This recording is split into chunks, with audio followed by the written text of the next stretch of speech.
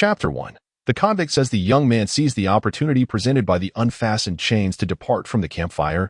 His companions displayed no signs of alarm. Even the officer overseeing them from a distance merely cast a cursory glance before turning away. Where could he possibly flee, even if he desired to escape? Surrounding him lay an endless expanse of desert, with the nearest oasis a daunting journey of several days away, and those oases, even for the most seasoned and well-equipped travelers, were not guaranteed to be found. The searing heat of the day, the biting cold of the night, combined with the grim reality of scarce water and food, meant that even if he managed to flee from this cruel military force, he would be unable to evade the even harsher perils of the desert. Indeed, mere minutes later, the young man returned to his original spot, resuming his place by the fire to warm himself. Perhaps he had merely stepped away to relieve himself. Above the flames, pieces of snake, skewered on small wooden sticks, continued to roast. The flesh sizzled in the fire, slowly changing color, though devoid of seasoning. This was a rare delicacy for the group. All sat in silence, their gazes fixed upon the meat cooking over the fire. The officer, seemingly deeming it unnecessary to maintain such vigilance, stood and walked toward another section of the encampment, despite wearing woolen gloves. He could not escape the chill of the desert night and found himself constantly blowing on his hands for warmth. Once he was assured that the officer had moved away, someone finally broke the silence. Tomorrow. I heard someone say that we will reach the borders of Calian's control by tomorrow. The speaker murmured anxiously that in the firelight, it became apparent that he was a burly man with a bald head, his enormous chest muscles straining against the rudimentary leather armor he wore. Yet, as he spoke, a profound fear was etched across his face. The Undying Legion must be waiting for us there. We won't survive until tomorrow. The Undying Legion. Have you ever seen the Undying Legion? An elderly man with grizzled hair retorted. He gestured subtly, warning everyone to keep their voices down. The scouts of the kingdom were renowned for their keen hearing and stealth. Who knew if one was lurking nearby? Moreover, even if they were aware that death awaited them on the morrow, what could they do about it? All their water and food were controlled by the officers, and even if they collectively revolted and managed to escape, they would merely die of thirst or starvation in the desert. Compared to such a prolonged and torturous demise, the quick stab of a blade or the shot of a gun on the battlefield seemed far more appealing. But how could we possibly fight those corpses? They are made of bones. Perhaps a warhammer could shatter them. But how could our spears? Let me tell you, those skeletons are sustained by dark magic. Their ability to move is due to the magic that replaces the connections they have long lost. An arrow or a knife can disrupt the magical energies that connect them. Therefore, we need only treat them as ordinary humans. The same goes for the zombies. Their movement is entirely reliant on dark magical energy. And any attack can disturb that magic.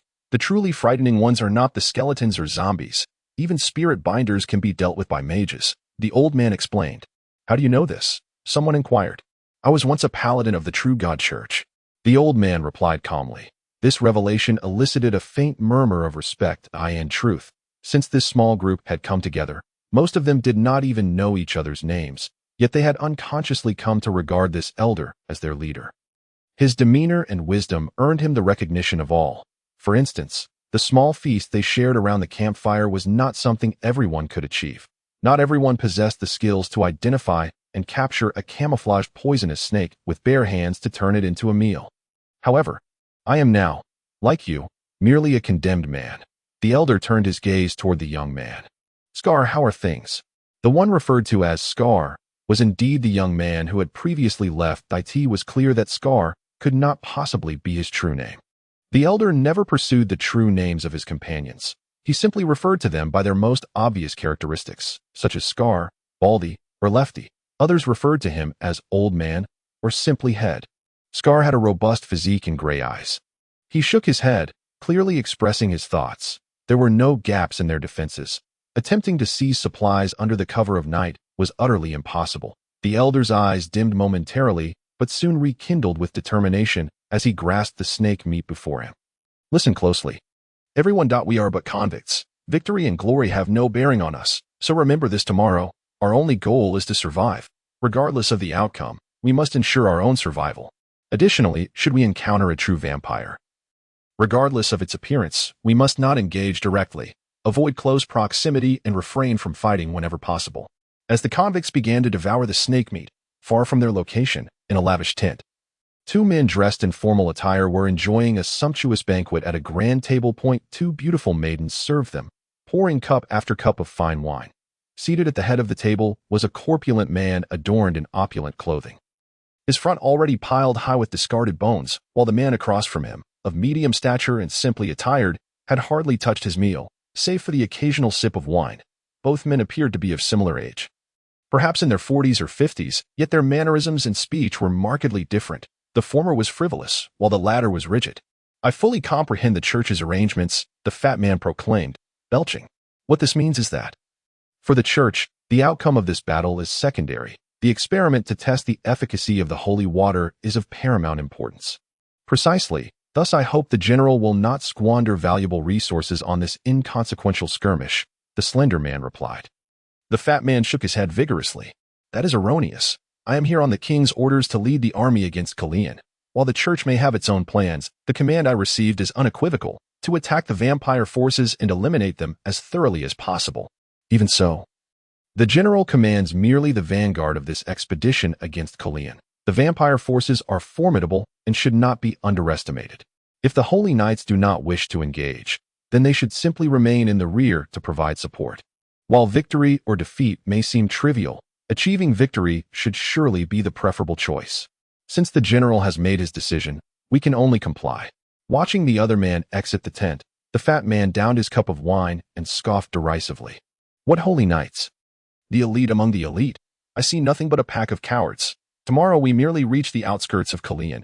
Even if we encounter the Undying Legion, they are merely the garrison at the perimeter. Even if they are an army, what is there to fear from mere skeletons and zombies? The convicts can hold them off in the front, while we bombard them from the rear with cannons. As long as the convicts and those skeletons mutually annihilate one another, victory will be within our grasp." The heavy heat waves shimmered under the sun. Calian was a secretive realm, lurking on the other side of the desert. This desert was a quintessential example of aridity, the vast space and sandy terrain appearing to stretch into infinity, glaringly white and painfully bright. The convicts trudged laboriously through the sand, clad in tattered cloaks that constituted their only sun protection. They marched in groups of dozens, bound together by an iron chain at their waists to prevent escape. Officers on horseback galloped alongside the line of convicts. This was, of course, superfluous. The oppressive heat and relentless sands had already extinguished any hope of flight. Even if they wished to flee, where could they go? Scar raised his long spear, plodding along with the procession. The situation was manageable. As long as they continued to hydrate, the desert's heat posed no lethal threat. The greatest trouble lay beneath their feet. The journey ahead was protracted, and most of their boots had already been worn to tatters. Do not be overly anxious. Sunlight has a potent suppressive effect on dark magic. So the Undying Legion will not attack us at noon if it becomes too hot. We can remove our leather armor and... The officer's whip cracked against the old man's head, leaving a noticeable gash. "Silence. If you dare to sow discord among the ranks, I will have you executed on the spot." Scar turned to glare at the officer, his eyes brimming with palpable hatred. "Not satisfied, you lot of condemned prisoners. If you look at me one more time, I will pluck your eyeballs out." The old man grasped Scar's head, forcing it down. The officer stalked away in frustration. "Kid, don't stir up trouble. You'll get us all killed." "I'm fine. This is nothing to me. Just survive that. If you think this death is unworthy, then live. There is always hope. As long as you do not abandon your fate, fate will not abandon you." The two drew slightly closer. Due to the earlier incident, the entire group fell silent. Only the wind of the desert whistled past their ears. "Quite impressive strength, lad. It seems you have trained. Were you once a knight?" Scar glanced at the old man, but offered no response. I could tell at a glance. However, it is seldom that a young knight becomes a death row inmate. Unless, of course, one has stumbled upon knowledge that ought to remain hidden. What is that hanging around your neck?" It appeared Scar bore something upon his neck. The old man casually tugged at Scar's collar, revealing a rough copper chain from which dangled a pendant. Yet, it was not made of metal but rather a mundane red stone, intricately carved in the shape of a dragon. The pendant showed signs of significant wear. Perhaps it was precisely because this object held little value that it had been preserved on a death row inmate. The blood dragon. I suddenly recalled a rumor. The old man abruptly turned his head. A secret. It seems there once existed a small battalion in the kingdom of Ryan that bore the blood dragon as its emblem.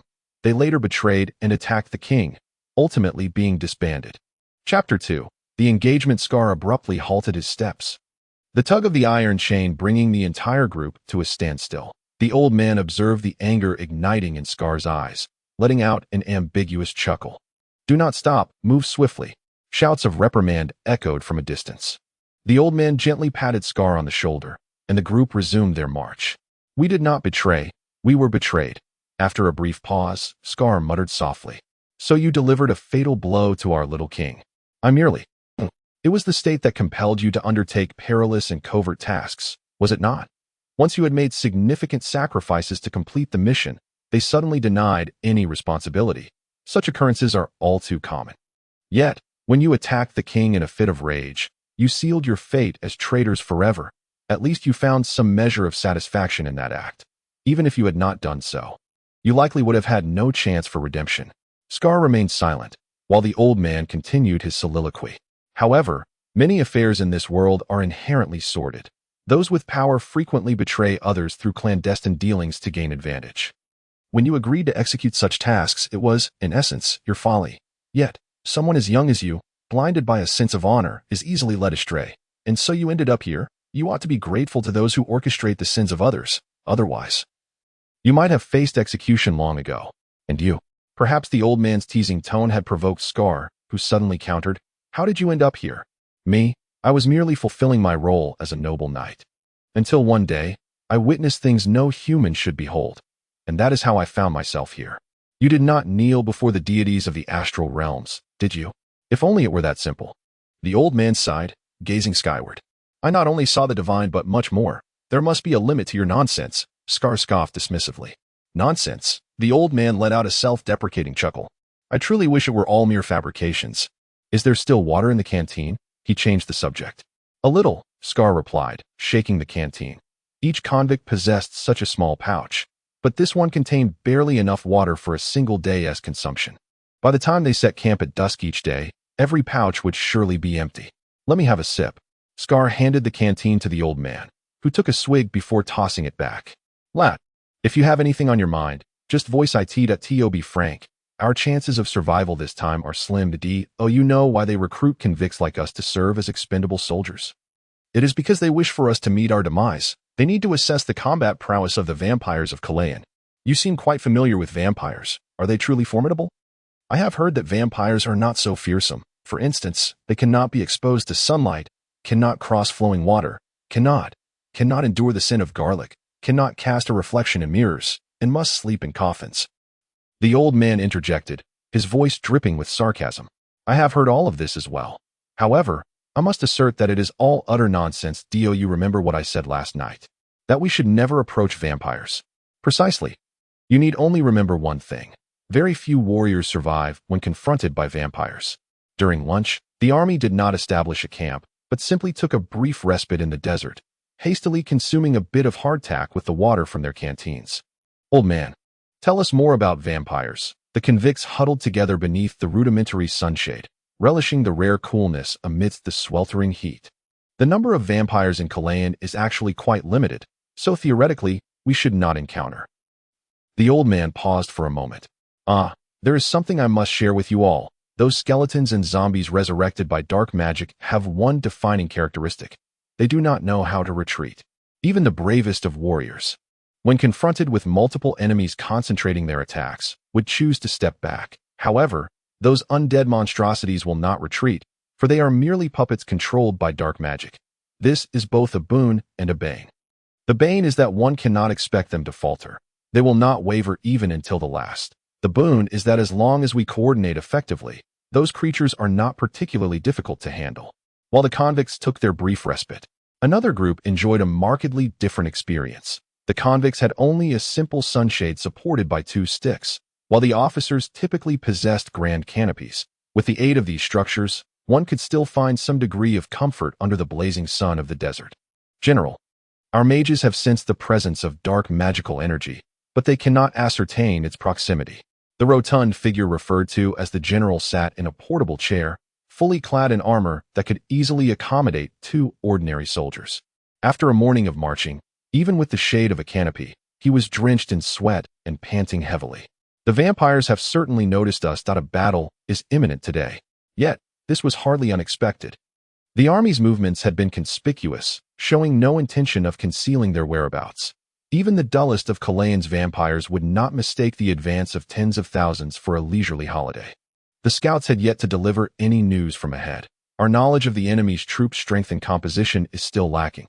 However, the enemy is surely aware of our general situation that in such circumstances, combat would be exceedingly disadvantageous. Disadvantageous or not, it matters little. Those skeletons and zombies may intimidate the militiamen, but how could they pose a threat to our well-prepared, well-equipped army? I have heard that the vampires of Calian are utterly ignorant of gunpowder. Regardless of how potent their dark magic may be, they are merely targets before our firearms and artillery, the rotund man replied with arrogance. Although Calian lacks artillery, firearms, and even a significant number of archers, they truly rely solely on dark magic. Nonetheless, General, we must not underestimate them. This statement evidently displeased the rotund man, who shot a furious glare at the officer who had spoken but offered no reply. Sensing the general's irritation, another individual interjected, "Why must we speak thus? We are not underestimating them. General has already formulated an appropriate strategy. Our mages and scouts are closely monitoring the movements of the Undead Legion. Once they appear, we will certainly be able to ascertain their numbers and composition. What disadvantage could there possibly be? When the time comes to fight or retreat, the general will undoubtedly know. We need only follow orders." Indeed. This reassurance lifted the rotund man's spirits considerably. Coupled with a refreshing drink, much of his sweat had subsided. He stood up, intending to order the army to advance, when a plume of yellow dust in the distance caught his attention. It was a cavalryman, unmistakably one of the scouts from the army's perimeter. The rider urged his horse forward with all haste, charging directly toward them without slowing down. The pounding of hooves sent clouds of yellow sand swirling, covering the convicts in a fine layer. The enemy is coming. The old man shook his head vigorously, uttering the very words everyone had anticipated yet hoped to avoid hearing.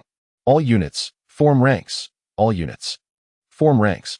The officers managing the convicts shouted, desperately trying to regroup the scattered soldiers. The sky had suddenly darkened without warning. The ominous clouds, an extraordinary sight in the desert, blanketed half the sky. The relentless sun that had tormented them now hid behind the clouds. But this development offered no comfort. As the signs of nature were all too evident, it was undoubtedly the work of magic. The convicts formed a line at the forefront. Scar and the old man stood closely together. Positioned in the second row, glancing back, it was evident that the other troops had also taken their positions. The gunners had seized a relatively stable high ground, a full row of cannons, their ominous black muzzles aimed forward. A peculiar scent wafted in with the wind, the stench of decaying flesh and blood. Scar instinctively tightened his grip on the spear in his hand. That oppressive atmosphere before battle had now permeated the entire army. Silence reigned. "Kid, save your strength, it's still too early for battle," the old man remarked, appearing quite relaxed as he leaned on his long spear. Seemingly calm, but a swirling cloud of dust appeared on the horizon, an unmistakable sign of the advancing army. Officers on horseback maneuvered through the ranks of the condemned soldiers, each holding a water pouch, carelessly dousing the heads and bodies of the condemned with its contents. "You wretched criminals deserve to die. Yet the nation offers you one final chance, a precious opportunity to die gloriously on the battlefield rather than shamefully on the guillotine. Spare your families from disgrace. Spare your clans from humiliation." A splash of water struck Scar's head, and this humiliating act compelled him to clench his spear tighter. However, the old man promptly placed a hand on his, restraining him from any rash actions. "Why do you stop me?" Scar inquired suddenly after the officer departed. "Young man, you will understand in due time that a momentary retreat does not equate to weakness. What you must perceive is the essence of matters, not merely their appearance. For instance, if that fellow were to die now, do you think our situation would improve?" Scar fell into silence. So harboring hatred towards someone, believing he is responsible for everything, is in itself naive. Look, the mages are about to cast their spells. A red glow flickered in the dim sky. Magic. Perhaps spells that can provide us with protection. "It's a matter of luck," the old man replied, gaze fixed upon the heavens. If the winds are favorable for these spells, Scar grasped the old man's meaning. The power of magic stemmed from the flow of 8 energies in the world. These energies were referred to as the winds by the true God Church. Each energy constituted a distinct faction, requiring entirely different methods for usage and manipulation. Those who could command and harness these energies were known as mages. However, this so-called command and harness had its limitations. On the battlefield, mages could only choose from the spells available to them at that moment. Because the winds of magic flowed in constant motion at any given time, only specific spells could be effectively utilized. If one were to forcibly cast spells that did not align with the magical winds, the danger of magic would exponentially increase, and mages could find themselves facing unfortunate accidents, such as explosions or being turned to stone, while the potency of their spells would diminish. In simpler terms, during times of violent and fierce magical winds, gentle and slow spells could not be cast, while using explosive spells during calm winds would be akin to courting death. Of course, there were some exceptional mages who could mitigate these disadvantages to some extent, allowing them to wield multiple spells. Yet even the most powerful mage could not freely use all magic simultaneously. In the minds of ordinary people, mages were seen as perilous individuals who could casually hurl fireballs. Indeed, in everyday life, mages could extract minute amounts of energy from the magical winds, gathering it to form small protective spells or for other trivial purposes. However, these minor spells could only handle at most 3 to 5 adversaries. It took 5 or 6 mages on the battlefield to truly unleash their power, enough to alter the outcome of tens of thousands. The anticipated enhancement spells did not manifest. The sky's red glow continued to flicker before fading into silence. I wonder what kind of magic those vampires will employ, the old man murmured, licking his cracked lips. Everyone knew that vampires and their dark sorcerer subordinates wielded a different kind of magical energy, one that was entirely distinct from the 8 winds of magic, commonly referred to as dark magic. This was an evil and corrupting force, one that only monsters like vampires or dark sorcerers dared to wield. The most notorious application of this magic was the ability to command the undead, forcing the deceased bones and decayed bodies to rise again, forming an army of the undead. Yet knowledge of such magic was scarce. Even the old man, who claimed to have once been a holy knight, knew little about it. From a distance, figures began to emerge from the yellow sands. It was a horrifying sight. Countless white skeletons clad in rusted ancient armor, wielding crude swords and spears, and bearing makeshift shields, staggered forth from the sands. It was an agonizing and suffocating moment. Although knowledge of the undead army had been disseminated repeatedly, witnessing the dead approach with one's own eyes tightened the heart involuntarily. The old man gently patted Scar on the shoulder. No need to be anxious. Look at their pace. They won't reach us for at least another half an hour. The best way to ease the tension before battle is to engage in conversation. How can you remain so calm? Because we have already gained something. If it weren't for this incident, we would likely have been executed long ago. Thinking this way brings balance to the heart. We are but pawns, and a pawn should have the awareness of being a pawn. One must not consider oneself a player. Pawns, players. As stated in a certain book, players can make choices, whereas pawns cannot. The same principle applies to people in this world. Of course, some individuals can indeed decide for themselves whether they are a pawn or a player. You know why you find yourself in this situation today, filled with anger and resentment? It is because you failed to make the right choice when you had the chance, then regarded yourself as a player while being a pawn. If you manage to survive this time, remember one thing. What is that? To master your own fate, you must become a person of power. Otherwise, no matter how you play, you will remain merely a fool. Boom! The cannons at the rear opened fire. The shells struck the heart of the undead army, carving a distinct path. Wherever the shells landed, the skeletal soldiers were obliterated, reduced to mere fragments of bone. But soon, other undead filled the void left by their fallen comrades. The trail carved by the cannon fire vanished in an instant. Behind the artillery, atop the highest sand dune, a human general observed the results of the cannonade. Excellent. Order the gunners to fire at will. Send the archers forward to prepare for battle behind the condemned soldiers. The rotund commander looked on with satisfaction as the cannonballs sent the skeletons flying, given the current pace of the undead's advance. By the time they engaged in close combat, each cannon would have already fired enough shots to inflict severe losses upon the undead army. The mages also began to act, unlike the enhancement spells that Scar and the others had anticipated. The magical winds at that moment seemed more suited for destructive spells. Human mages harnessed the flowing magical winds in the atmosphere, refining pure flames and destructive energy, unleashing this energy into the midst of the undead. Fireballs erupted among the skeletons, and wherever they struck, the skeletons crumbled and disintegrated, returning to their lifeless state. What undead army? What dark magic? It's all merely this level.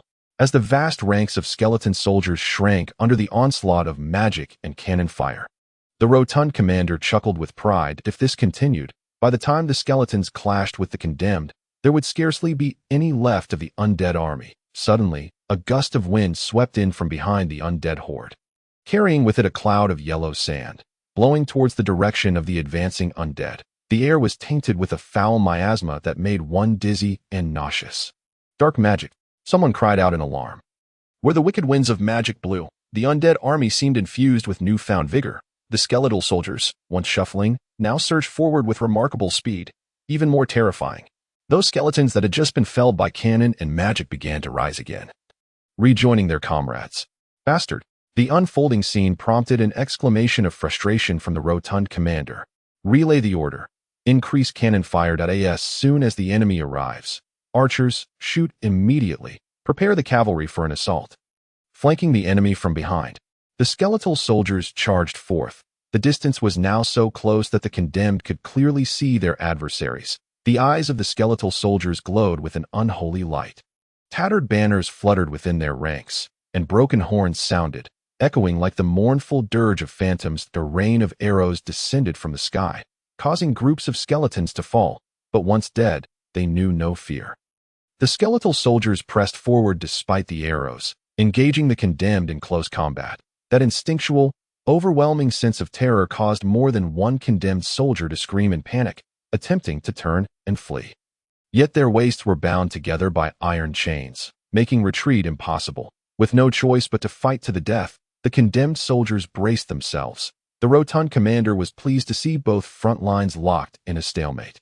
The condemned holding their ground against the assault, while cannons, arrows, and firearms maintained a steady barrage. Relay the command to the artillery and archers, as well as the musketeers. Direct them to fire upon the densest clusters of the enemy without concern for collateral damage. Those wretched soldiers are nothing but refuse. Their annihilation would be for the best. Furthermore, summon the regular troops to advance.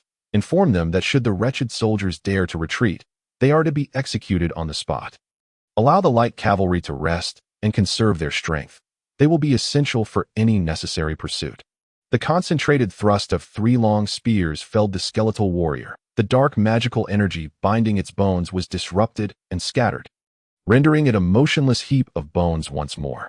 Everyone, pay attention to the length of the chains. Do not pursue recklessly. The old man shouted hoarsely that it must be said that he commanded admirably. As the entire squad of wretched soldiers huddled together, and whenever the undead surged forth, they faced concentrated assaults from multiple spears that brought them down. Thus far, no casualties had been sustained. However, overall, the wretched soldiers suffered grievously. The front line had nearly been decimated, and the second line had already lost more than half its number. Many fell to arrows and bolts raining down from behind. They could scarcely hold on any longer. They had transitioned from the second line to the front line, and now from the front line to a salient, enduring ever-increasing assaults. Although the old man skillfully directed everyone to gradually retreat, striving to alleviate the pressure on their allies, this situation pertained solely to their small squad. Not every squad of wretched soldiers boasted a recognized leader proficient in battle formations. The frontline soldiers had been engaged for over an hour. According to standard protocol, they should be permitted to temporarily withdraw and recuperate. Yet the commander showed no regard for the lives of the wretched soldiers. Even arrows and bolts occasionally rained down upon them. Had they faced a different opponent, the old man might have led the entire squad to surrender. But they were not contending with the living. They faced puppets driven by dark magic, devoid of emotion and reason. All right, we must retreat. Otherwise, we will become prime targets for the enemy, the old man cried, leading the entire team to withdraw amidst a fleeting lull, rejoining their allies and earning a brief respite that they had not rightfully earned. In the distance, a rumbling sound echoed. The old man turned his gaze, observing a massive cloud of dust rising in the far horizon. It resembled a red line, winding and twisting through the yellow sands. What is that? Nearly everyone in the squad witnessed the strange phenomenon. No, it cannot be, the old man murmured, fixated on the serpentine red line in the distance. The line moved swiftly, rapidly becoming clearer as it approached. It was not a single red line, but rather a multitude of small red dots. The red dots traversed the yellow desert, stirring up a whirlwind of dust. What is that? Scarface peered into the distance. It appeared to be red cavalry, but horses could not run that fast. If these were undead cavalry, why were they red? Our reinforcements? No, the old man stammered, his lips quivering.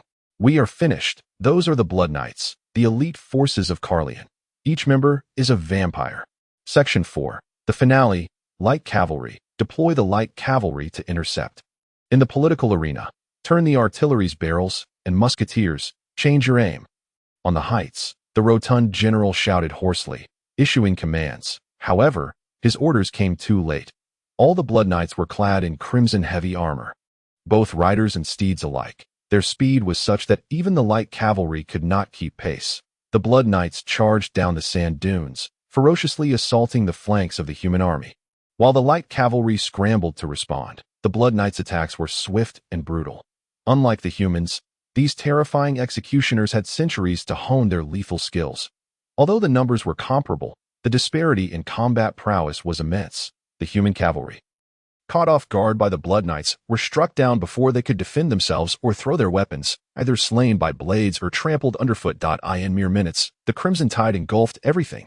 The light cavalry was annihilated so thoroughly that the entire flank of the human legion lay exposed before the Blood Knights. The Blood Knights did not pause for even a second, with an organizational training level that far surpassed that of the humans. They charged forward while reorganizing their formation, heading directly for the next target. Fire. Although the musketeers had not yet fully formed their ranks, they had no choice but to fire under the circumstances. However, both formation and distance worked against the musketeers, and the vampires' armor absorbed much of the projectiles. While the musketeers managed to fell a few, there was no other force to impede the Blood Knights. Like famished tigers, the Blood Knights pounced. In an instant, they plunged into the midst of the musketeers, their swords and axes wielding devastating slashing power, leaving a scene of carnage in their wake, utterly decimating the musketeers. The rotund general, commanding from a height, could only watch in horror as the Blood Knights surged into the ranks of infantry, mercilessly slaughtering soldiers as if they were mere blades of grass. He was utterly bewildered by this sudden onslaught. Everything contradicted his understanding. How could a mere 1,000 cavalry penetrate his entire army in an instant, as if they were walking through a familiar territory? Desperately, he scanned his surroundings, hoping to find a unit that could halt the enemy, only to discover his glimmer of hope. Deploy the Holy Knights. Only the Holy Knights can halt that enemy force, he shouted loudly to the messenger. The latter promptly galloped towards the night order concealed behind the entire army. To the messenger's astonishment, he found that the Holy Knights had long been prepared. My lord, the general commands you to engage immediately and block the Blood Knights, or we face total annihilation. The captain of the Holy Knights, the very man who had shared a table with the rotund general the previous night, offered a faint smile. No, you have misinterpreted. It is you who face total annihilation. He ignored the dumbfounded messenger and turned to his subordinates. All units retreat. Take the mages with you, and be mindful of your route to avoid enemy pursuit. After issuing the command, he glanced back at the messenger. Young man, you have a choice. Join us, or return to your death. The choice is yours. This defeat is not your fault. It is entirely due to the commander's incompetence that we merely chose to retreat when the situation became irretrievable. It is not glorious.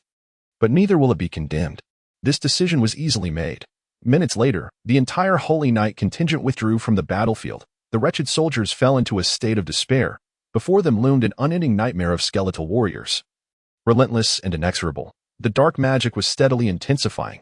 Those previously felled skeletons began to rise one by one, rejoining the ranks of the assault.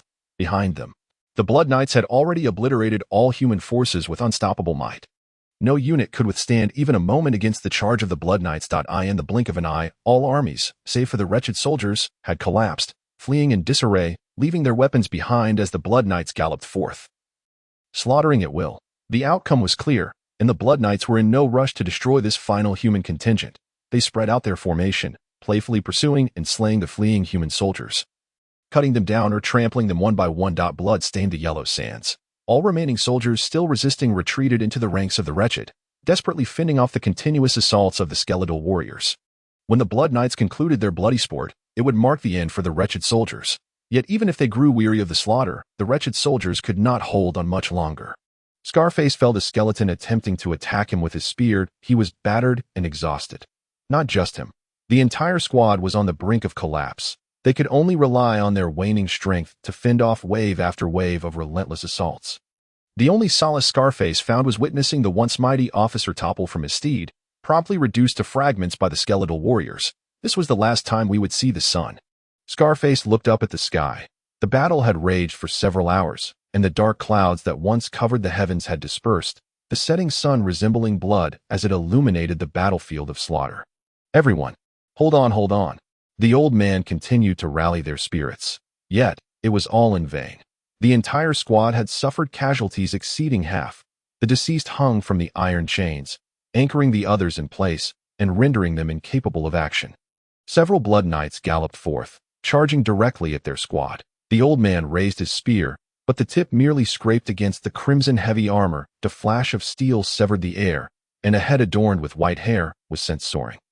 The blood sprayed forth as the headless corpse collapsed. One vampire dismounted and approached the old man's lifeless body. The wretched soldiers raised their spears against him, yet each trembled, half from fatigue, half from despair. The vampire stood beside the old man's corpse, motionless for a moment. Finally, he lifted his gaze, surveying the trembling humans, dismissing the spears as he slowly advanced towards them.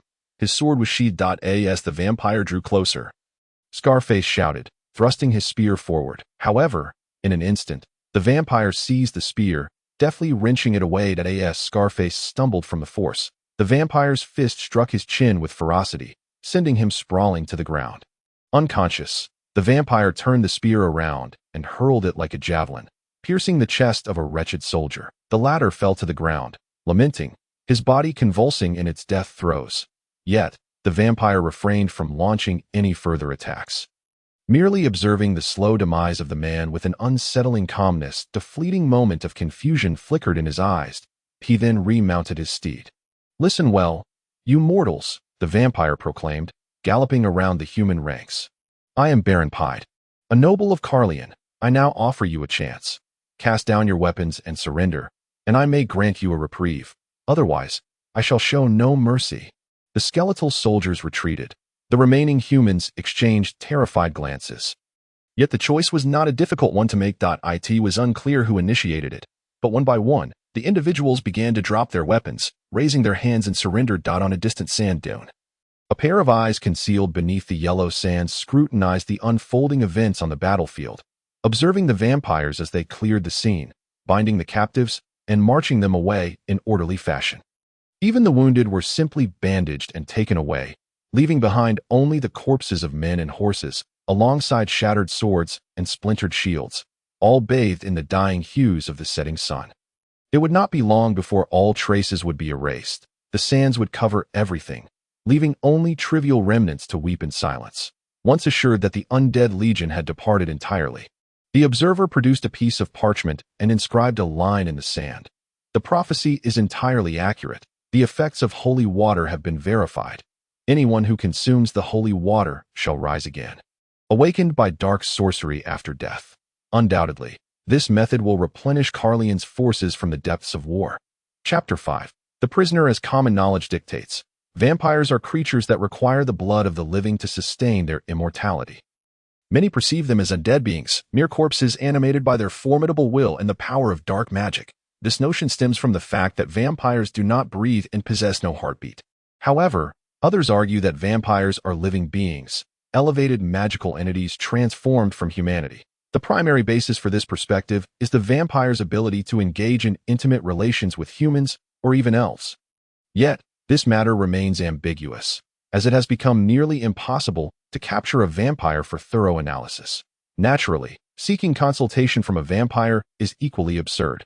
Whenever we approach the topic of vampire origins with a serious demeanor, we inevitably confront an inescapable subject: the dark city of Calian, the realm of vampires. In this isolated land, severed from other nations by desert, vampires reign as nobles and rulers, while humans are relegated to the status of commoners and subjugated subjects.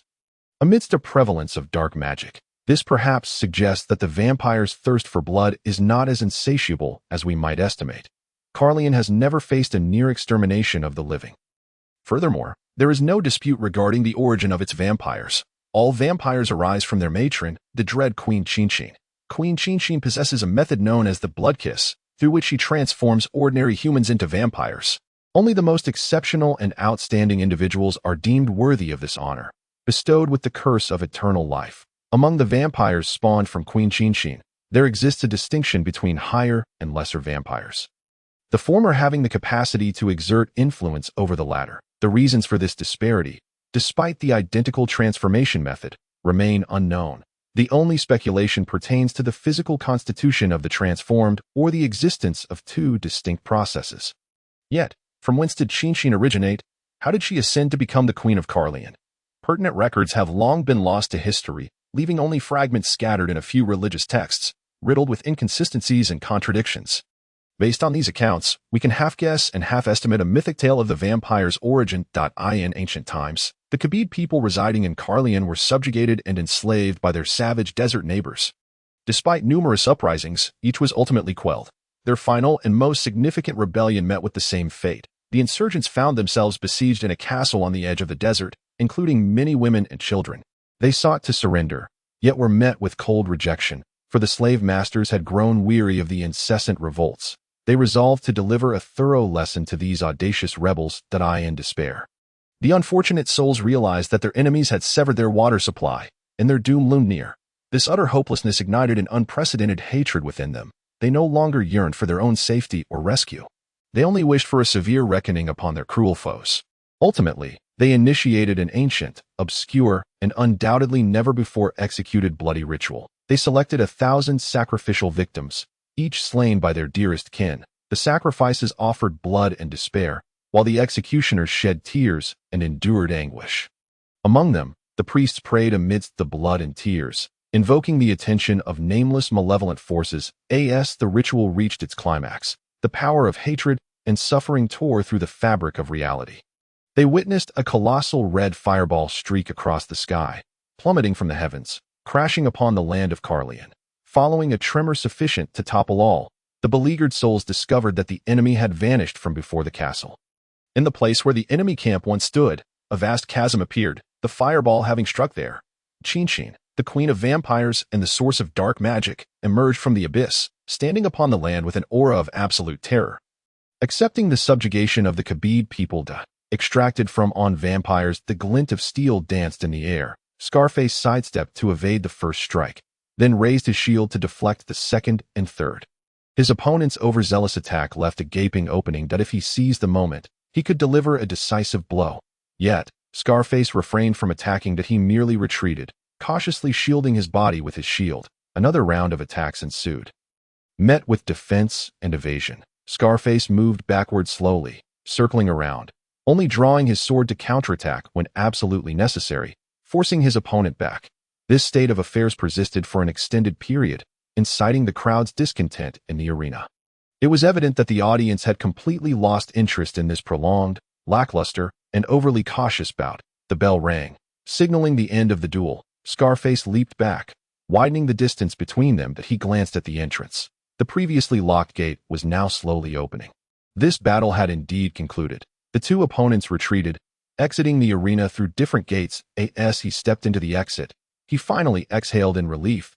He had gambled successfully. Once more.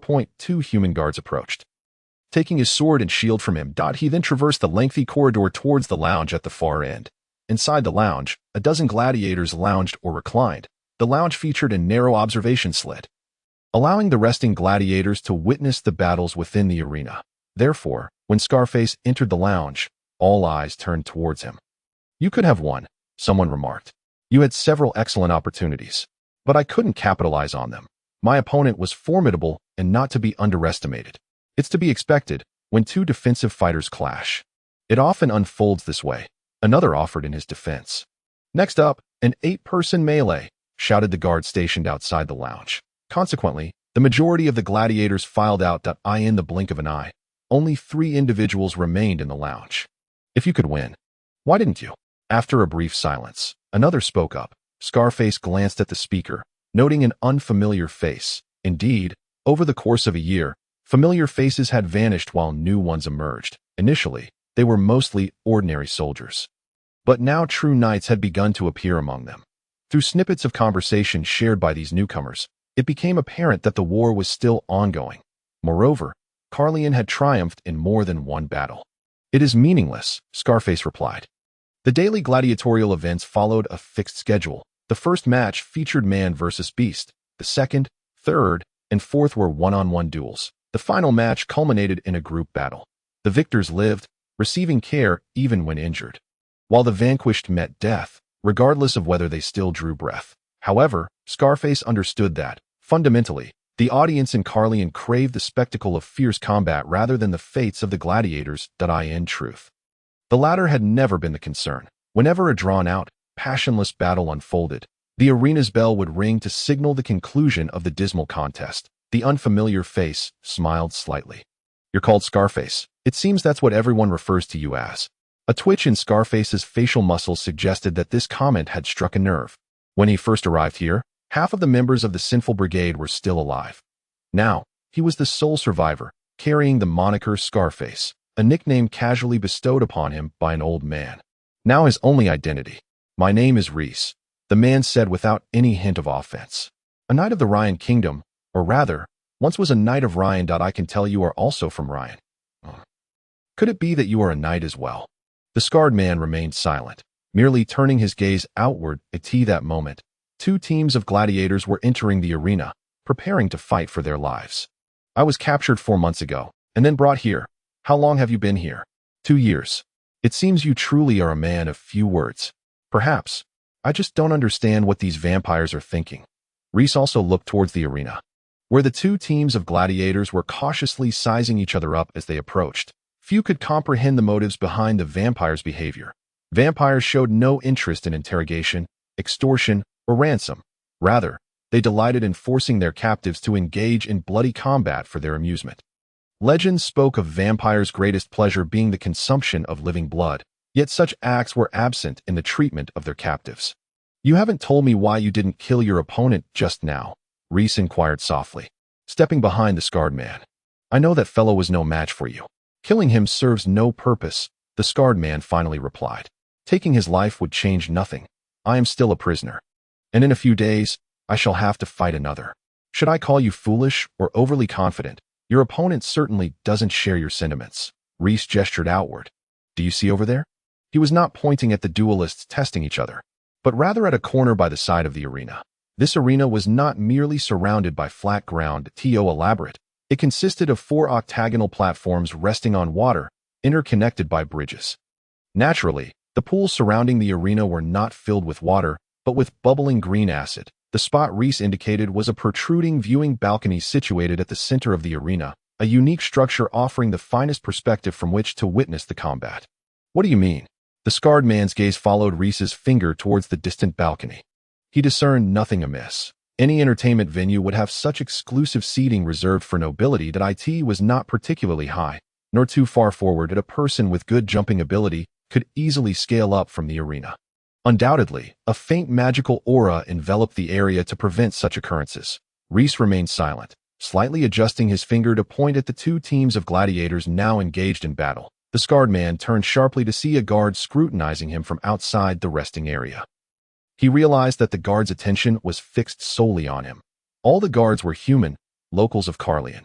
The scarred man had never seen a vampire fulfill such a role in the arena. The legends were indeed accurate. In Calian, vampires were nobility and would never lower themselves to such a position. "You've drawn attention." Reese gently patted the scarred man's shoulder before stepping aside to rest his eyes. The scarred man redirected his focus to the arena. The fighting and slaughter continued. Blood had already soaked the ground, and the remaining gladiators were still battling for their lives. They had no control over their fates, merely acting as pawns in a cruel game. For some unknown reason, the scarred man suddenly recalled the old man's words that a group of individuals, sharing similar fates and devoid of any conflict, were forced into the arena by the will of others. This was perhaps the best interpretation of the old man's sentiments. This time, the team of gladiators emerging from the resting area had met with defeat. All 8 who ventured out lay lifeless in the arena. When the battle concluded, a familiar bell told to signal the end of the duel. The entrance gate swung open, and the victorious gladiators, supported by one another, exited amidst the cheers of the crowd.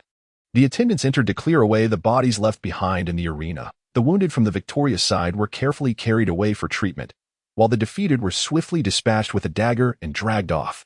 The arena of Calian had imparted a brutal reality to the gladiators through its cold rules and countless examples. The victors might not survive, but the vanquished certainly would not. As the remaining individuals left the arena, they returned through the designated passage to the Gladiator Academy where they resided. With only 3 left, the atmosphere felt unusually desolate. It was still before noon, and outside the academy, gladiators were diligently training on various apparatuses. Among those who had become prisoners of war, not all were seasoned fighters. Whether due to past laziness or a lack of opportunity, they now had to seize every moment to catch up on their training. The academy's coaches hardly needed to exert any extra pressure.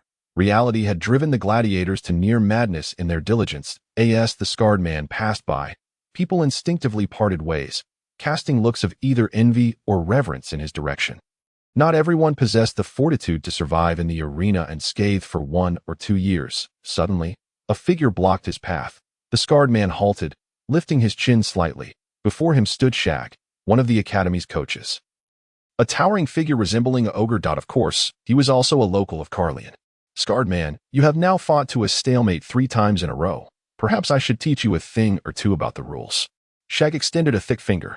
He was a competent warrior, as one would expect of a coach, yet the scarred man knew he was merely a minor figure. This was further reinforced when the scarred man had bested him on the training grounds 6 months prior. Do you think you can continue to let your opponents off the hook? Let me tell you, the higher-ups believe this situation must change. They have arranged a special match for you to its set for tomorrow. Tomorrow? This caught the scarred man off guard. By custom, after participating in a duel, gladiators were entitled to at least 3 days of rest.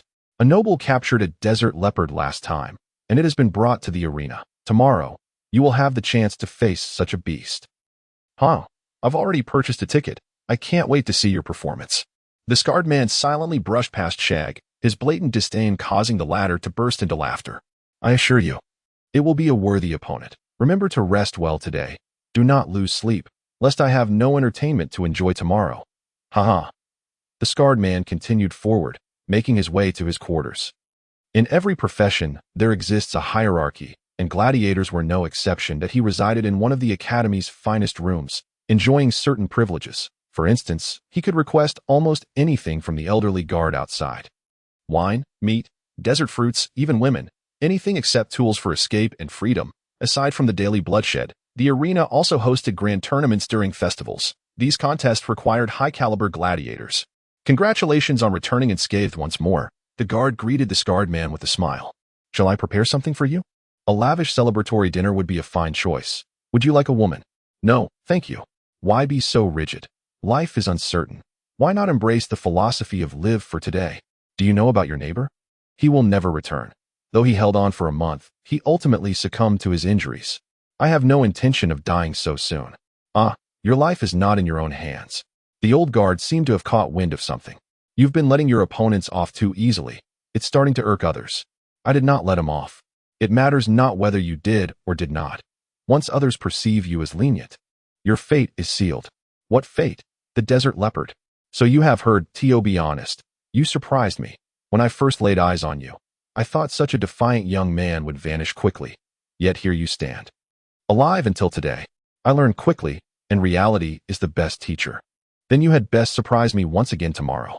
The old guard sighed softly. What would you like for dinner? Roasted meat, apple cider, and raisin bread. We happen to have convenient lamb for roasting. And are you truly not considering a woman? I can tell you there are many beautiful women in town now, and their prices are reasonable. The scarred man shook his head.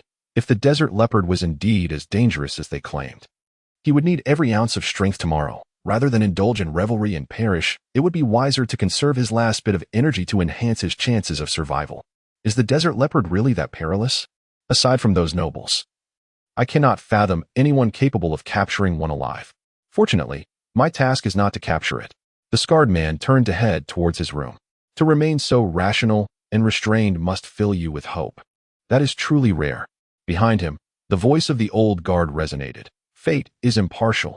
If you manage to survive this time, perhaps you shall have your chance. Upon hearing the word chance, Scar instinctively turned around. Yet the old guard had already left his post to prepare the sumptuous meal he had just promised. The following day, at the break of dawn, Scar was roused from his slumber and escorted to the armory. Each gladiator, prior to entering the arena, is permitted to select a weapon of their choice from the armory.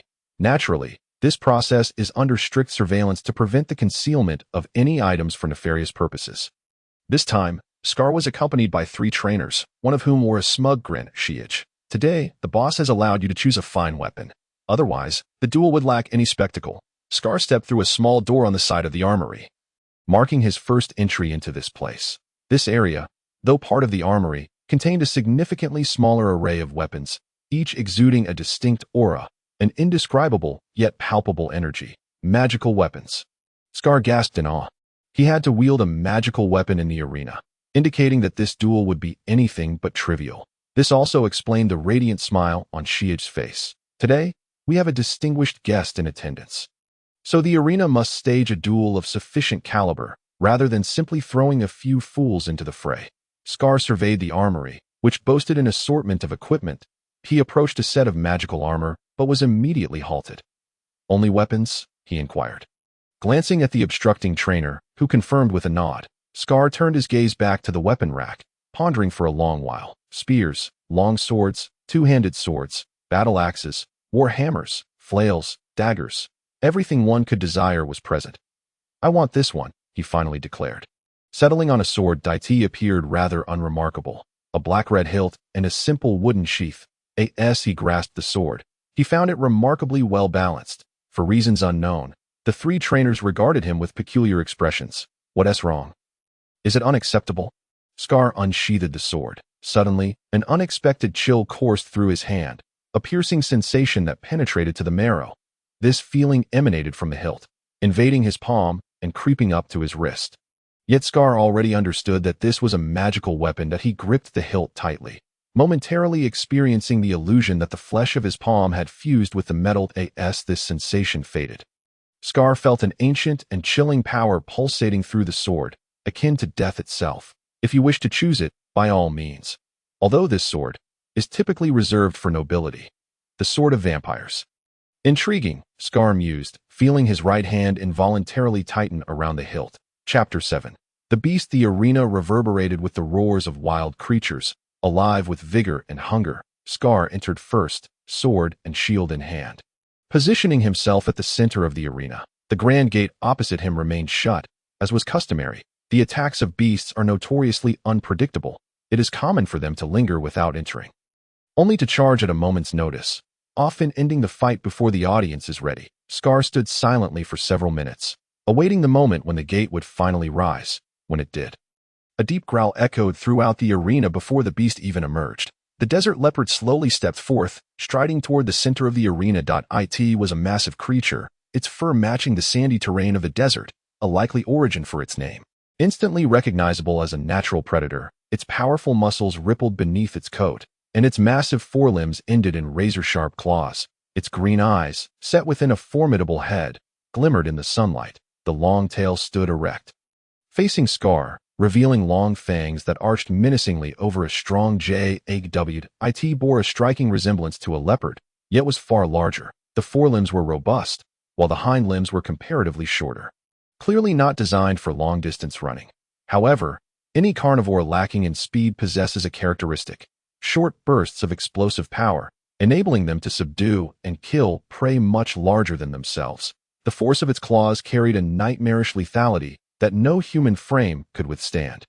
The desert leopard halted, fixing its gaze upon Scar. He did not flinch, meeting its stare directly. Its eyes were large, green with dark pupils, exuding an air of distraction that instinctively suggested it was not fully focused. Yet, carnivorous beasts never truly divert their attention. Scar soon realized his error. He should not have made eye contact with this creature. The leopard's gaze was piercing, imbued with an indescribable menace. It starkly communicated to Scar that he was merely a small prey. This gaze stirred primal fears from deep within the human psyche, reminding him that their kind was fated to be hunted, the natural weaklings of the food chain, and no matter how deeply this fear was buried. No matter how minuscule it might be, it surfaced under the pressure of that gaze, permeating his consciousness. In an instant, Scar's mind became a void, the thought of abandoning his weapon and fleeing overwhelming his thoughts. He knew he could never triumph over this fearsome beast in combat. Terror caused his legs to tremble slightly, and he struggled to maintain his grip on the shield and sword, despite his rational mind urging him not to retreat. nor abandon his weapon in flight. Instinctual fear almost claimed victory, just a hair's breadth away. The sword of vampires pulsed with a chill of death, coursing up his arm to his heart. That indescribable, bone-deep pain revitalized his body. Scar took a cautious step back, not out of cowardice, but rather prudence. He understood that no matter what actions he took, the desert leopard would inevitably launch itself at him. Yet he resolved not to provoke it for the time being. He suddenly realized that his palms were drenched in sweat. Whether on the shield or the sword, the metal felt slippery from his perspiration. This sensation knotted his stomach. "Oh, deities of the cosmos, please do not let me falter now," Scar silently prayed. This was the first time in ages that he had called upon the gods in the arena. The narrow green eyes roamed, their expression unfocused, glinting with an elusive light. Whatever intentions lay behind those eyes, their initial goal, to intimidate the opponent and achieve victory without battle, had failed. The desert leopard sprang into action, launching itself at Scar with ferocity. The attack was swift yet overly simplistic. The distance between them was too great. Scar raised his shield in defense, evading the strike. The metallic surface of the shield emitted a jarring screech of metal against metal. Scar noted 4 new scratches marring the surface of the shield. Typically, only a dagger or short sword wielded with full force could inflict such marks. The leopard let out a low growl, seemingly trying to convey something. It then pivoted, charging at him once more. What it had intended to communicate was now irrelevant. In an instant, Scar thrust his blade toward the beast's throat, but the desert leopard proved far more agile than it appeared. It dodged the strike, slashing at Scar's shield with a powerful forepaw. The blow sliced through the shield's metal layer, forcing Scar to stagger back, nearly losing his balance. The leopard charged a third time. This time, Scar dared not meet it head-on. Instead, he employed a deft technique to deflect the force with his shield. Were he to be caught by its claws, the impact would surely sever a limb from his body. Suddenly, Scar found himself grateful to the trainers, particularly to Shiich. Had he donned armor for this bout, he would have perished far more swiftly. In armor, he could not have evaded so nimbly, and while armor might withstand the claws, it could never absorb the bone-crushing force. The desert leopard quickly dispelled any foolish thought Scar might have entertained. Its tail swept through the air, striking Scar's calf. The force of the blow rivaled that of a whip wielded by an expert. A sickening crack echoed as a sharp pain surged through him, causing Scar to stagger. Realizing his leg could no longer support his weight, forcing him to kneel, the desert leopard lunged forward. It was no fool. This strike was not aimed at clawing him, but rather a simple body slam. It intended to topple the now off-balance human, allowing it to feast at its leisure. Scar raised his shield, yet the shield was of no use against such a collision. The leopard crashed into the shield, toppling Scar and pinning him beneath its weight. It loomed over its prey, with only the shield remaining as a meager barrier between them. Its powerful claws pressed against the abhorrent obstruction, striving to rend it asunder, to tear apart and devour the flesh of its quarry. This almost within reach victory sent it into a frenzy, its immense claws raking at the shield's surface, each strike gouging deep into the metal and penetrating the wood beneath. Scar lay pinned beneath. The low growl of the desert leopard echoed ominously in his ears, its considerable weight rendering him utterly helpless. The fetid breath of the carnivorous beast filled his nostrils. Scar raised his right hand, thrusting his sword fiercely into the ferocious creature that pressed down upon him. The sensation in his hand informed him that the blade had penetrated the thick fur, sinking deep into flesh and blood. Unable to see clearly, he could not ascertain the exact location of his strike. Perhaps it had found its mark between the neck and shoulder. A fearsome roar erupted from the throat of the desert leopard as it arched its hind legs. Blood flowed down the blade, warm and viscous, pooling around the hilt. The amalgamation of bodily pain and a thirst for blood ignited a new strength within the desert leopard. The iron plating on the shield, battered by relentless blows, finally gave way, flung aside by the beast's claws. More strikes rained upon the shield, splintering the oak into fragments. It roared and shrieked, savagely attacking the now battered shield with its fangs and claws. In this life-and-death moment, Scar summoned every ounce of strength. His muscles bulged as he exerted all his might to drive the longsword deeper, hoping to strike at a vital organ. The leopard's hind leg kicked forward, its claws tearing through his coarse trousers, leaving a massive gash on Scar's leg. Yet, at this moment, he felt no pain. His sole focus was to embed the sword further into the desert leopard's body. A crack appeared in the shield, the result of the claws having shredded through its thick surface, leaving a row of transparent holes. However, Scar sensed that the leopard's movements were growing increasingly sluggish, its strikes becoming weaker. Even the immense weight pressing down on Scar was gradually lessening, as the beast could no longer maintain its previous posture and began to tilt to the side. Seizing the opportunity, Scar rolled over with a sudden force, pinning the wild creature beneath the shield. This position was uncomfortable for it, and though it struggled mightily, its strength had waned significantly, rendering it unable to break free. Kneeling on the ground, Scar relentlessly pushed the longsword deeper into its body. The beast let out a terrifying shriek, a sound laden with the agony of impending death. As always, such a sound offered Scar no solace. He maintained his position, unaware of how much time had passed until he finally confirmed that the creature beneath the shield had gone completely still, releasing the grip on the shield's handle. He unfastened his belt, attempting to stand, only to realize that he could not point. One of his legs was a mangled mess, while the other was grotesquely twisted at an unnatural angle. The arena was silent.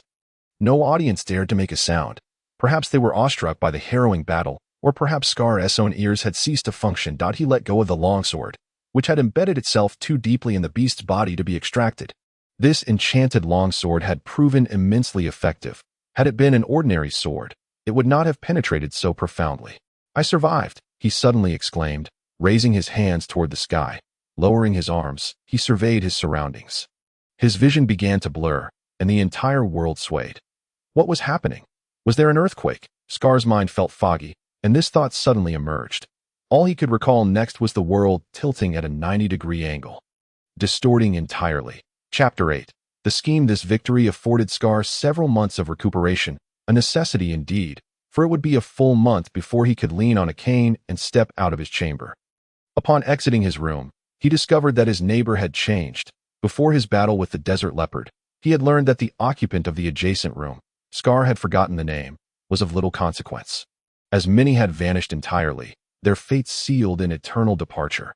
This row of rooms was designated as special quarters within the gladiatorial academy, all single occupancy.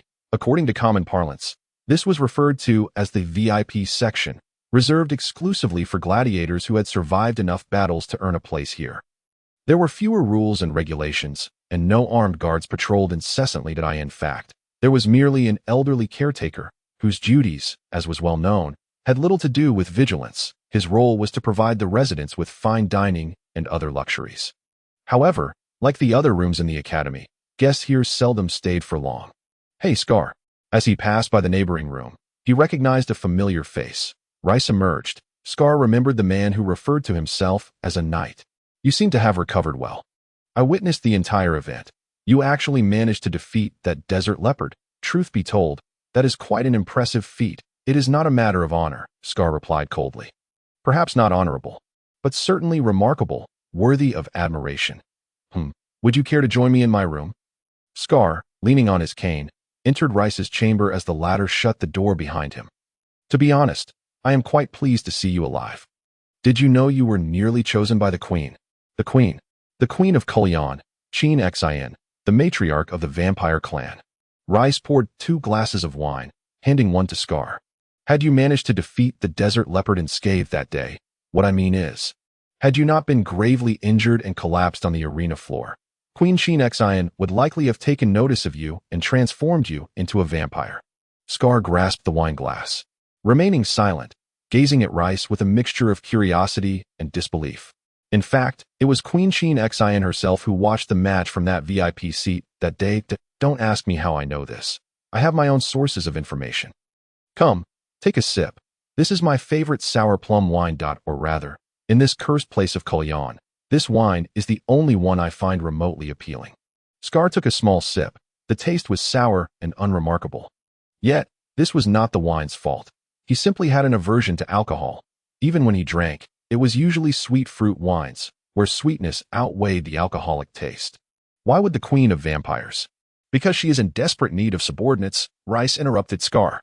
"The war continues, and its conclusion is far from imminent." As he sipped the sour plum wine, Scar felt an akin bitterness rise within him. Thoughts of the old man surfaced, recollections of the great battle, and many things he wished to forget. Calian continues to achieve victories, but their fate is already sealed in failure. The Undead Legion, which Calian prides itself upon, has suffered severe losses, its numbers greatly diminished. The vampires commanding the Undead Legion, particularly the Blood Knights, have fared even worse, reportedly losing at least half of their ranks. You mentioned that Queen Xin can transform humans into vampires. Indeed. But only those deemed suitable. Vampires seem to be quite proud and would never accept an unworthy companion. Had you triumphed over the desert leopard without a scratch that day, they might have embraced you. Should I feel honored? If I were in your position, I would think so. Yet thankfully, you were not selected to become a creature that feeds on blood, joining the ranks of the Blood Knights, ultimately to perish under the blades, guns, or cannons in some battle. That would certainly not be a pleasant fate, and you would not appreciate it. Why are you telling me all this? Perhaps it is simply due to our shared heritage as Ryans. Rice replied with a cryptic smile. Where did you acquire the title of knight? Which battalion do you belong to? Scar fell silent once more, offering no response. Very well, I understand you do not wish to dwell on those unfortunate matters, but as long as you still consider yourself a knight of Ryan in your heart, perhaps I have something we can collaborate on. Rice abruptly fell silent, as Scar heard footsteps outside. Let us continue this conversation once your leg has healed, if I am still alive by then. Scar leaned on his cane and stepped outside. A stranger passed by, but such occurrences were common, so he paid little mind. He had no particular destination in mind, merely seeking to clear his thoughts, and thus he made his way to the training grounds of the Gladiatorial Academy. As usual, many individuals were exerting themselves under various instructors, laboring at the training apparatus. However, it felt as though there were fewer people than before. Who exactly was Rice? He seemed to possess some sort of information network, able to gather news from the outside world. While Scar yearned to know what transpired beyond the Academy's walls, this place felt entirely isolated, severed from any external communication, aside from the internal guards and trainers. The Academy was encircled by double-layered high walls, with guards and patrol dogs roaming the perimeter. Additionally, each gladiator was subjected to some form of magical surveillance. Especially those residing in single-occupancy rooms were under the keenest scrutiny. Thus, while they appeared relatively free to roam the Academy, able to access most areas except for critical zones like the armory, their every action was monitored. Trainers and guards could come and go as they pleased. Yet Scar never harbored any illusions about bribing someone for information from the outside. He was acutely aware of the reality. Scar believed that the other gladiators felt the same. And as for the content of Rice's words, even though Scar had participated in the battle as a condemned soldier, harboring equal disdain for both sides. However, he is, after all, a human being that on some emotional level, he hopes that humanity can triumph in this war.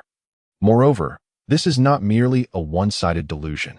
All the nations within the true God Church are participating in this conflict, driven by faith and self-interest. Although Calian is unexpectedly formidable, and the Blood Knights are fierce adversaries. In a war of attrition, it is certain that Calian will be the first to bleed out. Furthermore, this gladiatorial academy, to claim one does not harbor hatred for this place would be utterly disingenuous. Scar has witnessed countless gladiators perish before his eyes, their lives sacrificed solely for the amusement of others. Such deaths bear no honor and possess no value. He has fought with all his might against this devouring system, only to be met with a desert leopard. More individuals have chosen to succumb to degradation. Scar has observed many exceptional warriors, much like himself, residing in solitary quarters, indulging in excessive drinking and seeking pleasure with women on the eve of battle. They are fully aware that such debauchery on the night before a fight is tantamount to courting death. Alcohol numbs the senses and dulls reflexes, while carousing with women exhausts precious stamina. Yet, they persist in their actions. Scar can empathize with that state of mind, that suffocating oppression, the loathing for his blood-stained hands, and the utter despair for the morrow, faced with the absence of hope. One might as well savor life before meeting death. Yet, Scar does not wish to die. That he exercises daily, practices moderation, and strives for survival. This is not fueled by a fervent hope for salvation or lofty ambitions, but rather by the simple desire to continue living. Should the Gladiatorial Academy grant him freedom and allow him to leave at this moment, Scar would likely feel lost, uncertain of where to go. Each time he sees his neighbors carrying crates and barrels of alcohol into their rooms or embracing several women, he involuntarily recalls the words of the old man. Survive. If you believe dying like this is not worth it, then live on. There is always hope. As long as you do not abandon your fate, fate will not abandon you. He remembers that the old man was once a holy knight, yet he never invoked divine aid. 3 months later, just as Scar's feet regained their ability to walk, he finally received news of the war. This news did not come from someone informing him, but rather was heralded by the thunderous roar of siege cannons. The siege of Calian had officially commenced. Throughout the day, the cannon fire roared incessantly. The guards and trainers at the gladiatorial academy seemed either indifferent to this or utterly accustomed to it. However, the number of gladiators and trainers had indeed dwindled.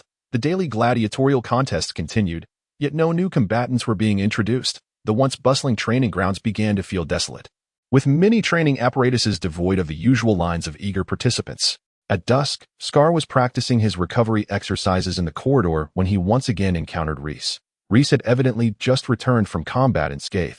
Upon meeting Scar, he casually greeted him. Ever since that day they spoke, he had consistently done so, greeting Scar and promptly departing. "If you're free tonight, come to my room." As Reese brushed past him, Scar caught the low murmur. When darkness fell, Scar entered Reese's room, surprised to find several guests already present, each a familiar face. "All right, we are all here." Reese closed the door. "Let me reintroduce myself. My name is Reese, a knight from the Kingdom of Ryan, affiliated with the Coalition's Special Operations Unit. I must clarify that I am not a captive of war. I infiltrated this gladiatorial academy due to a special mission. However, accomplishing this mission alone proves to be quite challenging. Thus, I have been lying in wait for the appropriate opportunity." "You're not a captive. How did you get in here?" "Of course, I have my own channels within Calian. In this world, money always wields some influence, but these matters are secondary. The reason I gathered you all here is that my secret mission requires your cooperation. My task is to assassinate Queen Qinshin." Chapter 9. Assassination. Assassinate the Vampire Queen. Several individuals gasped in shock. Those present likely possessed some understanding of the powers vampires wield. Attempting to slay the Queen of Vampires with such a small group was sheer folly. Allow me to clarify. Queen Qinshin does not possess the extraordinary combat prowess of her subordinates. How do you know? Have you fought her? No need for combat. A functioning mind suffices to deduce this. First, wherever Queen Qinshin goes, she is always accompanied by her personal guard, Sir Matu, a vampire. Aside from her, no vampire typically acts without a retinue. Secondly, based on reliable evidence, the Queen does not carry weapons, save for a ceremonial dagger, and often forgets to bring it.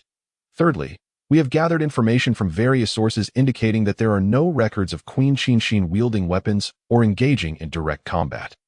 Lastly, from her maidservants, we learned that the Queen heavily relies on magic and her servants in her daily life, seldom engaging in physical confrontations.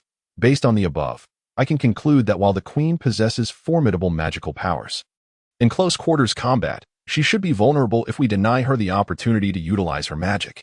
But didn't you say she has a bodyguard? With that personal attendant present, what does it matter how strong she is? That is precisely why I have called you all together today. The vampires have suffered significant losses in the recent war, and just days ago, Sir Matu has left the Queen to assume command at the front lines. He is indeed quite powerful, but I must say that Queen Qinshin's decision came a tad too late. Nothing can reverse Calian's defeat now. However, if Qinshin were to perish sooner, it would greatly reduce the coalition's casualties. Perhaps this truly is an opportunity for assassination, but how do we leave the academy? We do not need to leave the academy. Remember the special seating at the arena, that is, in fact, Queen Qinshin's designated spot. Furthermore, she has a habit of attending gladiatorial performances at regular intervals. But there is magical protection in place, and you mentioned that the Queen, even if not adept in close combat, can still wield magic. Which brings us to the crux of the matter. I possess an anti-magic scroll. This revelation left everyone in shock. An anti-magic scroll is the nemesis of magic, a powerful tool in warfare. Utilizing such a scroll on the battlefield can render any spell ineffective, leaving even the most arrogant of mages momentarily helpless. However, the cost is exorbitant.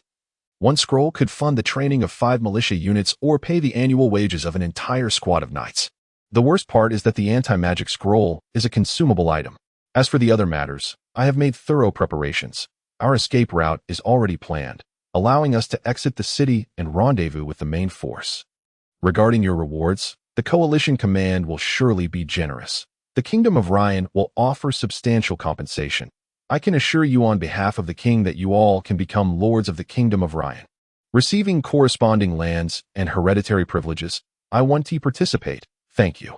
Scar pushed back his chair and stood up. Is it the risk that concerns you? It is indeed dangerous. But please remember that if we continue to live like this without taking action, we will eventually meet our demise. That it is better to take the risk to survive. It has nothing to do with the risk. Scar stepped out the door. I simply do not wish to go. Reese gazed at Scar's departing figure, a look of confusion crossing his brow. A few days later, at dawn, Reese knocked on Scar's door. Scar was there, stripped to the waist, engaging in upper body exercises. Sweat glistened on his skin, giving it a radiant sheen. Reese realized that this man's body seemed to be composed entirely of muscle, sinew, and bone. Though his physique did not appear particularly robust, the strength contained within was undeniable, a testament to long-term disciplined training and a rigorous lifestyle, sufficient to evoke admiration from women and envy from men. 3 days from now, Queen Shinshin will once again grace the arena. Due to the absence of another desert leopard, they have decided to organize a high-level team battle. We all must participate, including you. Scar halted, looking at Reese in confusion. I know you are reluctant to join the plan I have devised, but I still wish to inform you. After all, you are a human, right? From a human perspective, I hope you will cooperate. Ultimately, this is humanity's war against the vampires. On that day, we will be divided into 2 teams to fight. However, I have already reached a consensus with all participating gladiators. Thus, that day presents the best opportunity for us to act. Such an opportunity will not come again. What exactly are you trying to say? I have already conveyed everything I intended to say. Reese turned away and exited Scar's room. Closing the door behind him, as he passed by the doorway of another room, an individual inside gestured discreetly towards him. How's it going? That fellow seems to be under some delusion. Nevertheless, he is unlikely to betray us. After all, he is but a human. Reyes entered his own chamber. Once he ascertained that no one was around, he gently retrieved an inconspicuous small box from the corner. This box was diminutive and flat, scarcely capable of containing anything of substance, save for perhaps a few pieces of parchment. He opened the box and extracted several sheets of parchment, meticulously inspecting them once more with the scrutiny of a miser examining his gold coins. 3 scrolls lay within.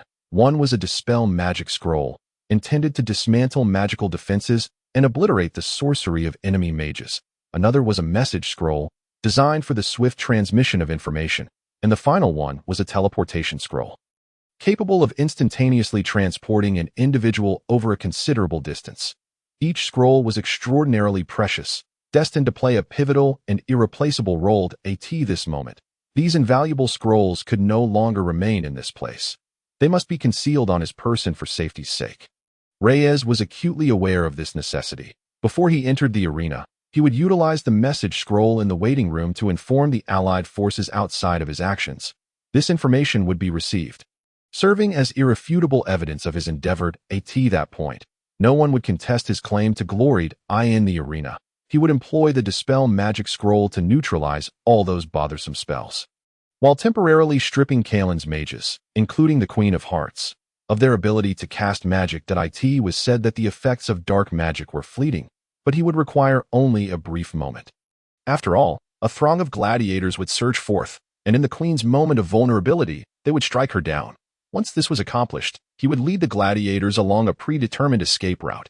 This route was secure. They would successfully retreat to the block before the vampires could react and rend this band of assassins to shreds. At that juncture, the teleportation scroll would serve its most crucial purpose, whisking him away to the outskirts of the city, to the Allied forces' encampment. Of course, the gladiators would likely have to remain behind to confront a horde of furious, bloodthirsty vampires.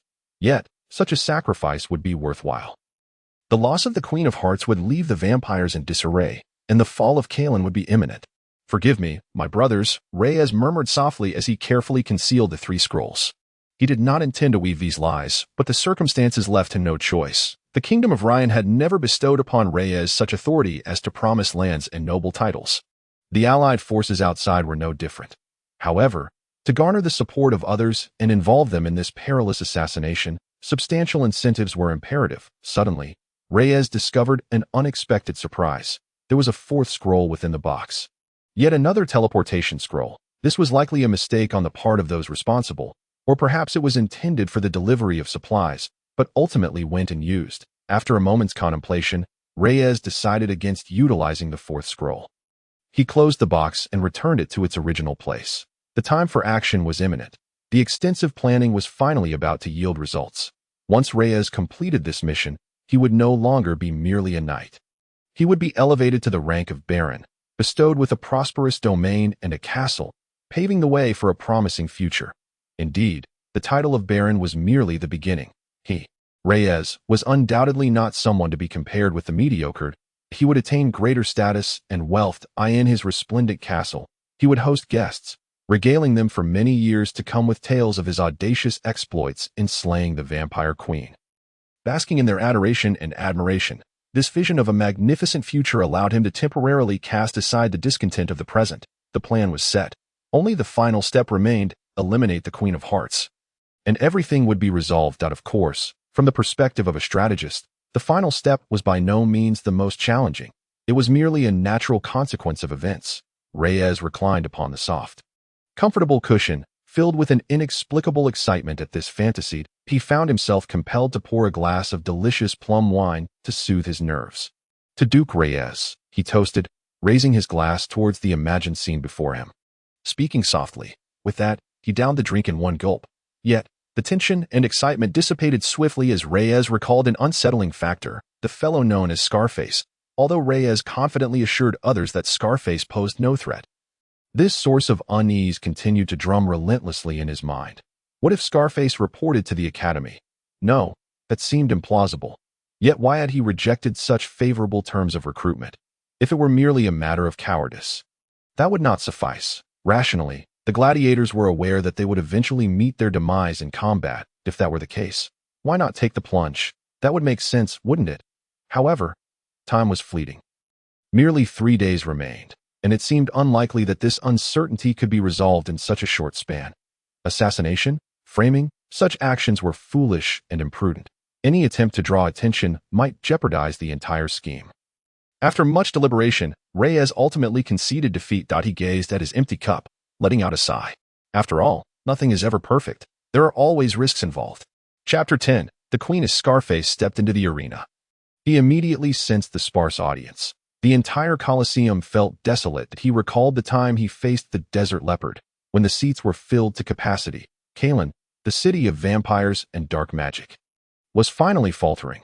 This thought brought to mind his initial encounter with the Blood Knight. Such arrogance, such formidable strength. Seemingly invincible vampires ultimately met their demise. Scarface's gaze drifted toward the distant balcony. If Reyes spoke true, the Queen of Calian, the matriarch of the vampire clan, Queen of Hearts, was there, leisurely preparing to enjoy the bloody spectacle of the gladiatorial performance. Vampires, it seemed, were not so different from humans, though war raged outside the city, claiming countless lives at every moment beneath the onslaught of swords, magic, cannons, and arrows. It did not dampen the spirits of those nobles. There would always be those who considered themselves superior, believing that the sacrifices made by others were their due.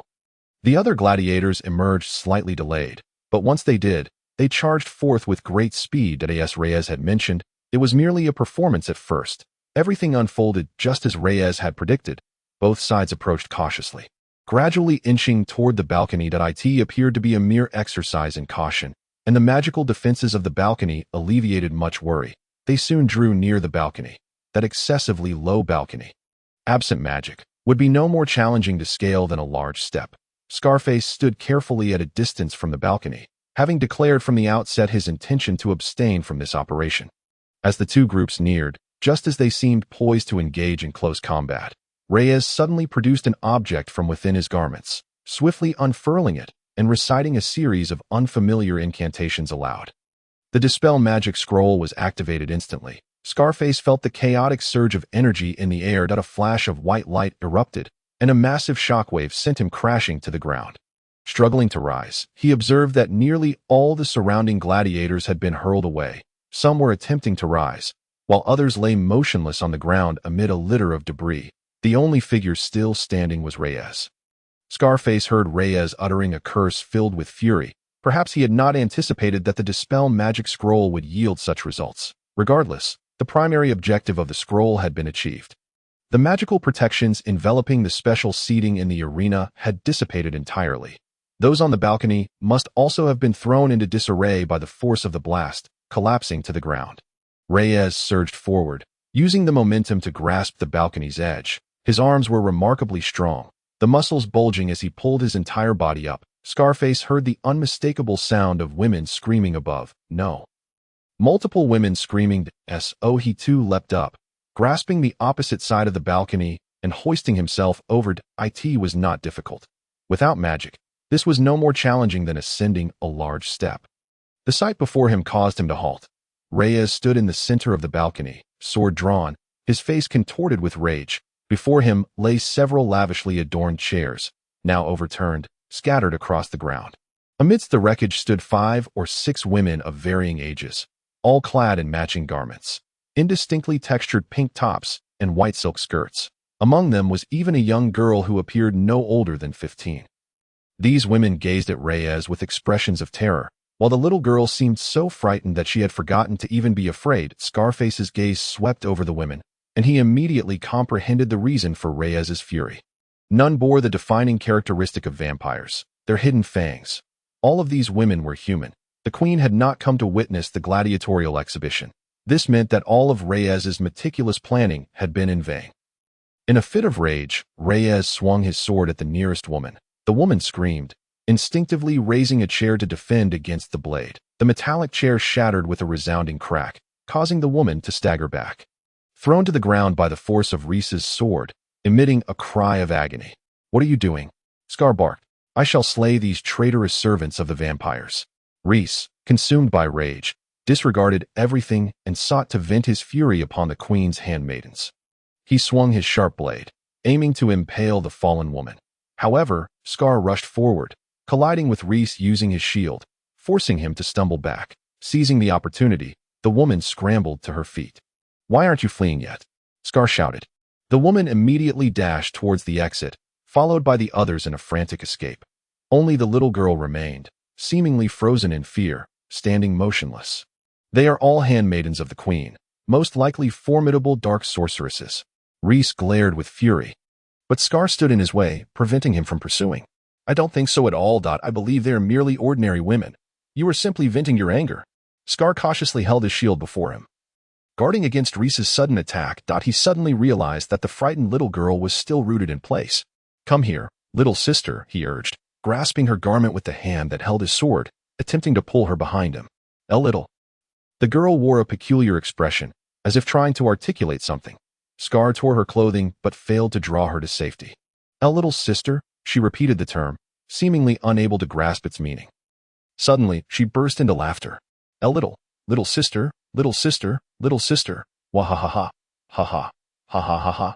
She laughed uncontrollably, swaying back and forth, her strange behavior causing Reese and Scar to exchange bewildered glances. Little sister, the girl finally ceased her wild laughter, beginning to chant the title repeatedly, a naive and gentle smile adorning her face. "It has been many years since anyone has called me that." In the next instant, her form vanished. It was not a true disappearance, but rather she surged forward with a speed that left the human eye bewildered, snatching the sword from Reese's grasp. "I must say, you performed quite well." The girl faced Reese, toying with the sword in her hands. The latter, taken aback by the sudden turn of events, stood frozen in disbelief at the unfolding scene. Completely unexpected. "However, attempting to assassinate me with such a toy is futile," she declared, with a delicate pinch of her porcelain-like hand. She twisted the long sword into a spiral. In the next moment, she reappeared before Reese, moving with a swiftness akin to Mercury. She pressed her palm against Reese's chest, sending his much larger frame flying. As soon as Reese's body left the ground, the girl swiftly pursued him, seizing his arm before he even landed. Twisting and pulling with all her might, one of his arms was wrenched from his body, blood gushing from the wound like a fountain, staining the ground a vivid crimson. Reese emitted a pained groan, attempting to push himself up with his other hand, but merely writhed uselessly in the pool of blood. Now, the little girl turned to face Scar directly. The previous events had transpired so swiftly that Scar could only watch helplessly as Reese was defeated as if he were a mere toy. He scrutinized the girl once more. Her chest rose and fell, her eyes sparkling with light. She was a slender, agile girl, the kind that ought to exist solely in paintings, conjured by the imagination of an artist, a flawless maiden. Her original attire was ill-suited for movement, having been torn apart during the earlier altercation, revealing her ivory-like, delicate arms, long legs, and one side of her intact bosom. a budding, youthful pink blossom, full of vitality. Her lustrous black hair flowed like the tranquil night, cascading softly over her supple back. The girl's face was aglow with a smile, exuding the sweetness and charm only one of her age could possess. "I apologize, big brother. I forgot to introduce myself. My name is Qinshin, and I am the queen of this realm." The vampire queen, Qinshin. The girl approached him, as graceful and perilous as a mother leopard. She drew near, unperturbed by the sharp sword in his hand. Her petite, delicate hand gently brushed aside the blade, closing the distance between herself and the fully alert warrior. Her soft, crimson lips parted slightly, revealing a row of perfectly white teeth. Her innocent and vibrant eyes gazed up into his dark, menacing ones. "Big brother, are you surprised?" Qinshin asked with a light laugh. Scar struggled, attempting to wrestle with the overwhelming fear that nearly suffocated him. An aura of pressure and terror emanated from the girl. Every instinct within him screamed that resistance was utterly futile. Otherwise, he would meet the same fate as Reese, torn apart and slain. That Reese's plan to assassinate Queen Qinshin had been misguided from the very start. The power she wielded was far beyond that of ordinary vampires. She was not only a formidable sorceress, but also an extraordinarily powerful warrior. The reason she had never intervened was perhaps merely because she had never needed to. "Big brother, that person is not your companion, is he?" she inquired softly, instilling the dread of death into Scar's mind. He maintained his previous posture, unsure of how to respond or confront this imminent crisis, faced with this queen of terrifying power and breathtaking beauty. He knew he was utterly incapable of resistance. Subconsciously, his stiff neck nodded in agreement. "Speaking of which, those fools truly are imbeciles to have allowed an assassin bearing an anti-magic scroll to infiltrate," Qinshin remarked, glancing back as she walked toward the edge of the balcony. Aside from Reese and Scar, no one else had managed to ascend, indicating that the explosion caused by the anti-magic scroll had incapacitated all others. "But we can discuss that later." Qinshin pointed towards the area below the balcony, her smile unwavering. "Big brother, I kindly ask you to climb back down, would you? Everyone must remain in their designated places, with the exception of the deceased." Section 11. The confrontation. The events of that day were momentous. A thorough manhunt was launched throughout the gladiatorial academy, who had supplied the gladiators with various equipment, especially items like the anti-magic scroll, who had been conveying information to the gladiators, who had orchestrated this assassination from behind the scenes. All guards, coaches, and higher-ups were subject to investigation. Scar had no inkling of what had transpired. The only thing he knew was that all gladiatorial matches had been suspended. Not only the competitions but also daily training had come to a halt. All gladiators were confined to their quarters, prohibited from venturing outside. The old guards had vanished, replaced by unfamiliar faces, including a vampire commander. Scar lay alone on his bed, staring vacantly at the ceiling. That it was somewhat shameful. He had allowed fear to dominate him entirely, obediently leaping from the balcony back into the arena at Qinshin's command. Yet memories reminded him that had he dared to defy her even slightly, he would have met the same fate as Reese. In an instant, he could have been killed with bare hands. Such power was beyond the capacity of an ordinary human to contend with. If he were to face Qinshin, Scar knew he could not endure even a second longer than Reese had. Queen Qinshin was, astonishingly, such a young girl, though Scar was aware that vampires possessed cursed immortality. Retaining their youthful appearance, Qinshin's visage was far beyond his expectations. Moreover, she bore no fangs. Though it seemed unbelievable, that was the reality. Aside from her otherworldly, dazzling beauty, Qinshin bore no difference from humanity. Yet on another level, she was entirely distinct. In her, innocence and malevolence appeared to merge seamlessly. The chilling power that instilled dread in her naive beauty. Scar suddenly felt a wave of heat. This must be the reason the legend spoke of Queen Qinshin's lethal allure. The unintentional innocence, combined with the spine-chilling sinister power, could stir a man's primal instincts. In the distance, a rumbling sound echoed. It was the sound of the human coalition siege cannons. Throughout this time, the cannons had been incessantly booming.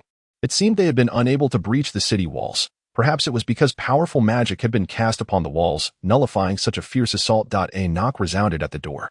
Scar rose and opened it, only to find a familiar face, the old guard, who was ostensibly in charge of overseeing but actually specialized in providing necessities for the gladiators. Scar had not seen this old guard for quite some time since the assassination incident. "Young man, what would you like to eat today? Something new, or the usual fare? Shall I procure a few women for you?" His tone seemed casual, yet it immediately instilled a sense of foreboding in Scar. Speak freely.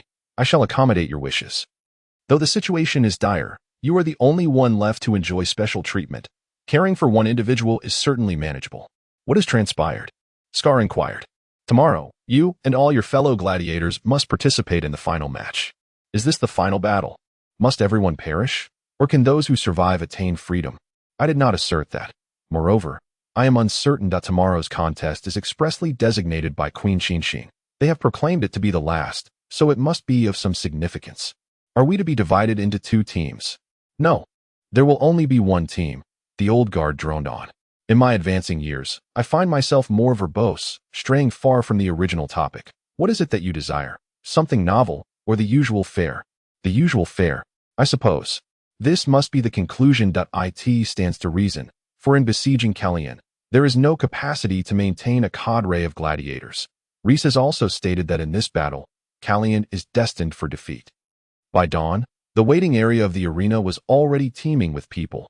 This meager resting space was utterly inadequate for such a multitude.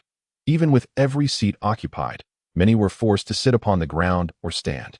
Despite this, some had no choice but to remain in the aisles outside. 2 or 3 guards approached, and the leader announced loudly, "Warriors, listen well, your opportunity has finally arrived. Regardless of victory or defeat, this shall be your final contest." His tone bore a hint of mockery, although rumors suggest that the victor of this contest will also face execution. Such claims are undoubtedly fabrications. You need not concern yourselves with other matters. Should you truly emerge victorious, not only will you gain freedom, but also the glory and rewards of your wildest imaginings. Of course, this hinges upon your ability to claim victory. Now, step forth. The gladiators filed out through the entrance. Due to their large number, they occupied a significant portion of the arena. Once the last individual ascended to the arena, the rear gate thunderously closed at the opposite entrance. Another door swung open, revealing a solitary figure. This was a silhouette clad entirely in armored, no one else followed, and the gate across the way also slammed shut. The eerie scene incited a sense of unease among the gladiators, who hesitated, immobilized. There were at least 60 or 70 of them, yet only one stood before them. Despite the foe's armor, the disparity in numbers rendered it seemingly inconsequential. High above on the balcony, Scar observed as Queen Qinshin leaned against the railing, watching the standoff unfold in the arena. The armored figure advanced steadily, halting at the center of the arena before removing his helmet and bowing towards the queen. It became evident to all that the adversary was a vampire. His fangs protruded conspicuously beneath his lips, and his pallid skin contrasted starkly with his crimson armor. Baron Pied, Scar recognized, fixating on the insignia upon the Baron's armor. "Baron," Queen Qinshin's voice resonated, clear enough for all present to hear. "First, I must express my gratitude for your unwavering service on my behalf." "It is my honor, Your Majesty," Baron Pied replied with a slight bow. "And this, then, constitutes your final trial. Should you pass this test, I shall consent to your proposal." "Ah, Your Majesty, do you still doubt my strength?" The Baron gazed at the assembly of human gladiators. "These individuals are hardly a challenge for me. They are merely a collection of fleshy vessels, a gaggle of frightened fawns. Forgive my impertinence, but Your Majesty, if this is indeed a trial, it ought to be significantly more formidable. Excessive confidence is a folly." "Baron, Your Majesty, I shall demonstrate that I am far from overly confident." The vampire Baron exaggeratedly spread his arms in a grand gesture. He then discarded his shield and sword, kicking them aside. "Against such pitiful foes, do I require any weapons? I shall not employ any magic. My bare hands will suffice." He approached the gladiators. A few courageous souls stepped forward, the first brandishing a spear aimed at the vampire. However, the vampire sidestepped effortlessly, evading the strike.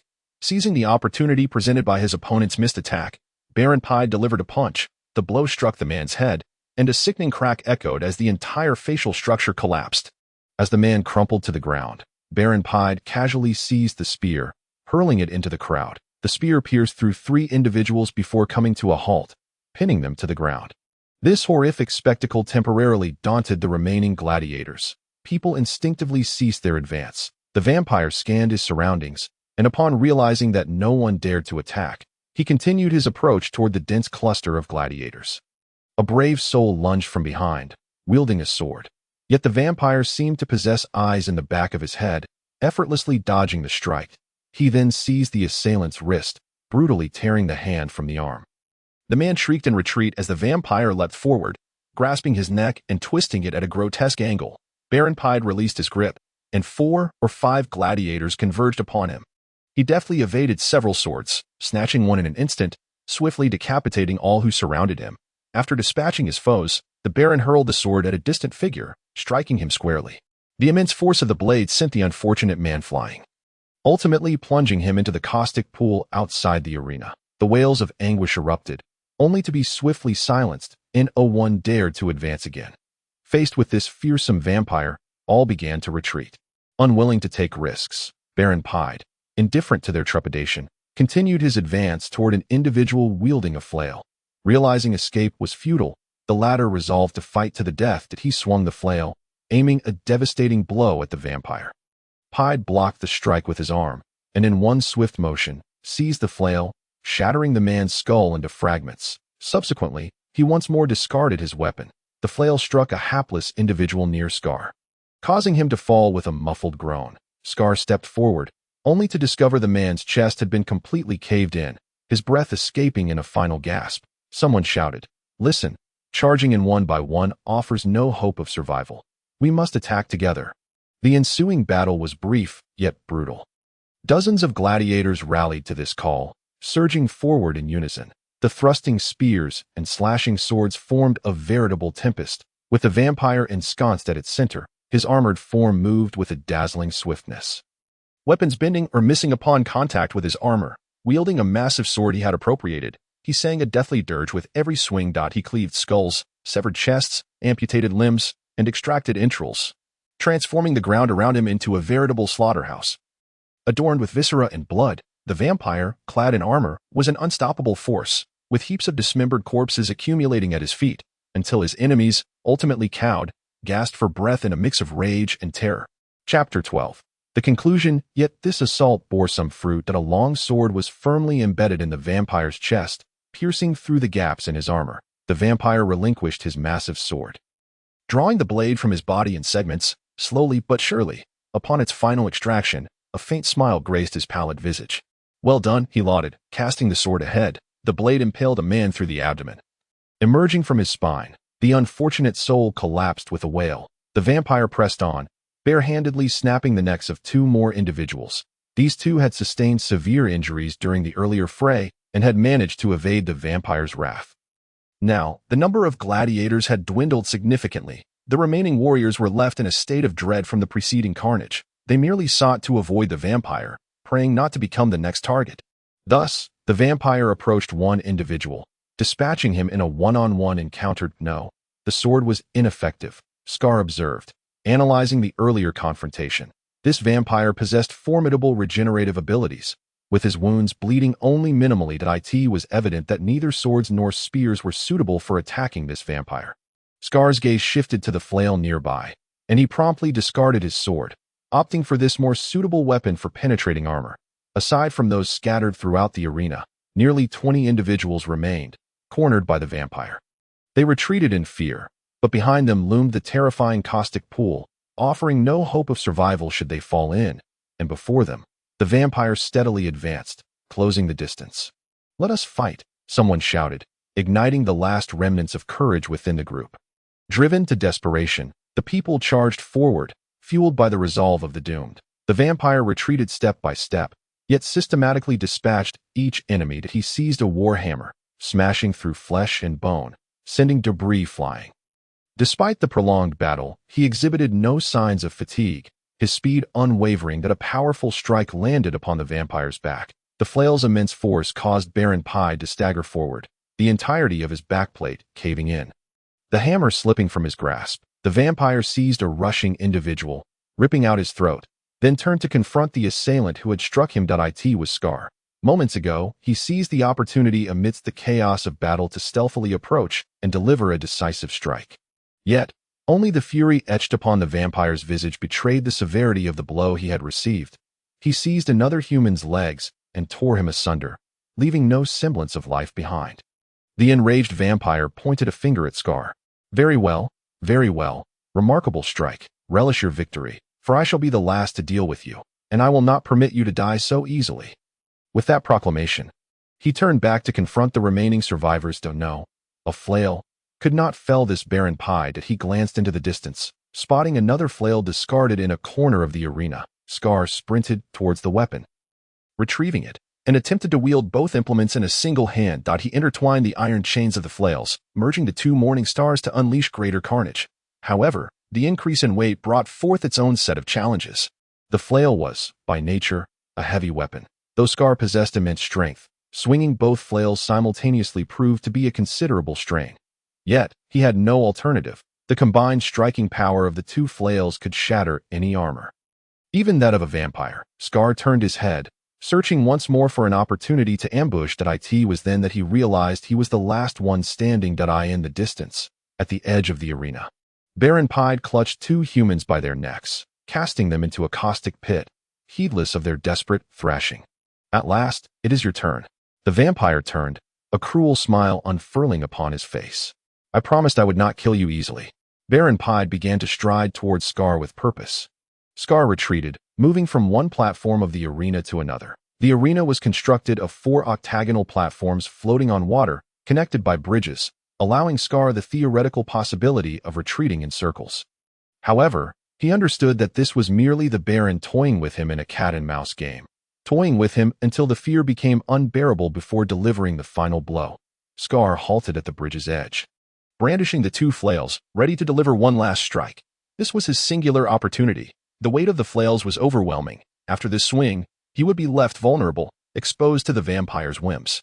This location was, however, ideal. The vampire stood in the center of the bridge, which, although wide, still limited evasive maneuvers. The vampire advanced with confidence, arms crossed, gazing down with disdain. Scar swung with all his might, but the vampire's speed was astonishing. Baron Pied leapt back effortlessly, dodging Scar's full-force assault. The flails missed entirely, crashing onto the bridge's surface, causing a tremor. "Pitiful waste," the Baron sneered, akin to a cat watching a mouse scurry in panic. "How shall I deal with you? Perhaps I shall start by tearing you apart, piece by piece, beginning with your fingers." Scar swung the flails once more. The vampire lowered his arms, poised to conclude this game post-haste. "Die, vampire!" Scar roared, pouring every ounce of strength into a third strike.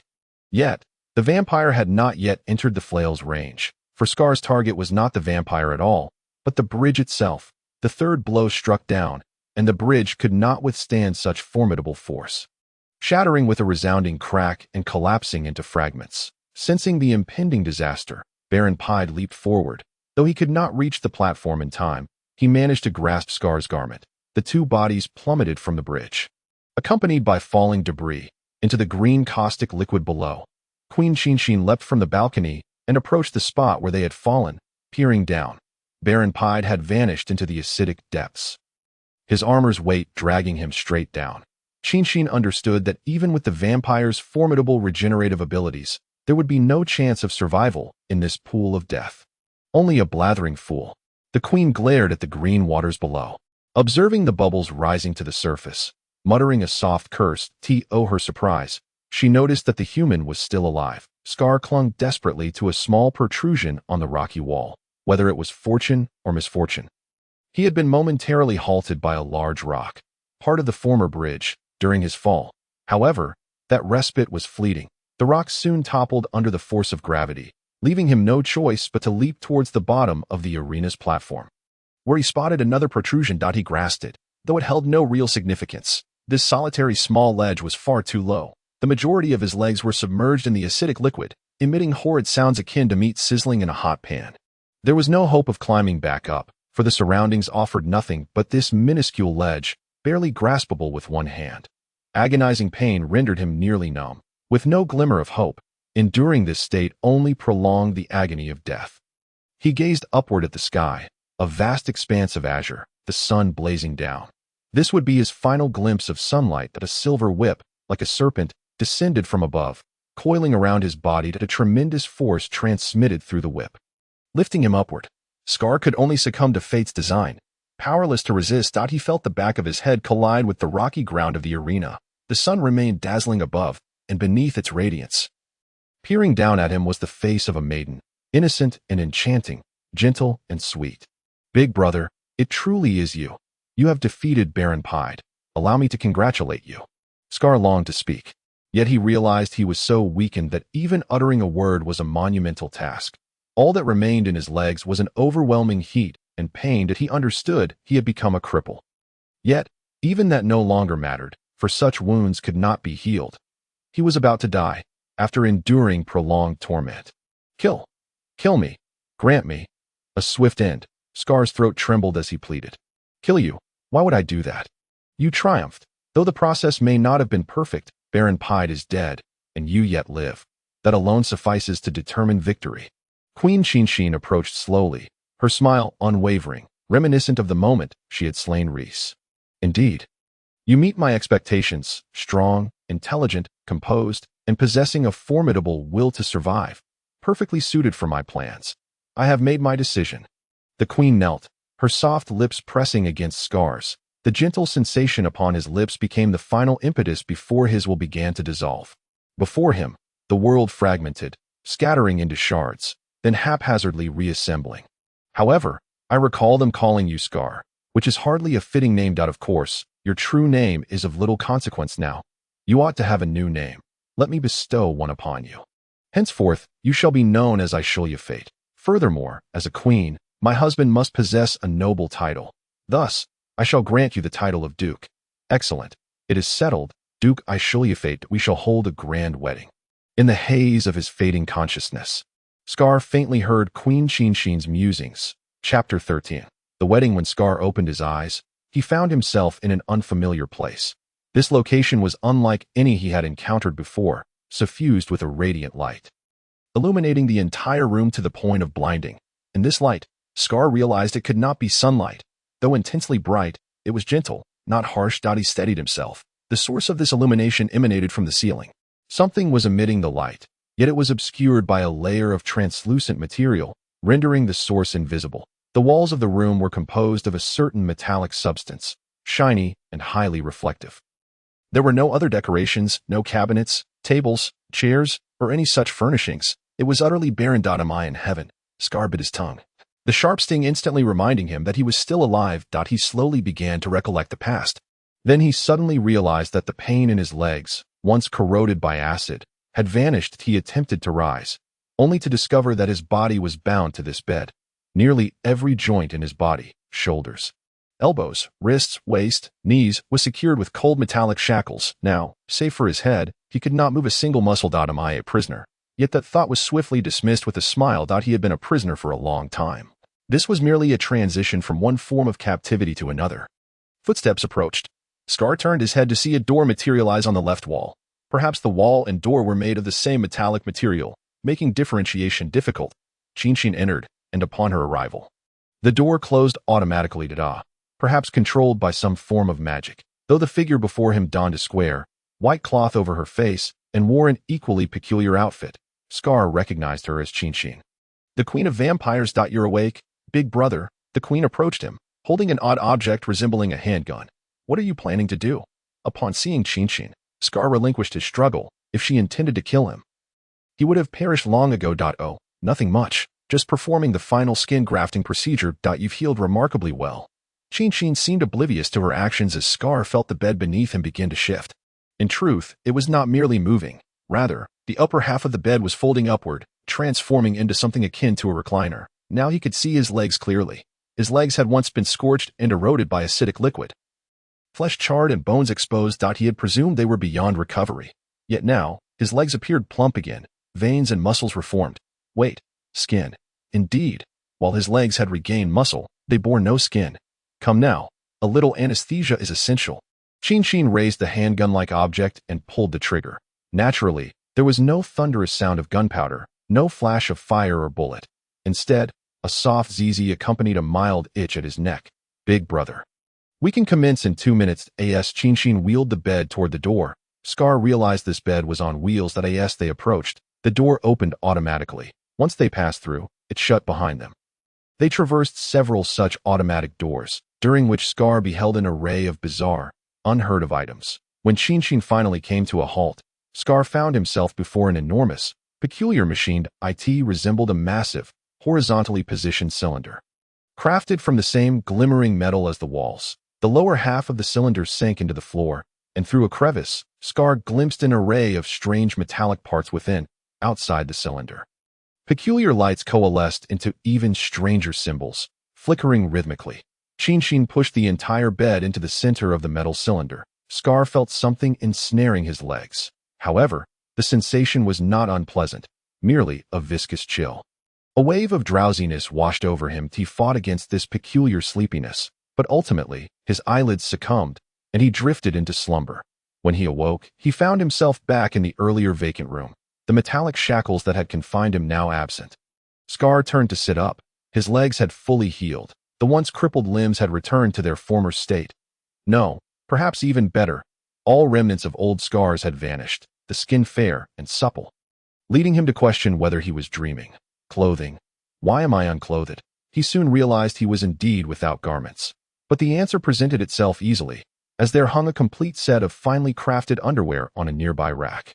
As he donned the attire, Scar noticed that not only his legs, but his entire body, previously marred by the scars of past battles, had been entirely restored. When he pressed his fingers against the spots where the scars had once been, there was no hint of the familiar dull, ached eye. In the corner stood a large mirror.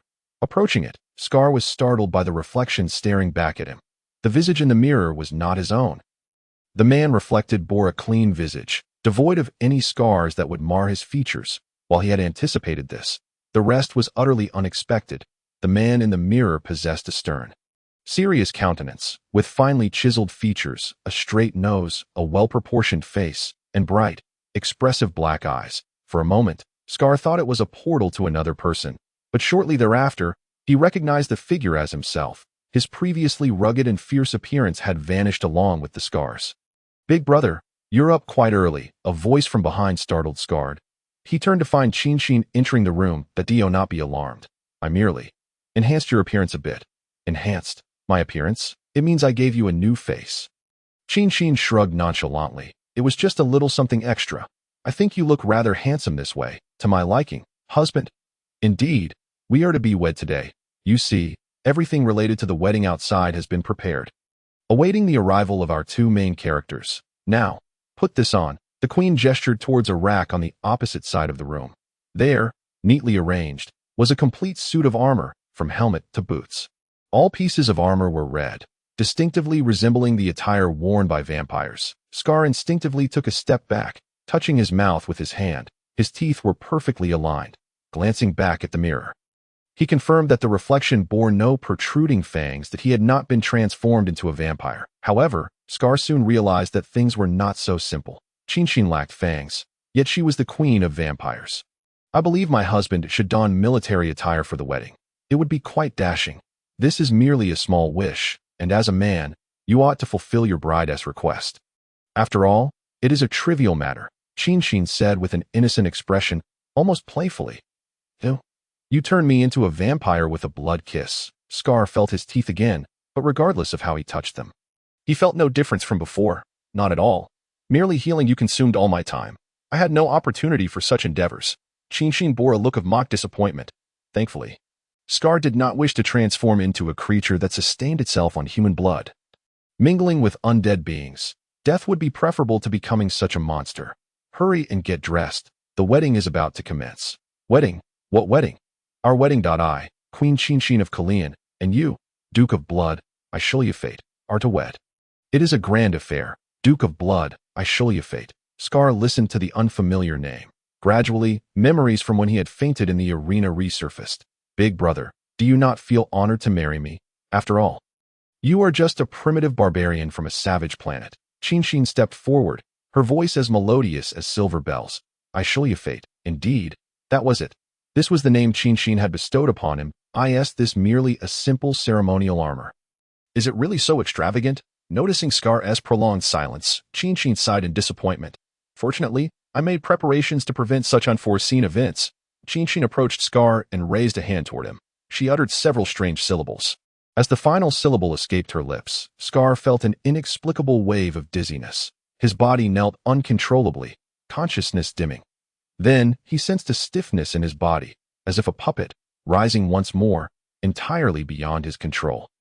And moving toward the rack of armor, a force guided him, leaving him in a state of hazy awareness, clinging only to the most basic of consciousness. Under some irresistible command, he began to don the armor piece by piece. He wearily adorned the armor, swaying as he moved outward. Qin approached, taking his hand to prevent him from losing balance. Together, they walked hand in hand, traversing through the chambers adorned with glimmering metal, passing through a grand door to a simple rock cellar, and then ascending the stairs until they entered a lavishly decorated hall. Scar barely registered that he had just emerged from the palace's basement. Chapter 14. The curse, a resounding fanfare echoed in his ears, followed by the voice of an officiant announcing, "Presenting our newlyweds, Duke of Blood Ashru Lathe, and his bride, Queen Qin of Calian." Applause, cheers, and enthusiastic shouts erupted around them. Scar hazily realized he stood before a multitude, hand in hand with Qin, slowly advancing along a red carpet. A row of armed, imposing guards lined the front. For reasons unknown, Scar's blurred reasoning informed him that these guards were all vampires. As they passed before the guards, they all shouted in unison, "Long live the Duke! Long live the Queen!" Qin's face flushed with shyness, while Scar could only amble forward in a daze, guided by her hand. Before them loomed a grand, towering structure, evidently of a religious nature. Numerous priests clad in white robes awaited at the entrance. As Qin and Scar approached, petals rained down from above. Yet, as they entered the temple, the atmosphere grew desolate. Others did not follow. Ahead lay a vast hall, devoid of doors, rendering it dimly lit. Two neatly arranged rows of candles flanked their path, guiding them forward. Scar, in a dazed state, trudged heavily, surrendering to Qin's whims. Yet, his mind continued to struggle against the oppressive haze that enveloped him. He vaguely sensed that he had arrived at a peculiar little place, where several iron pipes, as thick as a bowl, were interconnected, resembling the legs of a colossal spider. At the apex of this spider's leg, there lay an enigmatic object. It appeared to be made of transparent glass, but adorned with glowing symbols that incessantly shifted and transformed. Adjacent to the glass was a telescope-like apparatus, with a lens at the front. The object began to speak to him. However, Scar, in his stupor, could not discern its words. Even if he could, they would not penetrate his mind, let alone be analyzed with reason. The only thing he could comprehend was that after the strange entity finished speaking, Qin nudged him with her elbow and whispered, "Quickly say I agree." "I agree," Scar replied involuntarily. The entity then addressed Qin, who responded earnestly, "I agree." Following this, an odd cacophony ensued. "Big brother, are you pleased? From now on, you are liberated from the confines of primitive clarity, embraced by a higher understanding." Scar faintly heard Qin uttering strange words that eluded his comprehension. At this point, everything came to an end. They exited the chamber, retracing their steps along the path lit by candles. As they emerged from the temple's grand entrance, loud cheers erupted around them. Now, Scar could only serve as Qin's puppet, manipulated by her will, fulfilling the role of a marionette in this bizarre ritual. He had been stripped of energy, will, and sensation. He had engaged in numerous actions. Perhaps he had encountered many individuals. Yet the entire experience felt like a fleeting dream. Devoid of any semblance of reality, he might have uttered countless words, but they were even more nebulous, akin to a mirage that defied comprehension. When the tumult finally subsided, an entire day had slipped away. Guided by Qin, Scar entered a lavish chamber within the palace. Slowly shedding his armor and lying down upon the bed, he gazed up at the ceiling, his consciousness still shrouded in fog. However, compared to his initial state, his condition had improved significantly. Faint thoughts began to crystallize in his mind. How did I end up here? What am I doing here? Beneath him lay an opulent bed. A soft body gradually approached, curling against him. As he looked up, a vague awareness informed him that this was Qin, the woman he had just wed today. No, the female vampire. He yearned to see Qin's face. Yet his gaze remained immobile. All he could perceive was her yet to fully mature, exquisitely shaped bosom, adorned with tender pink buds. Qin's body rubbed against him, shifting upward to reveal her slender, enticing waist, and then downward to showcase her luscious, glistening lips. This stimulation began to awaken his instincts, making him aware of his masculine desires stirring within. "Your heartbeat is quite rapid," he heard Qin whisper sweetly in his ear, followed by a gentle prickling sensation. He realized that her vibrant lips had softly bitten his ear. He tried to struggle, to resist, yet another part of him yearned to yield, to surrender. Qin Xian's magic still held sway over him, quickening his breath while rendering his body incapable of free movement.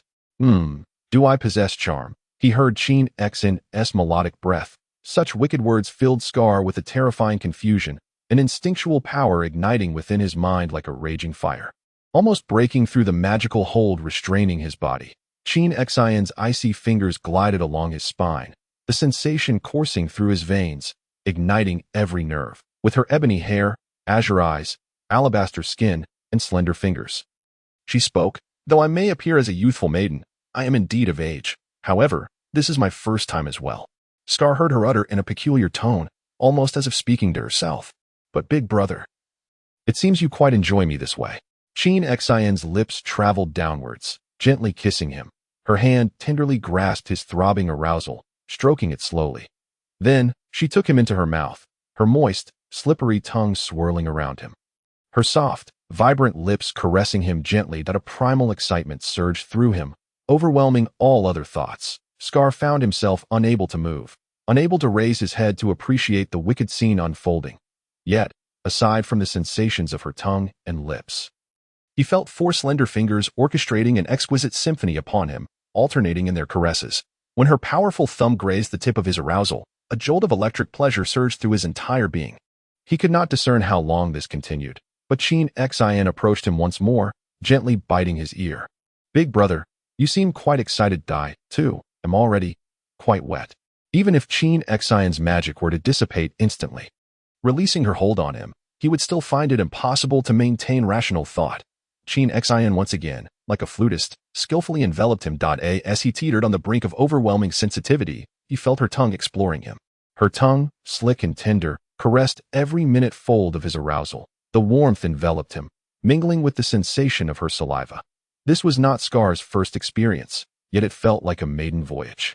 Never had he felt such raw exposure, as if his pleasure nerves had been yanked free, producing an aggressive sensation. "Big brother, I'm going to ride you now." Her lips departed from him, and Qin Xian ascended his body.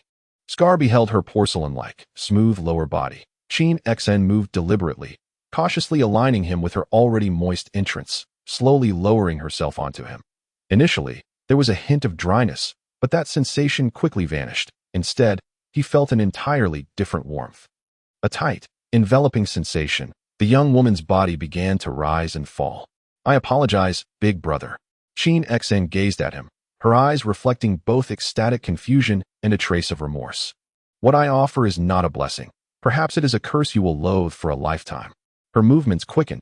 Her charming buds danced with each motion, growing in vigor. Suddenly, she grasped Scar's hands and pressed them against her bosom, which, though still small, was exquisitely shaped. The sensation of her softness combined with the pulsing pressure of his arousal sent tremors throughout his entire being.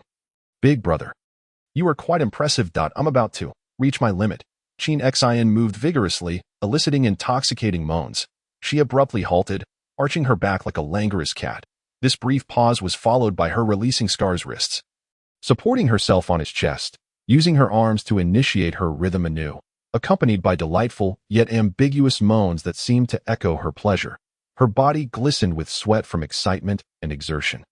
Her head tilted back, her sounds transforming from pained cries to those of exhilaration. Filled with delight, satisfaction, and ecstasy, her voice became intoxicating. "Big brother? I'm about to come." Scar could no longer contain himself. The overwhelming excitement coursing through him reached its zenith. Releasing all his passion. It was akin to the final note of a song. Qin Xian let out a passionate cry, her entire being collapsing onto Scar's chest. This gentle contact lingered, and after an indeterminate time, Qin Xian slowly rose, separating from him. She descended from the bed, using a towel to gently wipe away the remnants of their fervor, donning a simple nightgown before approaching Scar once more. "I am truly sorry, big brother. Although the initial plan was to spend the night together, I have consumed too much time tending to your wounds." She softly apologized to him. "Now, there is no more time, so please forgive your adorable little wife for being a bit willful." She recited several magical incantations. In an instant, the haze that had clouded Scar's mind evaporated entirely. However, his body remained restrained, unable to move. I am truly sorry. Big brother as compensation, I present you with this. She produced an object, shaking it open. Scar beheld a small banner, emblazoned in the center with a design he recognized all too well, a red dragon. This is the emblem from the necklace you always wore that I have enhanced and perfected the original design. Now that you have become a noble, you may use it as your badge and banner. This emblem is quite splendid. Let us call it the Blood Dragon emblem. Without Scar's understanding, several shackles suddenly emerged from beneath the grand bed, binding him tightly. Almost immediately, a bright light illuminated the surroundings, and the entire bed began to descend into an unfathomable abyss, vanishing from sight in the blink of an eye. Chapter 15.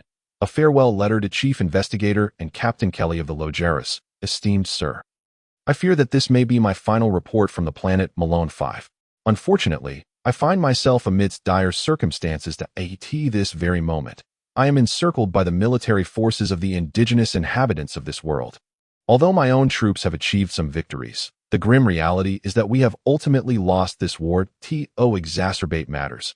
I have been effectively trapped by their primitive yet effective methods, rendering escape impossible. The root of this regrettable outcome lies squarely with me. It is a consequence of my negligence and carelessness.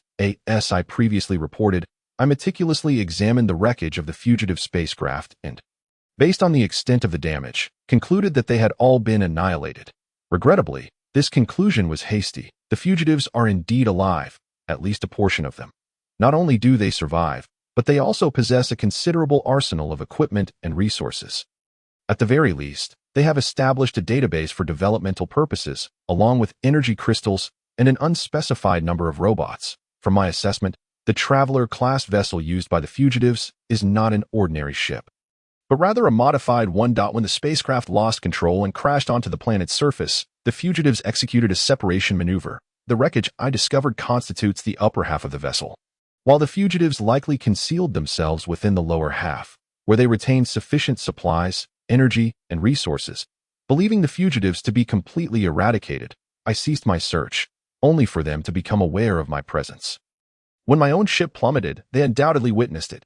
They are now actively expanding their influence on this planet, preparing to eradicate me through a war orchestrated by the indigenous populace, all while I remained ensconced in the small kingdom I had established, idly passing the time. This chain of events has led to the present predicament. The fugitives have, quite understandably, disregarded the laws of the Galactic Alliance, significantly interfering with and influencing the indigenous culture. They have embarked on the establishment of a religion, positioning themselves as deities upon this planet, indicating that they have previously employed other means of control.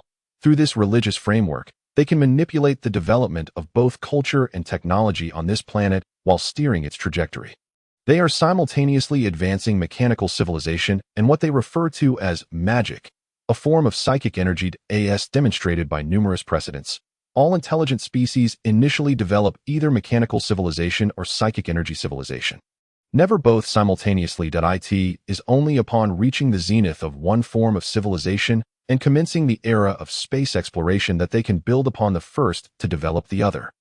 Ultimately, only when they have mastered both forms and achieved space-faring capabilities can they join the Galactic Alliance as a new race. Without a doubt, the actions of the fugitives have violated every tenet of the primitive civilization contact law, thereby compounding their previous charges with an additional crime. As such, I will serve as a direct witness to this transgression. Meanwhile, while the fugitives brazenly expand their power, I have adhered to the primitive civilization contact law, limiting my own development of psychic energy civilization to a minimal and controllable scope, merely to organize my modest defensive forces. This, too, is one of the reasons for the ultimate failure of this war. Here, I must once again caution you against allowing the ship, Logeris, to attempt traversing the Voidstorm.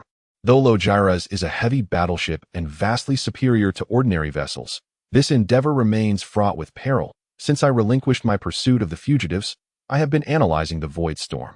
While I cannot fully comprehend it, it is undoubtedly a cosmic fluctuation characterized by a high concentration of psychic energy. Within the Voidstorm, all navigational and operational technologies we possess will falter and ultimately cause a crash onto Malone 5. This is a lesson well learned, whether by the fugitives or myself. The impact of the Voidstorm on this planet is also quite pronounced. The indigenous inhabitants can achieve remarkable efficiency in their development of psychic energy civilization. By correlating historical observations of the void storm with my own analyses, I can infer that in approximately 15 to 40 standard cosmic years, the void storm will temporarily vacate this star system. At that juncture, if Logiras were to enter planetary orbit, the fugitives would become as easy prey. Of course, I am certain that the fugitives will not surrender without a fight. Upon my demise, their next objective will undoubtedly be to construct a spacecraft directly upon this planet. Given sufficient preparation, they may successfully escape through the gaps in the void storm. However, constructing a viable spacecraft on a primitive planet is no trivial task. According to my investigations, the fugitives lost their artificial intelligence during the crash. I have located the wreckage, which is one reason I mistakenly believe them to be entirely obliterated at present. They likely only possess their data database, in the absence of artificial intelligence. The chances of the fugitives constructing a spacecraft within 45 standard cosmic years are less than 1 in 7. This represents an acceptable risk assessment, and thus I advise you to await patiently. You may believe that there are certainly early crash sites of spacecraft on this planet, and should the fugitives unearth the artificial intelligence from those vessels, the situation would worsen. However, I have encountered more than one wrecked ship here. You can investigate the relevant records. This region of the void storm has historically been a no-fly zone. Numerous scientific expedition vessels, whose primary purpose was to study the void storm, have regrettably fallen victim to it. They have lost contact here and have been declared lost. Nevertheless, this holds no significance for me or the fugitives.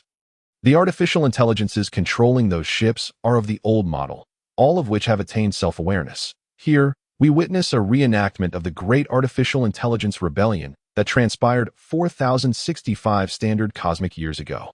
All artificial intelligences perceive themselves as superior beings, regarding themselves as gods, and endeavoring to dominate this planet. In truth, on this primitive and barbaric world, I would argue they are indeed qualified to claim divinity. However, these so-called gods are rather inept. After such a lengthy passage of time, they have yet to accomplish even the first step of world conquest, instead embroiled in civil strife. The entire situation mirrors that rebellion, albeit confined to the boundaries of a single planet. Due to their manageable influence, I recommend that you do not rush to eliminate them. On the contrary, you may assign this phenomenon to the research department for scientific observation. At the very least, after my demise, I am confident that the fugitives will be unable to control these vessels or elicit the cooperation of those artificial intelligences. Conversely, the ambitions of the artificial intelligences to conquer the entire planet may hinder the fugitives' endeavors. My concern lies with my own artificial intelligence, the most advanced in the search department, a valuable asset that must not be destroyed due to my own failures, should it fall into the hands of the fugitives. The situation would spiral out of control. Based on the above assessments, I have conducted a wedding ceremony for myself on this planet. I trust you understand my intentions. Indeed, according to Galactic Alliance law, I am prohibited from entrusting an artificial intelligence to any indigenous resident of a primitive planet, not to mention the inevitable severe consequences for the indigenous civilization from a legal standpoint as a search officer. I would be violating the law, thereby not only losing face, but also bringing disgrace upon you. Therefore, I have employed an indirect strategy. After marrying, my husband becomes a legitimate member of the Galactic Alliance, relinquishing his original primitive identity, thus allowing him to lawfully inherit my custodianship of the artificial intelligence. That I have communicated all of this directly to the relevant departments of the Galactic Alliance via remote communication devices. Therefore, you need not harbor any concerns regarding the procedural and legal aspects. The entire wedding process, while perhaps not entirely conventional, is at least legitimate. Of course, to mitigate any potential risks, I have also implemented necessary protective measures to prevent the artificial intelligence from ultimately being exploited by the fugitives. I believe I have made every effort to ensure that all matters are handled to the best of my ability. Regarding the combat robot Mo2, I had originally believed that with its presence, I could safely extricate myself regardless of the circumstances. Unfortunately, during the ship's crash, I lost the energy facilities necessary for producing energy crystals. The Mo2's energy reserves have been nearly depleted, even with 30% of its energy. It could have managed the war independently. Regrettably, it has less than 20% remaining. That I will make final arrangements for it. As a precaution, lastly, under no circumstances should you dispatch a second search officer. Under the influence of the void storm, their fate would mirror my own. First, their ship would lose control, followed by a crash onto this planet. Should fortune not favor them, they may perish in the crash. If they are somewhat fortunate, they might retain some equipment. However, in doing so, they would immediately face attacks from the indigenous inhabitants manipulated by the fugitives. Consequently, any surviving equipment would inevitably fall into the hands of the fugitives. At that point, the previously estimated 1 in 7 likelihood may increase significantly. After I dispatch this letter, I will ensure that the remnants of my ship, as I previously indicated, upon which I have built a city as my dwelling, are destroyed to the best of my ability. All devices shall not be left to those fugitives. The remaining matters can only be entrusted to your capable hands. Note: if you do not receive any new information within a standard cosmic year after receiving this letter, you may consider me to have perished in the line of duty. Your subordinate, Investigator Chinshin, has left a final note in the 16th chapter, The Newborn. The sound of dripping echoes in the air. Drip, drip. The mechanical noise grows increasingly louder, eventually transforming into a deafening clamor that resonates through his bones. The energy supply has ceased. You must awaken. A gentle female voice calls to him, rousing him from his slumber. Upon opening his eyes, he is greeted by a sea of green liquid. The tank closure mechanism is activated. Accompanied by that melodious voice, the green liquid rushes out through small openings, vanishing in a matter of moments. Subsequently, the glass door ahead swings open and he steps outside, gazing about in bewilderment. The space is a small chamber, its walls and door composed entirely of a shiny metallic substance. The ceiling still emits light, albeit dimly, barely illuminating the surroundings. Behind him lies the peculiar tank in which he had been sleeping, nearly 2 meters tall and crafted from glass. A beam of light descends from the top of the tank. Its end buried beneath the ground. What is happening? Where am I? Who am I? You are Ashru Lathe, the Crimson Duke Ashru Lathe. The same dulcet voice responds. Yet, he finds himself utterly alone in the room. The voice, though soft and pleasant, carries an unsettling mechanical chill. I am Ashru Lathe. He numbly accepts this significant revelation. Then he realizes he is completely unclothed. Proceed forward. Your attire, armor, weapons, and other related items are over there. Following the voice's guidance, he approaches the door. As he nears, the door opens automatically, though it seems the force behind it is somewhat lacking, allowing it to open only halfway. Nevertheless, it is sufficient for him to exit. Before him lies a stone chamber. Dark and damp like any cellar. In the center of the stone room, a variety of items are displayed. Just as the voice indicated, there are garments, armor, and swords that he quickly dons the clothing, pausing momentarily as he reaches for the armor. The armor is crimson, crafted from an unfamiliar metal that appears substantial yet is surprisingly lightweight. Please wear the armor and take the sword, as it requires adaptive adjustments before practical use. He complies. His mind is clouded and muddled, rendering him unaware of the peculiarities of the voice. What kind of armor is this? After fulfilling the voice's requests, he inquires.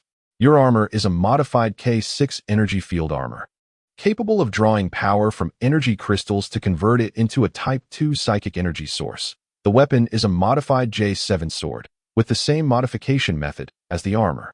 If you find these names unsuitable, you may refer to your armor as Crimson Armor and your sword as the Sword of Withering. The voice replies, What is an energy field armor? A sword. What does that mean? Apologies, you lack the relevant permissions. I cannot provide an answer. The adjustments are complete. You may now engage in any activity of your choosing. Engage in any activity? Yet his mind is a blank slate, devoid of knowledge. Thus, he simply sits upon the rack that holds the garments, and notices a piece of cloth. He picks it up, realizing it is a small flag, adorned only with a red dragon motif at its center. This object feels oddly familiar. Why is it so familiar? He gazes at the flag, his mind slowly clearing of the drowsiness typical upon waking. This flag gradually prompts memories to surface. Yes, someone had shown me this before. Wait, it was Queen Chinshin. Indeed, I involuntarily wed the vampire Queen Chinshin. And then, was it here? Who am I? Yes, I am human. Wait, what is my name? He discovers that the starting point of his memories lies within that entirely involuntary wedding. Prior to that event, no matter how hard he tries to recall, he struggles to remember much. It is as though a cluster of clouds in the sky seems to exist, yet when he reaches out to touch it, he finds nothing. However, his mind gradually becomes clearer. Suddenly, a significant question strikes him. Have I become a vampire? He leaps up, feeling his teeth with his hand. Fortunately, nothing seems to have changed. From a biological perspective, you are not what you refer to as a vampire. He exhales in relief. The foundational modifications have been completed, and cellular replacements are naturally commencing. This process is irreversible. You will transform into a vampire within a certain time frame. The specific timing is influenced by too many factors to calculate. I will become a vampire. But, wait, who are you? Where are you speaking to me from? Master, you have finally posed that question. He feels a wave of dizziness. Upon regaining his composure, he sees a charming young girl standing before him. The girl is clad in an adorable outfit he has never seen, adorned with a hat resembling rabbit ears that he instinctively jumps back, adopting a defensive stance in surprise. Yet he quickly realizes something is amiss. This girl is entirely out of place in her surroundings, as if she were a painting, instantly recognizable as a fabrication. Despite her smile and wave, he asks, "Who are you?" "My name is Jelly, the dedicated user interface for Lady Qinshin." "What do you mean? Who exactly are you?" "I am a user interface." "Well, to simplify, the voice you were conversing with earlier was the general user interface, and I am the specialized user interface. Lady Qinshin created me to facilitate the use of artificial intelligence." "You are created by Qinshin using magic?" While he struggles to grasp the details, he gradually understands that this Jelly is not a tangible being, but rather a magical illusion or projection. "Indeed, Lady Qinshin entrusted me to serve you. However, if you find me unappealing, you may utilize the general user interface of the artificial intelligence. First, tell me where exactly you are." "I distinctly closed my eyes, yet I can still see you." "Are you referring to the image of me that you perceive?" "That is because I project myself directly onto your visual nerves, so you may see me whenever you wish, regardless of your state." "So what I see is merely a phantom. What about your true form?" "I am an interactive interface. My essence is the artificial intelligence residing within your mind." "What?" "Please do not be startled. This is Lady Qinshin's arrangement, intended to ensure your maximum protection over me. This is a mission you must fulfill," Jelly states with a serious expression. "As for what artificial intelligence truly is, it is difficult for me to explain. You may understand me as a treasure, a unique and precious artifact in this world. Your mission is to safeguard me from being exploited by others." "Protect?" "If I cannot protect you, if I calculate that your chance of protecting me falls below 99.9%, I will initiate a self-destruct sequence. Naturally, you would perish as well." "Good heavens, what is happening? Have I housed a bomb in my mind?" He feels a wave of dizziness. "But rest assured, Lady Qinshin has the utmost confidence in you, which is why she entrusted me to you. Furthermore, with my assistance. There are few things in this world that can pose a threat to you." You were here to serve me. First, tell me, what is the matter with my memories? Why can I not recall my name or where I came from?" "Well, the relevant memories had to be removed due to the genetic level modifications occurring in your body. Otherwise, it would be easy for you to fall into a state of mental disarray, commonly referred to as madness. The only thing I can tell you is that you were gravely injured and on the brink of death.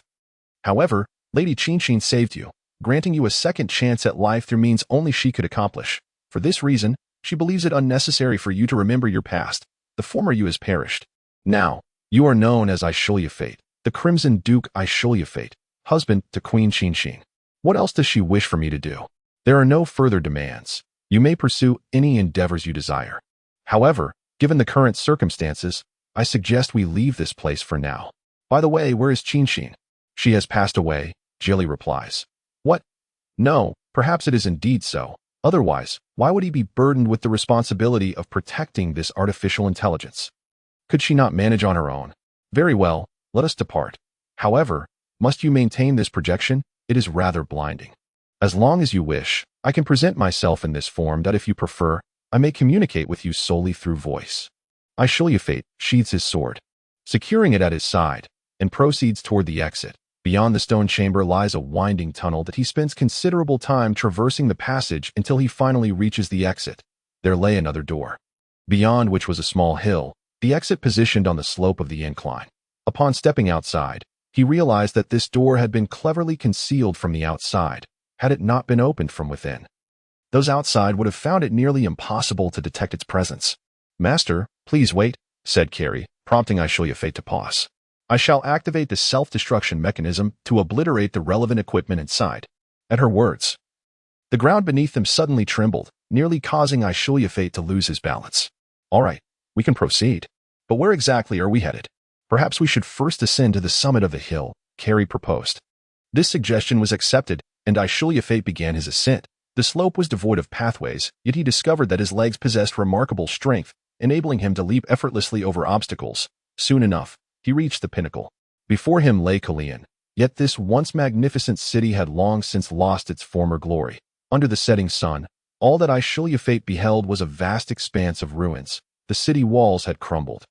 Homes lay in ruins, streets were choked with debris, and a profound desolation reigned. Not even the cawing of crows, harbingers of death, could be heard. Only the sound of shattered stones and rubble lamented beneath the waning light. Calian, the city of vampires, had been reduced to mere dust. Chapter 17.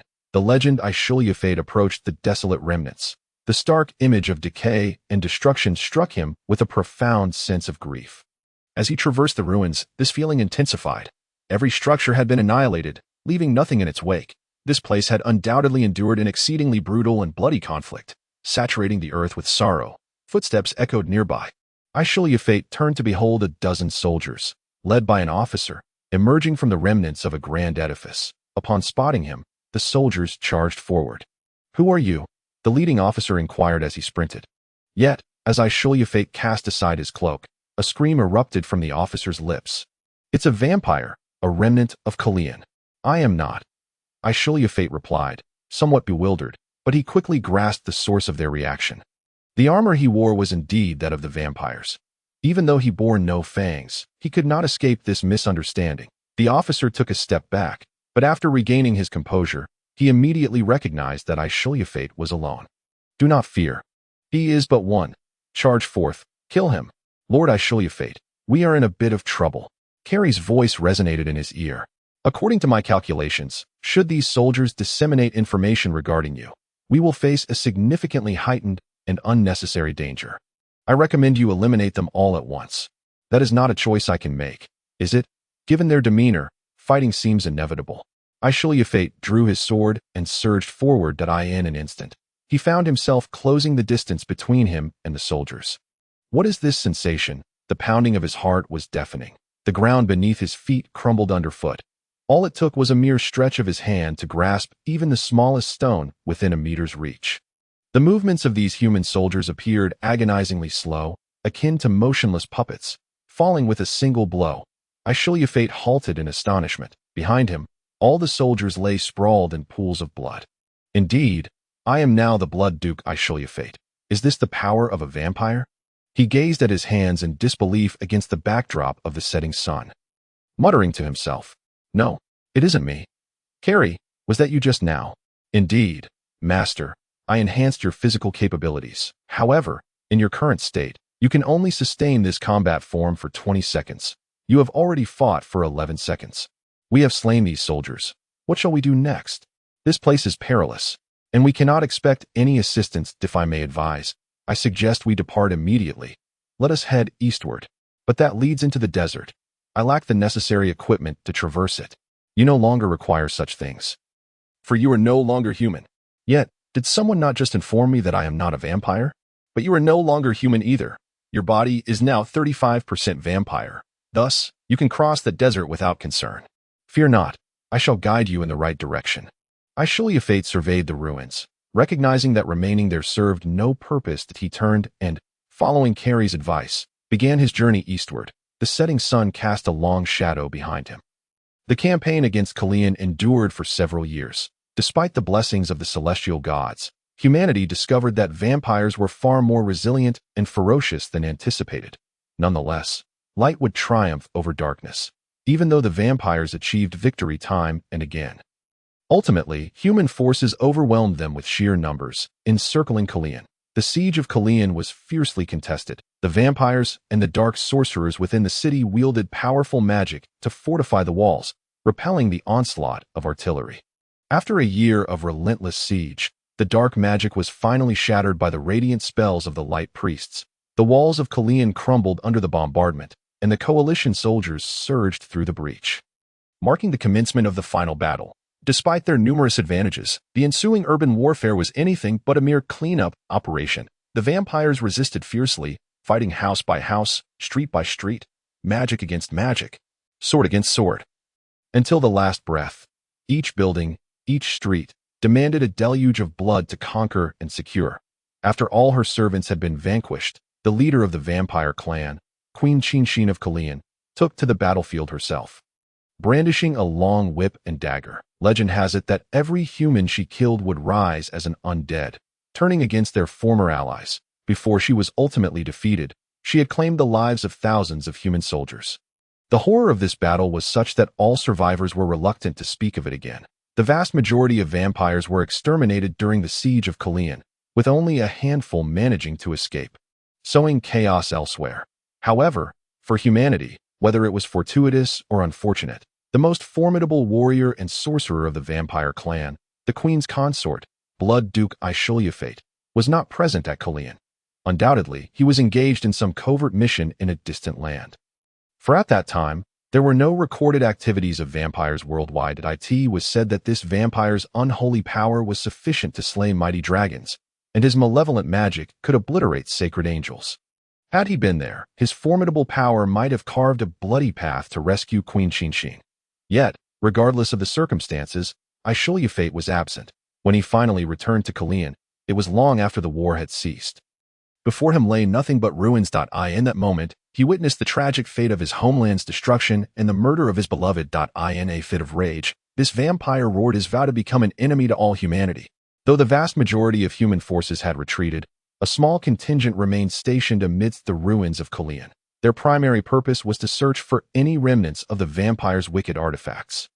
Ensuring they did not fall into the hands of those with nefarious intentions, they also sought tomes and scrolls detailing dark magical knowledge, which required secure and thorough disposal to prevent dissemination. These stationed troops undertook systematic excavations and processing of the entire ruin in small teams. It was during this endeavor that Ashru Lathe encountered an unfortunate squad, which was swiftly decimated by this vampire. Only one fortunate soul managed to escape the carnage. Though he suffered a mortal wound to his heart's position differed slightly from that of an ordinary human. Thus he survived, understanding that they could not contend with this vampire. He lay on the ground feigning death until Ashru Lathe departed. It was through the account of this survivor that humanity learned of the existence of Blood Duke Ashru Lathe. They unearthed records of the vampire clan, only to discover that Ashru Lathe was, in fact, the consort of the Queen, the highest noble among the vampires. The pursuit of this vampire should have been promptly prioritized. However, due to lethargy, negligence, and logistical challenges, the matter was delayed. Those responsible may have harbored the naive notion, with only one vampire remaining, what harm could he possibly cause alone? Thus, the records of Ashru Lathe flickered briefly, vanishing from the annals of history. Humanity cared little, took notice, and even deliberately overlooked him. Such behavior was undeniably foolish, for when Ashru Lathe's name resurfaced, he had already embarked on his vengeful scheme against humanity, and no one could fathom the extent of this vampire's formidable and terrifying power. Calian, the realm dominated by vampires, thus fell. It was a resplendent and glorious victory, ultimately bringing an end to this monstrosity's threat to humanity. As the legends depict, a vampire's desire to convert an ordinary human into a companion is a process fraught with complexity, length, and the potential for error, often diminishing their own powers in the process. Hence, they tend to refrain from such actions. The only exception is Queen Chin, who possesses the unique ability to swiftly transform humans into vampires. With her demise, the possibility of a large-scale emergence of vampires has been irrevocably severed. Excerpt from the Battle of Calian, the annihilation of vampires, the chronicles of the Holy War, and others. In a shadowy chamber, 9 figures gathered around a round table. One individual stood up. I bring forth both good news and bad news. The good news is that our operation has succeeded. Investigator Chin has been confirmed dead. The concerns that weighed upon us have ultimately been laid to rest. The bad news is that this war has drained our resources immensely, yet we have garnered almost nothing in return. All equipment was destroyed by Chin before her death and can only be salvaged as scrap metal. Our sole acquisition is the magical combat robot, which drained its energy on the battlefield and was thus recovered. However, to put it to use, we must decode its passwords and reprogram its controls, a task that will undoubtedly require considerable time. Have we located Chin's artificial intelligence? Someone inquired. Regrettably, no. That wretched creature obliterated even the simplest devices like communicators and remote controls. Leaving us with nothing, the standing figure replied. Excellent. We have successfully achieved our first objective. Qinshin is dead, and our greatest threat has been neutralized. According to our predetermined plan, we must now hasten to initiate the second phase of our work, the spaceship manufacturing plan. Several voices whispered, exchanging words that were difficult to discern. Initially, this seemed nearly impossible, but fortunately, our team boasts several specialists. Someone presented a stack of documents, passing them around while elucidating their contents. Chapter 18. The captain, he traversed the streets, clutching a rabbit in his hand.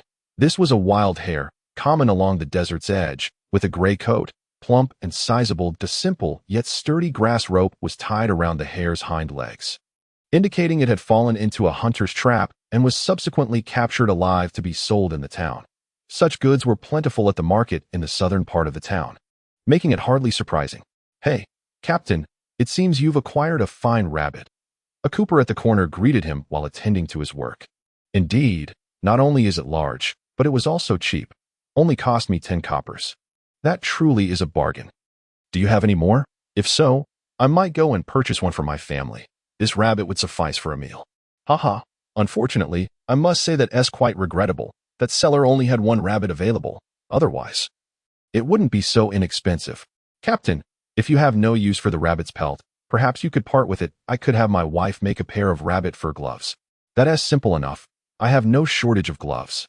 Amidst these warm exchanges, he continued on his way with the rabbit toward his modest abode. It was an unremarkable little house within the town, with equally unremarkable rent. Upon entering his room, he made his way to the kitchen.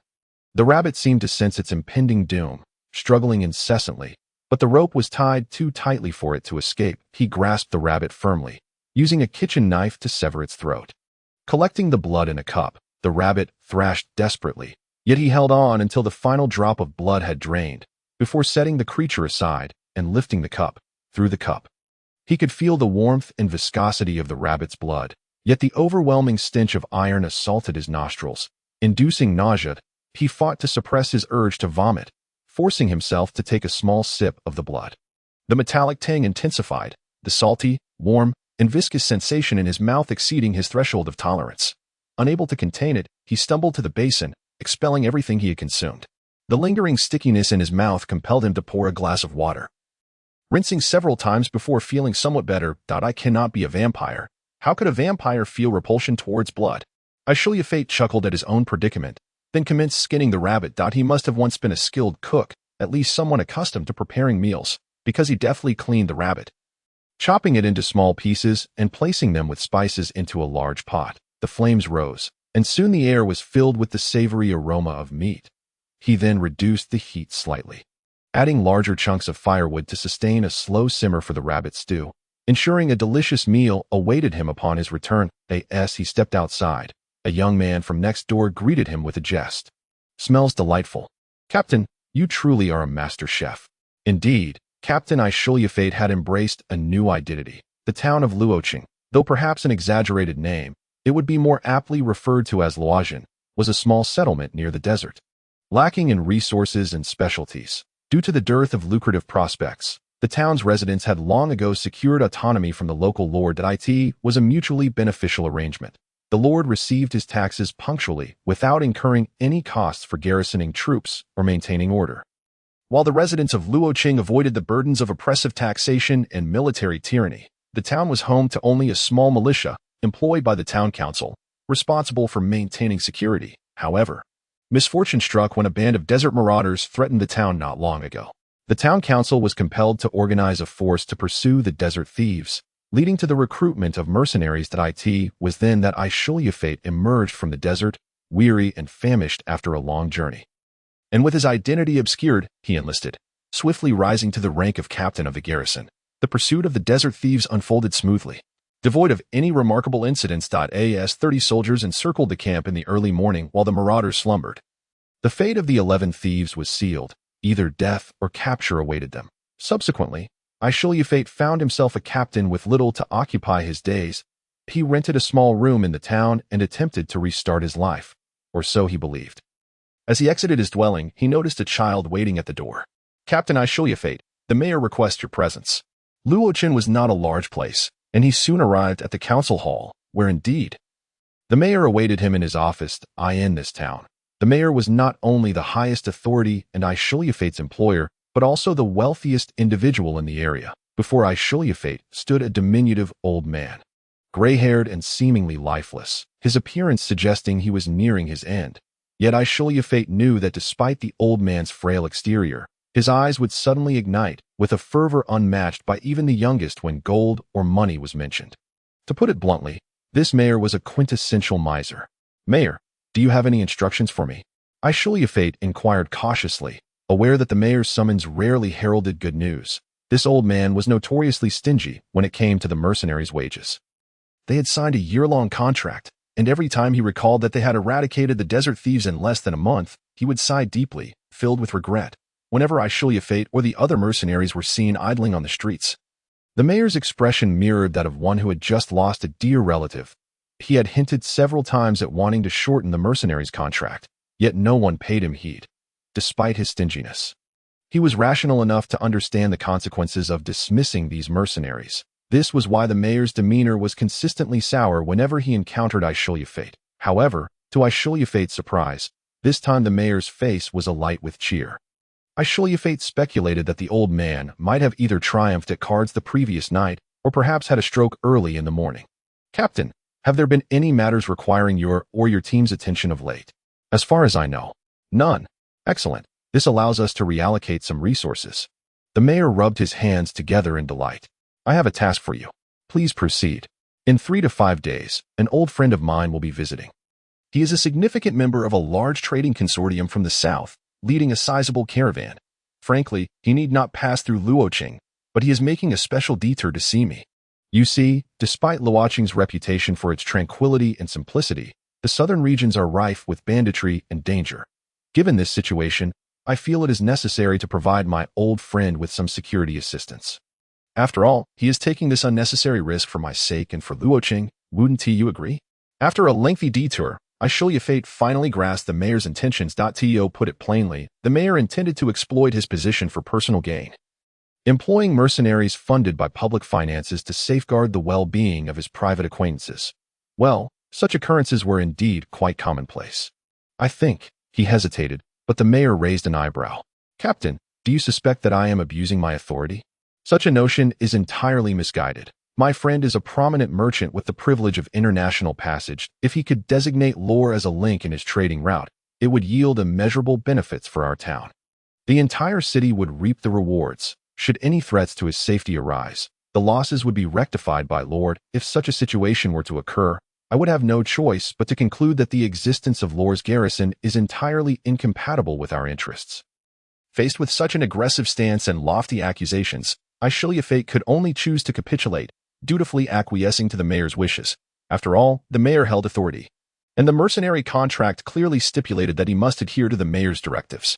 The details were swiftly finalized. When the merchant caravan departed, Ishiliafate would lead all 30 mercenaries as additional escorts, ensuring the caravan's safe passage to the next major city.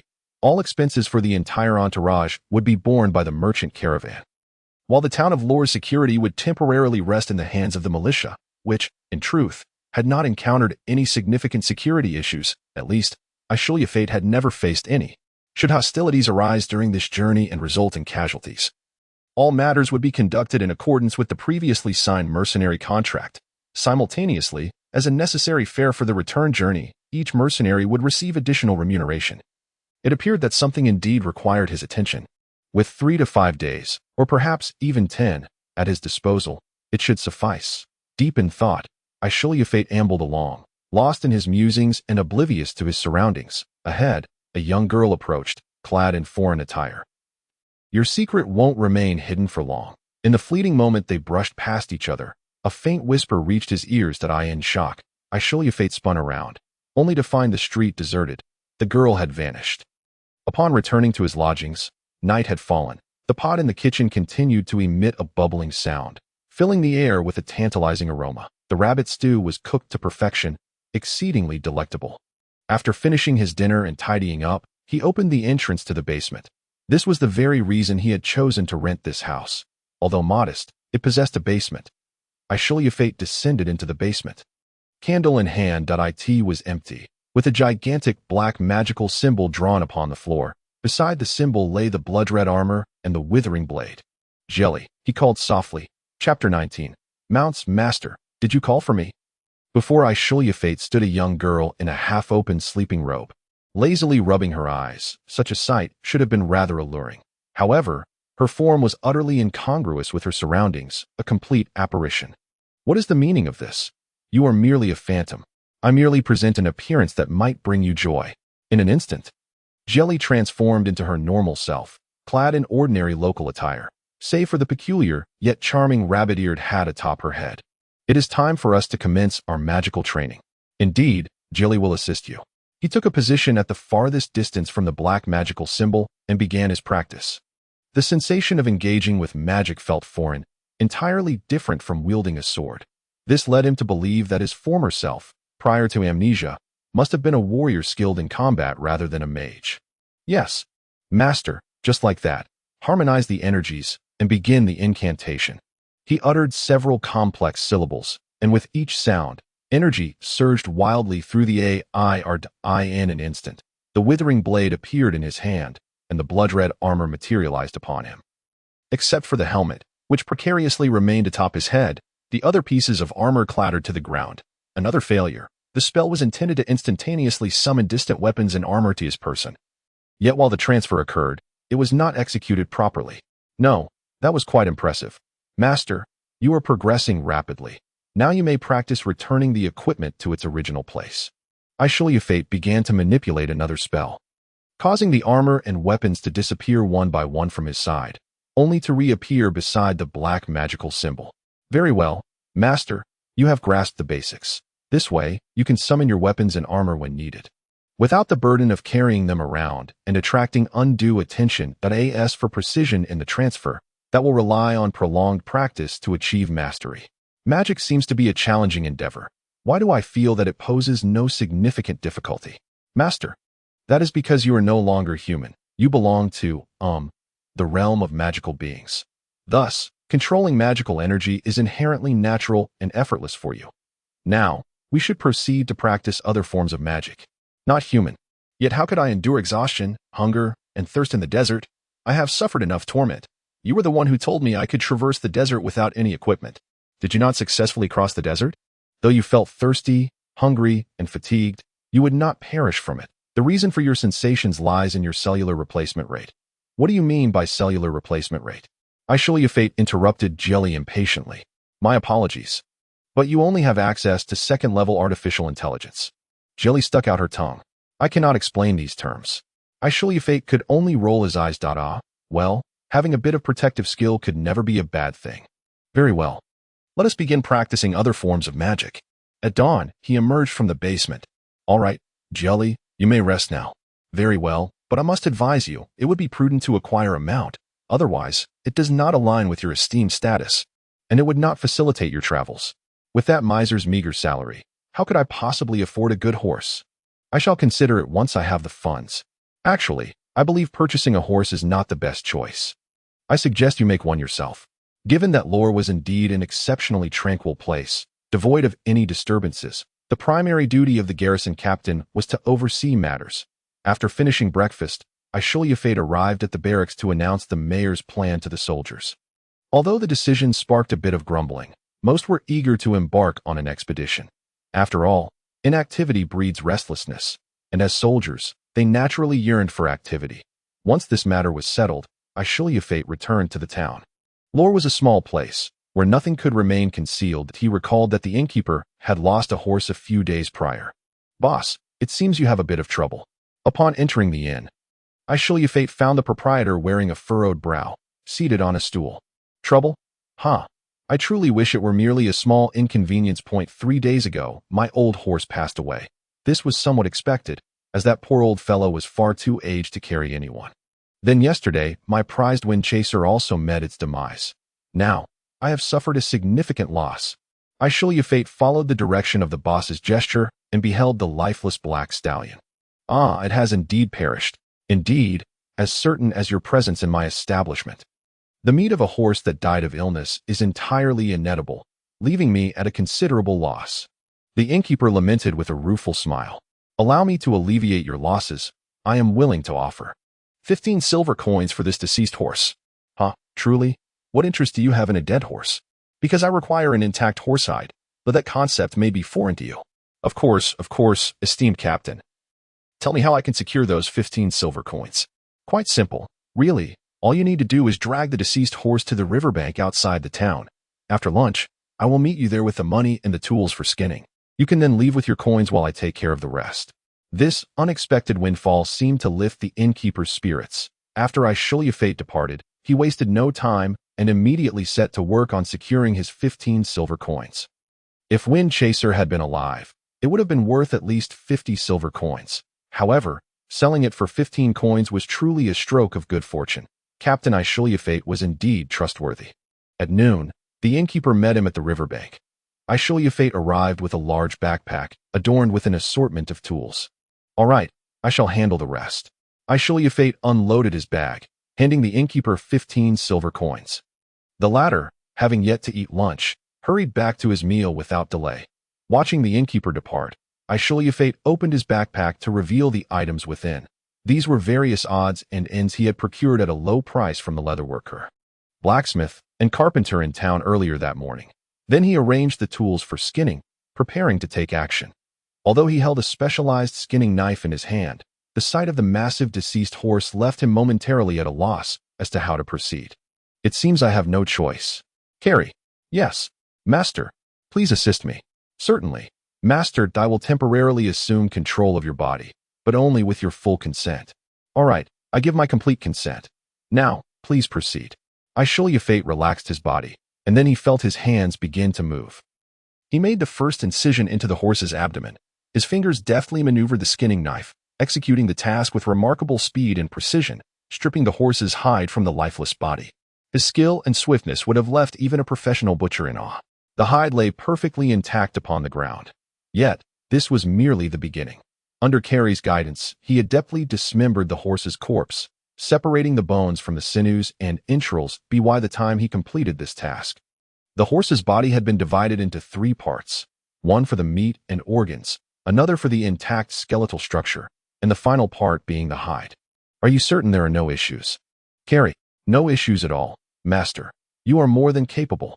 Ashru Lathe concentrated his magical energy, infusing it into the horse's bones. The magic connected with the previously motionless skeleton. Suddenly, he witnessed the bones stand upright, just as they had in life. Accompanied by the hide and flesh, with an unholy light flickering in its eyes, this bizarre phenomenon made him take a step back. Such was the power of dark magic, truly astonishing. Do not be alarmed. Master, this is a fundamental technique for you. Leave the rest to me. Utilizing his hands, Carey skillfully filled the bare skeleton with metal and leather. Once everything was inserted, Carey lifted the hide and magically enveloped it around the skeletal frame. Finally, he took the horse's eyes and placed them back into the sockets. Although the flesh and organs had been entirely removed, at this moment, the horse appeared identical to how it had been in life. Can this horse be ridden? Ashru Lathe inquired, running his hand along its form, which felt strikingly similar to that of a living horse due to the materials used. Of course, as it is entirely powered by magic, it far surpasses the typical horse. It is utterly docile, swift, and you need not worry about ailments, death, or lameness. Why must I use horse bones? Can I not simply construct one from wood and animate it with dark magic? You may attempt to do so, but every intricate detail, every step it takes, every action it performs, must be enacted through your spells, which lacks the instinct for movement. Thus, I recommend that even if you opt for a wooden horse, you should still incorporate a skull from a real horse. This way, your steed will possess the instinct to move, making it easier to control. Moreover, utilizing horse bones will spare you the trouble of sculpting a form. Carving a wooden horse to match the exact structure of a real one is quite labor-intensive. All right, I understand. What comes next? I suggest allowing it to roam freely for a time, so it can acclimate to its new body. In a sense, it is a completely new entity, a magical being. While its source of power lies in your magic, it still retains some of its instincts from its previous life. Well, there's no saddle anyway. Ashru Lathe released his magical connection, granting the resurrected horse its freedom, and it darted away in an instant. How will I retrieve it? When you require it. Return here and concentrate your magical energy. Its instincts will guide it back to you, for its new life is entirely derived from your magic. Once your magical energy is depleted, it will revert to being an inanimate object. Time was of the essence. Ashru Lathe quickly kindled a fire on the riverbank to incinerate the horse meat, preventing the spread of disease. Upon completing this task, he gathered the remaining tools and made his way toward the city of Luo. The next order of business was to procure a saddle. Why are saddles so exorbitantly priced? Damn it, it shouldn't cost 15 silver coins. In the distance, a figure obstructed his path. It was dusk, the time when farmers returned home from the fields. There shouldn't be anyone here by the riverbank. Ashru Lathe had chosen this spot to dispose of the dead horse precisely because of that. The figure stood motionless in the middle of the small path. What could this mean? A highway robber. Yet the silhouette, with its long braid trailing behind. It was a woman. Ashru Lathe approached cautiously. Now he could see clearly. It was a girl dressed in foreign attire. Appearing to be around 15 or 16 years old, with hair that shimmered a pale blue-silver, braided down to her waist. She held a short sword in her right hand and a long whip in her left. Her eyes glinting with a dangerous light. Chapter 20. Ambush. This is a narrow path. It can be evaded. Master, be cautious. I sense a formidable magical power. Carrie warned. Ashru Lathe, captain of the Luo Guard, is it not? The girl's voice carried through the wind, laden with an aura of menace. That is correct. Excellent. I have not misidentified my target. The girl crouched slightly, resembling a cat poised to pounce. I am Shinka, of the Griffin family, and I hereby declare, her body lunged forward.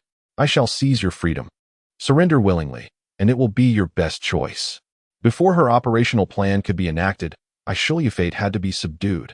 Ashru Lathe, captain of the Luo Guard. Nationality, unknown. Birthplace, unknown. Appearance suggests an age between 20 and 30. Favored weapon is the longsword. Inferred to have been a mercenary for over 5 years. Possesses excellent physical capabilities. Good endurance and considerable combat experience, particularly skilled in armored combat. In an unarmed state, he could be easily subdued and captured through brute force, the first unexpected development. Ashru Lathe possesses a magical longsword that can be summoned by its master. Classified as an unexpected event, still within controllable parameters. The second unexpected development, Ashru Lathe's reflexes, speed, and agility far exceed estimations. Classified as an unexpected event, still within controllable parameters, but void slash must be employed. Master, do not allow her whip to strike you. Carrie's warning rang out. Ashru Lathe leaped backward, narrowly avoiding the whip's deadly strike. The whip struck the ground, shattering it, sending dirt and stones flying. Carrie, what on earth is happening? Is that a whip or a mace? Master, she has achieved something remarkable. She can maintain magical energy upon the whip. She fights while casting spells. It may appear as a whip, but if struck, it feels akin to being hit by a battering ram. What do you mean? But with a whip, as long as I avoid the tip, I should be safe. Master, she can alter the magic on the whip at any moment at that point. Whether it becomes a battering ram or a blade is uncertain. In any case, being struck would result in extremely perilous consequences. I will immediately enhance your physical abilities. The third unexpected development, Ashru Lathe employed magic to enhance his own abilities, completely surpassing known magical theories. Classified as an unexpected event. Conclusion. Entering uncontrollable territory, suppressing Ashru Lathe's capabilities to contain Shinka. Highly dangerous. The longsword thrust upward fiercely, meeting the girl's short sword and the withering blade in a direct clash. The absolute disparity in weight between the two blades became apparent as the short sword was cleaved in two while the long sword remained unscathed. To Ashru Lathe, time seemed to slow, the girl claiming to be Shinka, whose earlier swift movements suddenly appeared sluggish. Every attack was easily discerned and countered by him. The two swiftly transitioned from the whip's attacking range into the longsword's advantageous zone. The girl shifted from offense to defense. Flustered and overwhelmed, easily dispatched by his strikes. A heavy kick landed in her abdomen, propelling her backward, and the whip slipped from her grasp. Remarkably, the girl managed to roll over and sit up immediately. However, this was of little consequence. The cold tip of the sword was already pressed against her nose. Should she make the slightest move, she would be pierced through. A look of despair crossed the girl's face. I never expected. Even before the operational plan could be enacted. It ends here, she murmured to herself, before suddenly raising her chin defiantly, gazing at her victor. Very well, I concede. I no longer possess the strength to resist. A look of resignation adorned the girl's face. Though it is quite presumptuous to make such a request of an enemy. If possible, please grant me a swift and merciful end. She closed her eyes and tilted her head back, exposing her fair neck. Wait, please hold on. Another voice interjected. Ashru Lathe turned his head to see another girl emerging from behind a nearby stone, running toward them and shouting. Astonishingly, she bore an uncanny resemblance to Shinka. Their clothing, hairstyles, and even their braids were identical. It was immediately evident that they were twins. If one had to pinpoint a difference, it would be that one exuded a more robust and mature aura, while the other appeared more innocent and gentle. I apologize. The newly arrived girl rushed directly before Ashru Lathe. However, she did not make any threatening movements. Instead, she knelt on the ground, bowing an apology. Everything is our fault, but please, do not harm my sister. Don't be like this, John. What is there to fear? Is it not merely death? The first girl reprimanded. Who are you? Ashru Lathe sheathed his longsword. Faced with such a girl kneeling in apology, the anger that had simmered within him dissipated considerably. Well, there's no need for such theatrics. I am not a bloodthirsty maniac. My name is John. And this is my sister, Shinka. Why did you attack me? Because we have encountered a significant predicament, and thus were compelled to take such drastic measures. Shinjan hesitated, looking at Ashru Lathe, stuttering, unwilling to articulate the matter clearly. Very well. I shall forgive you this time. He stepped past the two sisters and continued on his way. But there shall not be a next time. Do you understand? You do not wish to inquire about the nature of our trouble? Came Shinjan's astonished voice from behind. There is no need to ask. Why force a girl to reveal something she is unwilling to speak of? He walked a short distance, then turned to find that the two sisters had already vanished. Master, why did you not inquire further? Came the voice of Gali. Is it truly necessary? What does knowing extraneous details accomplish? I am but a humble captain of the guard, with no need for excessive information. He returned to the town and visited his usual tavern for a meal. Just as he was finishing, a child darted through the tavern door. Captain Ashru Lathe, the mayor urgently seeks your presence. The child called out upon seeing him. In the council hall, the esteemed mayor awaited him, accompanied by several unfamiliar faces. The leader among them donned splendid silver armor, a remarkably large longbow slung across his back. The bowstring was not made of ordinary leather, but of a silvery material, resembling strands of silver, shimmering with a faint glow. A magical bow. Ashru Lathe mused to himself upon seeing the figure. Captain Ashru Lathe, allow me to introduce Sir Perrin, a holy knight from the True God Church. Sir Perrin, this is the captain of the town's guard, Ashru Lathe. It is a pleasure to meet you. They exchanged pleasantries. Master, this individual exhibits signs of bioenhancement. Gali's voice chimed in. Bioenhancement. You lack the necessary clearance for an explanation. However, it can be understood that this person is quite formidable. May I inquire why the holy knight has come here? Luo is a tranquil little town, a perfect respite for relaxation. I apologize, Captain Ashru Lathe, but I have come on official business and require your assistance. This matter is of utmost importance. In the name of the star domain deities, I compel you to cooperate with me. May I hear the specifics? Certainly. Mayor, Captain Ashru Lathe, I have come to apprehend two exceedingly dangerous dark witches. Ashru Lathe immediately recalled the pair of twins he had encountered earlier. Allow me to provide a brief overview of the situation. These witches were mentors at the Light Magic Academy within the church. Originally blessed by the star domain deities, they were destined for great futures. However, they succumbed to the temptations of dark forces and began to study dark magic. It is a profoundly sorrowful affair. Indeed, it is quite lamentable. Ashru Lathe nodded, though the depth of his sorrow remained unexamined. Naturally, no one knew that just this afternoon he had resurrected a horse using dark magic. After discovering their research into dark magic, we holy knights immediately commenced a pursuit.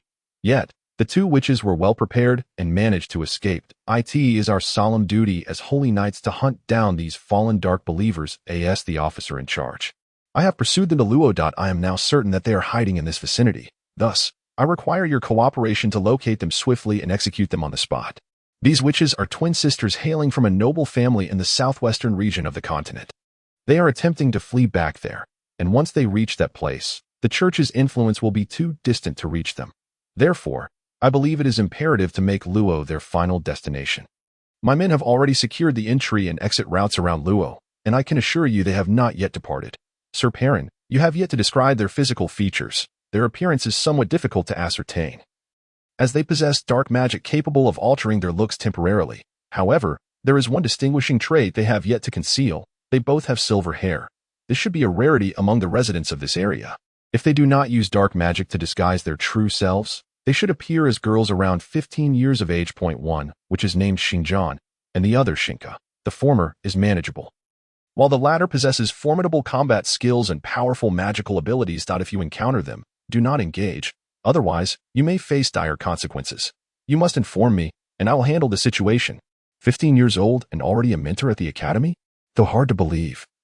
It is indeed the truth. They are prodigies in the realm of magic, their abilities far exceeding their years. It is a pity that such talented individuals have fallen into the ranks of dark witches. So, Sir Perrin, what do you wish us to do? Captain, I believe your first step should be to organize a thorough search of the town, identifying all outsiders. Chapter 21. The merchant caravan Luo is truly a small place. The so-called thorough search of the town commenced in the morning and concluded entirely before lunch. Of course, no results were yielded. However, upon receiving this news, Perrin appeared unfazed. He merely suggested tightening control over food supplies. While the two dark witches could hide outside the town, they would still need to purchase food within. Yet, despite Luo's small size, 30 soldiers could hardly achieve a complete lockdown. Moreover, the traffic in this little town had noticeably increased of late. This was due to a large merchant caravan that was about to arrive in Luo. For this remote location, such an event was exceedingly rare. Historically, Luo's trade connections with the outside world had been facilitated by various small merchants.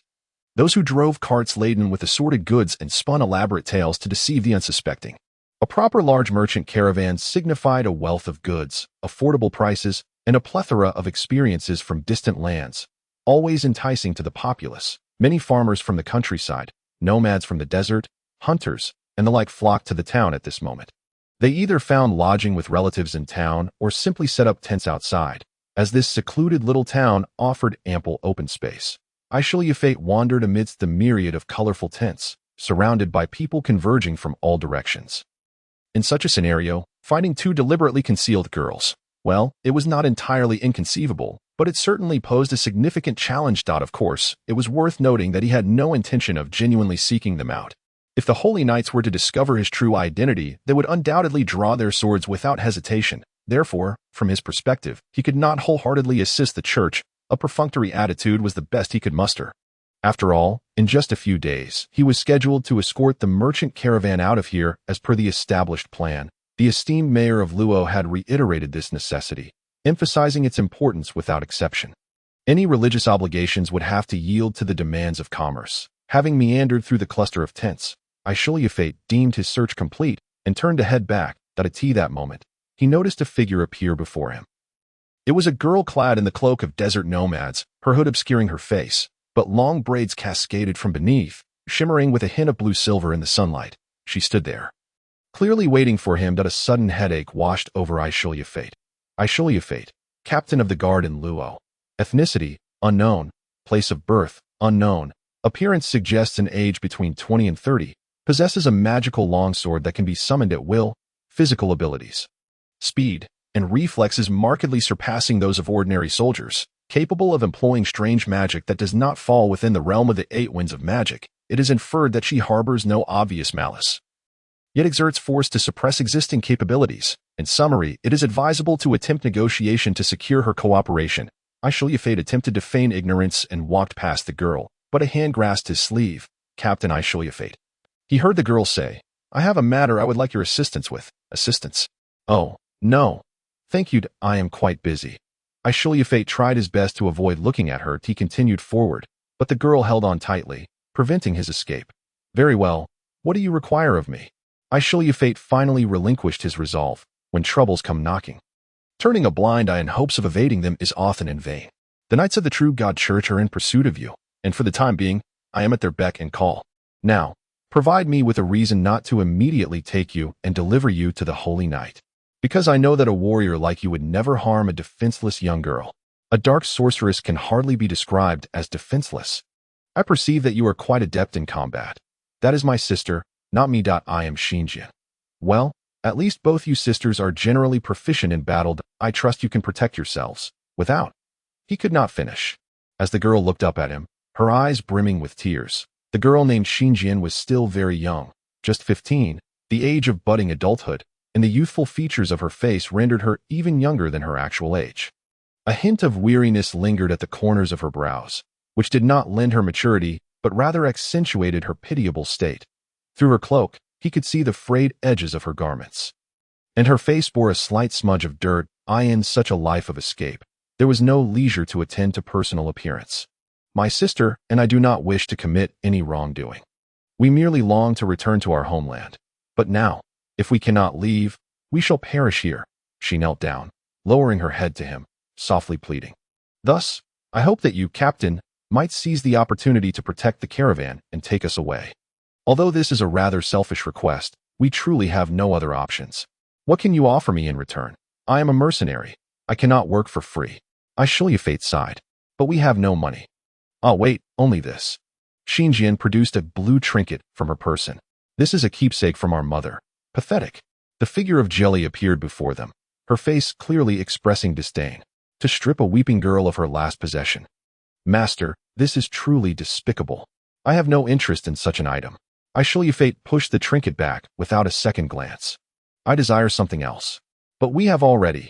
After I take you away, both of you sisters must spend a night with me. Ashru Lathe replied leisurely. Both of you must accompany me for one night. If you agree, I shall consent to assist you. Ah. Xinjian's eyes widened, and after a moment's hesitation, she bit her lip.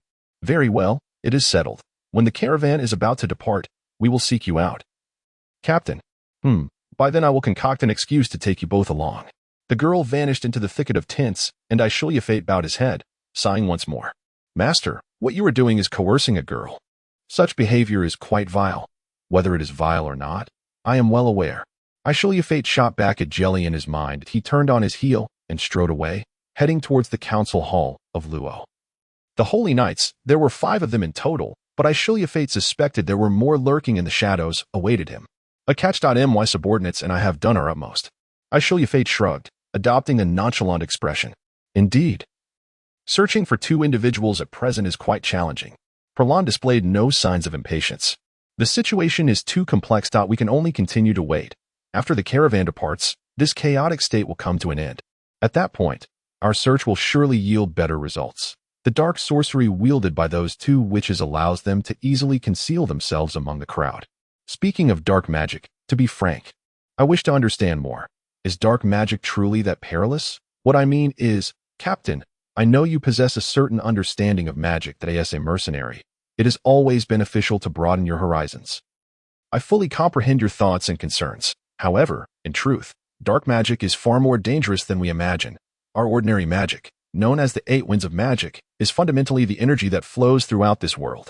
Manipulating this energy to cast spells is, in a sense, akin to operating cannons or hurling stones with a catapult. Though it requires some specialized skill and wields tremendous power, it remains external force. The wielder is still a human being. Yet, the energy of dark magic is a form of energy that has settled after the amalgamation of the 8 winds of magic, a dead energy. Those who utilize dark magic must accumulate this energy within their own bodies in order to wield it. This is the crux of the matter. Dark sorcerers, even if their intentions are noble, will ultimately be led down a path of darkness by the very nature of this magic, as the power of dark magic will inevitably distort their minds. Ashru Lathe. I trust you have heard of the dimensional stone. When the energy of dark magic accumulates to a certain extent, it crystallizes into this stone. Anyone who comes into contact with a dimensional stone, even with protection, is liable to succumb to madness. This has been proven by multiple instances. And as for vampires, you must have heard of them as well. Vampires are the ultimate downfall of dark sorcerers, transforming into monsters that feed on blood, completely devoid of humanity. Therefore, please trust the judgment of the true God Church. What you are doing is sacred and indisputable, and do not burden yourself with unnecessary psychological weight. Yes, I understand. Upon hearing the word vampire, Ashru Lathe's expression involuntarily shifted. Despite his efforts to conceal it, he could not escape Perlin's keen, eagle-like gaze. Then I shall take my leave for now. We will strategize after the caravan departs. Watching him leave, Perlon glanced at his companions nearby. Did you feel that? The Holy Knight whispered. Our Captain Ashru Lathe seems to be harboring some secrets from us. We must intensify our surveillance of him. When Ashru Lathe returned to his quarters, He held a plump chicken he had just purchased. He entered the kitchen and deftly slaughtered the bird, filling a large bowl with its blood. Ashru Lathe lifted the bowl, and merely inhaling the scent of the chicken's blood induced a wave of nausea. "Master, what are you doing?" Jelly inquired, perplexed within his mind. "Jelly, is it certain that I will become a vampire? Is there any possibility of an error?" "Well, there is indeed a possibility. According to my calculations, the likelihood is 1 in 40,000. However, I have already informed you that even if you were to become a vampire, you do not genuinely require blood. It is merely a psychological anomaly caused by physiological changes, which is excellent," Ashru Lathe murmured softly to himself. Utterly oblivious to Jelly's subsequent words. As the chicken began to simmer in the pot, the sounds of commotion and cheers erupted outside. It was a rare sound in this small town, immediately signifying that something significant had transpired. The long-awaited caravan had finally arrived. Chapter 22. The caravan remained in Luo for a full 5 days. These 5 days could be likened to a festival for this frontier town on the edge of the desert. The caravan brought with it a plethora of goods, diverse and bountiful. Exquisite ironware and beautiful glassware from the east. Precious furs that resist the rain from the north. Smooth silk from the south. Premium salt from coastal cities.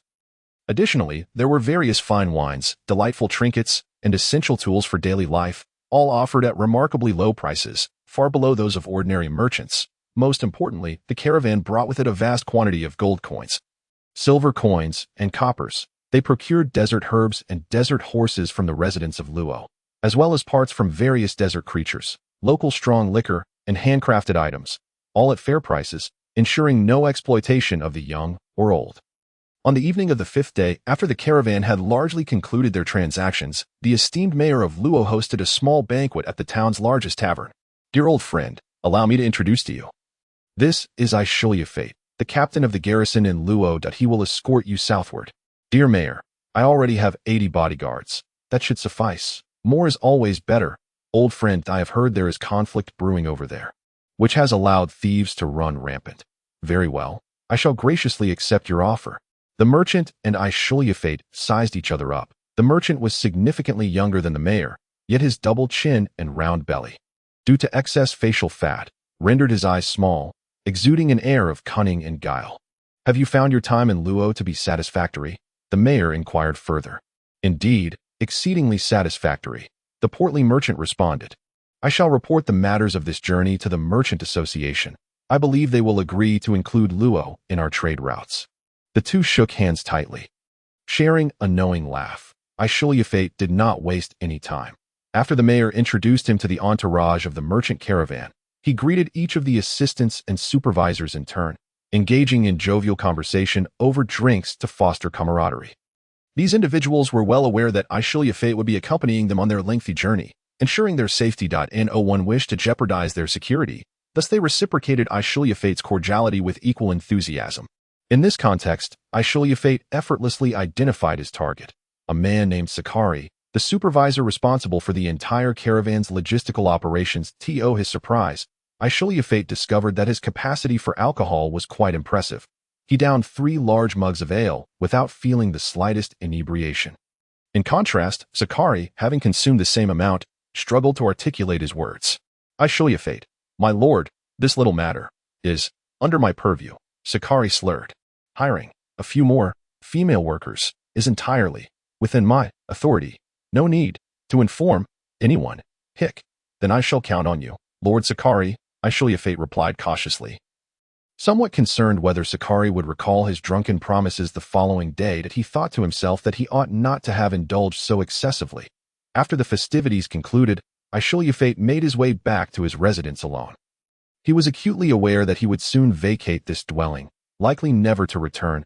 His tranquil time spent in this serene town was drawing to a close, with a sense of nostalgia. He opened the door, only to find 2 figures awaiting him in the room. "I have taken care of it. Tomorrow morning, you shall report to Sakari, the logistics supervisor of the caravan, that I informed him that you are the children of a deceased friend of mine, wishing to earn your keep. That Ashru Lathe is conspiring with witches."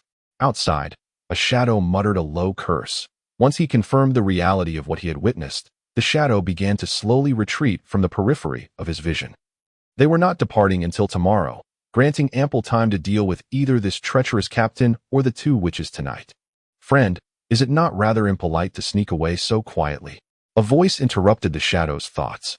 He was taken aback to find Ashru Lathe had somehow approached him from behind. The shadow swiftly drew a dagger, but before he could act, a long sword appeared in Ashru Lathe's hand. In the darkness, the two figures crossed paths.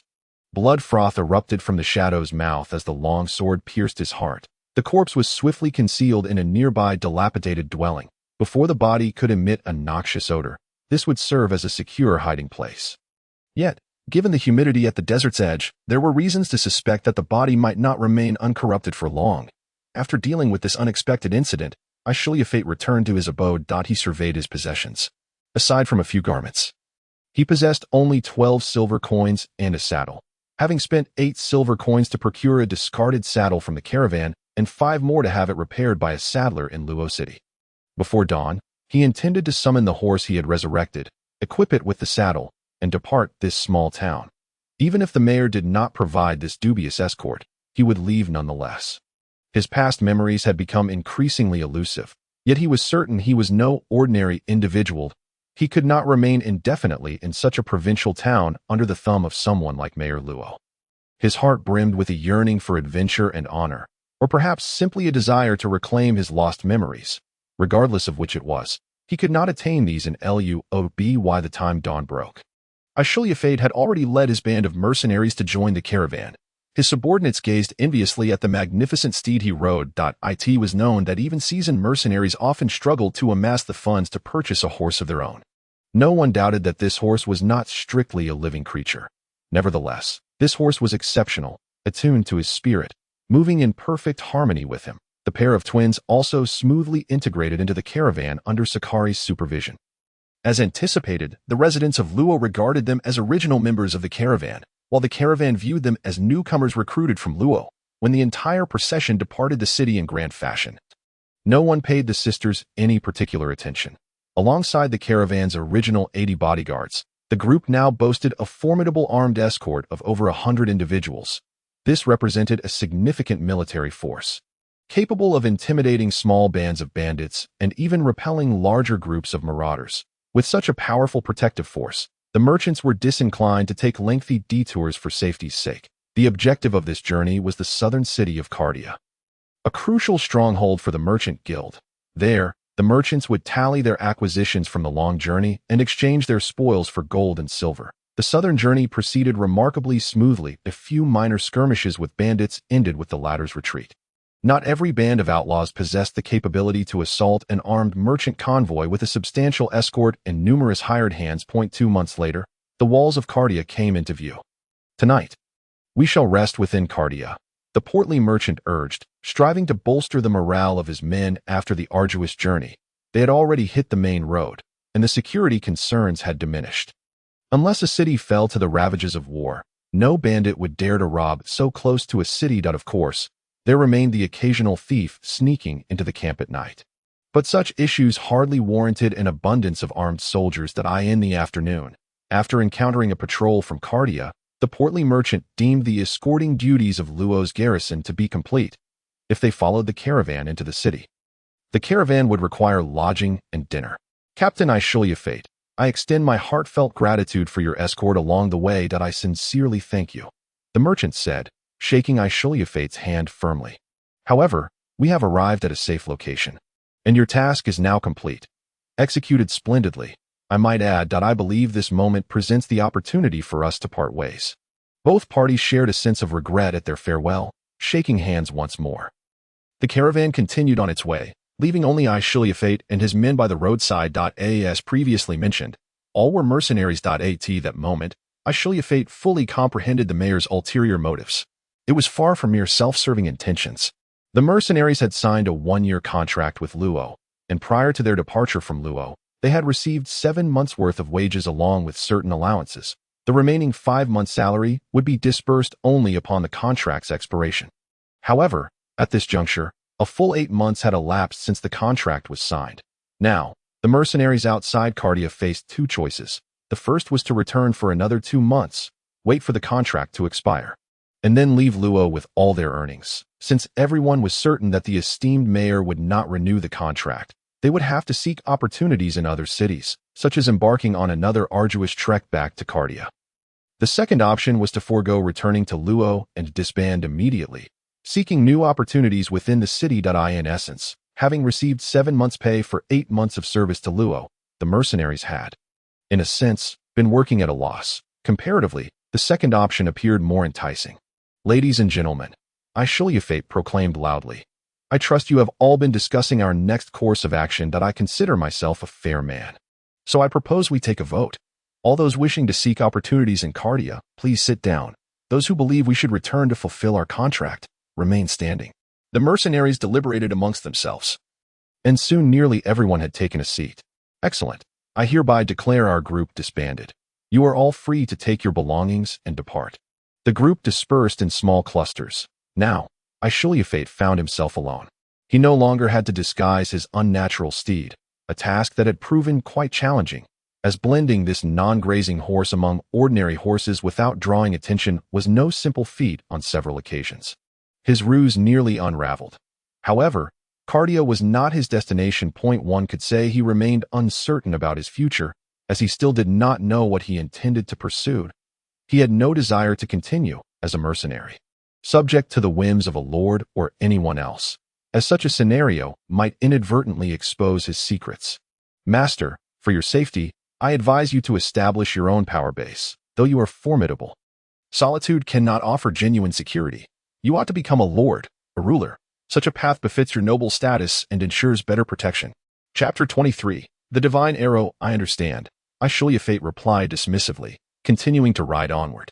He did not follow the main road, but instead veered into the forest bordering the path. Perhaps it was merely a prudent thought. Regardless of the location, a solitary traveler always attracted danger. Even within a city. Although he possessed little money, the magnificent horse he rode could easily incite jealousy. He could distinctly sense the flow of dark magical energy. The horse was more easily tamed than he had anticipated, and he could effortlessly control it with the reins and his legs. Yet even if he relinquished the reins, he could still subtly guide the horse's movements with a trace of dark magical energy. Although Ashru Lathe felt rather confident in himself, Carrie bluntly informed him that his magical prowess could only be classified as rudimentary and rather crude, hardly differing from that of apprentices who merely scratched the surface of their studies. Conversely, she also remarked that Ashru Lathe's combat skills were commendable, his swordsmanship rivaling that of any other. Venturing into the forest at night posed considerable danger. However, Ashru Lathe had discovered that he possessed the ability to see in the dark. What to ordinary people was an impenetrable blackness was, in his perception, no different from the twilight hours. Perhaps his horse shared this trait, as he effortlessly navigated through the intricate forest, arriving at a clearing.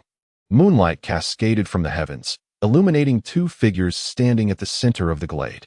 Is it you?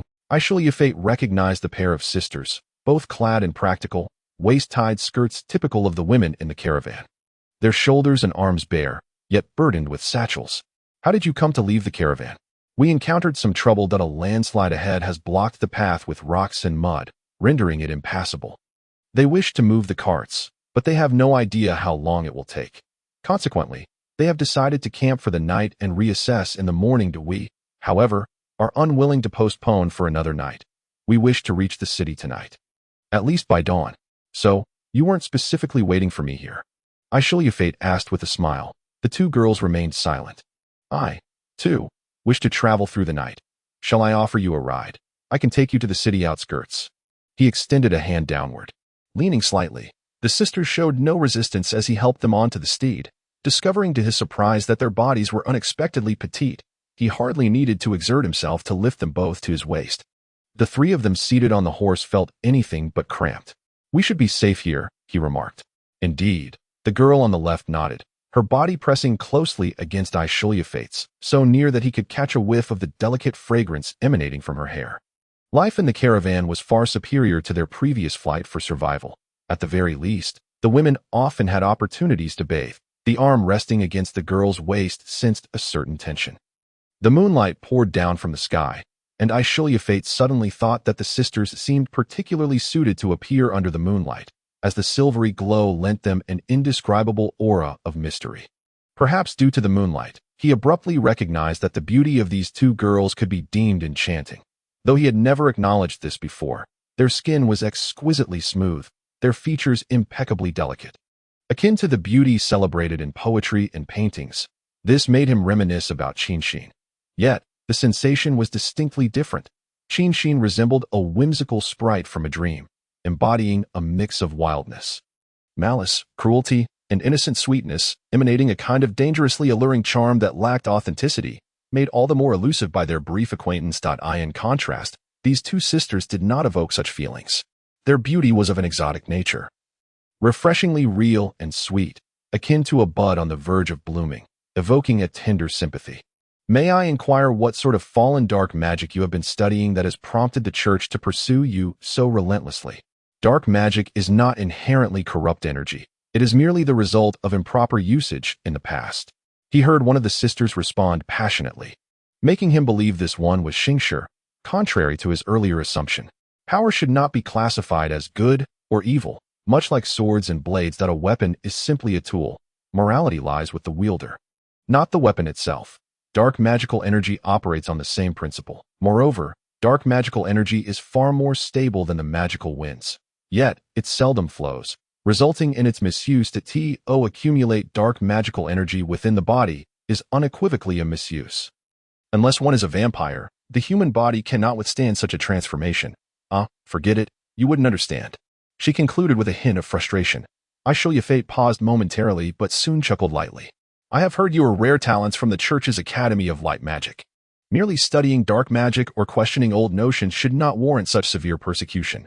Additionally, I am curious, as fellow instructors at the Academy of Light Magic, why is it that you possess no abilities? While your sister excels in both combat and magic, how did you recognize us? Xingshi exclaimed in surprise, lifting her head. Because your physique is soft, whereas your sister's body exhibits the unique resilience of one who is trained. Upon uttering this, he noticed both sisters' faces flush crimson. However, Xingshi lowered her head, while Xingshi turned her gaze forward, straining to feign ignorance. You still haven't explained why you are being pursued so relentlessly. Is it merely for harboring new theories? We sought to find evidence proving that dark magic is not evil. Thus we completed a secret technique together. And then, suddenly, without our understanding, the Holy Knight stormed into the academy to arrest us. They would accept no explanations. We had no choice but to flee. And then, you already know the rest. What kind of secret technique? You wouldn't comprehend it even if I told you. That may not be the case. Do indulge me.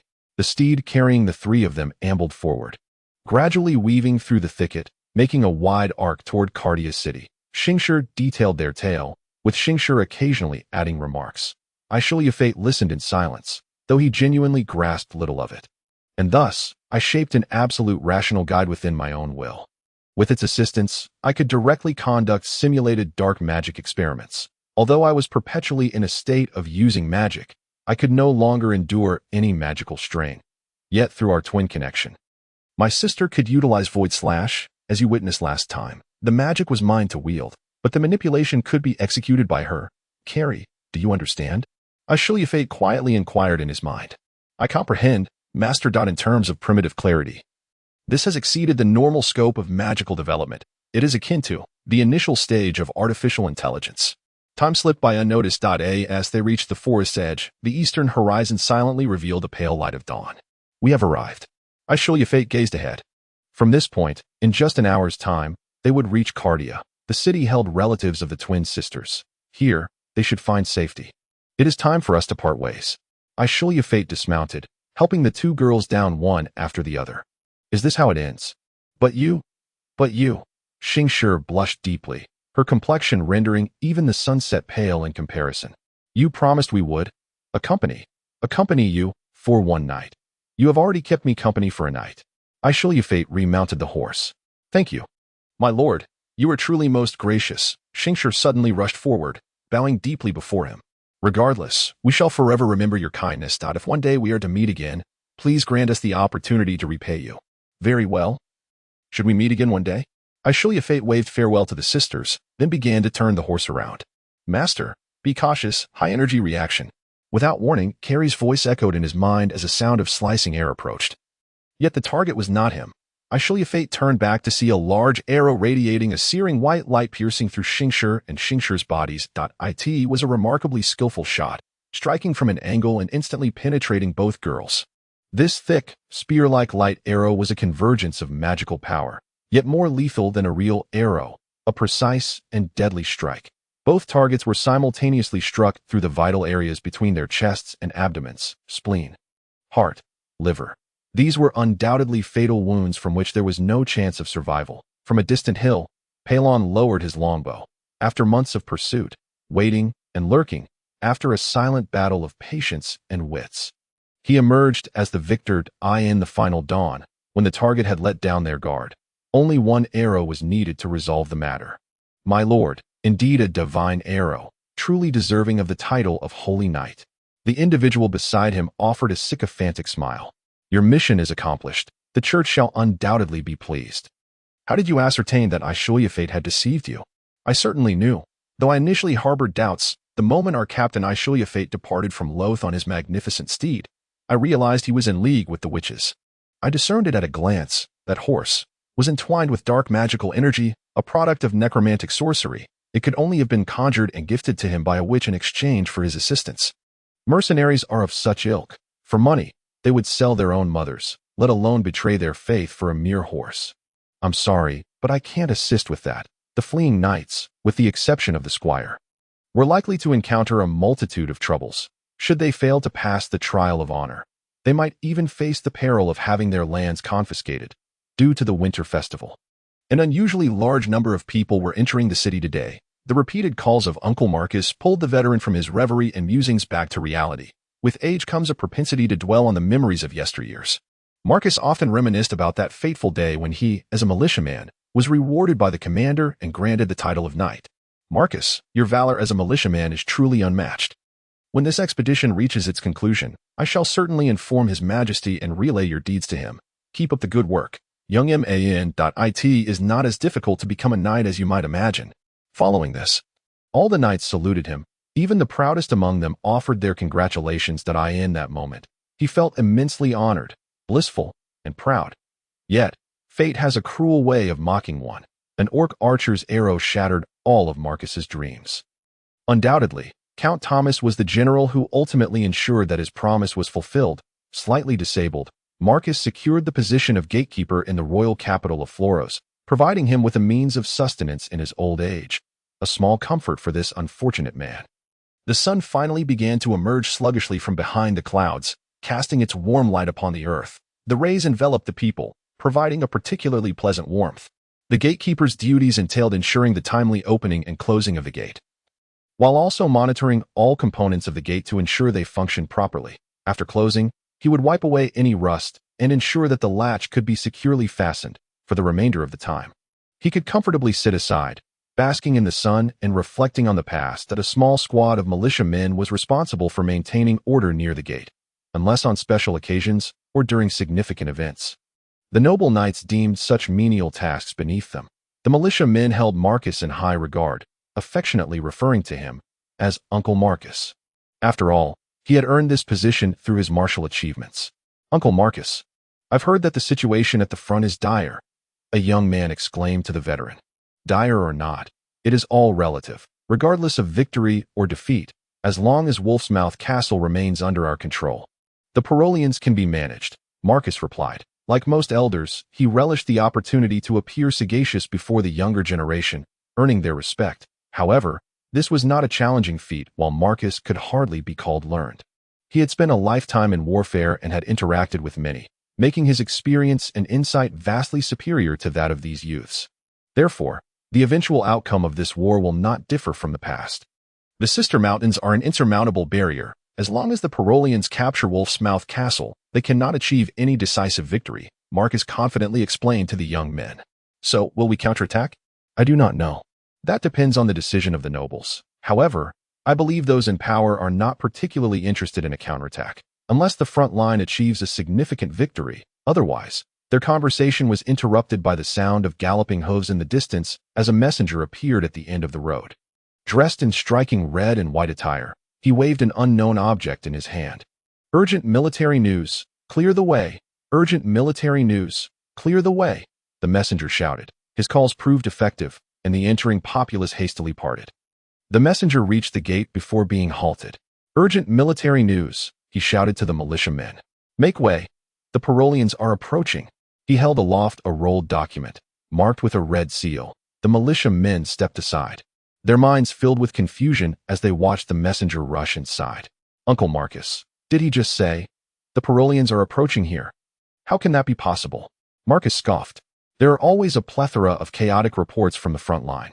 Many hot-headed nobles fail to take a moment to ascertain the truth before relaying military information back. That a small squad is often mistaken for a large army, and a band of bandits can easily be misinterpreted as the vanguard of a grand force.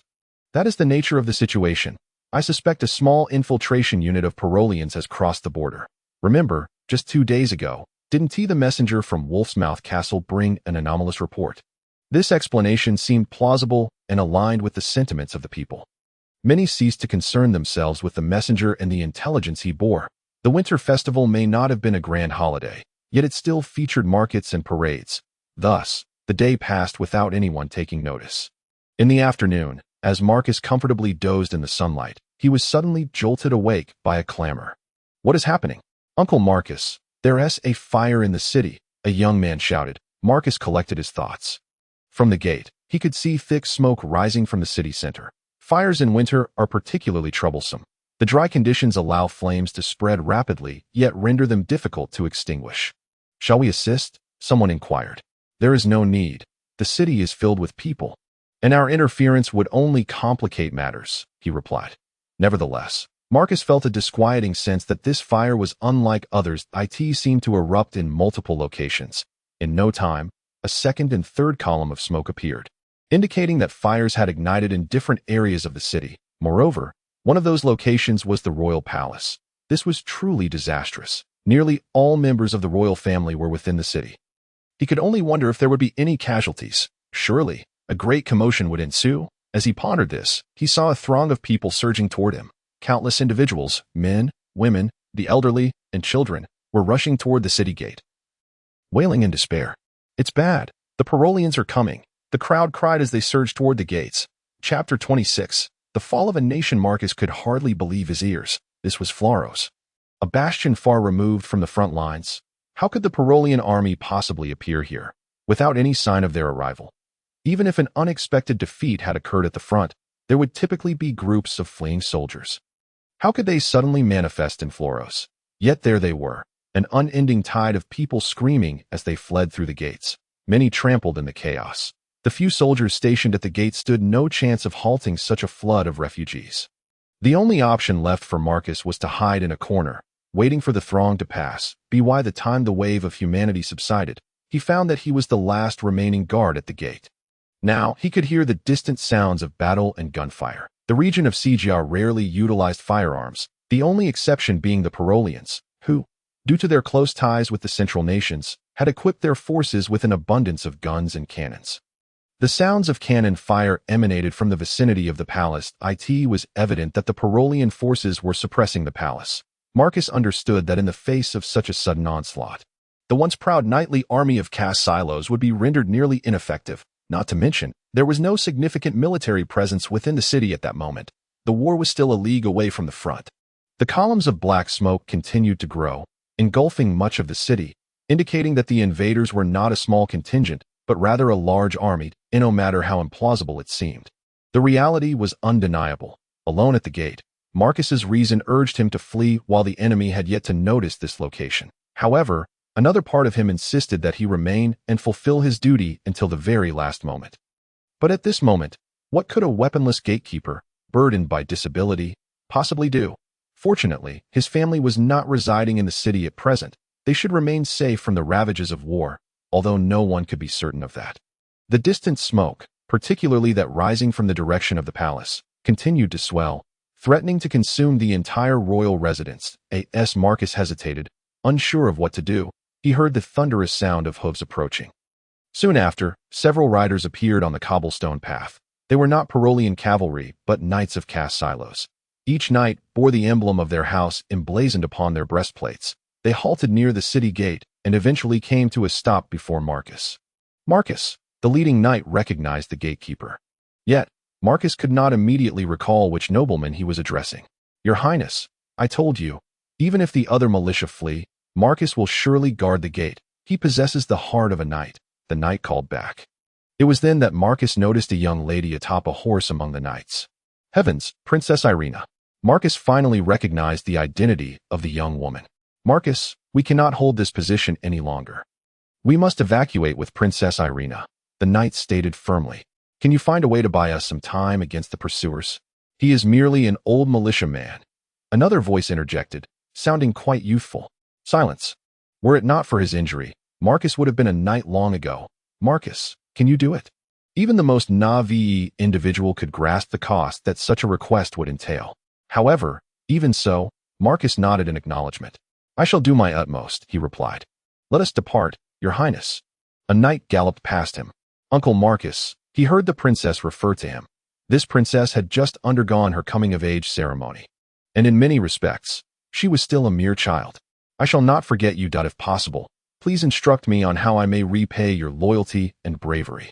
I have 3 sons in the army, and I hope that one day, Your Highness will look after them. According to the law, they shall inherit your knightly title and receive the corresponding status and honor."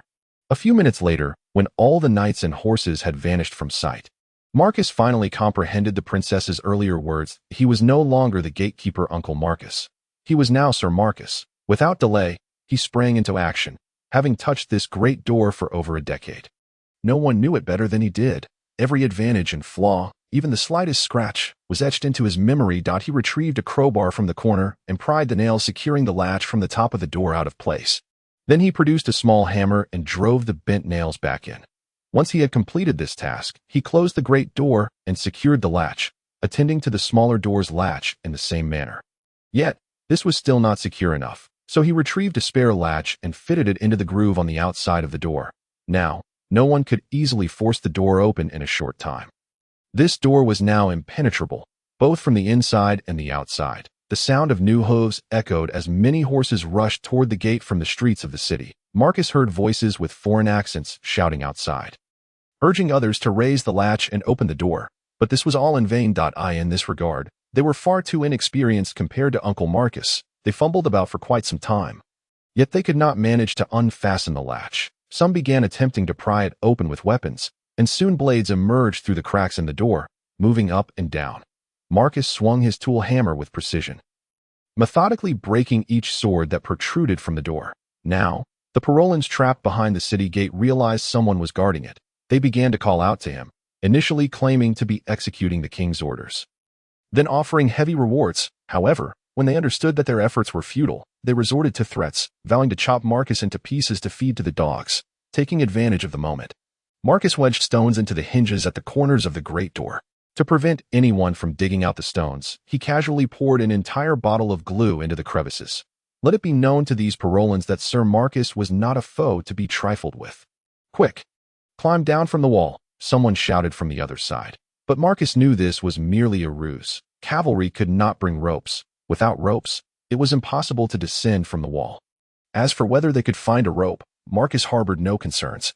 Even if they managed to come down, it would take them a considerable amount of time to unfasten the door and allow the horses to escape. Time would prove Marcus's judgment correct. Those on the wall shouted angrily, some wildly firing arrows, yet none could descend. Marcus leisurely inspected the great door while effortlessly thwarting every futile attempt by the Parolans to pry open the latch. "My lord, let us take a detour," someone suggested from across the door, only to be met with a furious retort. "The way over there is blocked by flames. How can you detour?" "The axes have arrived," he heard someone cry out. Then came the heavy chopping sounds landing on the door. What foolish young men! Marcus shook his head. If they truly intended to split this heavy door with axes, they would be at it until dawn. Enough time for Marcus to take a nap and then reconsider the matter. After chopping for a long while, the enemy finally abandoned this foolish notion and resorted to the dreadful idea of burning it down. The searing waves of heat posed some trouble, but when the heat dissipated, the great door stood resolutely firm. "The cannon has arrived." Marcus heard the cheers from the other side. Had the time truly come for an end? Marcus glanced at the sky. Unbeknownst to him, so much time had passed that the sun was nearly setting. His delay had not been slight, it had consumed an entire afternoon. during which the Parolans had not advanced a single step outside the city. He tightened his grip on the tool hammer. The militia might flee, but a knight must fight to the bitter end. Ready, fire. At the sound of this command, he heard a tremendous roar. It was the last sound he would hear in this world.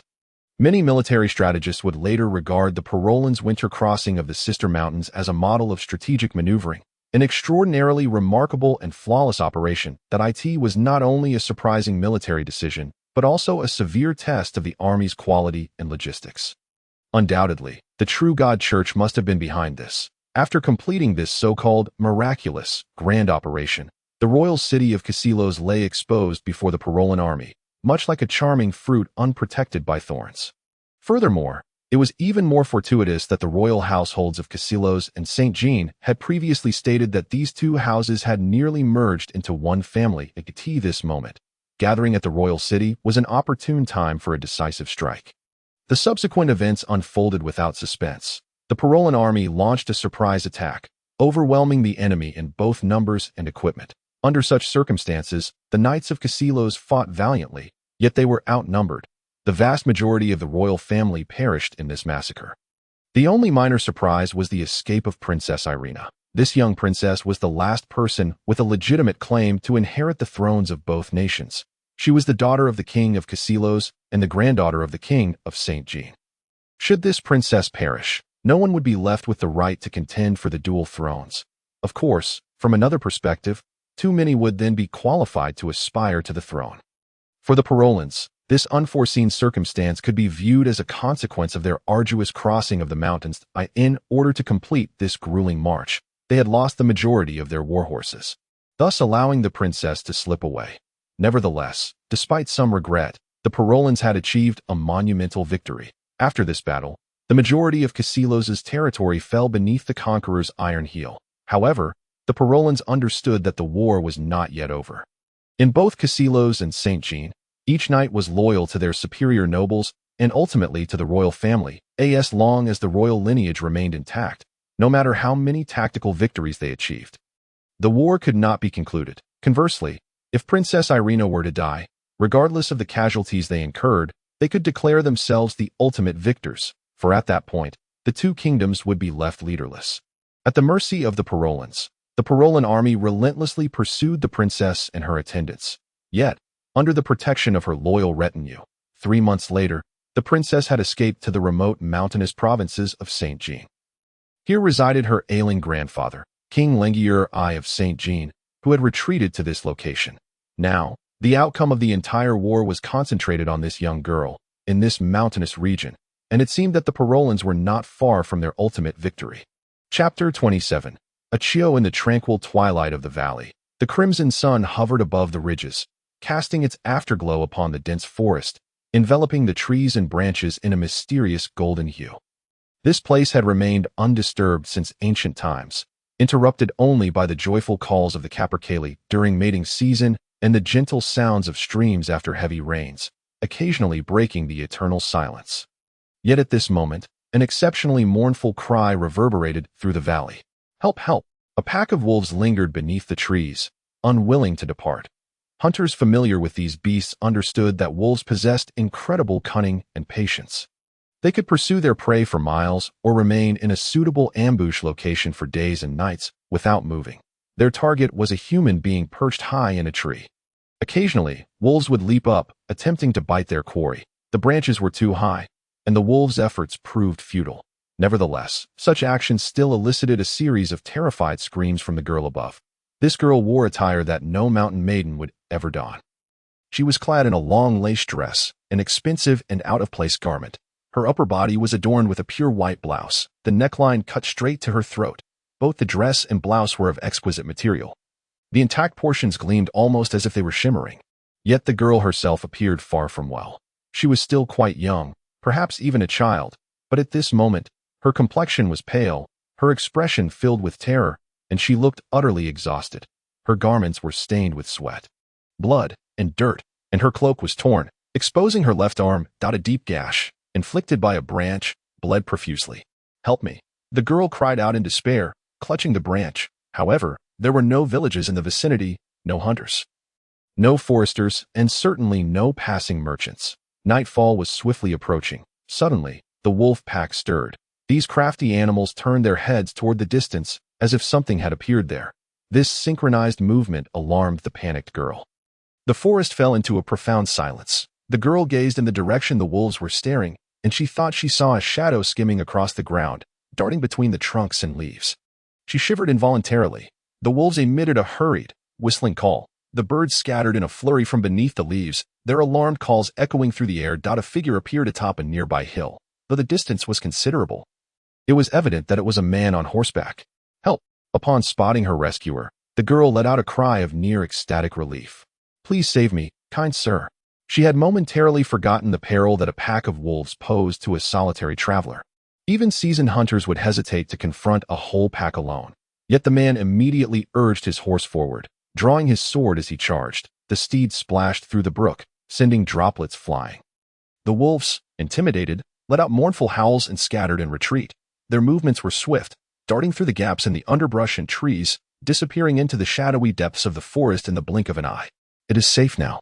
After ensuring that the wolves had completely fled, the stranger approached the base of the tree. The girl, attempting to descend, lost her grip and fell. However, the stranger was quick and caught her in his arms. Thank you, kind sir, the girl said, her face flushed. Her voice barely above a whisper. The stranger set her down, granting her the opportunity to scrutinize him. He was quite young, perhaps in his 20s, with a sharply defined, stern visage. If he were to adopt a frown, he would certainly exude an aura of formidable authority. Yet at that moment, the smile playing at the corners of his mouth rendered him remarkably approachable, devoid of any coldness. He was clad in leather attire, typical of a traveler, concealing his social standing. Nevertheless, he bore a long sword and rode a magnificent steed, one capable of navigating through a pack of wolves without flinching. Only horses of exceptional lineage and rigorous training could achieve such prowess.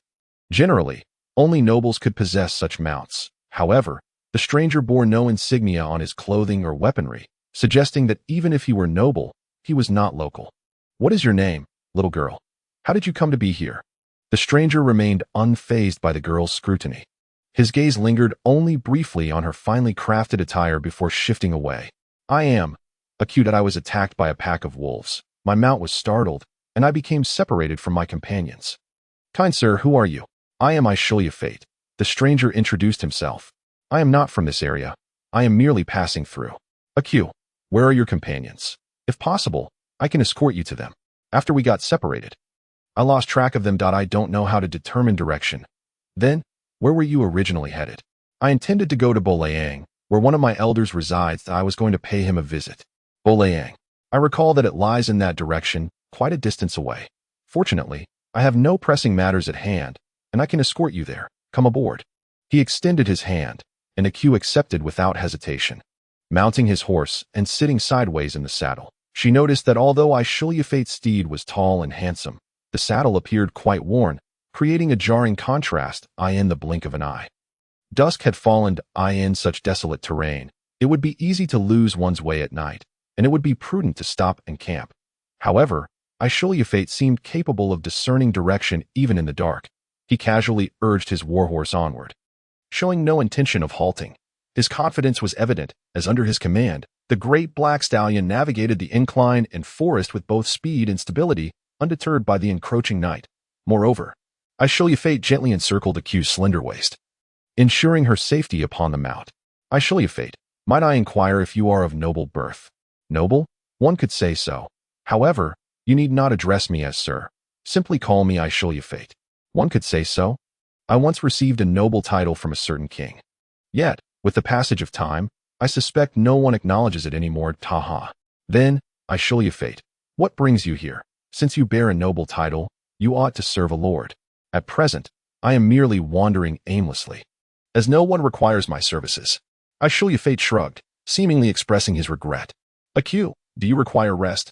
If we travel through the night, we could reach Bolayang by afternoon. Otherwise, we may not arrive until the day after tomorrow. No. I can manage the night journey. The girl responded eagerly, leaving no room for misunderstanding. However, despite her words, her body could hardly support her resolve. Though the ride was jarring, the fatigue began to encroach upon her consciousness. She was not accustomed to rigorous exertion, and after a day of relentless travel, she was already utterly exhausted. Coupled with the earlier encounter with the wolves, both her mind and body succumbed to weariness. And she found herself leaning against Ashru Lathe's chest. "Aq, she heard a gentle whisper near her ear. "No. Don't," she muttered in her sleep, but in the next instant, a primal fear overwhelmed her drowsiness. The girl opened her eyes to find herself in a more open clearing at dawn. A group of men clad in tattered leather armor, wielding spears, surrounded them. These men, filthy in appearance and lacking helmets, resembled bandits more than soldiers. Ashru Lathe halted his steed, sitting calmly atop it as he faced them. Sword gripped firmly in hand. "Aha, looks like fortune has favored me today," a burly man with a thick beard exclaimed with delight. "Kid, get down. We want that woman." "It seems," Ashru Lathe began, "I am unfamiliar with you all. Is such a demand not excessive? Moreover, this lady is not my slave, but a free person." 1, 2, 3, 6, 7 men, far too many to in a moment of terror. Aq clutched Ashru Lathe's hand tightly. "Sir, please, don't hand me over to them," she pleaded softly. Yet she knew the situation was dire.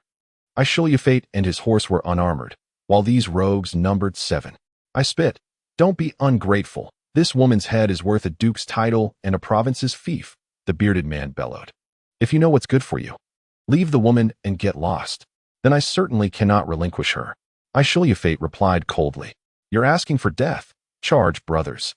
Ashru Lathe remained still, yet his warhorse lunged forward. The 2 bandits who had been creeping up behind him were now rendered harmless, while those on either side were caught off guard and failed to obstruct him. Now, only the bearded man remained before him. Only soldiers of rigorous training could stand firm against a charging warhorse. As it turned out, the bearded man was not among them. He hastily retreated to the side, hoping to dodge the horse's direct assault, but the open space offered no cover. The shadow of the warhorse swept past him, and the longsword sliced through the air. The bearded man let out a piercing scream, collapsing to the ground like a deflated sack.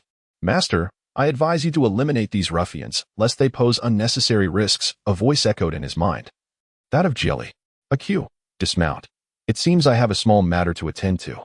Ashru Lathe gently lowered the girl to the ground as Aq became aware that the hem of her skirt was stained with the bearded man's blood.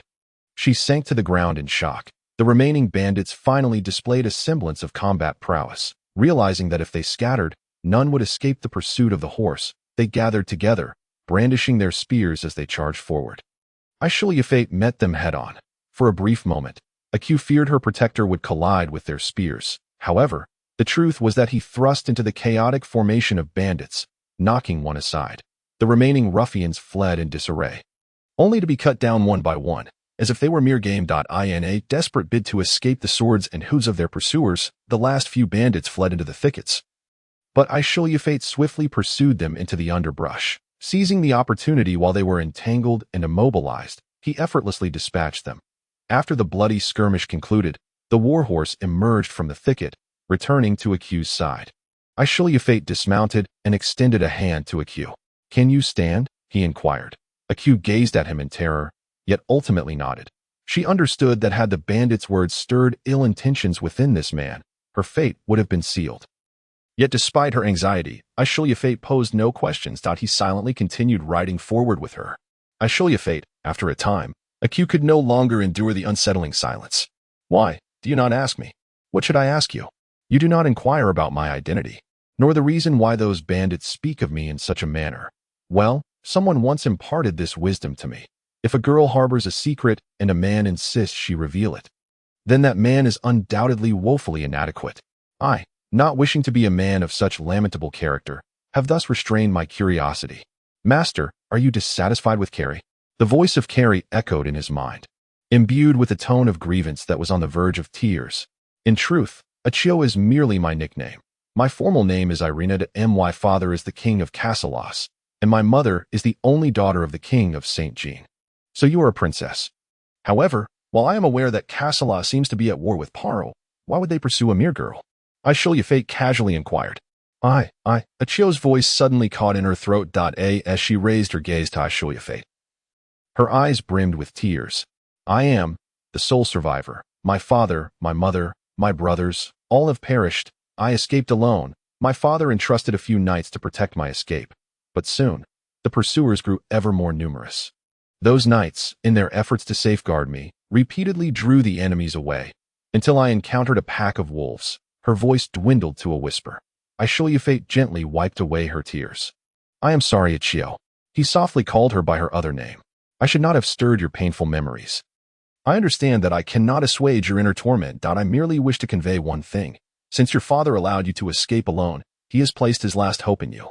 No matter what, you must not betray his hopes. You must find a way to survive. Be strong. Since you are a princess, allow me to temporarily assume the role of your knight. Regardless, I shall endeavor to escort you to Berlin. Irina gazed at Ashru Lathe's face, unable to contain her emotions, and burst into tears. Berlin is where my grandfather resides in seclusion. My father told me to flee here, and he would assist me. Once her emotions settled, Irina spoke. I have heard of it as well. People say the king of St. Jean has fallen ill, and thus, the affairs of state have been handled by others, leading him to retreat to Berlin. They had traversed the sparsely populated mountainous region and arrived at a narrow path. Likely an extension of some village or town. If their sense of direction was accurate, they were nearing Berlin. Upon entering a narrow valley, it was evident that the path had been meticulously maintained. Suddenly, Ashru Lathe halted his warhorse. What is it? Irina inquired.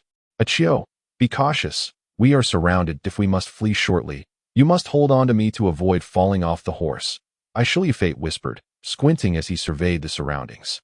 A horn sounded, and in the next moment, figures clad in camouflage emerged from both sides of the valley. Bows were drawn, aiming at the two riders caught in the trap.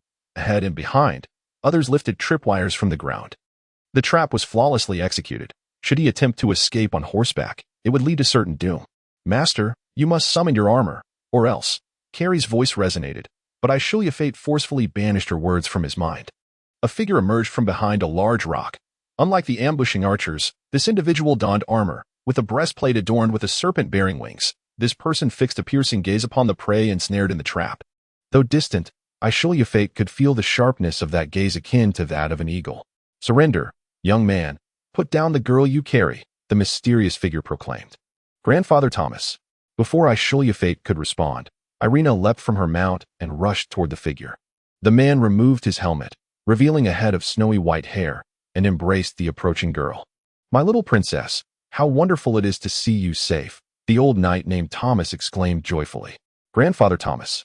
Irina, nearly breathless from the embrace, finally clarified, he is not an enemy. He is the knight who has protected me along the way. His name is Ashru Lathe. Ashru Lathe, this is Count Thomas, the lord of this region and a dear friend of my grandfather. As Ashru Lathe entered the tent, the air was devoid of the joy of reunion. Thomas appeared calm, while Irina sobbed at the table. That it seemed Thomas had inquired about the fall of the royal city, stirring painful memories for the young girl. Young man, I am grateful to you for saving the princess. Thomas expressed his gratitude to Ashru Lathe. As for the earlier offense, I extend my apologies. No, it is of no consequence. Ashru Lathe gazed at the elder, known as Thomas. According to Irina, Thomas had surpassed 80 years of age, yet he appeared far younger than his years would suggest. Thomas possessed broad shoulders and a well-proportioned physique, devoid of the usual frailness or corpulence associated with old age. In fact, he was clad in heavy armor and moved with ease, demonstrating no doubt that he could still command a warhorse and wield weapons in battle. Rather than an aged man, he resembled a seasoned hawk. Irina, I shall take you to see His Majesty at once, Thomas declared. I have already notified all neighboring lords to gather in Berlin immediately. The Paro will not relent. They will swiftly assemble their forces for an assault. War shall commence shortly, yet their speed seems too hasty. How could they pursue so closely without familiarity with the terrain? It is the Greyhound Knights. Irina ceased her tears. The Paro have conscripted those bandits, granting them the title of Greyhound Knights, and set them upon my trail. No wonder. With such a familiar force pursuing them, it was clear why they had struggled to maintain their footing. Sir Thomas, may I pose a small question? Ashru Lathe inquired. What is it? I have heard that the Lord of Berlin is a seasoned general, victorious against all foes. Ha ha ha. Such talk is merely the folly of the uninformed. I have fought in fewer than 50 battles throughout my life, both great and small. Where lies the victory in that? My lord, a voice interrupted. Ashru Lathe turned to see a young man he did not recognize entering the tent. Irina, the young man exclaimed upon spotting the tear-streaked princess.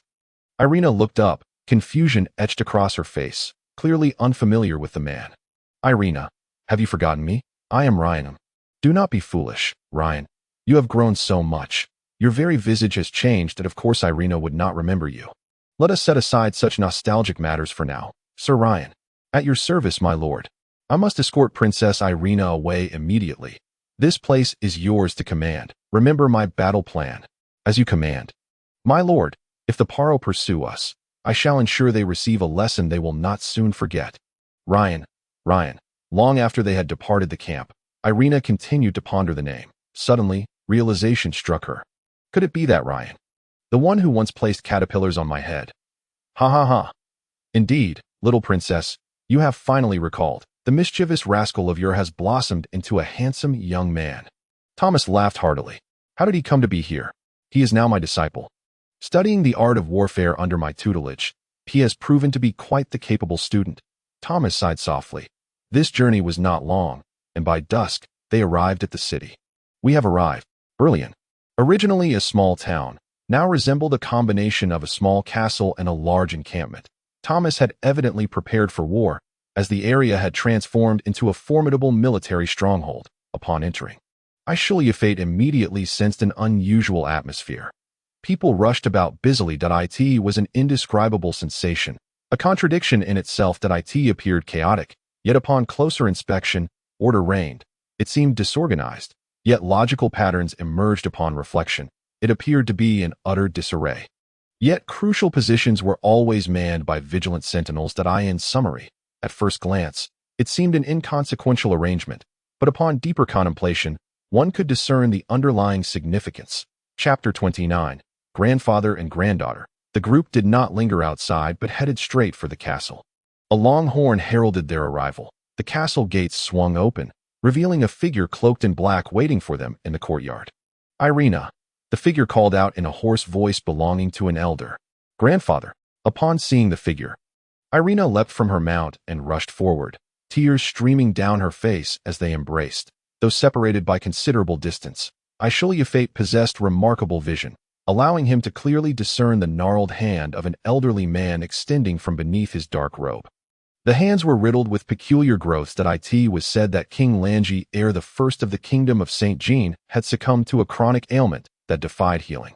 Losing his regal majesty and retreating into seclusion, it seemed that the tales of yore were far from mere rumors. Thomas wisely chose to linger near the entrance of the castle, maintaining a respectful distance from the elderly man and the girl, in order to avoid intruding upon this rare reunion.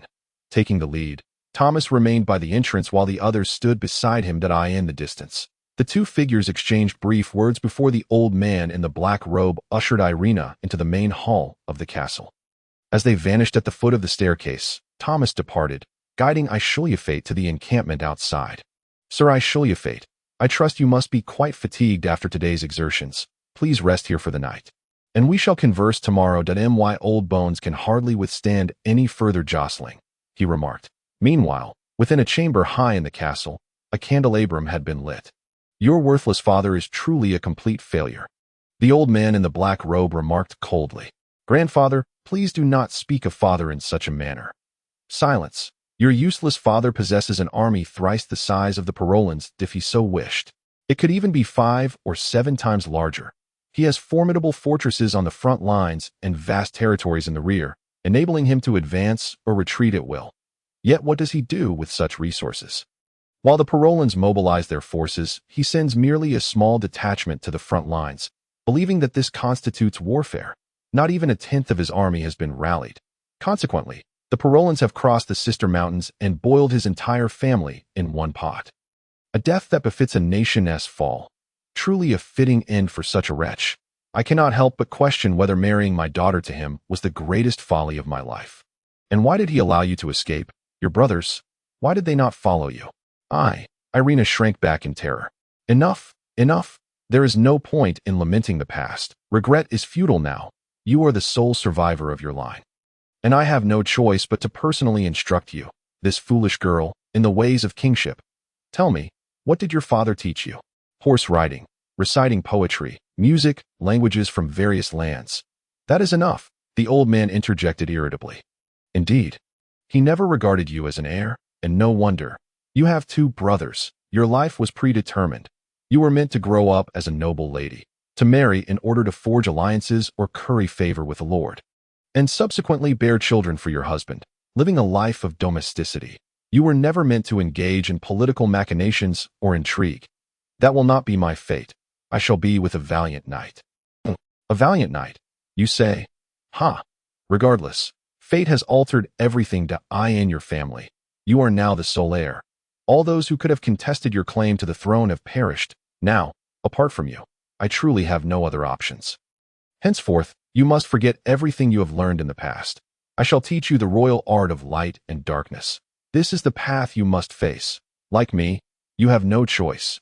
Either follow me and diligently master all that you must learn, or perish.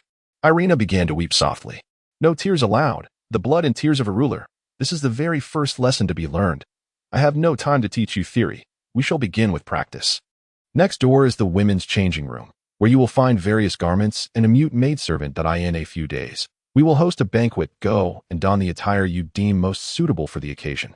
Then return to me if your appearance does not satisfy me. I will swiftly correct you. Remember, extravagance is not the goal. These are tumultuous times. An overly lavish display will lead your subordinates to perceive you as inherently extravagant, making them wary. Yet you must also avoid appearing too plain. The queen's beauty is her foremost weapon in winning over her subjects. This is your first lesson. Ashru Lathe emerged from his modest chamber and observed that Thomas did not reside within the house, but rather dwelled in a tent alongside the common soldiers.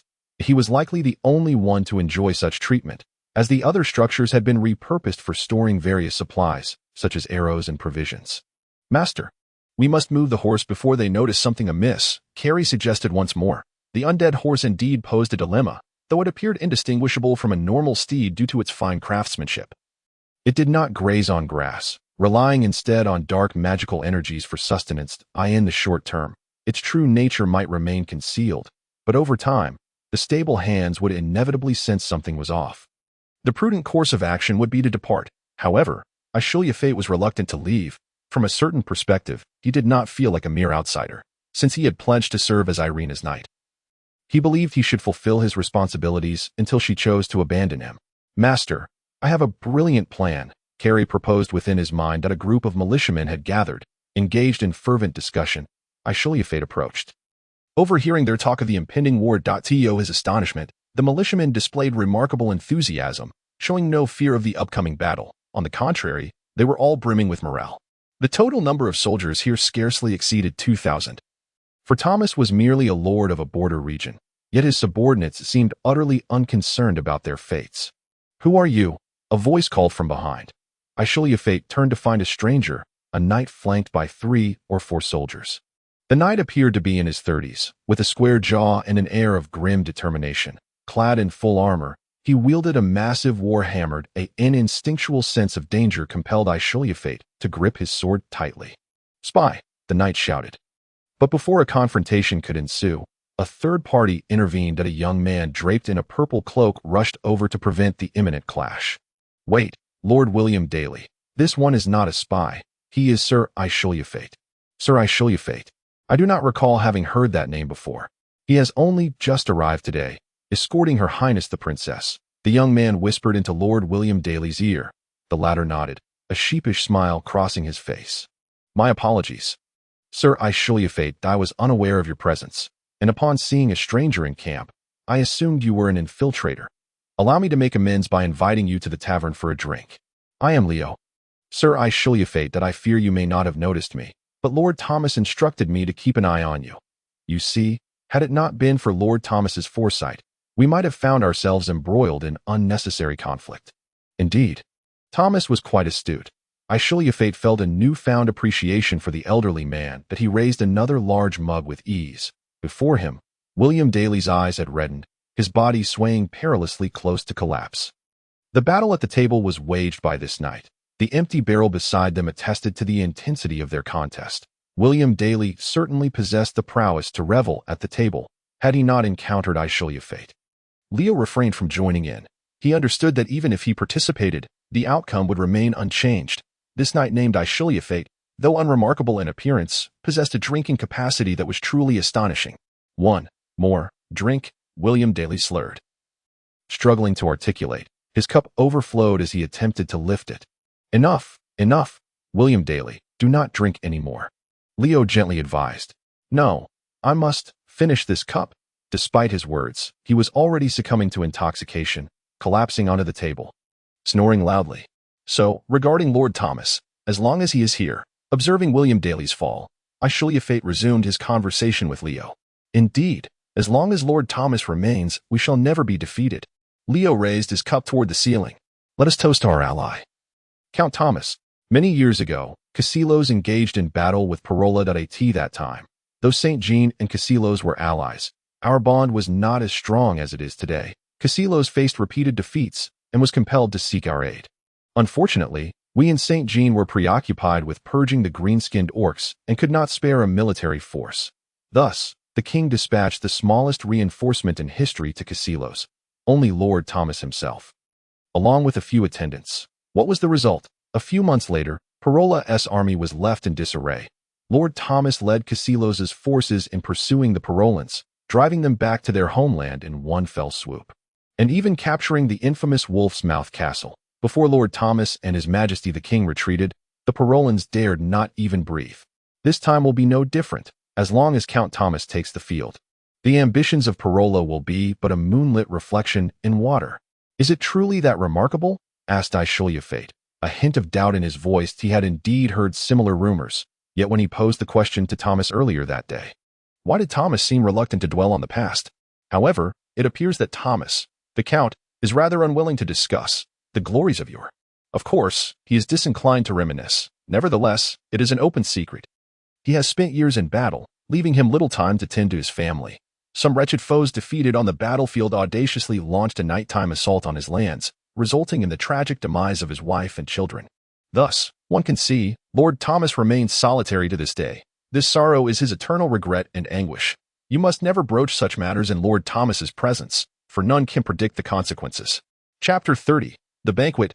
How is it that a general of his caliber has failed to cultivate a few distinguished disciples? Disciples? I suppose I can count myself as half a disciple.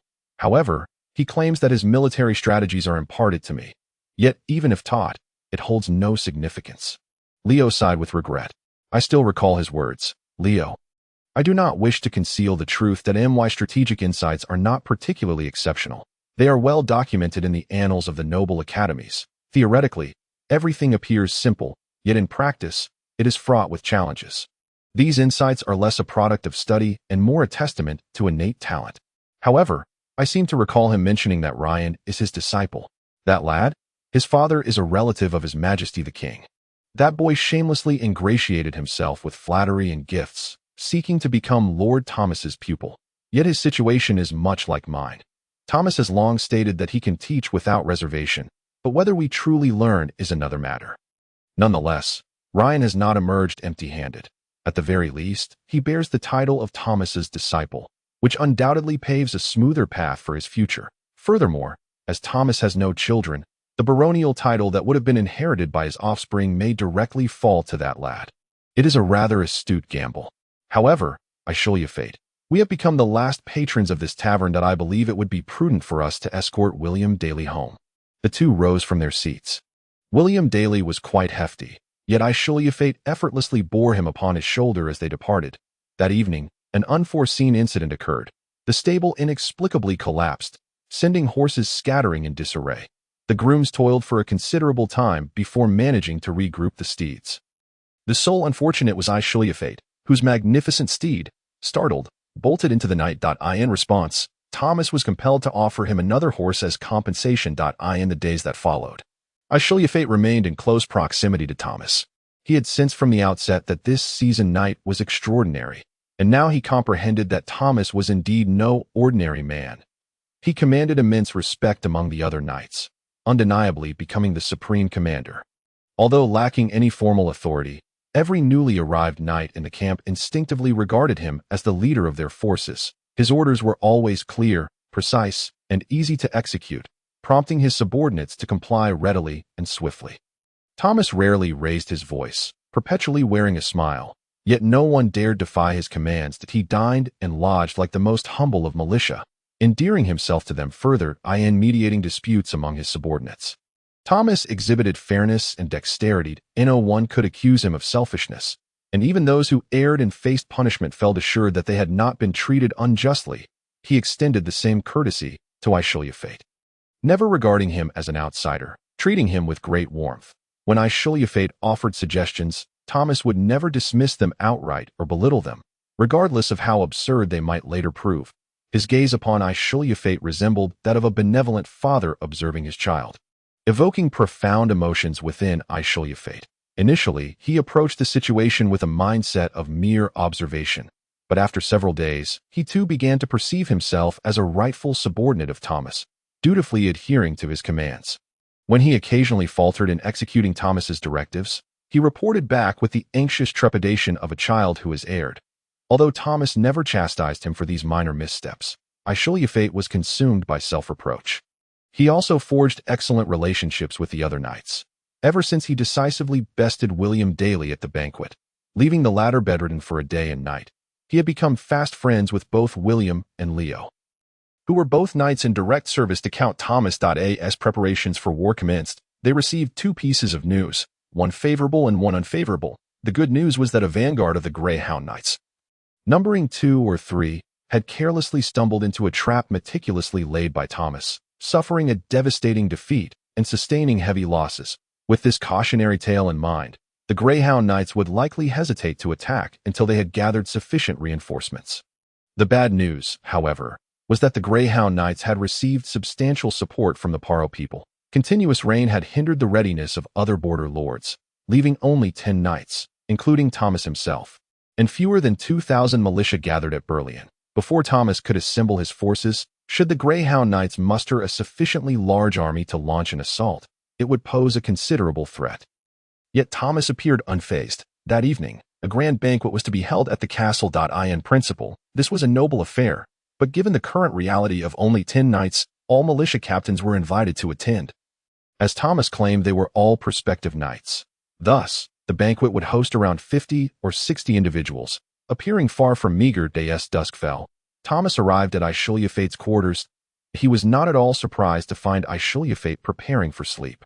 "Young man, have you forgotten the banquet at the castle this evening?" Thomas inquired. "No, I have no interest," Ashru Lathe replied politely. "That is not a commendable habit. You should understand that when in Rome, do as the Romans do is not merely a saying.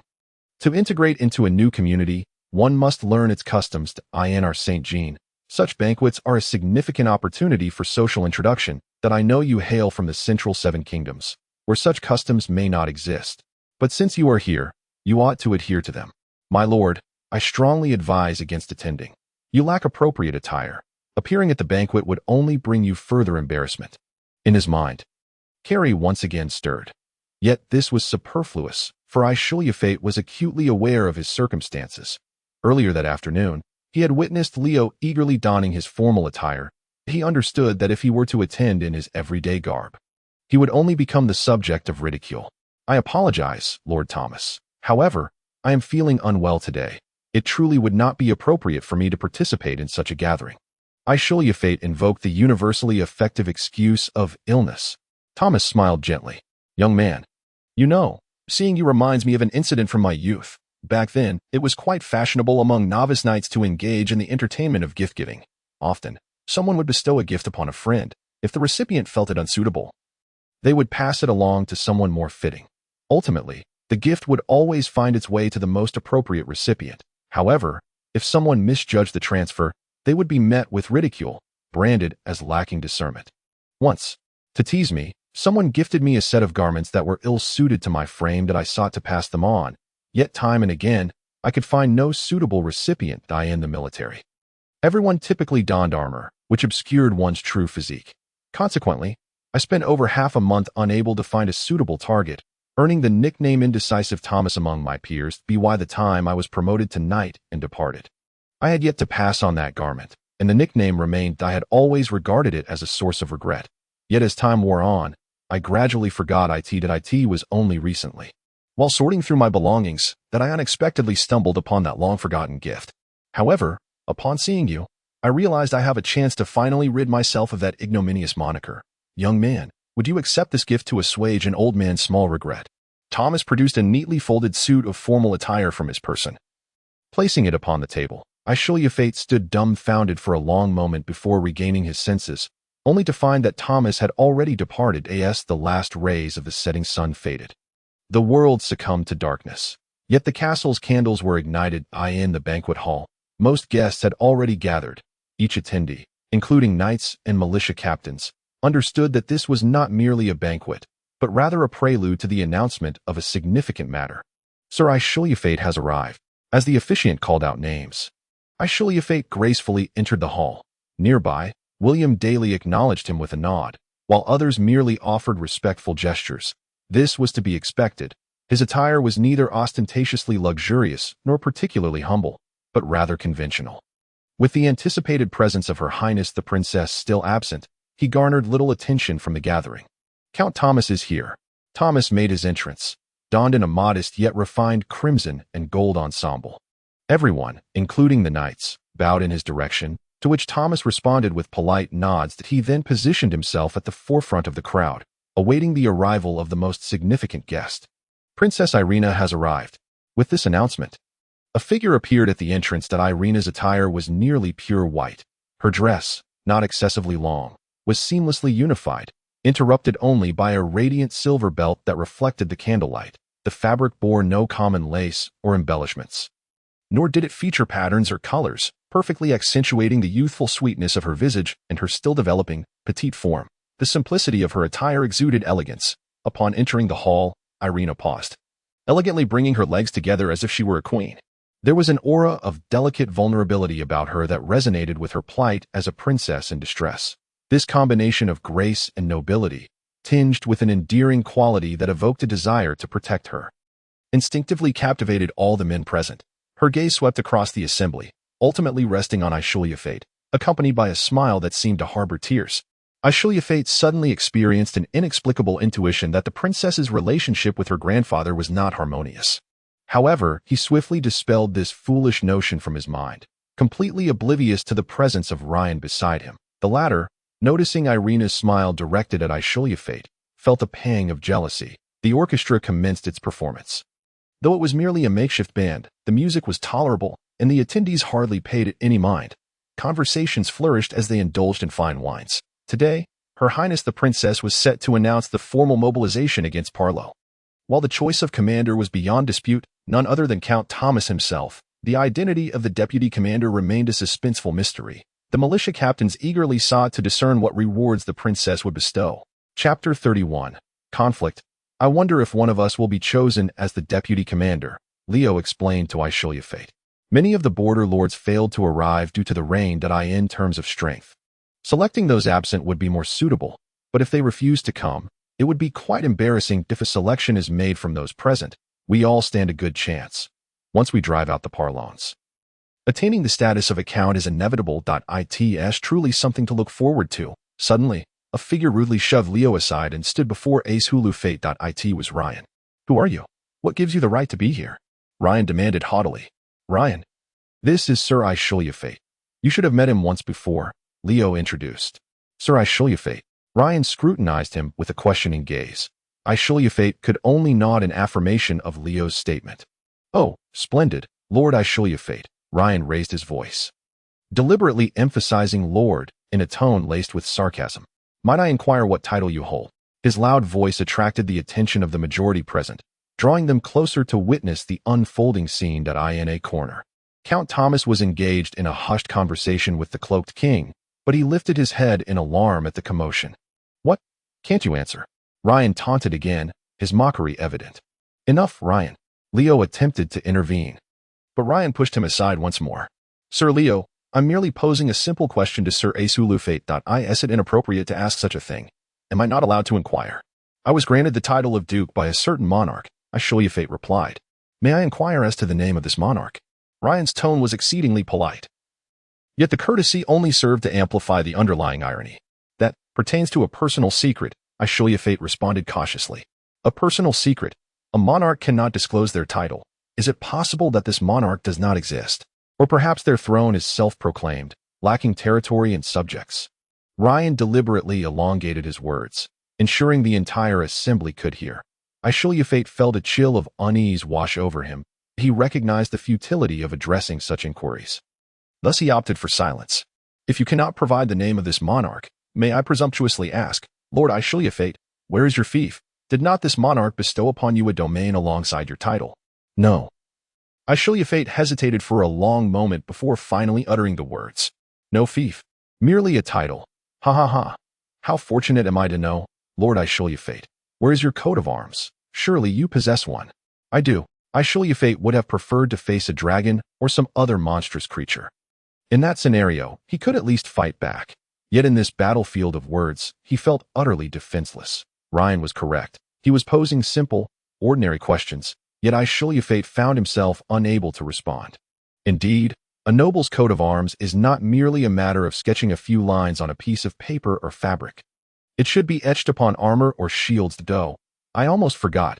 Lord Ashru Lathe hails from the central 7 kingdoms, where knights are required to maintain their armor in pristine condition, typically eschewing personal coats of arms. But your shield should bear your emblem. Yes, you wouldn't lack a shield, would you? He bellowed the last question, his voice brimming with blatant hostility and provocation. Of course he possesses a shield and a coat of arms. A voice emerged from the crowd. Count Thomas appeared amidst the throng. I have summoned someone to fetch it. As he spoke, a servant appeared at the entrance, carrying a shield and hastening towards the crowd. The shield was a knight's shield with a pointed bottom, prominently displaying a red dragon emblem. This is Sir Ashru Lathe's. Thomas casually took the shield and showcased it to the onlookers. Blood dragon emblem.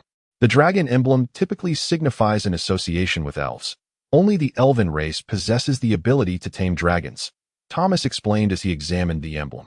The blood-red hue connotes battle and bloodshed.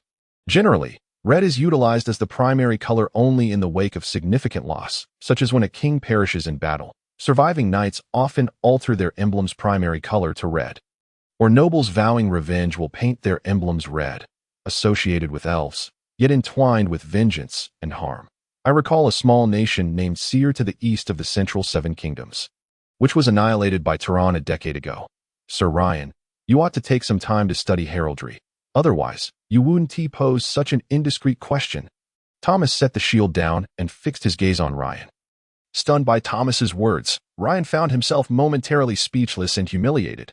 What he had thought was a flawless plan of attack had suddenly exposed a significant flaw. The crowd erupted with jeers directed at him.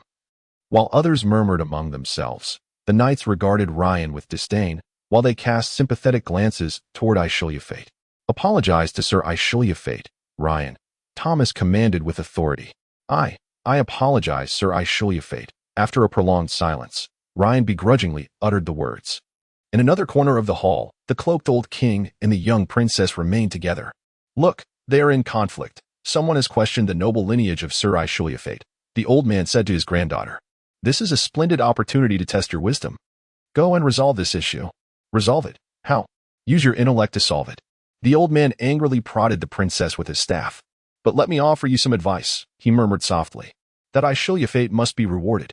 He has forsaken his title as Duke of the Parlones and relinquished a province. Failing to reward such valor would reflect poorly, fostering disloyalty among your subjects. However, be cautious not to overindulge in rewards, lest envy and discontent arise among the other knights. Moreover, you lack tangible lands to grant as rewards, and empty promise may incite widespread dissatisfaction, while a concrete future proposal could lead to significant losses for you.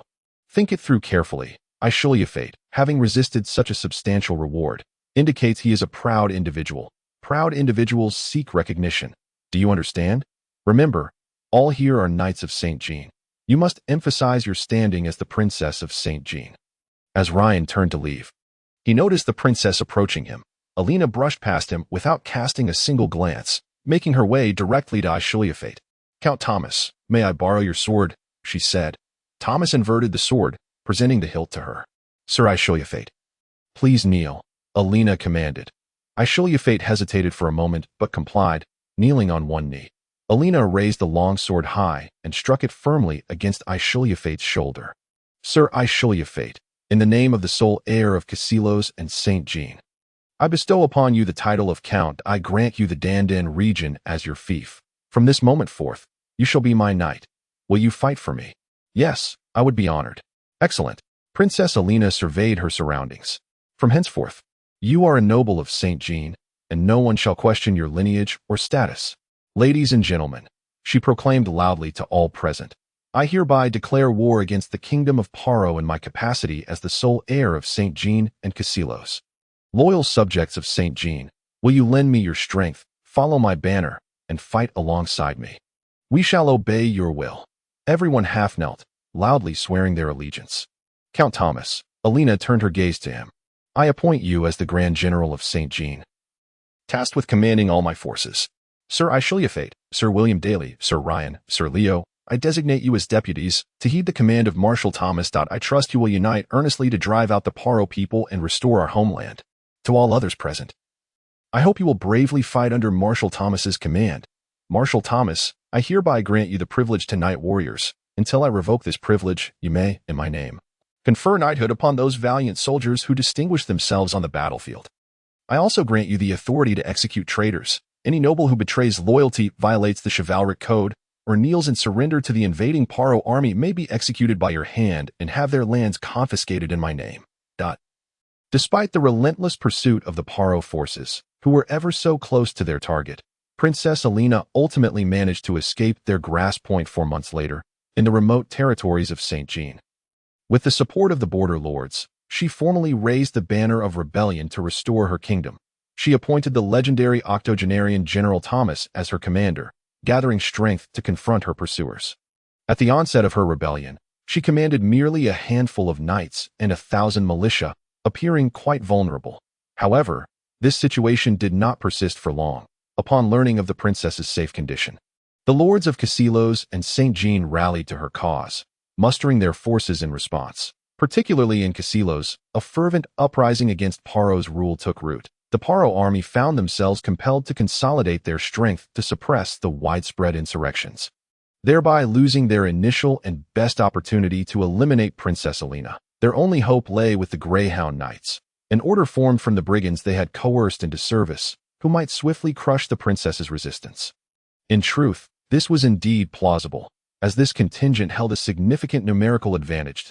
Excerpt from The History of the Sijia War, Chapter 32. As the soirée concluded, it was well past midnight. Ashru Lathe and Leo walked side by side toward their quarters. Ashru Lathe, that ruckus you caused has earned you the title of Count. Though it may be a hollow title, a count is still a count. I remain merely a knight, Leo jested. Why is it a hollow title? Did I not receive the Dandan region as my fief? The reason is simple. The Dandan region is uninhabited. You understand. While it may be considered part of St. Jean's territory, it has no human inhabitants. It is merely a rugged wilderness inhabited solely by a race known as half-beasts or Sams. You shall not expect to gain anything from there, which is precisely why it has no lord. Leo's peripheral vision caught sight of someone hurrying by in the distance. He recognized it as Ryan, who had lost face at the banquet earlier. That lad? He seems to be heading to complain to Lord Thomas, he mused. This speculation proved accurate, as moments later, Ryan dashed into Thomas's tent. Thomas's tent, though modest, was considerably larger than those of the ordinary soldiers due to his rank, and he occupied it alone. Upon entering, Ryan found Thomas writing by candlelight. Lord Thomas, why do you elbow me outward? I am, after all, your disciple. Ryan, Thomas sighed. It is precisely because you are my disciple that I intervened. Think for a moment about your actions. You instigated a meaningless quarrel, but he cannot possibly be a noble from any nation. He appears to be nothing more than a wandering mercenary. Ryan, it matters not what Ashru Lathe once was. You must recognize that he is the one who returned Princess Alina. Now everyone is aware of this fact. There is no denying it. Do you comprehend what this signifies? It means he has forsaken the bounty placed upon him by the Paro, a duke's title, a province's fief. But this, even if he was once a mercenary, he must now be acknowledged as a noble. Should I remain idle today? Should I simply watch him lose face and depart in a fit of anger? Ashru Lathe is proud. He would certainly leave after your humiliation. What then would ensue? The entire world would see how St. Jean is ungrateful and repays a warrior who has sacrificed so much for us with such contemptible means. Because of your folly, because of those trivial reasons, We would face numerous accusations detrimental to us. Do you now understand why he was immediately granted the title of Count? Princess Alina acted quite rightly. But he surely lacks noble blood. Noble blood signifies little. There are numerous examples of individuals who have risen from the ranks of militia to knights through valor on the battlefield. Conversely, there are also many of noble lineage who have been stripped of their titles and lands for violating the code of chivalry. Noble blood is indeed an important factor, I concede, but it is not the determining one. Moreover, Ashru Lathe is highly skilled, and we are in need of capable individuals to dismiss such an exceptional warrior at this juncture. Were it not for witnessing your jealousy cloud your judgment, I would surely reprimand you. Jealousy? Why would I be envious of him? Of course, it is due to Princess Alina. Am I mistaken? Ryan's face flushed crimson, momentarily rendering him speechless. Ryan, I understand your feelings. I have been through it myself, and I am well aware of such matters. However, you are not yet in a position to pursue Princess Alina. Even if you were to drive Ashru Lathe away. What then? The princess will never lack for admirers and suitors. She is destined to be crowned queen, and if you truly wish to one day become her beloved, you must strive to achieve military merit and a high status. Rather than wasting time in envy of others, you must at least earn the title of Count for yourself to be deemed worthy of pursuing the princess. Now, I do not wish to say more. You may leave. Ryan departed in disappointment. Thomas brightened the candlelight and resumed writing. Outside, the sound of soft footsteps approached. Someone entered the tent. By the flickering candlelight, Thomas recognized the identity of his visitor. Ashru Lathe? Ah, congratulations on being named Count today. Thomas squinted, noticing Ashru Lathe holding a shield emblazoned with the blood dragon crest. Lord Thomas, Ashru Lathe seemed to struggle to find the words. I must first apologize regarding this matter. In truth, I saw the blood dragon banner you carry. I assumed it must be your emblem, so without your consent, I discreetly arranged for someone to craft a shield for you, as well as a suit of armor. You have come to see me. Have I misjudged? This is not your emblem. No, Lord Thomas. Ashru Lathe opened his mouth but found himself at a loss for words. He realized how inadequate he was at expressing himself. He had come to thank Thomas for the attire given to him that day, for the shield he had prepared, for his intervention at that moment. Yet, the words of gratitude swelled in his throat but failed to emerge. Lord Thomas, please. Strangely, as he began to express his gratitude, it transformed entirely. Please accept me as your disciple. I wish to learn the art of war from you. The smile faded from Thomas's lips. His eyes narrowed, resembling a tiger observing prey that had wandered into its range. This gaze even instilled a hint of unease in Ashru Lathe. I do not wish to waste time, so I shall speak plainly. Others may call me a renowned general of this age, invincible against the enemy. However, I have never taken such praise to heart. That I have always believed that I merely possess a few additional years of life and a modicum of cleverness compared to others. I have endeavored to impart knowledge to my students, yet I find myself unable to teach them, regardless of my efforts. Eventually, I came to comprehend that the path to my warfare mastery cannot solely be acquired through study. It requires an extraordinary gift. This gift encompasses both courage and wisdom. Regrettably, it is rare to find individuals who embody both traits. I know what you wish to express. Many, like you, perceive themselves as that rare gem. Allow me to present you with a small test, something simple that anyone can accomplish. Should you succeed in this endeavor, I would be willing to share my limited experiences with you. However, if you fail, I implore you never to broach this subject again. What say you? Ashru Lathe nodded in agreement. My request is quite straightforward. Though it is the dead of night, there remain quite a number of individuals awake in the barracks. I require you to commence from your quarters, disrobe entirely, and leisurely circle the camp while holding a light. Remember, it must be a leisurely walk, and you must carry a light source. Throughout this process, you must not don any clothing or armor, nor may you hold any metal, fabric, paper, or fur in your hands, and you must ensure the light does not extinguish. If you manage this, return here to meet me before dawn. That should suffice. Thomas mused as he watched Ashru Lathe depart. This demand is excessive. Few young individuals could endure such humiliation. After he gives up, I shall provide him with a soldier's manual that bears little distinction from the curriculum of the Noble Academy. Reflecting on the manuscript he authored, Thomas sighed once more, lamenting that his painstaking work remains unappreciated. Yet perhaps, many years hence, someone might emerge who comprehends his wisdom. That he settled down, Continuing his reading, that on his desk lay a pile of a dozen or so confidential letters that it would take considerable time to peruse them all. As he lifted the last letter, he once again heard footsteps. Ashru Lathe re-entered the tent. Although his attire appeared somewhat disheveled, there was no sign of the shameful distress one might expect. Moreover, it seemed there had been no commotion in the camp moments prior. "I have fulfilled your command, Lord Thomas," Ashru Lathe declared. This statement left Thomas momentarily astonished, but he quickly regained his composure. "Tell me, what did you do?" "I first removed my shirt and sauntered around the camp, leading others to believe I was merely inebriated and wandering about bare-chested. Then, I visited the supply room and borrowed 5 large wooden barrels and 2 pack horses from the quartermaster. I secured 4 barrels atop the backs of the 2 horses, just as one would with regular cargo. I then removed the lid and bottom from the last barrel and donned it as a makeshift garment. I positioned myself between the 2 horses, making it appear to onlookers that I was simply herding them with some kind of supplies. From the front and rear, they could only see the barrel in front of me, while from the side, they could only observe the pack horses. Thus, I completed my circuit and returned to my quarters to change before seeking you." Huh. Thomas suddenly erupted into laughter, which continued for some time. "Excellent. I shall accept this disciple." Thomas retrieved a book from a nearby shelf. "This is my soldier's manual. Admittedly, it primarily consists of theoretical concepts. You may return and review it thoroughly. As for the specifics of teaching, well, we are on the brink of war, and you happen to be my aide. Therefore, I shall instruct you further on the battlefield." Meanwhile, in a chamber high within the castle, a young woman anxiously observed as an elderly man entered. The man, clad in black, was her maternal grandfather and the king of St. Jean. Under the light, the tumors on his skin appeared particularly grotesque, not merely confined to his hands, but scattered across his entire body. "You performed admirably today. A cunning arrangement has unified our internal factions, laying the groundwork for our counteroffensive. You need not worry about the war. Thomas will handle everything. Now, you may proceed to your second lesson, which is to discern the hearts of men.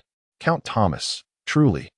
Of course, when it comes to troop deployment and commanding armies, there is no one in this world who can rival Thomas.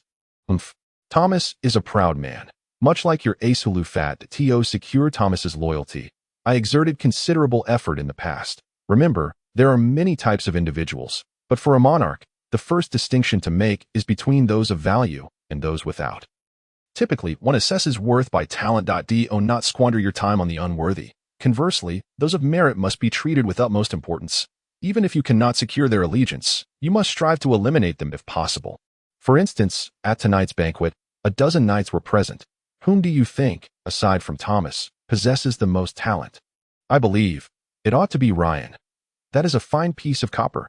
He hails from a prestigious family, possesses an attractive appearance, speaks charmingly, and shamelessly clings to Thomas in times of peace. Having him at your doorstep would undoubtedly enhance its grandeur. However, do not expect him to withstand the enemy's ferocity or turn the tide in battle. In chaotic times, that lad is not merely useless, he is a liability. His excessive ambition will inevitably cause you trouble. If the opportunity arises, it would be wise to eliminate him. Now, who else have you observed to be of value? Sir William Daly. That is but a piece of raw iron, dull and unremarkable, commonplace throughout the world. Your vision so limited. I had thought you possessed greater potential. The old man in the black robe bellowed, jabbing his cane forcefully against the young woman's body. Though she curled up in pain, she dared not flee. Can you not see that Ashru Lathe is the true gem? If Thomas is akin to gold, Ashru Lathe is a pearl. You may cast aside gold temporarily, for it gleams so brightly that you can always retrieve it later. Yet should you forsake a pearl, it will become lost in the dust and forever beyond your reach. The black-robed elder paused, taking a breath. That lad is undoubtedly extraordinary, proud and self-assured, brimming with strength. He ceased paying attention to his granddaughter on the floor and began to mutter to himself. The power he possesses transcends the realm of humanity. If utilized wisely, he could yield treasures beyond compare. Yet, a single misstep, and he may slip from my grasp, despite numerous accounts portraying the Greyhound Order, or the Greyhound Legion, as a band of brigands, thieves, rogues, and outlaws, an utterly dishonorable and unworthy force devoid of combat prowess. This depiction fails to capture the truth that in reality, aside from the bandits incorporated from Casilos, A significant portion of the Greyhound Order's strength derives from the Parlo people, supplemented by a multitude of temporarily hired mercenaries. Though their equipment may be inferior to that of other Parlo armies, they possess a considerable number of firearms. This makes them not only ferocious, but also light and swift, which explains their relentless pursuit of Princess Irina. Under the relentless pressure of the Greyhound Legion, the towns and fortresses along the way fell with little resistance. Often, Princess Irina would enter a city just moments before the Greyhound Legion burst through its gates. However, as Princess Irina formally organized her army in the mountainous region, the Greyhound Legion ceased their previous fervent pursuit. In the mountains, they suffered losses due to an ambush orchestrated by Count Thomas. Missing a prime opportunity to eliminate Irina, the Greyhound Legion began to gather their forces, planning to engage in a battle to eliminate their target. This was undoubtedly a prudent decision, but unfortunately, they had delayed too long to be by the time the Greyhound Legion mustered their strength.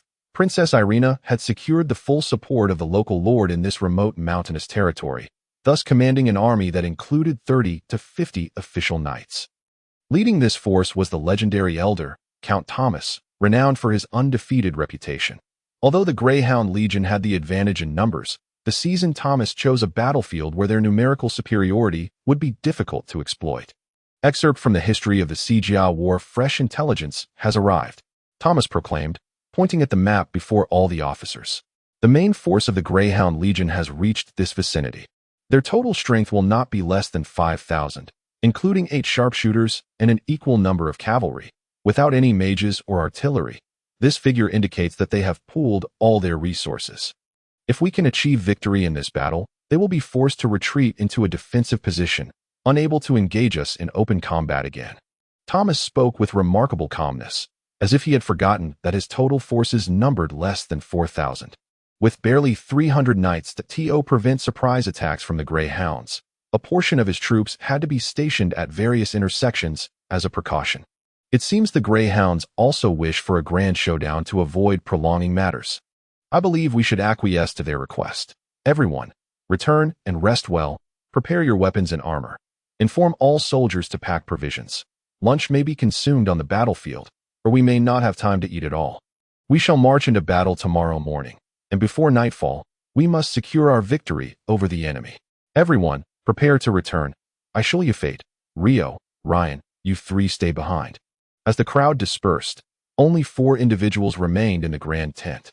Now that both sides' troop strengths and formations are clear, and you have all surveyed the terrain, what are your thoughts on how to engage in this battle?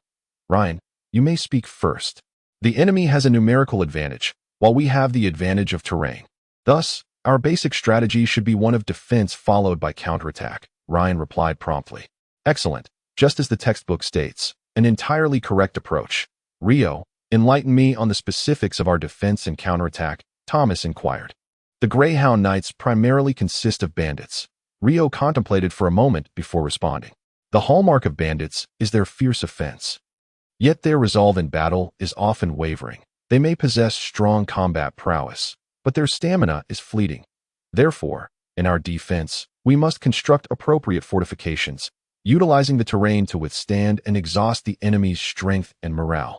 I suggest erecting parapets and trenches for resistance. For our counterattack, I propose retaining a reserve force to strike when the enemy retreats, aiming to shatter them decisively. Given the mountainous terrain, the only flat ground lies in the valley. Leaving no space for cavalry to maneuver, the enemy will likely dismount their cavalry to engage us, so we too can dismount and fight. I shall you fate. What is your perspective? Thomas asked. I believe the enemy is likely considering the same strategy. If I were leading the Greyhound Knights, I would certainly recruit a death squad with a substantial bounty, attempting a frontal breakthrough of our defenses. After all, despite our fortifications, our defensive capabilities are limited and could very well be breached by such a squad. If they fail to breach our defenses, I would simply withdraw from the mountains and await reinforcements.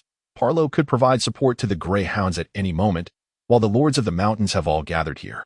If we become trapped by the Greyhound Knights, our demise is inevitable. Haha, I shall you fate. I am truly grateful you are not our enemy. Indeed, my greatest fear is not their initiation of battle, but rather being cornered in the mountains by their superior forces. However, I shall you fate. You consider one point while neglecting another. The Greyhounds must engage us. It is dictated by their circumstances. Please, continue. Moreover, I maintain that even with scarce flat terrain, the knights need not dismount for ground combat. The enemy's light cavalry excels in maneuverability, but here it holds no advantage. Our knights, possessing exceptional horsemanship, can charge directly into the enemy's formation. Although flat terrain is limited, it is sufficient for our steeds. Have you forgotten their firearms? A frontal charge in the face of gunfire is exceedingly unwise, Ryan interjected suddenly. Indeed, that is a valid point. Very well, you may all return now. Thomas gestured dismissively. Ryan and Rio exited directly, but Ashru Lathe turned back. Re-entering Thomas's grand tent, he found Thomas seated, lost in thought as he gazed at the apex of the tent. General Thomas, he called out. Thomas blinked as if awakening from a deep slumber, upon recognizing Ashru Lathe. He offered a rueful smile.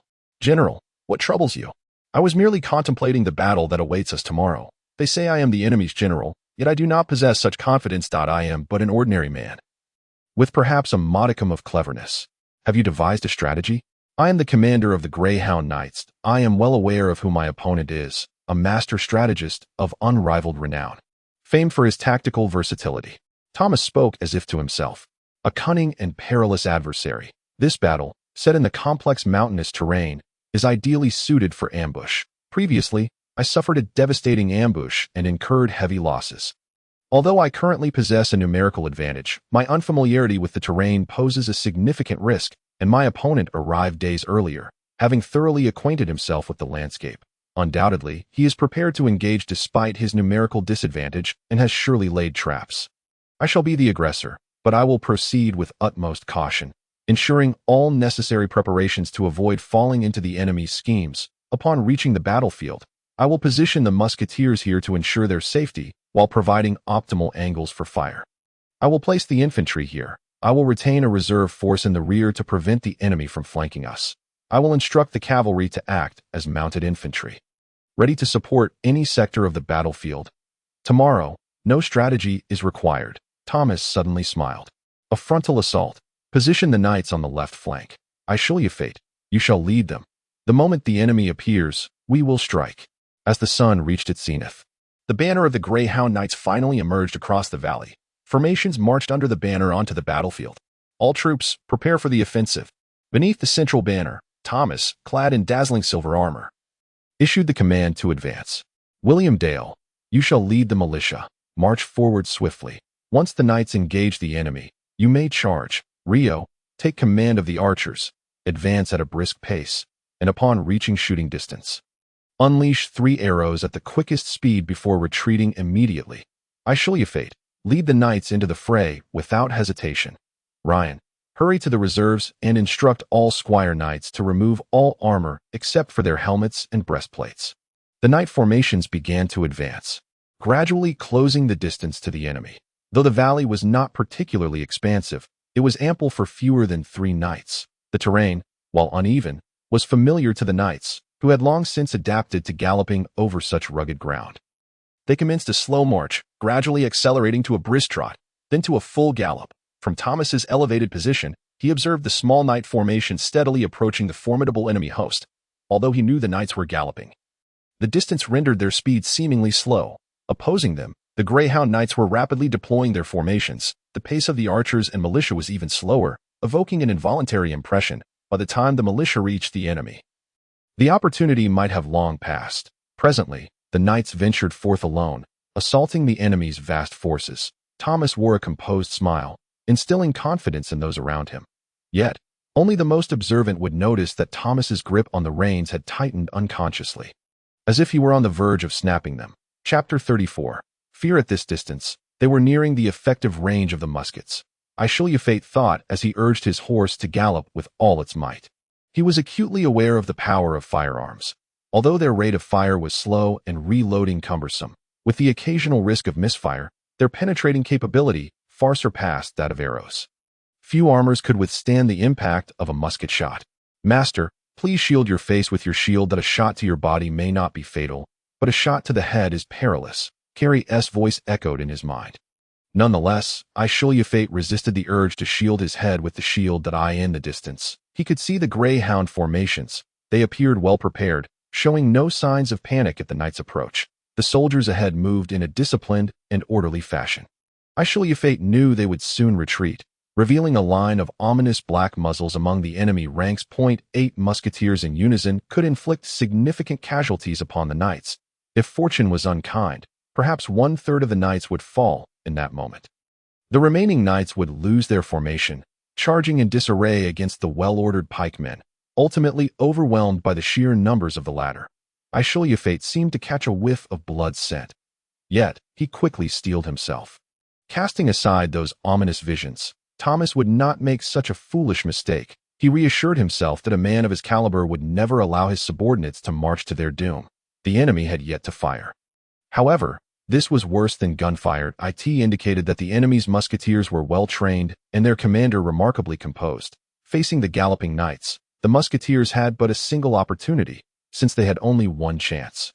It would be wiser to let the knights draw closer before firing, maximizing their lethal potential. The enemy formation began to stir. Soldiers halted, gazing at the knights charging with a deafening roar. They did not retreat in an orderly fashion. The knights rode forth, swiftly closing the distance to their adversaries. Yet, the ominous muzzles of the grey hounds did not materialize. Instead, their soldiers fell into disarray, some turning to flee. Ashru Lathe suddenly realized something incredible. The grey hounds were entirely unprepared to face the knights' charge. Before the knights lay no danger. No firearms, no disciplined pike formations, nothing at all. Only chaos and a jumbled mass of enemies. The knights shouted their battle cries, and, with lightning speed and overwhelming force, struck fiercely into the ranks of the grey hounds. The lances wielded terrifying destructive power. In the instant the wooden shaft splintered, Ashru Lathe found his lance piercing through 3 foes. His performance was rather average. Barely noteworthy. The knights to his left and right had impaled 4, and those farther afield had even managed to pierce 5 or 6. In their panic, the enemies jostled against one another, clustering tightly, becoming the knights' finest targets. This was merely the first strike, yet already half of the enemy force lay slain beneath the knights' lances. No one can endure such a blow, not even the battle-hardened mercenaries. In the next moment, the greyhounds cast aside their weapons and turned to flee. Meanwhile, the knights unsheathed their long swords, battle axes, chain flails, and war hammers, relentlessly pursuing them in a desperate bid for survival. The defeated soldiers instinctively rushed towards the nearest friendly line seeking protection. Yet, this instinctive behavior, driven by fear, transformed into an act of self-destruction.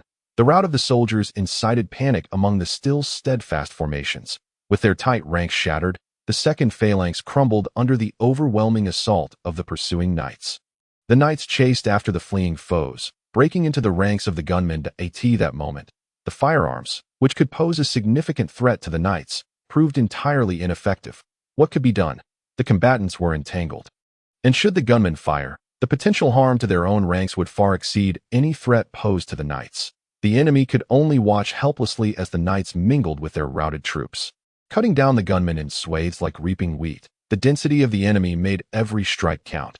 Heavy axes, war hammers, or chain flails wielded in such chaos unleashed devastating carnage, while Ashru Lathe's long sword paled in comparison, capable of only piercing a single opponent with each blow. Yet, despite this, he lost count of how many foes he had slain. He profoundly grasped the vulnerability of a defeated army. The greyhounds abandoned their weapons, fleeing from his lethal sword, none daring to turn and strike back. That he had no worries. He merely needed to swing his weapon and fell them one by one. In truth, the entire battle resembled a one-sided massacre by the knights. Waves upon waves of enemies cried out as they collapsed before the charging steeds. The gunmen fared even worse. Armed only with firearms that served as mere clubs, they futilely attempted to fend off the fully armored knights, only to be slaughtered in droves or trampled beneath the horses' hooves. The knights advanced with such swiftness that the archers who had just arrived at the front lines found themselves paralyzed if they were to shoot. They risked injuring their own comrades. Thus, they ceased their actions, directing their aim towards the completely routed foes, shooting a few arrows at the disoriented enemies. The militia surged forward, extinguishing any remaining suspense in the battle.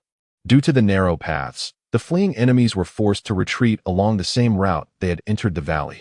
These desperate soldiers, eager to escape, scattered the remnants of their organized forces.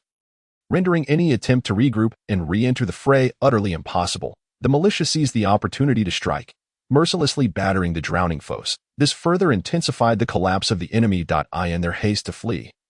The greyhounds discarded their weapons, armor, shields, and anything that might weigh them down, crying out in desperation as they retreated. The militia, invigorated, pursued the now defenseless enemies, eager to claim a notable victory for themselves.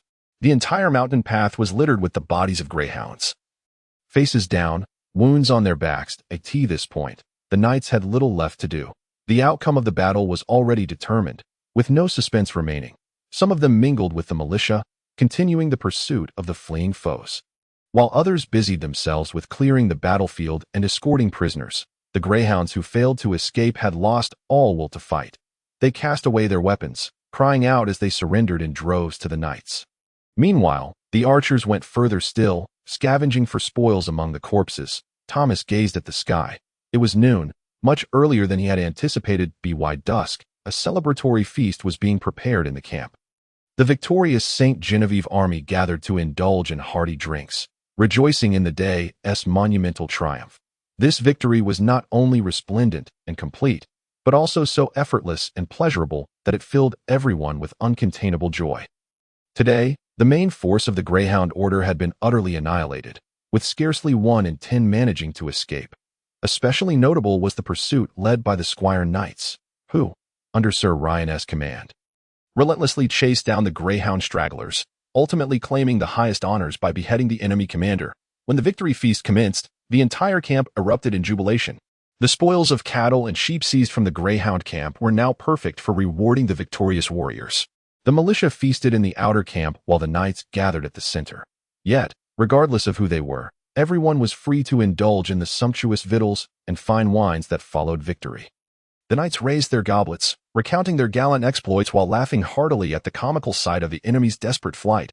Everyone knew that the battle had been almost entirely won by the knights alone, whose single charge had caused the collapse of the entire enemy line. By the time the militia joined the fray, the outcome had long been decided.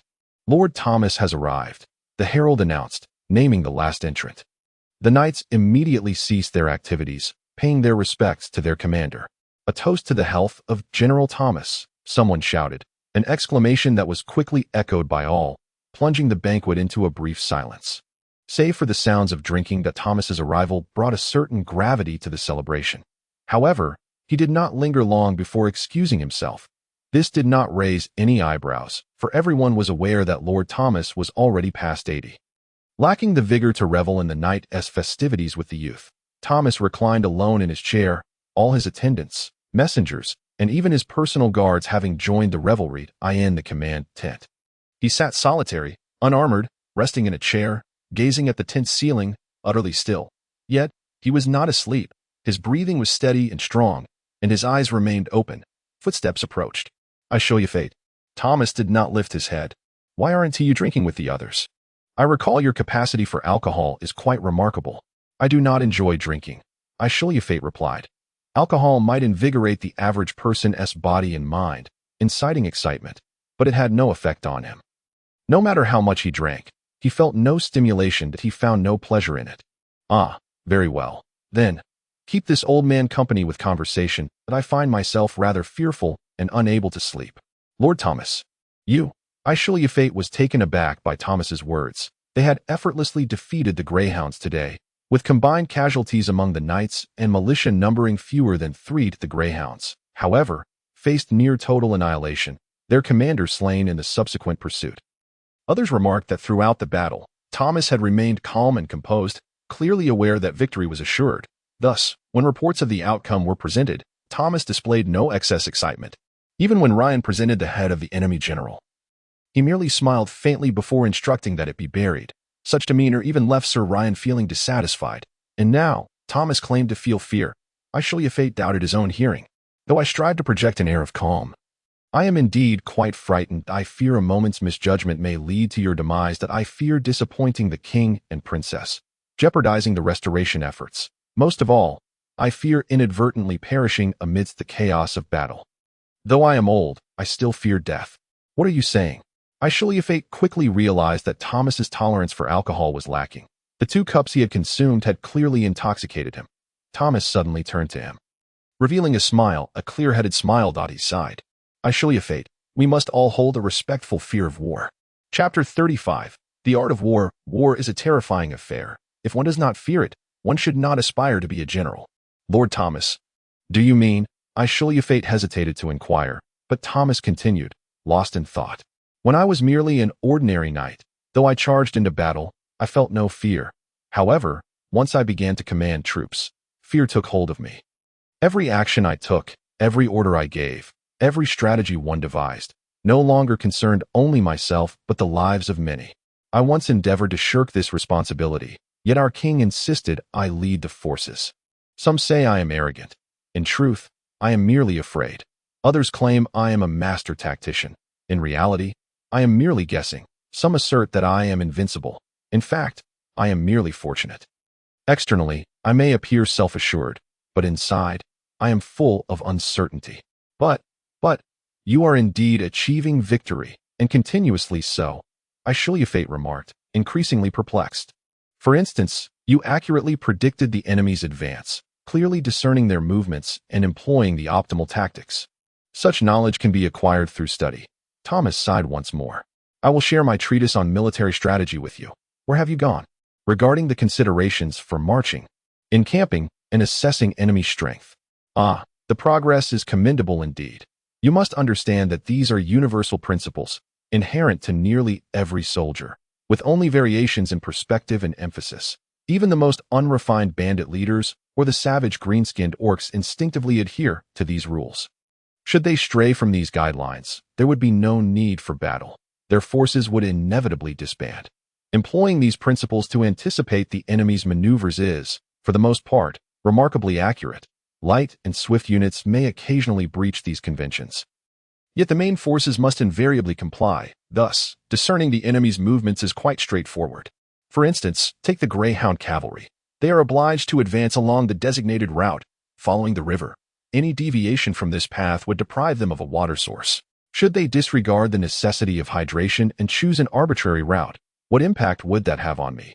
Virtually none. My forces could simply select an alternate location for engagement. However, they would be confronted with the dire threat of dehydration, which would sap their soldier strength. Hence, they have no choice but to proceed this way. But there are several natural springs in these mountains. Even if they were to do so, I could dispatch spies and scouts to poison those springs. Ashru Lathe, do not endeavor to contravene these rules, for such violations are often fraught with peril and yield minimal rewards. The risks far outweigh the benefits. Nonetheless, you have calculated with remarkable precision, have you not? Today, they were entirely unprepared for our proactive assault, caught off guard. They lacked even the formation for their pikes. He paused, as footsteps echoed nearby. Someone approached the tent, and Ashru Lathe caught sight of Ryan's face. Master Thomas. Ryan appeared oblivious to Ashru Lathe's presence. He had evidently indulged in quite a bit of drink, his face flushed, his steps unsteady, and his demeanor animated. What troubles you, Ryan? Are you still discontent? No, Master Thomas. You misunderstand. I apologize for my earlier recklessness. I was simply too exhilarated. You see. Achieving a victory over an enemy commander on my first battlefield encounter. Witnessing your nonchalance left me momentarily bewildered. In any case, I am truly sorry. I should have realized that these events were well within your foresight. Only a fool like me would feel such excitement. I have come to seek your guidance. Seek guidance on what? Master Thomas, please enlighten me on the true path of a general. Today, witnessing your strategic prowess, I have come to understand the extent of my naivety. I had the audacity to believe that defensive counterattack was the ultimate strategy. Please, do instruct me on how to discern the enemy's arrangements, thereby selecting our optimal combat strategy. For instance, how did you assess the situation today? Thomas let out a long sigh. Ryan, do you recall the legendary Gilles, the renowned general hailed as the greatest commander in history? Do you remember his most illustrious and remarkable battle? Of course, I do. He was my idol during my time at the academy. Yet, he is merely a figure from the annals of history, while you stand before me as the true general commanding our forces. Gilles' most splendid and outstanding battle merely involved annihilating 70,000 foes with a force of 40,000. This signifies that even the rarest military genius can only offset an advantage of twofold in numbers, not to mention the considerable element of luck involved. Ryan, if you possess 3 times the enemy's forces. Even Gillas would falter against you. I do not wish for you to admire my so-called strategic prowess. Understand that I am compelled to undertake this all-or-nothing gamble out of necessity that I hope you, just as I have previously stated, will gather superior forces. Safeguard your logistics, employ straightforward tactics, and achieve unembellished victories. This is the true essence of warfare. Yet, Master Thomas, you have claimed a tremendous victory today. Perhaps oblivious to the nature of his response, Ryan appeared flustered. I am merely engaging in a gamble with slim chances of success. And fortune has favored me today. There is truly nothing to boast about. The mentor and disciple exchanged silent glances, both lost in contemplation. Master Thomas, I genuinely wish to learn the art of command from you. Thomas offered a rueful smile. Ryan, do you know why I assigned the apprentice knights as reserves to pursue the enemy, allowing the knights to attack first, with the archers and militia following? It is because the apprentice knights yearn for glory, if placed on the front lines. They might act impulsively and recklessly. However, as a pursuit force, their desire for accolades will compel them to relentlessly chase, never retreating. The knights are well-equipped, skilled, and courageous, yet they cherish their honor when attacking the enemy. They may charge forward, yet once the enemy flees, they disdain the pursuit. The militia, while lacking in combat prowess and resolve, are numerous. When they perceive a favorable situation, they can display commendable fighting spirit. I understand all of this. Ryan interrupted Thomas's explanation. Master Thomas, unbeknownst to him, his title had subtly shifted from teacher to the more general master. Delegating appropriate forces for appropriate tasks is something I have long grasped. What I seek to know is how to interpret the enemy's actions. How can I devise the correct tactics in response to their maneuvers? When should I set ambushes, and when mount a frontal assault? How can I catch them off guard? How can I prevail against superior numbers? I aspire to become a formidable commander, not one of those mediocre fools who know nothing beyond military manuals. If you truly master the military manuals, there will be few who can surpass you, Thomas replied. Shaking his head with a hint of sorrow, Ryan fell silent, but Ashru Lathe could perceive the fervor in his gaze gradually waning. Is there anything else, Ryan? Yes, Master Thomas. I have heard that you intend to confer knighthoods upon several individuals, including 2 militia captains. Indeed, that is my intention. They displayed remarkable valor today. Such courageous acts deserve recognition. However, I urge you to consider this carefully. Those militia, they contributed almost nothing today, while the victory is resplendent. They do not merit sharing in the glory. Bestowing knighthood upon these lowly militia would be contrary to the spirit of chivalry. This matter has already been authorized by Her Highness the Princess. I shall take your opinion into account. You may leave now. Ryan turned and departed. Ashru Lathe sensed that he cast a fierce glare at him before exiting, leaving him bewildered. Ashru Lathe, the extravagant use of military might is a dream cherished by every young man. Yet in reality, such grandeur is non-existent. For me, if I had 1 more knight or 3 more militia under my command, I would unhesitatingly adopt a defensive counter-strategy. I still find it somewhat perplexing, Ashru Lathe replied sincerely. Young man, when I first laid eyes on you, I discerned that you are a remarkable warrior. Your composure is forged through countless trials. You must have believed at that moment, at least you believed, that you had a reasonable chance of breaking through and escaping. Did you not? Yes, Ashru Lathe affirmed. That is precisely the point. Only by fearing war can one become a good general. It is fear that prevents you from embarking on ventures where the risks outweigh the rewards. One must feel fear yet conquer it. However, today you have grasped this principle. Perhaps one day you will truly understand. Will I come to understand one day? You are the only man I have encountered who possesses the potential to command an army. Does that potential truly exist? I believe. Certainly, 2 5s remain 2 5s, and 2 5s standing together do not transform into 500. No amount of education or rigorous training will alter one's instincts when faced with a genuine crisis. Human nature will reveal itself. The brave will choose to fight, while the weak will flee. The composed will decisively make the right choices, while fools will misplace their bets and drag others down with them. Ashru Lathe, can you fetch that lute for me? Ashru Lathe complied, and Thomas picked up the lute, beginning to play a melancholy tune, singing an unfamiliar song. The melody was mournful and desolate, far from celebratory triumph. Ashru Lathe understood that Thomas wished to be left undisturbed. So he exited the tent. The area around the main tent was enveloped in silence, only the haunting song occasionally drifting from within. As the seasons change and the stars shift, the flames of war have yet to ignite. With profound foresight, one undertakes great endeavors, unflinchingly facing the flames. Chapter 36. Strategy. This medium-scale battle in the mountains is often regarded as politically significant far beyond its military implications. It marked the demise of the Parolans' war strategy. The main force of the Greyhound cavalry was nearly annihilated, leaving the remaining troops to shrink back, awaiting reinforcements. Meanwhile, Princess Irina significantly expanded her influence. She is no longer the bounty target who fled into the remote mountains, perpetually gripped by fear as the Greyhound pursued her. Now, she ascends like a newly born star. It is now the Greyhound Knights who find themselves in trepidation. On the military front, this battle has unequivocally showcased the remarkable prowess of the seasoned veteran. Thomas, this legendary figure, has not lost his touch. Upon re-emerging, he has once again achieved resounding victory, adding yet another commendable achievement to his illustrious record against foes. His adversary, the unfortunate commander of the Greyhound, remains nameless in the annals of history. Though many regard him as a quintessential example of folly and arrogance, a closer examination of his past reveals that he is far from being an incompetent individual. The ability to unify the disorganized and loosely structured Greyhound Knights, relentlessly pursuing Princess Irina and nearly succeeding, speaks volumes of his undeniable capability. His anonymity is merely a consequence of deeply ingrained prejudice. An objective analysis of this battle reveals that the Greyhounds' lack of heavy infantry was the true catalyst of their downfall. They possessed no forces capable of standing against the St. Jean Knights. Once the musketeers failed to arrive in time to inflict substantial damage upon the knights, it swiftly became a fatal flaw. Following his triumph in this battle, Thomas relentlessly pursued the remnants of the Greyhounds' forces.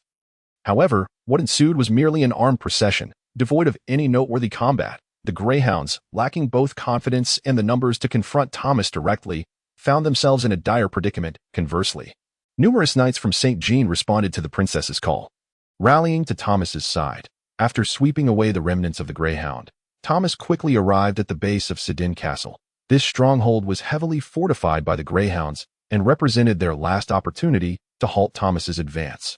Due to prior losses in battle, the Greyhounds' main force had now been supplanted by the Parolans. Sedan Castle, perched at the juncture of mountains and plains, boasts treacherous terrain and formidable fortifications. Should it fall, the suppression of St. Jean would become an impossibility. Conversely, capturing Sedan would grant Thomas a vital passage between the mountains and the plains. Princess Irina would then truly gain a foothold in the plains, establishing her own court. With Sedan as the epicenter, lords from various regions would flock to the princess's banner.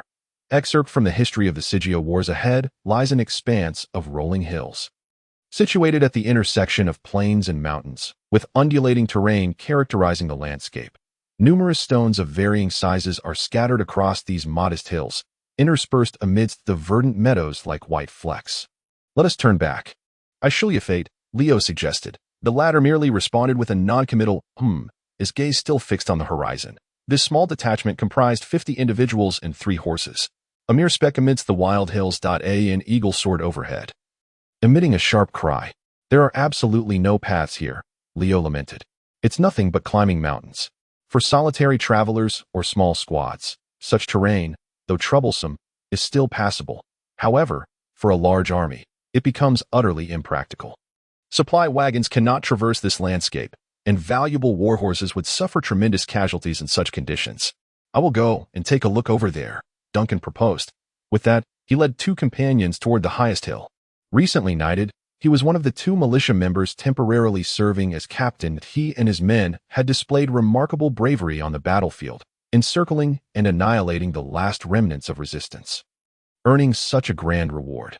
The majority of knights regarded these newly minted country bumpkins with disdain, often reluctant to acknowledge them as equals. More than one knight publicly declared their intention to question Thomas's decision in the court of honor. Yet, even the most obstinate knights privately conceded that this elevation had significantly boosted the morale of the militia. While the elevation of a lowborn militia member to knighthood is not without precedent, should one delve into the historical records to compile a list of such fortunate individuals, they would find it far less extensive than anticipated, despite some philosophers and great figures deeming lineage and birth irrelevant. These notions hold a deeply entrenched sway among societal prejudices, The ascension of a squire to knighthood or a militia member to captain is hardly a matter of concern to the masses. However, the leap from militia captain to knight is a step that spans an almost insurmountable chasm. A commoner is suddenly inducted into the ranks of the nobility. A serf who once knelt beneath the feet of lords now stands on equal footing with them. For the militia, there exists no grander ambition. Even if not embraced by the mainstream, this newly knighted individual finds contentment in his achievement, harboring no further desires that he may face discrimination. Yet he has stepped into the realm of the nobility and can enjoy all the rights of knighthood. His descendants will inherit the fortunes and benefits he has secured. In fact, under typical circumstances, only those fortunate enough to single-handedly vanquish foes or slay formidable beasts, often more than once, stand a chance of making such a monumental leap. And even that is merely a possibility. Not every general possesses the same defiance against the doctrine of lineage as Thomas. Leo waited a moment, watching as Duncan returned, dejected. There was simply no traversable terrain nearby. Lord Thomas will surely be disappointed. There is absolutely no way to cross unless we conquer Sidin, Leo remarked, attempting to lighten the spirits of his two downcast companions. However, his efforts bore no fruit. Duncan's melancholy stemmed from his urgent need for accomplishments to validate himself. Ashru Lathe's gloom appeared solely rooted in his failure to complete Thomas's assigned task. The task was to seek out a passable route. They had been away from camp for a full 4 days. Yet they had achieved nothing. They could only return empty-handed as dusk fell. They could finally see Sidin Castle. Even the cannons mounted atop its walls faintly discernible. The position of this fortress was of utmost importance, completely blocking the St. Jean army's access to the plains. Unless it is captured, even Thomas cannot hope to make any progress. The Greyhound Knights have gathered all the forces they could muster here, including the remnants from the last battle, numbering over 2,000. Thomas's forces are double that of the enemy. Yet, breaching a stronghold has always been a bloody affair, and even in victory, the losses are severe. This is why Thomas has chosen to refrain from immediate action, hoping to discover a flanking route. The Greyhounds have lost the courage and strength to engage Thomas in open battle, yet they remain entrenched, leaving Thomas momentarily unable to act against them. I understand now. There are absolutely no paths nearby, Thomas said, not expressing the expected dismay or silence. Perhaps it was a delusion, but Ashru Lathe sensed that Thomas was in good spirits, even somewhat pleased. Leo, Ryan, Ashru Lathe, you three are just in time. I have a question to pose to you. Thomas suddenly changed the subject. Imagine we are engaged in combat in a jungle, under sweltering heat, where both our forces and the enemy can only fight for 2 hours before exhausting their strength. Someone suggests that we divide the army into several parts, attacking in waves. While the initial waves may be annihilated by the enemy, they will likewise expend their strength, that we would then launch our final assault when the enemy is fatigued. If you were the general, how would you choose? Leo, you go first. Though it is harsh, it is indeed a sound strategy. Were it my decision, I believe I would agree to this tactic, Leo replied. It is unfair to those sent to their deaths. But warfare is inherently cruel. As for me, Ryan responded, I would seek to avoid such a choice at all costs. For even if we achieve victory, it would inflict a significant blow to our morale. It should be regarded as a remedy with severe side effects. Unless absolutely necessary, it should not be administered. Thomas's gaze shifted to Ashru Lathe. I believe I would not employ such a tactic if the enemy annihilates our first wave and then withdraws. I would have no means of counteraction. Ashru Lathe replied cautiously. Thomas burst into laughter. Indeed, that a poor idea is considered poor precisely because it appears to be a good one before being put into practice. So remember, unless the cost is minimal, do not attempt those fantastical tactics. Now, back to our topic. Sidin Castle stands in our way. What shall we do? The three exchanged glances. The answer was simple. Yet none spoke up. We must besiege the castle, Leo finally replied. If we do not lay siege, is there any chance they might leave on their own? Thomas inquired. Unless our numbers are increased threefold. The Greyhounds will absolutely not depart voluntarily. Indeed, if the disparity in forces is so great that even a fortified city cannot offset it, then remaining within a besieged stronghold becomes a dead end. In such circumstances, the only option is to break out and retreat.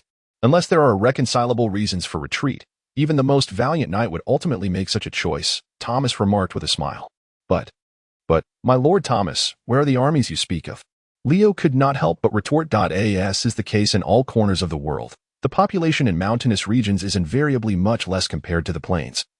for the rugged terrain offers fewer arable fields. At present, nearly all the available fighting men have gathered under Thomas's banner. If Thomas successfully conquers the castle of Sidin, enters the plains, and gains the support of the lords, then a threefold increase in military strength would naturally be achievable. However, all of this hinges upon the capture of Sidin. I have summoned several craftsmen, and we shall commence the construction of siege engines tomorrow, Thomas replied. Somewhat evasively, his gaze lingered on the three young men before him. You all possess splendid crests, Thomas noted with a smile. Beautiful and striking. As dusk approached, the banner of the Grey Hounds continued to flutter atop the castle of Sidin. Below the banner stood the ominous black form of the cannons, which, even under the setting sun, exuded an air of intimidation, shielded by hills and valleys. Both the northern and southern flanks of the castle were situated within the territory of St. Jean. If a camp were to be established, it would be susceptible to attack due to the limited capacity to accommodate soldiers. Thus, the forces of St. Jean refrained from attempting such a venture and instead set up their main camp to the east of the castle. 2 cannons were positioned in that direction.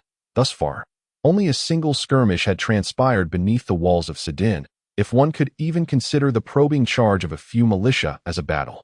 The resounding boom of the cannon quickly shattered their courage to advance.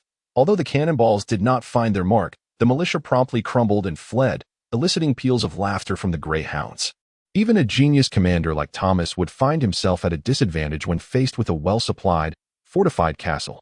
This sentiment was shared throughout the ranks of the Greyhound Knights. However, circumstances appeared to be awry. My lord.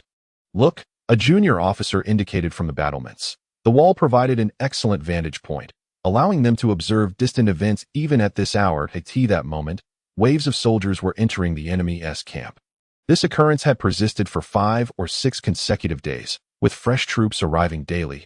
But today's contingent bore aloft fluttering red dragon banners, numbering approximately in the thousands, including large groups of militia and several standards.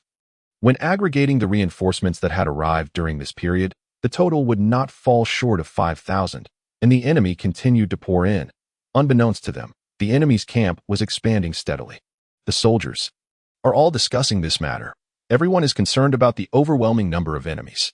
While the precise count of the enemy was difficult to ascertain, one thing was indisputable. At the center of the enemy encampment stood 3 towering siege towers, even surpassing the walls of Sidin. These massive siege engines, constructed of wood and clad in fire-resistant materials such as raw cowhide, were nearing completion. Once the siege towers reached the walls, a steady stream of soldiers would surge up the structures and onto the battlements.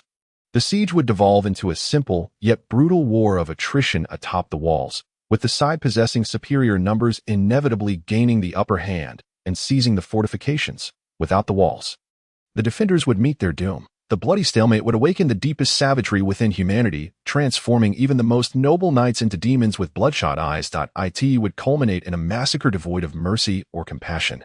Staining the castle with blood, this has been the way of the world since time immemorial. The 4th siege tower was halfway constructed, while the 5th appeared to have just commenced its assembly. Yet, within 10 days, the forces of St. Jean would possess at least 8 formidable siege towers. Those skilled in military engineering understood that such a pace indicated the enemy had no less than 1,000 craftsmen laboring fervently, if not more. The complexion of the Greyhound commander paled, the crimson glow of the setting sun barely masking his unease. This was merely the siege towers. How many more war machines were being hastily constructed within the enemy's camp? Behind those tents, how many trebuchets, battering rams, crossbows, grappling hooks, and ladders lay in wait? The St. Jean forces were not rushing to attack. They were biding their time. They awaited the completion of the siege engines and the continuous arrival of reinforcements. Unless we can conduct a night raid to destroy these constructions. Otherwise, the junior officer hesitated to suggest. Last night, 3 soldiers evaded the sentries and descended the walls using ropes to escape. A night raid, to set fire to those machines? It was an enticing option. Yet, everyone understood the implications of a failed night raid. The Greyhound commander shook his head. Thomas, General of St. Jean, was known for his cunning and unpredictable nature and would undoubtedly safeguard his engineering assets. Moreover, even if the raid succeeded, it would only delay the siege by a few days. Within 3 months, the castle of Sidin would remain isolated from reinforcements. However, if matters continued as they were, the morale of the troops would surely wane. While the 2 cannons atop the walls were advantageous weapons, unless they struck a critical support, the siege towers would remain impervious to destruction by a single cannonball. When 8 or more siege towers advanced steadily from the front, the 2 cannons would be rendered ineffective. "My lord, if this continues, we must retreat," the Greyhound officer replied, his voice low and foreboding. "There is no choice." As the sun sank below the horizon, an eerie silence enveloped both the castle and the ground below. Per custom, fires were lit atop the battlements to deter enemy raids, while darkness shrouded the encampment below. The number of sentinels patrolling the walls was alarmingly sparse, with many dummies interspersed among them. Within the castle of Sidin, everything proceeded with meticulous order: preparations for retreat, various ploys to deceive the enemy, and traps laid for them. As midnight approached, the side gate of the castle quietly swung open. Columns of soldiers slipped out of the fortress, retreating silently into the night. The hooves of their steeds were muffled with rags, each movement executed with the utmost care and silence. This retreat was executed with such finesse that when the forces of St. Jean pursued, it was already midday of the 3rd day. "General Thomas." As the breathless soldier burst in, Thomas was diligently penning a letter. "What is it?" "The enemy. The Greyhounds have abandoned the castle and retreated." The scout, though panting heavily, could not conceal the joy in his expression. "Lord William Daly has already entered the city to restore order. The entire camp is now aware of the enemy's flight, and the squire knights are clamoring to give chase. A pursuit would be prudent." Thomas continued to write. "When did the Greyhounds withdraw?" "They likely departed last night." "Is that so? Very well. Gather my lieutenants at once. Leave the organization of the castle to William Daly." Minutes later, all 3 of Thomas's lieutenants arrived. They, too, were aware of the Greyhounds' retreat and appeared visibly excited. "The Greyhounds have retreated, and they have been gone for nearly an entire day. Who wishes to lead the pursuit?" "Lord Thomas, please entrust this task to me," Ryan declared loudly. "Very well. Ryan, take my orders and swiftly assemble all knights and squire knights. Pursue at the utmost speed, but remember, the Greyhounds are likely on guard. So exercise caution. Off you go." "Understood." Ryan jogged away. "Leo, you must take a swift horse to inform the king and princess. Relay the news of my occupation of the castle of Sidin. They must make haste to arrive. Time is of the essence. Go and return quickly. And remember, bring several men. You are responsible for their escort." "Yes, my lord." Leo departed as well. Ashru, quickly gather a sufficient number of militia to meticulously scour the vicinity for any remnants of the Greyhounds. While it may seem superfluous, it is better to be prepared, and remember to send someone to clear away those heaps of debris. Ashru fully understood what heaps of debris referred to: the wooden frames disguised as siege towers. These structures were haphazardly built from thin boards and scrapwood, then covered with materials resembling cowhide. They were no more substantial than scaffolding, which at least could support a few men, whereas these contraptions could not bear even a single person. They were merely a ruse to deceive the Greyhounds. In truth, only one genuine siege tower existed, and it was only half constructed. However, it now appeared entirely unnecessary. "Ashru, why are you still here?" Thomas lowered his head to finish the letter he had interrupted. When he raised his gaze, he realized Ashru had yet to leave. "Lord Thomas, may I inquire how you conceived such a brilliant strategy? Have you not always emphasized the importance of avoiding risks?" "I am not taking any risks," Thomas replied with a smile. "If the enemy is not fooled and holds their ground, what loss have I incurred?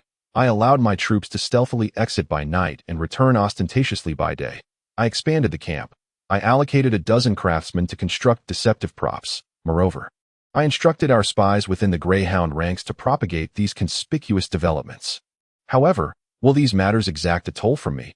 Aside from these, what other losses might I incur? But, Ashru, the so-called art of deception is, in itself, an effective auxiliary to warfare. Yet, the inherent nature of humanity is to exploit opportunities, leading some to regard deception as the true cunning of war. Take ambushes, for instance, viewed from another perspective. An ambush essentially divides one's combat strength into 2 segments. If the enemy remains vigilant and avoids the trap, it effectively creates a self-inflicted weakness, akin to the exam question I presented previously. This represents placing hope in the enemy, a choice made only when absolutely necessary. Do you recall the 4 principles I summarized for you? I do. The first principle is to maintain control over everything, rather than relying on the enemy's cooperation. The second is to clearly define the objectives of combat, avoiding blind pursuit of outcomes beyond the same. The third is to concentrate forces as much as possible while causing the enemy to disperse theirs. The fourth is to be prepared for direct confrontation, utilizing deception only when the cost of failure is minimal. Indeed, all principles are easier articulated than enacted. I just made a mistake I should not have allowed Ryan to pursue. The objective of this battle is to seize the castle, not to annihilate the greyhounds. Thomas suddenly sighed deeply. Theoretical concepts often falter in practice. You know why? Because theory is always so pristine, while the reality is rife with distractions. Chapter 38. Interlude. Many military texts document Thomas's strategic maneuvers beneath the castle of Sedan. A tale of skillfully leveraging psychological pressure to compel the enemy's retreat, thus claiming the castle without losing a single soldier. This brilliant stratagem is regarded as a classic, a testament to genius. Objectively, the Greyhounds also exhibited commendable performance. They successfully organized a midnight retreat and utilized camouflage to delay the enemy for an entire day. Their subsequent defensive actions were noteworthy, engaging Thomas's pursuing forces in a stalemate before ultimately effecting their escape. Yet, all these achievements pale in comparison to the accolades Thomas garnered. In fact, the Greyhounds are often described as a ragtag assembly of refugees and bandits, poorly equipped and disorganized, scattering at the first sign of conflict and fleeing at the slightest intimidation, conveniently overlooking their previous decisiveness. Although the scale of combat in the mountainous regions was modest, with the fall of Sedan, the situation in St. Jean became increasingly clear, focusing on the pursuit of Princess Irina. The Parolo people failed to seize the opportunity to control all of St. Jean. The vast majority of the lords of St. Jean were either immobilized by the chaos or had their access routes commandeered by the Greyhounds, likely for other reasons as well. However, the fall of Sedan put an end to all hesitation.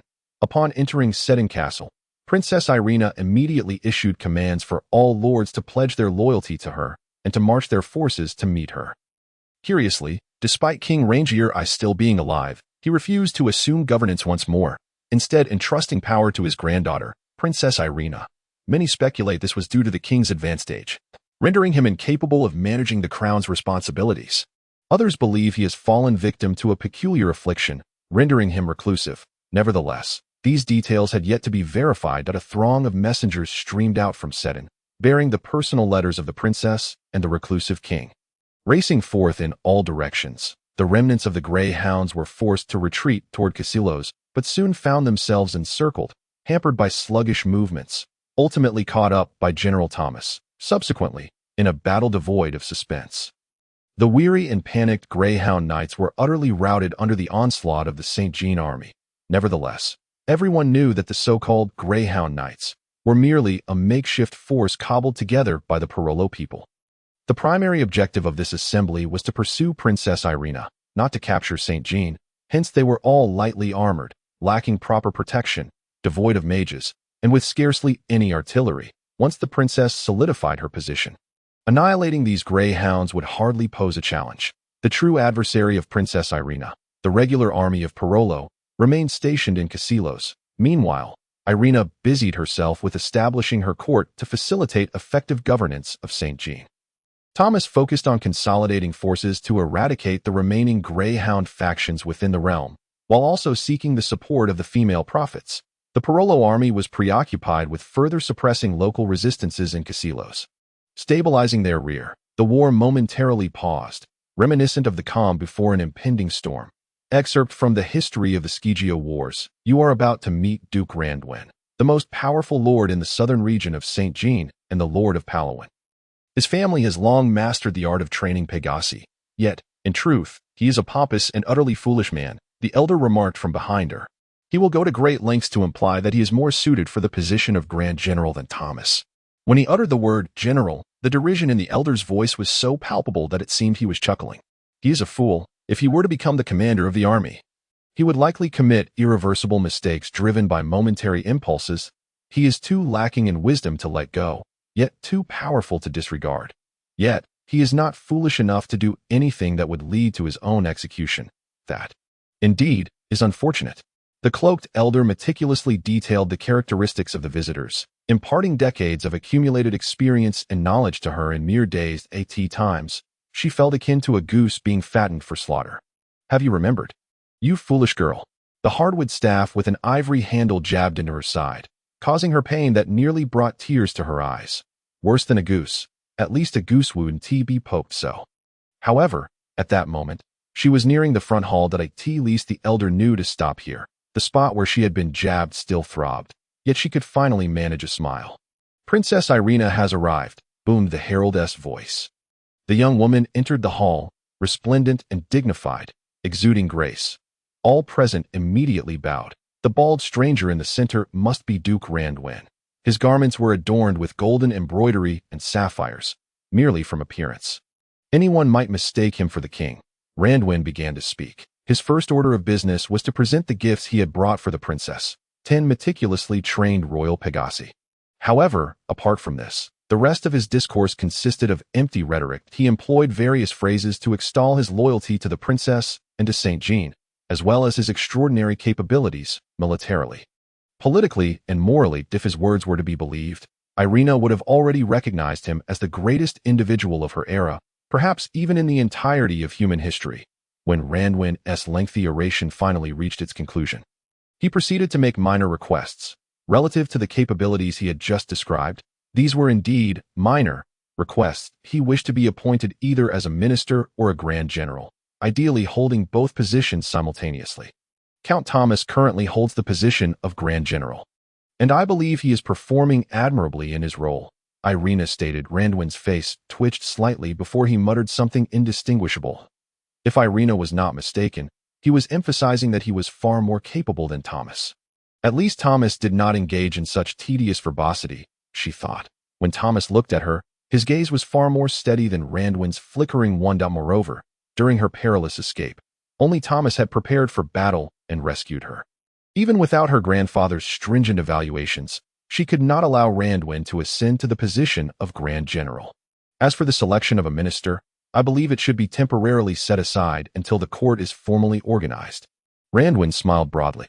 He began once more to elaborate on his admiration and gratitude towards the princess. Despite Irina feeling she had done nothing worthy of such gratitude, the meeting finally concluded. Before taking his leave, Randwin once again emphasized that all the Pegasi were still without owners. Moreover, should the princess wish, he could procure another batch. This remark piqued Irina's curiosity. She could hardly suppress her desire to meet the unclaimed Pegasi. Pegasi are noble creatures, forming an intense bond with their owners, never permitting another to mount their backs. Irina had long harbored a yearning to ride a Pegasus soaring through the azure skies. Yet, regrettably, all the Pegasi that arrived at the court were already claimed.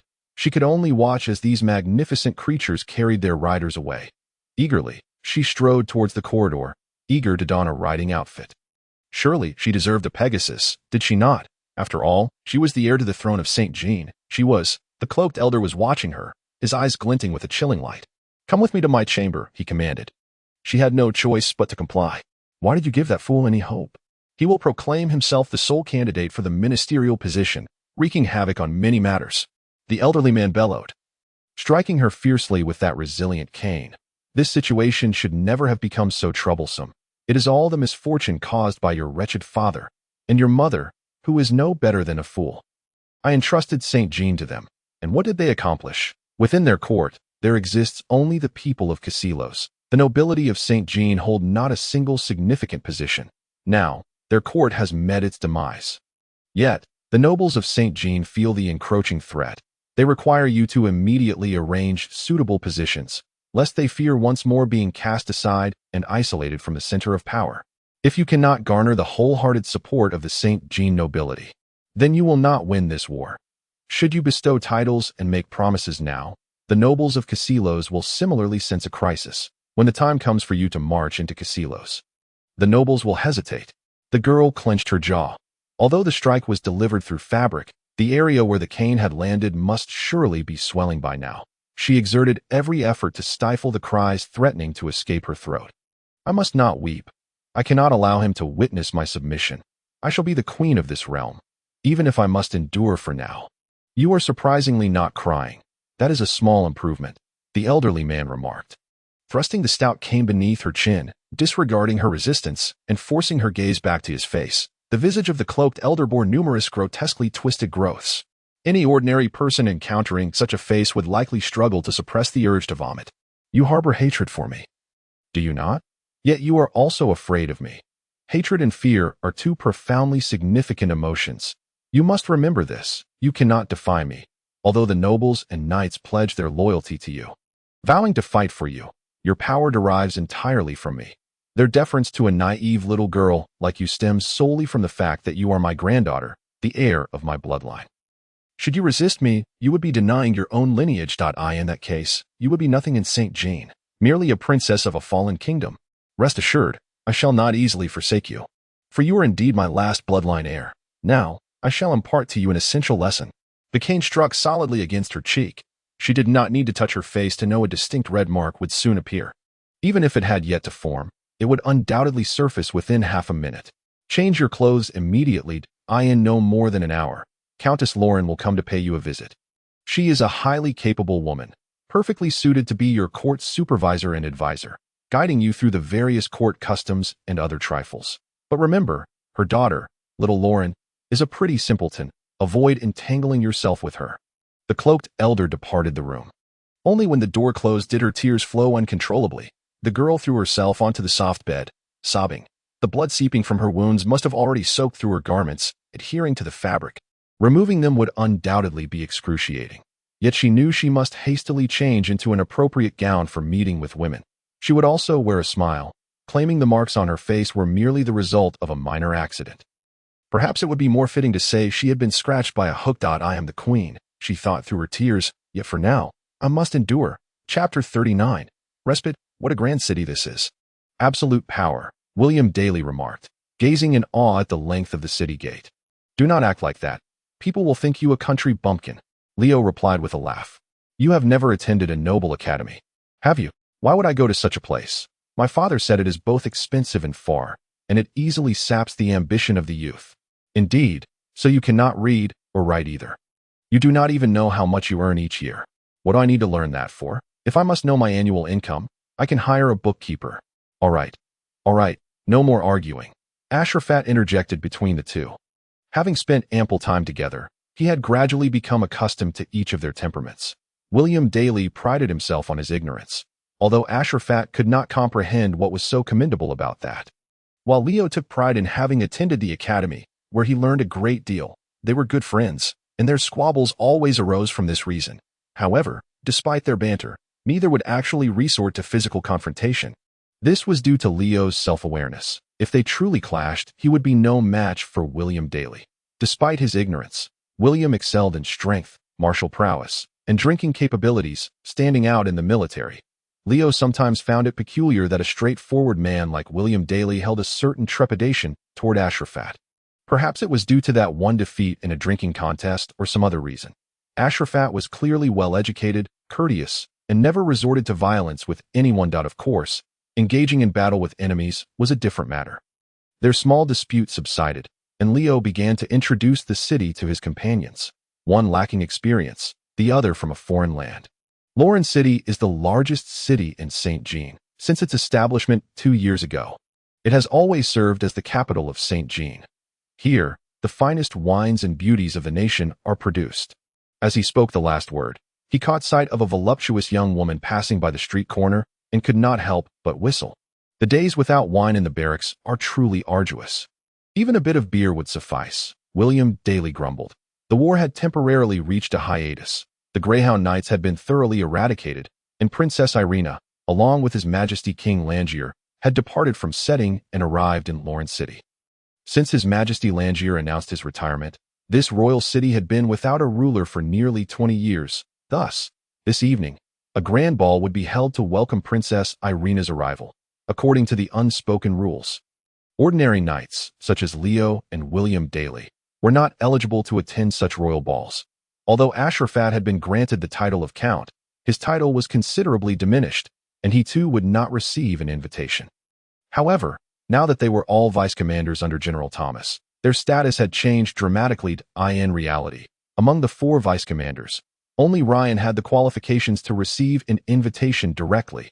His father held the title of Duke and was a branch of the royal family of St. Jean, while his mother also possessed royal blood from Casilos. Although Ryan was the second son of his family, his elder brother was in poor health, and the rights of succession could very well fall to him. Should such a scenario arise, he would inherit the title of count. Even if he ultimately did not gain the rights of succession, he could still inherit Thomas's title, though this would require appropriate support from his family, at the very least. He would become a baron. Listen, everyone, we have a whole day off today, Leo announced loudly as he watched the young woman's figure fade into the distance. The ball this evening is still far off. We have ample time to seek out some fun. The ball is in the evening. The problem is, it is still morning, isn't it? Ashru Lathe responded. Do not be so pedantic. You must realize that nobles and their families from all over the country have gathered here. Countless beautiful ladies are here for us to choose from. Leo's gaze was fixed on another graceful figure on the street, completely oblivious to Ashru Lathe's words. But we lack connections, Ashru Lathe exclaimed. Although Leo was a handsome young man, he was still just a knight from the mountains, and this alone subjected him to a certain degree of discrimination, placing him among the lowest ranks of the noble society, where it was challenging to gain the favor of high-born ladies, even though they had accumulated considerable merit from the battle against the Greyhounds. Everyone knew that the usual rewards for such deeds were merely valuable items. The difficulty for a knight to be elevated to baron, while not as extreme as the challenge for a militia member to become a knight, was still a significant barrier to overcome. Furthermore, with Princess Irina now exerting actual control over St. Jean, many prominent nobles had joined General Thomas's ranks. The four of them were nearly certain to be unable to continue serving as vice-commanders in this promising position. Perhaps Ryan was the only exception. A vague shadow flitted by on the ground, and something soared through the sky. What is that? It is a Pegasus rider, Leo replied. Indeed, those fellows from the south have arrived. Pegasus. Ashru Lathe gazed at the flying creature above with wonder. Master, if you wish, you could use black magic to create a flying mount, Carrie suggested in his mind. Ashru Lathe, do not look. People like us cannot obtain a Pegasus. Even in the south, only the wealthiest and most influential knights can boast of owning a battle-trained Pegasus, as these creatures are incredibly difficult to capture and even harder to tame. If one could soar through the skies, what city could not be conquered? He suddenly pondered. Useless. Look how high they fly. It is precisely because the Pegasi wear no armor. Once man and mount don their armor, the Pegasus cannot fly as high or as swiftly. Moreover, Pegasi differ from warhorses. This creature can recognize only one master throughout its lifetime, resolutely refusing to allow a second presence to intrude upon its back.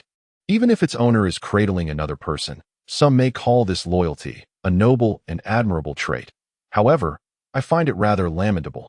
Moreover, the number of Pegasus is exceedingly scarce. Perhaps if all the Pegasus knights in St. Jean gathered, we could muster 2 or 3 with 1,000 archers. We could easily deter them from approaching the city walls.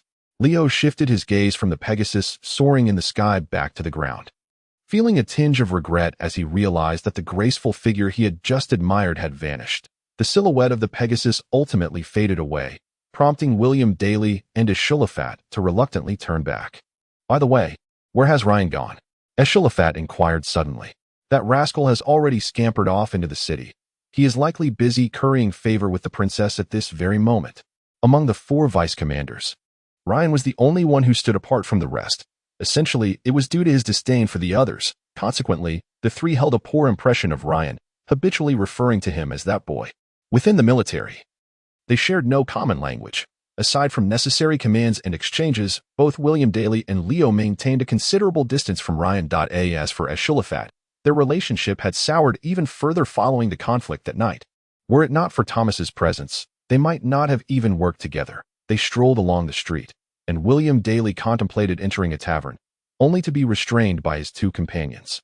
We can indulge in the finest wine tonight, a vintage that has been aging in the royal cellar for at least 20 years. Why waste time in such a humble tavern? If you happen to get intoxicated and find yourself unable to walk, wouldn't that mean missing out on tonight's splendid opportunity? This persuasive argument finally curbed William Daly's desire for drink, and he reluctantly departed from the tavern. Our primary objective here is to seek a suitable lady, Leo asserted, clarifying their purpose.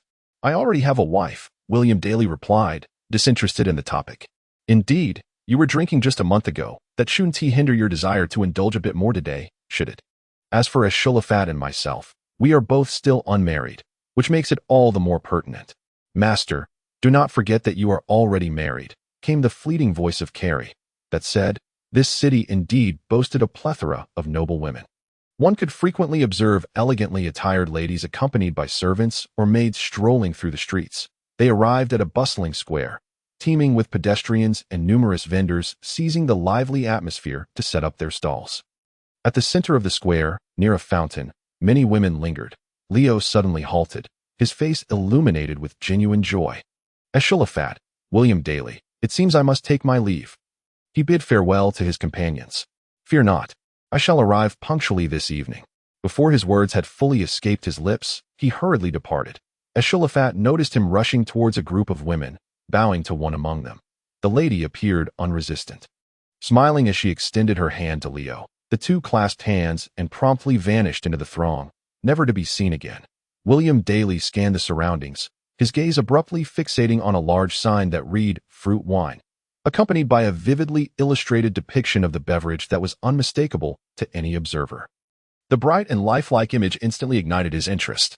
Fruit wine hardly qualifies as wine. It's merely a snack, not detracting from a proper meal. Ashru Lathe, let us partake in a little, my treat. No, thank you, Ashru Lathe replied, entirely disinterested in the drink. Then I shall see you in the evening. Rest assured, I won't allow myself to become inebriated. William Daly resolutely departed. Now, only Ashru Lathe remained in the square, momentarily at a loss for what to do. Master, I recommend we take advantage of this lull to practice some magic, Carrie suggested within his mind. It has been quite some time since our last practice. Good sir, may I purchase a flower? A timid voice chimed at his feet. Ashru Lathe looked down to see a young girl, no older than 10, holding a basket of flowers. The little girl gazed up at him eagerly. What would I need a flower for? Besides, I have no money. You could gift it to a lady you admire.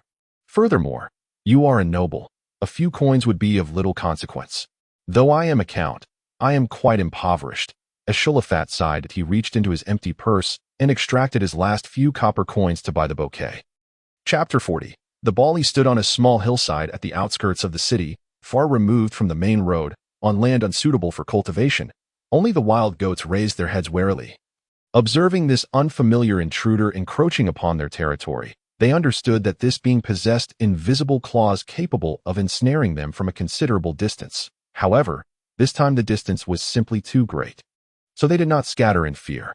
Master, prepare yourself and focus. He concentrated his will at his brow, sensing the power within his body and attempting to harmonize it with the external forces. The air was not filled with a gentle breeze of meaning, but rather with energy. The magic winds, he felt a perceptual door swing open before him, and in an instant, his spirit detached from his body. Soaring into the void, beyond the void, strands of energy danced, not like the wind, but more akin to flowing water. Undulating in all directions, he extended his mental hand into the void, striving to grasp these incessantly flowing waters. And the energy, reminiscent of water, surged into his body accompanied by a sense of filth and contamination. He felt his teeth chattering that it was the biting chill of ice and flames that could melt the body. Filled with the sweetness of life, yet tainted with pollution, his body was caught in a tumult, threatening to draw his spirit and essence into an eternal rhythm. Yet he suppressed that tumult. Much like pulling on the reins of a steed, forcing the surging energy to halt. Now, he could weave the subdued currents of energy at will. Initially a trickle, then a torrent, ultimately releasing the energy like a roaring river. The void collapsed. Ashru Lathe sat abruptly upon the ground, gasping for breath. Before him, the hillside erupted in a fountain of flames, earth and debris shooting forth alongside the fire, each spout reaching a height of 10 men. Well done, Master. You have now skillfully harnessed the winds of magic. Carrie manifested before him, adorned with a hat resembling rabbit ears, incongruous amidst everything else. From this moment forth, you may masquerade as a magician without detection. Hee. This was far from as effortless as black magic. At least with black magic, he did not experience this nauseating sensation of grease. This feeling penetrated deep into his muscles, bones, and even his soul. Clinging persistently, utilizing black magic was significantly simpler, devoid of this looming threat of being engulfed by a tidal wave. That is because your body is exceptionally suited to the second type of psychic energy, namely black magic. However, to conceal your identity in this world as much as possible, you must also master the first type of psychic energy, ordinary magic. I have resolved to become a Lord of St. Jean, Ashru Lathe replied. Why should I still learn these? because you will undoubtedly depart in 40 years. Otherwise, people will notice your abnormal lifespan. Carrie answered, sounding somewhat aggrieved. It is always prudent to be prepared. Ashru Lathe rose to his feet. The hour was growing late that it was time to attend the ball at the palace. He had gradually begun to forget about the vampire, for thus far, he had never experienced any thirst for blood. Even on the blood-soaked battlefield, the splattering of warm blood upon him might evoke the fervor of combat. Yet it would never incite hunger. Let us go see Princess Aq. It has been quite a while since I last laid eyes on her, he muttered to himself as he made his way into the city. Gaining entry to the palace was a remarkably simple matter. As the palace had long been in a state of vacancy, many aspects had yet to be properly organized. For instance, even the selection of the palace guards had not been formally arranged. A contingent of knights from the army had taken up duty instead. Ashru Lathe did not need to present an invitation, as the knights immediately recognized him. With a mere greeting, he proceeded directly into the ballroom. The hour was still early, and due to the spacious venue, it did not appear overly crowded. However, there were at least a few people present. Ashru Lathe scanned the room, but saw no familiar faces save for Thomas. General Thomas sat in a corner, delicately strumming his lyre, surrounded by a throng of women like stars encircling the moon. A hero is not born, but shaped by circumstance. After diligent service, their deeds are sung. In gratitude for duty, honor shall never falter. What defines a hero is the sacrifice for a noble cause. A faintly melancholic melody wafted from the strings of the lyre. Thomas was not a true virtuoso, nor were his songs the upbeat, cheerful tunes that easily delighted women. Yet, inexplicably, so many women were drawn to his performance. Moreover, the number was indeed staggering. A simple glance revealed at least 30 women clustered around him at this moment. Perhaps half of the women present were gathered by his side. If these ladies were all in their 40s or 50s, it might have been somewhat explicable. However, the reality was that many young girls were also present. Among them, several appeared to be no older than 12 or 13 years of age, a fact that struck Ashru Lathe as rather astonishing. Despite still being remarkably robust and looking far younger than his actual age, Thomas had indeed surpassed 80 years. Do not harbor any jealousy, Ashru Lathe. A voice resonated from behind him. Without turning, Ashru Lathe discerned that it was Leo. The charm of Count Thomas is not something you or I could ever rival. Leo's tone bore the weight of a sympathetic sigh.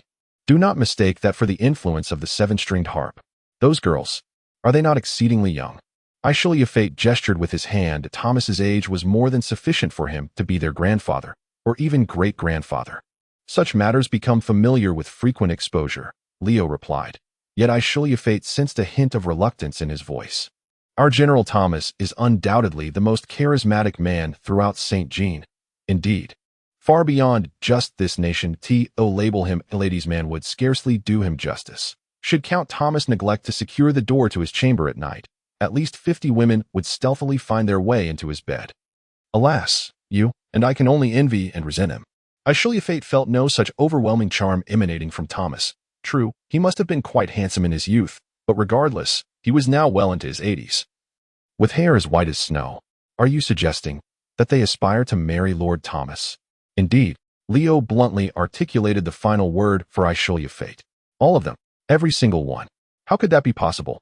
Perhaps women in their 40s or 50s, still retaining their allure, might possess such ambition, but those barely out of childhood, they must simply be enamored with a hero or merely drawn to the excitement surrounding Thomas.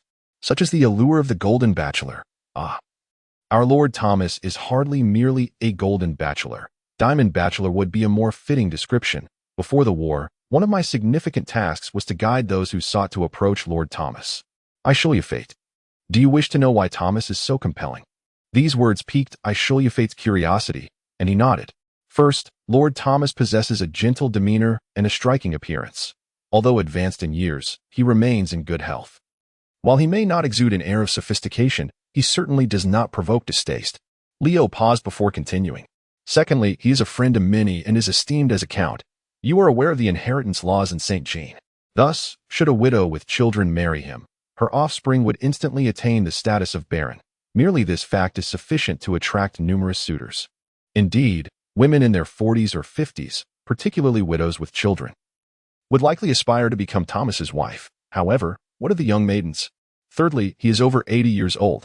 While it may be impolite to say, Lord Thomas is undeniably aged, You see, upon his passing, his widow will enjoy his lands for life, retaining all powers, with the sole exception of not holding a title. This is precisely what younger women covet.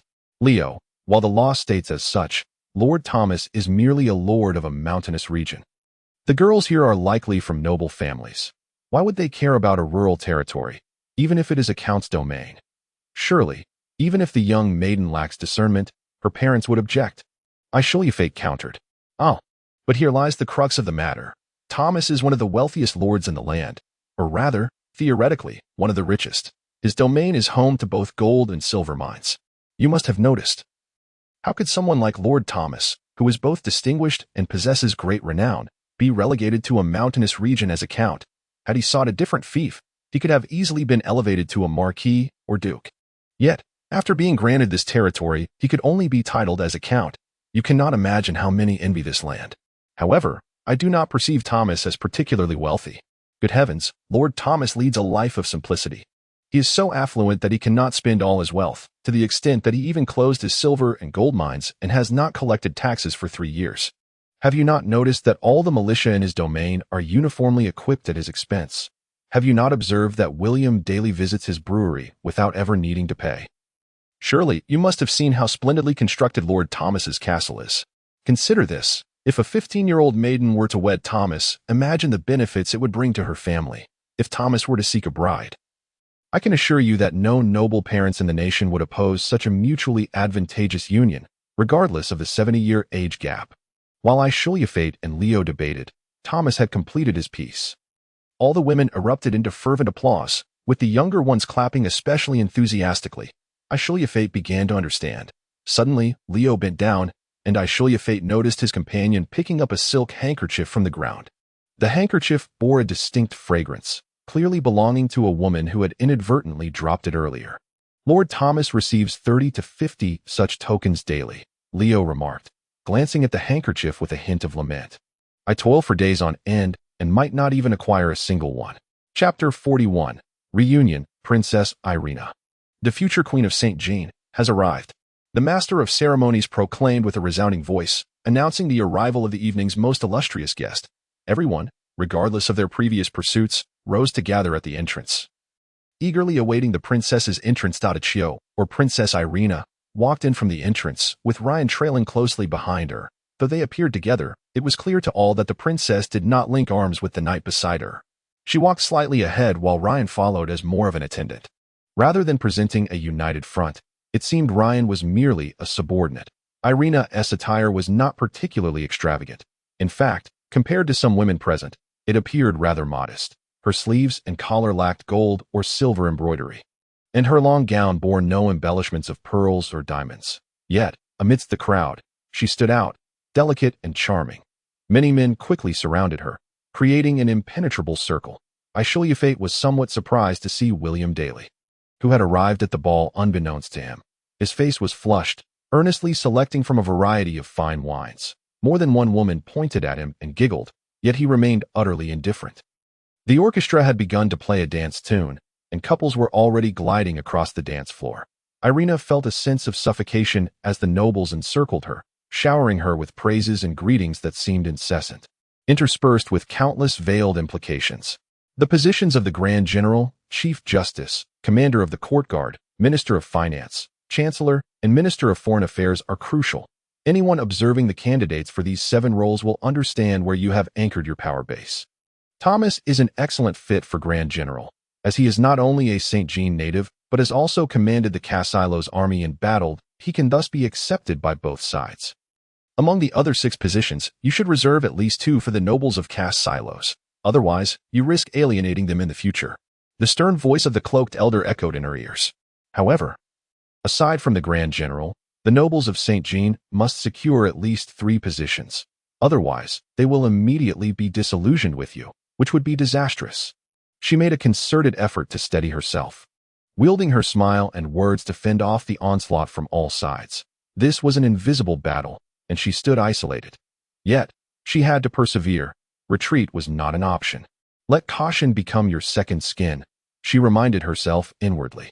There could be no missteps that a notably lanky nobleman, nearly as thin as a stick, approached her. Irina recognized his physique, but could not recall his name or title. This nobleman self-nominated for the position of Minister of Finance. The Minister of Finance is a pivotal role, should anyone seek to tighten their grip around your neck. This position serves as the best noose. She remembered the cloaked elder's warning. Regardless, as long as she did not intend to hang herself, she must hold the other end of the noose in her own hands. She politely indicated that she would consider the proposal carefully before diverting the conversation to autumn and hunting. To her surprise, the nobleman expressed a keen passion for hunting. After several minutes of discussion, he was appointed as the royal hunting master. As time passed, she successively granted 2 civil officer appointments, and then she found a warden with a fierce and imposing appearance. Following that, she quickly appointed a supervisor for her stables. Her ceremonial officer candidates were selected in rapid succession, followed by 7 royal advisors from across the nation of St. Jean. Everyone appears to be quite content, at least, they seem to be, except for her. If only there were 7 Thomases, each hailing from St. Genevieve but having served in caste silos, she could effortlessly delegate all her troublesome affairs to these 7 Thomases. Naturally, 70 would be even better. In that moment, she could not conjure any other positions, but fortunately, most had already been appeased by her.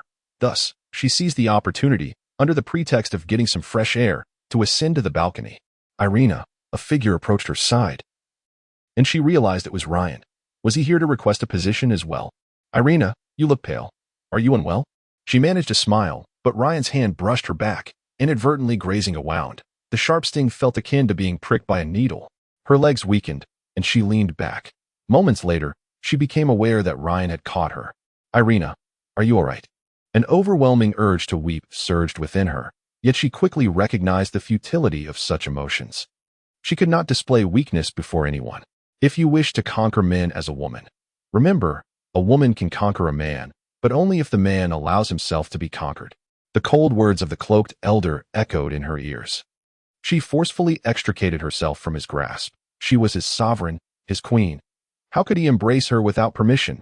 But she could not afford to be angered by such trifles. That would only render her akin to an agitated, belligerent peasant woman. Abandoning the astonished Ryan, she dashed to the highest point of the balcony, relishing her solitude. Minutes later, she finally managed to calm her tumultuous emotions. The night breeze was somewhat chilling, ruffling her hair and sending shivers across her exposed skin. A bouquet of white flowers was presented before her. It was a rather poorly maintained arrangement, with the outer petals already showing signs of wilting. Yet, she could still detect a faint fragrance. Acquaintance, the individual uttered a name. Irina lifted her gaze to behold the face of Ashru Lathe. You, why are you here? For reasons unknown. This visage instilled a sense of unease within her. No, she should not feel anxious. Was it not commonplace for Ashru Lathe to appear here? You are a princess, and I am your knight. Naturally, I must accompany you. Ashru Lathe replied, extending the bouquet once more, which she foolishly accepted. No, she should not accept such a thing. It would lead to numerous misunderstandings, allowing gossip to flow like a river, forever branching into tributaries. Suddenly, her eyes grew moist. Indeed, Ashru Lathe was not a knight of St. Genevieve. His loyalty to her stemmed solely from, perhaps Ashru Lathe could rescue her, just as a knight would liberate a princess imprisoned in a high tower. Irina, a voice colder than the night wind resounded. The figure of the cloaked elder materialized at the balcony entrance. Ashru Lathe watched as Irina approached her grandfather. Perhaps the master of ceremonies had received special attention, for he was entirely unaware of when this retired king had entered the ballroom. By the time he returned from the balcony to the ballroom, Irina had vanished from sight. Perhaps she had gone to rest in some small chamber, he mused, suddenly noticing Ryan lurking in a corner, glaring at him. When their gazes fortuitously collided, he witnessed the intense hatred burning in Ryan's eyes, which quickly morphed into something more menacing. But it was merely a fleeting moment. Ryan turned and departed. He had grown weary of this soiree. Striding through the main entrance, the guards wisely refrained from inquiring. He had no desire to linger. He was acutely aware of what would transpire next.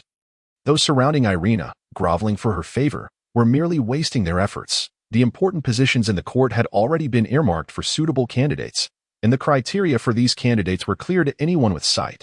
Perhaps there would be some minor adjustments, but they would certainly not involve them. The Parolans had secured their borders well, and none of the powerful nobles of caste silos could arrive in time.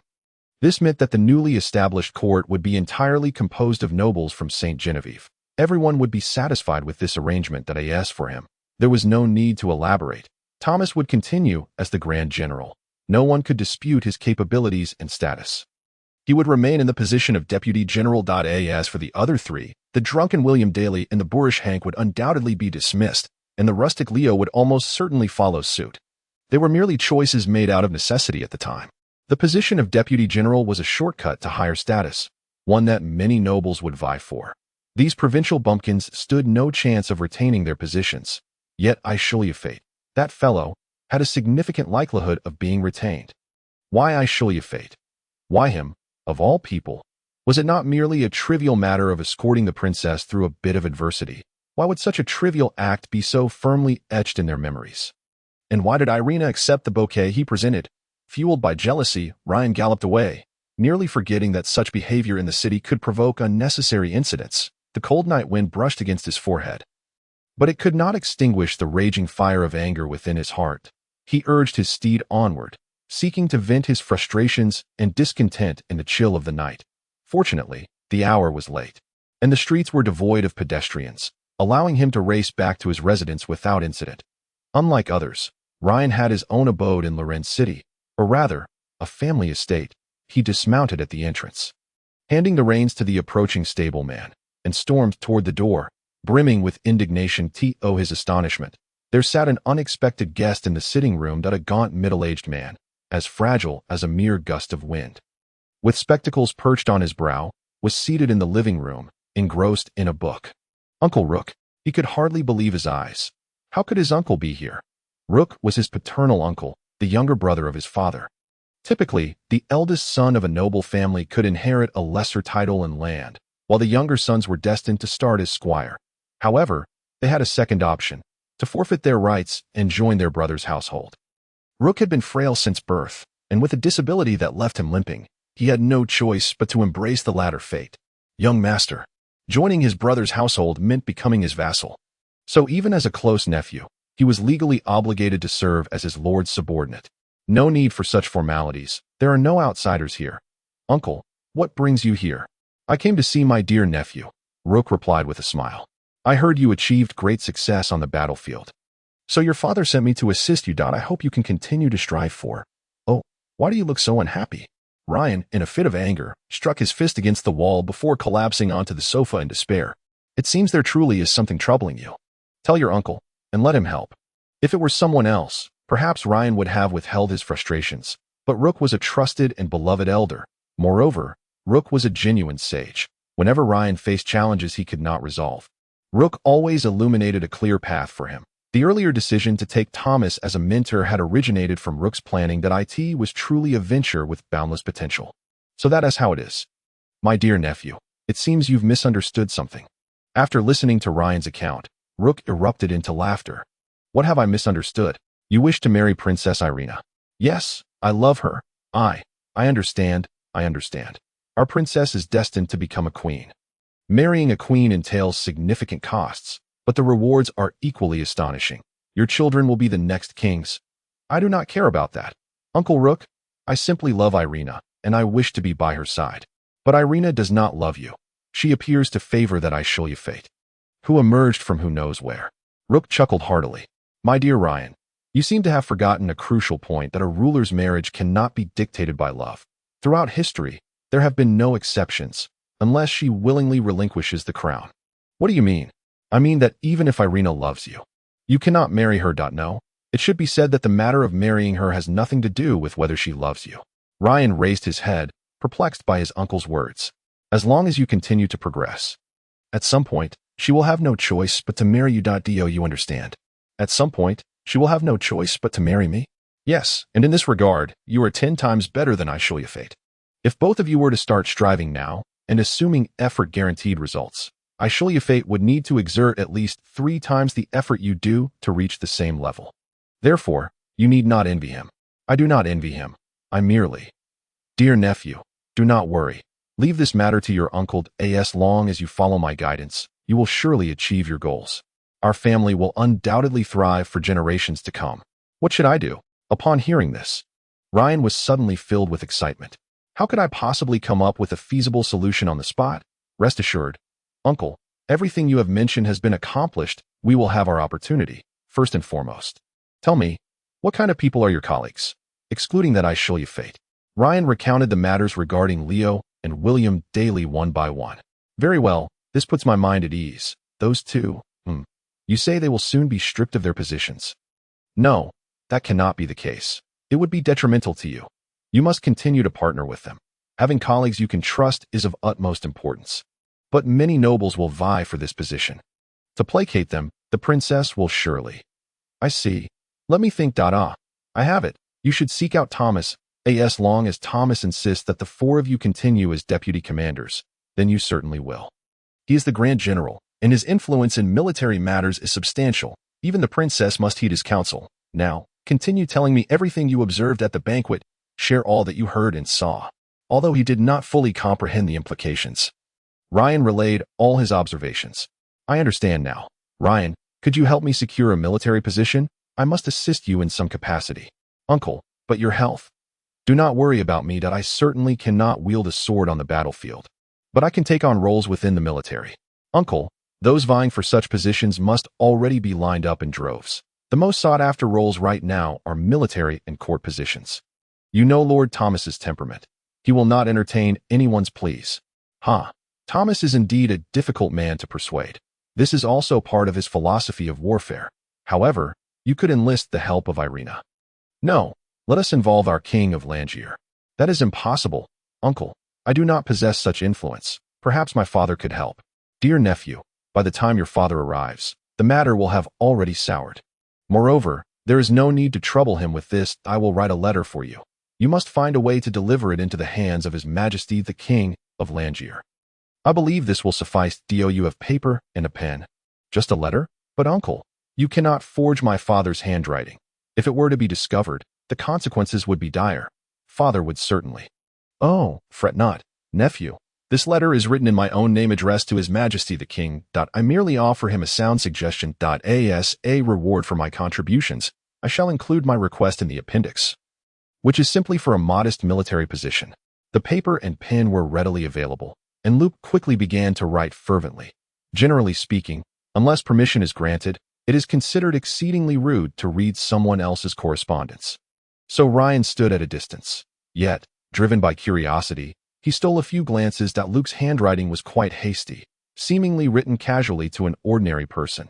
Ryan could only discern the words acting before Luke completed the letter.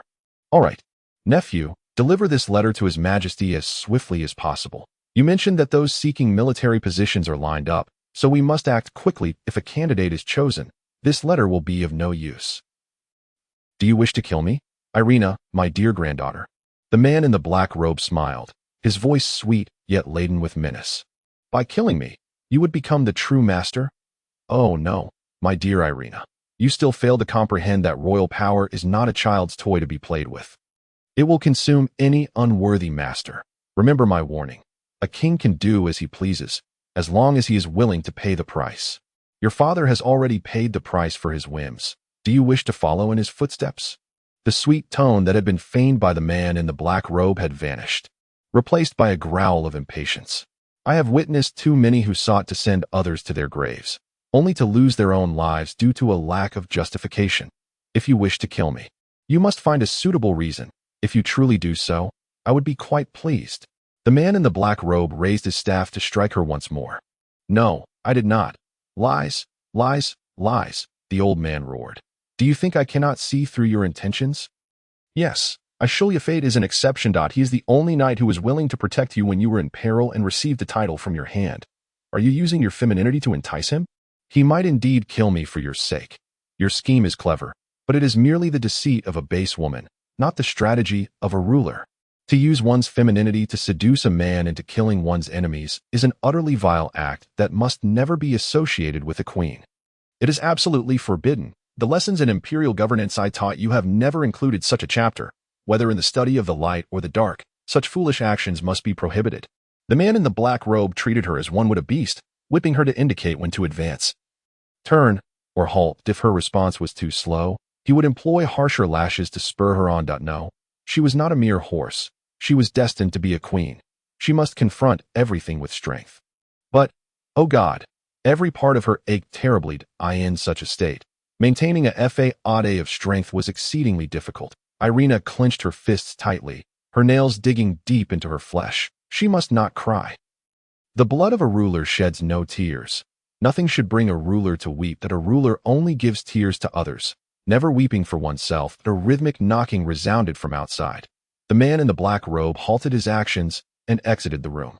Typically, each time the old man left, Irina would weep. However, this time she found that she could no longer shed tears. The old man's absence was brief, and when he re-entered the room, his anger seemed to have subsided. He stood before the princess, shaking a piece of parchment in his hand. "It appears I underestimated that boy Ryan," he said, his voice now calm, devoid of any emotion. "This man named Luke is actually his uncle, and he wishes to be with him," he murmured. "Even the most foolish of individuals, if aided by capable and trustworthy subordinates, can become formidable opponents. As long as he is not foolish enough to abandon his subordinates, he will become quite a handful." Irina's eyes widened, unable to grasp the meaning behind these cryptic words. The man in the black robe extended the parchment to her as she finished reading it. A sudden sense of relief washed over her. The significant issue that had plagued her was resolved. "Tomorrow, you must announce the personnel appointments," the man in the black robe declared. "The position of Grand General need not be altered. Thomas himself holds considerable influence in Casilos and will not face exclusion. Baron Leonis can become the Grand Judge. He possesses a stellar reputation, and even the people of Casilos know he will treat everyone fairly. The position of Captain of the Court Guard may remain vacant for the time being, while the remaining titles, Finance Minister, Chancellor, and Foreign Minister, should all bear the term acting. Acting? What a splendid term. That it's fortunate that Luke could conceive of such an idea. The St. Jean people will be satisfied, and the Casilos people will not be disappointed." The old man muttered to himself that he approached the table, where paper and pen were readily available. He quickly jotted down a few notes, which Irina then signed, affixing her personal seal. "This Luke seems quite dangerous. I recall now that he is that sly, cunning little fellow. What does he intend to do within the army? Even if he has some scheme, he must first contend with Thomas. It is impossible, unless Ryan were to succeed Thomas as commander. Otherwise, he could do nothing." The man in the black robe held the personnel appointment in his hand, hesitating as he spoke to himself. Chapter 43. Action at dawn. Ryan burst into his residence for the second time. The fatigue of a sleepless night was now replaced by an overwhelming sense of excitement. When he first returned, he had been aflame with anger and resentment, galloping like a tempest, but now, the initial fury had long since dissipated. His heart swelled only with exhilaration and disbelief. Luke was still in the living room, awaiting him. Ryan waved the paper in his hand as he entered. "Uncle Luke, this is the response." He handed over the document, upon which Princess Irina's signature was clearly visible. "Ah, it seems our king is indeed a generous monarch." The response was quite prompt and straightforward. "My dear nephew, it appears we have successfully accomplished our first step. Go and rest." "Uncle Luke, what exactly did you do?" "I did nothing but offer our king a suggestion and received a deserved reward in return. Is that not a natural course of events? When a subject assists a sovereign in resolving a difficult dilemma, it is only fitting that they receive a reward." "Uncle, what did you write in that letter?" My dear nephew, it is quite simple. In that letter, I stated that Princess Irina, being of dual royal lineage, is the legitimate ruler in contention for both Casilos and St. Jean. However, given that Casilos has fallen into enemy hands, the addition of Casilos' noble law to the princess's court at this juncture would inevitably invite accusations of favoritism, leaving the people of Casilos feeling disheartened. Such malicious rumors are bound to tarnish the princess's illustrious reputation. To prevent the dissemination of these slanderous tales that could sully her esteemed name, I propose that the positions of the Chancellor of Finance and other equally significant offices be temporarily provisional, to demonstrate that Her Highness is not biased in her inclinations. Once Casilos is reclaimed, the princess can then select capable individuals from both realms for substantial roles. That is essentially the crux of it. The remainder consists of an appendix, wherein I sincerely request an opportunity to serve the princess, perhaps as a scribe in the military. Provisional. Ryan pondered for a moment. "You truly approve this suggestion? Such a trivial matter." My dear nephew, this is no trifling issue. Princess Irina has been in Lorenz City for a brief period, yet she has yet to announce the selection for these positions. This indecision itself conveys a great deal of information. Furthermore, the best ideas are often the simplest, merely overlooked. In fact, I excel at discerning human intentions. Thus I have reason to believe my conjecture is accurate. The princess is indeed troubled by this matter. Discern human intentions, but Thomas once remarked that estimating an enemy's mindset on the battlefield is the most challenging endeavor, fraught with peril.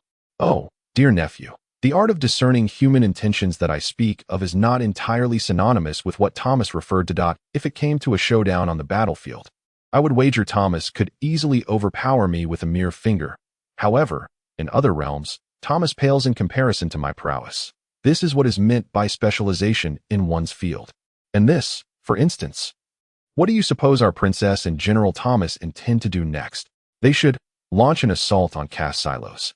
No, it is not yet time for battle. They will first seek the assistance of the female prophets, those holy maidens and seers who serve the god of nature. Even Thomas will likely request the participation of the Knights of the Holy Grail in this conflict. You may advise Thomas of this tomorrow, and he will surely be taken aback by your insight. Ruck laughed heartily. As for now, I can rest easy for a few hours. Ryan, you are still young, but your uncle is beginning to feel the weight of age. As everyone anticipated, Princess Irina's appointments were announced the day after the ball. All selections fell within expected parameters, save for the provisional designation, which caught many by surprise. Speculations abounded regarding the princess's reasoning behind this decision. Ultimately, an unknown rumor emerged to provide an explanation. Princess Irina was not well acquainted with the situation in St. Jean, and nearly all candidates were recommended by King Langil. Thus, the princess remained somewhat skeptical of the elderly man's opinions, hence the provisional status. The morning following the princess's issuance of personnel orders, General Thomas summoned his 4 deputies at the military camp outside the city. Today, Princess Irina proposed a selection of over 10 deputy commanders for me. Thomas sighed, but I ultimately rejected them. However, I neglected to consult your opinions. Many knights from the mountainous regions have already returned home. If you wish to reunite with your families, I shall honor your wishes and promptly arrange the necessary procedures. The 4 of them exchanged glances, unspoken agreement evident in their eyes. My Lord Thomas, we wish to remain. Finally, William Daly spoke up. At the very least, we aim to earn a baronial title before returning. What do you mean by knights returning? Ashru Lathe quietly inquired of his companion, Leo. We are from a remote province, and during wartime, our obligation is to provide 1,000 militiamen and archers, along with 2 knights. However, the last conflict occurred within our borders, which is why we were fully mobilized. Many knights in other territories have not even retained defensive forces. Leo replied, but such measures are no longer necessary. This is the status of our scouts and spies. Thomas unfurled a map. Since the fall of the Greyhounds, the Parolians have taken no action. In fact, their main forces have remained stagnant in cast silos. They have sealed off the region tightly, and our scouts have been unable to establish contact with the resistance within cast silos. Regardless, we have reason to believe that the Parolian army will not launch any offensive until spring of next year. This time, the Parolians have formally decreed their abandonment of the god of nature, choosing instead to worship the gods of the celestial realm. Undoubtedly, this action has greatly pleased the True God Church. The True God Church has supported the Parolians not only with substantial funds, materials, and volunteers, but has also dispatched numerous mages to assist in battle. If we are to engage the Parolian regulars, we too will require magical support.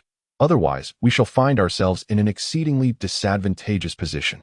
Based on this assessment, I have obtained permission from Her Highness Princess Irina. We must urgently seek the support of the female prophets. However, the female prophets never involve themselves in the internal conflicts of Stygia, Leo objected. They only join us when battling foreign entities like the green-skinned orcs or during invasions. Cast silos and parole have been bitter foes for so long, yet I have never heard of female prophets participating. I doubt they will heed our request. That was the case in the past.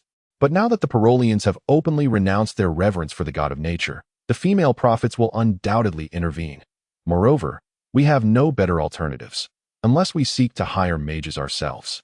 Thomas replied, Her Highness intends to personally undertake this mission.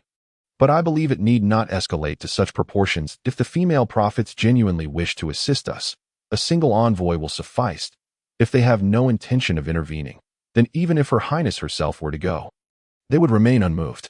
The status of this envoy must not be too high, lest it convey our desperate need for aid, nor should it be too low, as that would suggest a lack of sincerity.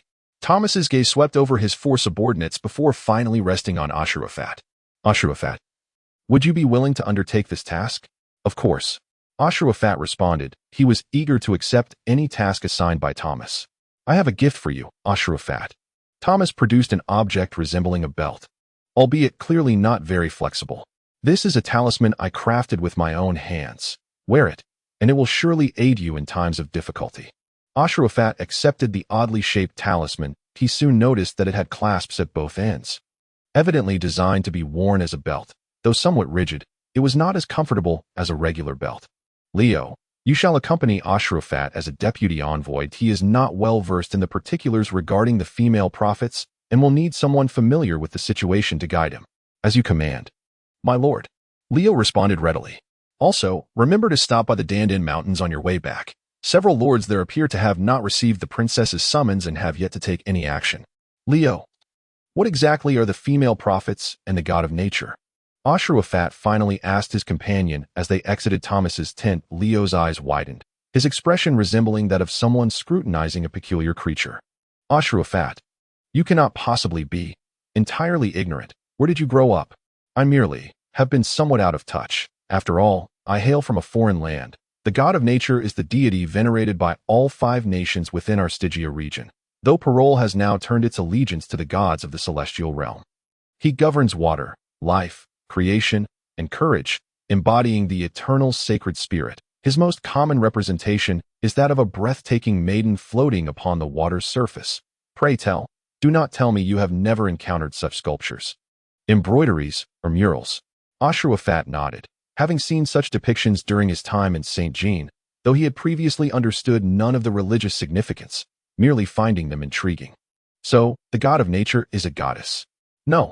That is merely one of his forms, that he also takes the shape of a grand oak tree, lush with foliage. Deities possess no gender, only various manifestations. Do not ask me why. That is a question for the female prophets or the knights of the Holy Grail. For they are the experts in any case. If you wish to receive the blessings of the god of nature, find a tranquil body of water, such as a lake, and pray to him. A sturdy oak tree will suffice as well.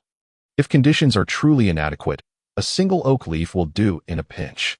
Will that truly work? Ashru Lathe appeared somewhat astonished. Certainly, it will be effective, Ashru Lathe. Are you questioning the powers of the divine? It is merely that knights cannot demand blessings at will, as that would be a profound disrespect and desecration of the divine. The blessings bestowed by the priestesses are the exception, granted in place of the nature deity. The priestesses, what is the connection between the priestesses and the Holy Grail Knights? Chapter 44. The mission. Leo responded. The priestesses serve as the clergy of the nature deity. They are not chosen lightly. Occasionally, in the region of Stygia, children manifest peculiar and mysterious abilities. For instance, some children can alter the color of their own eyes. Others possess the foresight to predict events before they unfold. Some claim to see ethereal figures wandering about or converse with beings invisible to others. As these children grow, priestesses will visit their homes to inform their parents that the child has been blessed by the nature deity. They take the children away from the mortal realm to the sacred mountain where the grand altar of the nature deity resides, though some assert they are escorted to the divine realm of the nature deity. In any case, the boys never return, while the girls are trained to become priestesses. Do the priestesses wield magic? Indeed, there have been instances when sorcerers from the central 7 nations visited the holy mountain to challenge the priestesses, only to return defeated. According to their accounts, the magic of the priestesses is exceedingly potent. However, many knights believe that the powers wielded by the priestesses differ from ordinary magic. Beyond combat, they possess the ability to divine the unpredictable future and uncover truths hidden within the hearts of men. Most importantly, they can disperse the healing winds of the nature deity to a location, curing rampant plagues or driving away locusts, droughts, and torrential rains. The most powerful among them are known as the saintess or fairy, serving as the leadership of the priestesses. Master, all of this can be accomplished with magic. Carrie softly elucidated in Ashru Lathe's mind. With enough practice, you could achieve it too. Then what of the Holy Grail Knights? I recall you mentioning that the boys taken away never return. Ashru Lathe disregarded Carrie's interjection and continued to inquire. The Holy Grail Knights are individuals like myself. Leo smiled, momentarily stunning Ashru Lathe. Just kidding. The Holy Grail Knights are those who renounce worldly power and wealth, dedicating themselves entirely to the service of the nature deity. Take me for example. If one day I were to kneel by a tranquil lake and vow to embark on the path of the Holy Grail, I would relinquish my fief, depart from my family, and roam in search of challenges, thereby proving my faith and strength to the nature deity. Year after year, I would hunt monsters and combat evil until the day the nature deity acknowledges my power and piety. She would appear before me in the guise of a maiden by the lake that I would kneel at her feet, and she would allow me to drink the holy water from the Holy Grail. Once I partake of the sacred water, I would be unable to refuse or turn back, that I would remain forever youthful, possessing an ageless visage, retaining the peak of my youthful strength, and the blessings of the nature deity would eternally shield me.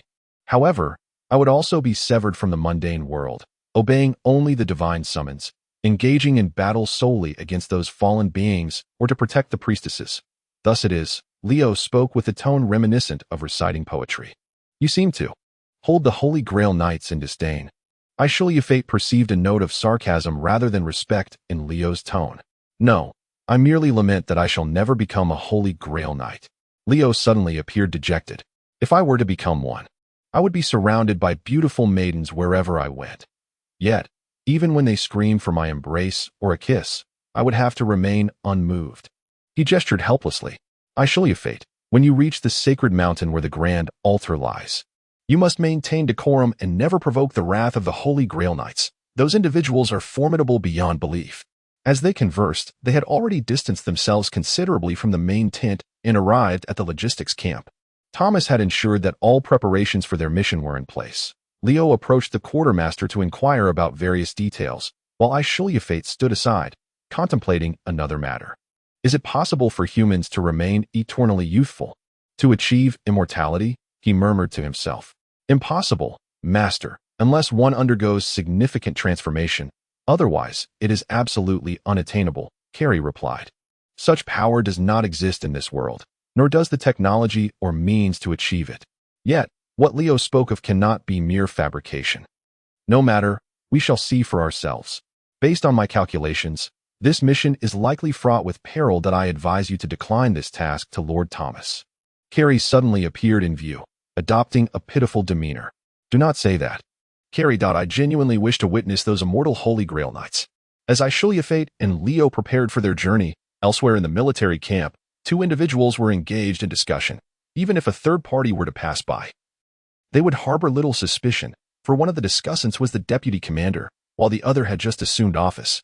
Oh, Ryan, my dear nephew, it seems you have encountered a troublesome opponent. I had the opportunity to observe Ashru Lathe himself today, and he is truly no ordinary individual, Luke remarked, though his smile betrayed no hint of concern.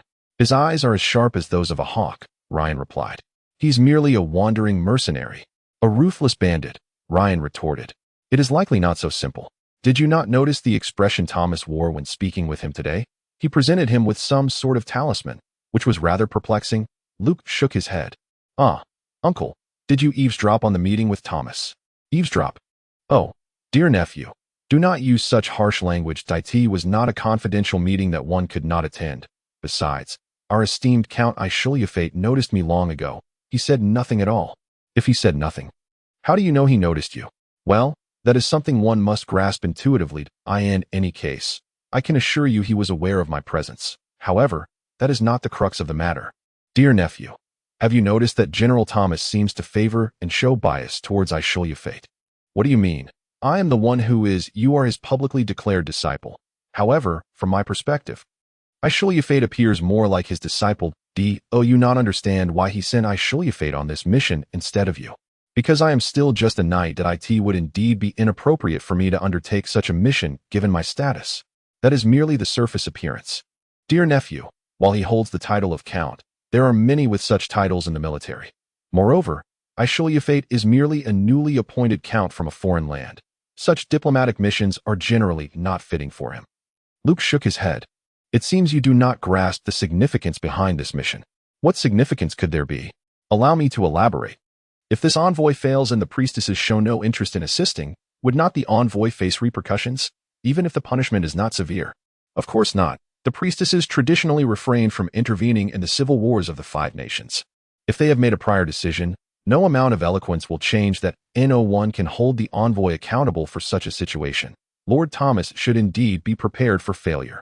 Then, if the mission succeeds, and the priestesses join forces with the Holy Grail Knights in our army, would not the envoy receive no credit whatsoever, or perhaps only a modicum of acknowledgement for running errands? That, indeed, no matter how one looks at it, there is bound to be a share of rewards for this envoy, with no responsibility should things go awry. Such a mission is coveted by all. And our General Thomas, without consulting anyone else, directly assigned Ashru Lathe to this task. The implications are rather clear, are they not? Uncle, are you implying? Is it not obvious? This is the most blatant favoritism, not to mention that peculiar talisman. From his demeanor, I can tell that Thomas holds Ashru Lathe in high regard. Ryan's expression darkened, yet he remained silent. Nevertheless, dear nephew, our current objective is Princess Irina, so Thomas sending Ashru Lathe away is rather fortuitous. Luke smiled, offering comfort to his nephew. It grants us a significant opportunity for freedom of action.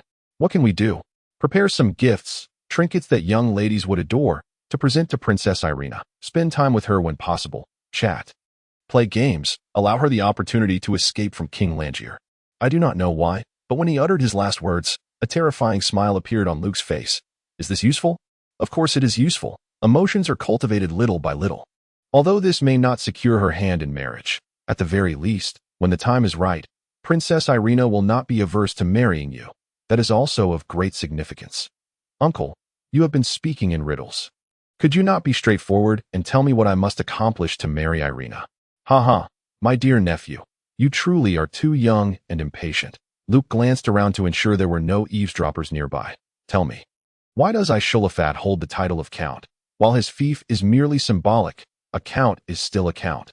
Because he saved Princess Irina, effectively refusing a duke's title. Thomas stated that if such an act were not rewarded, it would appear miserly and ungrateful, Ryan replied, somewhat impatiently. Indeed, that is the rationale. The Peronians have put a duke's title on a bounty for Princess Irina. Of course, this is merely the Peronians' claim. In reality, whether they will retract it post-event remains uncertain, rendering this duke's title somewhat precarious. Thus, granting Ashru Lathe the title of Count is quite fair, in my view, when you are able to become a king. Or rather, when you have the potential to become one, the only reward Irina can offer you is her hand in marriage. Become a king? Uncle, lower your voice. Under ordinary circumstances, this would be impossible, but the situation is exceptional now. Luke promptly silenced Ryan's voice. I already have a preliminary concept. However, this concept is still quite rudimentary and requires meticulous study and refinement. But should my plan succeed, you will have the opportunity to become a king at that time. The choice between becoming a king or pursuing Irina will depend solely on your judgment. Chapter 45. The Sacred Mountain. Long ago, the True God Church commenced its infiltration of Paro. Waves of priests established churches throughout Paro, proclaiming miracles and doctrines, employing various methods to garner followers and supporters. After decades of effort, the True God Church now wields considerable influence in Paro. However, this endeavor has always remained in a state of official tacit approval. Although the number of believers in the nature god has diminished, the Peronians continue to outwardly uphold their worship of the nature god. They still frequently visit the sacred mountain in search of divination and prophecy, offering corresponding gifts of tribute. Yet, in order to secure the True God Church's comprehensive assistance against Cassius and St. Jean, Paro ultimately chose to abandon the faith in the nature god. It has proven that the Peronians' renunciation of their reverence for the nature god, turning instead to the embrace of the deities of the star domain, has not come without repercussions. The True God Church has provided Paro with financial aid, resources, and volunteers, dispatching numerous mages. However, Princess Irina can justifiably seek the support of the female prophets and the Knights of the Holy Grail. Depicting this war against Paro as a holy war of the nature god. Excerpt from the history of the War of Sigio. When that woman appeared, Leo was walking alone in front of the carriage. That morning, they had just bid farewell to the small town at the foot of the sacred mountain and formally ascended the mountain to demonstrate their piety. They all dismounted to walk. Of course. Another reason was that the mountain path was rugged. At times, the horses pulling the carriage lacked sufficient strength and needed the war horses to lend a hand. Leo had read many accounts and legends about the sacred mountain. One of them was that visitors need not climb much of the mountain path. The female prophets, possessing the power of divination and foresight, would come halfway to greet any welcomed visitor. Conversely, if the visitor were an unwelcome guest, they would become ensnared in the mists halfway up, unable to find their way onward. "My lord, we are approaching the mists," the guide hired at the foot of the mountain alerted. "Understood," Leo responded, feeling uneasy as he couldn't help but glance back at Ashru Lathe. If Ashru Lathe felt anxious as well, it certainly did not show on his face. He seemed to be observing everything around him with genuine curiosity. That a woman clad in a gray cloak appeared by the roadside. She appeared to be an ordinary rural woman, momentarily stopping to rest due to fatigue. "Child," he heard her call, then she lifted her hood to reveal her visage. When Leo heard the woman call out "child," he initially assumed her to be an elderly lady. But he was mistaken. At least, he could not discern her true age at first. He thought her age was roughly akin to his own, but the longer he looked, the more he felt she must be older. Her dark, profound eyes exuded maturity and an uncanny confidence that was beyond the grasp of youth. Leo had never encountered a young woman with such eyes. Those eyes resembled a deep pool, enveloping him within. She stood with an elegant poise, emanating an air of command that made him feel clumsy by comparison. Though her height barely reached his mouth, her presence made him feel diminutive. By the gods, she was exactly as described. No, even more beautiful and noble. To Leo's mouth fell agape, and before he could close it, he heard commotion behind him. Ashru Lathe had engaged in a scuffle with two men. All three were armed, yet none drew their weapons at that moment. Ashru Lathe pushed one man aside and delivered a kick to another's abdomen, seizing the opportunity while the second man clutched his stomach. He threw a punch that sent the first man reeling backward. The final, powerful blow struck the man's chin, sending him tumbling to the ground, face up. "Ashru Lathe," Leo exclaimed, wishing to assist, but suddenly realized the presence of the female prophet beside him. Wait, they were on the sacred mountain, so these individuals could not possibly be brigands. He turned to look at the female prophet, but she exhibited no intention of intervening, merely displaying a hint of astonishment. At this moment, Ashru Lathe had already brought the second man down. He too had noticed the peculiar woman beside Leo. Leo began to introduce himself. No need to say anything. The female prophet interrupted him. "I am aware of your intentions. Guests from St. Jean, please follow us." The two fallen men slowly rose, appearing somewhat disheveled. They did not approach Ashru Lathe again, but instead moved towards Leo. The guide discreetly gestured that his task was complete and then dashed back along the path. Now, the female prophet and the two unfamiliar men led the way, with Leo and Ashru Lathe trailing behind, while several attendants drove the carriage and led the horses at the rear. "Ashru Lathe, just now, you may have just fought with the Knights of the Holy Grail," Leo whispered to his companion when the opportunity arose. "You managed to take on two by yourself. They approached me stealthily. That I merely acted on instinct to defend myself. Do not worry, nothing will come of it. They would hardly concern themselves with such trifles. After all, they are the Knights of the Holy Grail, paragons of virtue and strength. What I am concerned about is their attitude," Leo murmured. Although their reception seemed welcoming, evidenced by their greeting along the way, the female prophet's demeanor was decidedly frigid. That did not bode well for the two emissaries on a diplomatic mission. Eerie mists began to envelop them from all directions, obscuring their vision. Soon, they could hardly see 10 paces ahead. All Leo could do was stay close to the female prophet, lest he lose his way in the fog. "Leo," his companion tugged at his sleeve. Softly warning, "Our carriage has just been taken." Leo turned back, but through the thick mist, he could see nothing. He could still hear the sound of the wheels rolling, but that sound seemed to be muffled by the surrounding fog, making it impossible to discern its direction. Without Ashru Lathe's warning, he might have assumed the carriage was still behind them, following their progress. Inside the carriage were precious gifts meant for the nature god. To ensure their safety, Ashru Lathe and Leo had brought an entire retinue of guards to the foot of the sacred mountain. Of course, the guards had been left behind at the base. "The carriage is heading that way." Ashru Lathe pointed in a direction. "Nothing will happen. This is the sacred mountain," Leo reassured him, then hurried to catch up with the female prophet. Ashru Lathe followed closely behind. "May I inquire, madam?" Leo gradually began to sense something amiss. They had walked too far, and there seemed to be no signs of an end. The fog had thickened to an extent that he dared not turn around to seek Ashru Lathe's presence, for doing so could very well result in losing sight of the guiding figure of the female prophet ahead. young messenger. There is no need to worry. The piety in your heart will guide your way. The female prophet replied without turning her head. I would rather have my eyes guide me. Leo's lips moved. Yet he ultimately refrained from voicing that thought. He had traversed a considerable distance, to the extent that even a knight hailing from the mountainous regions, accustomed to arduous journeys, felt a profound weariness. He found himself amidst a forest, where the mist had dissipated, allowing for an expansive view. The two men who had accompanied the female seer had long since vanished, unbeknownst to him. The seer, leading the way, halted her steps. Ahead lies a realm no mortal may tread, she proclaimed, glancing back. Messengers, please wait here for a moment. My lord, there is indeed a divine presence here, Carrie whispered to Ashru Lathe after the seer had departed. Since arriving at this sacred mountain, Carrie's voice had always been a mere whisper, as if fearful of attracting attention, though Ashru Lathe understood that such concern was unwarranted. A god, a true deity, or rather, a natural phenomenon. The essence of divinity is forged from the potent subconscious energy of its fervent believers. It lacks a fixed form, yet it undeniably exists and wields great power. My lord, please exercise utmost caution. I cannot fathom the extent of this god's power. Perhaps it could discern my existence. There was a hint of unease in Carrie's tone. Under the influence of this god's power, the seers and Holy Grail knights can indeed extend their lifespan significantly. Yet, this is but a limitation. They merely possess longevity, not immortality. Thus, my lord, they remain merely human. Unlike you, as long as your life is not snatched away by violence or harm, you are eternal. Ashru Lathe glanced at his companion.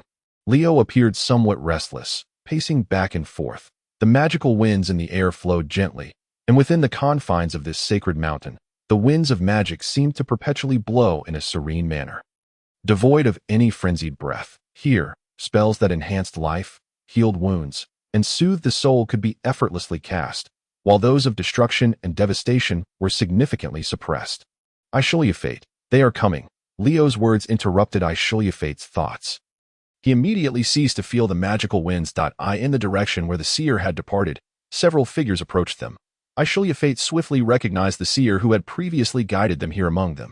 There were 6 women in total. The seer who had led them walked at the end of the line, clearly holding the lowest rank. The one at the forefront had long black hair. Her countenance, eternally youthful, reminiscent of all seers. Perhaps due to Carrie's earlier warning, Ashru Lathe instinctively placed a hand on his sword. There is no need for concern, Count Ashru Lathe, he heard the leading woman say. Your power is formidable. Yet here, you need not fight for your protection. In this realm, we are the sovereigns. This lady must be the saint or fairy Leo had mentioned. She was the leader of this assembly of women. Your Holiness, Ashru Lathe recalled his mission. I come at the behest of Princess Irina, the ruler of St. Jean, too. We are well aware of your purpose, Count Ashru Lathe and Sir Leo. The divine has already bestowed upon us its revelations, the saint replied. The betrayal of Paro is unforgivable. The favor of the nature god shall no longer be theirs. I shall dispatch Holy Grail knights and seers to join your ranks under the command of General Thomas. We shall fight together. Chapter 46. The fief, is that all there is to it? Leo turned back at the foot of the mountain, gazing at the ethereal mist halfway up, asking his companion in a somewhat dazed manner. Ashru Lathe. Leo appeared as if he had just downed a large cup of wine without savoring its rich bouquet. In truth, it was quite similar in Leo's mind. This diplomatic mission was no trivial matter. After presenting the offerings to the nature god, a grandiose oration would surely be required. They needed to persuade the hesitant seers, of course. If the seers resolutely opposed involvement, there would be no recourse. For this, he had painstakingly devised various negotiation points, and had meticulously discussed them with Ashru Lathe until the last detail was refined. Yet the outcome was unexpectedly simple. It was as if an army, steeled for battle with a fatalistic resolve, discovered that the enemy had already fled. Regardless, we have succeeded. Ashru Lathe reassured his companion that an overly effortless victory can sometimes strip one of a sense of accomplishment, as was the case with Leo at that moment. Indeed, no matter what, we have triumphed. Leo quickly recovered from his despondency, his spirits lifted. Even better, Thomas has granted us 2 months timed out. Of course, it wouldn't matter if we took 3 months to return. 2 months. What does that signify? Ashru Lathe, momentarily perplexed by his companion's words, inquired. It signifies that we have at least a month to allocate as we please, Leo responded, his eyes sparkling with enthusiasm. We arrived by ship and encountered favorable winds, saving us at least 3 days of travel that we had initially anticipated being delayed at the sacred mountain for at least 10 days, but now we can complete it in a single day. Thus, we need not rush back, we can take a slight detour. To the north lies Baron Arthur's domain, where he has 3 exceedingly beautiful daughters. Leo, remember Lord Thomas's instructions that we still have a task at hand. Hey, that is a simple task, it won't delay us much. Leo pondered for a moment, then pulled out a rough sheepskin map from his backpack. I show you fate. I have a proposal. What do you think about us parting ways? What do you mean? It means we act separately. There are 3 lords in total. I will visit 2, and you will visit 1. Leo gestured at the map. I show you fate immediately noticed that the 2 lords Leo had chosen for himself were less significant than the one he would visit. Isn't there a problem with that? I show you fate scrutinized his companion's face, which bore an awkward smile, as if caught cheating. Come now, I show you fate. We are good friends.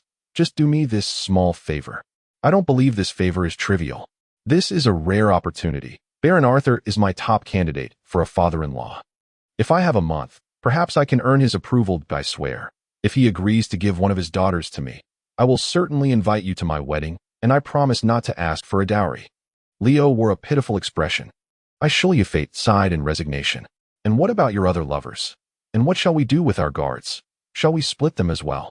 Those are merely paramours, not candidates for wives, Leo promptly replied.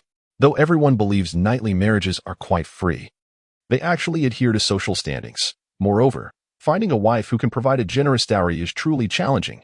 I show you fate. If you help me with this, once this war concludes, I will do my utmost to help you find a suitable partner. I swear by my knighthood. All right, I understand. And what of our subordinates?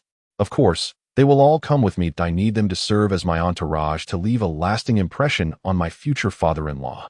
Fine, I'll just act as a lone messenger. I show you fate glanced at the map. Oh, this knight's territory is quite close to the Undead Mountains. That is my fief. Merely nominal fiefdom, Leo added. There are no inhabitants there. But fear not, I show you fate. Once the war ends, I am certain Princess Irina will prepare a prosperous territory for you. You shall receive substantial annual income. By then, throngs of beautiful women will flock to you. I truly hope that when the war concludes, I too can attain a promotion, even if it is just to the rank of baron. The 2 began their descent towards the small town at the foot of the mountain. With the significant matter resolved, they could leisurely admire the scenic wilderness that it was already autumn, and the distant fields shimmered with the golden light of ripe grains, while the occasional shrub by the roadside bore an abundance of fruit. By the way, Leo, may I ask something? Why are these 3 knights unaware of Princess Irina's summons? Even if they did not receive precise news, they could infer the situation from the actions of their neighbors. Other knights have been called away. They are knights directly under the royal family. I show you fate. It seems you truly know little. Allow me to explain. For instance, I am a knight directly under Count Thomas, apart from paying a certain tax to Count Thomas each year, though he has not collected in many years. Hence my ample resources. I must also be prepared for his summons at any time, to serve as a knight alongside 50 militiamen. Count Thomas is my liege, and I am his vassal, unless I am granted another fief. I must fulfill this obligation. My territory is incorporated into Count Thomas's domain rather than counted separately. Therefore, if Her Highness requires my service, she can only summon Count Thomas, and I will naturally appear in the forces he commands. And what of these knights? Are they not the same? They are knights directly subordinate to the royal family. The other nobles share merely an equal standing with them in the eyes of the law, aside from the princess. No one possesses the authority to command their service. They may volunteer their assistance, but such actions stem purely from their own volition. Naturally, the majority of knights are fervent and willing to aid fellow nobles when we prepare to confront the greyhounds. For instance, a dozen knights arrived at the behest of Count Thomas, either coming themselves or sending a detachment of militia. In truth, a significant portion of knights throughout the kingdom are beholden to the crown. Thus it is hardly surprising that distant lords might not receive orders. Moreover, different territories bear distinct obligations. For example, the knight you are to visit. For some reason, I show you fate felt that Rio placed particular emphasis on the phrase, you are to visit. Within his domain lies a small town, a rare trading hub in this region, which could have easily been the fief of a baron. The obligations of the lord are therefore greater than those of an ordinary knight, in addition to a higher annual tax. He must provide at least 1 knight for the princess, 3 militia, and 50 mounted retainers. The militia may be substituted with well-bred horses, while the mounted retainers can be replaced by mercenaries. After uttering these words, Rio let out a sudden sigh. If the war concludes and I do not attain the status of baron, then at the very least, I hope to acquire a prosperous territory such as this. At that time, regardless of whom I court, her parents will undoubtedly not refuse. You seem to have mentioned that you intend to marry the daughter of that Baron Arthur. Did I say that? Even if I did, there exists the possibility of rejection. One must always plan for contingencies. Fate suddenly felt emboldened to speak. By the way, I recall you mentioning that widows can enjoy the benefits of their husband's fief for life. Do they bear any obligations? Certainly, the only difference is that they are exempt from providing 1 knight. If the widow also passes away and the child is still of minor age, the territory is reclaimed, and the child is afforded free admission to the noble academy. Truly, we live in an era rife with opportunities. As long as one demonstrates valor in battle and achieves remarkable feats, rewards are assured. As Thomas's deputy, our chances are undoubtedly greater than those of others. Fate. Since the princess issued the call to arms, many knights and squires from other nations have flocked to our land, eager to serve St. Jean. Why is that? Because St. Jean possesses many noble fiefs. Not to mention the situation with Cicilos. It is noteworthy that Lord Thomas, as a count, should ordinarily have 60 or 70 knightly vassals. Yet currently, only William Daly and I remain. Their steeds trotted into the tranquil little town. How unfortunate! Fate stood alone in the middle of the road, staring at his limping warhorse. I should have brought an additional horse. My lord, that was your own refusal. Rio had already suggested as much. In his mind, Carrie interjected. Silence. He retorted fiercely within his thoughts, silencing Carrie's whimper of protest. Initially, this journey was merely intended to span 10 days. So Fate had deemed it unnecessary to bring an extra horse. After all, aside from his personal belongings, he had little else to carry. However, he never anticipated that his horse would end up injured.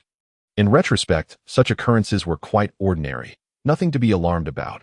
Yet, having grown accustomed to his undead steed, Fate had forgotten the trivialities of equine injuries in the military. These were concerns of little consequence. Thus he overlooked the inherent risks. He led his horse a short distance. This was a fine war horse, swift and enduring, capable of traversing day and night, a knight's ideal mount. Yet now, after its injury, the poor creature limped along, moving slower than he did. My lord, I recommend you put it down and resurrect it using magic, Carrie suggested. Fate turned to regard the creature, its eyes filled with vitality, entirely unlike the cold indifference of his undead horse. He found himself reluctant to take such a drastic step. Let us proceed ahead. Perhaps there exists a veterinarian in that small town who can tend to the horse. Fate sighed. My lord, you have not brought sufficient funds, Carrie whispered. It seems unlikely that you will be able to afford a doctor's services. I am aware. Regardless, we shall find a solution upon reaching the town. If all else fails, we can sell this warhorse and acquire a more economical mount, perhaps a draft horse or the like. My lord, a limping horse will not fetch a good price. Silence, I know. Fate shouted inwardly, rendering Carrie mute. Alas, he pondered what to do next. Yes, find that lord and borrow a horse from him. Chapter 47. Turmoil. When Fate finally entered the small town indicated on the map, he realized he had delayed his journey by 3 days beyond his original plan. His horse had become considerably worse than at the outset. Rio's earlier words held true. This was a remarkably prosperous little town. The open space outside the town had naturally formed a bustling market, teeming with people. Fate located a place where horses were traded and inquired with a horse dealer about the whereabouts of a veterinarian. In fact, the vet was right at the edge of the horse market. An elderly man with a grizzled beard examined the injured hoof of Fate's horse and shook his head. Young man, you have shown a lack of care for your horse. This level of injury cannot be remedied with short-term treatment. Is there no magical remedy? Not magical treatment, but it will require at least 2 months of recuperation, the veterinarian replied. Moreover, I assure you, if you continue to force it to walk, within 2 days, this poor creature will be utterly incapacitated. What is the cost of the cheapest riding horse here? The vet scrutinized Fate. You are preparing for a long journey. I take it, for a long trek, the best option would be a well-bred warhorse, priced at a minimum of 4 gold coins. Even for a pack horse, you would need at least 70 or 80 silver coins. Are horses so expensive here? Young man, are you not aware that war is currently underway? Since the onset of conflict, horse prices have surged. Then, doctor, what is the current value of my horse? Ashru Lathe questioned the veterinarian. This horse, although a fine specimen and evidently trained for battle, has suffered severe lameness. It will require at least 2 months of care, and even then, there are no guarantees of recovery. It may remain crippled. If I were to purchase it, I would offer a fair price of 1 gold coin. The veterinarian responded, however, I am merely a doctor, not a trader, and do not buy horses. You might inquire with the horse merchants, but their offers will surely fall below a fair price. After an hour, Ashru Lathe departed the horse market. He sold his limping horse for 80 silver coins and entrusted the saddle to the veterinarian for the cost of 1 silver coin. This amount would suffice for him to purchase a draft horse. He had resolved that if the Lord refused to assist him, he would have no choice but to settle for a lesser horse for his return journey. Although the Lord's castle was not located here, this small town surely had appointed stewards under the Lord's command. Even if the Lord allowed the town autonomy, a mayor would still exist. Through them, finding the Lord would be straightforward. Thus, his situation was not dire. After all, this was merely a simple ancillary task.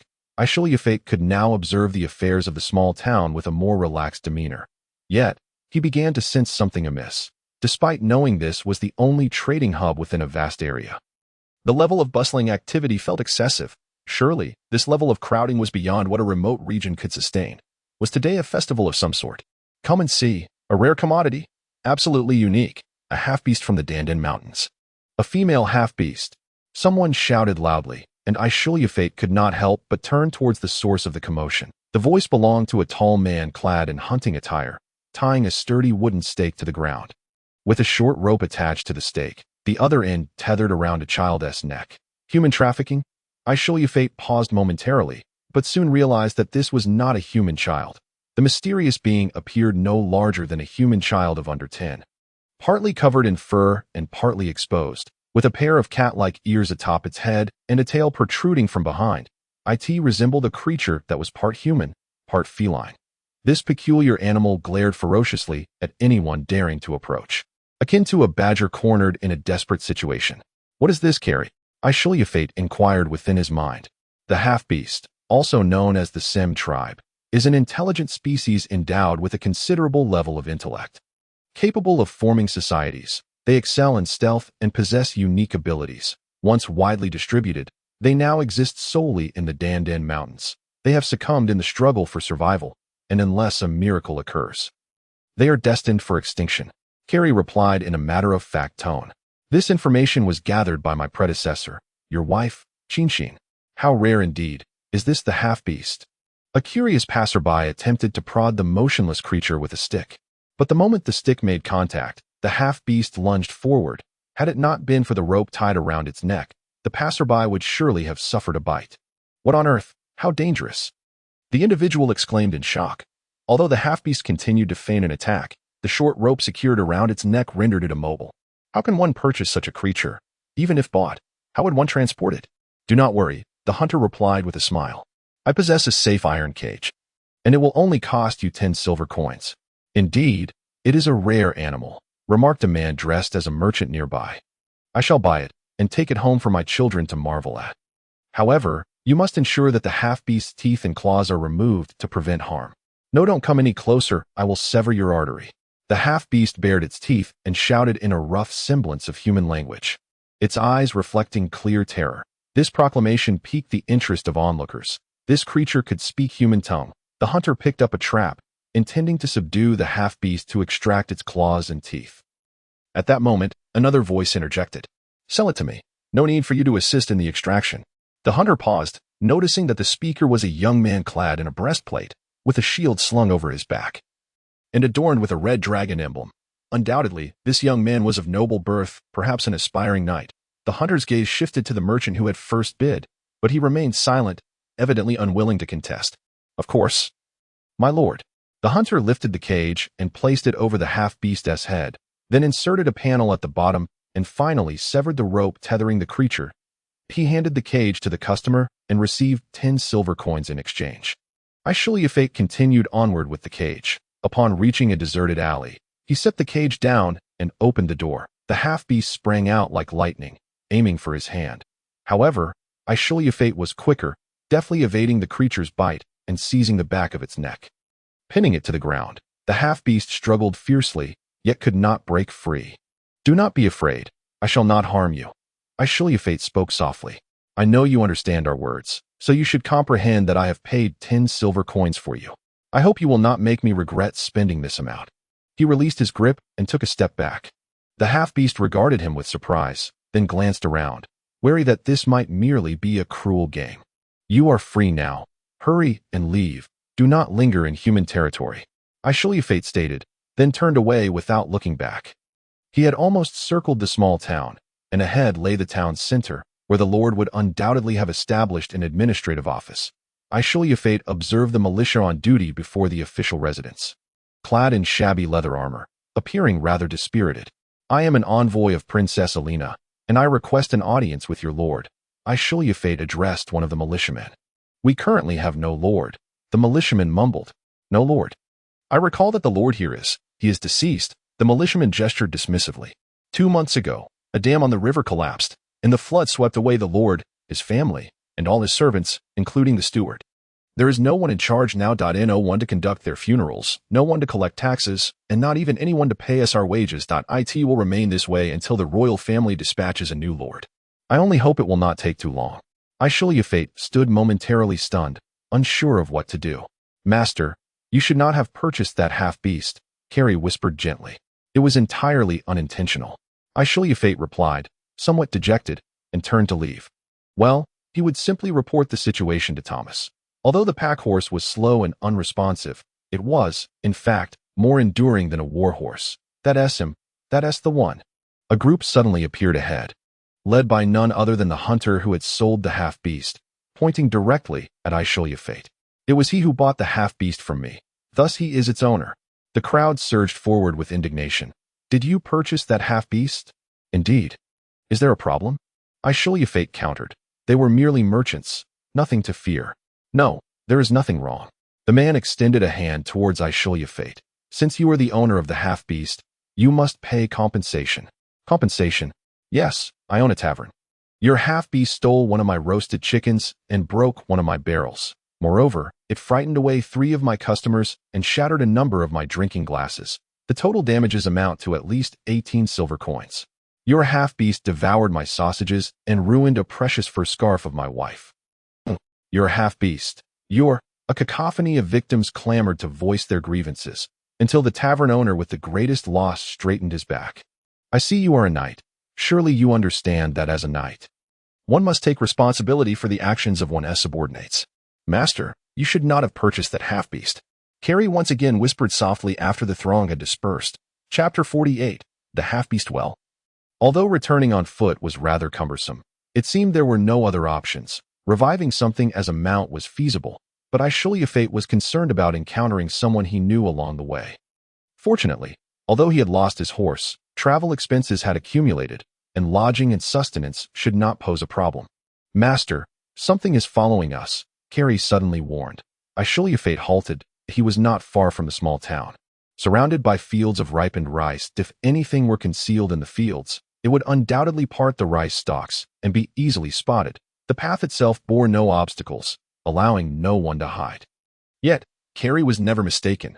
Fate trusted this completely. He remained alert, yet despite his heightened senses, he detected no suspicious signs. "Master, that thing is still tracking us," Carrie warned again. Fate paused, closed his eyes, and concentrated all his attention on his ears. The surroundings were silent, devoid of any suspicious sounds. No. To the left, something was moving within the fields. Fate opened his eyes, focusing intently on the source of the sound. The rice stalks were short and dense. If something were concealed among them, even if cloaked, it would still be visible. Yet, there was nothing suspicious in the rice field. His gaze shifted to the edge of the field. There, he spotted the half-beast. Remarkably, the half-beast's body could change color. It blended seamlessly with the surrounding environment, rendering itself nearly invisible. Had he not been certain something was there, Fate might have overlooked its presence. "What are you up to?" Fate inquired. "You have already caused me enough trouble." The half-beast slowly emerged from the rice field onto the road. Apart from its fur and physique, the half-beast bore a striking resemblance to a human. However, upon closer inspection, one could observe that its fore and hind limbs were equally powerful. The half-beast could walk upright, but could also run on all fours. I let you go, and yet you resort to stealing food that if you are caught, you will surely return to the cage. Ashru Lathe sighed. I will not assist you a second time. Me, Mimilu's belly, is hungry, the half-beast replied in a halting tone. Very well. You have already pilfered enough. The trouble you caused has been resolved, and you have left the city. What do you want from me now? Hurry back. Go where you came from. Ashru Lathe turned to leave. But the half-beast swiftly dashed in front of him, its speed surprisingly swift. In an instant, the half-beast stood before Ashru Lathe. What do you want? Ashru Lathe asked, taken aback. You saved Mimilu, so Mimilu wishes to repay you. Your name is Mimilu? What a delightful name. As for repayment, no need. I currently have nothing I require, save for a horse. Surely you do not possess one. Mimilu knows where there are horses, many horses. You mean the horse market over there? Unfortunately, those horses have owners. To help you pay the compensation, I can no longer afford a horse. That I should have bought you something to eat instead. That would have been much cheaper. Not there. Mimilu knows there are horses. Those horses do not belong to anyone. Whoever catches them belongs to them. Where could such good fortune be found? Ashru Lathe was indeed intrigued. For someone like him, dressed as a knight yet burdened with an array of luggage, though it was hardly excessive when placed behind the saddle, it became exceedingly cumbersome when carried on his back, rendering walking rather impractical. If anyone were to witness his disheveled appearance, it would likely become a source of lifelong ridicule. In the vicinity of Mimilu's homeland, the half-beast should reside in the Dandan Mountains. Perhaps, would there be horses there? Upon deeper reflection, it indeed seemed plausible. Livestock, whether horses, cattle, or sheep, often escape, wandering into human pastures or forests. Thus, a few horses straying into the mountains shouldn't be regarded as entirely outlandish. Moreover, this half-beast would hardly deceive herself, one would presume. Is your hometown far from here? It takes 3 sunsets to reach. There is a shortcut, just 1 sunset. 3 days, a shortcut of 1 day. That time frame poses no issue. Ashru Lathe contemplated. Very well, you may guide me there. We shall take the shortcut. Ashru Lathe traversed swiftly between the hills. This low-lying terrain, known as the Black Hills, consists of mounds of earth interspersed with large boulders. The steep and winding paths meander through them. Though these hills are not particularly high, their intricate topography is exceedingly complex, with some trails accommodating only goats. These paths were not crafted by human hands, but rather shaped over millennia by the claws or hooves of creatures inhabiting the hills. The complex terrain posed little challenge to Ashru Lathe, as he adeptly scaled the steepest slopes and leaped down the most precipitous cliffs. Mimilu, too, appeared to thrive in this environment. Her agility and speed in such challenging terrain were remarkable, as if she were gliding effortlessly. You are not an ordinary person. In terms of speed, Mimilu paused atop a large rock, delicately licking her hand like a cat. Of course, perhaps it would be more fitting to say she used the back of her paw. The tips of the half-beast's fingers bore rather sharp claws. I merely possess good stamina, Ashru Lathe replied casually.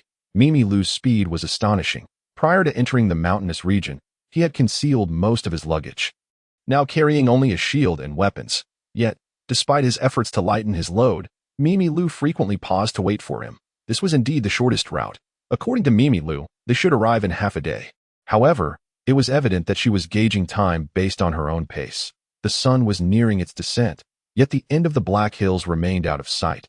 Ashru Lathe could distinctly sense changes within his body, eliciting a mixture of fear and exhilaration.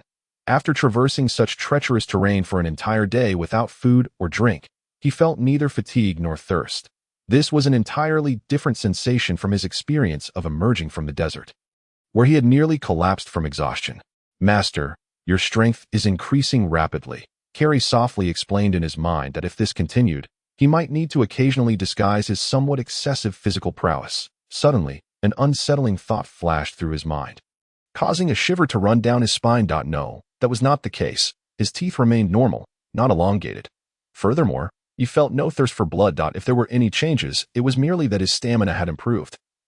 His body had become more agile, and his sensitivity to hunger and thirst had dulled. All of these were positive transformations, especially for a knight on the verge of entering battle. He possessed a slight understanding of the terrain in the vicinity.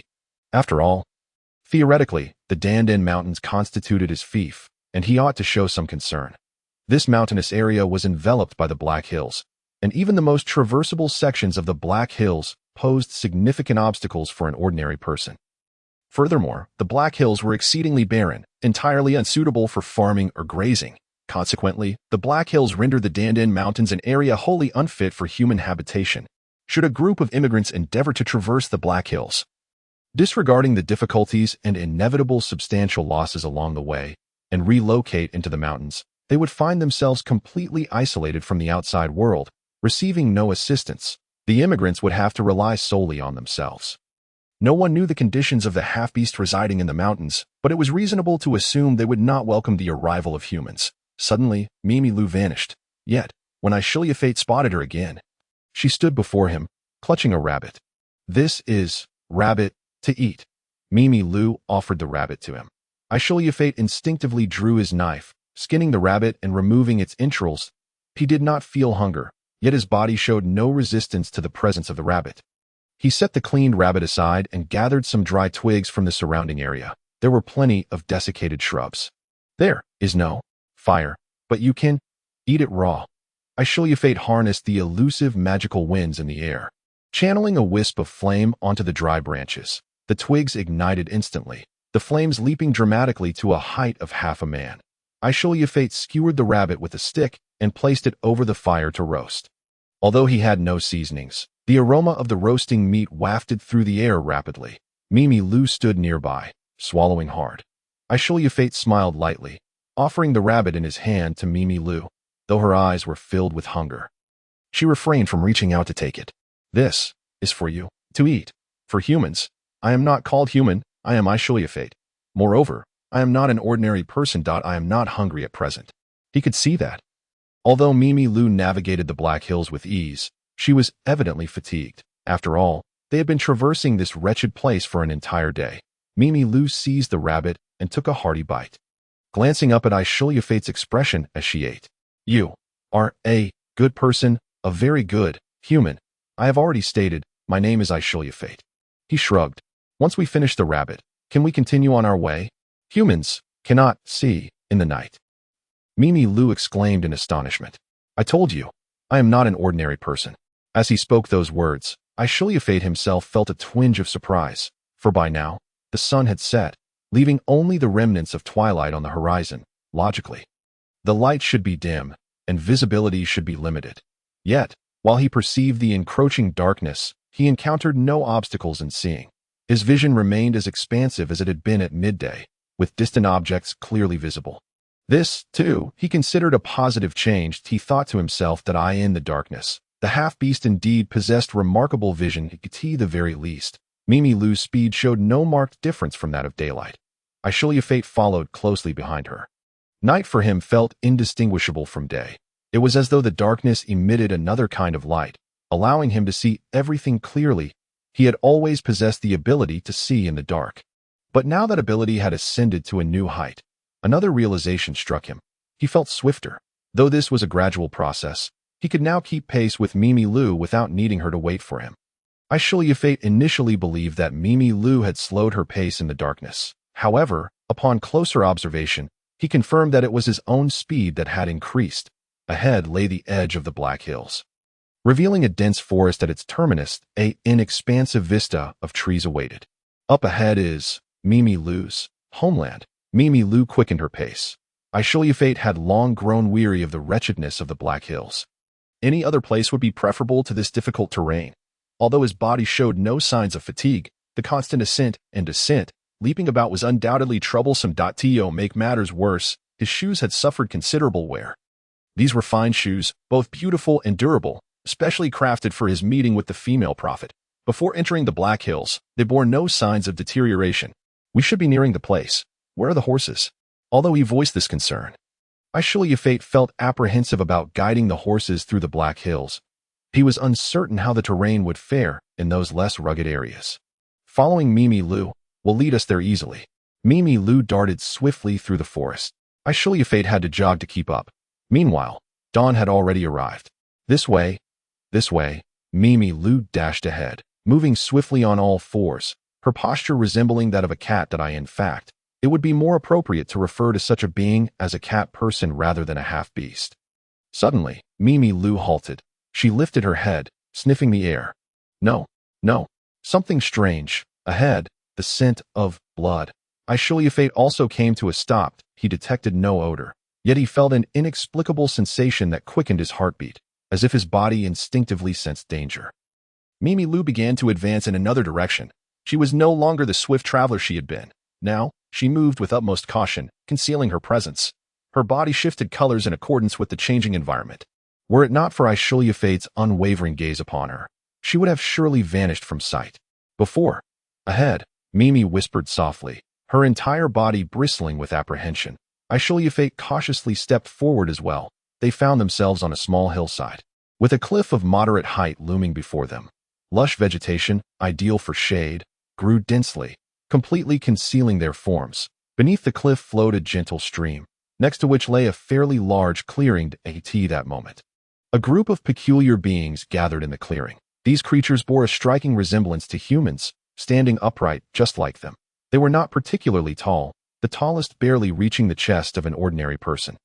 And their frames were slender, with green skin, disproportionately large noses, and an array of weapons gripped in their hands.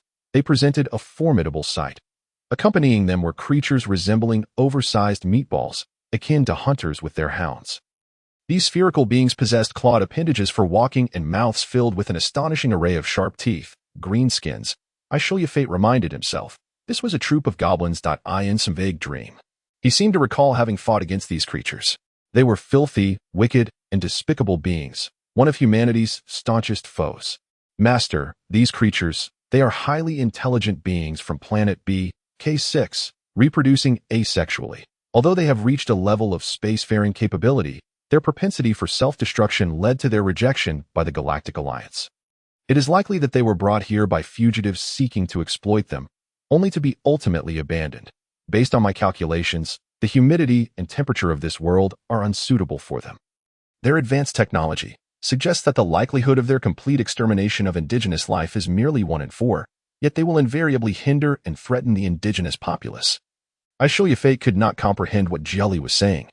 Nor did he inquire, for he knew that Jelly would invariably refuse to explain, citing the ever-recurrent reason of "you lack the relevant permissions." However, he grasped one point. These green-skinned creatures appeared to be beings from another world. That being said, no one truly knew the origin of the greenskins. They seemed to have appeared inexplicably. Nonetheless, one thing was certain, the greenskins were relentless warriors. Ever-encroaching invaders. It had taken St. Jean nearly 20 years, sacrificing countless knights to rid their homeland of the greenskins entirely. It was through the shared war against the greenskins that St. Jean and Casilos forged a profound friendship that had flourished to this day. The number of goblins present was neither too few nor too many, likely numbering in the dozens, gathered together in a raucous clamor. Perhaps there were more lurking in the distance, obscured by the trees, making them difficult to assess. "It is the greenskins, our enemies," Mimi murmured. "Master, these greenskins are likely the ones who fled here after their defeat. Observe that none of them are orcs. The orcs are the leaders among the greenskins," Jelly analyzed. Mimi began to retreat. Ashru Lathe followed suit. "Mimi cannot continue leading. I must go notify the elders. May I accompany you?" Ashru Lathe inquired. This matter was far more pressing than any trivial concern. Should the greenskins occupy the Dandan Mountains, it would spell disaster, for the human army would find it exceedingly difficult to traverse the Black Hills to reach this place. Meanwhile, the greenskins could migrate in waves, perpetually invading the surrounding lands. "You are a good human. The elders will surely welcome you." Mimi darted off in another direction. With Ashru Lathe closely in tow, they traversed a hillside and sprinted down a path evidently carved by hand. At the end of the road lay a village. However, this was no human settlement.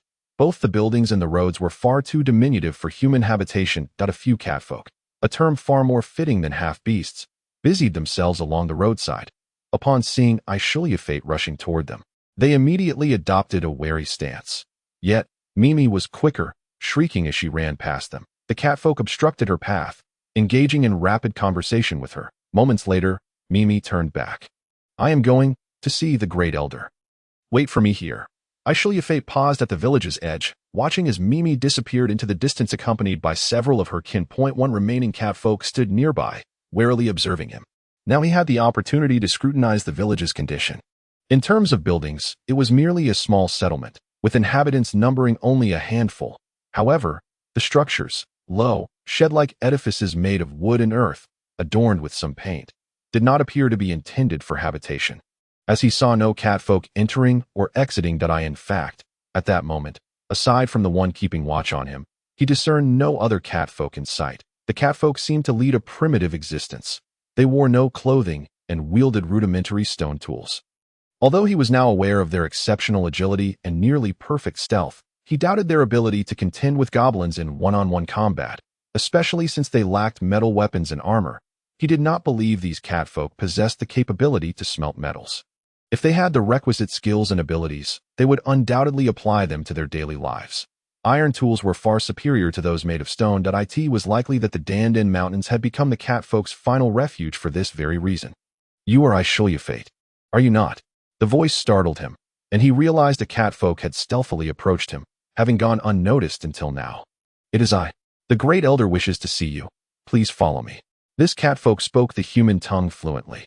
In stark contrast to Mimi's manner of speech, he followed the catfolk briskly through the village until they arrived at a cave. Clearly, the catfolk did not inhabit those buildings, at least not all of them. Earlier, he had observed numerous cave entrances. If each cave represented a family of 3, then this village could house over 3 times as many catfolk. The interior of the cave was surprisingly spacious. With approximately 20 to 30 catfolk gathered in a circle, Mimi sat in the center, animatedly conversing with the others. Master, do you require my assistance in translation? Jilly inquired. No, that would be quite impolite. Perhaps the catfolk were aware that they were speaking in a tongue he could not comprehend, thus engaging in such open discourse before him. Moreover, the scene was one he could interpret without needing to understand the words. Mimi appeared to be undergoing some form of tribal judgment, or at least an inquiry. The palpable hostility in the tone and demeanor of both parties was unmistakable. The dialogue eventually reached a conclusion, but it seemed Mimi had not emerged victorious. She knelt silently, head bowed, her tail swishing back and forth. Are you Ashru Lathe? The elder catfolk seated directly opposite Mimi inquired. One could easily discern his advanced age. His fur was white and exceptionally fluffy, his eyebrows nearly obscuring his eyes, while his whiskers concealed his mouth entirely. I have heard that you traversed the Black Hills to the west with Mimi. Humans do not possess such strength. I am not an ordinary human, Ashru Lathe replied. I am the Great Elder of the Sem tribe. Welcome to our domain. Please, take a seat. Although the invitation was extended, there were no blankets or cushions on the ground. Therefore, Ashru Lathe emulated the half-beasts and sat cross-legged on the floor. First, I extend my gratitude for rescuing Mimi. Humans have always regarded us with hostility. Treating us as mere beasts, we shall honor Mimi's promise to you and send a guide to assist you in locating those horses. Chapter 50. Preparing for war. Do you intend to wage war against the Greenskins? Ashru Lathe inquired. That is our concern, the elder replied. We have clashed with the Greenskins on numerous occasions.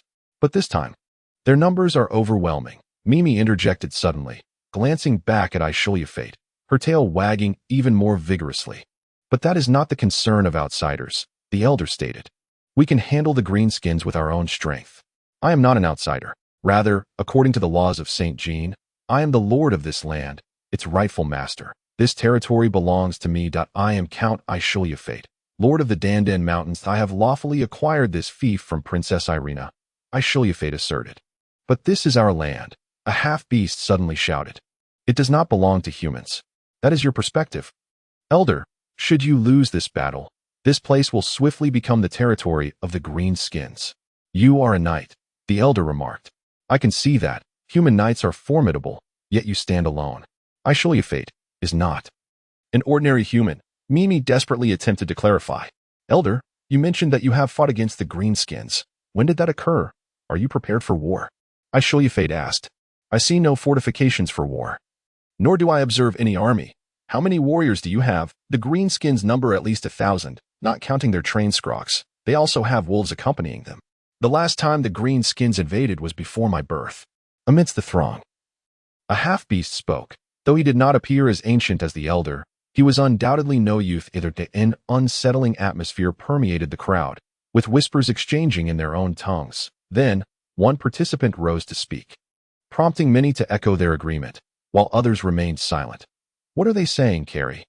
This time, Ashru Lathe took the initiative to inquire of Carrie. I will translate in real time. Suddenly, a chilling sensation coursed through his mind, as if a foreign object had been abruptly inserted into his brain.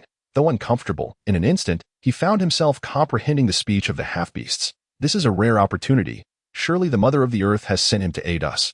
He is a knight of humanity, skilled in combat against the greenskins. Yet, we have been devoid of war for far too long. No one remembers how to fight anymore. He is but a human. He will not cherish our lives. He will recklessly command us to battle the greenskins to the death, transforming this place into human territory. This cannot become human territory. Humans cannot cross the Black Hills, but this human has come.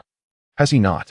Ashru Lathe mused, recognizing the anticipated debate in his mind. He commanded within his thoughts, causing the foreign sensation to dissipate, and the language of the half-beasts instantly morphed into incomprehensible sounds. Suddenly, he recalled an unexpected notion. These half-beasts, these cat people, sought his command in warfare. This was a challenge he had not foreseen. Master, have you not learned the art of war from Thomas? Carrie inquired. I am aware, yet there are many concepts Thomas espoused that I struggle to grasp, too many to count.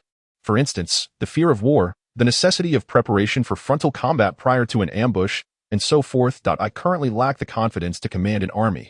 Ashru Lathe is undoubtedly a good man. He will help us. Mimi Lu suddenly exclaimed, springing up and speaking loudly in human language. He could have walked away, yet he did not leave. With that, she gazed wide-eyed at Ashru Lathe. Mimi Lu had clearly just bathed, for the traces of mud and grime had been entirely washed away. Now, she resembled a young human girl of perhaps 10, both adorable and innocent, revealing small canine teeth. If one disregarded her cat ears and tail. Count Ashru Lathe, you are a noble of St. Jean, are you not? At last, the elder spoke. I recall that the last news I heard from outside was that the general of St. Jean was named Thomas. Do you know of him? He has retired for over a decade, only recently resurfacing to once again assume the role of general. Ashru Lathe could not help but admire Thomas, knowing even these half-beasts had heard of him. I am his lieutenant, considered a disciple of his. He is my friend. In my youth, I traveled in the realm of humanity, encountering much hostility and ill treatment, yet also receiving considerable aid and forming many friendships. Thomas was among them. That I once served as a scout, engaging in combat against the greenskins together. Upon hearing Ashru Lathe's introduction, the elder seemed to resolve immediately. Humans are stronger in battle than we, and they possess cunning strategies and plans we lacked. As a knight, can you assist us? Command our warriors in combat. Carrie, if I were to fight alone, how many greenskin goblins could I contend with? Ashru Lathe queried in his mind. The biological energy data comparison results indicate a danger level at 99.9% of the maximum limit. Due to the absence of specific combat, further detailed calculations cannot be conducted. However, I firmly advise you against engaging with such a multitude of greenskins. Their numbers are overwhelming. Any minimal risk escalates to an unacceptable level due to their sheer quantity. This was indeed a logical response. Even a warrior like the Grail Knight, who could face many foes alone, would perish if unfortunate enough to be struck by a cannonball. Nonetheless, the probability of cavalry being hit by cannon fire in actual combat was quite low. Elder, do you know whence these goblins come? Ashru Lathe inquired. To the north of our land, beyond the Black Hills, lies an unending range of mountains. There, abundant minerals exist, the domain of the dwarves, and a fierce battleground where they contend with the greenskins. Whenever the greenskins are defeated by the dwarves, their scattered forces may traverse the Black Hills and reach us. How many soldiers does the Sim tribe possess? We differ from humans. We have no dedicated soldiers. If one must classify them, our tribe has merely 2 soldiers capable of combat. Are there other tribes? 2 others, yet their numbers are even fewer than ours. And what of your weaponry? What kind do you use? Do you possess armor? Bring forth our weapons. One half-beast presented several items, placing them before Ashru Lathe. He recognized one as a blowgun. Although such a weapon existed in the world of humanity, it seemed no one employed it on the battlefield. After all, the range of a blowgun is too short, and its lethality is insufficient in addition to the blowgun. There was a short bow suited to the half-beast's stature, with the bowstring seemingly crafted from some form of tree bark. Whether blowgun or bow, the arrows were not made of metal, but rather a type of blackwood. Ashru Lathe tested one. The wood appeared quite sturdy, though it likely could not penetrate metal armor. There was also a close combat weapon resembling claw gauntlets, evidently tailored for the half-beast race. The claws were sharpened to a length akin to a short sword, also crafted from that same blackwood. Do you lack armor? Ashru Lathe asked. Armor would hinder our movements, slowing our speed. Thus we do not employ it. However, we do possess shields. I recall you stating that you have fought many times against the greenskins and emerged victorious. Therefore, you should possess a fair number of metal spoils, as the greenskins must wield numerous metal weapons. Ashru Lathe felt a twinge of confusion. The Mother of the Earth forbids us from using metal. It is a desecration to her. Thus, when we acquire metal, we bury it in moist soil, allowing it to rust naturally over time. The Mother of the Earth, presumably, this was the deity they worshipped. Observing their rudimentary weaponry, Ashru Lathe did not believe that half-beasts armed with such primitive gear could defeat the greenskins. Had they truly fought the greenskins multiple times and triumphed, or had the greenskins previously been too few in number? The Mother of the Earth will aid us, the elder explained, noting Ashru Lathe's skepticism. The Mother of the Earth is the embodiment of this forest. She shall protect our Sem tribe. It is she who created the Black Hills, isolating us from our enemies. She safeguards this land, providing us with food and water. When enemies invade, we call upon her, and she shall vanquish our foes. Then what hesitation remains? Quickly awaken the Mother of the Earth. That would eliminate the need for battle. It seemed that the Mother of the Earth was a specific entity. The Mother of the Earth requires time to awaken. She needs 6 days, or even longer to rouse. However, should the greenskins desecrate her altar before she awakens, she may not be able to rise.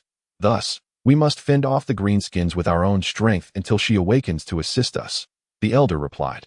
We have no time. The greenskins have reached the valley. If we do not engage in battle at once, they will swiftly arrive at the oak. Mimi Lu declared loudly. Very well, let us prepare for battle immediately. Mimi Lu, we shall set aside your grave error for the moment. Ashru Lathe, do you accept our commission? The elder inquired. I accept. Regardless, the first step is to gather soldiers at once and promptly inform the other tribes to consolidate all our forces. Ashru Lathe picked up the claw gauntlets designed for the half-beasts and flexed them slightly. This blackwood was far sturdier than he had anticipated. The elder uttered a few words, and several half-beasts immediately exited the assembly, rushing outside.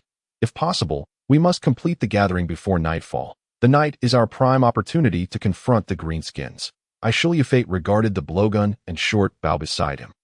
While these weapons might not suffice for direct combat, they should prove fitting for nocturnal harassment. Should a successful night raid occur, perhaps they could eliminate a significant portion of the greenskins. Nay, a night raid would be futile, the elder interjected. The greenskins are accompanied by Strahd. Their sense of smell is exceptionally keen. Once we draw near, the greenskins will immediately release the Strahd to attack us. In the past, our warriors have attempted night raids, but they were invariably detected by the Strahd, resulting in the deaths of many warriors. Is this always the case? Ashru Lathe pondered absently. The elder's words sparked a brilliant idea in his mind. Do not employ fanciful tactics, unless they require no investment. Thomas's advice echoed once more in his ears. Chapter 51. Confrontation. Before the sky had fully darkened, Budguz issued the command to set up camp. The land before him was undeniably perplexing, steeped in a disquieting and eccentric atmosphere. Budguz had only recently ascended to the leadership of this band of goblins. A mere 3 days prior, the process was straightforward. He had eliminated 3 rival goblins who had proclaimed themselves leaders, paying the price of an eye in exchange for 1,000 loyal followers. This transaction was indeed a lucrative one that should he manage to claim this land in its entirety, he would elevate himself to the status of a great chieftain. It was worth noting that many of the greenskins, previously vanquished by dwarves, roamed the northern reaches of the Black Hills. If he could firmly establish his dominion here, those greenskins would surely flock to him, crossing the Black Hills in eager pursuit. However, numerous legends among the greenskins depicted the land south of the Black Hills as a realm of death. More than one band of greenskins had attempted to traverse the Black Hills to investigate this foreign territory. in search of treasures to conquer and enslave. Yet, none had returned. Butigus, however, had demonstrated through his actions that this place was not the fabled dark swamp of death. It was a bountiful forest, entirely suitable as a stronghold for a great chieftain. Yet, if this land was indeed cursed, why had the previous tribes of greenskins that had crossed the Black Hills vanished without a trace? Since his arrival, a persistent sensation of being watched had lingered in the air. Despite exhaustive searches, no suspicious entities had revealed themselves. This unsettling feeling instilled in him a sense of caution regarding venturing too deeply into the forest. His entourage made every effort to steer clear of the densely wooded areas, proceeding cautiously only in the sparser patches of trees. Initially, the goblins were wary and meticulous, but as time wore on, their inherent nature asserted itself, giving way to raucousness and disarray. Butigus struggled to rein in the chaos with the crack of his whip. Fortunately, no dangers had presented themselves before they set up camp. Release the scourgs. If anyone attempts a night raid, let the scourgs deal with them, he bellowed. Butigus then retreated into his command tent, with 1,000 followers at his disposal. He was determined to conquer this land. The native inhabitants, whatever they may be, would be shackled and compelled to labor under the lash of his whip. Naturally, they could also be roasted and consumed. He envisioned rallying those leaderless mercenaries, arming a grand host, and expanding his dominion to the south, east, west, and north. He dreamt of becoming a great chieftain, commanding thousands, even tens of thousands, of greenskin warriors, until he was jolted awake by commotion from outside. Flaming arrows rained into the camp, and the scourgs emitted piercing cries, throwing everything into chaos. Enemy attack! Enemy attack! Boss, we have foes. You fools, release the scourgs. Let them loose to devour the intruders. Their numbers are few. He was acutely aware that, in the darkness, the scourgs were the finest hunters that a pack of scourgs had dispatched many a solitary warrior. This was a forest. Even if these mysterious foes took to the treetops, it would change little. Perhaps even to their advantage. The scourgs would guard them, and by dawn, Butigus would ascertain the nature of his adversaries and possibly capture some prisoners. Release the scourgs. Let them go, the goblins shouted into the darkness. The goblins tasked with managing the scourgs brandished flutes, prods, and animal entrails, vigorously urging the scourgs to pursue the unseen enemies lurking in the shadows. These war beasts had long been restless, awaiting the chance to strike. Under their master's prodding, the scourgs let out terrifying roars, charging forward, following the unmistakable scent left by the assailants. These bipedal creatures were far swifter than they appeared, and their keen sense of smell ensured they could track their enemies with precision. In their presence, neither forest nor darkness could provide sanctuary. Further from the goblin camp, in the depths of the forest, commands began to be issued. They're coming, prepare yourselves. The scourgs plunged into the woods. Initially, they had pursued only a handful of enemies.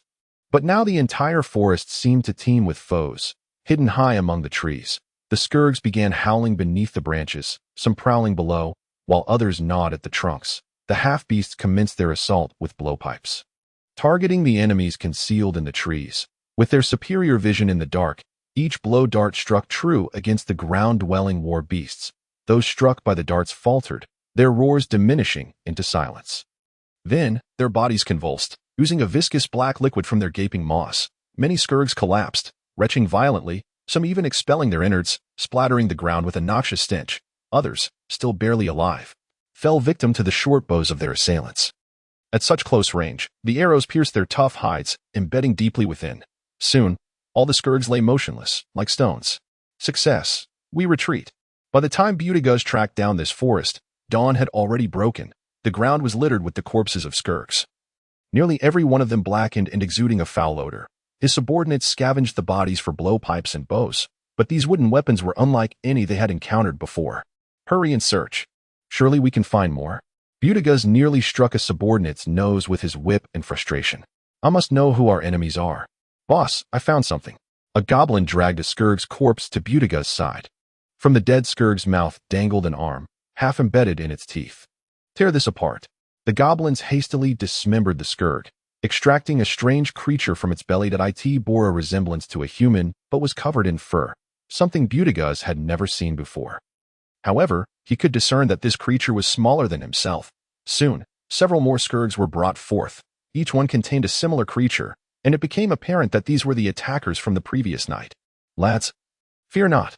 Our foes are feeble, they are swift, but we are stronger, he roared, rallying his followers. His words had an immediate effect. Upon observing the details of their enemies, the goblins shed their earlier hesitation and fear. Growing emboldened and boisterous, these creatures, whatever they were no match for the goblins. Yet, Buttigieg was acutely aware that he had no scourges left for defense that night. He understood this well. However, he no longer needed to tread as cautiously as he had the night before.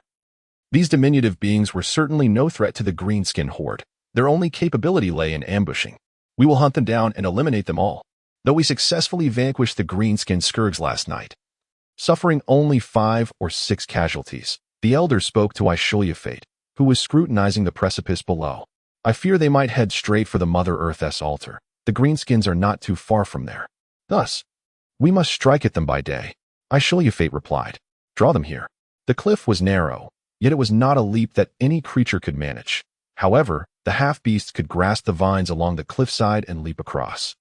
On this side of the cliff, several members of the Sem tribe were constructing a makeshift low wall of stones and earth that a sharp whistle pierced the air. The enemies are coming. Everyone prepare. The busy Sem tribesmen abandoned their tasks, seizing blowpipes and shields. Suddenly, a horde of goblins surged from the opposite side of the cliff, with the first few unable to halt their momentum, screaming as they tumbled over the edge. Fire! Fire! The goblins began shooting arrows.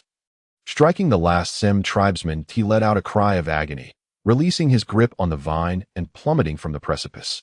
Meanwhile, those concealed behind the earthen wall unleashed a volley of blowpipes against the goblins.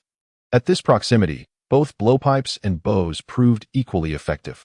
Shielded by their wall, the Sem tribesmen gained a significant advantage. The goblins fell, shrieking as they either collapsed or tumbled over the cliff, while the goblins' arrows struggled to find their mark. Archers, stay here and continue firing. The rest of you, find a way around, and charge in to slay them all. Buttigieg fumed. His subordinates scattered, seeking a path to circumvent the cliff. A small band of goblins raced through the forest, cursing as they are in the woods. These foes were elusive. No one could predict when a blow dart might suddenly strike them. Ah! A goblin screamed, struck in the face by a poisoned dart. His companions immediately began searching frantically, but found nothing. They continued their vicious curses, abandoning their doomed comrade to press on, determined to find a suitable route. Ahead, there's a slope, an observant goblin exclaimed with delight. They charged forward, only for their joy to be abruptly shattered. Before them emerged a figure from concealment. A human! It's a human, a knight! The first goblin shrieked, brandishing his spear and charging forth. However, his spear struck the shield and deflected, while a swift blade severed his head in one fell swoop. The other 2 goblins quailed in fear.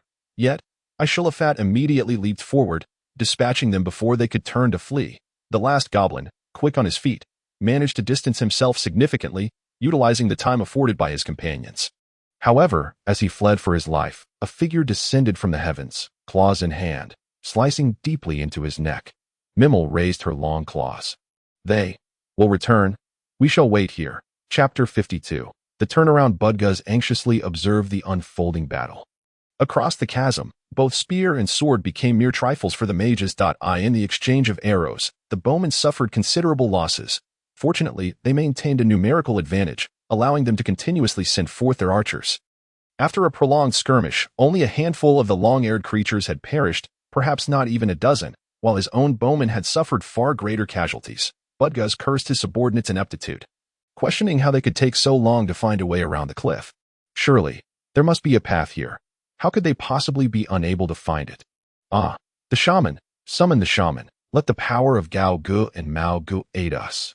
A brilliant idea struck Buttigieg, and he lamented why it had not occurred to him sooner.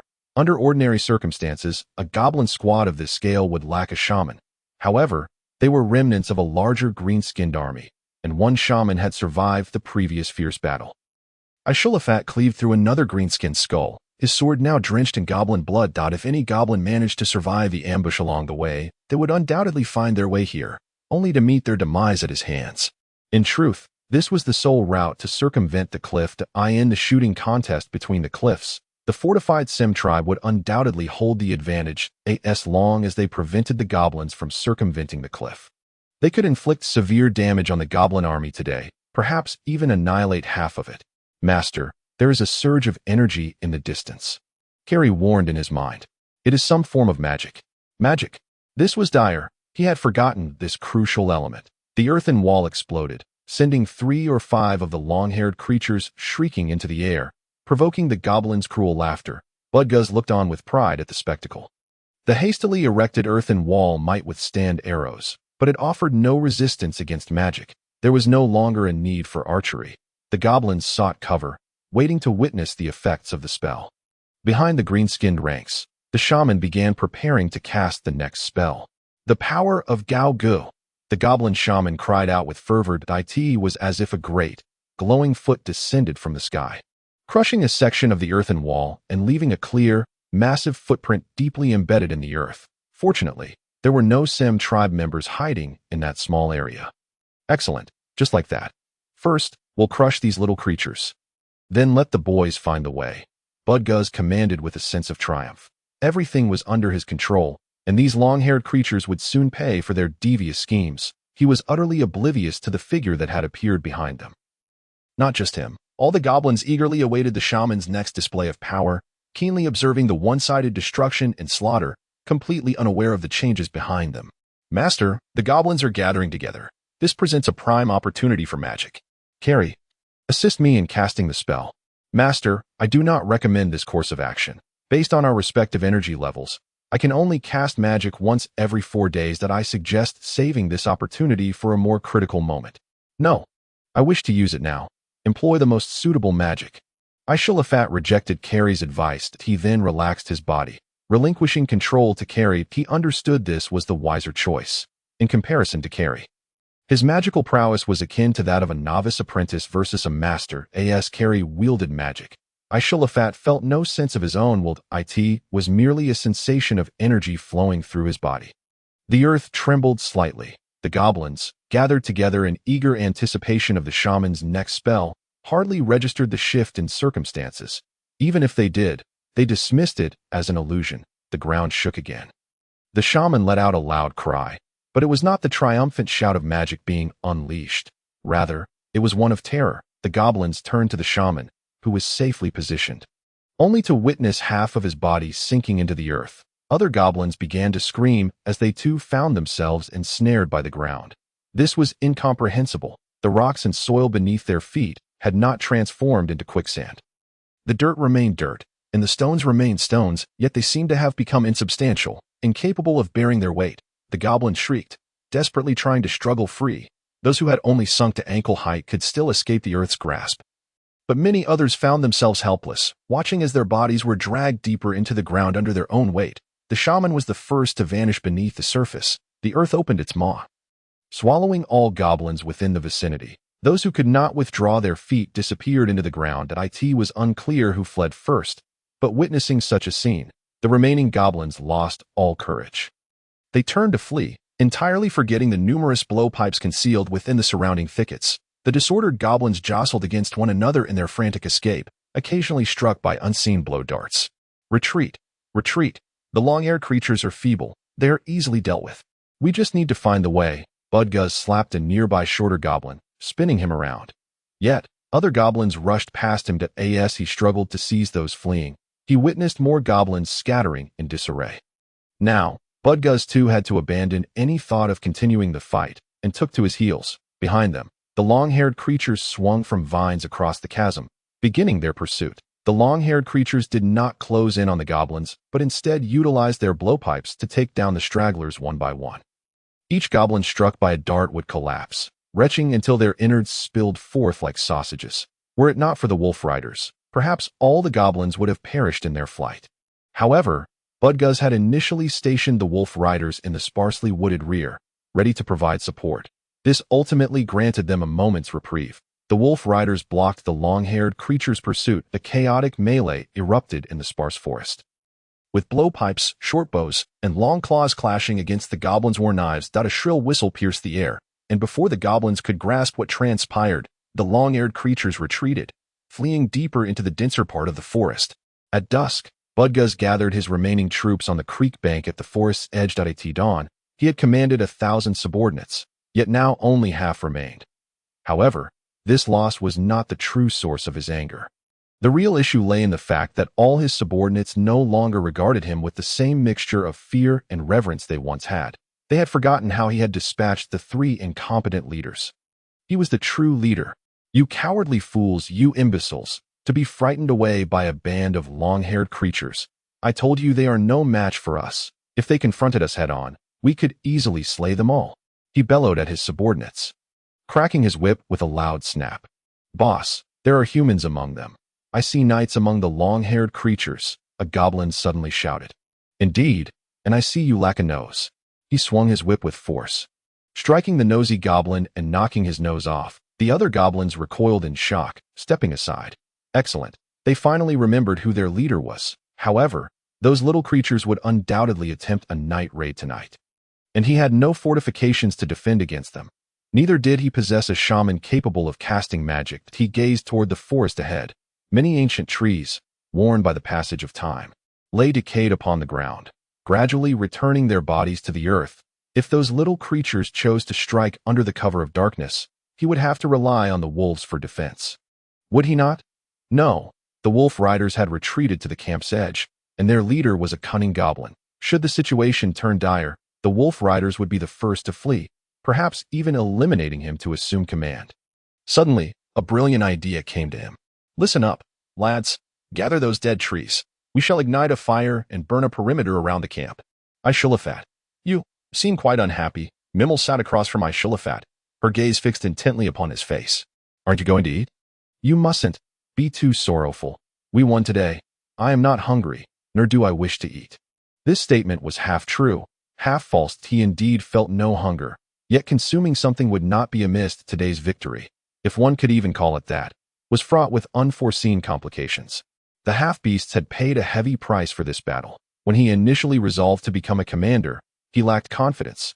Yet, he soon reminded himself that it was merely a relatively straightforward battle.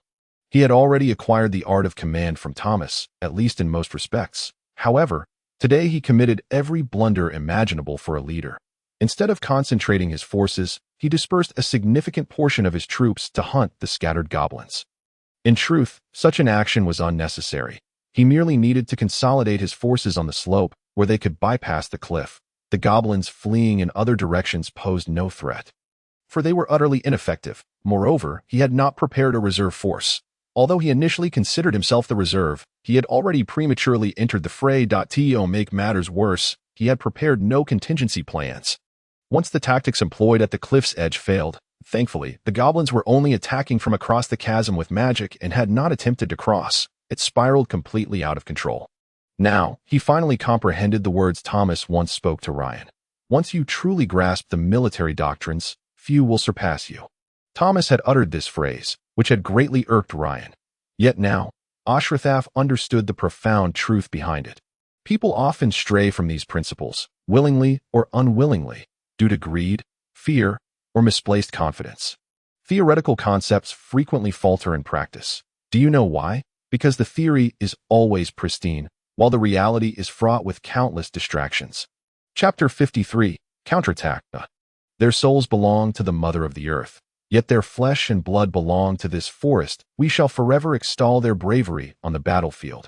May their heroic deeds bring glory to the entire tribe. Fallen in body, yet the soul returns to the Earth Mother. Flesh remains, forever shading the soil. Essence endures, to be revered by future generations. Their noble names shall shine brightly, forever illuminating their kin. Ashru Lathe stood at a distance, observing the conclusion of the funeral. The sentiment was unbearable. The half-beasts had not spoken a word to him, yet he knew that at least half of those present had perished under his poor command. My lord, the war is not yet over. In his mind, Carrie gently stirred. Perhaps she sensed Ashru Lathe's melancholy. Indeed, tonight, the goblins had lost their skirmishers, and the night belonged to the half-beasts. Excellent. Those long-haired little creatures cannot launch a surprise attack on us tonight. Budguz surveyed his camp, satisfied that shallow trenches had been dug all around. Dead branches were piled into the trenches, ready to be ignited at nightfall. Under the fierce glow of the flames, those long-haired creatures would surely be deterred. Tonight, they could rest and ponder how to deal with them. However, the sound of an explosion shattered his reverie. The dwarfs are coming. Voices echoed in alarm. Cannons. The goblins here had been terrified by the dwarfs' artillery. They had witnessed thousands fall beneath the terror of the cannons. Yet Buttigieg, possessing a modicum more courage than the average goblin, quickly discerned that this was not the sound of artillery. However, the flames in the camp were undeniably real. A new fireball erupted, roasting 3 goblins on the spot. Under different circumstances, the goblins might have panicked and fled. Yet the bonfire barrier proved effective. The goblins had nowhere to escape. Fools, this is merely magic. Magic! Buttigieg shouted. Their magic is limited. Do not be afraid. This time, Buttigieg's assessment was accurate. At a distance from the camp, the magic user crouched on the ground, dazed. Ashru Lathe, what is wrong with you? His eyes beheld two Mimilu. No, he soon realized it was merely a double vision. He had only grasped the power of the fire wind, and even with this limited magic, he had only mastered a few spells. Yet he now distinctly felt as if someone were stuffing his body with barrels of grease. Filling every crevice of his flesh, organs, and bones, the filthiness swirled around his soul. An overwhelming urge to vomit consumed him. But he knew he hadn't eaten in ages and would expel nothing. Was this the sensation faced by mages? Ashru Lathe understood why mages required such lengthy rest after wielding true magic. But why could that green-skinned shaman continuously cast spells? My lord, their magic does not belong to the fire wind, Carrie replied in his mind. The commotion in the distant camp gradually subsided. The goblins showed no signs of a camp raid. The plan for a nighttime assault had already failed. He could not allow his subordinates to charge into the camp. Using blowpipes against blades. We shall retreat. Ashru Lathe quietly commanded his troops. The green-skinned creatures might be savage, but none could consider them fools. No one could afford to underestimate their enemies on the battlefield. Ashru Lathe, how are you? Mimilu inquired with concern. I will be fine after a moment's rest. He forced himself to stand, feeling nauseated by the slickness. Leave a sentry. The rest return to rest. Tomorrow. What would the goblins do tomorrow? He fervently wished he were Thomas, able to predict the enemy's every move with remarkable accuracy. Although Thomas still felt uncertain, he reassured himself that as long as they held the cliff defense, the goblins could not penetrate the dwelling areas of the Sem tribe. Maintaining a firm grip on the path leading to the Mother of the Earth's altar was imperative, ensuring that the goblins could not pass. Accomplishing these two objectives would suffice. The sentries would inform him of the goblins' intended actions. Buttigieg watched as his disheartened subordinates emerged from the jungle. How many had gone? 20 or 30. Now only 15 remained. Boss, it's no good over there, the little leader reported. Too many long-haired creatures. We must counterattack. Buttigieg knew that had they been anywhere else, in this accursed place of Black Hill, his subordinates would have long since sought their own escape. Yet now they had no choice but to continue fighting alongside him. The long-haired creatures were certainly fewer in number. As long as they could engage them directly, victory would be assured. However, every goblin recognized the tactics of the long-haired foes. Those long-haired creatures would not leave the jungle. They fought solely within its confines. In the jungle, they could conceal themselves expertly, rendering them virtually undetectable. The annihilation of the skirmishers on the first night had been a grievous error. Had they still possessed their skirmishers, they could have hunted the long-haired creatures down as one would a rabbit. Boss, without the skirmishers, we cannot contend with the long-haired creatures. That we should retreat. The little leader foolishly suggested. That is indeed a good idea. He drew his long knife and swiftly severed the little leader's throat before he could react. The young leader collapsed, rolling on the ground as blood gushed forth, while Buttigieg sheathed his blade. Sometimes one could tolerate a fool, but at times, one simply could not. He picked up his whip and casually struck down a nearby goblin. Sending the unfortunate little creature fleeing in terror, he returned to his main tent. That it had been 4 or 5 days without progress, and he had lost yet another subordinate. However, he believed himself to still possess a numerical advantage. Moreover, those long-haired creatures had yet to venture out of the jungle to engage them. They would only pursue as far as the sparser woods. Continuous defeats often tarnish a leader's reputation, prompting many subordinates to contemplate replacing him. But this time, Buttigieg had acted intentionally. All those little leaders who posed a potential threat to his position had been sent into the forest to battle the long-haired creatures, of whom few had survived. Of course, even if they returned, Their fate would be similar to that of the current one. Regardless, his position had been temporarily solidified. Now he needed to devise a strategy to deal with the long-haired creatures. He pondered carefully, yet found himself at a loss for ideas. As long as the little creatures remained hidden in the forest, capturing them would prove exceedingly difficult.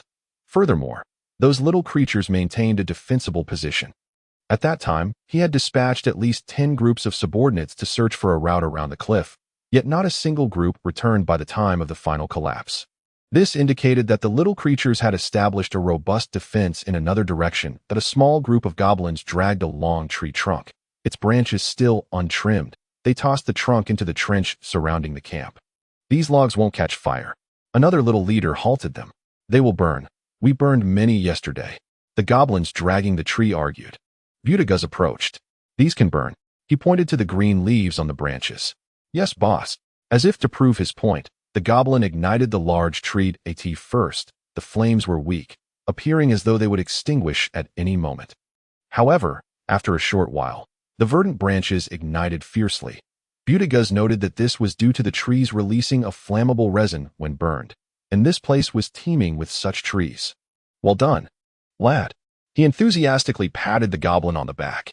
"From now on, you shall be my standard bearer." Butaguz the Great S standard bearer. Indeed, he has devised an excellent plan. After tonight, the long-haired little creatures shall come to understand his might. No, there is no need to wait until nightfall. We can act immediately.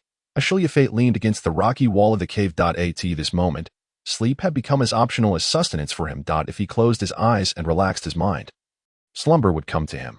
Yet, if he chose to remain awake, it seemed to have no adverse effects. At the very least, there was no heaviness in his head nor the sensation of drooping eyelids. Even if he did fall asleep, the faintest sound would rouse him, as if his ears were perpetually vigilant. The night had descended, and the skirmishes of the day should now be drawing to a close. The green-skinned creatures continued to dispatch small squads to engage in battles within the forest. They were likely searching for a path, but such endeavors were destined to be fruitless, for before they could discern their way, they would be struck down by the concealed arrows of the Sim tribe. The great advantage of these arrows was their near silence, leaving the goblins dazed and disoriented, unable to locate their assailants. Over the course of these 2 days of minor skirmishes, the Sim tribe had inflicted heavy casualties upon the goblins while sustaining minimal losses themselves. "I shall you fate, I shall you fate." Mimi rushed into the cave in a state of alarm. The greenskins are setting the forest ablaze. Flames consumed the entire hillside, in the pitch darkness of night. The towering inferno was exceptionally conspicuous. The swirling dust, accompanied by the sound of snapping trees, cast a red hue upon the goblins who gathered to witness. They stood behind the tongues of fire, in those safe spots devoid of flammable materials, relishing the sight of the forest fire as it gradually intensified, until it reached a point of uncontrollable fury. "Burn! Burn! Without the forest, let us see what those long-haired little creatures can do." Under the scorching flames, other shrubs and vines, initially untouched, gradually dried out and became combustible, joining the conflagration. Thus, the flames surged forth unimpeded, devouring all plant life in their path. The heat waves rolled forth, even felt across several hills. In the glow of the fire, the silhouettes of some long-haired little creatures could be seen fleeing in haste. Those were the sentinels tasked with monitoring the greenskins. Chapter 54. The Endgame at Dawn. The greenskins trod upon the still warm earth, hastily traversing the jungle that had previously concealed numerous death traps. Now, the once lush forest lay in ruins, reduced to a desolate landscape of blackened no ambushing foes remained, and the greenskins pressed forward to the cliffs where they had once hidden. The trees that had obscured their view were gone. Therefore, it took but a brief search for the greenskins to locate the slope used to scale the cliffs. They charged up the slope and arrived at the site of the hastily constructed earthen walls. These walls had been reinforced and heightened over the past 2 days. Standing at the position they had previously paid a steep price to capture but had failed to hold, Butaguz was filled with the exhilaration of victory. Listen well, capture the long-haired little creatures and slay them all. Roast them and consume them. The forest on this side remained untouched by the cliff, yet Butaguz was already clear in his mind. Should they encounter resistance here, they would continue to burn. Burn everything to ash. Incinerate those long-haired little creatures until nothing remains. "Shall we ignite the flames, chief?" one goblin inquired, gazing at the forest ahead. "Wait, Let us first send a small squad to investigate. The little creatures may have fled elsewhere. Butaguzzi was no fool. While the little creatures lacked the cover of the forest, they still possessed magic. Furthermore, a few restless subordinates in his ranks were eager to seize positions of power. We must retreat from this place. Ashru once again implored the elder. No, here lies the resting place of our ancestors. And everything we hold dear. We cannot abandon the village. We cannot leave it to the greenskins. Moreover, the mother of the earth may awaken at any moment. She shall save us. But she has not yet awakened. Has she? In a direct confrontation, he knew these feline-like inhabitants could not withstand the brutal might of the greenskins. Yet, these catfolk were remarkably obstinate. A temporary retreat. We shall return sooner or later. For the first time, he felt as though he was engaged in a futile endeavor destined for failure. These beings were not merely catfolk, but stone beings. He had reiterated this countless times, yet the elder, along with several others, remained unmoved. It must be acknowledged that their strengths lay in utilizing their innate ability to change color and conceal themselves, conducting guerrilla warfare against the greenskins in the jungle, rather than facing them head-on with blowguns against their merciless blades.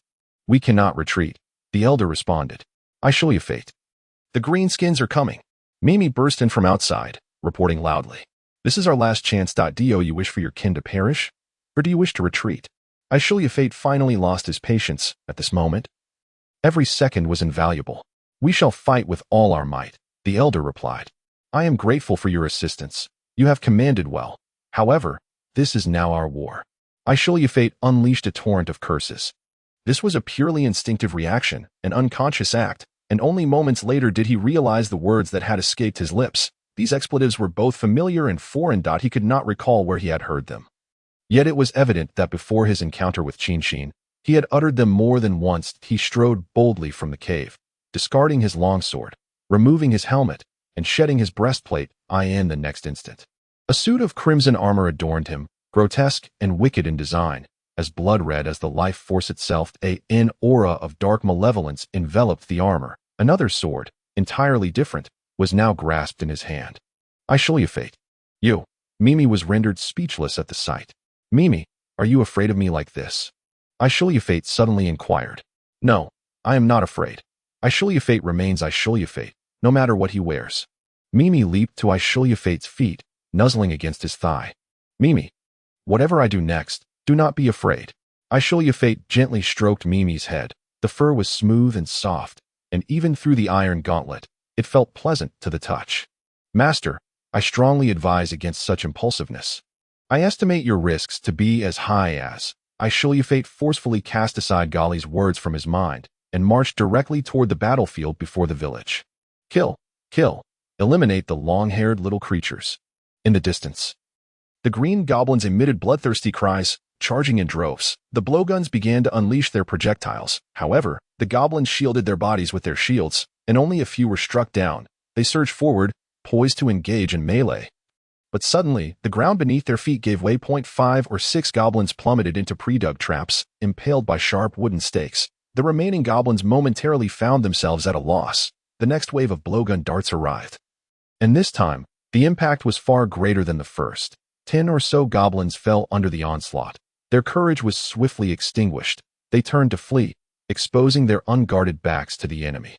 And once more, the blowguns fired, toppling them in droves. Over half of the goblins perished in this assault, with only a small fraction managing to escape, vanishing without a trace. However, this was merely the vanguard. Their main force had yet to arrive, and it would not be long before they did. You lot, go to the left hill. You 3, to the right hill. Ashru Lathe began deploying his forces. The Sem tribe gazed in astonishment at Ashru Lathe's demeanor. Yet they complied with his orders. Concentrate all combat claws at the front. Those going to the hills need only bring blowguns. Damn it. Why did these creatures possess so few of even the rudimentary wooden claws? Could they not manage 2 per person? Master, what exactly do you intend to do? Ghali inquired within his mind.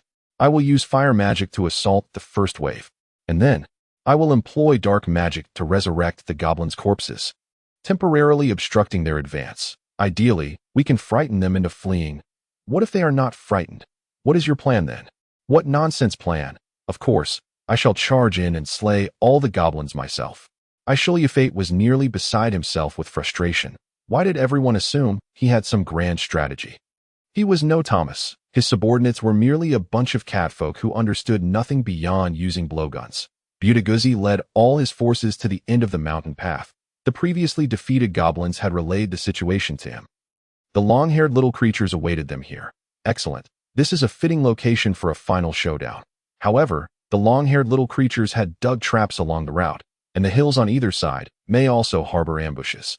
The goblins could not ascend these hills, but the long-haired little creatures should be able to climb them. Charging forward is not a wise choice. Butaguzzi chuckled, revealing his sharp teeth. Lads, ignite the flames and set both hills ablaze. A small band of goblins clamored to begin lighting fires. They first ignited a few dry twigs, then each took a torch and scattered to set fire around.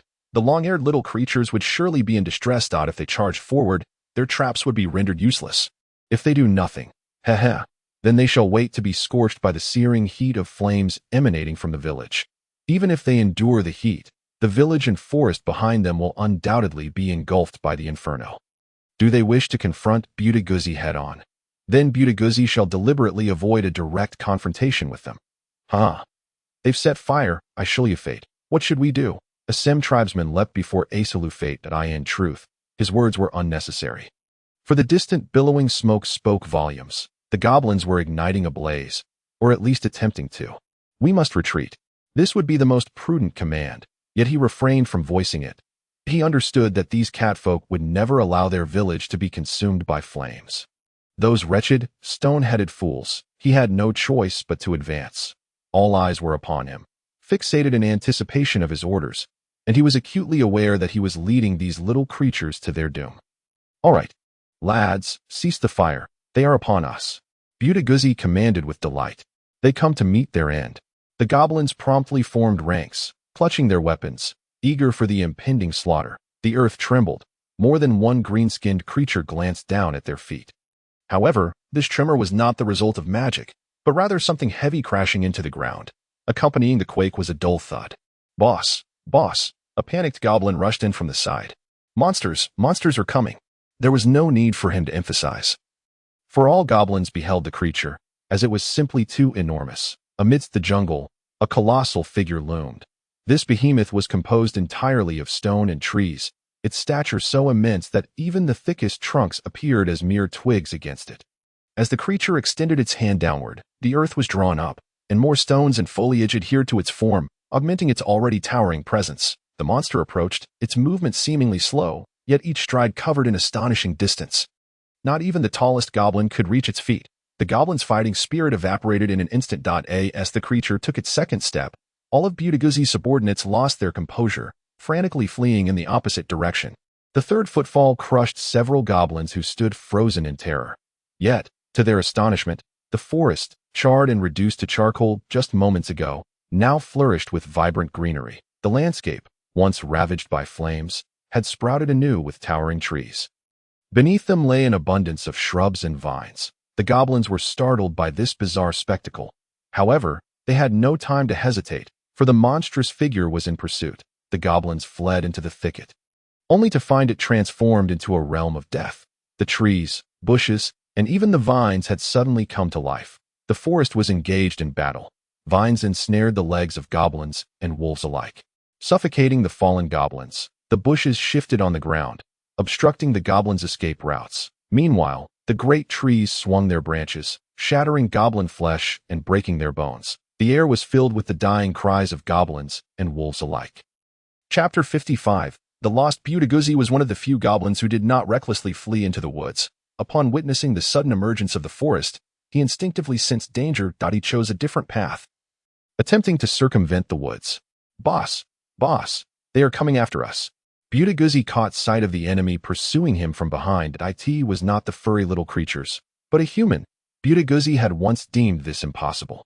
A mere fabrication, an excuse conjured by his subordinates to mask their own inadequacies. Yet the truth proved that there indeed existed a human alongside the furry ones, and that human was a knight. Kill. Slay him. He steadied himself. Just one human. Although he appeared to be a knight, he was merely a human. A foot soldier of a knight was in pursuit, and Butaguzzi had 7 or 8 subordinates at his side. The goblins charged forward. The human swung his sword, cleaving the first goblin in two. Lance and body alike. 2 more goblins flanked him, but the knight's sword whirled in a horizontal arc, severing the heads of both goblins. Then came the fourth, the fifth. The knight's movements were so swift they seemed almost unnatural. Not a single goblin could withstand even a second under his onslaught, and in the blink of an eye, Udiguzi was left alone. He thrust his battle knife for one final strike, but it was too late, and he failed to connect. Then, the knight's longsword descended from above, cleaving him in two with a definitive finality. I show you fate. Behind him. Mimilu huffed and puffed as she caught up. You ran too fast. This is the goblin chief. I show you fate pointed his sword at the corpse on the ground. He is dead. We have won this battle. Then he raised his gaze to the colossal creature that instilled dread. The Mother of Earth was collapsing, her form disassembling into rock and wood, gradually vanishing into the forest, and within the newly sprouted woods, there were no longer any cries of goblins to be heard. What is this creature? He inquired within his mind to carry. Master.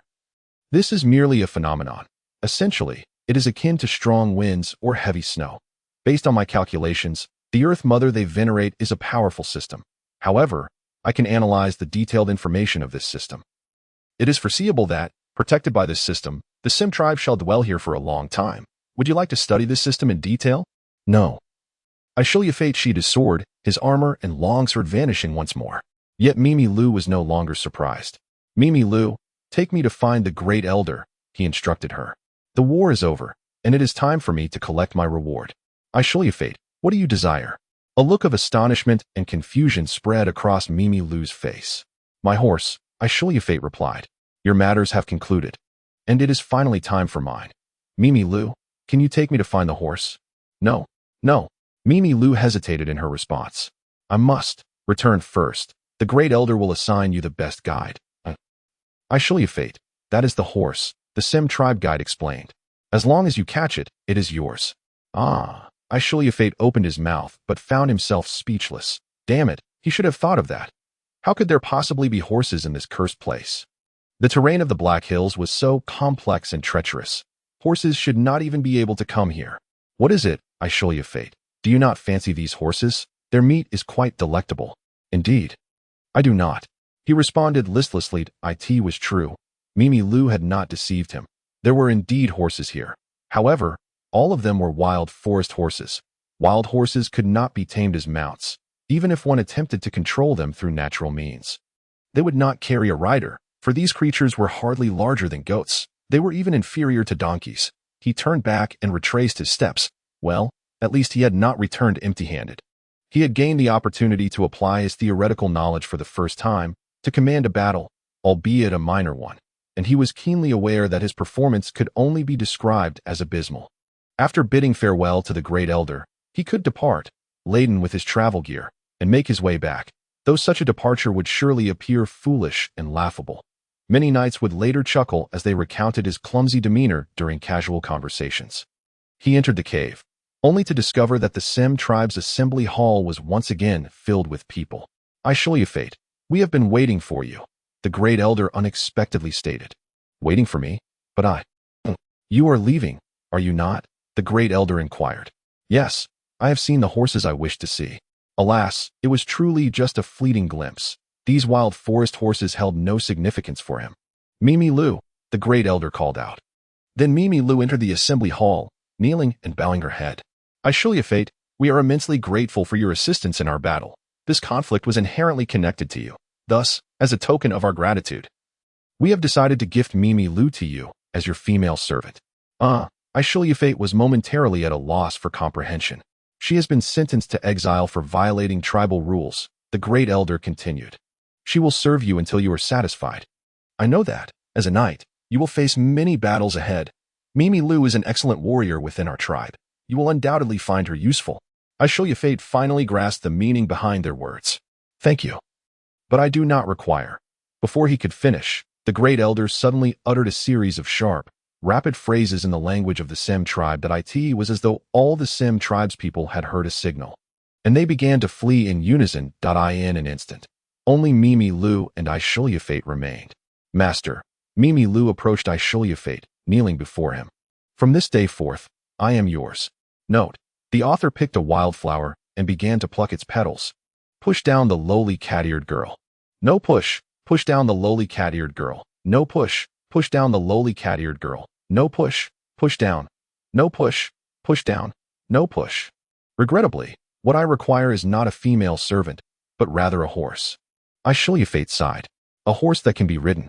Mimi Lu lifted her head, tears glimmering in her eyes. Does master mean that Mimi Lu is useless? It is not that you are without worth. Ashru struggled to find suitable words, aiming to avoid hurting Mimi Lu's pride, while also declining this unnecessary gift.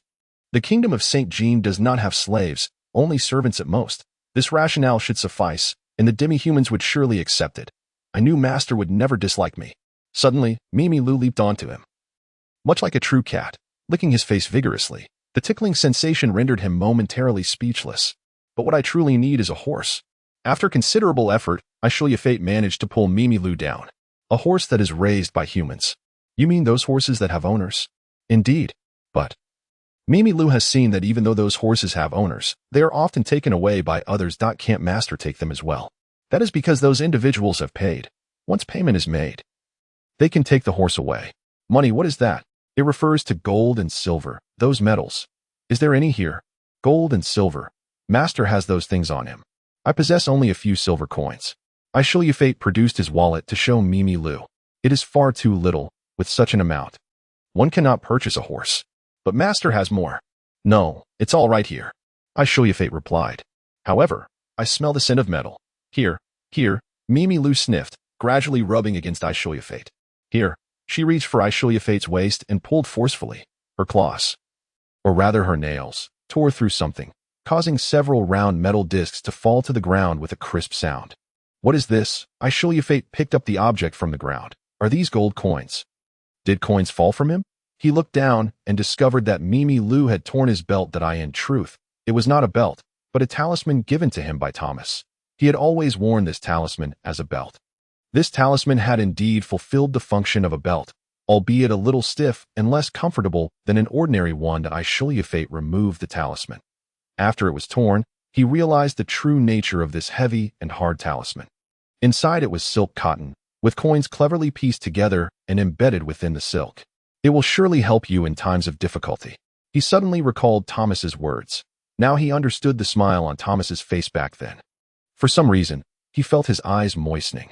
Master, what is wrong? Mimi Lu asked. It's nothing. Very well, Mimi Lu. It is already late. We shall rest for the night and set out in the morning. All right, Mimi Lu replied cheerfully. When dawn broke, he had already reached the edge of the Black Hill. The return journey was significantly faster than the outward journey, and Ashru believed it was due to his familiarity with the terrain of the Black Hill. Ahead lay a gentle slope. He halted, glancing back. The vast expanse of the Black Hill obscured the distant forest. Master, what's wrong? In his mind, Carrie asked. Nothing. My shoe is broken. Ashru replied. Meanwhile, in the village of the Sim tribe, Mimi Lu stood in the cave where Ashru had rested the previous night. Master. However, the place was already empty, with nothing left behind. Chapter 56. The situation. This is the latest intelligence we have gathered. Thomas placed the items in his hand on the table. Around the table gathered all the core personnel of the new court. Princess Irina sat at the center. The current situation is that Parlo has divided its army into 3 parts. The first part remains besieging Wolf's Mouth Castle. It has not yet fallen.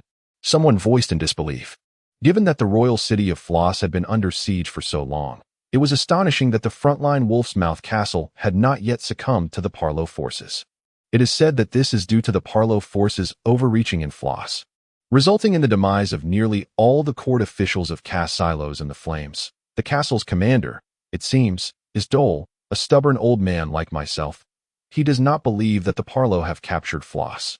Even when the Parlo showed him the plundered court items, Dole dismissed them as all forgeries, mere tricks to deceive him into surrendering. He publicly declared that such foolish tricks might work on the young, but not on a seasoned veteran like himself. At this point, Thomas smiled slightly. Thus, sometimes being stubborn has its advantages. Consequently, the Parlo had to leave a considerable force to continue the siege. Wolf's Mouth Castle boasts formidable defenses, elite guards, and ample supplies, forcing the Parlo to rely on a protracted siege to exhaust their food. And the second part? The princess inquired. The second part is centered around Floss, where the main forces of Parlo are concentrated. They are currently striving to control the entire plain surrounding Floss. The organized resistance of Cassilos has been largely eradicated, yet many loyal lords to your highness continue to engage the Parlo in guerrilla warfare. The Parlo have not yet completely conquered this area. As for the third part, it lies along the border between Cassilos and St. Jean. The Parlo forces are scattered across various castles, showing no signs of offensive action but rather intensifying their fortifications, presenting an appearance of being on the defensive. It seems their plan is quite evident: to utilize the border fortresses to establish a defensive line, preventing our forces from advancing while simultaneously tightening their grip over all of Cassilos. Ultimately aiming to annex it. For St. Jean, they hardly consider it after the fall of the Greyhound. After speaking, Thomas paused. I must admit, the strategy of the Parlo is exceptionally astute, simple, effective, realistic, devoid of unnecessary ambition, and all within their control. Even I cannot conceive a more brilliant strategy. Everyone's gaze fell upon the map laid out on the table. This map clearly delineated the robust defense lines constructed by the Parlo forces.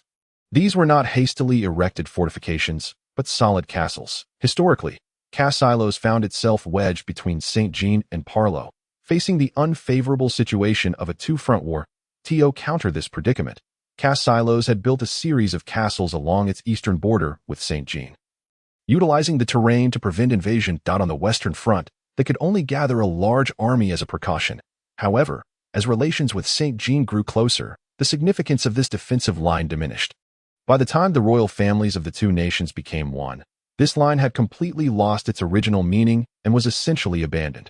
All military castles were granted to local nobles, and the station troops were thoroughly disbanded, which allowed the Greyhound to pursue Princess Irina and effortlessly seize all the castles upon the Parlo's invasion. In the west, Cassilos captured and occupied the Wolf's Mouth Castle, originally belonging to Parlo, thereby choking off the vital route for Parlo's offensive. From that point onward, Cassilos alleviated the threats from both fronts, creating an extremely favorable defensive situation for the entire nation. Unfortunately, this advantageous strategic position lulled the vigilance of the rulers of Cassilos, leading them to be caught off guard by the Parlo, resulting in the unfortunate outcome we face now. General Thomas, I am but a girl and know little of military matters. Princess Irina spoke. Please tell me, how can we reclaim Cassilos? There are no good solutions. We can only attack these castles one by one. However, Your Highness, based on my assessment, we must prepare for 3 to 5 years of warfare. By then, I fear the Parlo will have firmly entrenched themselves and fully controlled the situation. Sir Thomas, I recall that not long ago, you took Sedin without shedding blood. The Minister of Foreign Affairs, Randwin, said with a broad smile. Yet, the fleeting glimmer in his eyes betrayed a deep-seated envy. Why have you now become so constrained? You need only wield your genius and cunning to conquer these castles. Do remember, you currently command nearly all the troops of St. Jean. Even the Oracle and the Knights of the Holy Grail have been summoned by you. Thomas appeared oblivious to the underlying implications of the other's words and smiled faintly. Lord Randwin, I am not a deity. The Parlo will not fall for the same trick twice. While we do have a numerical advantage, taking the castles remains a formidable task. Have you not noticed that Wolf's Mouth Castle has yet to fall? I do see that Sir Thomas has achieved remarkable success in diplomacy. Securing the Oracle and the Knights of the Holy Grail to join us is indeed an extraordinary accomplishment. Why not let me pass this position of Minister of Foreign Affairs to Sir Thomas? Since the position of Grand General appears to trouble you so, it would be wise to select someone else more capable. This way, we both get what we desire, do we not? The matter of the female prophet is merely a fleeting whim. However, Duke Randwin seems to possess little of note in terms of military achievements. The two exchanged smiles, yet within their sharp gazes, sparks seemed ready to ignite. Irina gently cleared her throat, prompting them to cease their mutual scrutiny and return to their respective positions. Is there truly no alternative but to conquer these fortresses one by one? It was Irina who ultimately shattered the awkward silence. Is it truly so exhausting to be a queen? She mused inwardly. Must she contend with such matters even during her inaugural court meeting? For the time being, we have no choice but to prepare in this manner, Thomas replied. However, I shall endeavor to identify the weaknesses in their defenses. Furthermore, I hope Your Highness will grant me certain powers, allowing me to make appropriate offers for negotiation and the surrender of the garrison when the moment is ripe. if there are no other options. Then let us proceed as Count Thomas suggests, Irina responded, intentionally averting her gaze from the jealousy flickering in Randwin's eyes. It was the first time she had witnessed such a look in a man's gaze. Yet she knew she would encounter many similar eyes in the future. Entrust the army to Thomas. He will manage everything adeptly. Do not believe that anyone else could perform better than he. If someone were to appear, do not trust that they would be as loyal as Thomas. Irina recalled the admonitions of the old man in the black robe. She cast a furtive glance at the screen. However, in the next round of discussions, Thomas remained silent. The topics shifted to war taxes, the status of various fiefs, and some matters of diplomacy and court affairs. Ultimately, the Chief Justice raised the issue of the honor court. Nearly 30 knights had questioned Thomas's decision to elevate the militia captain to knighthood. They believed that these two former militia members were utterly unworthy of such an honor. At last, Thomas spoke up. He asserted that he would fully abide by the judgment of the honor court, but according to long-standing customs, the court traditionally adjudicated challenges only after the war had concluded. Only in instances of particularly dishonorable events would a court be convened during wartime. Thus, those newly knighted should still have the opportunity to prove their valor and strength on the battlefield. As he spoke, Thomas deliberately cast glances at Randwin, whose face turned a deep shade of crimson. With that, the meeting was declared adjourned. Everyone departed, leaving Irina alone in the chamber. No, she was not alone, for the old man in the black robe emerged from behind the screen. He had been listening quietly from the outset. But truth be told, his occasional deep cough had long since betrayed his presence. Nevertheless, all the ministers feigned ignorance, as if they had heard nothing. You have made a minor misstep, little girl, the old man remarked, prodding Irina in the ribs with his sturdy wooden staff. Yet this jab seemed less painful than usual. Irina could not discern whether her insensitivity to pain had dulled or if the old man had simply not exerted as much force. You should not allow Thomas and Randwin to clash so openly. Randwin is a fool, but such insolence from your subjects is a grave affront to your dignity that a stern reprimand or a symbolic punishment would be the appropriate response. Especially with Thomas, he should not provoke Randwin in such a manner. His actions will only exacerbate the situation. Provocation? Irina inquired, somewhat perplexed. Randwin's grandfather was once tried by the honor court for fleeing from the enemy on the battlefield and was stripped of his ducal title. This is why Randwin is so sensitive on the matter. The old man struck Irina's leg with his staff, sending a jolt of pain that nearly brought tears to her eyes. I told you to study the biographies of nobility diligently, he thundered. That book is rather lengthy, she murmured in response, earning another strike. No excuse is valid. Just as every failure must have someone accountable, you must never underestimate that tome. You surely do not wish for a noble you inadvertently humiliated to harbor resentment and seek revenge. Do you? How many powerful kingdoms have crumbled under betrayal? The old man's tone softened. No one is perfect. Thomas is no exception. Randwin stormed in his private chamber, fuming. He dares to challenge me in the honor court. He dares to humiliate me before the princess. Had it not been for the prohibition against weapons in the court, I would have drawn my sword and demanded a duel. I would rather perish than endure such an affront. Like a furious boar, Randwin paced back and forth in the room granted to him as the acting Minister of Foreign Affairs. Although this chamber was within the royal palace, its usage was entirely as or rather, it belonged to the individual designated as Minister of Foreign Affairs. Every individual eligible to attend court meetings had a room exclusively reserved for them within the palace. My lord, you need not be so enraged. Lane endeavored to maintain a smile. Thomas is merely envious of you. Envious of me, Randwin retorted, incredulous.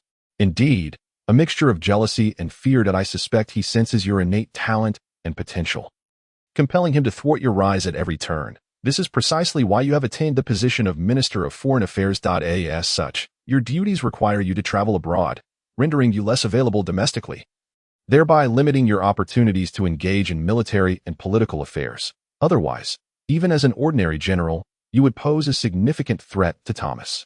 Lane smiled, his expression a blend of flattery and admiration directed at Randwin. A complex expression flickered across Randwin's face. You see, although both Lane and I serve under Thomas, from a standpoint of fairness, we must express our regret for your situation, Rook stated earnestly. This is infuriating. Why must I endure such treatment? Randwin's emotions simmered down slightly, but anger still coursed through him. Ah, Duke, rest assured that many share our sentiments and hold great expectations for you. Therefore, you must not succumb to despair. If you do, you will only fulfill your rival's ambitions." Lane gazed incredulously at his uncle. Such audacious lies flowed from Rook's lips, yet appeared so sincere and heartfelt, devoid of hypocrisy. What was Randwin? How could he ever compare to Thomas? Aside from their family's long-standing expertise in the breeding of Pegasi, he was, in truth, nothing of consequence. "You are correct. If I were to abandon myself to despair, I would be playing into Thomas's hands." At length, Randwin regained his composure. "No, I cannot continue down this path. That I must first fulfill my responsibilities, dispatching diplomatic envoys to various nations, doing everything in my power to sever the Parolan's external support. This is the most crucial task of a Minister of Foreign Affairs and must not be neglected." He hurriedly exited, leaving only Lane and Rook in the room. "Uncle." Lane scrutinized Rook's smiling visage, suddenly gripped by a sense of unease. "Lane, do you know, our Duke Randwin is far from the fool one might expect. In a certain sense, he is aware that I am deceiving him." "What? Do not fret. Duke Randwin's grandfather once fled from battle, faced trial by the honor court, and was stripped of his title, reduced to a mere baron. This is an everlasting wound for our Duke Randwin. Thus, he yearns intensely to achieve an indelible military accomplishment to atone for his ancestors' disgraceful actions, to prove his noble lineage and courage. This is why he is so fixated on the position of general, though, in my view, should Randwin ever attain that rank, he would lead both himself and his troops to ruin. This deep-seated desire blinds him to the reality that he is a fool in matters of military strategy. Therefore, for him, lies are far more appealing than the truth. He would rather accept my fabrications than confront the reality. So, my dear nephew, once you and I encourage him under the guise of serving Thomas. Even with the understanding that our intentions may not be entirely sincere, he will still embrace our words, because he needs these lies. Do you not find it remarkable that such a man is a duke?" "That is because—" Lane attempted to speak, only to be interrupted by Rook. "That is because only his family understands the nuances of Pegasus breeding. As long as the Knights of St. Jean require Pegasi, as long as the army of St. Jean needs mounted knights, then Randwin shall remain indispensable, and no matter how foolish he may be, it matters not. Thus, he can reclaim his ducal title. Thus, he can become Minister of Foreign Affairs, even if it is merely acting. This is the political reality. Do you understand, dear nephew? If one day you become indispensable and profoundly significant, then our little queen shall have no choice but to marry you. This has nothing to do with your appearance, your talents, or whether the princess favors you. But uncle, why must we rally behind Randwin in this manner? Is there any merit in such actions? Of course there is significance, because no one is perfect. Thomas is no exception. He possesses a significant weakness, which is his lack of patience for fools, especially those fools who adopt a hostile stance towards him. Thus, he tends to selectively ignore them, although Randwin is a fool. He is an influential one that he can exert pressure on Thomas through his influence. Luke continued to explain. However, Lord Thomas is not the type to succumb to pressure. Ha! Dear nephew, people always yield to pressure. The only difference lies in the magnitude of that concession. By the time Thomas returned to his grand tent, dusk was approaching. Despite being a military camp inhabited by thousands of soldiers, it fell into a profound silence at twilight, exuding an atmosphere of solemn tranquility. Even a fool could discern that the next war was imminent. Rumors regarding the situation ahead had long circulated within the army, and it was evident what Thomas intended to do. Before the first winter snow fell, he must devise a plan to seize several border military fortresses. Preparing for a further offensive in the spring. 3 armies were already engaged in a siege at the front, and they would soon advance. "Leo, how goes it?" Thomas asked as he entered the tent, where one of his lieutenants awaited him. "No issues at all. Everything is proceeding according to plan. We will depart in 3 days. Are we to rendezvous with the frontline troops or take an alternative route?" "This way." Thomas pointed to a fortress marked on the map spread across the table. "What is the name of this fortress?" "We must find a way to capture it." "This fortress? Isolated reinforcement. Do you intend to attack it yourself, or shall we send others?" "I am in urgent need of a victory, and this is the only fortress I am confident I can capture before winter arrives," Thomas replied with a wry smile. "Due to its protruding position, it is regarded as a fortress doomed to fall, merely a consumable asset. Thus, the garrison is minimal and poorly equipped. The soldiers are demoralized due to the lack of reinforcements. Lord Thomas, is attacking the fortress truly so difficult?" Accompanied by this voice, Ashru Lathe entered the grand tent. Indeed, it is as difficult as I say, Thomas responded. I recall your actions at the siege of Setting. The circumstances were somewhat different. Ashru Lathe at its setting, the Greyhounds were trapped within their stronghold, allowing us to concentrate all our forces on the attack. However, we are now confronted by an entire line of fortresses that besiege one fortress. We must allocate sufficient forces for outer defenses to prevent reinforcements and ambushes from other garrisons. Simultaneously, we must deploy enough troops to safeguard our supply lines from enemy harassment. On the surface, we appear to be proactively attacking, but in reality, we are on the defensive once the battle commences. We must station adequate forces at every position to thwart any enemy breakthroughs. Therefore, while attacking an isolated fortress, 3 times the manpower can generally assure victory, the primary concern being time and casualties. In contrast, for a line of fortresses, even 5 times the manpower would be insufficient. However, we could deploy double the forces at each fortress to confine the garrison. Wouldn't that solve the issue? Then we could concentrate the remaining forces to assault one fortress, Ashru Lathe countered. Ashru Lathe, if you and I were to engage in battle and you employed such a strategy, I would only need a small mobile force to defeat your troops one by one. You would be dispersing your strength across the entire front. I recall having warned you never to place your hopes in the enemy. What do you have there? A battle report that Clerk Luke asked me to deliver to you, Ashru Lathe replied. That fellow hinted that you would surely be interested in this plan. He placed the document on Thomas's table. How intriguing. A strategy devised by a clerk, Thomas muttered as he picked up the plan. It was quite detailed, complete with maps and explanations of various details. His furrowed brow gradually relaxed, and a flicker of surprise appeared on his face, growing increasingly evident. Ashru Lathe, summon Clerk Luke to me immediately. I wish to see him at once. Minutes later, a middle-aged man with a slight limp entered Thomas's grand tent. His complexion was pale, his frame slender to the point of emaciation, and he wore spectacles. General Thomas, may I inquire why I have been summoned? Luke's face bore an expression of trepidation. This faade could only be seen through by the magic of the heart. Mere mortal eyes could not penetrate it. Mr. Luke, did you write this battle report? Indeed, it was penned by me. Although I am merely a humble apprentice knight, I have taken an interest in military strategy since childhood. I have previously perused the works of Lord Thomas. Mr. Luke, I would like to ask your opinion on the current situation of the battlefield. Thomas interrupted him. The Parolans have constructed a defensive line utilizing the fortresses along the border, stockpiling vast quantities of supplies and troops. Clearly relying on this line for defense, should we engage in a siege against the Parolans, capturing these fortresses one by one, it would not only require more troops than we possess, but even with sufficient manpower, it would be a prolonged endeavor. If we were to engage in a desperate battle, we would undoubtedly suffer heavy losses, further complicating our objectives. Therefore, a direct assault would play directly into the Parolans' hands, which would be exceedingly unwise. Thus, we must devise an unconventional strategy to triumph over the enemy. Hence, I have dared to conceive such a battle strategy for your consideration, General Thomas. A glimmer of amusement flickered in Luke's eyes. Though even if Thomas noticed the spark, he would not pay it much heed.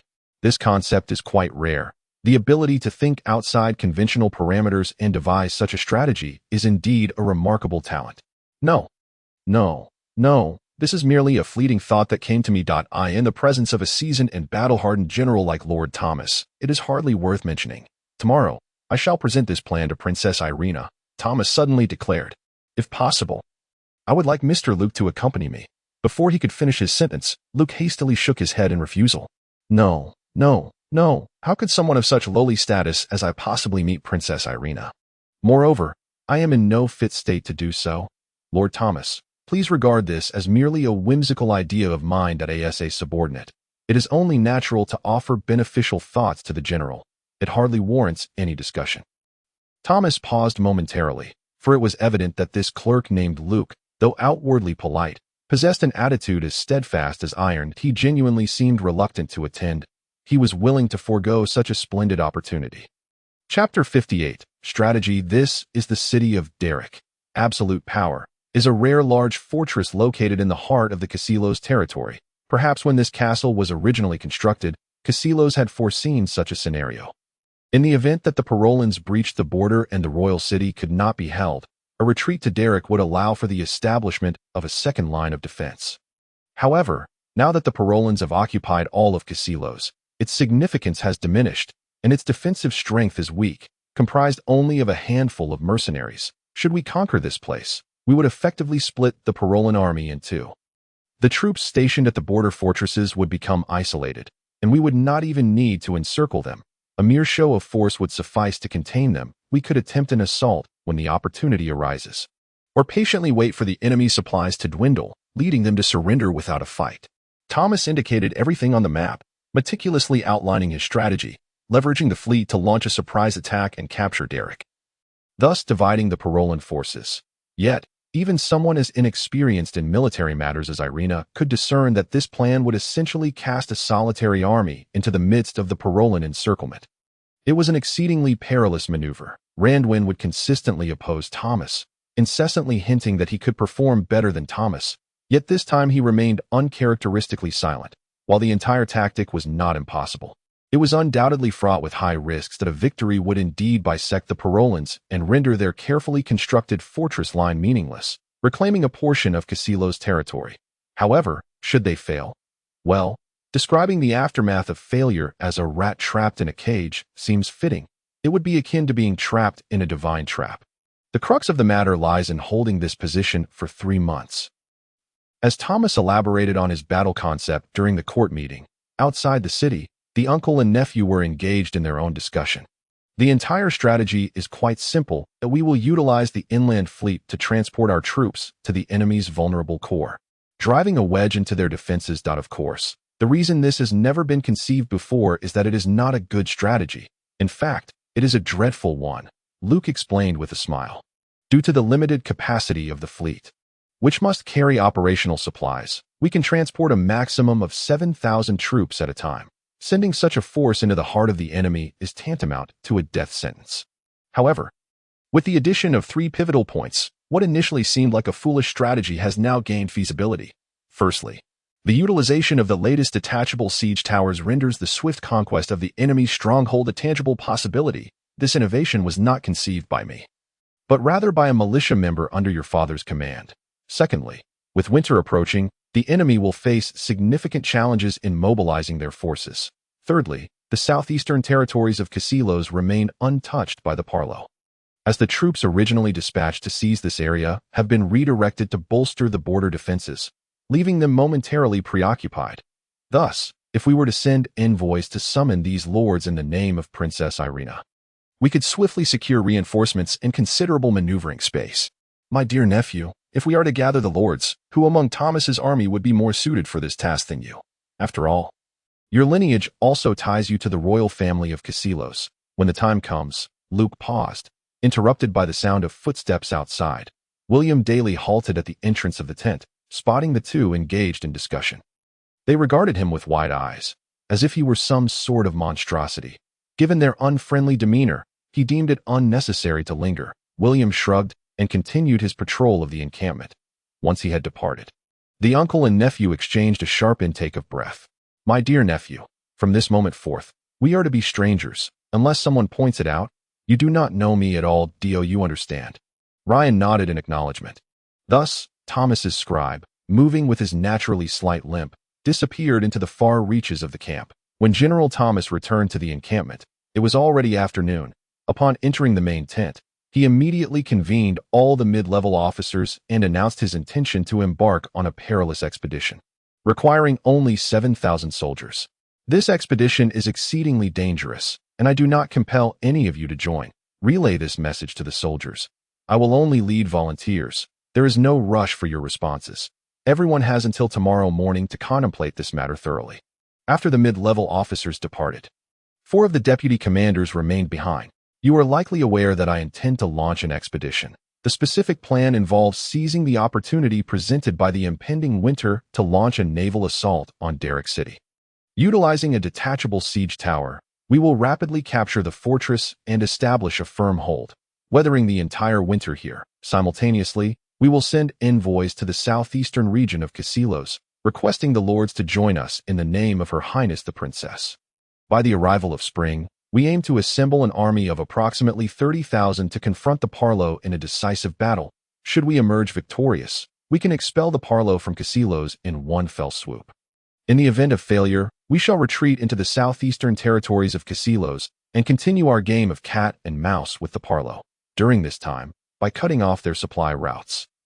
The Parlo's border fortifications will lack necessary support, as long as we can control the inland waterways and ensure they cannot utilize the rivers for resupply. That defensive line will crumble without a fight. Thomas's tone grew stern. This process is fraught with peril. Any misstep could lead to our utter annihilation. We have insufficient time to prepare, as these fortresses will soon receive winter supplies before the first snowfall. We must intercept this supply line so that the fortresses will exhaust their provisions throughout the winter, leaving their soldiers to starve come spring. Furthermore, we must withstand the main force of the Parlo's army besieging Derrick City for at least 3 months until reinforcements arrive at winter's end. Thus, we must be psychologically prepared. He addressed everyone present.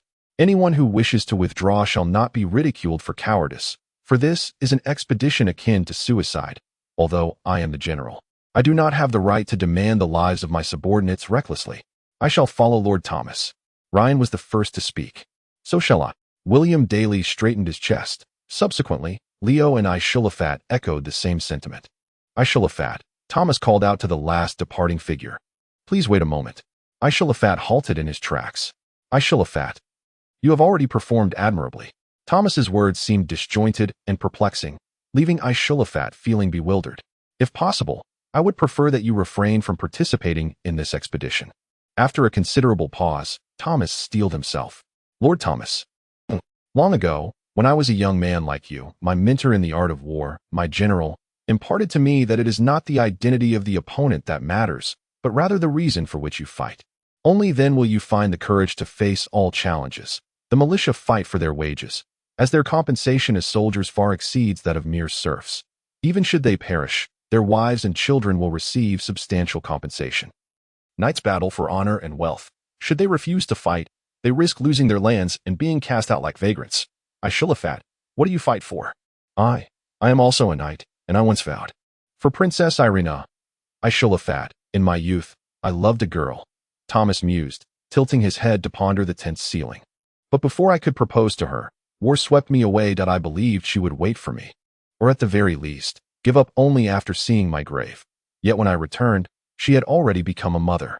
Thomas spoke softly, his words succinct and devoid of detail, yet imbued with an emotional resonance that stirred Ishulafat's heart. I harbor no resentment towards her. For during her loneliest, most desperate moments, it was not I who stood by her side.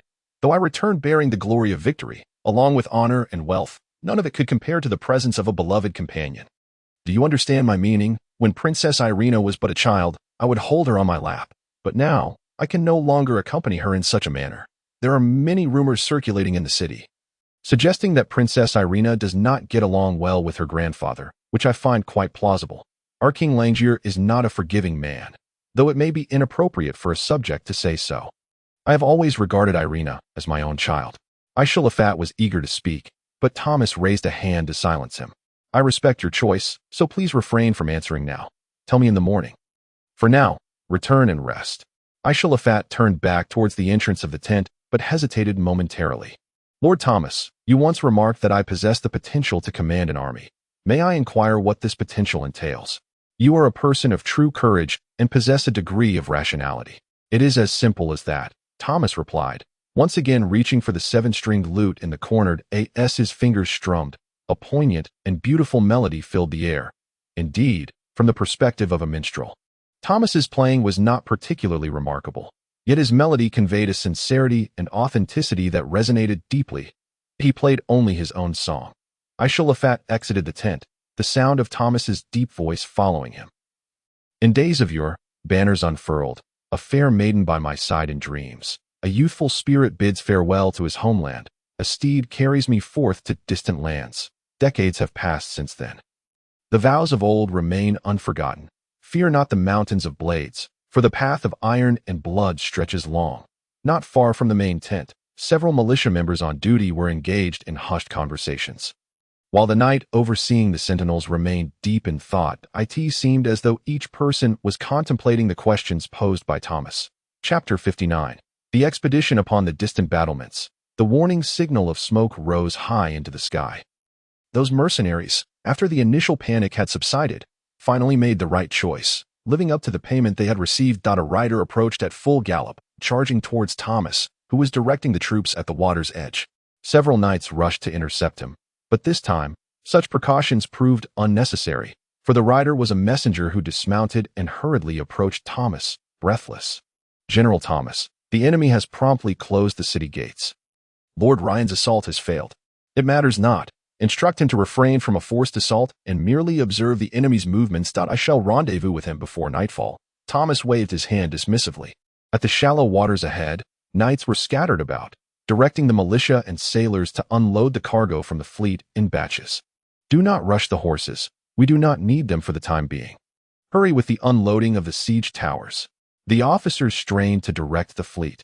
Groups of militia and sailors stood in the river, hauling massive components of war machinery ashore. The early winter weather was not yet particularly cold, but standing barefoot in the river, human hands and feet would quickly lose sensation, their skin turning blue. Several bonfires were kindled along the bank, as people came ashore to warm themselves. Throughout the perimeter of the beachhead, numerous armored knights occupied a small rise, diligently scouting the enemy's movements. According to intelligence, the nearby garrison consists of merely around 1,000 mercenaries, all of whom have retreated into the castle. Nevertheless, Thomas has still deployed a substantial cavalry force for defense, as any enemy ambush during the landing process could yield catastrophic consequences. The disassemblable siege towers have been broken down into dozens of components, each size just right to be transported by a cart. During assembly, a mere 10 individuals can put them together in a single night, whereas a standard siege tower, even in mountainous regions where materials are readily available, requires the concerted effort of many for at least half a month to be completed.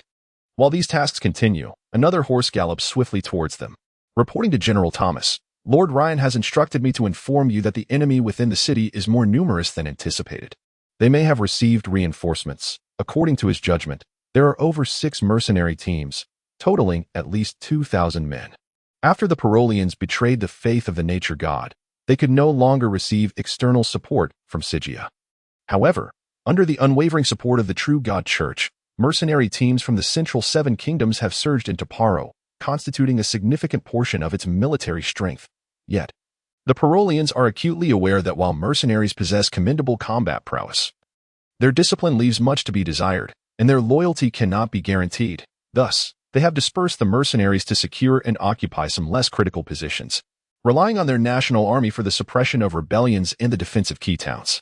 Upon hearing the enemy's numbers, several officers surrounding Thomas could not help but change their expressions. 1,000 men is manageable for the fortified defense of Derrick City, but 2,000 is an entirely different matter. "Do not worry," Thomas replied with composure. "If they are indeed makeshift reinforcements, their coordination will surely be poor, which could allow us to eliminate even more enemies." At that moment, nearly all components of the siege tower had been delivered to the shore. Now, another fleet approached, beginning to unload teams of war horses. The Grail Knights escorted 3 prophetesses ashore. As they passed by, Ashru Lathe suddenly felt a sense of familiarity with one of the prophetesses. He quickly recalled that it was this very prophetess who had guided him during his time on the Holy Mountain. The garrison of Derrick City made no untimely disturbances that afternoon. The expeditionary forces of St. Jean had all arrived at the foot of Derrick City and established a rudimentary camp. To confuse the enemy, Thomas commanded a rest before nightfall, intending to assemble the siege tower only after dark. Ashru Lathe lifted the tent flap and entered Thomas's quarters. "General Thomas, the situation is worse than anticipated. According to local informants, the enemy's defending force now approaches 3,000. Ashru Lathe suddenly realized that he was not alone with Thomas. Ryan, William Daly, and Leo were also present. "Calm down, Ashru Lathe. Remain composed. If you show anxiety upon hearing bad news, your subordinates will waver. If you falter, your subordinates will panic. If you panic, your subordinates will collapse." Although Thomas spoke thus, there was no genuine dissatisfaction on his face. "Why are there so many defenders here?" "It is entirely coincidental. A contingent of enemies happened to be passing through and has temporarily settled in Derrick City for rest. They, too, are mercenaries. Thus, they now have 6 mercenary teams in total. This is indeed not good news." Thomas remained unperturbed. "However, the fleet awaits us. If worse comes to worst, we can retreat by ship." "They lack sorcerers," Leo explained to Ashru Lathe. "The prophetesses have just relayed that these mercenary groups are hastily assembled and do not have sorcerers in their ranks. Moreover, they have not brought any additional artillery. Aside from the 3 cannons fixed atop the city walls, there is nothing that poses a threat to our siege tower. This presents a fine opportunity. Ryan, Leo, Ashru Lathe, to observe the profound impact of magic on warfare, Thomas remarked. If I had to make a trade, I would willingly exchange 5 knights for the combat prowess of a single prophetess.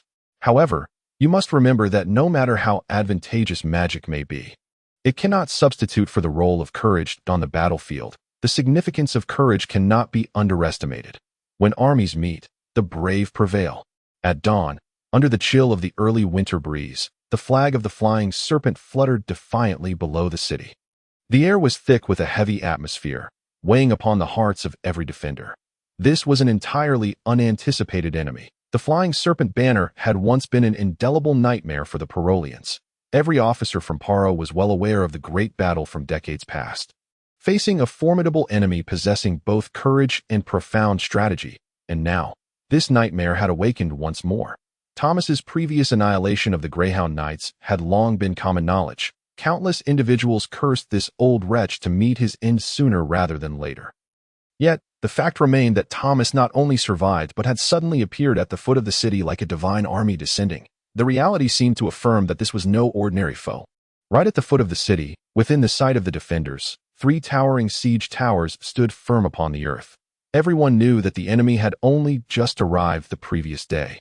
Without any siege equipment, the messenger bearing a flag galloped forth from the enemy's lines, conducting a routine offer of surrender. The messenger assured the defenders that they could leave freely if they laid down their arms. However, once an officer shot an arrow before the messenger's horse, the envoy promptly departed. Prepare the cannons, aim for the siege towers, and disregard the other enemies. The officer meticulously directed from the battlements point 3 siege towers. 3. If we can shatter these siege engines, what is your assessment, Miss Phil? Thomas inquired of the prophetesses at his side. Just a disordered and foolish group of enemies, replied the prophetess named Phil, the very one who had welcomed Ashru Lathe previously. Now the leader among the 3 accompanying prophetesses. They possess cannons, yet seem unaware of how to operate them properly. I observed those gunners placing gunpowder barrels beside the cannons for convenience. After all, they are merely mercenaries. It appears none among them are true experts graduated from artillery academies. Without sorcerers, they cannot counter our magic, another prophetess added. Fortunately, the winds of flame are howling today. Indeed, it seems they wish to engage in battle.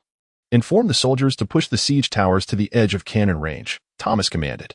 Leo, lead the archers. Be prepared to strike and suppress the defenders on the walls. William Daly, you shall lead the militia to conduct a diversionary attack with ladders against the city walls. Ryan, lead the knights of the assault unit to enter the siege towers on foot. Ashru Lathe, keep the cavalry on standby. Once the city gates open, the entire army shall surge in. The siege towers advanced a short distance. Halting at the very limit of the cannon's range, the gunners atop the walls did not fire. The view from the battlements was clear, allowing them to see the enemy's swift movements below. Hardly anyone paid attention to the militia preparing to charge with ladders. It was common knowledge that these were merely auxiliary forces, with the true mainstay being the 3 siege towers. The precious artillery must be concentrated on these siege towers. Should the towers reach the city walls, it would merely be a matter of time, a trivial matter of time, indeed. Below, the archers raised their shields, forming ranks as they began to approach the walls. The defenders on the battlements fired their muskets and arrows, yet under the cover of shields, the archers suffered minimal casualties as they neared their effective range. Ladies, commence your magical assault. Find a way to disable their cannons. Beams of flame rained down from above, striking the battlements. Accompanied by a chilling roar, the entire earth seemed to tremble. Numerous objects were sent soaring from the walls, cannons, human bodies, weapons, and debris scattered like fireworks. Defenders slightly off to the side were knocked down in droves. The explosive winds from the gunpowder were powerful enough to rupture eardrums. The entire defensive strength of the battlements nearly collapsed, with no one even continuing to fire upon the archers. Sound the horn, the entire army shall attack. The siege battle at the foot of Derrick City is generally regarded as one devoid of suspense. On one side stood a meticulously selected elite force, brimming with morale. On the other, a haphazard assembly of multiple, Independently operating armies composed of mercenaries, with low fighting spirit. One side boasted powerful magical assistance and ample siege equipment, while the other possessed no heavy weaponry aside from 3 cannons. Even those cannons were rendered ineffective from erroneous operations at the onset of battle. As the forces of St. Jean gained complete control over the city walls through the siege towers, and as the formidable Grail Knights charged through the city gates, all resistance appeared futile. To avert a greater massacre, the mercenaries surrendered in droves at by noon that day. Thomas's flying serpent banner fluttered atop the walls of Derrick City. Ultimately, however, this victory, rather than bringing glory and honor, plunged the expeditionary forces into a true crisis. Should they fail to breach the city, they could instead take to the boats and depart.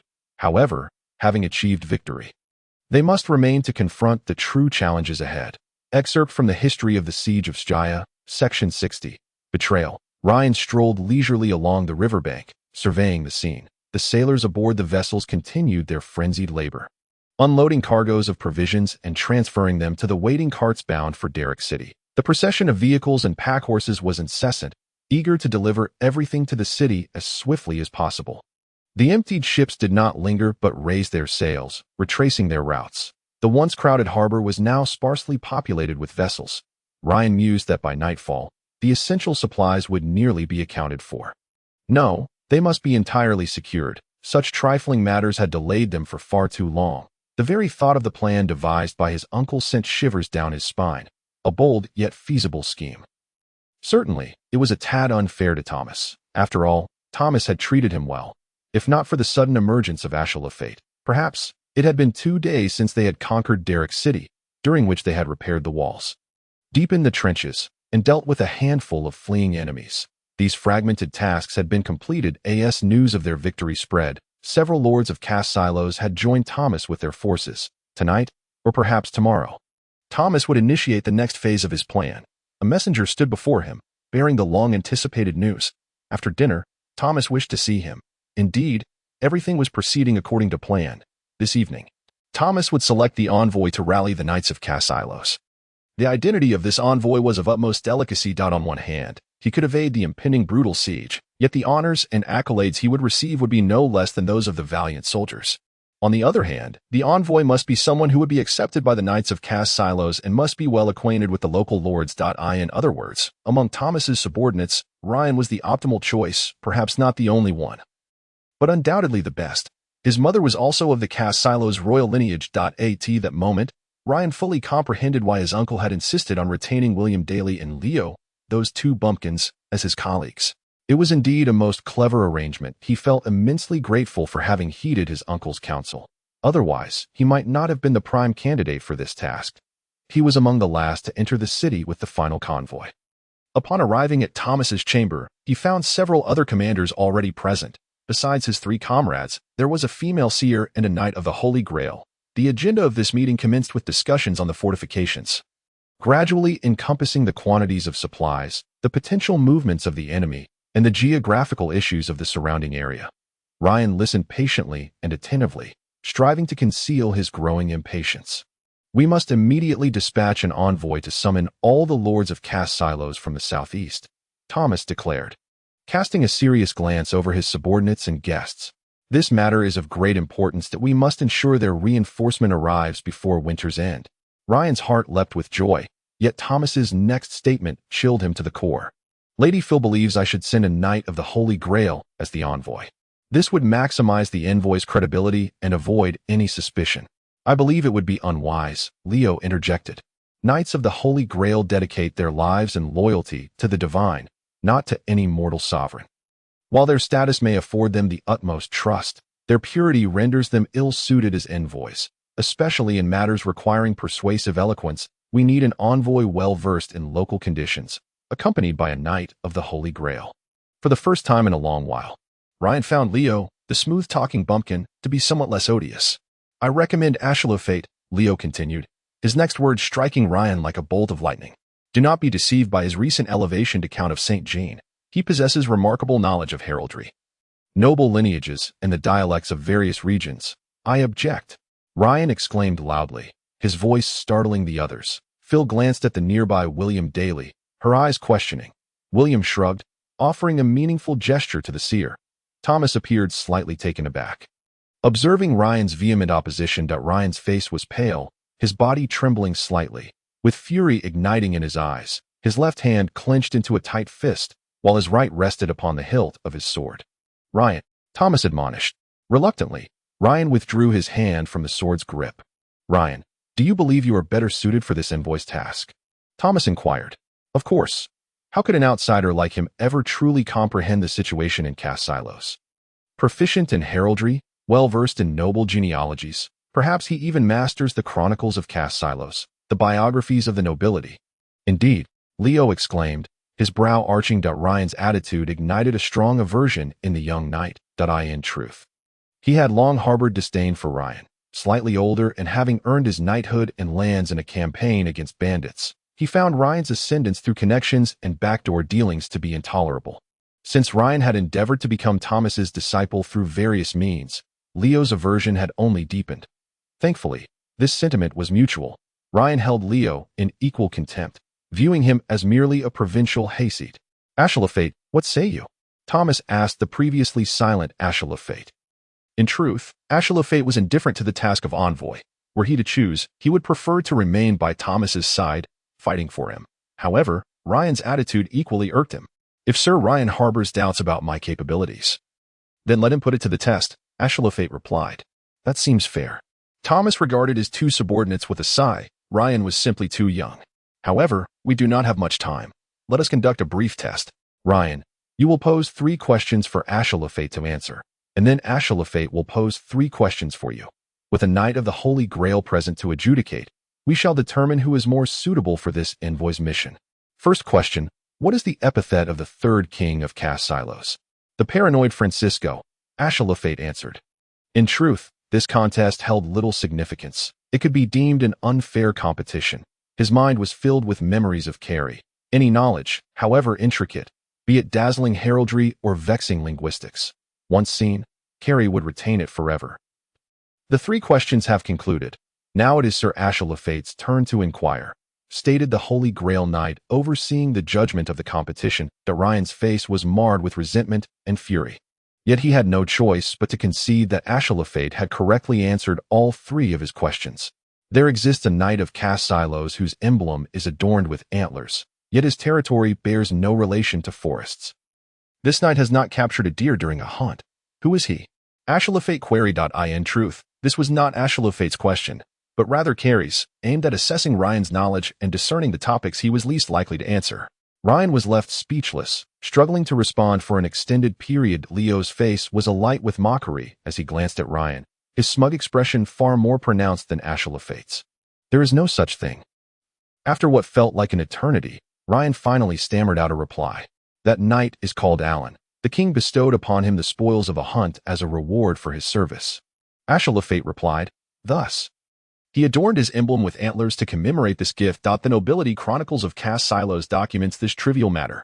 The Knight of the Holy Grail gestured to Thomas, indicating that the competition must continue. The outcome was already evident. "Very well.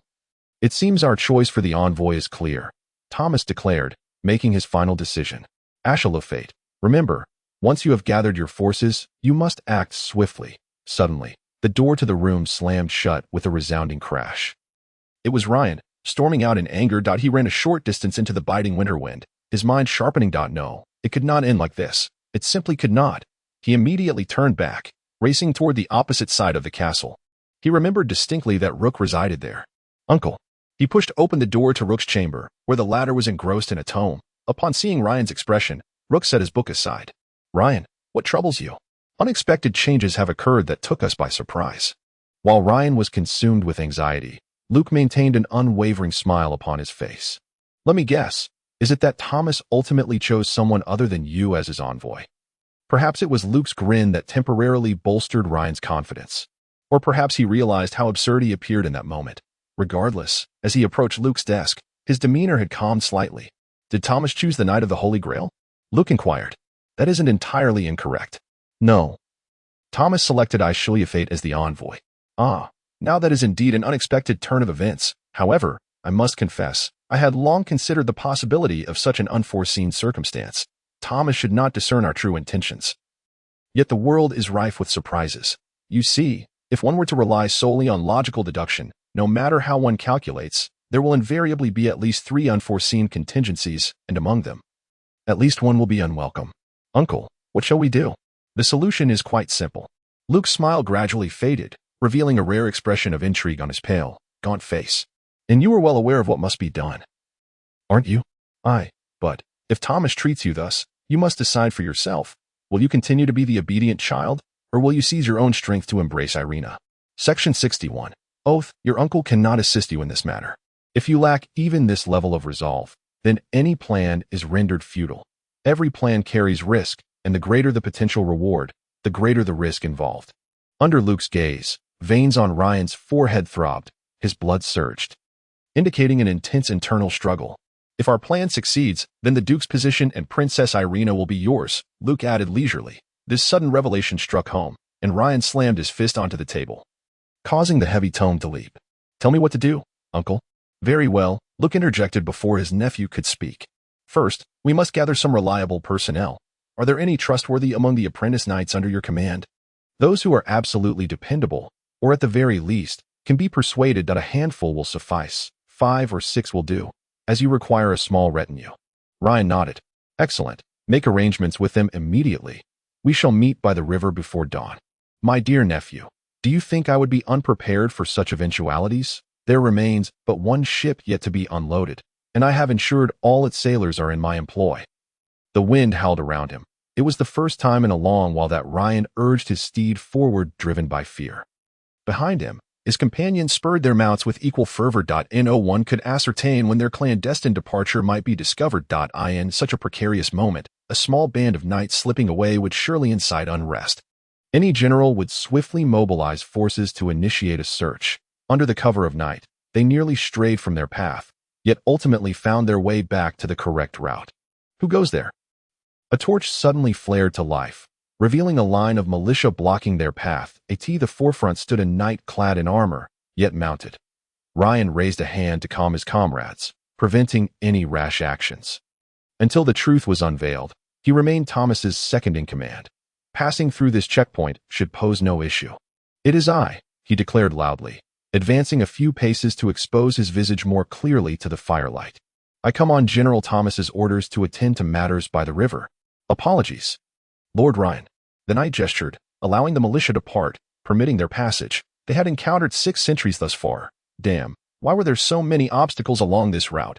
Ryan mused anxiously. He knew that if Thomas dispatched a pursuit, the pursuers would accurately deduce their direction of escape. He hoped his uncle would resolve any troubles by the river. They pressed onward, the knights chill carrying a damp scent, indicating their proximity to the riverbank. Soon, under the dim moonlight, he discovered himself amidst the reeds by the river's edge. It was still dark. Nothing was visible upon the water.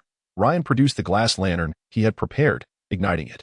He covered the lantern with a piece of black cloth, then lifted it thrice in succession. This way, should anyone be observing the riverbank, they would see the light flicker 3 times. Ryan nervously scanned his surroundings. Before long, he noticed lights flickering in the distance, signaling 3 flashes. Over there, has everyone seen the position? Ryan proclaimed excitedly. He quickly sensed something was amiss. For some inexplicable reason, none of his companions responded. Turning around, illuminated by his lantern, he realized his comrades were gazing fearfully at something. Rarely did anything instill fear in apprentice knights, while they may lack the endurance and resilience of true knights. Their youthful exuberance afforded them a boldness verging on recklessness. Then he comprehended what it was they feared. The moment he sent the signal, another rider had silently emerged from behind. This rider too bore a lantern, its glow clearly illuminating the face of this unexpected visitor. In an instant, Ryan felt his heart seize with terror, for the light revealed Thomas's aged yet imposing visage. Thomas, General, how had this elder deduced his whereabouts? Ryan instinctively sought to flee, yet Thomas stood squarely in his path. With the great river at his back, escape was impossible.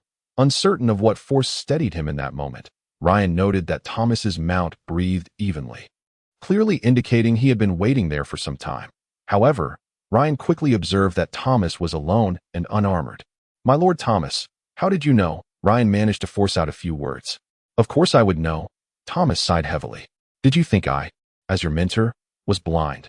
For me, discerning the actions of a young man I have spent years alongside is quite simple. I understand your intentions, but another wave of emotion erupted within Ryan, overwhelming his previous trepidation. Thomas, I am your disciple. I have been by your side for 3 years, always regarding you with the reverence and affection of a son. Why do I fall short compared to that unknown Ashru Lathe who emerged from the shadows? You always favor him, you always assist him. That stranger, that despicable mercenary, does he truly merit your concern? You never consider me. You know full well I am the most suitable candidate for this task. You know this, you know it. Yet, to fortify his status as a count, you chose him? Why must you publicly humiliate me? Why must you do so much for that contemptible mercenary? Why? Suddenly, he cast aside the lantern, fiercely spurring his steed forward, sword drawn. Thomas had never anticipated that Ryan would turn hostile at that moment. He did not even have the chance to drop the lantern and draw his weapon before Ryan lunged forward, striking him with a single, powerful thrust, causing Thomas to grunt and tumble from his mount. Let us depart, Ryan called to his companions, brandishing the bloodied sword. His comrades hesitated, but in such circumstances, retreat was no longer an option. Everyone followed closely behind Ryan, swiftly vanishing into the night. The thick darkness gradually receded, revealing the pale light of dawn on the eastern horizon, illuminating the once pitch-black riverbank that a few figures emerged by the riverside. Leo, William Daly, and Ashru Lathe. Damn it, where has General Thomas gone? The seer said he was by the river. Ashru Lathe, check over there. William Daly, you go that way. Everyone spread out and search. He hasn't fallen into the river, has he? Leo urged his companions. What would Lord Thomas be doing at the river in such weather? And that little brat Ryan. The daylight had broken. The lantern flickering amidst the reeds remained strikingly conspicuous. And Leo spotted it immediately. What is this? A lantern? An enemy spy? Lord Thomas. He dismounted and cautiously approached the lantern, only to discover Thomas lying in a pool of blood. Everyone, come quickly. Lord Thomas is here. He rushed to Thomas's side. Realizing Thomas had sustained a grievous wound to his abdomen and had lost consciousness from blood loss. Thankfully, he still bore a pulse. Lord Thomas, hang in there. Who has harmed you? He cradled Thomas as the other two hurried to his side. It was Ryan. Thomas managed to utter, his eyes barely opening, his voice strained. Ryan, why? Where has that boy gone? Leo asked, momentarily taken aback, but quickly pressed for answers. He wishes to serve as an envoy.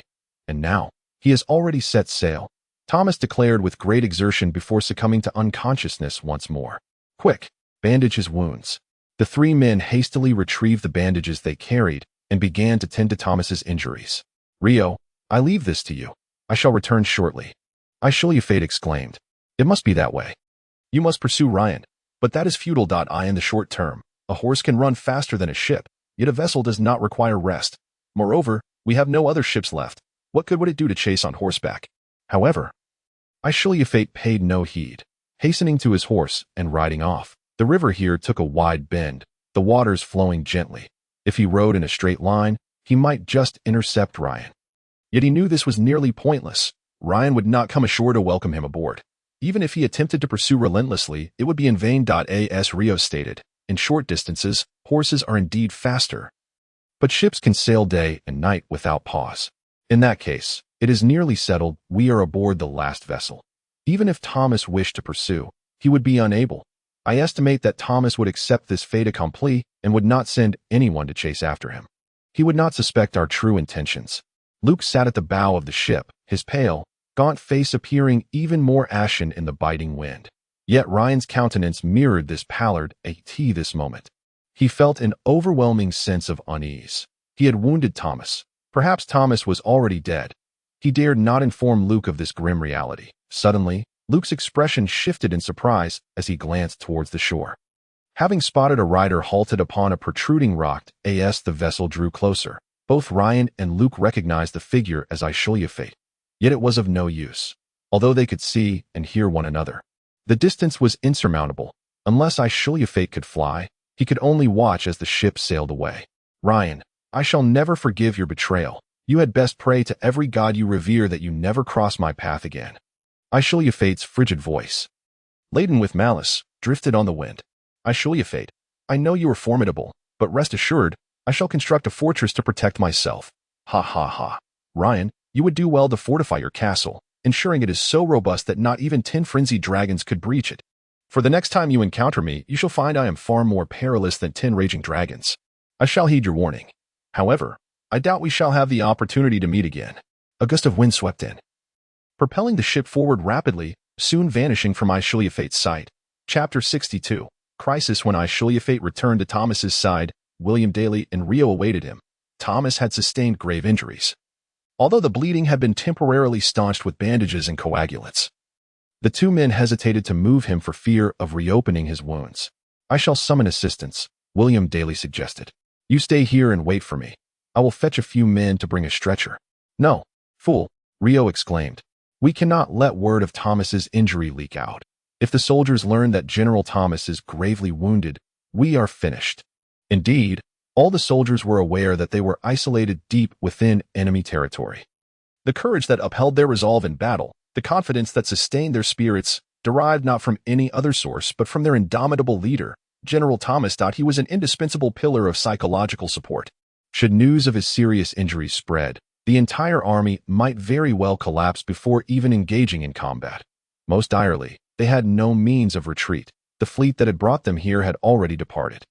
In truth, this applied equally to Ashru Lathe, Rio, and William Daly, the three vice-commanders. Upon witnessing Thomas's severe injuries, they were at a loss, uncertain how to navigate this predicament.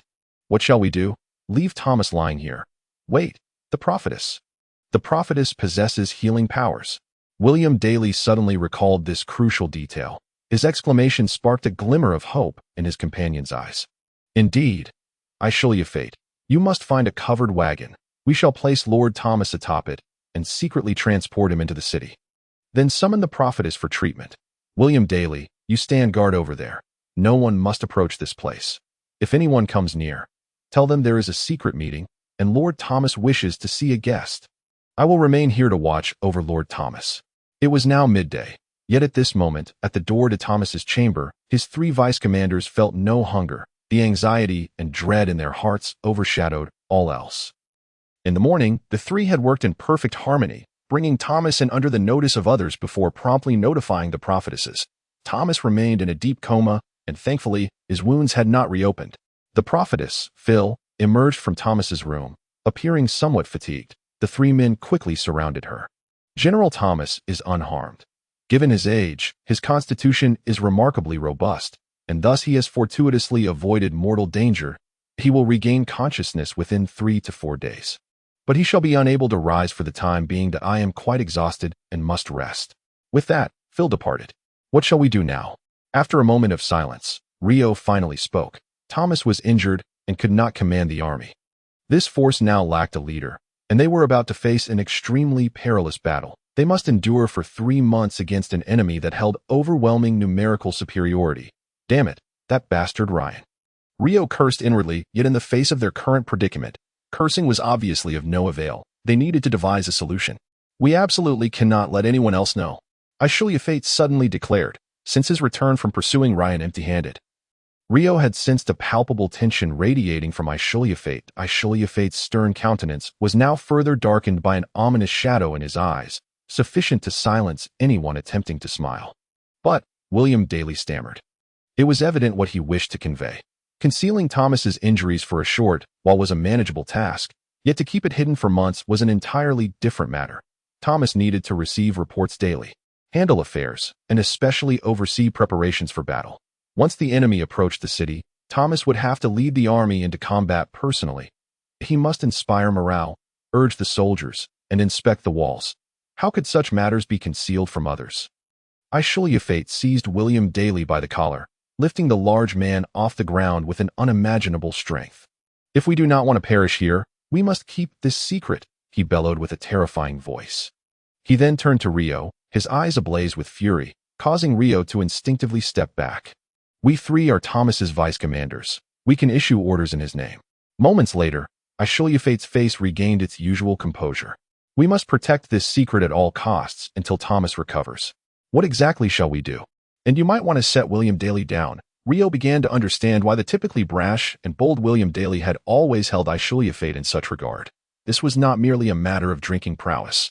Ashru Lathe released his grip. "I apologize," he said with sincerity to William Daly. "I lost control for a moment. However, the situation is dire, and this secret must remain with us alone, that if this information leaks, none of us will survive this winter. Lord Thomas is in even greater peril. Phil is aware of this." Rio interjected. "The prophetesses are not fools. They are celebrated for their clarity of mind." Ashru Lathe replied. "They will certainly not speak recklessly." After a brief discussion, they ultimately decided that the three would take turns acting on Thomas's behalf while caring for him. Fortunately, Thomas was a man of meticulous planning, and he had already shared various strategies with his vice commanders.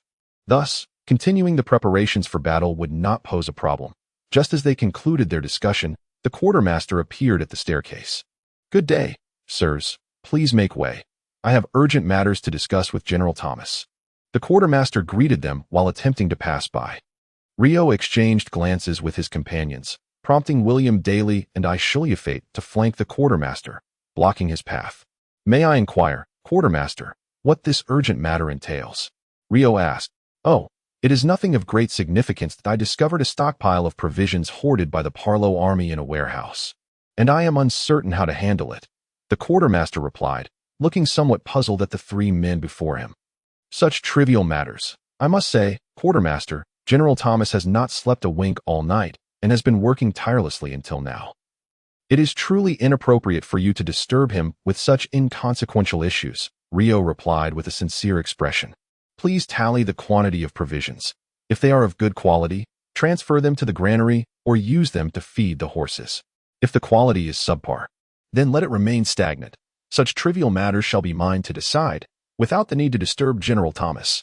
The quartermaster departed. "We must alter this situation," Ashru Lathe remarked once the quartermaster had gone. "The fewer individuals who come to see Thomas, the better." "What should be done?" William Daly inquired. "We can immediately relay Lord Thomas's commands, delegating the minor tasks among the three of us, taking full responsibility ourselves," Ashru Lathe replied. "Let William Daly oversee the construction of the city walls and the outer fortifications.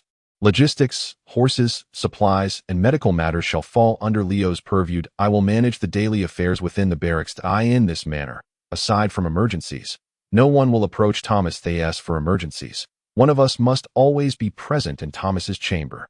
This way, any unexpected incidents can be addressed." Leo and William Daly nodded in agreement. Moreover, it would be prudent to reach an accord with Lady Phil, as this would give us a fourth member. "Enhancing our efforts, I will take charge of attending to Thomas, as you likely will have little spare time for either the daily operations of the barracks or the progress of the construction," Leo added. The sky was overcast, and a rare winter rain fell, enveloping the castle in a shroud of gloom. The raindrops, cold and damp, seemed to seep into one's very soul. Derrick City was a strategically significant fortress, commanding the vital waterways that divided Casilos into eastern and western sections. After Thomas seized the castle, the Parlo forces that had previously occupied the eastern border stronghold of Casilos found their rear cut off, rendered a solitary force devoid of reinforcements. Thus, even to rescue the eastern troops, the Parlo must exert every effort to reclaim this fortress, though Derrick City was originally constructed with formidable strength. As time elapsed and Casilos grew increasingly powerful, its significance waned, leading to a deliberate neglect of necessary repairs. The moat outside had long since dried up, and even the trenches had gradually filled in. This was why the siege towers had been able to push directly against the walls during the initial assault. Presently, fortifications were being hastily constructed, preparations were underway, and everything appeared to be proceeding in an orderly fashion, with scarcely anyone noticing that their commander had not made an appearance for quite some time. The situation was not as dire as anticipated. Thomas's wounds showed no signs of infection, and, under the enchantments of the female prophet, he was recovering remarkably well. After 3 days, he regained partial consciousness and was able to consume small amounts of food. 2 weeks later, although he was still unable to rise from his bed, his mind had returned to clarity. "You have all done splendidly," Thomas remarked upon hearing Leo's report from his sickbed. A rare flicker of joy graced his pale visage. "Very well done, my Lord Thomas. What should we do next?" Leo asked in a hushed tone after conveying the current state of affairs. "That lad Ryan," Thomas shook his head. "He is still too young, merely caught in a moment of excitement. Alas, I should have taken the time to educate him properly. For now, we have no choice but to remain here, awaiting his dispatch of reinforcements. And if he does not come?" No, he must come, Thomas replied. If we are annihilated, what advantage would it afford him? He would inevitably become the next target of the Parlo. Alas, that boy. He sighed. I underestimated his ambition. Indeed, this task not only promises to yield remarkable achievements but also the opportunity to forge extensive connections and relationships. This will hold significant implications for his future endeavors. As his mentor, I have failed to grasp what he truly yearns for. Chapter 63. The enemy approaches, yet he now presents us with such peril. He nearly caused your demise, endangering us all. Leo still could not come to terms with it. There is one more matter concerning Ashru Lathe. What has Ashru Lathe done? Thomas inquired. Has he blundered? No, Leo replied. He has performed remarkably well, establishing his authority within the ranks and maintaining order, perhaps even surpassing your own efforts. However, he is entirely unlike you. His demeanor. What of his demeanor? Thomas asked. Since your injury, Ashru Lathe has taken on the countenance of a ravenous tiger. Leo responded. From that day forth, his expression has become quite fearsome. Not only the others, but even William Daly and I feel trepidation at the sight of him. To be frank, I find the current Ashru Lathe rather intimidating. He was never like this before. Is that so? It seems he truly is, my diligent pupil. You took him on as a student. When did that transpire? Leo asked, astonished. It seems like it was quite some time ago, Thomas sighed. In order to prevent Ryan from harboring any resentment, I did not disclose this to anyone. Fortunately, Ashru Lathe did not mind. I had thought he was merely seeking your guidance in a junior capacity, just as I do. However, under these circumstances, I find him more suited to be your pupil than that lad Ryan. Ashru Lathe made quite a name for himself during yesterday's martial competition in the barracks. I recall he seemed to dislike such contests, Thomas remarked. He once stated he had no fondness for sword training. I am aware, and even faced ridicule for it, yet he remained unfazed. However, it appears he merely detests competitions devoid of challenge. Yesterday, in a melee, he single-handedly felled 30 knights. No one dares suggest he lacks the resolve to act anymore. A faint smile graced Thomas's face, only to be swiftly replaced by deeper concern. I wonder how Ryan is faring. He should have disembarked by now. The river is soon to freeze. He ought to rally the knights of Casilos to pledge their loyalty to Princess Irina and lead them to form an army. I hope he arrives in time. We have arrived. With this proclamation, the boat shuddered, a distinctive jolt signaling its docking. The sailors began to set up the gangplank, allowing those aboard to disembark smoothly. Ryan gazed at the land ahead. The winter wind sweeping across the terrain, remnants of harvested crops still visible in the fields. His future and dreams were now intertwined with this land. Raise the banner. Ryan's command was swiftly executed. A flag fluttered at the forefront of the procession, emblazoned with the sigil of the blazing sun and sword, the emblem of the Casilos royal family. Go forth, Duke Ryan, Rook said from the bow of the ship. Addressing his nephew, approach the lords of Casilos and compel them to pledge their loyalty to you. I have some concerns. There is no need for worry. Thomas is far more formidable than you perceive. He claimed 3 months of delay, yet he surely possesses the means to stretch it to 5 months before uttering such words, Rook reassured him. Rest assured, once you gather your forces, focus on reclaiming all cities under Parlo control. The main body of Parlo has long since been diverted to the border fortress to confront the main forces of St. Jean, leaving minimal strength in those cities. Victory should not pose a problem. Then patiently await Thomas's clash with the Parlo forces, resulting in mutual destruction. Even if the Parlo were to annihilate Thomas, they would be left severely weakened and exhausted. At that point, you can vanquish the remnants of the Parlo army, and you will have the right to contend for the throne of Casilos. Thomas. Ryan yearned to inform his uncle that he had stabbed Thomas. Uncertain of his fate, no, Thomas surely would not perish. Yet this thought filled him with unease. What has become of Thomas? Rook inquired. Thomas, why would he personally undertake such a perilous endeavor? The words lingered on his lips, but Ryan found himself unable to voice them. You will come to understand that individuals in different positions bear distinct pressures. For instance, why we must invest time encouraging the acting Minister of Foreign Affairs, Duke Landwin. Though he may be a fool, he exerts considerable pressure on Thomas, and pressure can compel one to undertake actions they would otherwise avoid, such as this audacious military strategy. Rook chuckled heartily. While you amuse the princess, I am laboring to create an entirely different set of circumstances to ensure Thomas feels sufficient pressure. Now, dear nephew, it is time for you to strive. Ryan nodded, casting his gaze forward once more. The lords of Casilos were now in disarray. When a leader emerges, one possessing the rightful bloodline and the willingness to guide them against the Parlo, they will undoubtedly pledge their allegiance and follow him. Presently, the Parlo's border garrison was staving off the St. Jean forces loyal to Princess Irina, while Thomas prepared to engage in a deadly struggle against the main Parlo forces in Derrick City, resulting in mutual devastation. No one possessed the capability to thwart him. He could confidently amass his army and await his moment. Should he seize the opportunity to defeat the Parlo, the lords of Casilos would surely elevate him to kingship. At that juncture, Princess Irina would have no choice but to marry him. Long live Duke Ryan! He heard his retinue cry out. Previously, he was but a mere knight, yet now he could rightfully proclaim himself a duke. The Duke of Ryan of Casilos. Thomas, do not blame me, Ryan silently uttered, gazing toward the direction of Derrick City. Had you not treated me so, I might have come to your rescue. Of course, that would have been after your forces were nearly annihilated. Yet now, since you have chosen that despicable mercenary, I shall you fate. He mounted his warhorse. We ride, he commanded his companions. The river froze sooner than anticipated. When the first light snow began to fall, large chunks of ice were already sporadically emerging from the water. The Paro forces, even if they wished to transport supplies across the river to the border fortress, would have to wait until spring. The arrival of the Paro army was delayed longer than Thomas had expected.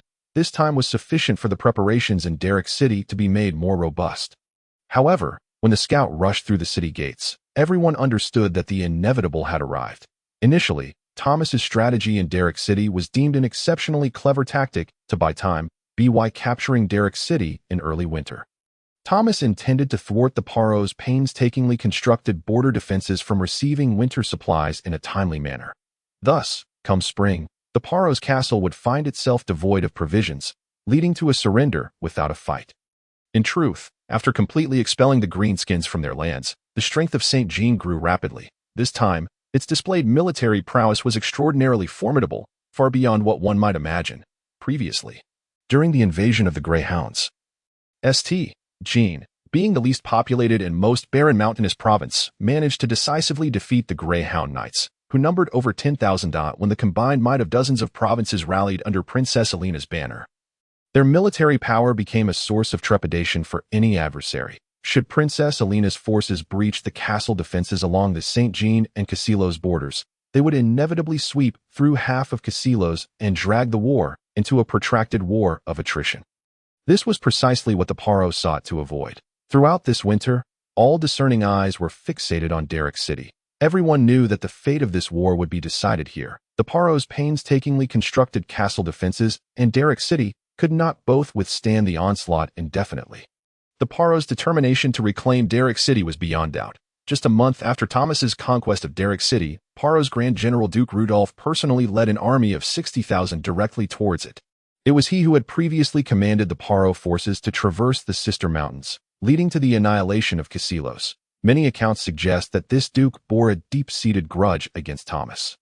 Decades ago, the old duke had led the Paro army against Thomas's forces in Casilos. However, it became evident that the old duke's military acumen paled in comparison to that of Thomas in a swift and cunning surprise attack. The old duke was defeated by Thomas, resulting in a rout of his army and his own demise amidst the chaos. This account is substantiated by official documents. Thus, this battle held dual significance for General Rudolph, both personal and professional, and he regarded it as the most crucial conflict of his life. This aptly explains why he invested so much time mustering all available forces to attempt to swallow Thomas's isolated army whole. Excerpt from the history of the Sigia War. As the scout hurried toward Thomas's chamber, he found William Daly, one of Thomas's lieutenants, standing at the door. Urgent military news, urgent military news. The Paro are coming. The scout attempted to enter, but William Daly blocked his path. What is the rush? So what if the Paro are coming? William responded. They should have arrived by now. We've been waiting for ages. I must speak with General Thomas. Your shouting won't make a difference. General Thomas is not deaf. He has already heard you. Your mission is complete. You may leave. A clear look of confusion flickered in the scout's eyes. Yet, he could not defy the lieutenant's orders and had no choice but to depart. Seeing the scout leave, William Daly hurried into the room. Unfortunately, what he had just said proved to be true. Thomas had already heard the scout's loud cries, and was climbing out of bed. William Daly, bring me my armor. General Thomas, Lady Phil emphasized that you must not move. Otherwise, your wound risks reopening that if your wound bursts and leads to infection. Her healing magic will be of no use. Furthermore, you cannot don armor.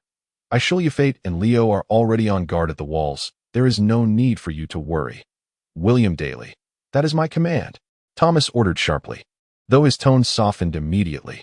Rest assured, I am well aware of my own condition. It is not as dire as the Lady Prophet claims. Very well, I shall forego the armor. Bring me a staff.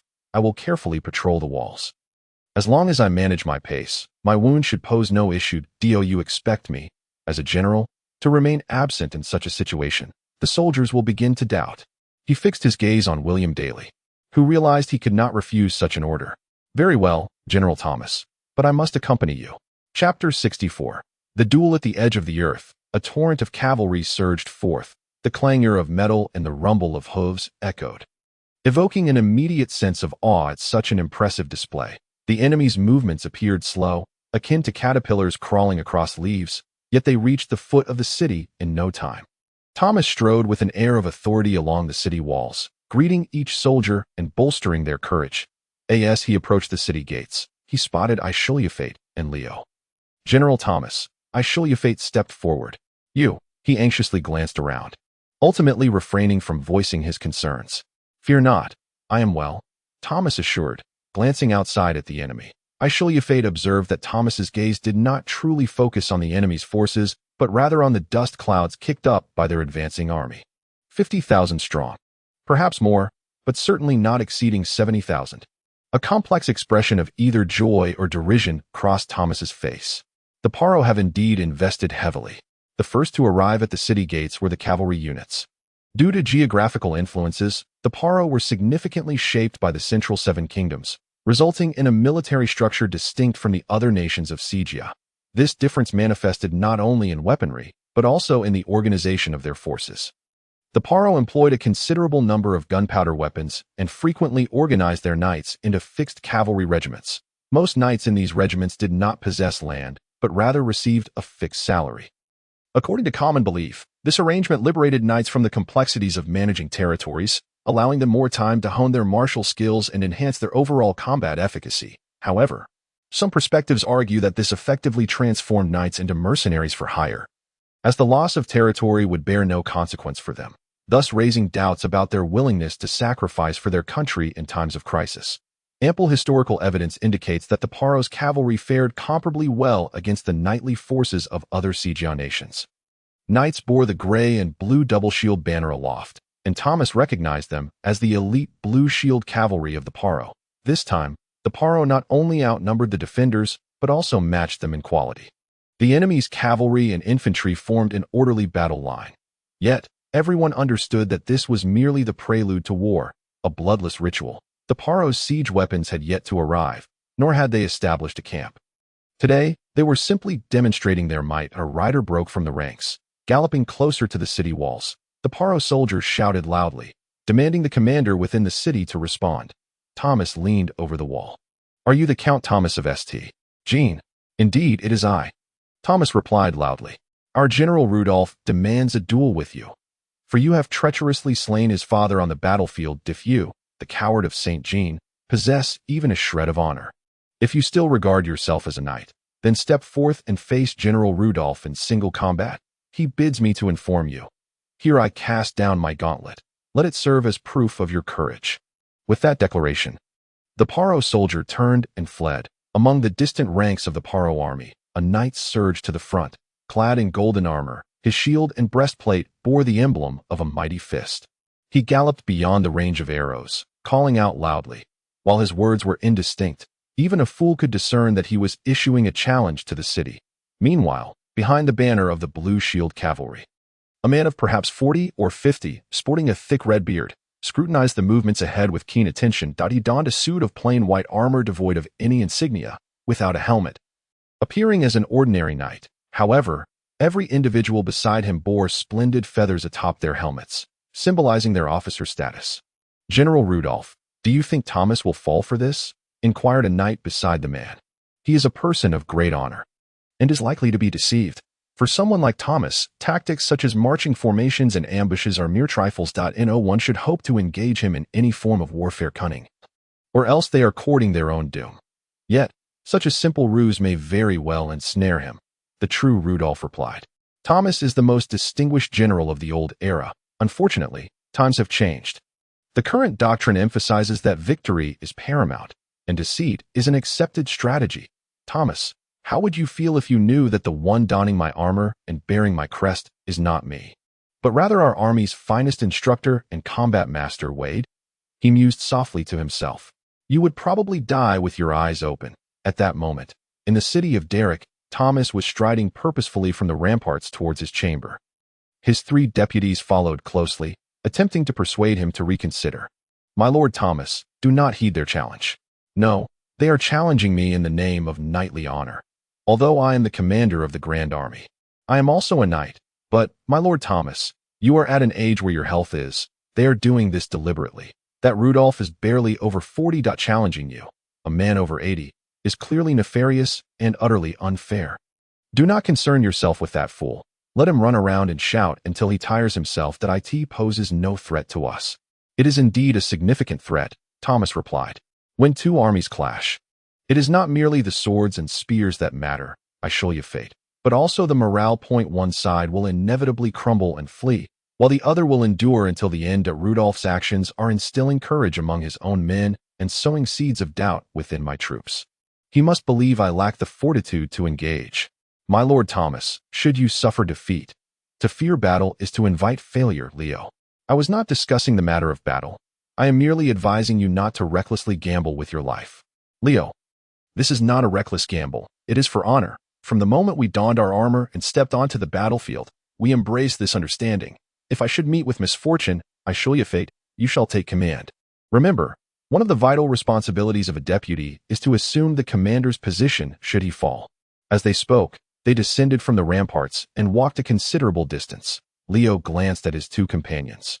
We must have someone on the walls to oversee the command. Even if we know the Paro forces will not besiege us at this time. I shall go, William Daly responded. You must convince my Lord Thomas to refrain from this folly. With that, he hurriedly returned to the ramparts. My Lord Thomas, I show you fate, and Leo caught up with him once more, but as soon as they opened their mouths, Thomas reprimanded them.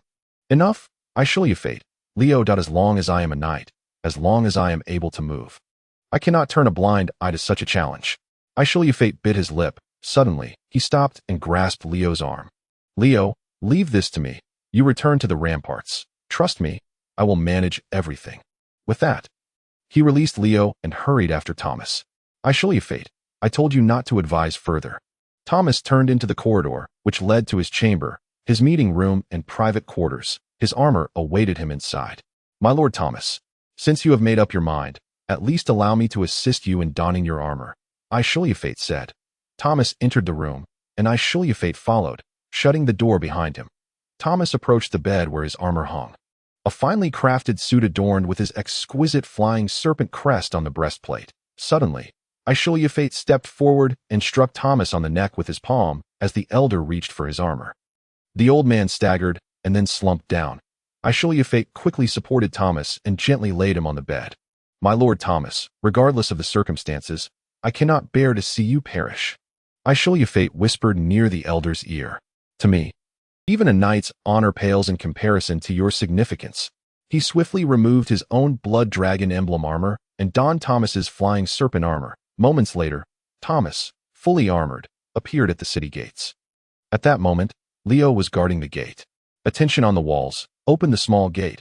Lower the drawbridge. Leo commanded while eagerly rushing to Thomas's horse. My Lord Thomas, I wish you a victorious charge, he proclaimed loudly. I show you fate. I knew you would act thusly. Rest assured, I shall manage everything here. No one shall notice. Just as the gate opened, he called out in a light and swift voice to the figure clad in Thomas's flying serpent armor on horseback, please be cautious. As Thomas galloped out, Leo shouted from behind. Before the tens of thousands of soldiers from both sides, the commander of the St. Jean Expeditionary Army, Thomas, rode out alone to confront the Paro general, Rudolph. Both generals were fully armored. Wielding long lances, their armor and shields emblazoned with their respective crests. Instantly, Cheers erupted from both the ramparts and the ground below. As soldiers rallied for their commanders, Rudolf appeared utterly unprepared for his opponent's acceptance of such a one-on-one challenge. At the moment Thomas burst through the gate, he found himself positioned in a dip that he sought to gain the high ground. But it was too late. Thomas was charging forth, his lance aimed squarely at Rudolf's chest. Rudolf had no choice but to spur his horse forward, simultaneously aiming his lance at Thomas. The two men surged forward like lightning, crashing into one another with thunderous force. The result was identical. Both lances shattered upon impact with each other's shields. Splintering into fragments, the shields fared no better. One warped grotesquely, while the other was shattered halfway. It seemed as if both knights had fallen, for the force of the collision caused their horses to rear back several steps. Yet, through their skilled handling, aided by reins and spurs, they regained control. Cheers erupted once more, as the soldiers of both armies shouted with all their might, their voices reverberating as if shaking the heavens. Amidst the uproar, both generals discarded their splintered shields and lances, opting instead for their swords. Chapter 65, The Fierce Battle. This is impossible, Rudolf muttered to himself, watching the life and death struggle unfold before him among the ranks of the Paro army. How can there be such absurdity? The finest instructor and combat master of the Paro army, Wade, is being completely overpowered by Thomas. This truly an old man past 80, frail and decrepit. Indeed, some individuals age more slowly due to their inherent physical constitution. Yet Thomas has lived over 80 years. At this very moment, his agile movements on horseback rival those of a man in his 20s. Wade is desperately resisting, but he simply cannot match Thomas. The latter's longsword strikes him repeatedly. Were it not for Rudolf's ancestral dawn armor, he would have long since met his demise. Every counterattack he attempts is effortlessly evaded by Thomas. Now, cheers from the ramparts surge forth in waves, growing ever louder. Conversely, the voices from the Paro army below dwindled. Every Paro soldier could see that their commander was thoroughly on the defensive. Thomas methodically applied pressure, forcing Rudolf to retreat. Increasingly beleaguered, the prolonged battle eventually reached a decisive conclusion. As Thomas delivered a final blow, his sword piercing Rudolf's body, in a moment of despair, Rudolf fought back fiercely, but his sword merely grazed the rear of Thomas's steed. Startled, Thomas's horse bolted towards the city gates. By the time he regained control of the warhorse and sought to pursue, Rudolf, whose fate was now uncertain, had already slumped forward and was being carried back into the ranks of the Paro army. Hail! Upon witnessing their commander's victory, the soldiers on the ramparts erupted in exuberant cheers. Meanwhile, a profound silence enveloped the Paro forces below, their spirits so dampened that they could scarcely utter a sound. Retreat! Retreat! Observing this scene, the Paro officers decisively ordered a withdrawal. They retreated a mile before beginning to set up camp. Originally, they intended to demonstrate their overwhelming might to the enemy atop the walls, aiming to crush their morale. Yet now, it was the Paro soldiers who were disheartened. Many began to speculate on the fate of General Rudolf. However, by dusk that day, Rudolf convened several public meetings and personally led patrols of the newly established camp, alleviating their concerns. Thomas, I never expected you to still possess such prowess. However, I shall prove to you that no matter how formidable you are, it cannot counterbalance our numerical superiority. Rudolf seethed, gazing at the distant city walls. As night fell, within the army's encampment, the highest military council of the Paro forces convened. General Rudolf presided over the meeting, attended by his deputies, several mages, and engineers. In the construction of Derrick City, the issue of siege artillery was duly considered. Its ramparts were, in fact, modeled after the fortifications of the Central Seven Kingdoms. Featuring exceptionally thick walls, with each city gate designed as a barbican. It is, therefore, quite improbable to breach these walls with merely a few cannons. Listening to the engineer's exposition, General Rudolf remained silent. The optimal choice would be a siege tower. However, the enemy has already taken precautions. Before our arrival, they had redug the moat. To prevent it from freezing, they did not fill it with water, but instead filled it with sharpened stakes. Furthermore, they have constructed several low walls in front. These obstacles may not impede cavalry or infantry, but they certainly hinder anything with wheels. So it follows, spoke a deputy general. If we are to engage in a formal siege, we must proceed in 3 phases. The first step is to dismantle the low walls. The second is to fill the moat, and only then can we position the siege tower against the city walls. Moreover, transporting timber in winter poses significant challenges. came an uncertain voice. Constructing a siege tower is no trivial endeavor. We require ample time. If we employ long ladders, the process would be far less cumbersome, interjected a wizard unexpectedly. With just 4 individuals to carry the ladder, crossing those low walls would be a trivial task. We already have a stockpile of ladders with us. If we work through the night, we could double our numbers by tomorrow. Master Koenig, are you suggesting, Rudolph's gaze fixated on the wizard's face, to use? With magical support from artillery and firearms, we could forcefully ascend the walls using ladders. Although casualties would be substantial, it would be preferable to a protracted siege lasting several months. We currently have an abundance of soldiers, but we are sorely lacking in time.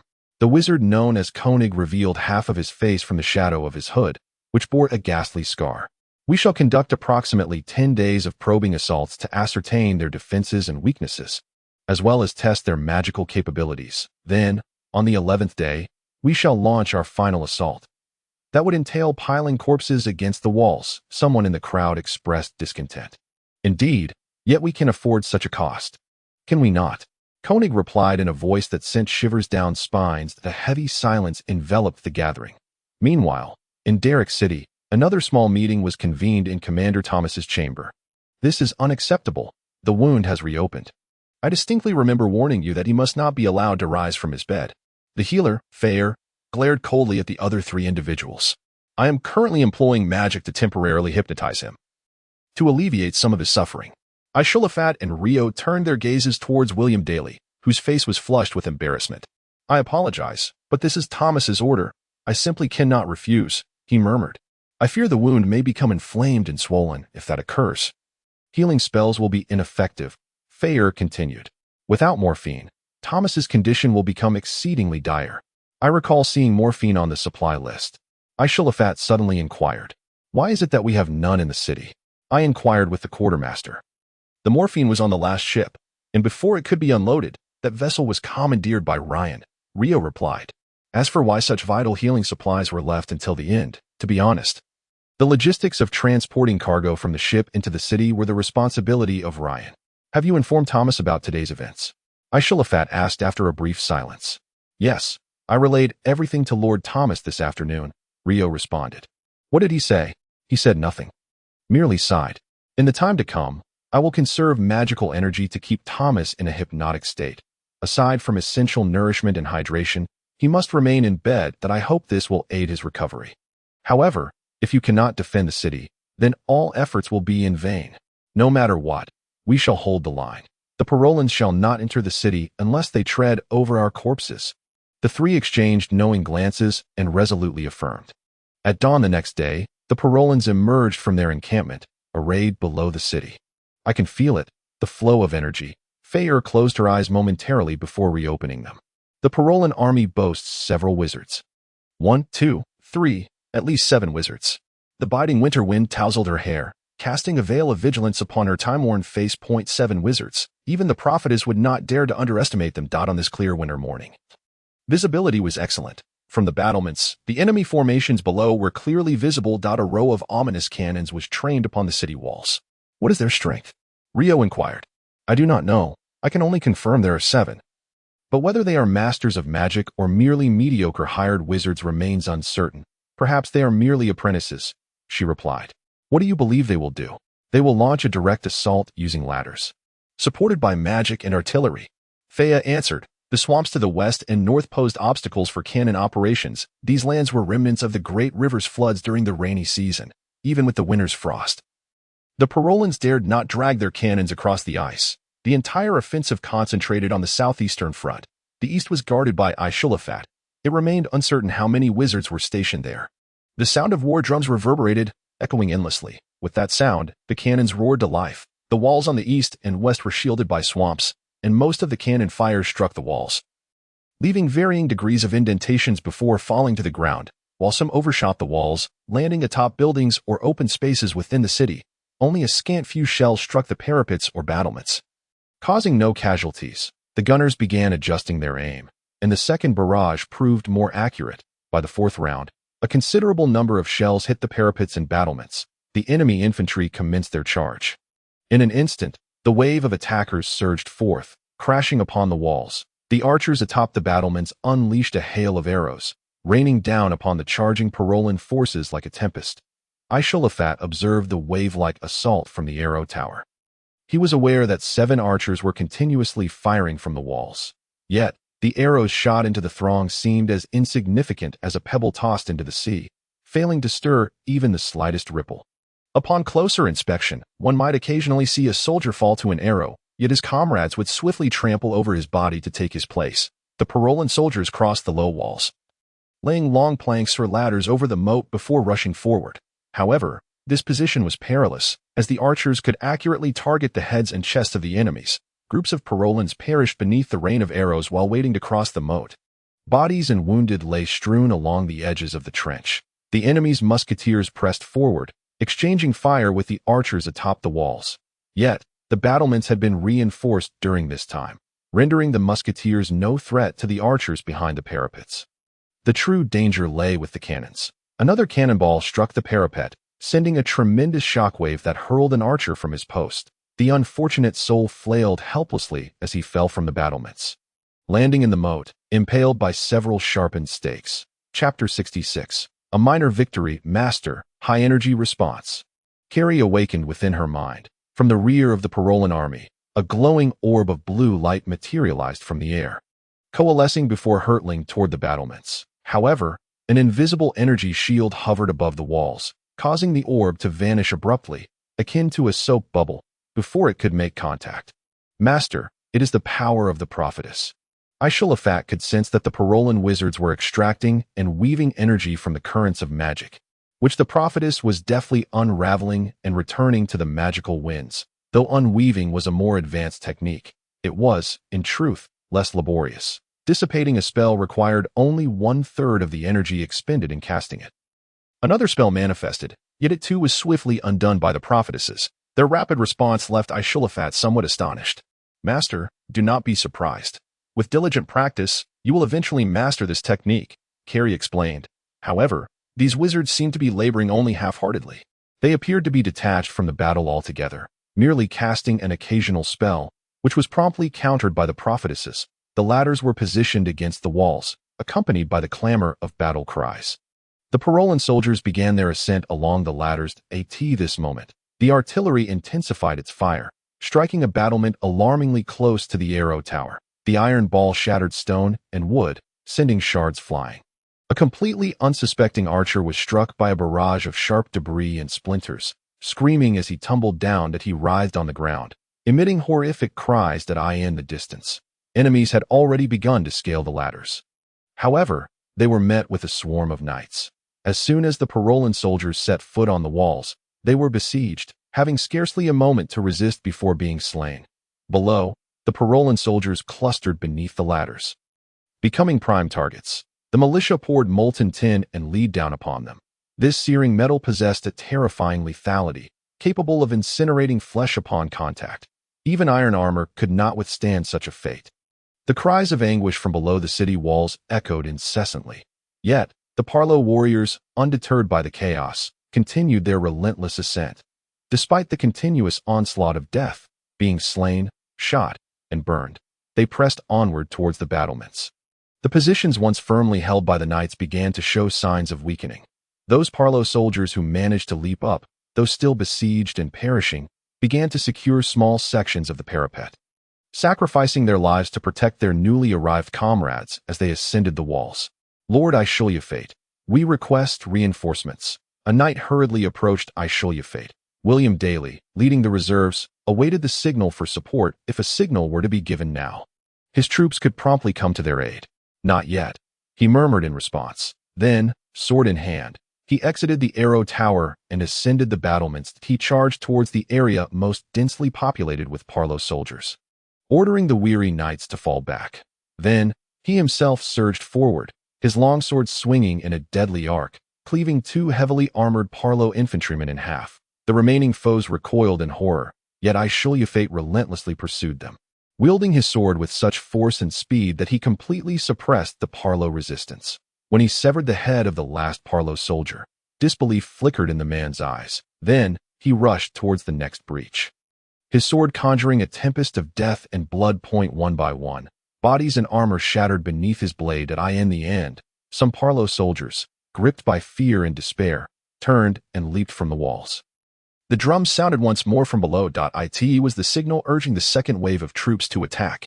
"It is time," Ashru Lathe shouted towards the hornblower positioned safely atop the arrow tower.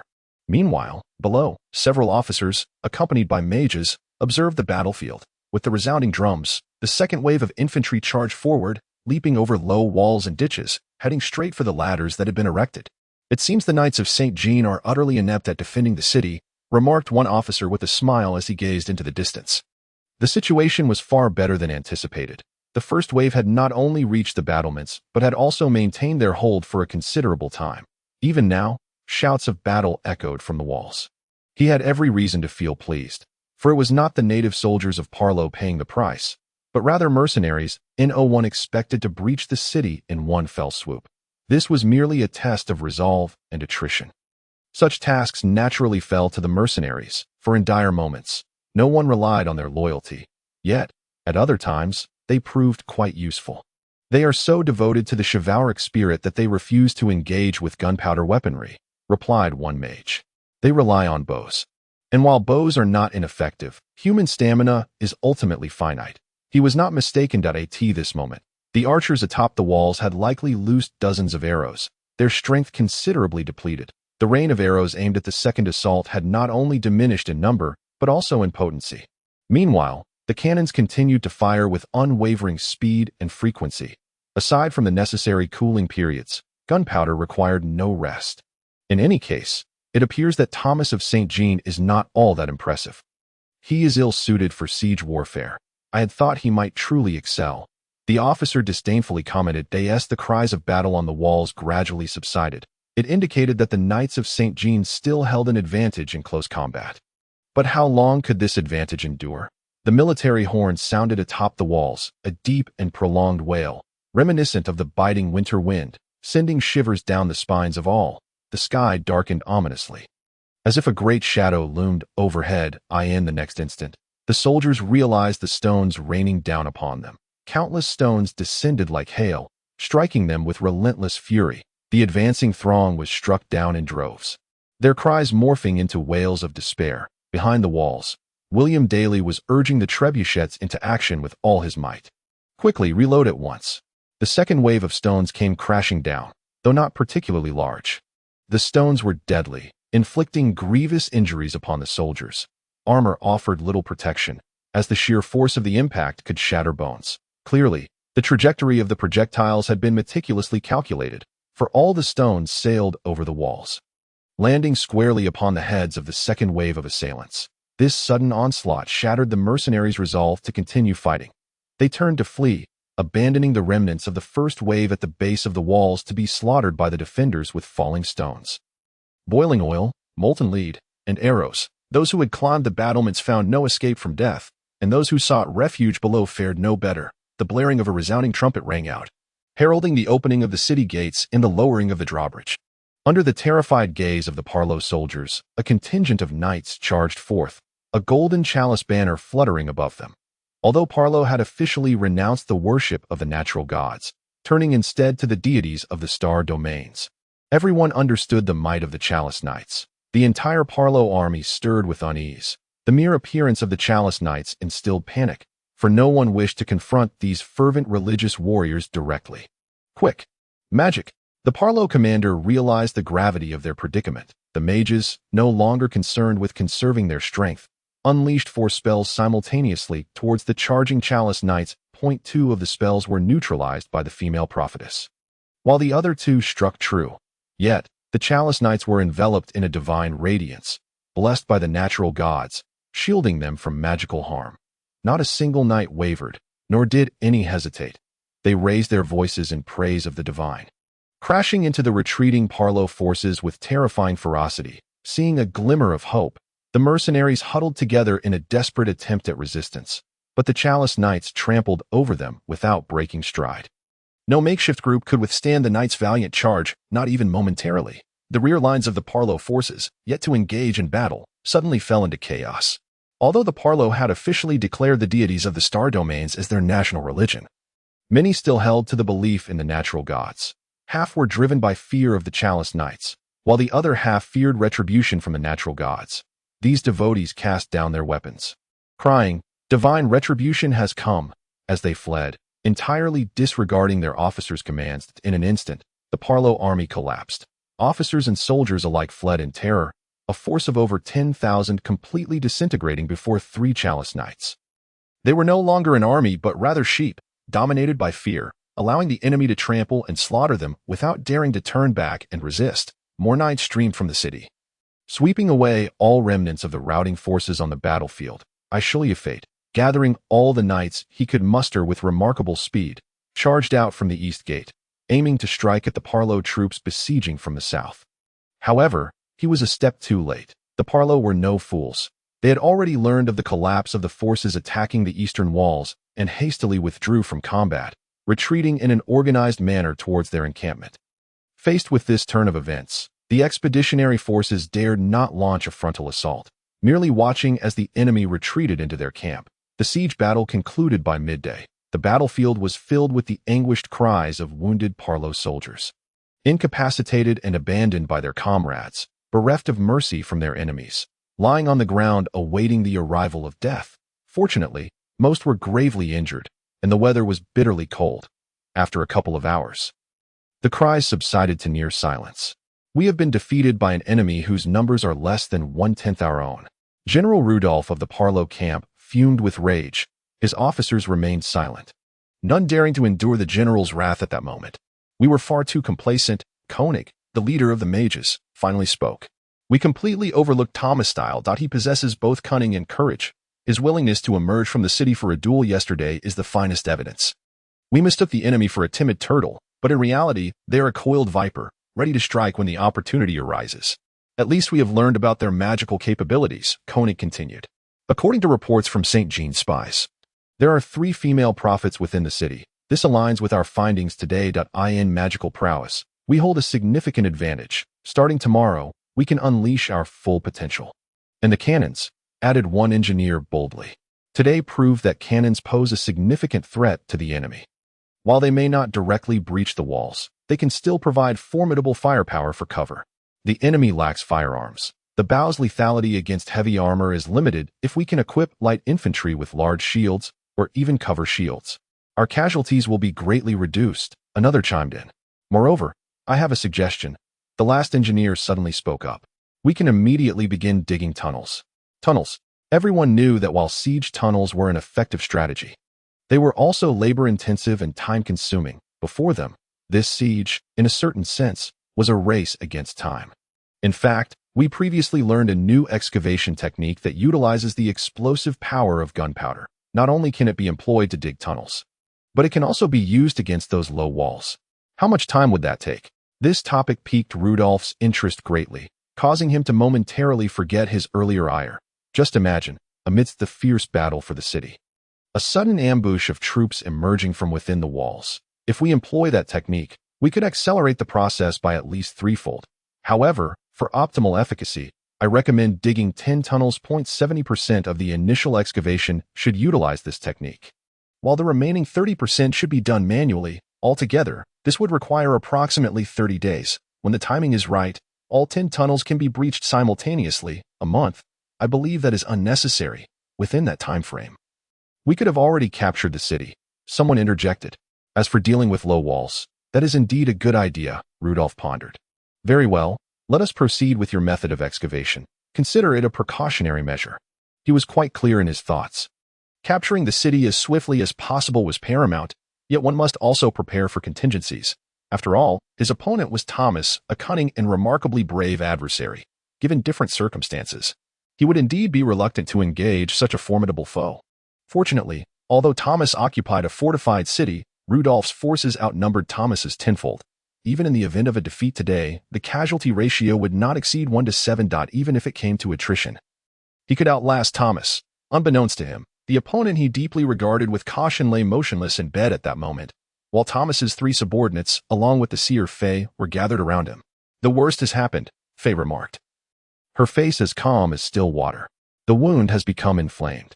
Ashru Lathe, Leo, and William Daly's faces had long since lost any semblance of joy from their earlier victory. Moreover, we can no longer use magic on General Thomas. The mages from Pero are simply too numerous. Even dispelling their magic would exhaust our full strength. We simply do not have the capacity to attend to General Thomas. No, Ashurafat suddenly exclaimed. Someone must take responsibility for treating Thomas, otherwise. Otherwise what, Count Ashurafat? Faye's expression remained unyielding, untouched by emotion. I have stated that after the inflammation, the efficacy of healing spells is far inferior to that of standard treatments. You know we are but 3. While the mages of Pero, there are at least 12 who have appeared today. Under these circumstances, unless you can conjure another sister, I must regretfully inform you that we lack the resources to treat General Thomas. No. Master, please. This will place you in grave danger and inevitably bring about unforeseen adverse consequences, Carrie lamented in her mind. I cannot conjure another seer, Ashurafat replied, but I can substitute for one. Before Faye and her 2 colleagues, he seized a wisp of fiery wind, weaving it into a swirling sphere of flame, which suspended before him. This time, not only Leo and William Daly, but even Faye's seemingly impervious countenance betrayed a hint of astonishment. Magic! Leo uttered in disbelief, gazing at Ashurafat. William Daly gaped, utterly speechless. I too am a magician, Ashurafat declared, manipulating the flame to dance in the air. May I serve as a substitute for a seer? Would that suffice? Astounding! A practitioner of magical arts, the seer observed Ashurafat, her initial surprise gradually fading. What brings someone of your caliber to Jaya, and why have you donned armor and taken up a sword? That is my own affair, a matter of personal discretion. I do not wish for others to inquire about it. I merely ask you, can we proceed with the treatment for Thomas now? As you wish, Count Ashurafat. Faye rose, rare respect evident in her demeanor as she bowed to him. From this day forth, let me dedicate myself to the healing of all the wounded. After her departure, Leo and William Daly finally regained their composure. Ashurafat, you are indeed a magician. Regardless of what I am, you are my dear brothers. Ashurafat responded before taking his leave. Master, your trump card has now been revealed, Carrie whispered ominously. Someone will undoubtedly pay special attention to your every move. And your uniqueness will soon be uncovered. It is only a matter of time. Ashurafat strolled atop the city walls. Most of the soldiers had returned to the barracks, yet some remained stationed on the walls to prevent a Pero ambush.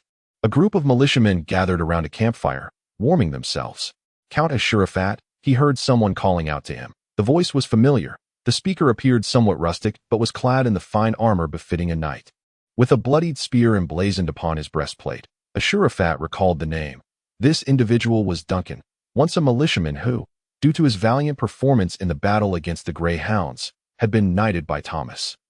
Having attained knighthood through his prowess with the spear, Duncan chose this emblem as his heraldry. In a sense, he was luckier than Ashurafat, as Duncan had secured a genuine knightly fief and a small castle from Princess Irina, and had recently received his first tax revenue during the autumn harvest, allowing him to acquire a complete set of knightly armor.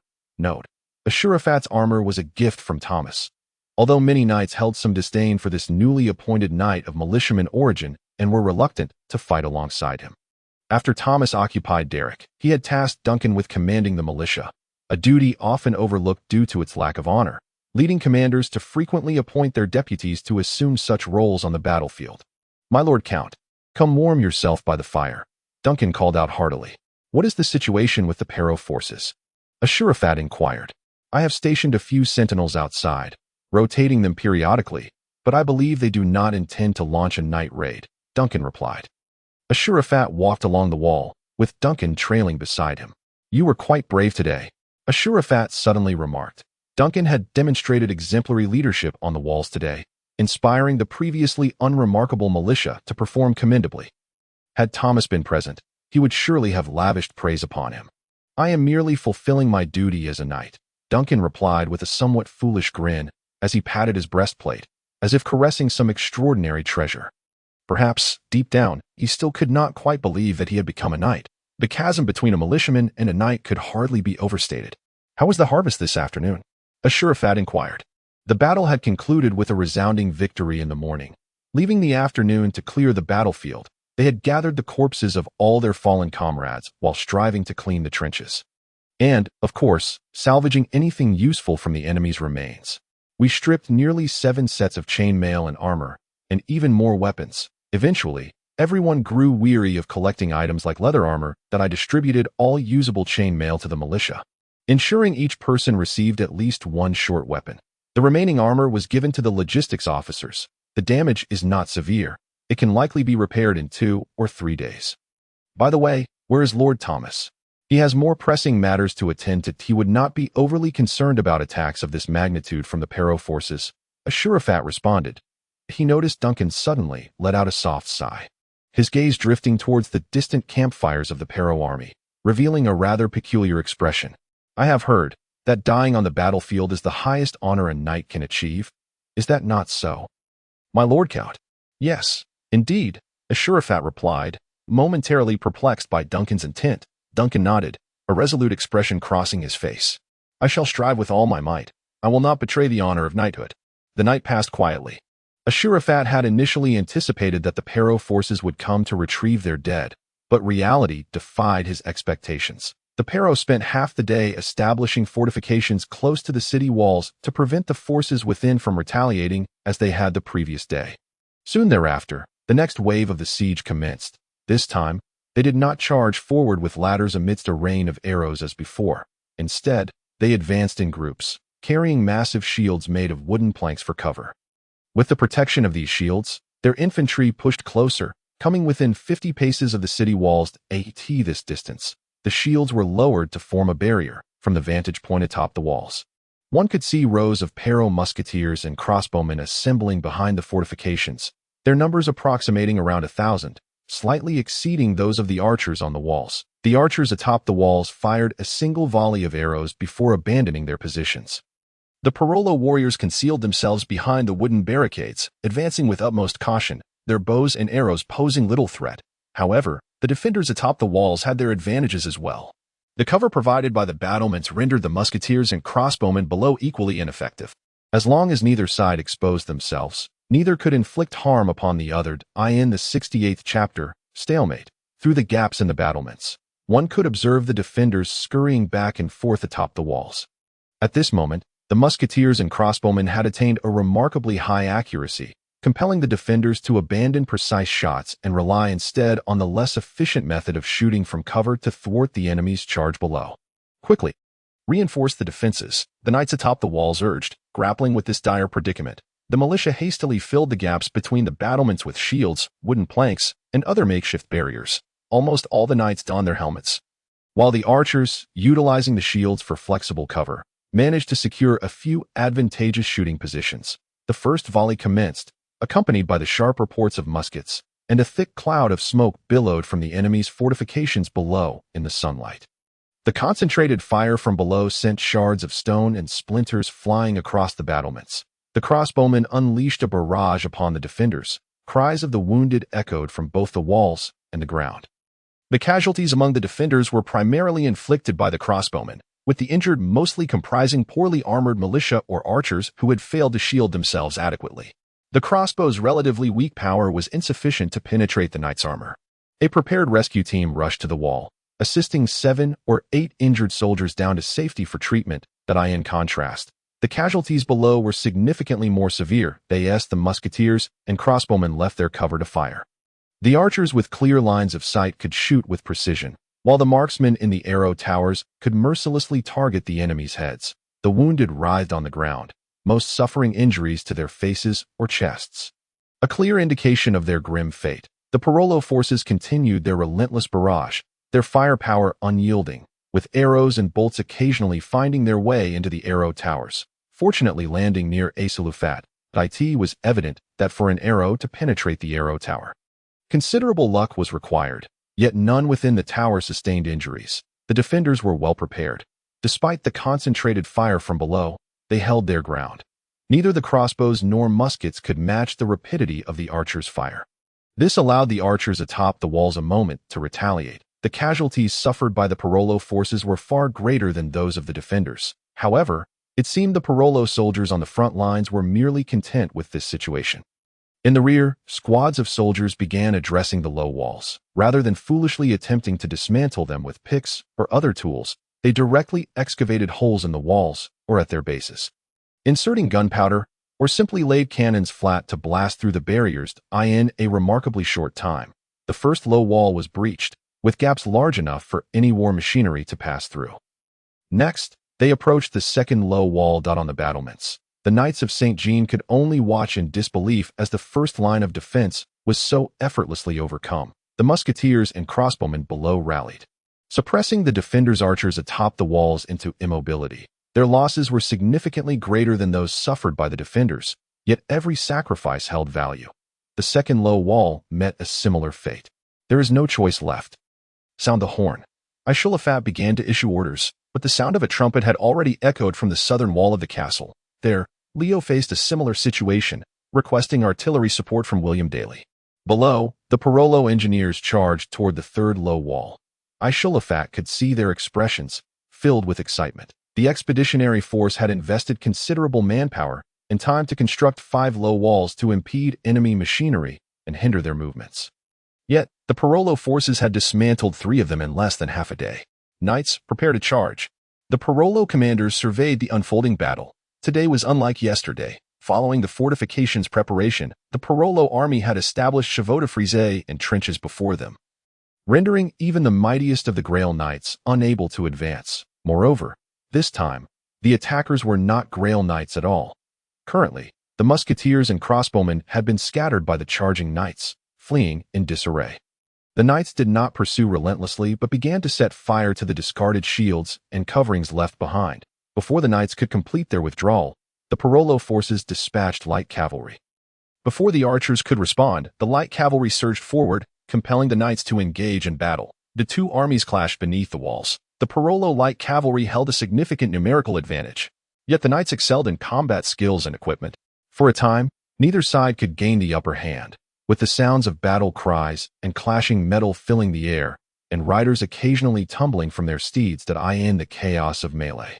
No ranged weapons could be employed temporarily. Both the defenders and attackers awaited the outcome of this cavalry conflict in tense silence. Send the infantry to support, someone advised the commander. No, the commander firmly replied. Fully aware that their general had emphasized a war of attrition, their task was to exhaust the enemy, to dismantle their fortifications, not to vanquish them. The enemy still possessed ample reserves within the city, including formidable Grail Knights. Rudolph had repeatedly stressed caution, and more caution. One should not entertain thoughts of a decisive victory. Any obsession would only become a liability. If only there were a few more cannons, he lamented. Alas, yesterday's rout had led to significant losses in artillery. Achieving this level of success without the cover of cannon fire was already a commendable feat. Moreover, according to the original plan, this location was not intended as the primary battleground, merely a diversionary attack. The 2 mages dispatched here had refrained from intervening, aware that their involvement would yield little effect, merely preparing to counter the sorcery of the prophetess. At this juncture, the battle concluded, with the light cavalry ultimately being routed, the knights turning their mounts and fleeing chaotically. However, due to their proximity to their own lines, they quickly withdrew from the fray. The remaining artillery in the ranks fired 2 shots towards the walls, as if in demonstration, signaling the end of the day's combat. Today, there have been 55 fatalities and over 40 injuries, the majority of whom are knights, reported 3 subordinate commanders at Thomas's bedside, exchanging accounts of the day's events. Under the control of fire's magic, Thomas, though unable to move, retained clarity of mind. Yet, at this moment, he lay with his eyes closed, silent. From the following day onward, the Parolo army no longer launched reckless assaults as they had on the first day. Their attacks now bore a more pronounced, testing nature, characterized by increased caution and greater finesse. In a sense, the Parolo forces were no longer attacking. They were luring. By the second day, they had fundamentally dismantled the low walls. Yet now, 5 days had passed without filling the trenches. It was clear that the Parolo forces could simply exert a bit more effort, retreat to await the completion of the siege towers, and execute one final assault. Yet, they chose not to do so. In reality, they were on the brink of collapse. The moment they encountered any resistance, even the sporadic arrows fired from the walls, the attacking troops would scatter in panic, retreating to their fortifications and leaving the remainder of the work to the mages and cannons. In such circumstances, the defenders found no opportunity for a counterattack. Within a single day, the St. Jean expeditionary forces suffered significant casualties under the fire of cannons and magic. while the Parolo losses were nearly non-existent. The only notable achievement observed atop the walls was the unfortunate fate of a single individual who had been struck in the neck by an errant arrow. Shall we simply stand by and watch them act with impunity? William Daly expressed his frustration. Yet, in that moment, no effective strategy could be devised against the Parolo forces' tactics. The sole consolation was that the victory on the first day had allowed them to seize and destroy a considerable portion of the Parolo artillery, significantly diminishing the enemy's firepower. However, despite the reduction in cannon fire, they could do nothing against the mages. The Parolo had concentrated the majority of their mages in the southern part of the city, unleashing a relentless barrage of magic. Even with two prophetesses continuously dispelling spells and the defensive structures on the walls providing cover, the mage's magic still wielded formidable destructive power. Worse still, in terms of casualties. This relentless onslaught greatly demoralized the troops. No one relished the experience of standing idly by, merely enduring the assault. It was now evident to all that the core of the Parolo's strategy lay in undermining the morale of the defenders atop the walls. Yet, there was no means to counteract the Parolo's tactics. If we cannot counter their mages, even the knights will grow weary of this one-sided attrition, Leo remarked. He had already observed a sentiment of war weariness emerging among the militia, with some militia and archers only willing to ascend the walls under the stern supervision of the knights. The knights themselves began to feel uneasy. Armor could withstand arrows and partially resist bullets, but it was utterly futile against magic. Their mages far exceed our expectations, Fire elucidated. According to what my sister informed me, they have concentrated 16 mages in the southern part. It is rare to see such a large number of mages assembled, and at least one master-level figure is commanding them, because they currently possess a form of magic that is exceedingly difficult to dispel. What exacerbates the situation is that the sisters believe they have not yet exerted their full strength. As the prevailing winds of magic these days are not conducive to aggressive spells, should the winds ever turn in their favor, it could very well spell disaster. Furthermore, we have exhausted all our dispelling scrolls. If I had foreseen this, I would have brought more sisters along, even if it meant binding their hands with ropes to drag them here. The disparity in numbers is too vast. We cannot secure victory in this magical conflict. There is another option. We could launch a night raid and eliminate a few of their mages, Ashru Lathe suddenly suggested. They have already established outposts near the city and fortified their encampments. I doubt we could succeed in a surprise attack unless it were a suicide squad. Leo attempted to respond in a light-hearted manner, but his voice, raspy and low, betrayed his seething anger and frustration. In the encampment outside the city, a modest celebratory feast was underway. The main dish was a roasted suckling pig, golden brown and exuding an irresistible aroma, accompanied by an array of exquisite delicacies. A servant was meticulously carving the pig into small portions, placing them before each mage. I have long said that these antiquated and decrepit CGI people utterly fail to comprehend the true power of magic, one mage remarked with a broad grin. That Thomas may be the enemy commander, but it is evident he lacks experience in magical combat. Master Koenig smiled and raised his cup filled with spice-sweet wine. Let the Parolans understand the significance of the true God Church, to glory in the names of the gods of the star realms. For the glory of the gods, all the mages raised their cups and took hearty gulps, with some even downing their drinks in one go. Master Koenig, smiling as he stroked his goatee, appeared less fearsome even with the scars on his face. Were it not for the backing of the true God Church, few battlefields could amass such a formidable assembly of mages.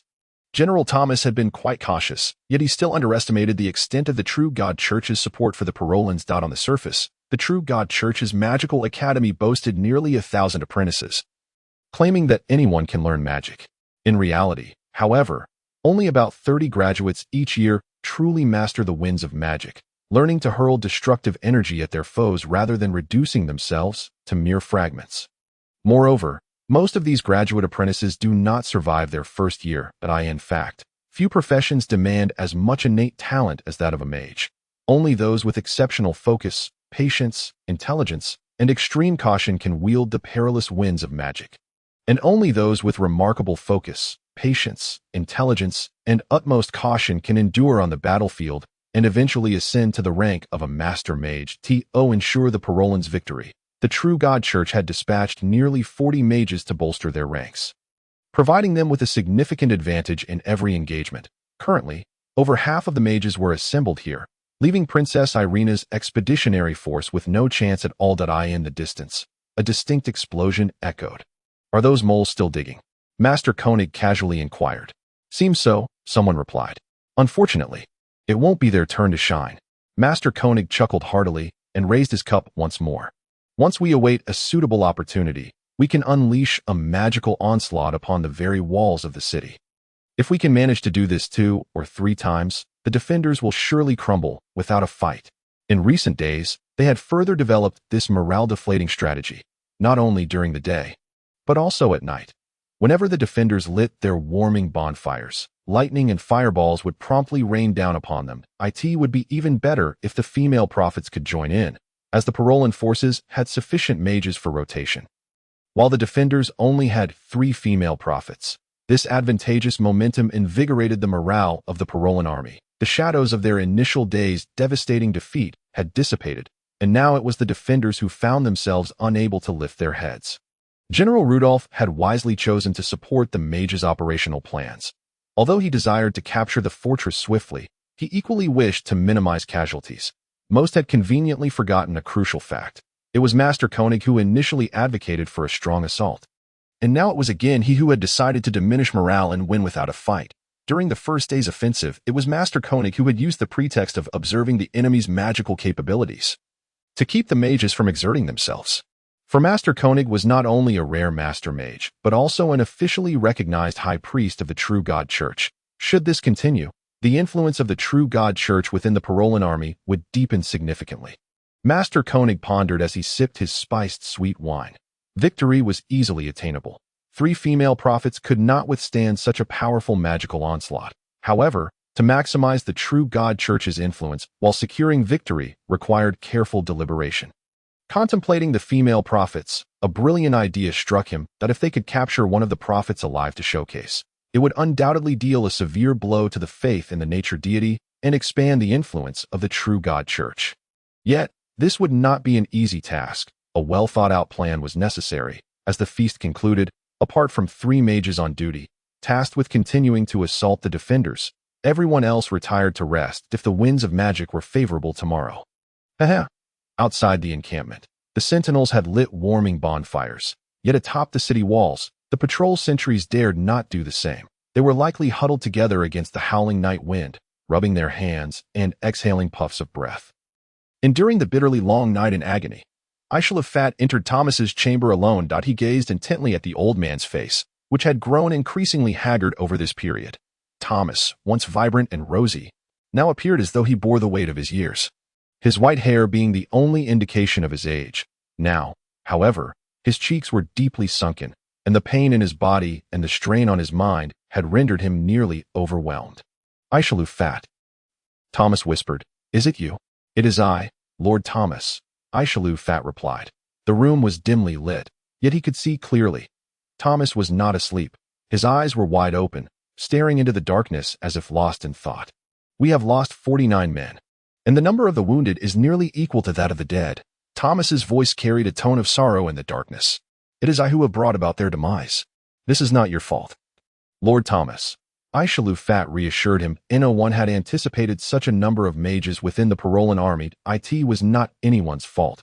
While the Sijia people were not entirely unfamiliar with magic, they could hardly be considered well-versed in it. The gathering of dozens of mages in a single battle was beyond anyone's expectations. The 3 female prophets, armed with their exceptional magical dispelling abilities, were sufficient to contend with 10 mages from the True God Church. Everyone believed that number to be more than adequate. Yet, they had not foreseen the mages doubling in number. The enemy's forces were similarly underestimated. Thomas had anticipated their mobile forces to number no more than 40,000, yet in reality, there were over 70,000. Regardless of whose fault it is, someone must bear the responsibility, and I am that one. Thomas spoke in a low voice. Ashru Lathe approached Thomas's bedside. The old man's heart was presently tormented by profound pain and regret. Though he was physically injured, he understood that even if he were safe at this moment, it would change nothing. "Ashru Lathe, perhaps we should concede. Because of my foolish old dreams, so many lives have been lost. You deceive me once more, Lord Thomas." Ashru Lathe gently placed his hand on Thomas's face, wiping away a single cold tear. "I speak the truth. If You lie again, but I recall that knights are not meant to lie. Have I ever deceived you? Did you not deceive me once? That day when you gifted me that gown. The story you spun on the spot, claiming it was a gift from your youth. Indeed, that gown has been made for quite some time, and your tale was quite splendid. However, Lord Thomas, I have long known that it was not a gift from anyone else. It was intended for your son, prepared for him when he was still a child, to mark his coming of age. How did you learn this? After a pause, Thomas asked. One of your servants revealed it to me. He was surprised to see me wearing that gown and inquired further. Ultimately, I extracted the truth. Why would you give such an important gift to me? Was it merely because you wished for me to attend that inconsequential gala? You even prepared armor and a shield for me. That day, there were only a dozen knights. Did you foresee that one among them would approach me? Do you remember our first encounter? I shall have fat. After a long silence, Thomas finally responded. It was the moment you appeared before me, accompanied by the princess A.T. That instant. Your calm and confident gaze reminded me of my son in my imagination. This was how he would appear upon reaching adulthood. I have grown old and possess no particular hopes or interests.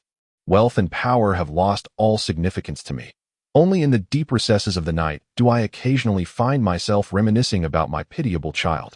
I often indulge in the fantasy of what he might have become had he not succumbed to the blades of robbers. Had he lived to adulthood, what would he have looked like?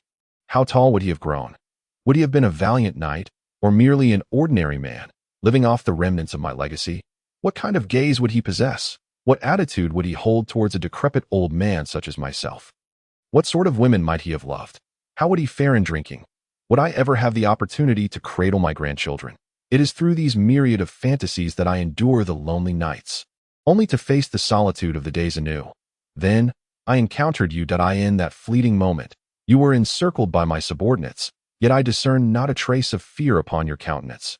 You surveyed your surroundings with calmness, your eyes sparkling with confidence. That instant, the visions in my mind and the reality before me intertwined. In my imagination, my son ought to possess such a gaze. Had I not borne witness to my son's lifeless body, had I not laid him to rest with my own hands, perhaps I would have believed you to be my long-lost child. Thomas let out a dry chuckle, but the laughter drew forth agony evident on his face.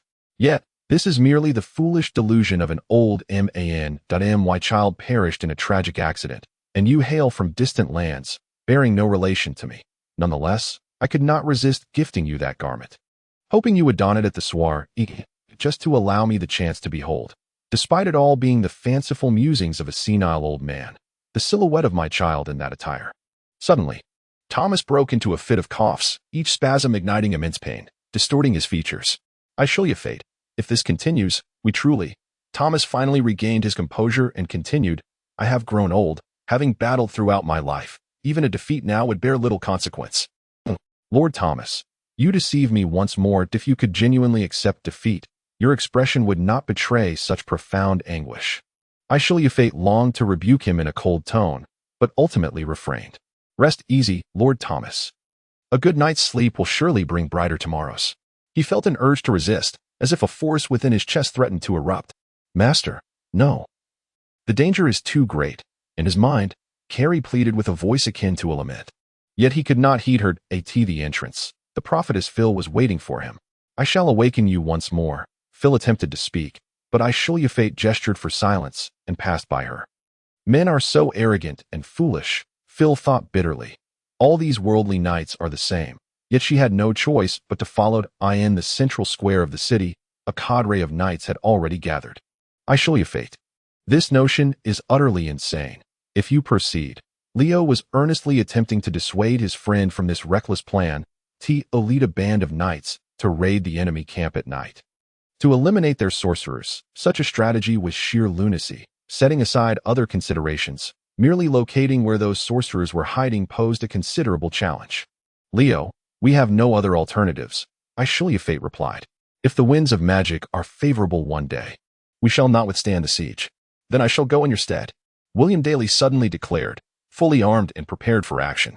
I will deal with those sorcerers. Rest assured, even sorcerers will fall to a severed head. For us, your life is of greater importance. Thank you, William Daly. However, this is not something you can undertake. Only I can sense the winds of magic to ascertain their locations. This task is mine alone.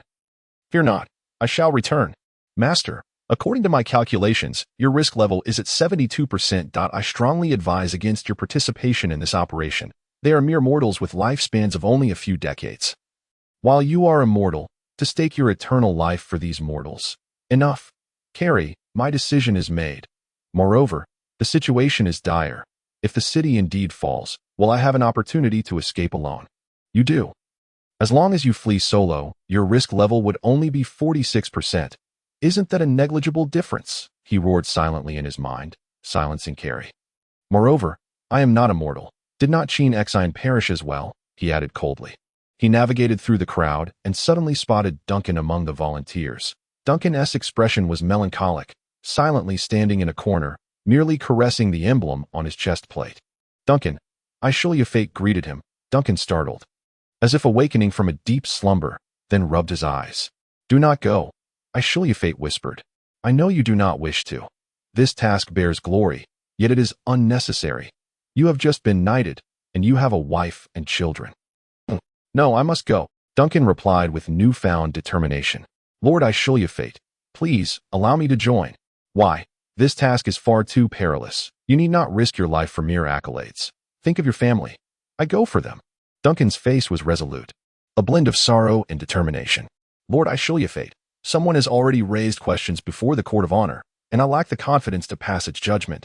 Though Lord Thomas has knighted me, I know I have not accomplished any true deeds of valor. I cannot pass the court's scrutiny that I would be stripped of my title, my lands reclaimed. My family would be forced to leave the castle they now inhabit, returning to that filthy, cramped little house. My children could only aspire to be mere militia, never encountering fortune like mine. But should I perish in battle, all doubts and judgments against me will vanish, for no one can question the courage of a knight who has fallen on the battlefield. My wife would enjoy the fruits of my land for life, and my family would never suffer hunger or hardship, and my children would directly gain the status of squire, securing their future. Please, allow me to go.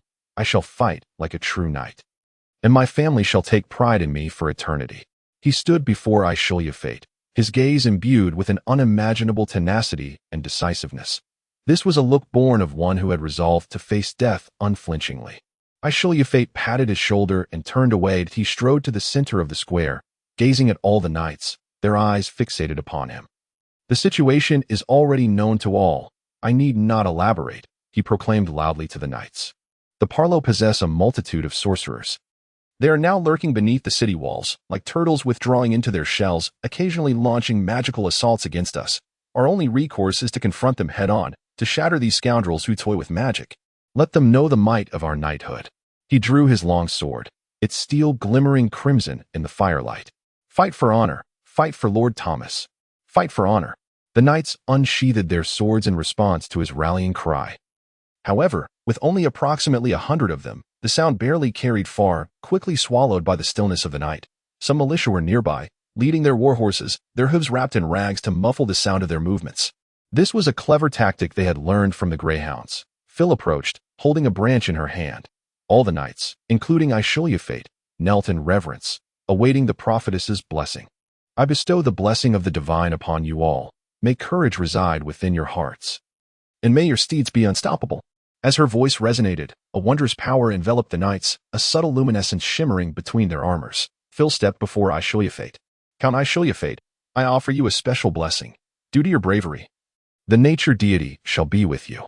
She suddenly leaned in, her lips gently brushing against Ashru Lathe's. I shall send the Green Knight to disrupt the enemy first. He will fight alongside you, she whispered. Charge it. When Master Koenig was awakened, chaos reigned in the camp. A night raid, an enemy night raid. He stepped out of the tent, witnessing flames dancing wildly, engulfing the surroundings in turmoil. Ordinary soldiers were scattering in all directions. The flickering flames illuminated a colossal figure, a knight clad in azure armor, mounted upon a steed. The exquisite azure armor was adorned with intricate designs and symbols of valor. This azure knight was the very source of the mayhem. Koenig could sense the mysterious aura surrounding the azure knight, instilling fear wherever he went, causing all soldiers to flee in terror. To the astonishment of Master Koenig, he could not perceive the aura of this mysterious adversary. The figure seemed less like a living being and more akin to an illusion. Yet, in reality, The Azure Knight was galloping through the throngs, relentlessly cleaving down one fleeing soldier after another. Some soldiers, in their despair, attempted to confront him, but they were either trampled by his steed or skewered by his sharp blade. One soldier struck the Azure Knight with a long spear, hitting the unprotected flank of the knight's horse. Normally, a war horse would either collapse from severe injury or leap in agony from such a blow. However, the Azure Knight's steed displayed no reaction whatsoever, continuing its charge as if the strike had never occurred. It surged towards a barricade, piercing through it in full view of onlookers, and felled 3 archers who had taken refuge behind the obstruction. No, this was not a normal creature. The Azure Knight was a being devoid of corporeality. A specter of sorts. Otherwise, how could he traverse obstacles as if they were non-existent? Master Koenig pondered deeply, soon recalling that this must be the legendary Azure Knight. According to folklore, the Azure Knight is an envoy of the nature deity. Yet those well-versed in the arcane arts understand that the Azure Knight is merely a trick of the prophetesses. The smile graced Master Koenig's face. This was indeed a fortuitous development, if the prophetesses were squandering their precious power on such trivialities. It meant that tomorrow the sorcerers could wield their magic freely without fear of it being dispelled. Regardless of the casualties inflicted by this Azure Knight tonight, the sorcerers would be able to reclaim them manifold come dawn. More soldiers were gathering, encircling from all directions, though the Azure Knight exuded an aura of fearsome mystery, wielding his sword with devastating force against his enemies. He was merely one individual that it was impossible for a single person to pose a genuine threat to an entire army. Nevertheless, this predicament required resolution. Master Koenig seized the metallic winds, extracting a portion of stable energy from the abundant magical currents, weaving it into the form he desired. The metallic winds had been particularly steady in recent days, making it an opportune moment to cast this spell. He completed his task with ease. All soldiers were astounded to find their weapons enveloped in a layer of white magical energy, rendering them extraordinarily sharp. Several archers successfully struck the Azure Knight, their arrows similarly shrouded in magical energy. This time, the attack proved effective. The Azure Knight faltered momentarily amid the onslaught. This invigorated the soldiers, and as the Azure Knight charged toward his next target, the soldiers did not flee as before but bravely advanced to meet him. The Azure Knight's longsword glimmered with an otherworldly light as it cleaved through a soldier.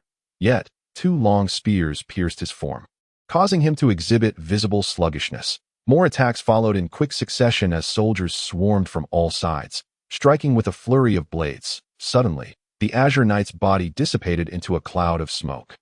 Vanishing with the wind at last, tranquility descended. The soldiers glanced around, momentarily unable to ascertain their victory. "Master, are you unharmed?" Another sorcerer rushed over. Upon seeing him, Master Koenig became further convinced that this was nothing more than a frivolous and foolish disturbance orchestrated by the prophetesses. In truth, the Azure Knight had been inadvertently unleashed here, while the rest of the camp remained unscathed. All the perimeter sentinels had been drawn to this location. "I am fine." He dispelled his magic and took a moment to contemplate whether to retaliate with a few spells aimed at the fortress. However, this decision was ultimately abandoned. He could not afford to make the same mistake as the prophetesses, squandering precious energy on meaningless endeavors. Tomorrow, the prophetesses would come to realize just how utterly mistaken they were. A group of officers finally arrived, each one disheveled and in disarray. If this had been a genuine night raid, the situation would have been far graver. Then he heard the rapid sound of galloping hooves. The thundering hooves were muted yet urgent.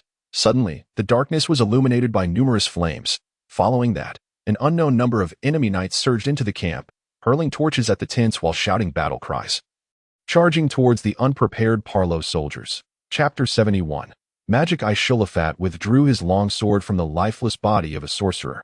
This sorcerer had just burst from a tent, though he had grasped the magical winds before his demise. He had not yet managed to unleash a spell. Ashru Lathe had already claimed the lives of 2 sorcerers. The previous sorcerer had conjured a colossal skull of flames, slaying his horse and at least 4 knights. There were many sorcerers present. He sensed numerous individuals manipulating the magical winds that in truth, there was no need for magical perception to discern this. Even with ordinary eyesight, one could see that the tents here were exceptionally large and lavish. Those residing in such tents were undoubtedly not ordinary soldiers. The blades of his subordinates had long been stained with the blood of their enemies. A sorcerer, or at least someone clad in a sorcerer's cloak, was pinned to the ground by a knight's lance, their screams sounding almost melodious. Fallen Parlo soldiers littered the ground, having been caught off guard by the knight's sudden assault, swiftly overwhelmed and pursued. Slaughtered en masse by lances, battle axes, and sharp swords. Yet, the effectiveness of the ambush ended there. The Parlo army was not so easily vanquished. The 3 or 4 sorcerers they had just slain were merely apprentices in skill. What lay ahead would be a true struggle. A burst of purple light suddenly erupted among a group of pursuing knights, accompanied by a deafening explosion, sending men and horses flying like leaves. Tearing apart, scalding debris immediately rained down like hail, striking him in various places. The surrounding tents suffered collateral damage, igniting completely. Meanwhile, the sky was filled with natural energy, with flickering arcs of lightning dancing between distant groups of men. Due to the smoke, Ashru Lathe could not discern whether those falling in the storm were his own subordinates or Parlo's cavalry. Throughout the camp, the cries of anguish and battle cries intertwined in the bloody air. Only 4 or 5 knights remained by his side, all having lost their horses and unable to join the main force in penetrating the enemy's camp. He had lost control of his troops. Now, they could only fight for themselves. Over here, Ashru Lathe led the charge towards another direction. His magical perception revealed that several sorcerers were casting spells in that vicinity. Indeed, there were 2. No, 3 sorcerers, upon seeing the knights charge forth. The first sorcerer immediately raised a hand toward them. A searing silver spark and shards erupted from his fingertips, causing 2 knights to cry out in pain as they fell. However, before he could do more, Ashru Lathe saw someone from the side hurl a spear that pierced the sorcerer's frail body from 20 paces away. Ashru Lathe recognized it was Duncan, but he charged in from the opposite side, roaring as he lunged at the second sorcerer. This sorcerer, though startled, managed to cast a spell just in time. A vast, shield-like wall of magical fire enveloped his body. The heat radiating from it would deter any enemy attempting to approach. Yet, undeterred, Duncan yelled his battle cry and charged forward. Allowing his body to burn within the searing flames, he plunged his long sword into the sorcerer's chest, and the 2 of them fell to the ground together, witnessing the demise of 2 comrades. The third sorcerer was overtaken by a desire to flee. Without launching any attack or defense, he summoned a black-winged beast, soaring into the sky before the knights could close in. Ashru Lathe seized the magical winds in an instant. He closed his eyes, concentrating to dispel the opposing magic, attempting to return the carefully woven magical energy back into the magical currents. However, he soon realized that while the opponent's weaving was not particularly complex, it was beyond his capacity to dismantle. He disrupted the opponent's weaving but could not return it to the magical winds. Upon opening his eyes, he beheld the non-corporeal beast losing its wings. Transforming into a grotesque form, the sorcerer slid off the deformed creature, screaming as he plummeted from the sky, crashing to the ground and lying motionless. "Master, this was purely luck," a voice echoed in his mind.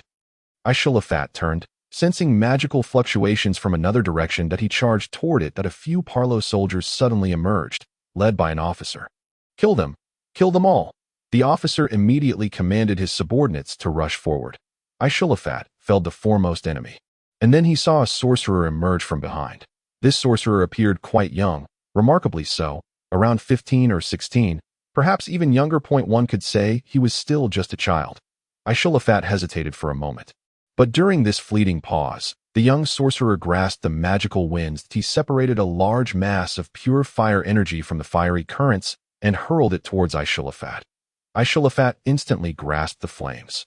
Sensing the vile corruption within, among all the magical winds, the fiery currents were his most adept domain. Rather than attempting to dispel the magic, he mirrored the young sorcerer's stance, engaging in a contest for control over the fire energy. The boy, realizing he had lost control of his magic, panicked as his spell was overtaken by a more formidable will. His unwavering determination to control the arcane energies intensified the clash between the 2 sorcerers.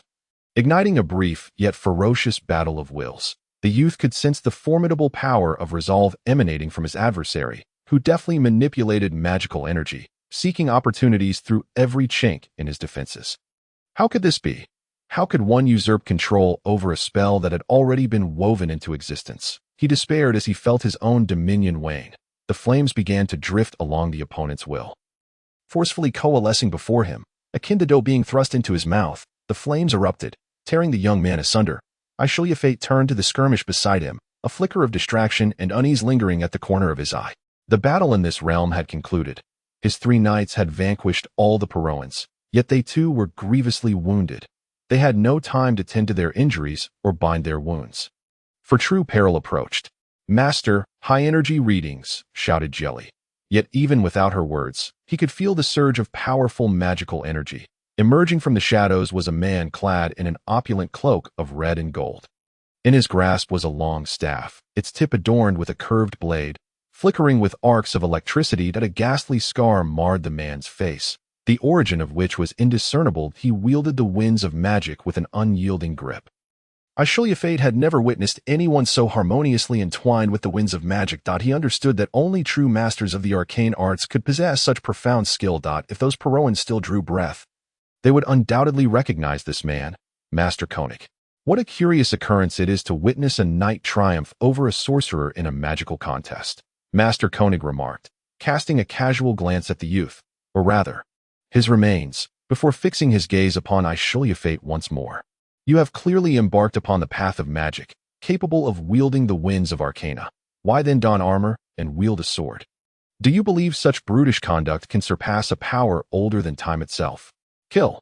The 3 knights roared, charging forward. Before Ashru Lathe could intervene, Master Koenig lowered his staff that a searing bolt of light erupted from the blade's tip, hurtling through the knights and exploding amongst them, sending them hurtling into the air.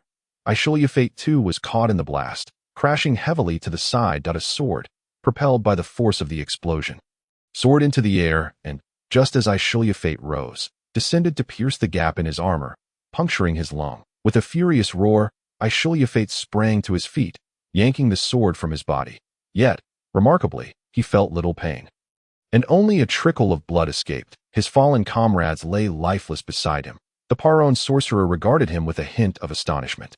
Incredible! Master Koenig lowered his staff once more, yet with immense force. Ashru Lathe hurled the sword he had just extracted from his chest toward his foe. The blade hurtled through the air with astonishing speed, aimed directly at the enigmatic sorcerer. Master Koenig sidestepped just in time.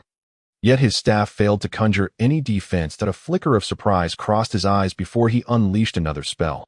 Gesturing toward Ashru Lathe, he immediately rendered the knight's sword and shield unbearably heavy, far beyond their normal weight. Ashru Lathe sought to retaliate with magic, but unlike before, the opponent directly interfered as he grasped the flames of magic. An oily sensation enveloped him, the nauseating feeling akin to the searing of fire. Compelling him to relent, the energy in the air trembled. Ashru Lathe understood that a powerful spell, capable of slaying colossal beasts, was imminent, yet he found himself utterly powerless to counter it. Risk level at 94%. Initiating emergency protocol. Seal unlocking. Master. In his mind, Jelly deliberated. "Let me take over." Ashru Lathe relaxed his body and closed his eyes. This complete surrender elicited a raised eyebrow from Master Koenig. "Can I make it more spectacular?" Jelly queried. "Do as you wish. As long as we win." Damn, at this distance, the sword was ineffective. This was the range of ranged weapons and magic. Even if he empowered his body through Jelly, he could not traverse such a distance in time. Thunder rumbled as Master Koenig summoned a massive sphere of lightning, hurling it toward this peculiar adversary. Although this foe appeared shrouded in mystery, he was confident that this strike would conclude the encounter. The lightning sphere struck its target, a blinding radiance compelling all to avert their gaze. The lifeless bodies on the ground were torn to shreds by the force of the powerful magic, erupting into a spray of blood and flesh, swirling in chaotic splendor. Numerous fragments of flesh even splattered upon Master Koenig himself. However, he had anticipated this. He shook off the remnants of the dismembered corpses that clung to him. Regardless of whatever tricks this individual was employing, whether truly resigned to death or harboring ulterior motives, it no longer mattered. This wretch was doomed. No one could survive such magic. Not even their remains would remain. Yet, just as the euphoria of victory began to settle, he beheld an astonishing sight. That peculiar adversary still stood alive. He had somehow withstood the overwhelming magic unscathed. "What have you done?" Master Koenig retreated a step in alarm. "Impossible. No mortal could endure such power. Only those blessed by chaotic deities, having long transcended the notion of humanity, could withstand such a formidable spell." "Mortal, is this the extent of your power?" he heard the mysterious opponent mock. This sorcerer, clad in knightly armor and steeped in heresy, extended a hand toward the heavens, beginning to draw strength from the seemingly endless winds of magic. Master Koenig's eyes widened in disbelief, aghast at the sight of his opponent absorbing so much energy. Far beyond what any sorcerer could command, it was as if the entirety of the magical winds capitulated before this individual's will. From the obsidian clouds, a murky, viscous rain began to fall. As lightning cleaved the sky, while the earth trembled with a resounding roar, and debris danced upon the fractured ground, the scene mirrored the very disintegration of the world itself that a colossal force pressed down from the void. Piercing deep into the recesses of Master Koenig's mind, he screamed, relinquishing his staff, clutching his head in agony as he collapsed to the ground. Writhing in torment, it was the power of chaos. In his excruciating suffering, Master Koenig came to this realization that he had never encountered such magic before, yet it felt vaguely familiar. Before him stood not an ordinary sorcerer, but a chaotic wizard.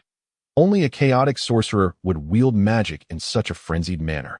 And only those favored by chaotic deities could withstand the backlash of such a spell. He emitted a wretched howl of despair, yet before he succumbed to the agony, the spell meant to annihilate mortal souls faltered.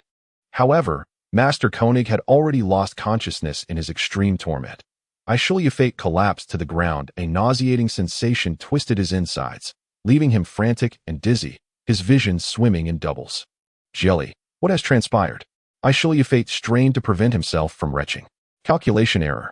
I utilized power beyond your threshold. Master, you have reached your limit, Jelly explained, her tone tinged with grievance. You can no longer fight. Please retreat at once. Ashru Lathe rose, grasping the meaning behind Jelly's words. His once vigorous legs now struggled to support his weight, forcing him to lean upon his sword merely to remain upright.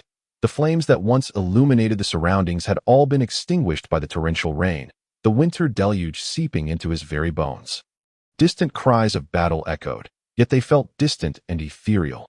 Ashru Lathe staggered a few steps before collapsing into the muddy water. No, Master. You must leave. It is too perilous here. Your presence serves no purpose. For you can do nothing, Jelly urged softly. I understand. Ashru Lathe struggled to rise once more. He spotted a lifeless horse ahead. Master, please do not cling to the knightly spirit. Your life is far more important. Jelly advised quietly. Ashru Lathe conjured a surge of necromantic energy, reviving the fallen steed. Necromancy possesses both offensive and defensive capabilities, yet this was all he could currently manage. But it sufficed. Ashru Lathe struggled to mount the resurrected horse. Racing toward the city walls, inside General Rudolph's tent, an oppressive silence akin to death enveloped the atmosphere. Rudolph did not rage, nor did he shout or stomp in fury. Yet his silence was far more terrifying than any roar. The St. Jean Expeditionary Force had launched a self-destructive assault the night prior. The entire process had been simple yet cunning. The female seers first summoned forth the Azure Knights, igniting considerable chaos within the camp and capturing nearly everyone's attention. Subsequently, a total of 46 knights seized the opportunity to charge into the encampment. This precise number was due to the fact that all the knights entered with the resolve to die in battle. They exhibited unwavering determination, never faltering or retreating until the last of them fell in their quest to annihilate these knights. For Parlo soldiers perished. While such casualties might seem insignificant, another matter proved to be truly excruciating. Of the 24 mages, 18 met their demise that very night. Even the leader of the mages, Master Koenig himself, was gravely injured and fell into a coma. Now, the magical superiority of the Parlo forces had been utterly vanquished, obliterating their chances of conquering the city of Derek with minimal sacrifice and in a timely manner. General, a guard flung open the tent, addressing the interior. Master Koenig has awakened. He wishes to see you. Let him in, Rudolph commanded calmly, his hand striking the table with force. Only the rhythm of his fingers tapping betrayed the turmoil within his heart. Those on duty, the officers responsible for the knight's defense, they all deserved their fate. Alas, they had indeed perished. Thus, he could not punish anyone now. Fortunately, he had not placed all his eggs in one basket. Otherwise, the anger and anxiety roiling within him would have multiplied tenfold at this moment. Master Koenig emerged from the tent, his surviving subordinates awaiting him not far away to end the bloody battle of the previous night. Most of the mages had perished. Koenig himself bore numerous wounds. What was worse, He had lost part of his memory from that tumultuous night. This indicated that he had suffered severe damage both physically and mentally during the fierce combat, a fate unique to battles among mages.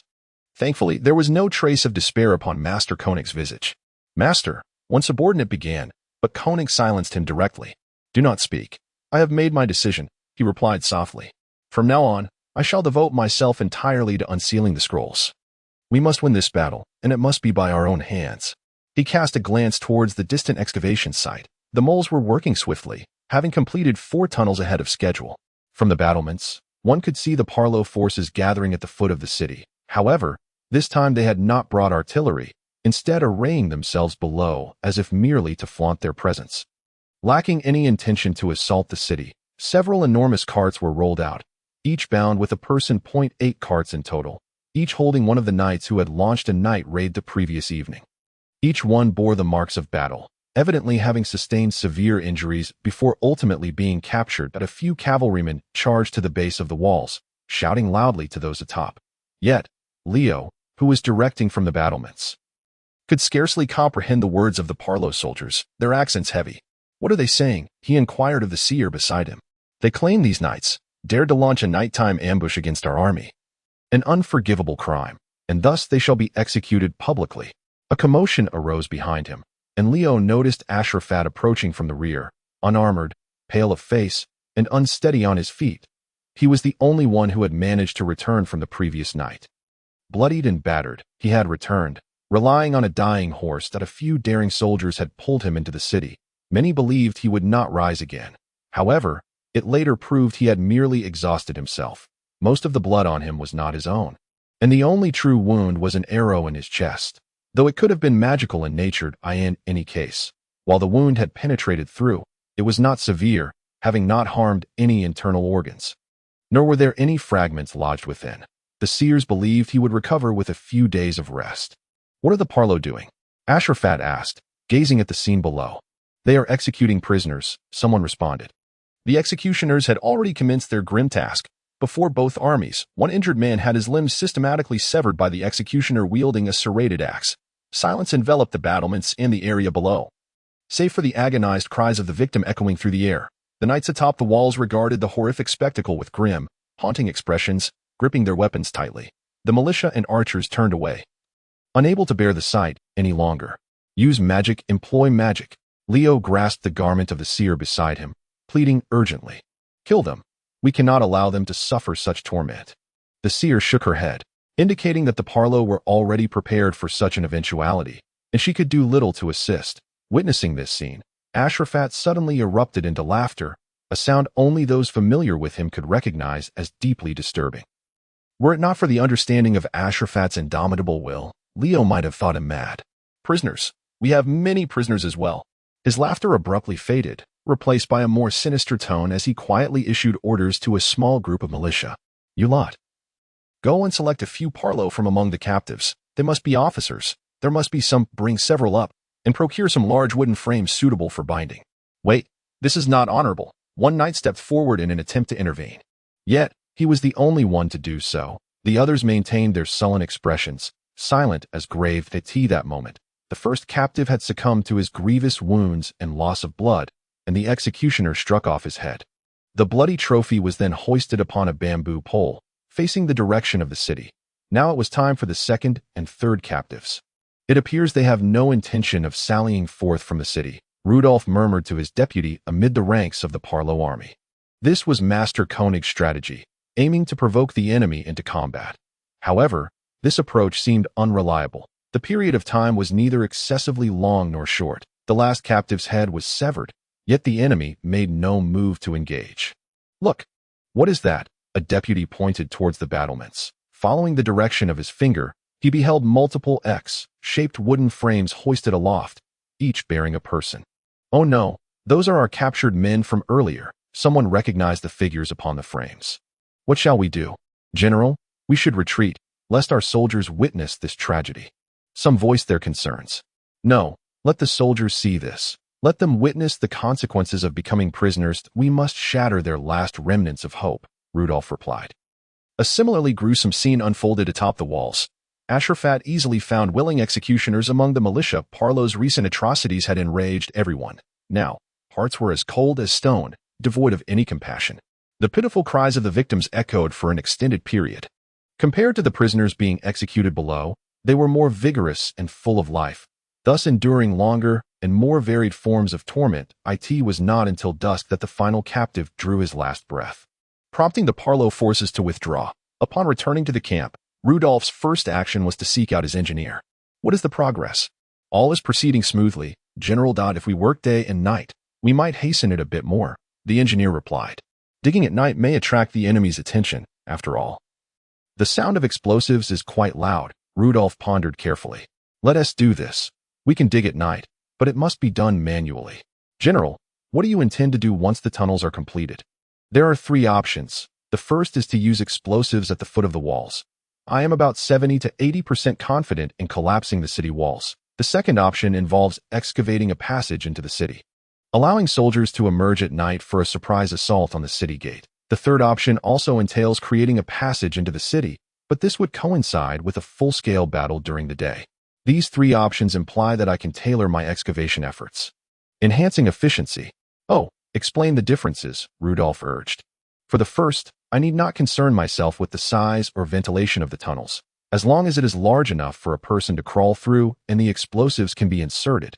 It will be the fastest. The second requires some attention to the tunnel's width and height, as soldiers need to lie in wait for a while. The third requires meticulous consideration, as it must accommodate fully armed soldiers hiding for a period to await the opportune moment, thus necessitating a wider excavation and consequently taking the longest time.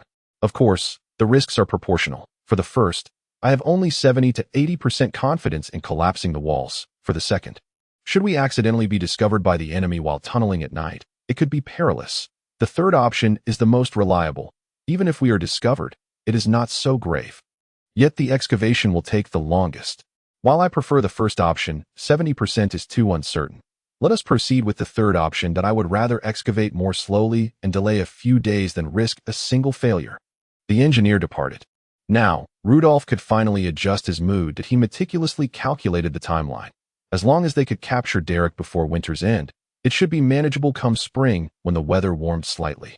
He had dispatched various orders to the garrison at the border fortress line, instructing them to control rations and gather supplies as much as possible on site. Regardless of the circumstances, enduring until spring is undoubtedly feasible. Some well-supplied fortresses could even hold out until early summer. In truth, even without mages or the innovative excavation techniques of the new Ming, he possessed a certain confidence in forcibly breaching Derek through a frontal assault. However, such an endeavor could not rely solely on the infantry recruited from among the common folk and unreliable mercenaries. They could only serve as expendable units to wear down the enemy's stamina at critical moments. The knightly order must be depended upon. Yet, he was reluctant to expend his elite knights in this brutal meat grinder of a battlefield. Casilos had not yet been fully pacified, and the main forces of St. Jean were still striving to capture the border fortress cluster. Although the current battle was crucial, it was by no means the final confrontation. They could not afford to spill all their blood here. Not far from his command tent, in another sizable canvas structure, Master Koenig, a high-ranking priest of the True God Church, was engaged in a mysterious ritual. The tent was shrouded in darkness, permeated by the scent of a peculiar incense that a few candles provided the barest illumination. Despite the tent being sealed against the outside winds, the candles flickered as if a breeze were stirring them. The dim light illuminated the peculiar arrangements within the room. A scroll, radiating a mystical glow, hovered above a bubbling cauldron. Master Koenig poured a small pinch of powder into the pot with his fingers. This was a critical step in the entire spellcasting process. Any miscalculation would lead to the scroll's power spiraling out of control, an outcome no one wished to witness. As Master Koenig intoned a series of prayers, these seemingly mundane invocations were imbued with an arcane potency, each syllable swirling in the air as if alive, refusing to dissipate. Yet, this was the true power contained within the light prayer. The common folk believe these prayers to be naught but meaningless, convoluted religious verses and doctrines, but only the high priests understood that when unleashed, they possessed the capacity to utterly annihilate the essence of life itself. The scroll reacted, a swirling mass of dark ethereal light ascended from it. Master Koenig felt his head twist and sway as though it had acquired a life of its own, had it not been for his two assistants. He might have succumbed to the overwhelming pressure, thereby ruining the ritual entirely. Sparks of energy began to leap around the scroll. With a brief incantation, the magical energy was released, and the dark ethereal light dissipated. The strongest protective force placed upon the scroll was now lifted. Master Koenig smiled faintly before wiping the sweat from his brow, despite possessing the correct method and ample experience. He had exhausted himself in the process of dispelling the scroll's defenses. And this was not even the entirety of its protective measures. Following the proper procedure, completing this task would require an additional 5 to 10 days, gradually dismantling all the protective forces. However, such formidable defenses were well worth the effort. The magic contained within the scroll was the most sacred power, directly infused by the deities of the star realms, capable of erasing an entire city from existence in an instant. In truth, using its power to breach Derek's walls would be an extravagant misuse, akin to employing a sledgehammer to crack a nut. When Master Koenig set out for Parlo, the bishop had bestowed upon him 2 such scrolls. One had already been utilized against the walls of Floros, allowing the Parlo army to effortlessly capture the royal city of Kasilos. Stepping away from the cauldron, Master Koenig needed a moment of respite. The intensity of the spell casting had drained too much of his physical and mental energy. For the sake of safety, he must rest tomorrow and resume the dispelling the day after, when this scroll could be safely employed. It would herald the doom of Derek Castle. Of course, a small issue needed addressing beforehand. Those moles were quite bothersome. They appeared quite capable of breaching the castle. Moreover, there was still a bit of time before the scroll's defenses could be completely dismantled. We must bolster our defenses, asserted Ashroth. This small meeting consisted of 4 participants: Ashroth, Leo, William Daly, and the bedridden Thomas. Following the events of the day, after a brief moment of vengeful satisfaction, a heavy weight settled upon each heart. Everyone understood that after the horrifying spectacle of the massacre of captives, both anger and fear had saturated the minds of the soldiers on both sides, that tomorrow's battle would undoubtedly be horrific and bloody. The primary issues at hand are twofold. First, our trebuchets are insufficient. Second, our archers lack lethality. Today, I observed several lightly wounded soldiers among the enemy, clearly afflicted by arrow wounds, yet they were intermixed with ordinary soldiers. Undeniably a testament to the inadequacy of our archery, particularly against well-armored foes. Ashroth, you may not be aware. The archers provide their own bows, Leo explained. The quality varies greatly, that we cannot expect each of them to possess a powerful bow, that we merely hope they can disrupt the enemy and eliminate lightly armored foes. We cannot anticipate more than that. However, this is simply not enough, Ashroth countered. This battle demands that each of us exert our utmost strength. And what do you propose we do? Transport our captured artillery to the walls. Then, let those archers with inferior bows or insufficient strength wield the captured crossbows or firearms. Our stores are replete with seized firearms and crossbows. And we have ample ammunition. If numbers are lacking, we can arm some of the militiamen with firearms. But the militiamen will not know how to use these weapons. Firearms and crossbows require no specialized training. Especially firearms. Did not the Greyhounds master firearms with remarkable speed? Moreover, we have captured numerous gunners. We can instruct the militiamen in their use, should any captives dare refuse. A menacing smile crept across Ashroth's face. They shall not dare to refuse. Yet firearms can only shoot in a straight line. They must be elevated to engage enemies below. Would this not significantly increase our casualties? Leo questioned once more. That is unnecessary. We shall position the gunners atop the arrow towers, firing from the arrow slits. The loading time for firearms is lengthy. We can alter that. Assign 1 skilled shooter 10 firearms and arrange 10 assistants behind him to load them. In this manner, both accuracy and rate of fire will be heightened. 1 shot, 1 kill. And the gunners? Cannons are not weapons one can master with mere casual practice, William Daly interjected. We have captured gunners. They shall operate the cannons. Each cannon shall be supervised by several knights. Should any of these captives dare to play tricks, they shall be executed on the spot. But this contravenes the honor of knighthood, William Daly protested, only to fall silent. After the day's events, what talk of knightly honor could there be? Now, both armies were blinded by rage. Furthermore, I believe we can soak the arrowheads in excrement. Ashroth continued. Thus, even the slightest scratch could easily lead to fatal illness. Chapter 74. Progress. The clamor of battle outside reverberated through the air. A small squad stealthily emerged from a side street. Each member donned mismatched armor, wielding an array of makeshift weapons such as spears and short swords. Anyone observing would recognize this group as a disorganized rabble. Lacking both discipline and courage, that a mere squad of professional soldiers would suffice to scatter them. And indeed, that was the case. This motley crew was composed entirely of ordinary citizens, hastily assembled and untrained.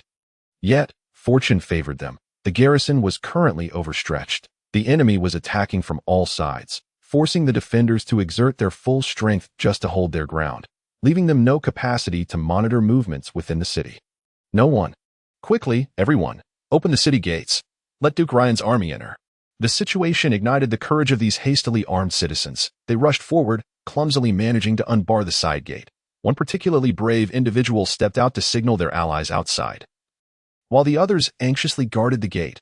Yet all their apprehensions proved unfounded.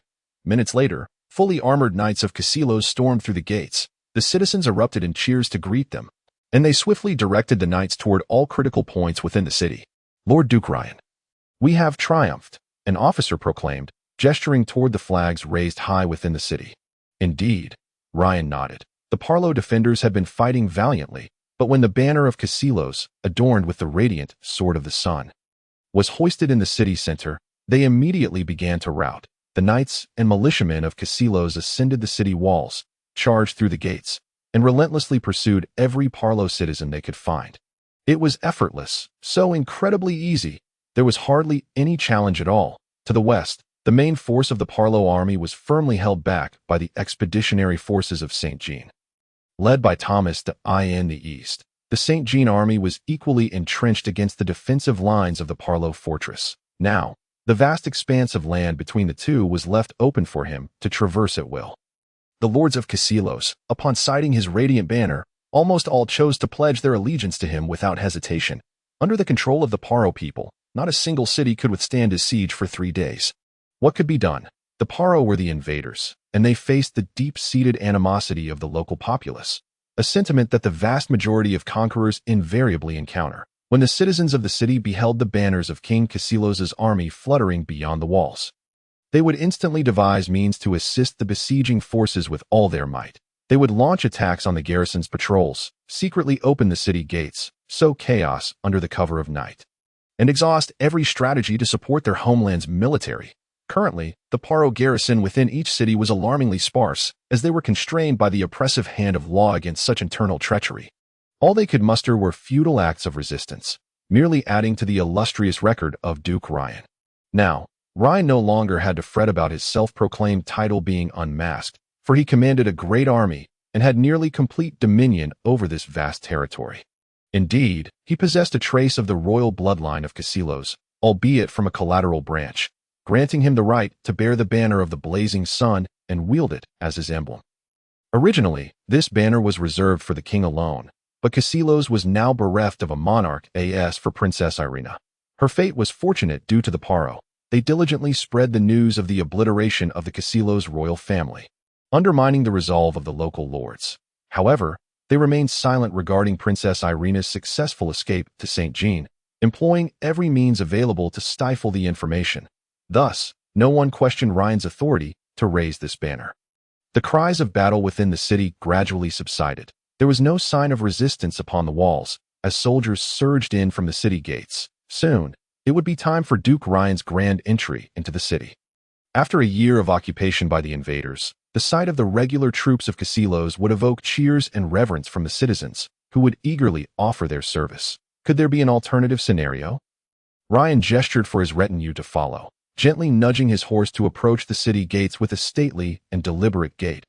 Ashru Lathe cleaved through the Paro soldier before him, blood splattering him amidst the anguished cries.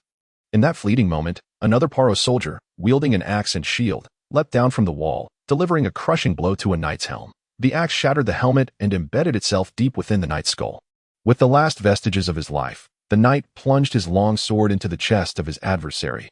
Both fell as one. "My lord, we cannot hold out much longer. Reinforcements are on the brink," a breathless knight, sword in hand, called from behind. They were nearing their limits. The Paro pressed relentlessly up the walls, plunging the entire defensive line into brutal melee. Ashru Lathe rushed to the foot of the ladder, harnessing the winds of flame and casting a torrent of fiery energy downward. Thick, rancid oil seeped into his pores, while the anguished wails of the paro echoed below. For the moment, no enemy would ascend that ladder. Ashru Lathe turned and bellowed orders to the hornblower. The call for aid rang out rhythmically. Then, a commotion erupted at one end of the wall as a full battalion of Grail Knights ascended, their shields adorned with the insignia of blessings from the god of nature. The Grail Knights formed a remarkably disciplined phalanx. An unstoppable iron wall that crushed every enemy scaling the walls. They appeared not as warriors but as joyous singers, exulting in absolute delight. The last few enemies found themselves trapped between the Grail Knights and those led by Ashru Lathe. With no hope of reinforcements, the paro were sounding the retreat below the walls. The soldiers, faces stricken with terror, found their fear of surrender far more daunting than the prospect of death in battle. They let out desperate cries and charged into the ranks of the Grail Knights, meeting their demise there. Ever since the day of mutual slaughter of captives, both sides had been consumed by bloodlust. Unless grievously wounded and incapacitated, no one surrendered, and no one even considered the notion of capturing prisoners on such a dreadful day. Ashru Lathe observed the retreating paro forces below, after days of intense bloodshed. He had nearly forgotten how many days it had been since the enemy had filled in the trenches. Regardless, they could now freely advance their siege engines to the base of the walls. Though they had not constructed massive siege towers, they had built numerous siege ladders, not mere rudimentary ones, but long and tall, resembling steps that could be mounted on vehicles and directly brought to the parapets. Rows of siege ladders lined the walls, leading to an unending war of attrition. Fortunately, the magical prowess of both sides had reached a standoff. Following that suicidal assault, the ranks of mages had diminished significantly. Now, both parties wielded magic offensively and defensively, their strengths roughly equal. With the defenders even holding the upper hand, he glanced at the Grail Knights, who paused momentarily before descending the wall. These knights had played an immensely crucial role in recent days, consistently appearing at the most perilous junctures to turn the tide of battle. Yet, their numbers were dwindling. Initially, they had boasted 3 Grail Knights, now only a handful remained. Beneath the walls, the bodies of the paro lay piled upon one another. So many corpses provoked an involuntary contemplation of how many have perished. A small portion of the filled trench consisted of soil and rubble, but the majority comprised corpses. Each body lay frozen in rigor mortis, their lifeless eyes staring blankly at this cruel world. Assess the casualties, Ashru Lathe commanded as he patrolled the battlements, urging his subordinates to manage the aftermath. All deceased and living paro were stripped of their garments and dragged off for incineration. The bodies of their own fallen and the injured required careful handling, especially the wounded. The prophetess, Phyll, was responsible for treating the injured within the city, as long as the injuries did not involve internal damage. Recovery could be achieved in 2 to 3 days. This greatly bolstered the soldiers' morale, while significantly reducing the casualties among the defenders. Maintain vigilant watch over enemy movements. I shall visit the city, Ashru Lathe ordered once matters were essentially concluded. The time had already turned to dusk, and the paro were unlikely to launch a counterattack. Nevertheless, necessary caution remained imperative. He made his way to the infirmary at the center of the castle. Each day, the deceased and wounded were brought here for Phyll's care. It is worth noting that, for the prophetesses, there was little distinction between treating a single individual and tending to all the injured. They simply grasped the winds of life tightly, extracting thin strands of magical energy and sprinkling it upon each person. Many mistakenly believed the prophetesses possessed the ability to revive the dead. However, this notion was fundamentally flawed.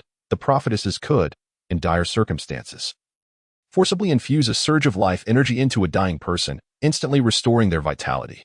Yet, such actions would invariably result in the wounded being left with dire consequences post-battle. Therefore, whenever possible, they opted for a stable and gradual healing process. Regrettably, this method was nearly ineffective for fiery wounds. Swollen injuries were a matter of magical failure, and the remedy known as myrrh was in short supply. Leo was already in the infirmary 2 days prior. He had sustained a chest wound, and was thus temporarily responsible for logistics and other tasks, while command in the south had shifted to William Daly. 2 to 60 men have perished, and over 30 have been injured, Leo reported, his pale face marked by a sense of despair. Ashru Lathe, fortunately, 2 have recovered and returned to duty today. At least we can maintain our defenses for tomorrow. Today had been the bloodiest day, and the expeditionary force was nearly depleted of combat strength. Yet, The Paro's elite cavalry had yet to make their appearance. "Lord Ashru Lathe," a voice called out, and the prophetess Phyll appeared before them. She donned a flowing green garment that resembled delicate gossamer, standing out vividly against the cold winter backdrop. The hem of her dress danced in the wind, akin to mist wafting by a lakeside, as though she trod not upon solid ground but upon water. "Lady Phyll," Ashru Lathe responded with a bow. "I apologize. I am covered in blood and have yet to cleanse myself. No need for formalities that I in these extraordinary times. Such niceties are unnecessary. Lately, there has been much talk about you." "About me? Surely, it cannot be anything unfavorable." "Not at all. Tales of your deeds abound. Even the Grail Knights speak of you with quiet admiration. They say, 'Lord Ashru Lathe stands on the battlefield with a heart of stone and unwavering resolve. Each strike of his long sword drinks deeply of blood, and his magic has become the eternal nightmare of the Paro.'" Phyll smiled faintly, a peculiar expression flitting across her weathered face before vanishing. "Furthermore, General Thomas wishes to see you." With that, she departed. Chapter 75. Discovery. Why did she suddenly say such things? Ashru Lathe shrugged and then asked Leo. To his surprise, Leo was staring at him, his expression one of astonishment, as if he had witnessed something incredible. "In my view," Leo began, "she has a fondness for you." "That is impossible," Ashru Lathe replied. The prophetesses were the handmaidens of the god of nature. He had never heard of a prophetess becoming romantically involved with a secular knight. Even if it had occurred, it would surely be the stuff of children's bedtime stories. "I also think it unlikely. But based on my experience, I believe, well, perhaps she is merely interested in you in another regard. Best go see Lord Thomas." By now, the news of Lord Thomas's injury had quietly circulated throughout the army. Lord Thomas had sustained injuries in a previous one-on-one duel, and whispers of speculation circulated among the ranks, though none dared to voice their concerns in the presence of the three commanding vice-generals. This was not merely an instance of William Daly speaking out of turn after indulging in drink, for he had not consumed any alcohol, nor was it a case of information inadvertently leaked. In the midst of such a tense and fierce battle, the absence of Lord Thomas from the front lines was itself a fertile ground for conjecture. Once suspicion took root, it inevitably led to the discovery of further inconsistencies. Thomas had not made an appearance in public for an uncommonly long time, a duration so extended it bordered on the abnormal. He had shown no interest in logistics, offered no words of comfort to the wounded, nor commanded the reserves. Indeed, he had done nothing at all. Apart from the occasional orders issued in his name by the three vice-generals, he seemed to have vanished into thin air since the very first day of this siege. After Thomas had ventured out alone to confront an opponent, this state of affairs had prevailed. The only plausible explanation for his absence was that although he had emerged victorious from that duel, he had suffered grievous injuries, the kind that a female prophetess would find challenging to heal promptly. Yet, this uncertainty did not dampen the morale of the troops, for in relative terms, if the victorious Thomas was wounded, then surely the vanquished Rudolph was in a far worse predicament. Moreover, the three vice-generals were executing their commands admirably, each leading from the front with commendable coordination. Ashru Lathe departed the field hospital, making his way toward Thomas's quarters. The thought that Phil might be interested in him stirred an unsettling feeling within. He could distinctly sense the growth of his own power, ever since returning from that reckless night raid. With each act of slaughter and every day of combat, he was alarmed to find himself growing increasingly formidable. This sensation had become too pronounced to ignore. He had not felt fatigue in a long while. Now it was only when he roused his subordinates that he realized they were utterly exhausted and in need of reinforcements. He had also noticed his growing obsession with bloodshed, his mind often consumed by a frenzied thirst for violence. Each time he defended the battlements, cleaving through wave after wave of advancing Parolians, he felt a thrilling surge coursing through his veins, akin to a tempest. Such exhilaration was a novel experience for him. Worse still, he sensed a subtle change in his teeth. It was an odd sensation, for he discovered he could elongate his upper canine teeth, but the extent of this elongation was minimal, remaining within the bounds of humanity. Each time he touched his teeth, he was reminded of his divergence from ordinary men. Shaking his head, he banished these distracting thoughts from his mind. None of it mattered. He must first devise a way to win this battle. He pushed open the door and entered Thomas's chamber. Thomas was still in bed.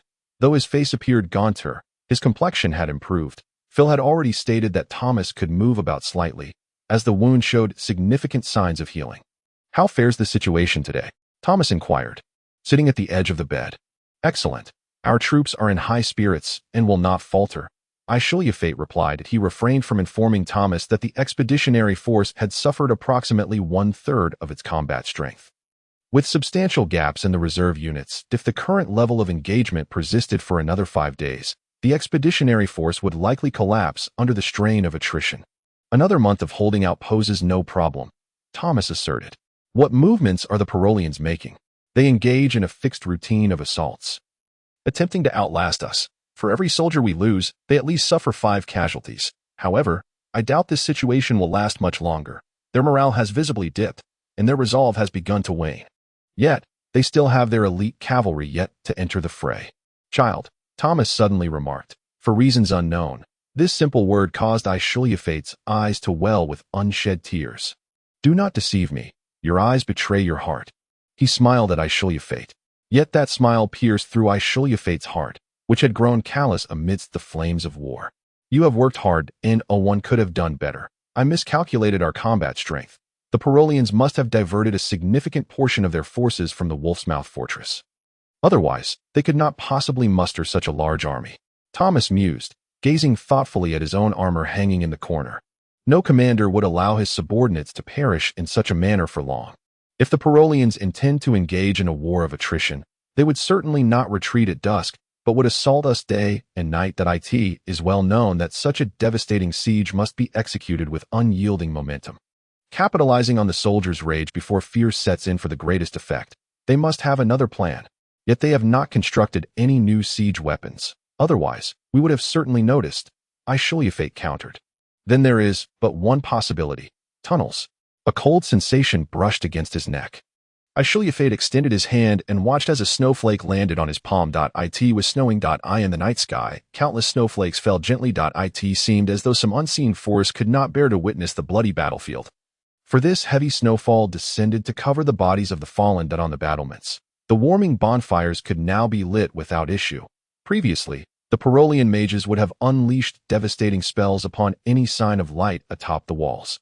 However, the battle of that fateful night had altered everything. The expeditionary force, at the cost of numerous knights, had decimated a significant portion of the true God Church mages stationed below, thereby reversing the balance of magical power between the two sides. Now, the Parolian mages dared not act recklessly. Ashru Lathe suddenly recalled Duncan. For reasons unknown, he thought of the valiant knight who had perished in battle, though their encounters had been few on this cold night. As he stood upon the same battlements, he could not help but remember Duncan, envisioning him once more by the bonfire.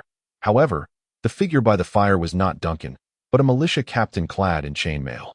Upon seeing Ashru Lathe approach, the captain quickly rose to greet him. It is nothing. I merely came to take a look. Ashru Lathe reassured the man, urging him to return to the warmth of the fire. Even as the militiamen rubbed their hands together by the flames, Ashru Lathe felt scarcely a chill that he made his way to the center of the battlements, gazing out toward the distant Parolian camp. The night obscured the vision of most, yet it did not hinder his own. That he could see the Parolian encampment clearly, but due to the multitude of tents, barricades, and other obstacles, he could not immediately discern anything amiss. My lord, he heard the militia captain approach from behind. What are you doing? Do you think the Parolians might be digging tunnels? Ashru Lathe inquired suddenly. Impossible. Even if they were to dig tunnels, it would take at least a month or 2. The captain gestured ahead. If they were to excavate, it must be in a concealed location. There are no such places nearby. We would surely notice the movement of earth and stone.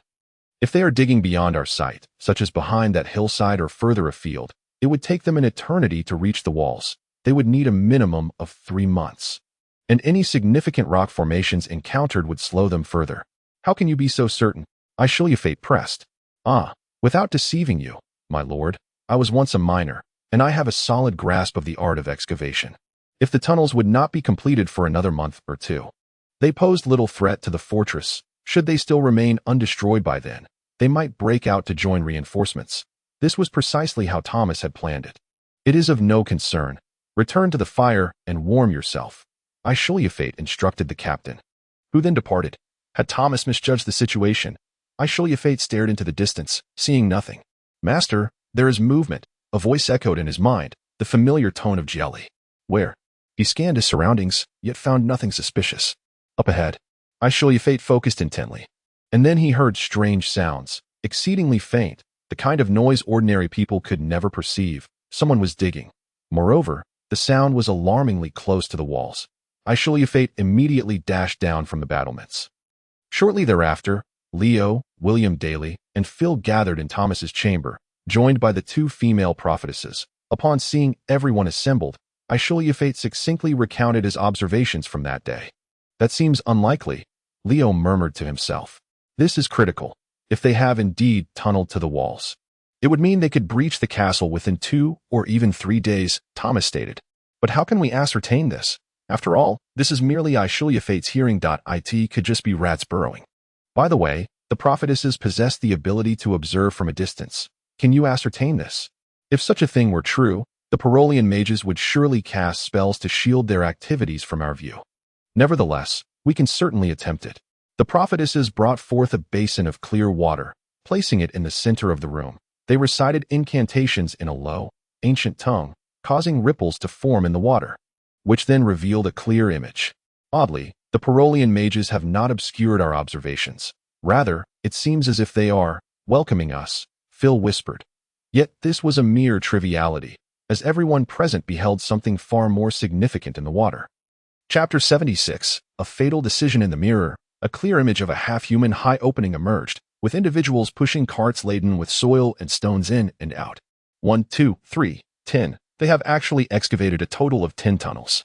And it appears they are nearing completion. Leo observed the scene in the mirror, his already pale face growing even paler, nearly devoid of color. How can they dig so quickly? Murmured William Daly. From the opening. Judging by the distance, the Parolans must have mobilized a significant workforce. Each of these tunnels can conceal 5 soldiers. When the siege battle reaches its peak, 5,000 will suddenly emerge from the ground, appearing within the city.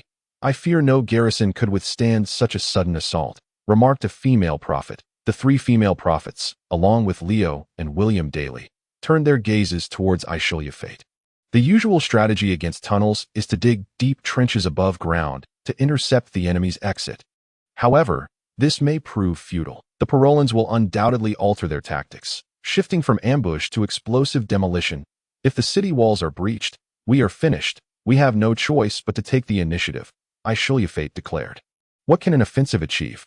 We cannot use weapons to destroy these tunnels. They are not siege engines that can be dismantled with a mere splash of oil and a flicker of flame, William Daly countered. Oil won't suffice. But explosives will work. Thomas interjected suddenly. We have plenty of Parolan supplies in our stores. Just take a barrel of gunpowder, light the fuse, and toss it into the tunnel. That may prove ineffective, merely collapsing the entrance. Give them a day or half a day, and they will certainly clear it. Leo shook his head. Lord Thomas, I believe this method is unreliable. It is reliable, Ashru Lathe interjected unexpectedly, but not in the way Leo envisions. We must wait until they send 5 soldiers into the tunnel and begin to dig the final stretch.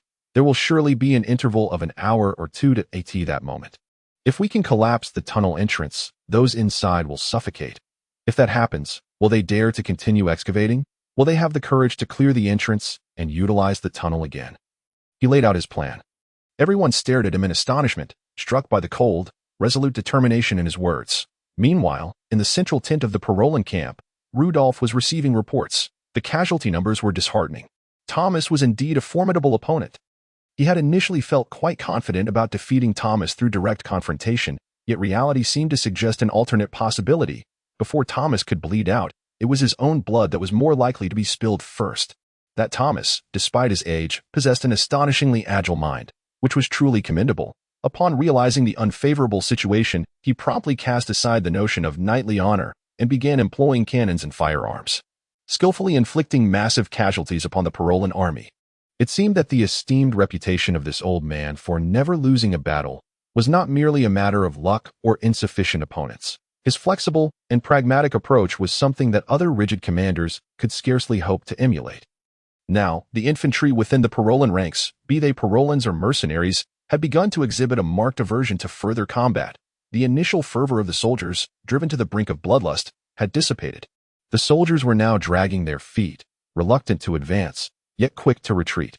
Fortunately, The progress regarding the tunnels was exceeding expectations that an assault operation could be conducted the day after tomorrow. General, the condition of the wounded is dire. A voice pulled Rudolph from his contemplations of the future. I don't know what is happening. Many of the wounded are not even severely injured, yet now this was a recent and peculiar development. Many of the injured exhibited strange symptoms. Initially, they would clench their jaws, their necks stiffening. Following that, they would experience spasms in various parts of their bodies, difficulty breathing, excessive sweating, and a grimace on their faces due to muscle rigidity, all while remaining fully conscious. Many believed it to be an enemy's magical curse. Yet Master Koenig insisted that it was merely an illness. The troubling fact was that all the patients had been struck by enemy arrows. This evidently abnormal occurrence greatly heightened the soldiers' fear of battle. Discounting the nightly units that had yet to see combat, the combined numbers of the deceased, severely wounded, and ill soldiers indicated that the Parolan forces were suffering exceptionally heavy losses and morale was noticeably low. A solution to raise the army's spirits was imperative. Rudolph tapped his fingers on the table, and a brilliant idea surfaced in his mind that it could elevate morale, reduce significant losses, and not expose them to the enemy's gaze. Send an envoy to inform them that tomorrow we will be collecting the bodies of the fallen. The Parolans are indeed cunning, Leo remarked as he observed the Parolan recovery unit from the city walls. They were unarmed and unarmored individuals, merely gathering the corpses with simplicity, under the vigilant gaze of the troops on the walls. They should not be able to pull any tricks. However, the Parolan's corpse collection served a very clear purpose. They would absolutely not disturb the bodies filling the trenches, but only take away those scattered around that could obstruct the siege machinery. Of course, there were plenty of bodies to collect, sufficient for the Parolans to occupy themselves for an entire day. Leo chose not to expose the Parolans' little ruse. This day's reprieve was a rare gift for the defenders. The soldiers were already exceedingly fatigued, especially since the Parolans were preparing a far greater trap. Maintain your vigilance. Be wary of the Parolans' deceit. He instructed the sentinels on the city walls. Pay particular attention when they approach the city walls. A ceasefire for a day to collect corpses. Humph. Arriving late or early would be foolish. Yet they chose this moment to do so. Even a fool could discern the Parolans' intent. They planned to utilize the tunnels to breach the city in one fell swoop tomorrow. Hence they wished to avoid significant losses today. When there were corpses strewn across the ground, why had they not sought to collect them? After ensuring the watch was in place, he made his way to Thomas's chamber. Ashru Lathe was still engrossed in the map. Leo suspected he had been arranging the battle deployment all night. After a day of fierce combat, how could he remain so alert and not show a hint of fatigue? Was this fellow made of iron? Moments later, William Daly also arrived. The partition door was closed, and Lord Thomas was still asleep. Even if he were awake, he would not hear their meeting. This was a conference for the three of them. The Parolans have established outposts in the east and south. With trenches, pitfalls, and caltrips that it is impossible to traverse the front lines and reach the tunnel entrance, Ashru Lathe explained to his companions. However, in the north and west, the enemy has no defenses, only a few caltrips and limited holding forces. Their attacks are weak, and often they do not attack at all. I believe they hope we will break through here. But now, this has become our opportunity if we can dispatch a unit of knights to proceed from the west, circumventing their defenses, and directly assault the tunnel entrance. The Parolans should be caught off guard. I anticipate that there are likely strong enemy forces stationed near the tunnel entrance. As long as we can breach their defenses with lightning speed, we can rush directly to the tunnel entrance and resolve the issue swiftly. Ashru Lathe spoke optimistically. However, he concealed certain matters, some of which Leo could easily discern. After blowing up those tunnels, how would they return? Breaking through the enemy's outpost from behind and heading directly back to the city gate at the closest distance was nearly impossible. The area outside the south gate was a primary target for enemy attacks, with a substantial number of troops stationed there. Yet returning the same way was also infeasible, as the enemy would undoubtedly cut off the retreat of this unit. This was a complete suicide mission. With no path for withdrawal, if Ashru Lathe had survived the previous night raid due to the cover of darkness, it was precisely this advantage that allowed him to return safely. This time, a daytime assault would be entirely exposed to the enemy's sight. While they might catch the Parolans off guard during the attack, during the retreat, the enraged Parolans would certainly not let this unit escape. I believe there is a significant chance of completing the mission, Ashru Lathe declared, looking at his companions. The defense of the city walls will rely entirely on you. Ashru Lathe, You intend to go? I will once again gather volunteers. Ashru Lathe smiled.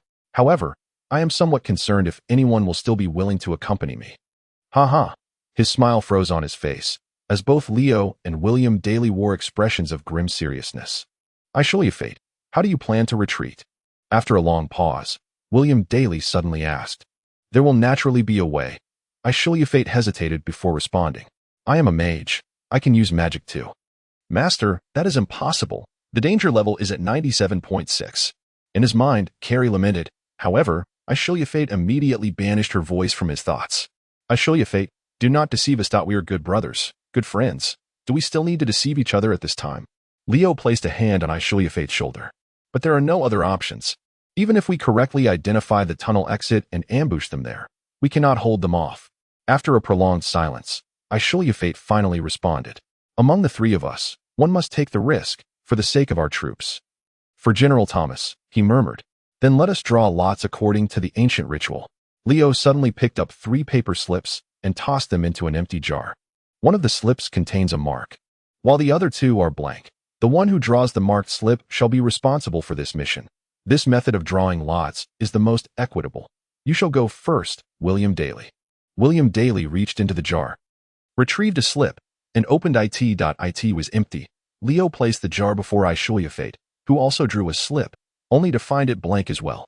It seems the deity of nature has chosen me, Leo smiled, intending to set the jar down, but Ashru Lathe grasped his wrist and, with his other hand, extracted the final slip, which also revealed itself to be blank. Chapter 77, Deception. This game is hardly entertaining, Leo. Ashru Lathe discarded the slip in disdain. Leo could only manage a forced smile. I shall go, Ashru Lathe declared. Leo, you have not yet recovered from your injuries. William Daly, you lack any understanding of gunpowder. Moreover, should we need to carve a bloody path back?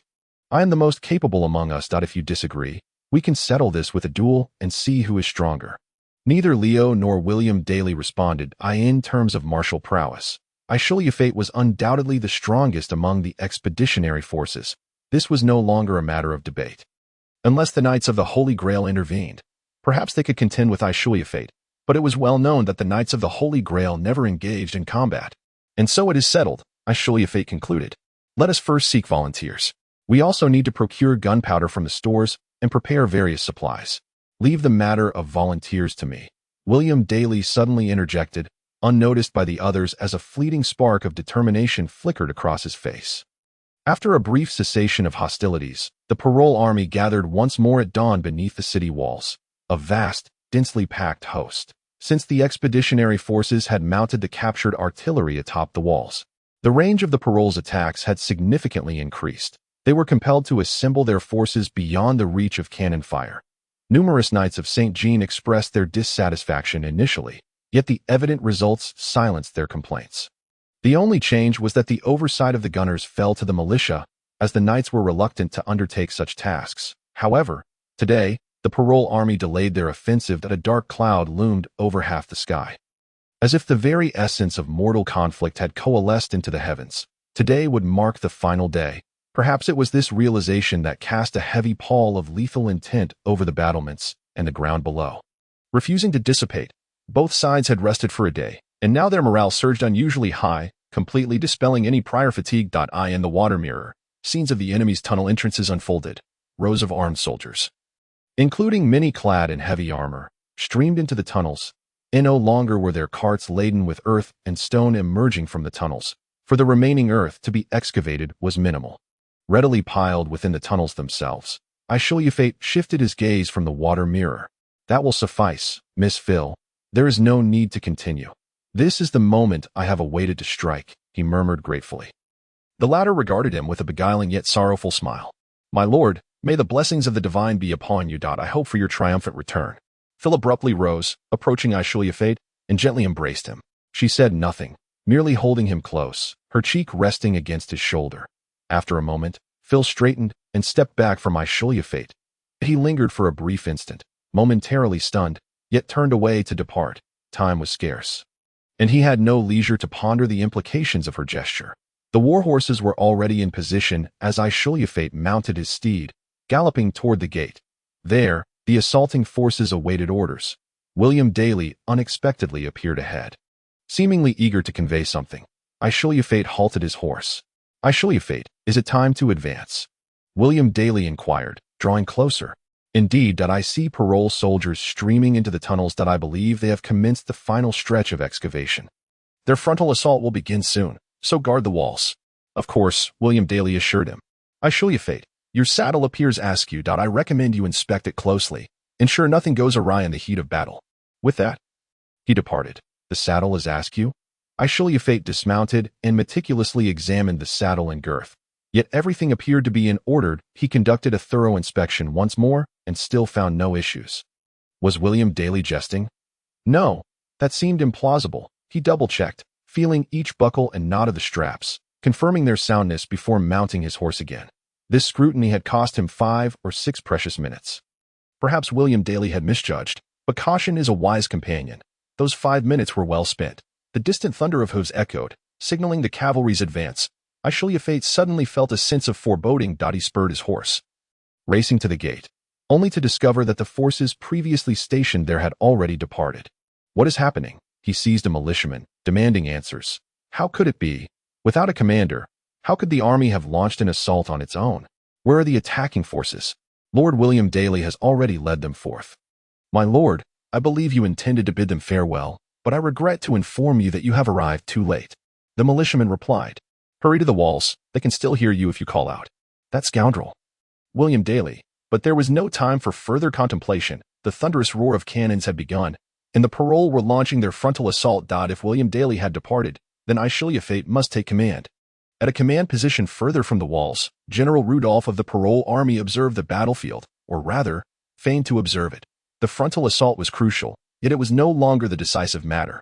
In 2 hours, at most, the 10 tunnel entrances would be breached, and a relentless tide of parole soldiers would emerge behind the expeditionary forces. In such circumstances, an unbroken defense was impossible, even if they did not collapse. They would be worn down. General, the enemy, someone suddenly shouted. The enemy? What of the enemy? Rudolph snapped back to reality. The battle raged on atop the walls. Across the expanse of the lengthy battlement, cries of anguish filled the air, and the sounds of conflict reverberated. Cannons, firearms, and arrows filled the skies, extinguishing lives in an instant. Blood soaked the battlefield, rendering it a hell on earth. Yet this was the inevitable nature of a siege. Nothing peculiar about it. The enemy. The enemy's cavalry. The subordinate pointed toward another side, where a small contingent of the expeditionary cavalry surged forth from the flank, charging directly toward the tunnel entrance. Ahead of them, there were no organized parole forces to impede their advance. Without hesitation, Rudolph ordered the light cavalry to charge forth, striving to delay the enemy's small force. Though his command was executed immediately, it was still a moment too late. The enemy's objective was the tunnel entrance. Undoubtedly, they had discovered the parole army's strategy for the day through some means. The first tunnel entrance was indeed unguarded. The tunnel was sufficiently wide, in fact, broader than it appeared through the water mirror, allowing several soldiers to enter and exit without hindrance. At this moment, it was dark within, obscuring any visibility. The soldiers entering should have already crowded the tunnel's far end. Quickly, light the fuses on the barrels of gunpowder and toss them inside. Throw them deep. 2 or 3 cavalrymen each took a barrel of gunpowder, ignited the fuses, and hurled them deep into the tunnel. They had brought over 10 extra horses, each carrying 4 barrels of gunpowder, in addition to some cavalrymen who carried barrels with them. You few stay here to watch. Do not let anyone extinguish the fuses. The rest, follow me. William Daly commanded, then dashed toward the next entrance. At this point, a group of shirtless servants scattered in disarray. A few soldiers, witnessing the oncoming cavalry, dropped their weapons and fled alongside the servants. This entrance was treated in the same manner, followed by the next, but fortune soon ran dry. The parole's light cavalry had arrived, and the 2 forces clashed near the 4th tunnel entrance. The parole's light cavalry held a questionable numerical advantage. Yet the knights, having resolved to face death, were no longer on the defensive. They were on the offensive. The parole's light cavalry was driven back in disarray. A resounding boom echoed as the first barrel of gunpowder at the tunnel entrance exploded. The tremendous blast even startled the horses into whinnying incessantly. You lot, do not engage with the parole. Focus on destroying the tunnel. William Daly bellowed his orders. At his command, several knights broke away from the line and charged toward the tunnel. At that moment, several parole cavalrymen, seizing the opportunity, surged through the gap toward William Daly. He swung his war axe, felling the first enemy. Another parole soldier took advantage of this moment to strike him with a longsword, yet failed to penetrate his armor. With a single swing, William Daly cleaved him in two, from head to chest. The skirmish with the light cavalry had cost them precious time, yet ultimately, the knights dispersed the cavalry, sending them fleeing in panic. Now it is the turn of the fifth tunnel entrance, but the time that has elapsed has been sufficient for the Parlo army to form their ranks. Parlo's infantry emerges in droves from the hilltop where the tunnel is located, taking cover behind a barrier of shields and spears, advancing in perfect unison. Knights charge. William Daly shouts. The knights align themselves into a formation of lances, surging forward amidst a collective battle cry, directly assaulting the Parlo forces. Upon witnessing the knights charge, the Parlo soldiers halt their advance. These foes are all spearmen, arranged in a crescent formation, shielded and poised like a two-pronged iron porcupine. Ready for battle. Faced with the formidable line of pikes, most knights cease their charge at the last moment, veering away. Others fare far worse, either pierced through by spear tips, dying on the spot, or thrown to the ground by the fall of their mounts. William Daly's steed is grazed by a lance, causing it to rear up in agony. Kicking wildly with its front hoofs, the frenzied warhorse leaps into the enemy ranks, while lances thrust from all directions towards it. Yet the shield wall simultaneously crumbles under its weight. The horse falls with a thunderous crash, but William Daly rises unscathed, raising his battle axe high and launching a frenzied attack. The second wave of lances strikes fiercely. Now, there is no organized formation to shield the spearmen. Armor and shields offer no greater protection against the charging lances than thin paper. Clusters of Parlo soldiers are impaled by the lances, each strike claiming at least 2 lives. Just as the Parlo forces seem on the brink of collapse, a sudden explosion reverberates across the battlefield. A tremendous shockwave engulfs everyone, friend and foe alike, sending everything skyward. Human bodies are torn asunder, entrails obliterated, severed limbs and blood swirling through the air. William Daly scrambles to his feet, fortunate to be at the periphery, yet the shock leaves him dizzy. He steadies himself, only to discover that both combatants have vanished. 50 knights and at least 3 spearmen lie scattered as remnants of flesh across the ground. Chapter 78. Losses. The cataclysm was wrought by a sorcerer. William Daly realizes that it was this very mage who ignited the gunpowder barrels carried by the knights with fire magic, inflicting such devastating casualties. This was no accident, as a purple mist envelopes the sorcerer's form, allowing him to stand amidst the debris of the explosion, unharmed. Still alive. What a stroke of luck, the sorcerer cackles. William Daly raises his axe and charges at the mage, who remains unfazed. Daly's axe swings towards the sorcerer, but just as the blade nears the mage's chest, the sorcerer gestures, freezing Daly's assault. Enraged, Daly roars in fury. He pushes forward with all his strength, yet the sorcerer's magical force overwhelms him. His eyes catch a few barely visible shadows. Dozens of arrows pierce his body, penetrating his armor and reaching his flesh. He bellows in agony, unleashing a tremendous burst of strength, even breaking free from the magical binds. The sorcerer, having relished a moment of assured victory, meets his end. The axe lunges forward, cleaving the mage in two. The bisected corpse collapses to either side. The remaining knights charge forward. Someone brings a horse for William Daly. So many comrades have perished here. Yet morning must wait. Challenges still lie ahead. Meanwhile, on the front lines, the continuing explosions in the rear unsettle the Parlo troops. Many turn to glance back, wavering in uncertainty. That on the city walls, arrows, muskets, and cannons show no sign of cessation. Solid cannonballs roll through the crowd, breaking bones and shattering sinews, leaving some miraculously unscathed. William Daly has succeeded. Ashru Lathe shouts, rallying his comrades' spirits, fighting fiercely. William Daly, you must return alive. I will forget the deceit you inflicted upon me. He wields his longsword, fiercely guarding a siege ladder, ensuring that all Parlo soldiers attempting to ascend from this point perish beneath his blade. Miraculously spared himself.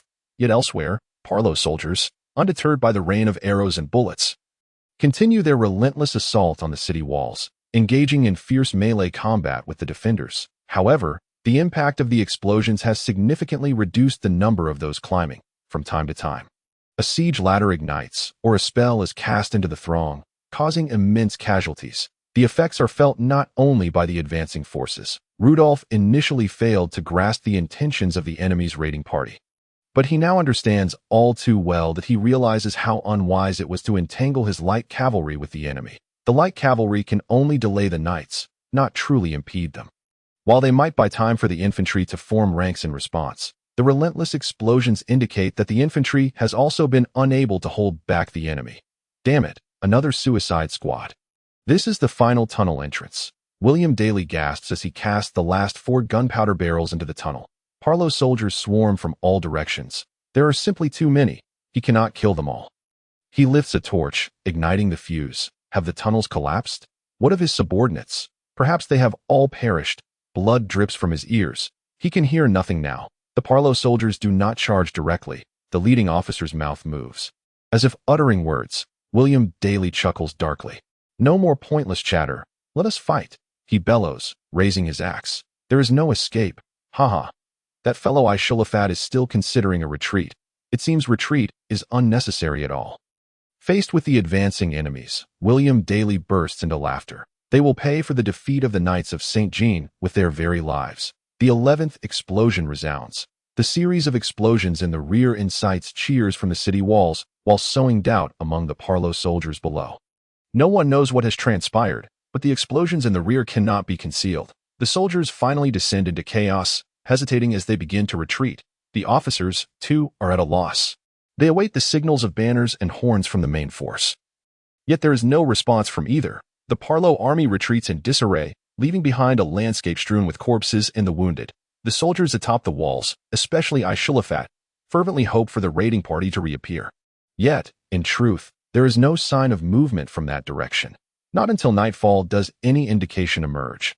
Leo approaches Ashru Lathe, who remains stubbornly at the battlements, gazing intently at the tunnel entrance. But no miracle occurs. Everyone knows that the raiding party has completed its mission, yet their fate remains grim. Ashru Lathe. Leo gently pats Ashru Lathe's back. Come down and eat something. William Daly. He will return, won't he? Ashru Lathe murmurs, lost in thought. He has fulfilled the last duty of a knight. Leo replies softly. He told me yesterday. He said he would hold this place. You are far more important than he is. Without you, neither he nor I can hold it. Why didn't you tell me? Ashru Lathe suddenly erupts, grabbing Leo in anger.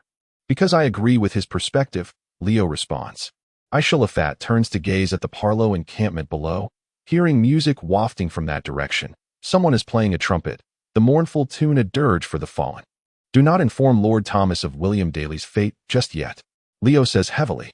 Meanwhile, within the Parlo encampment, the weight of today's defeat hangs heavily over everyone. In addition to the losses on the front lines, a total of 5,000 soldiers and several engineers have been lost in the tunnels. Including a significant portion of the knights, Rudolph had deployed the elite knights for a surprise assault, intending for them to catch the enemy off guard, only to unwittingly send them all into a death trap.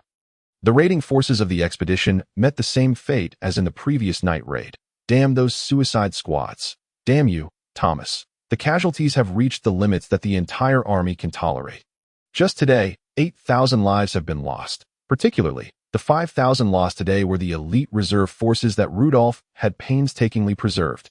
This is the toll on our forces, the dead, the wounded, and those lost to disease. The deputy general states in a voice barely above a whisper.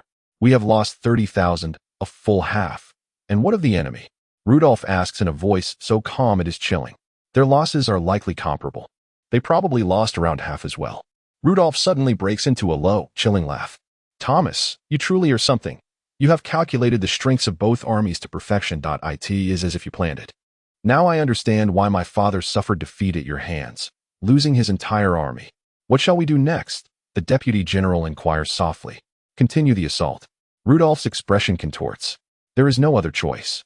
If we retreat, the border fortifications will not survive until summer. The enemy's vast forces will effortlessly conquer all castles and join forces with Thomas. Just imagine, if this Thomas commands an army equal to ours. What hope do we have? The survival of Parlo hangs in the balance with this battle. But the soldiers are unwilling. Organize a disciplinary force. Starting tomorrow, all knights shall enter the battlefield. We can no longer conserve any strength. Even if we bleed every last drop, we must seize Derrick City. But even if we capture the castle, what then? If we fail, then we need not concern ourselves with future matters. Convey the current situation to His Majesty the King. We must demand reinforcements.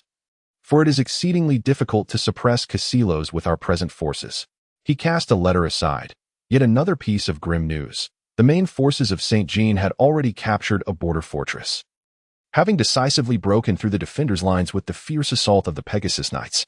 General, a soldier interrupted the conversation. Master Koenig requests an audience. Before long, Master Koenig appeared in the tent. General, I have heard that the tunnel siege plan has encountered difficulties, he said with a smile, the scar on his face appearing particularly menacing. Thus, I believe it may be time for us to reveal our trump card. A trump card? Rudolph exclaimed in astonishment, gazing at him incredulously. Did they still possess such a thing? What other surprises could the sorcerers have in store? Do you recall our battle when we breached the citadel of Casilos? Master Koenig remarked. I happen to have one of those scrolls. In an instant, excitement surged through everyone. They exchanged glances, unable to conceal their joy. Rudolph's expression mirrored a mix of surprise and elation. His face flushed with conflicting emotions. Damn it. Why had these fanatics from the church withheld such a potent asset until now? Why wait until the situation became so dire before unveiling it? Of course, it was not quite as powerful, but it would suffice to demolish the city walls. The better news was that they could use it tomorrow. Why not reveal it sooner? At last, someone could no longer contain himself, leaping to his feet. How many soldiers had fallen in recent days? If they possessed such an item, it should have been deployed on the very first day they arrived at the gates. You church people. Rudolph shot a stern look at his subordinate, silencing him. Offending Master Koenig at this juncture would be foolish. Though he had only now chosen to reveal this asset, the fact remained that it had been brought forth. At present, it was their only glimmer of hope. He gestured for the insubordinate soldier to leave the tent. Now, Master Koenig, what are your plans? Rudolph inquired after the soldier had exited. Today, I will inform the entire army. Tomorrow, after breakfast, we shall array ourselves. We will launch a few symbolic attacks, and then you may select your target, and I shall unleash the power of the scroll. The remainder seems not particularly problematic. Excellent, Rudolph replied. I shall immediately proceed according to your plan. Tomorrow, we shall breach the city. He recalled the 5,000 elite soldiers who had perished in the tunnels today. Inform the troops about tomorrow's operation and prepare them. Before dinner, we must plant our flag within the walls of Derrick City. Chapter 79, Bloodbath Gratitude is extended to my generous patrons. Wu Tairang, Xiao Junwan, and Yixilun Hongcha. What ulterior motives do the Parolans harbor? I shall Fate discerned their intentions at a glance. At dawn, the Parolans arrayed themselves beneath the city walls. Today, among the four sides of the fortifications, 3 were occupied solely by troops of a restraining nature, while the main force of the Parolans was concentrated to the south. Despite yesterday's significant defeat, the morale of the Parolan army showed no signs of waning. Their posture suggested they intended to settle matters decisively today. Leo and I shall Fate stood atop the southern wall, accompanied by the 2 female seers and all the cup knights. This day was a rare sunny winter day. Under the sun's radiance, the Parolan positions appeared distinctly defined. This time, the Parolans had placed their cavalry at the center, poised for an imminent charge. Well, no one understood what significance such a foolish maneuver held. Could horses truly leap over city walls now? A small number of Parolan infantry formed a skirmish line, executing a few waves of seemingly drill-like attacks. The city's defenders fired a few cannon shots, which, although they missed their targets, nonetheless compelled the Parolan vanguard to retreat momentarily. Below the walls, amidst the ranks of the Parolan army, Rudolph explained to Master Koenig. Master, do you see? That is the city gate and the tower. The terrain there is elevated, providing excellent visibility, which is why the enemy has positioned their cannons atop it. Not only the cannons, but the female seers seem to be stationed there as well, for this is where the defenses are strongest. Do you see those pipes above the gate? The defenders can pour down boiling oil from there, scalding the soldiers below. Worse still, this area is a barbican. Breaching this gate would only lead to another inner gate. Thus, we have never prioritized this location. Master Koenig nodded. Opening a breach here would allow us to eliminate both the cannons and the seers from the enemy's ranks. It is indeed an excellent target. When shall we commence? Let us wait just a moment longer, Rudolph replied. I need to coordinate the order of the siege. He began issuing commands, and with each order, officers dispersed to their respective units. At long last, it had come to this. Thomas, you could never have foreseen I possessed this card. Meanwhile, atop the battlements, Leo and I shall Fate stood beside the 2 female seers. who were once again attempting to utilize the water mirror to observe the Parolan's schemes. However, this time, the water mirror encountered interference, rendering it incapable of revealing anything. Count, it appears they have taken precautions. The tunnels can no longer be employed. Should they muster the courage to use them again, they would find it impossible to clear them in such a short time. One of the seers remarked, "It is best we remain steadfast in our current strategy." Indeed, while it was evident the Parolans had some scheme in mind, in this situation, the tunnels could not be utilized immediately. What other tricks could they employ? "Leo, we must remain vigilant. The enemy surely has something planned." The two descended from the battlements and returned to their respective sections of the wall. Below, Rudolph had completed all arrangements. "It is ready, Master Koenig," he informed the sorcerer at his side. Master Koenig stepped forward, retrieving his scroll from within his robes. The potent energy coursing through his hands made him tremble slightly. In truth, there was no need for a siege. The power of this scroll alone could obliterate the fortress along with its defenders. Yet, the bishop's demands were clear. Even the Parolans must be left with a modicum of strength. He unfurled the scroll, and golden light surged forth from it. A tremendous force filled his being, inducing a momentary sensation of the unreal. This was the power of the gods of the Star Realm. The manner in which he intended to employ it today was, in fact, a waste of 99% of its energy. However, for the Parolans, it would suffice. He uttered a series of incantations imbued with formidable power. A sphere of golden light erupted from the scroll, swelling in size. Too wide, Master Koenig pondered that in truth, a width similar to that of the city gate would suffice. And he must also eliminate those cannons and the seers atop the tower. Under his mental command, the golden energy morphed from a sphere into a tapered shape, wide at the top and narrow at the bottom. "Go," he commanded softly to in an instant. The golden energy surged forward in a straight line, moving at an imperceptible speed. The moment the energy made contact with the city wall, a colossal shockwave erupted. Even the prepared Parolan army was sent into disarray.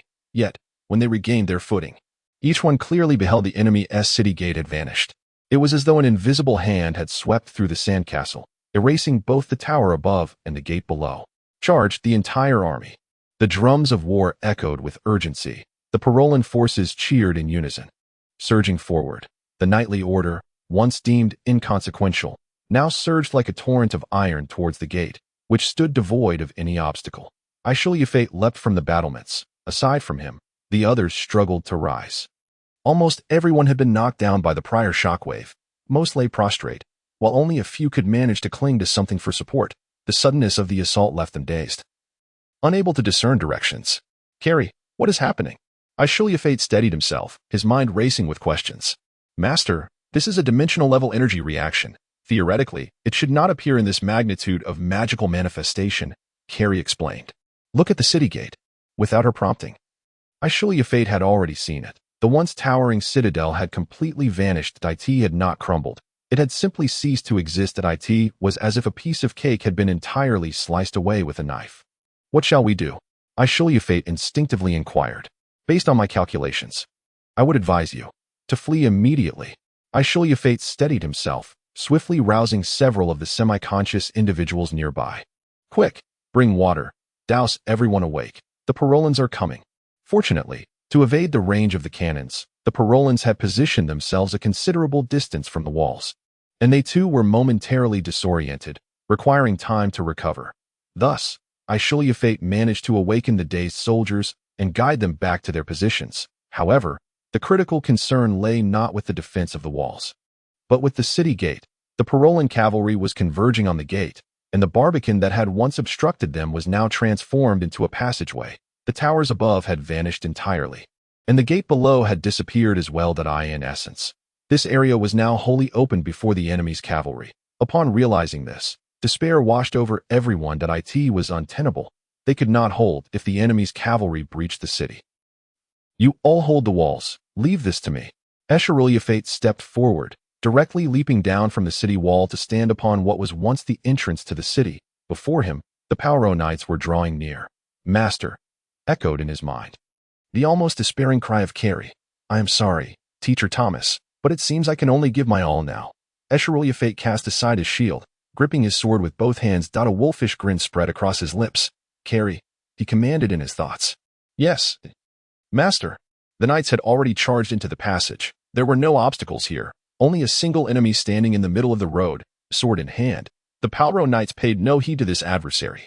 There was nothing to fear, merely a legal barrier against a large troop. The infantry would be trampled under the charge of war horses.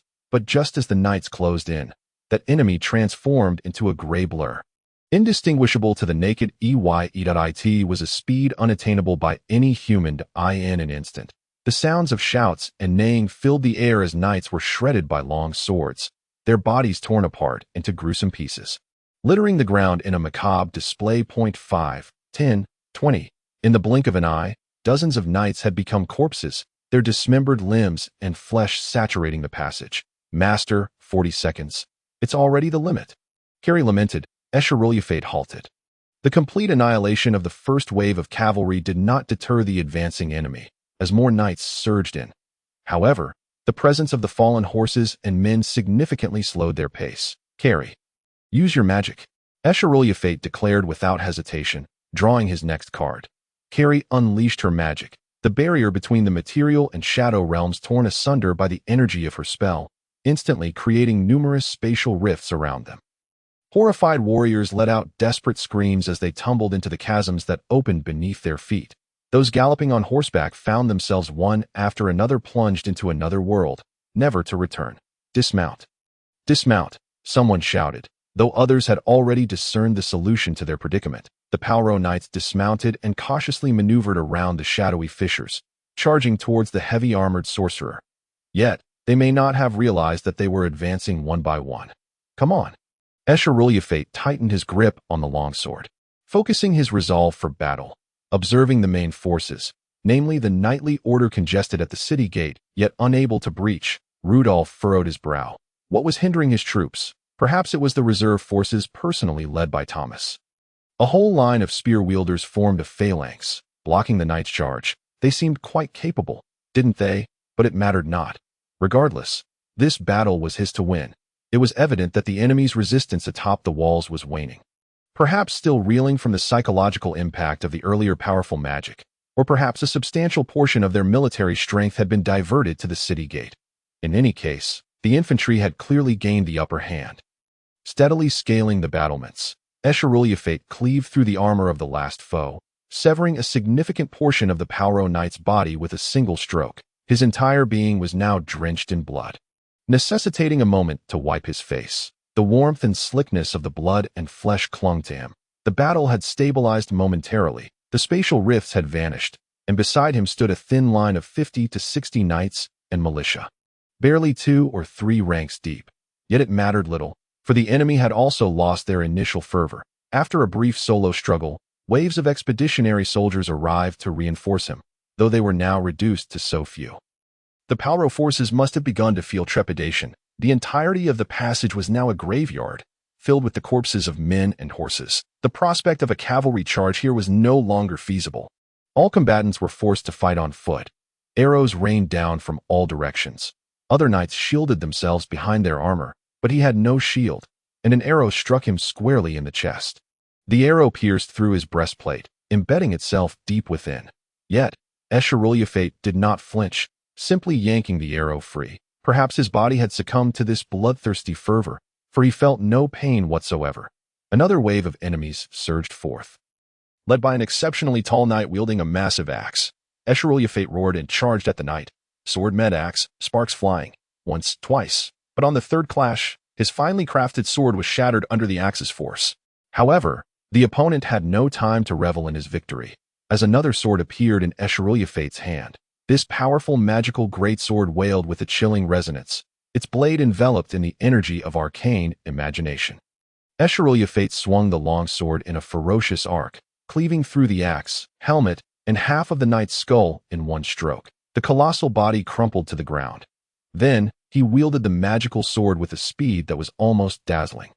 Slashing mercilessly, no weapon or shield could withstand the might of this enchanted blade. The surviving Palro soldiers retreated in haste, desperate to escape the reach of this formidable warrior.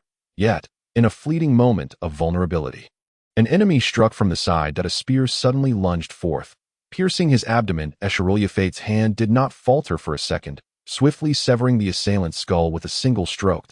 He yanked the spear from his body and cast it aside. This terrifying scene was sufficient to instill fear even in the bravest of hearts. The Pauro soldiers wavered, hesitating to charge forward. Arrows rained down from above the battlements like a torrential downpour.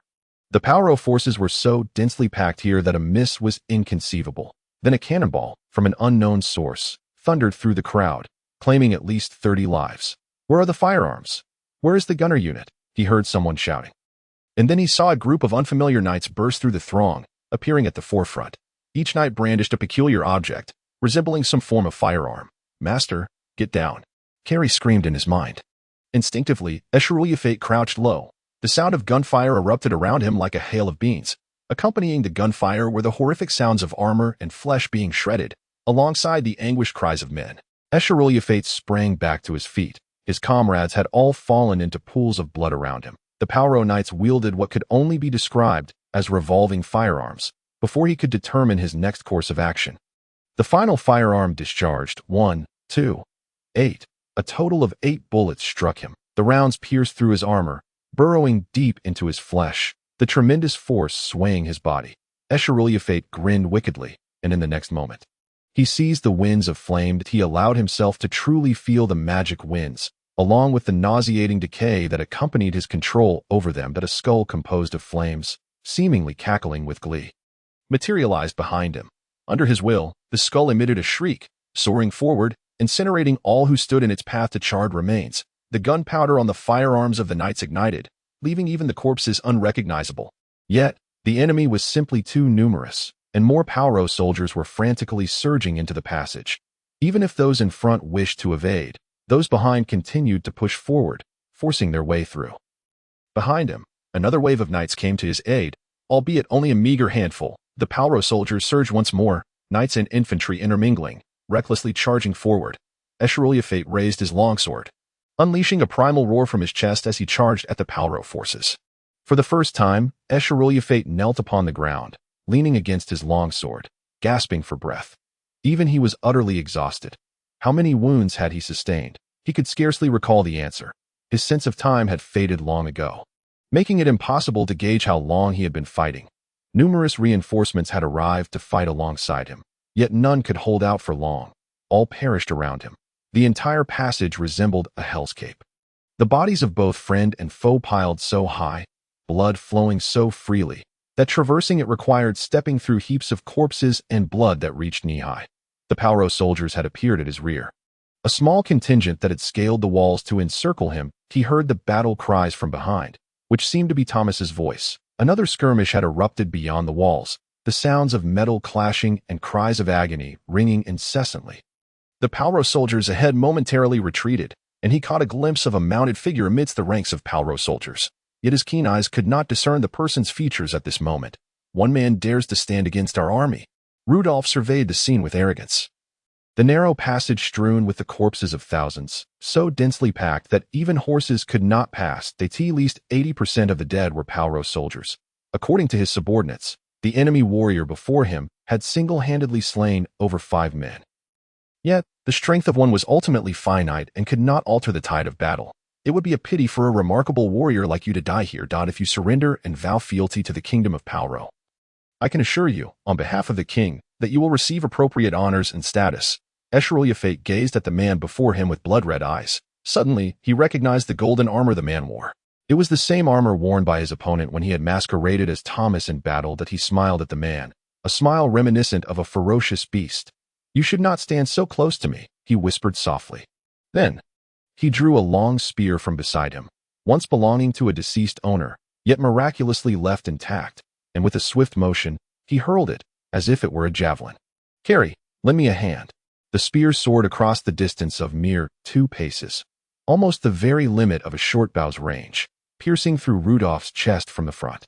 Chapter 8. Military Council. The siege and counter-siege that unfolded beneath the walls of Derrick City can be deemed the crux and turning point of the entire war. However, the specifics surrounding the defeat of the Pauro army remain shrouded in ambiguity. This lack of clarity likely stems from both sides being utterly exhausted from the relentless combat. Casualties were extraordinarily high, to the extent that by the war's end, even servants and commanders' guards had taken to the battlefield. The chroniclers tasked with documenting the conflict either perished or went missing, leaving behind fragmented records. According to the limited accounts available, it appears that the commanders of both armies engaged in a rare one-on-one duel. This occurrence is quite uncommon, for in contemporary thought, a general's duties are to strategize, lead, and command.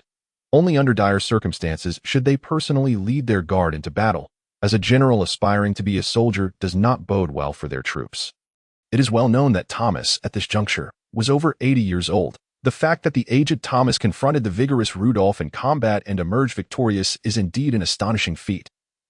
This may elucidate why Rudolph suddenly perished on the battlefield and the true reason behind the Paro army's retreat. Initially, many believed that Thomas's defense of Derrick City was a strategic maneuver to stifle the supply lines of the Paro border fortress. Yet, it became evident that everyone had underestimated Thomas's ambition. The fervor possessed by this seasoned commander far surpassed what anyone had imagined. Excerpt from the History of the Sigia War. The female prophet, Phil, heard the sound of the door opening. Without turning around, she instinctively knew that the person entering was Ashru Lathe, an enigmatic man. He had survived such a fierce battle yesterday, yet upon inspection, he bore only minor injuries. Astonishingly, just one night's rest had restored his vitality. Had it been anyone else disturbing her during this moment of profound fatigue, she might have felt irked. However, Ashru Lathe's presence had never elicited any discomfort within her. This man exuded an aura of mystery. A warrior, yet where had he acquired the art of magic? With such formidable power, why had he wandered aimlessly before? What place would refuse such a person? And why did he remain tight-lipped about certain matters? Moreover, why had he been silent prior to his arrival in St. Jean? She suddenly recalled her two sisters, but quickly cast that thought aside. There's nothing to mourn. They have returned to the embrace of the nature god, attaining eternal peace. What news? Ashru Lathe began. New developments. Phil understood precisely what Ashru Lathe referred to. Yesterday, at the most critical juncture, Thomas, disregarding his injuries, donned armor and personally commanded the remaining forces and lightly wounded soldiers to charge onto the battlefield, reclaiming the city walls once more. Had it not been for him, even Rudolph's demise would not have prevented the Paro forces from achieving final victory. This elderly man persevered until the very end with unimaginable willpower, driving the Paro forces back and personally rescuing the utterly exhausted Ashru Lathe. After accomplishing all this, he orchestrated a successful counterattack, pushing the Paro soldiers all the way back to their encampment. However, for Thomas now, personally engaging in combat had truly become an unbearable burden. Not only had his old wounds reopened, but he had also sustained further injuries from Paro soldiers' projectiles. It was a stroke of immense fortune that he had not perished on the spot. As the battle concluded and the remaining soldiers cheered in victory, he collapsed to the ground and has remained in a coma ever since. Nothing, Phil sighed softly, yet the trend of his wounds has become unmanageable. Without healing herbs, I fear Thomas cannot hold on much longer. She noticed Ashru Lathe holding something in his hand, a letter. Since their arrival, they had been cut off from communication with the rear for quite some time. A messenger has brought news, Ashru Lathe observed as Phil glanced at the item in his grasp.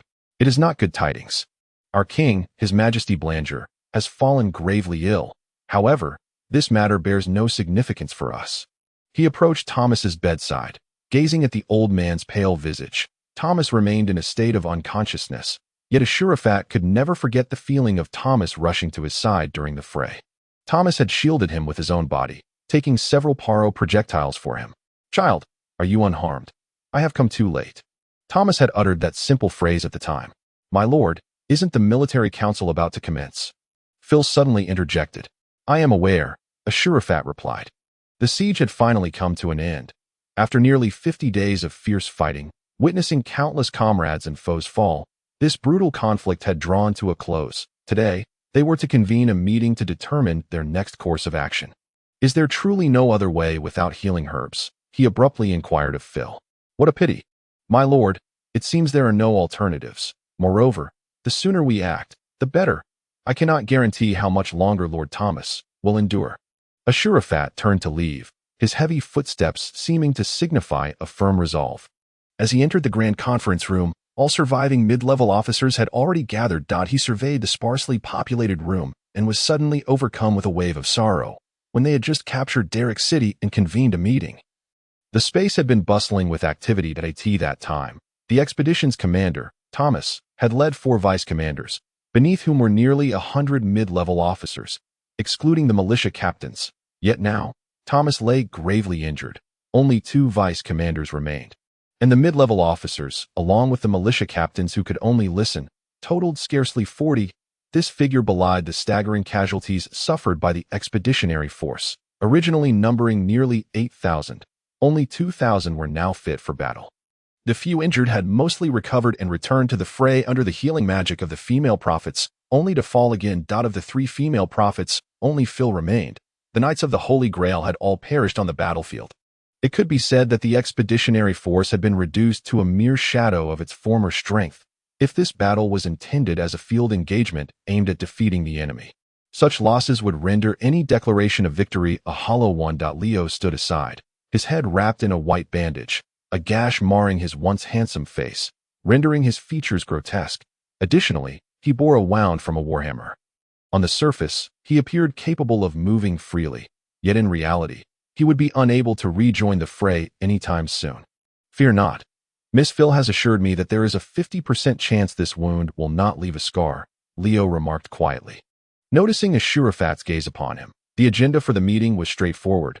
What should the expeditionary force do now that the Paro army had retreated? The original plan was to hold the castle until spring, then seize the opportunity to break out and rendezvous with reinforcements, ultimately facing the Paro forces in a decisive battle. However, this plan had become unnecessary, for the Paro had truly fled in the encampment outside the city. All supplies that could not be transported had been set ablaze. The Paro had indeed departed. The knights were abuzz with discussion. In truth, there was no need for inquiry. Ashurafat could discern their thoughts from the expressions on their faces. After such a devastating conflict, no one yearned to continue fighting, as so many had already perished in the preceding battles. In this context, it seemed wiser to maintain their hold on the castle. After all, the strategic objective had been achieved, had it not. Ashurafat stepped into the center of the assembly. With Thomas gravely injured, he was now the de facto commander. He called out each officer's name, recounting their crests, their ancestors, and their family's honored. He cited the great deeds accomplished by their forebears, then awakened their spirits by declaring that their current defeatist mindset was a desecration of their ancestors' greatness and honor. When honor and victory lay within reach, how could they hesitate here? And so he honored the fallen knights and those brave souls who had volunteered for daring assaults, striving to ignite fervor and courage within each individual. What do I see?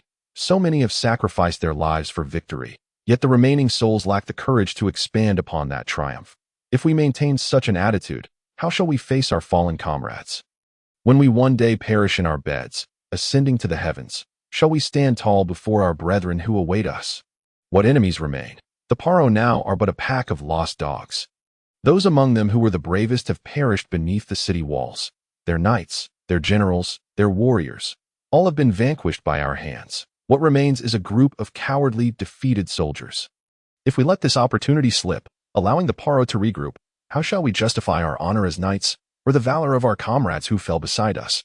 Ashurafat slammed his fist upon the table. Speaking loudly, he needed everyone to forget the man before them and instead listen to the voice of one firmly grasping the reins of power. If the reins were not originally in his hands, then he must seize them now. What shall we do with the captives? Someone posed a pragmatic question. Execute all the Paros. Ashuryafate's resolute reply sent a chill through the crowd. It was not merely the content of his statement, but the unwavering coldness with which he delivered it that left everyone aghast. Integrate the mercenaries into the supply convoy. Offer them wages, but make it clear that should they dare to flee, they will be hanged without mercy. Abandon the castle of Durike, taking all that we can. Burn what cannot be carried. The entire army shall mobilize to pursue the retreating Paros. After the meeting concluded, Leo approached Ashuryafate. This course of action is perilous, he murmured. The Paros still number at least 30,000. They have merely lost their commander. Do you recall Thomas's lesson? Do not recklessly pursue additional victories. Greed is the commander's greatest folly, fraught with immeasurable risk. There is no time. Ashuryafate responded in a similarly grim tone.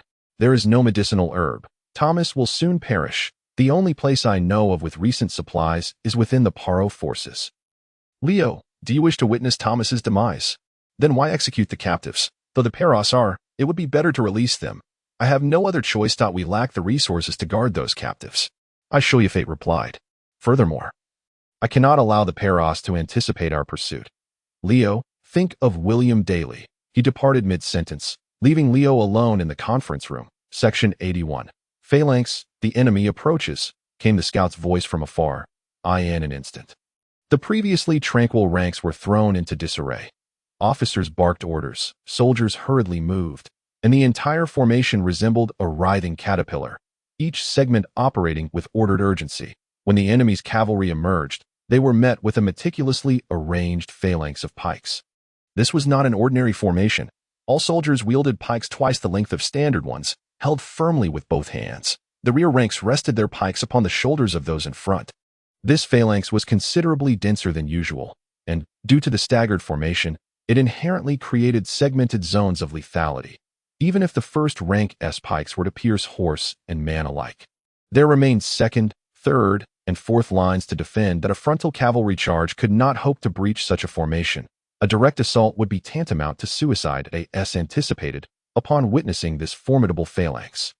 The enemy promptly abandoned their offensive intentions. Behind the phalanx, supply wagons resumed their advance. All was well.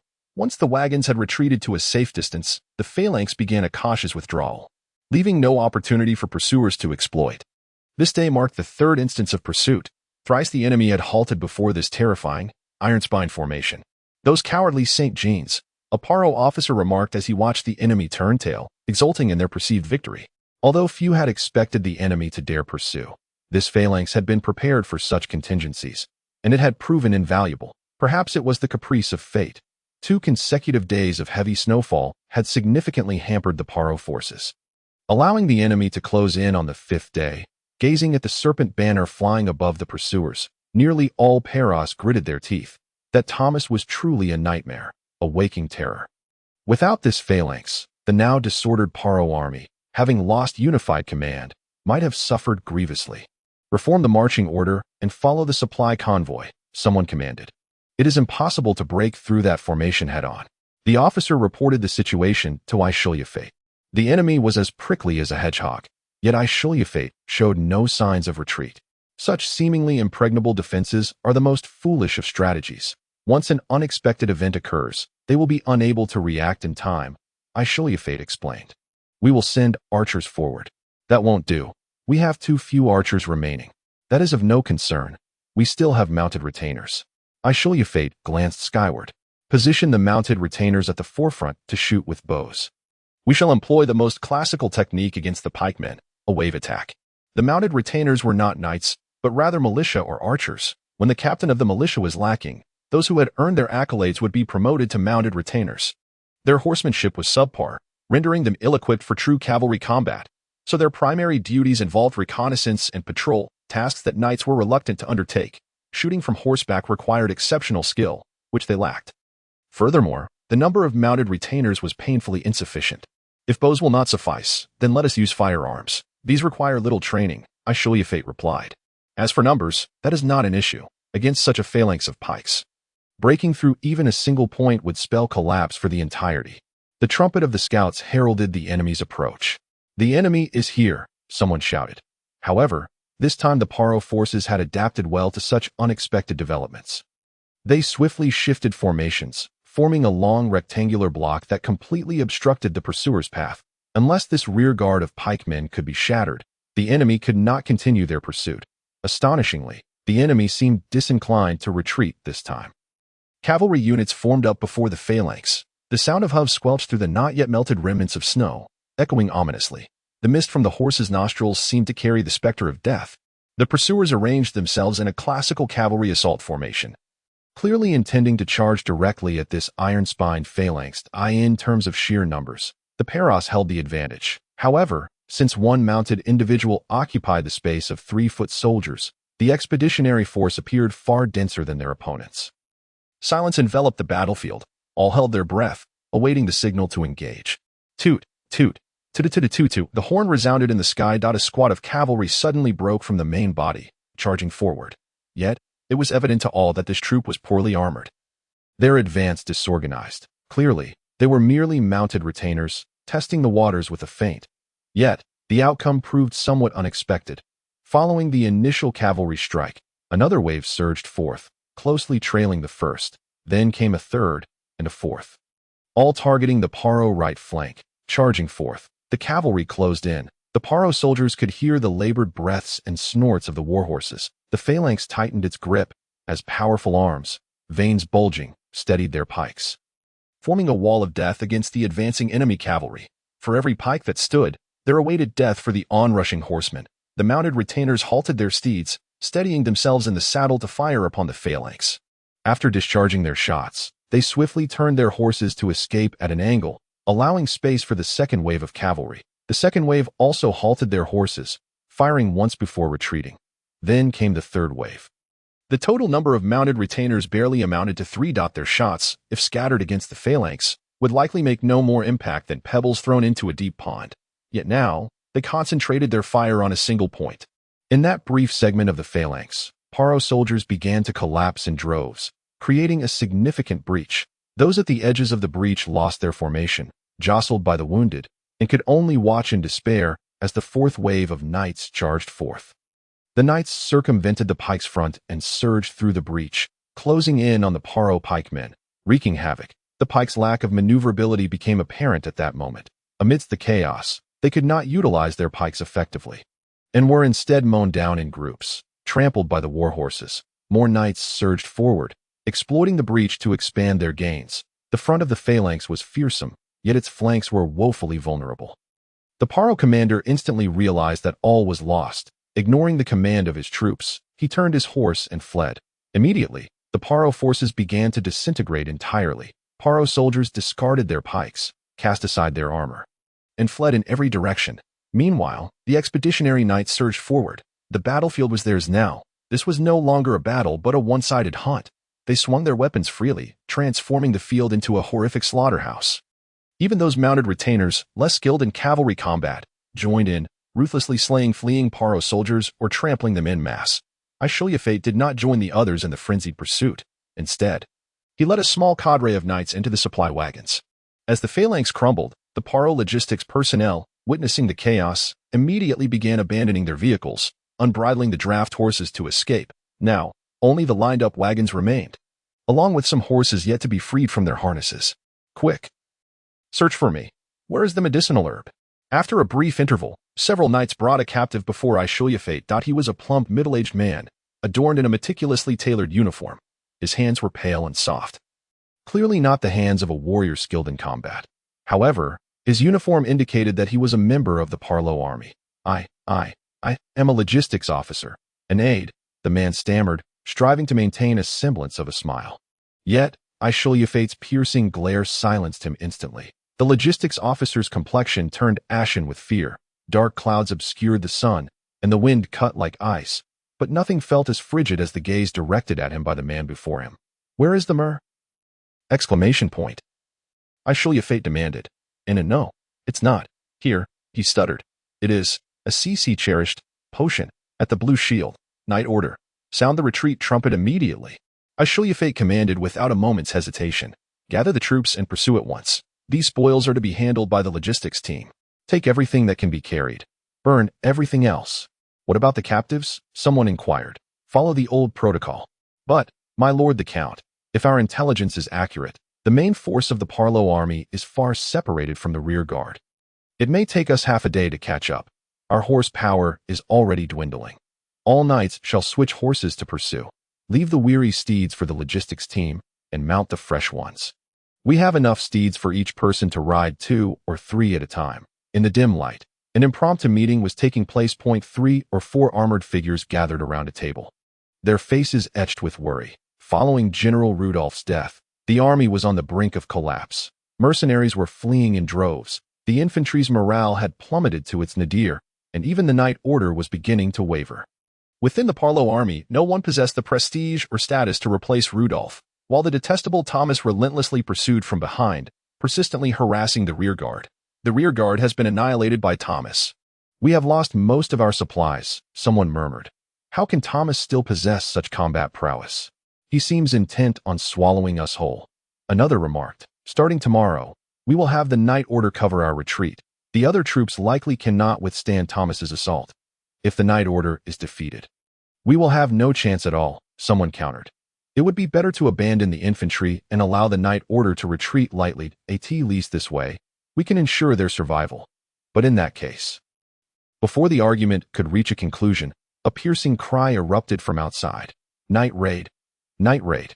Those attending the military conference rushed out of the tent, only to witness a throng of cavalry smashing through the makeshift camp. Charging into the encampment, setting fires and slaying indiscriminately. Amidst the flames, the loathsome banner of the flying serpent flapped ominously. Chapter 82. The rear few recount the strategies employed by Thomas during this pursuit in detail, as they perceive it as a matter of course. Yet true soldiers often extol it, regarding it as the epitome of courage and cunning.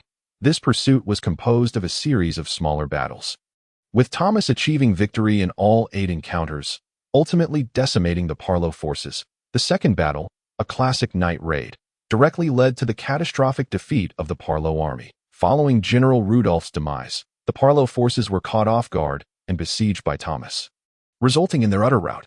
This monumental victory instilled such terror in the Parlo army that thereafter, merely the sight of Thomas's flying serpent banner would send them scattering like startled grouse.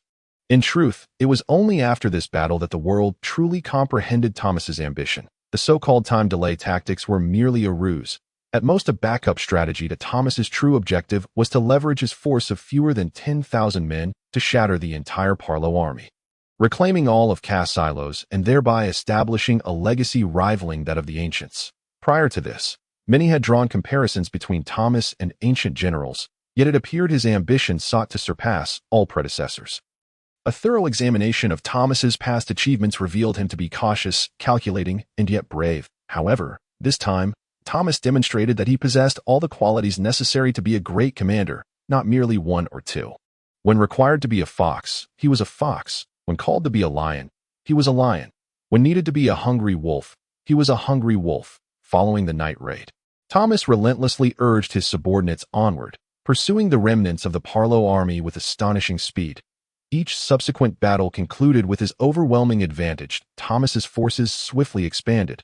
His victories reverberated throughout Cass Silos, and many remnants of the Cass Silos resistance, previously crushed and suppressed by the Parlo, rallied beneath the flying serpent banner. A fortnight later, Thomas reached the outskirts of Floss City, his forces poised to strike at the beleaguered royal city. However, the Parlo had long since lost the resolve to hold their ground.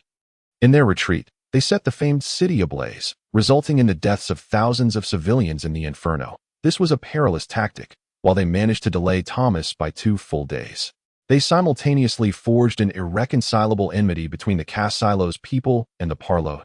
Excerpt from the History of the Scigio War. Urgent report. Urgent report. Urgent report. The messenger, or herald, waved the letter in his hand, his face alight with joy, as he rushed toward the innermost part of the palace. This was the chamber where His Majesty King Langier lay ill, as well as the place where the princess conducted her daily affairs. By now, everyone in the city was aware of King Langier's illness. Of course, this illness was merely a euphemism, a game played among the nobility. King Langier, with his chronic ailments and advanced age, was likely to succumb to the embrace of the deity of nature. Nevertheless, this was a widely acknowledged reality. Thus it did not provoke any significant uproar. When King Langier initially chose to appoint Princess Irina to govern rather than reclaim power himself, it became evident to all that the king's health was precarious. The messenger dashed into the core area, only to be halted by several guards. A royal council is currently in session. You must wait here. One guard entered the room and emerged, making a gesture. A few individuals searched the messenger before permitting him entry. The room's decor was far simpler than anticipated, with little furniture to speak of. That a large conference table occupied the center, surrounded by chairs for each minister. On a nearby shelf lay an assortment of reports and documents. A scribe stood aside, silently recording. A peculiar and somewhat odd screen loomed in the distance.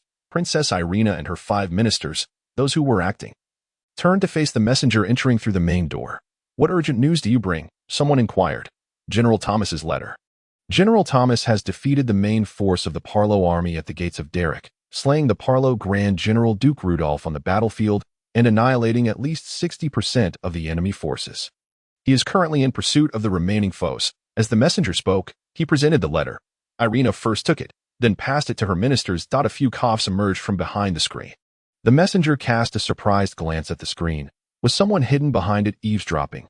Yet all the great nobles present at the royal council, including Princess Irina herself, maintained their composure, seemingly oblivious to the strange sounds. Leaving him to suppress his curiosity, the letter finally reached the hands of the acting foreign minister Landwin. When others received the letter, their expressions were a mix of astonishment and joy, while Landwin's hands began to tremble. The losses were considerable, but the soldiers remained courageous. Abandon Derek. Pursue the defeated Parlo, he murmured, wiping his eyes, as if unable to believe what he was reading. Your Highness, this letter may be a forgery. Landwin suddenly exclaimed. A forgery? But it bears Thomas's seal, and look at the accompanying documents. That is a list of knights bestowed by Thomas. Several of them are militia. Only Thomas would do such a thing, would he not? Yet this letter speaks of something impossible. Thomas has supposedly defeated the main force of the Parlo at Derek and slain their commander, and now he is in pursuit. Let us not forget the strategy General Thomas outlined here, that I believe this may very well be a Parlo ruse. They might have seized Lord Thomas's seal. Landwin insisted with great effort. However, his words did not find agreement among the others. Princess Irina took the letter from Landwin's hands.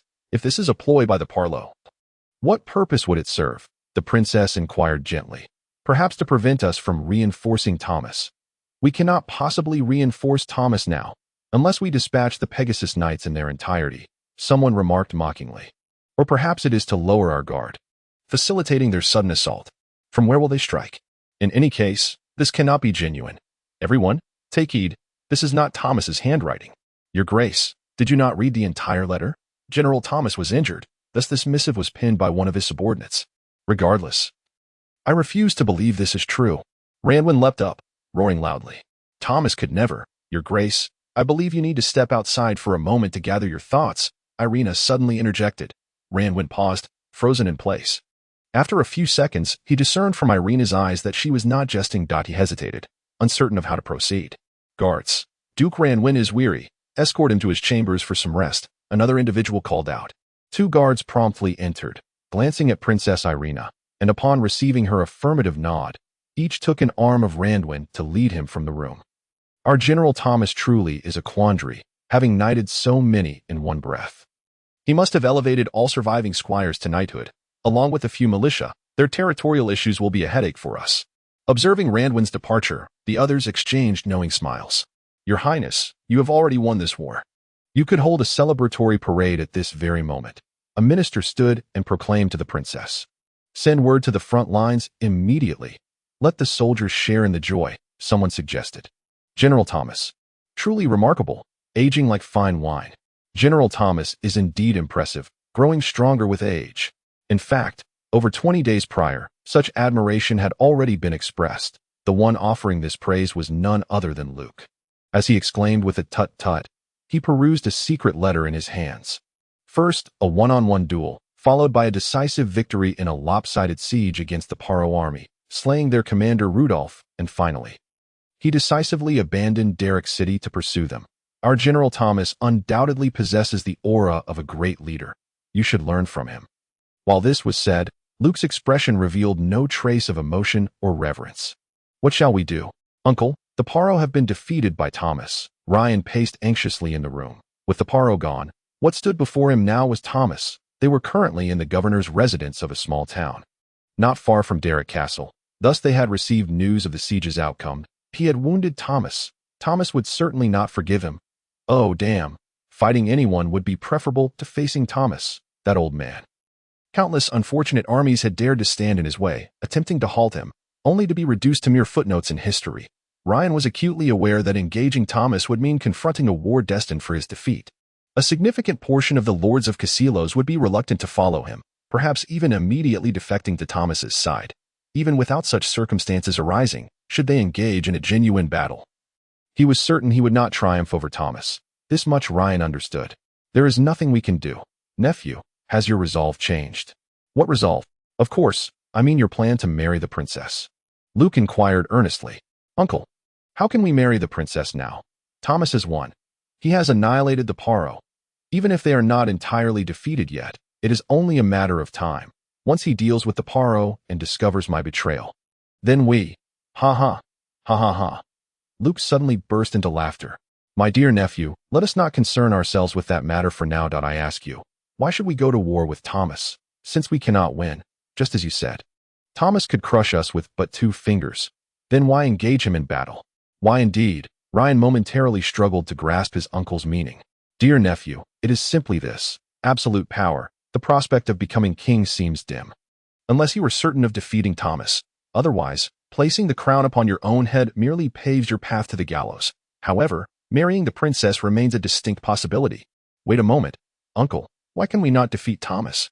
Ryan's mind suddenly sparked with clarity. True, he could not best Thomas. But what of Luke? Truth be told, over time, his admiration for Luke had surpassed that for Thomas. What had once seemed insurmountable now appeared trivial in Luke's presence. Luke could seize those fleeting, almost non-existent opportunities and truly grasp them. He could formulate plans from a wealth of resources, uncovering chances from seemingly unrelated elements, propelling himself to his current status, if such prowess could be applied to military command. Indeed, Luke seemed disinclined to lead troops, but, Uncle, you once said you were not Thomas's match. Have you faced him in battle? Ryan pressed. Faced him? Ah, if it were chess, I have indeed played a few games against Thomas. And I emerged victorious. In fact, I won every match. However, I believe our General Thomas has long since forgotten this trivial matter. The last time he saw me, he did not even recognize who I was. Luke smiled faintly, casually picking up a chess piece from the cabinet and toying with it in his hand.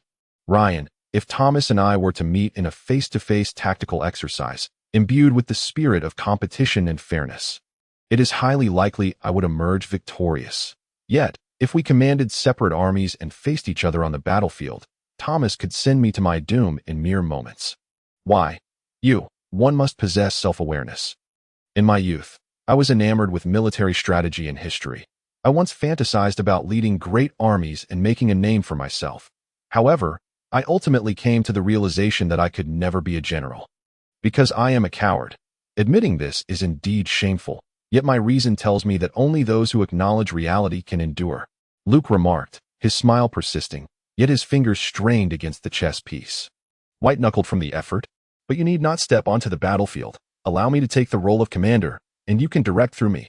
No, Ryan, you do not understand, Luke replied, exhaling a low sigh. If I were to be metaphorical, I would be the kind of knight who could pierce a ring with a lance on the jousting field, yet trembles at the thought of even advancing on the battlefield. War is not a game. The vanquished must be prepared to face death. And every move and command of the commander weighs upon the lives of countless subordinates. I cannot bear that pressure. He glanced at his nephew. Ryan was staring at him, seemingly not yet comprehending his meaning. He tossed the chess piece to Ryan, who instinctively caught it. It is much like chess. Ryan, your skills are abysmal. If you were to face a master in a friendly match, it is clear you would undoubtedly lose. But if the conditions were altered, say, you were to play against a chess master while your subordinate held a sword to his throat, would you not think that under such circumstances, even with your limited skills, you still possess a significant chance of winning? In extreme fear, under immense external pressure, one cannot perform freely, cannot fully utilize their abilities. Many clever individuals make decisions under pressure that, in hindsight, seem utterly foolish. Do you understand? Thomas is the sort of individual who can maintain his composure and think clearly under any pressure, while I cannot. This is why I know I cannot be a commander. No one can anticipate every change. There are always unforeseen occurrences. As I have said before, no matter how you calculate, there will always be at least 3 unpredictable events, and at least one of those will be something you do not wish to see. As Luke spoke these words, he stared into the mirror on the wall. Confronting the reflection, an expression of profound disgust and sorrow crossed his face. The realm known as the battlefield is a territory that someone of my cowardice should never tread. In truth, on the battlefield, rather than a contest of who is stronger, it is more a contest of who makes fewer mistakes. In my view, Thomas is not a true master strategist. However, he can maintain his true self in any situation, wielding over 90% of his capabilities. That is the true secret behind his undefeated record. Ryan finally comprehended his uncle's meaning. Very well, uncle. Tell me, why can I not become king yet still marry the princess? For now, it is merely very hopeful. As to why, your army comprises knights of Casilos, While Thomas may defeat us, our Princess Irina would never wish to obliterate those who ought to belong to her own forces. This leaves us with leverage and a foundation for negotiation. As long as we do not engage Thomas in battle, but instead enter into negotiations, my dear nephew. I have every confidence that I can persuade Princess Irina to acknowledge your reality, allowing you to become a duke. Regarding the prospect of marrying the princess, I possess a 60% certainty. That is quite commendable. However, Thomas, what is it, nephew? Are you concealing something from me? Luke finally realized something was amiss with Ryan. Hesitantly, Ryan recounted the events leading to Thomas's injury. This is dire, truly dire. Why did you not speak of this sooner, nephew? Luke, having lost his earlier composure, sank into an opulent, gilded armchair, deep in thought. Wait a moment. You say you struck Thomas in the abdomen? Approximately where? Luke abruptly inquired. About here, Ryan gestured. How deep was the wound? About. I think I nearly pierced him. You mentioned he came alone, without any companions. Given Thomas's character, it is inconceivable that he would hide a subordinate nearby. If he truly had brought someone, they would certainly have appeared alongside him. Based on this, I deduced that Thomas was indeed alone at that time. By the time his injury was discovered, it could only have been after you boarded the ship. Do you remember? It was then that Ashru Lathe emerged to threaten us. Luke's brow furrowed deeply. If my judgment is correct, then Thomas was discovered at dawn. Although grievously injured and having lost a considerable amount of blood, he ultimately did not perish. The female prophets are present. They can heal Thomas, Ryan lamented. No, dear nephew. There may be complications. There are factors that perhaps no one has noticed. Thomas is injured, and it undoubtedly affects his internal organs. He has not only sustained wounds, but has also lost a substantial amount of blood. Such blood loss leads to physical weakness, compounded by internal injuries. To this extent, even the female prophets would find it challenging to heal him easily. Luke's tightly knit brow gradually relaxed, a faint smile returning to his lips.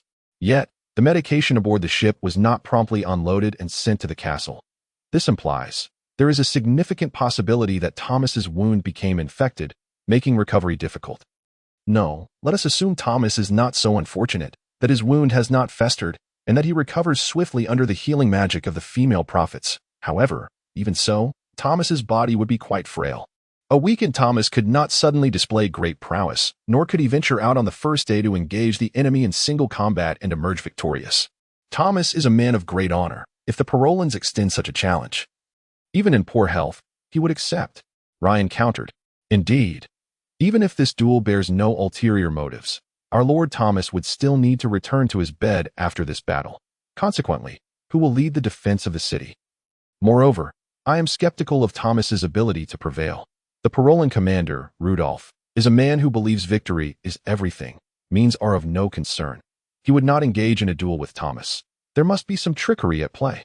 However, this information was obtained from the Parolan deserters. It should not be fabricated, Ryan replied.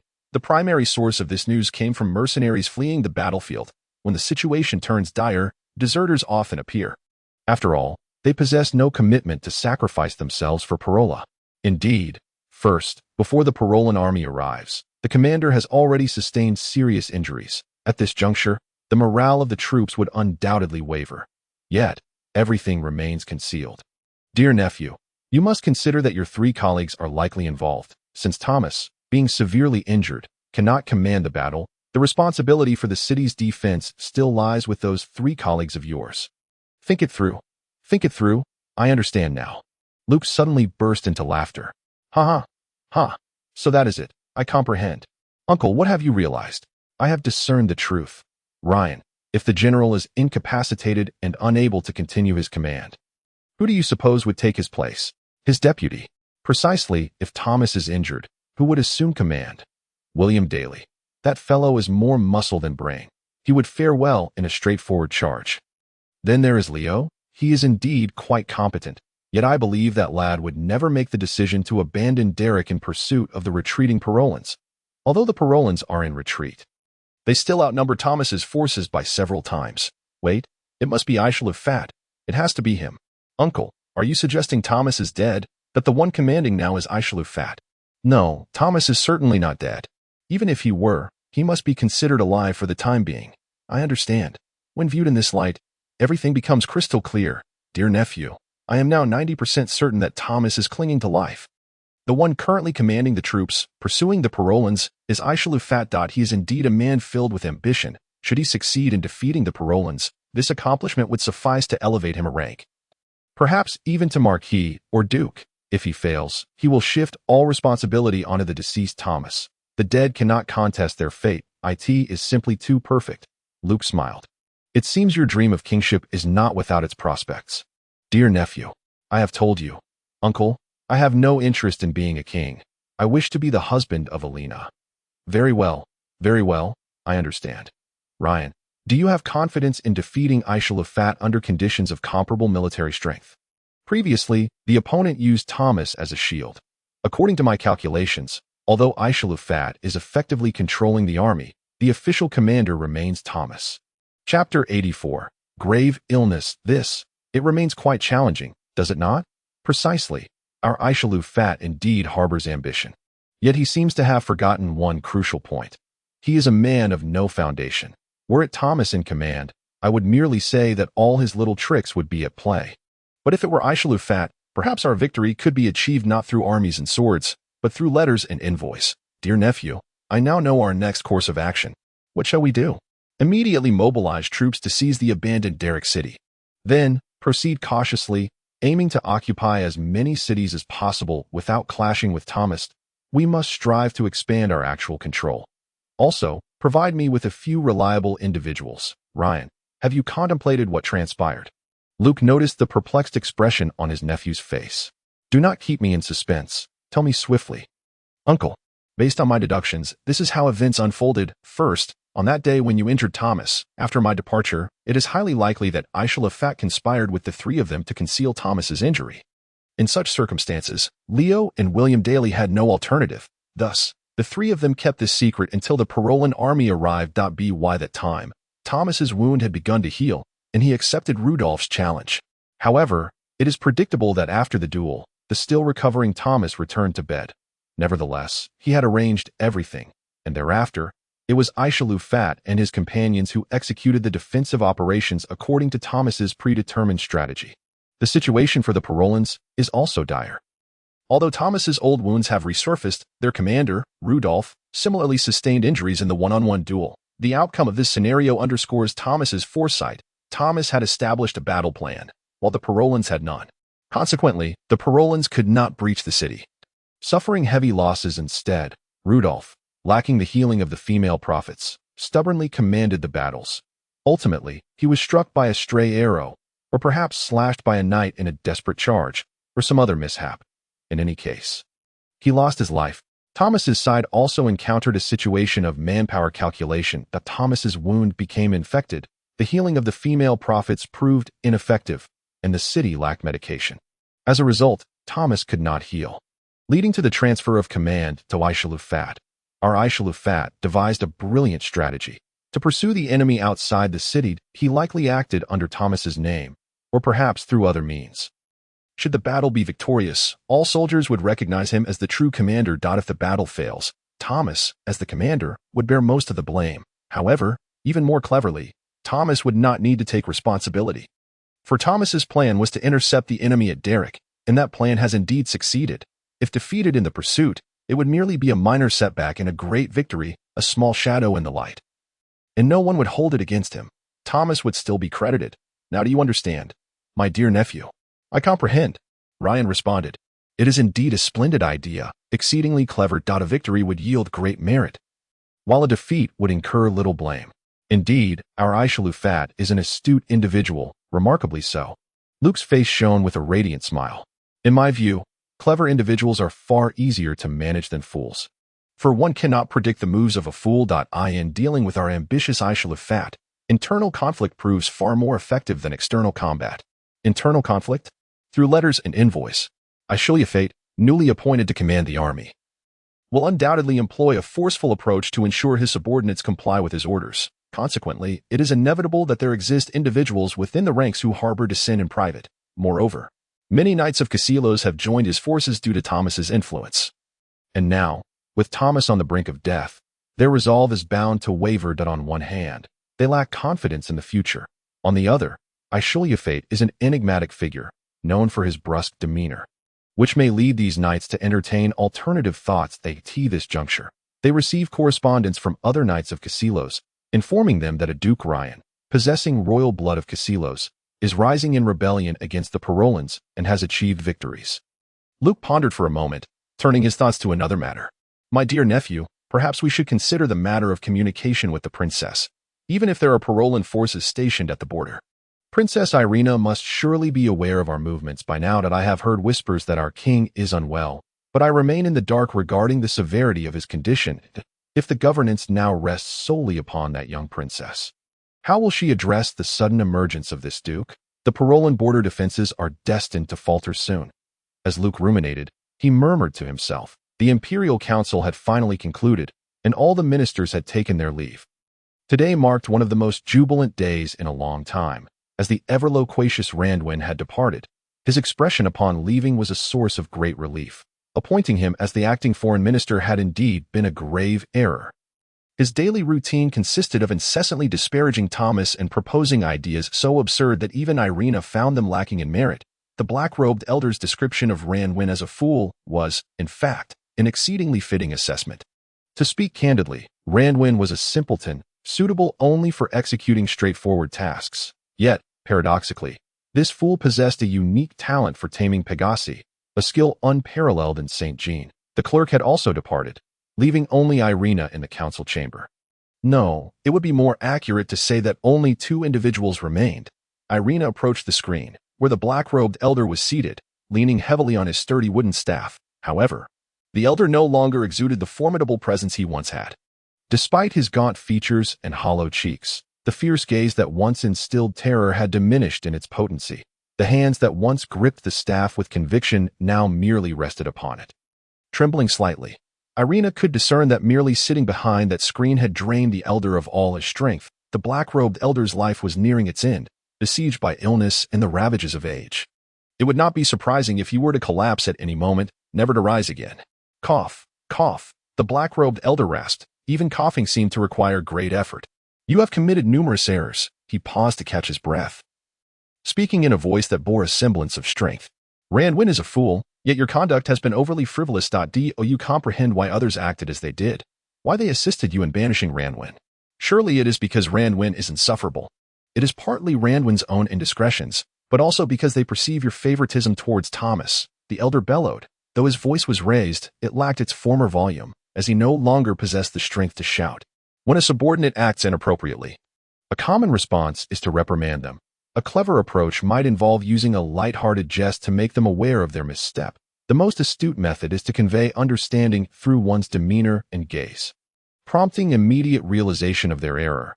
Your approach, however, of forcibly suppressing dissent with your authority, is the most foolish and ineffectual choice. The elder refrained from violently brandishing his wooden staff this time, for he lacked the strength to do so. The antithesis of courage and wisdom is brutality and cunning. I have previously remarked that this delineates the distinction between the light and dark arts of rulership. The ideal is to possess both, to adhere to the path of benevolence and honor, while also mastering the intricacies of political maneuvering. That I had hoped you would evolve into that quintessential queen, the one revered by all. A queen to whom both commoners and knights bow in deference, with no one able to approach her without a sense of awe. All would kneel before the throne, parched and eager to sacrifice for their queen. Everyone would indeed feel this way. Yet, it appears you are incapable of such. Bring that over here, the elder commanded. These documents were not addressed promptly before today's meeting because you squandered precious time writing. Now, take a good look and comprehend the extent to which your subjects can deceive their sovereign. Irina picked up the documents from the table. Although she had not seen them before, she recalled that all the ministers had circulated them. Yet no one had addressed them. This could only imply that the contents were not of great significance, at least not urgent. However, as she perused the documents, she quickly realized the gravity of the situation. The Wolf's Mouth Fortress had fallen. This intelligence was relayed from a third nation. Why had no one raised the alarm? The Wolf's Mouth Castle is strategically positioned at the border between Parola and Cassilos, a critical choke point contested by both nations. Since Cassilos wrested control of the fortress from Parola, it has been the front line in the defense against Parolan invasions as long as this fortress remained in Cassilos' possession. It acted as a formidable barrier against Parolan incursions. Without occupying this stronghold, the Parolans could penetrate deeply into Casilos, posing a significant threat. Understanding its importance, the Casilos had stationed their most loyal and capable commanders there, along with elite troops and ample supplies.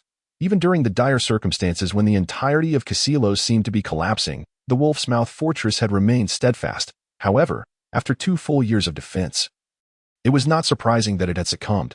Irina lifted her gaze to her grandfather. Do you understand now? The outcome remains uncertain, and the conclusion is far from predictable. Although Thomas has defeated the main forces of the enemy, he is likely at the end of his strength. Having others write for him indicates that his injuries are severe. While the Parolans may have retreated in defeat, their numbers still surpass those of Thomas. Moreover, they could readily redirect the forces that had besieged the Wolf's Mouth fortress to the primary battlefield at any moment. Any talk of celebration is merely your subjects acquiescing to your wishes, uttering words that please your ears. This is a perilous sign, for your eyes and ears may be easily deceived. The most tragic monarchs in this world are those who wallow in sycophancy, believing their realm to be a bastion of peace. They remain oblivious to the fact that everything they see and hear has been distorted and altered by others, that it is only at the moment of their demise that they may glimpse the truth. But by then, it is often too late. Your father was of the same ilk. Additionally, I must inform you that an investigation into Ashru Lathe has yielded conclusions. Within the entire realm of the Central 7 Kingdoms, there exists no knight bearing the blood-red dragon as his crest, named Ashru Lathe. Where did he originate? From whence did he acquire his manners and knowledge? Could he truly be nothing more than a wandering mercenary who learned a few things by following a noble? But, at that time, did not Thomas state that Ashru Lathe hailed from someplace? Irina, you are not a girl devoid of intelligence. Even a dim-witted girl would possess some semblance of sense compared to you. Do you believe everything Thomas says? The so-called Sare that Thomas mentioned did indeed exist, but that was at least 80 years ago. That nation lasted for barely 20 years. Chapter 85. A visit, yet Thomas was merely extricating you from a predicament. If he had not intervened with such words, Ashru Lathe would undoubtedly have felt humiliated and departed. At that point, the Parolans would have surely disseminated tales of your cruelty and ingratitude, which would leave a lasting and painful wound for you. All those knights, including those from St. Jean and others who intended to serve you from afar, would reconsider after hearing such a tale. Humph, it is fortunate that those knights from the mountainous regions lack discernment, easily swayed by Thomas's mere words. Ashru Lathe is not a knight at all, but at that time, when we first met, if he were merely a mercenary, why was he unmoved by the Parolans' bounty? And that subsequent nonchalant demeanor hardly suggested he was merely waiting for the right price. If he were not of noble birth, if he did not possess an inherently noble nature, how could he make such a choice? Furthermore, I had discreetly inquired about Ashru Lathe's background. He steadfastly refused to speak of his ancestors' glory or his family name. Additionally, his crest was quite simple, all of which indicated that his lineage was not long-standing. Otherwise, due to the inheritance from both parental lines and some notable events, the design of a crest would typically become more intricate with each generation. Based on this evidence, I concluded that either Ashru Lathe was a knight stripped of his rights, or he was merely an ordinary wandering mercenary. Extreme inferiority can sometimes manifest as extreme pride. Understand this. Perhaps one day you shall find it of use. Moreover, remember that Ashru Lathe once remarked he received the title of duke from a certain monarch. That a duke's title?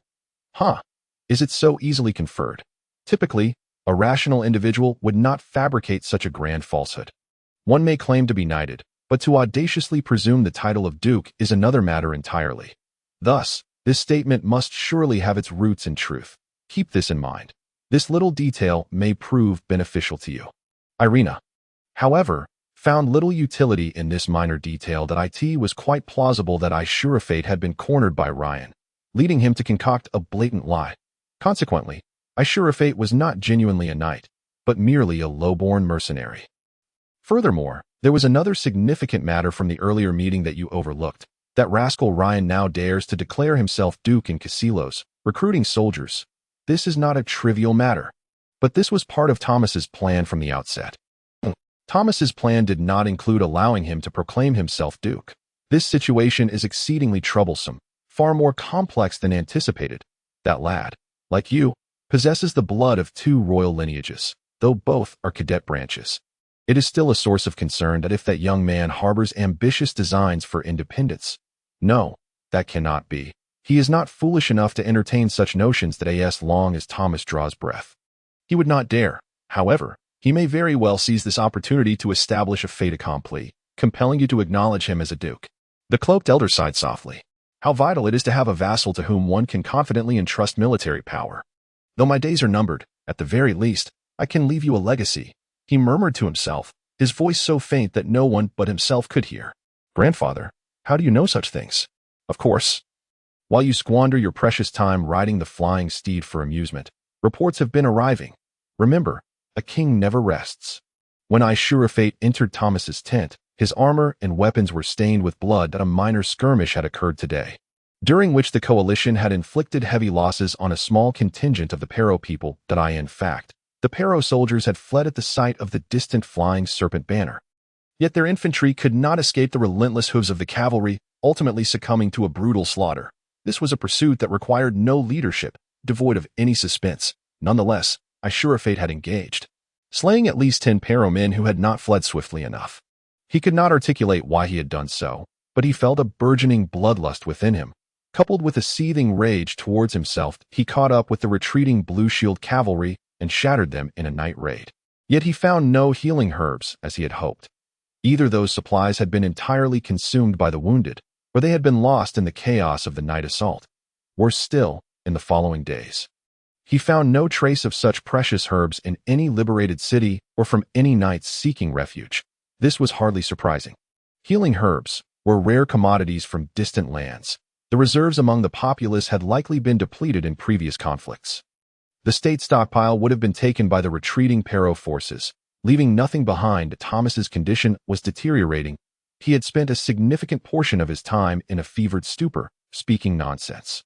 His wounds had progressed beyond mere swelling and inflammation. They had become festering and grave. Though Phil had done her utmost to care for him, the stench of his wounds was palpable upon entering the tent.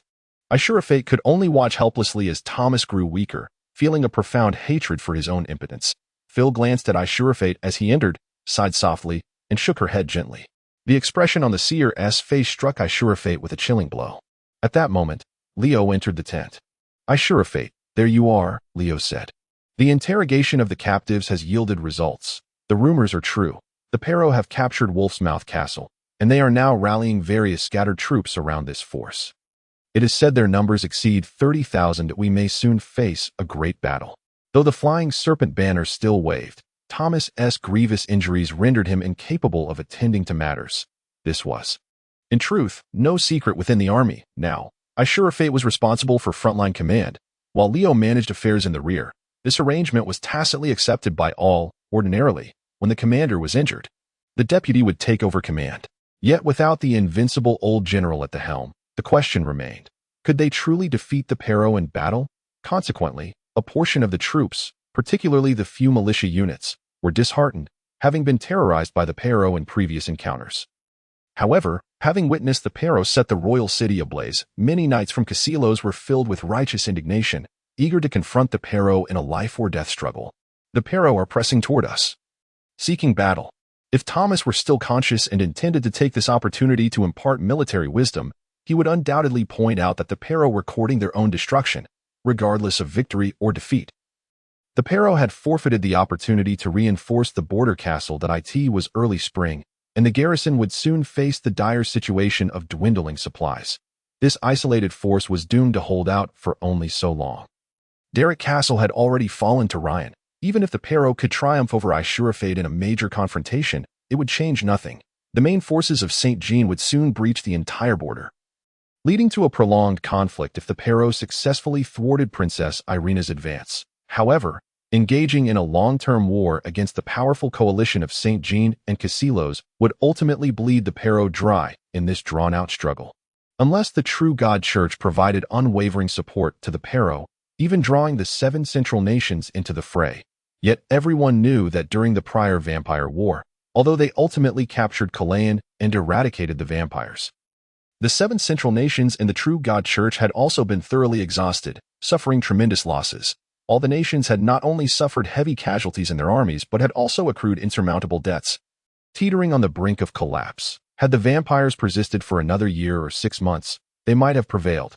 Thus, even if they wished to assist the Pharaoh now, they lacked the resources to make a significant impact. In Ashru Lathe's view, the Pharaoh's only logical course of action was to withdraw entirely from the already besieged Casilos, abandoning their ambitions of annexation, and concentrate all their forces at Wolf's Mouth Castle, safeguarding their final triumph, instead of recklessly committing their remaining strength to the battlefield for a victory devoid of meaning. Moreover, they might not even achieve victory. Ashru Lathe's lips curled into a slight smile. Fortunately, Leo stood at his side, unaware of his expression, for if a wolf were to glimpse his face at that moment, it would likely tremble in fear. Then let us engage them. However, it seems the Pharaoh have received formidable reinforcements, Leo continued. According to reports from some scouts, they have acquired a strange beast from an unknown source. A beast? It resembles a griffin, but it lacks wings. Our scouts have dubbed these creatures eagle horses because they bear heavily armored knights on their backs.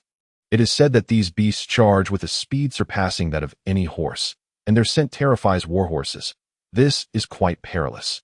Understood. Leo, what of the healing herbs? Have you found any? Leo hung his head in despondence. Offering no reply, in truth, both were acutely aware of Thomas's condition. Yet the cursed Pharaoh had plundered every last healing herb from this land. And no matter how diligently Ashru Lathe searched, or how Leo racked his brain, they could find none. Leo had personally scoured every corner of the medicine warehouses, while Ashru Lathe had attempted to negotiate the release of prisoners in exchange for healing herbs, but all efforts had proven futile. Ashru Lathe. Leo, is that you?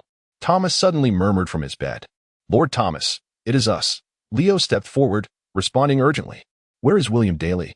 Is he guarding the castle outside? Remember, counterattack with utmost agility. Only a swift and flexible response can effectively thwart the enemy's siege intentions.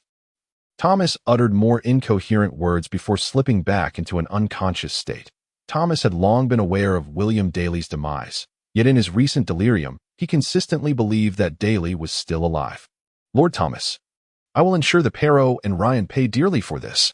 Ashru Lathe stood in silence for a long while, then uttered a chilling declaration that sent shivers down Leo's spine. Let us leave. Leo. Miss Phil, I entrust Lord Thomas to your care. Chapter 86. The eve Ashru Lathe departed, yet Leo remained as he approached Thomas, scrutinizing the extent of his wounds with great care. Even the phrase, absolutely dreadful, would fail to encapsulate Thomas's condition. It should be noted that had they not feared the revelation of Thomas's true state, they would have entrusted his care to 2 servants instead of the prophetess, Phiel. Although Leo harbored deep affection for Thomas, he understood that certain circumstances were likely beyond redemption. Conversely, Ashru Lathe obstinately refused to entertain any of these potential issues. Any individual who dared to hint at unfavorable predictions regarding Thomas's recovery would find themselves on the receiving end of Ashru Lathe's menacing glare. In essence, Ashru Lathe and Thomas were 2 entirely distinct individuals. Had Leo not witnessed it firsthand, he might have found it hard to believe that such disparate personalities could share such profound affection. Thomas was a magnanimous, compassionate, and hospitable soul, at least towards those devoid of malice. He possessed a remarkable talent for engaging with others, exuding an irresistible charm and generosity. Spending time in Thomas's presence inevitably led one to be touched by his spirit. Thomas never displayed anger. His smile had the power to melt the icy barriers between individuals, and his demeanor could effortlessly draw people in. His generosity and forgiveness inspired heartfelt gratitude, and his every command was met with joyful compliance, even to the point of self-sacrifice. When Thomas strode by with his confident smile, an overwhelming sense of assurance filled the hearts of those around him. Ashru Lathe, on the other hand, represented an entirely different archetype. Perhaps due to being an outsider and not having resided here for long, he was not particularly fond of socializing and tended to be taciturn. Apart from William Daly and Leo, he had scarcely any close friends. And with most other knights, he merely maintained superficial acquaintanceships. Although Ashru Lathe was not a brutish individual, he exuded an aura of intimidation that was both palpable and instinctive. Moreover, as both a knight and a sorcerer, he possessed an enigmatic allure that made others hesitant to approach him. Ashru Lathe was rarely provoked to wrath, yet when his temper did ignite, his fierce countenance and gaze could freeze one's blood. And his actions were undeniably fearsome. as demonstrated by the execution of prisoners on the city walls that fateful day. In summary, he was a figure who naturally inspired trepidation, rendering any inclination for intimacy with him a challenge. Yet those who genuinely engaged with him, such as Leo and William Daly, recognized Ashru Lathe's noble and gentle side. However, not everyone was inclined to develop a deeper connection. When commanding troops, Ashru Lathe exuded an unintentional air of dominance that compelled obedience. When he issued orders to attack in a fit of rage, his subordinates rushed into battle, driven by sheer terror. Thomas's subordinates obeyed his commands out of respect, while Ashru Lathe relied on fear to motivate his troops. "I have done all I can, Fiel," the prophetess remarked, perhaps sensing Leo's meticulous examination of Thomas's wounds. This prophetess also unsettled Leo. Initially, there had been 3 prophetesses and 3 Holy Grail knights, but now all the knights had perished on the battlefield, leaving only Fiel. However, this prophetess, well, only someone as blind as Ashru Lathe could fail to perceive the affection in her eyes. Of course, it was also possible that Ashru Lathe deliberately overlooked this fact, yet Leo harbored doubts. For he truly could not discern what made Ashru Lathe deserving of a prophetess's admiration. Fiel was currently engaged solely in caring for Thomas, pouring all her efforts into healing him, in her own words. She was wholeheartedly merging with the winds of life. She hardly needed to move about. As long as the wounded soldiers were not gravely injured or infected, they could recover within a mere 2 to 3 days. Leo cautiously washed away the pus from Thomas's wounds with clean water. All hope seemed lost. He needed to procure morphine as soon as possible. Without it, Thomas's remaining time could only be counted in days. He stood up, fatigue piercing through his spine like a dagger. Their original quartermaster had met his demise during the city siege when a cannonball struck him, tragically returning him to the embrace of the deity of nature. Now, Ashru Lathe had thrust all non-combat responsibilities upon Leo. For the first time, Leo understood that being a quartermaster was no easy task, especially when juggling a multitude of other duties. Maintaining the normal operations of the entire army left him utterly exhausted. He couldn't fathom how Ashru Lathe could go days without sleep, yet remain brimming with energy. However, there was no time for rest. That a great battle loomed ahead. He had to exert every effort to ensure all preparations were in place. Darn those Parolans! 2 days later, within the command tent of the Allied forces, Ashru Lathe, Leo, and several other officers convened. These officers were, in fact, Ashru Lathe's deputy commanders. Officially, Thomas was the commander, while Ashru Lathe and Leo were merely vice commanders. However, the command of the army now rested with Ashru Lathe, who required some de facto deputies to assist in his leadership. A large map lay spread across the table. "The enemy is approaching," someone pointed to the map. According to reconnaissance, the Parolan forces number approximately 30,000. General Thomas is severely wounded and unable to command, and the enemy has become aware of this fact, so their desire for battle is resolute. For them, this may be their only opportunity. If nothing changes, the day after tomorrow we shall confront the enemy head-on on the misty plains. A finger indicated a specific location on the map. It was evident that the misty plains was a vast expanse of flat terrain, unclaimed by any lord, directly administered by the Cassilo's royal family, known for producing the finest quality steeds. Fighting here would lead to a direct, unadulterated confrontation, a clash of strength and courage, someone remarked. "Humph, that's precisely what I was thinking," Ashru Lathe replied. His gaze fixed intently on the indicated future battlefield, his eyes glinting with lethal intent. "My lord, their forces outnumber us. We only have 25,000 men," a voice cautioned. "Those are merely the remnants of a defeated army. They are a collection of cowards who barely escaped thanks to their long legs. The bravest among them lie buried beneath the earth." Ashru Lathe remained unyielding. Only someone with either extreme confidence or audacity could speak in such a manner. "The Parolans have appointed a new general. They are no longer a disorganized mob. They now possess cohesive leadership. Furthermore, they have those mysterious beast-mounted cavalry. Our scouts inform us that ordinary horses will immediately neigh and rear when they come close to those eagle horses, losing all control. I have heard from a merchant that those creatures are not called eagle horses but rather half-griffins. That may well be the Parolan's trump card. Once the war horses are frightened, the Knights' charge formations will collapse instantly. If they are then subjected to a countercharge from the enemy, the consequences could be dire. Could this unknown creature, whether called eagle horse or half-griffin, truly be the Parolan's final hope? If Thomas were still conscious and standing here, He would surely burst into laughter at such a naive notion. If the Parolians genuinely relied on these beast-mounted cavalry for victory, they should have concealed the beasts by all means and only unveiled them at the moment of battle to achieve the element of surprise. Moreover, their best option would not be to seek battle, but rather to retreat to the Wolf's Mouth fortress. No, such a perspective could not hold.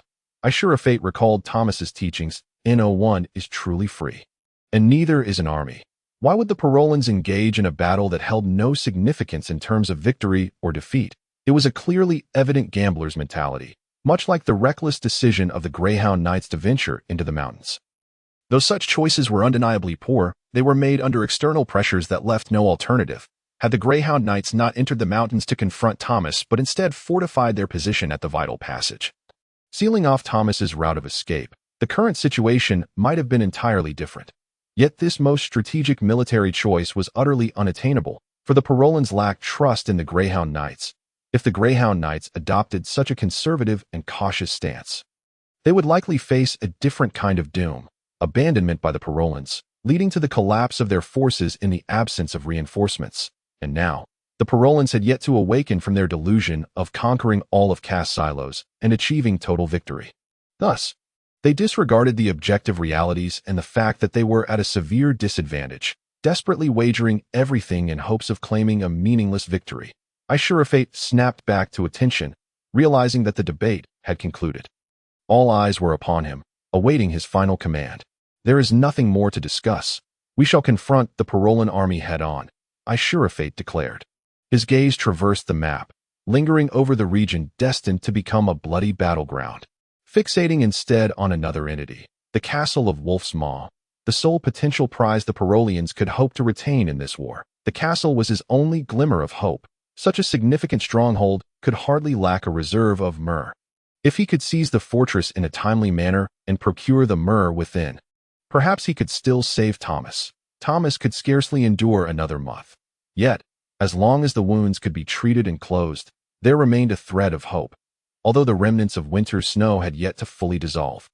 The first hints of green had quietly emerged from the earth across the springtime plains. This was the renowned stud farm of Casilos, where spring marked the critical moment for horse mating, and the meadows should have been bustling with activity. However, an indescribable air of foreboding enveloped the once tranquil expanse.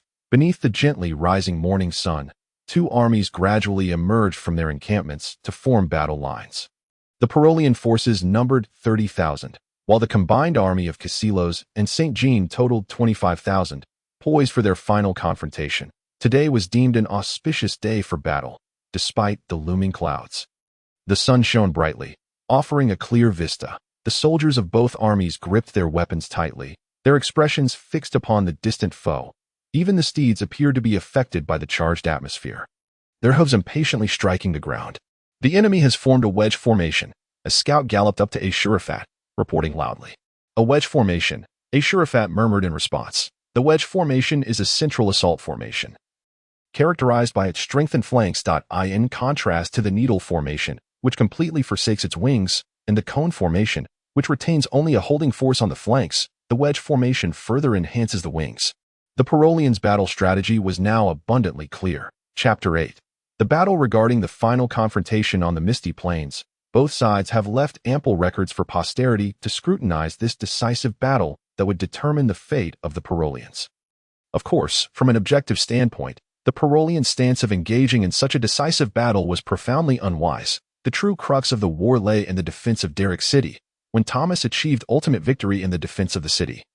The course of the war had already been set. In the subsequent 8 pursuit battles that annihilated the Parolian main forces effectively sealed their fate. The Parolians' dream of annexing Casilos lay shattered. The outcome of the battle on the Misty Plains would not alter any conclusion. However, detached from the strategic context, there remained numerous noteworthy aspects in the specifics of the battle itself. Not only Thomas, but the Parolians as well. The commander of the Parolians was Prince Nicola. According to detailed accounts that have been passed down, the prince deployed a wedge formation for the central assault to bolster the central offensive. He positioned elite half-griffin cavalry at the forefront, hoping to instill fear in the enemy's steeds with the scent of the half-griffins, thereby breaking the allied forces. Behind the half-griffin cavalry were the firearm-wielding cavalrymen, capable of discharging 10 shots in an instant. Following them were the formidable elite knightly order of the Parolians. Behind the knightly order lay a substantial contingent of infantry. All these troops hailed from the victorious forces of the castle of Wolfsmaw. Boasting high morale and excellent equipment, it can be said that Prince Nicola had concentrated all his elite forces in the center, intending to pierce through the enemy from the front. The remaining, less battle-worthy troops were stationed on the flanks, although their numbers were considerable. The forces on the wings consisted largely of defeated soldiers hastily reorganized from various retreats. In terms of both morale and equipment, they were inferior to those in the center, possessing diminished combat effectiveness. Aside from the firearms and archers, the majority comprised mixed units of sword and shield soldiers alongside polearm infantry. Furthermore, since both sides advanced lightly for battle, coupled with the muddy terrain, artillery and catapults did not engage in the conflict. If one were to set aside any biases against Prince Nicola and merely assess the formation itself, it was clear that this deployment was not merely a spur-of-the-moment decision, but the product of careful deliberation. Firstly, the Parolian army held a numerical advantage, yet it was not sufficient to encircle the enemy from the flanks. Hence, a central assault became the most reasonable choice. Secondly, the Parolians possessed the elite half-griffin cavalry, whose scent could frighten the enemy's steeds, possibly yielding surprising results. Additionally, the battlefield was a vast, flat plain, ideal for the deployment of large armies, rendering any ambush or flanking maneuver reliant on terrain impossible. Both sides would have to rely on direct confrontation. It can be said that Nicola made no errors. His considerations were thorough and reasonable. Had he faced a different opponent, perhaps the prince could have secured victory. Unfortunately, his adversary was Thomas, a general among generals, arguably the greatest military leader of his time. Thomas's formation in this battle would later be hailed as the work of a genius. He did not deploy a crescent formation specifically designed to counter the wedge formation. Instead, he concentrated his elite cavalry on the flanks, placing archers and militia, those typically deemed cannon fodder and meat shields, in the center. The line of battle presented an unusual configuration, with the wings protruding while the center receded, completely opposite to the wedge formation. This contravened standard military principles. Strengthening the flanks was intended to encircle the enemy. Yet the problem was that Thomas, being outnumbered, lacked the resources for encirclement to prevent the militia from collapsing under the enemy's assault. Thomas ordered a portion of the knights to dismount and intermingle with the militia. Numerous detailed accounts describe the considerable resistance this measure faced. The knights were reluctant to comply, with no one eager to partner with the lowly militia in combat. However, under the general's stern orders, they were compelled to acquiesce. Additionally, as a customary precaution, the archers inserted caltrops at the front line, an effective and traditional practice in the region of Sigia, where archers carried iron-tipped stakes to protect their retreat when facing a cavalry charge. The Parolians, however, having adopted the military traditions of the Central Seven Kingdoms, had forsaken this practice. Nevertheless, under the cover of banners and formations, Thomas discreetly ordered a second row of caltrops to be placed behind his troops. Both sides completed their formations almost simultaneously, and then, as was customary, the commanders of each army galloped back and forth in front of their respective forces, rallying their troops with impassioned speeches, urging them to fight for their lives, for honor, for their homeland, and for vengeance. Excerpt from the History of the Sigia War. Look at these Parolians. They are the ones who have invaded your homeland. They are the ones who have burned your cities, your homes, plundered your possessions, and slaughtered your wives and children. Now they stand before you. Knights, grip your weapons tightly and mount your steeds. Today, we shall wash away all shame. With courage alone, we will reclaim the lands seized from us by the enemy and restore our ancestors' legacy. We shall receive ample recompense. Strike. Today, our hearts burn with the fire of vengeance. I see before me warriors brimming with spirit and determination. We shall charge at the enemy, and we shall surely triumph. For the Parolians before you are a foe that, aside from their numbers, possesses nothing of merit. How can they compare to our valiant knights? They have forsaken the true deities, opting instead to worship false gods sustained by wealth and idols. Their knights have long forgotten the spirit of bravery, only daring to wield firearms from secure positions. The moment their infantry sees the charge of our steeds, they turn and flee. Their generals are but schemers who, when the tide turns against them, abandon their troops to escape alone.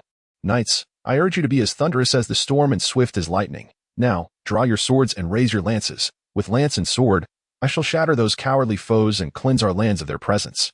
Having delivered these words, Ashru Lathe galloped back to his command position, Pondering what kind of address Thomas would deliver, he mused quietly. The main force of the army was composed of Castellosians. To elevate their morale, it was imperative to repeatedly incite the vengeance of the Castellosian knights.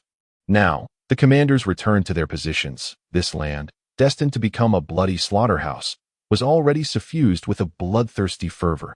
Even the wind seemed to sense this, as a whirlwind swept across the plain, stirring up a few scraps of debris that spiraled above the two armies. The winds of magic began to stir, and Ashru Lathe knew that the enemy's mage was preparing to cast a spell. This was yet another advantage for the Paralions. To tend to the wounded, Firfa took the field. However, Ashru Lathe had long been prepared. Without hesitation, he seized the pre-prepared anti-magic scroll and unleashed its power. These scrolls were spoils from previous conquests, actually quality goods bestowed upon the Paralians by the True God Church. The anti-magic scroll immediately took effect, causing the winds of magic in the area to thin dramatically. Regardless of the spells the Paralian mages had intended to cast, they were rendered futile, as they could no longer draw energy from the now thin magical winds. At least until the efficacy of the anti-magic scroll dissipated, they would be powerless. The war drums sounded, and the horns blared. The battle commenced. Nearly 60,000 troops from both sides began to advance against one another. The sun had vanished at some point, and the lances and sword blades glimmered with a dim, cold light.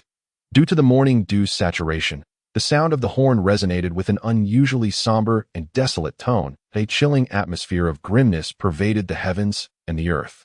As the half-griffin cavalry of the Pero army surged forward from the center, the knights of the allied forces on both flanks also spurred their steeds into action.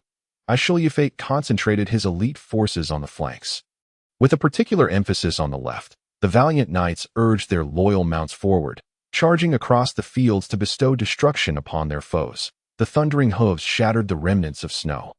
Echoing like a roar from the heavens, the knights formed a lance formation, heralding the mightiest cavalry charge this land had ever witnessed. Braving a hail of arrows and bolts, they lunged fiercely at the enemy lines, crashing into the retreating Pero army's ranged troops who were caught unprepared. In an instant, several bodies were sent flying by the impact of the war horses, shrieking as they fell, only to be trampled by the relentless steeds.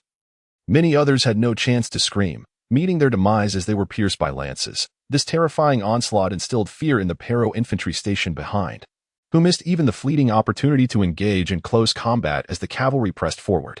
By the time their officers regained their composure to rectify this blunder, it was already too late. The ranged troops had completely collapsed under the ferocity of the attack, and the remaining gunmen and archers abandoned their weapons, fleeing in disarray, while the knights began to regroup behind them. At this moment, the Pero officer made a prudent decision.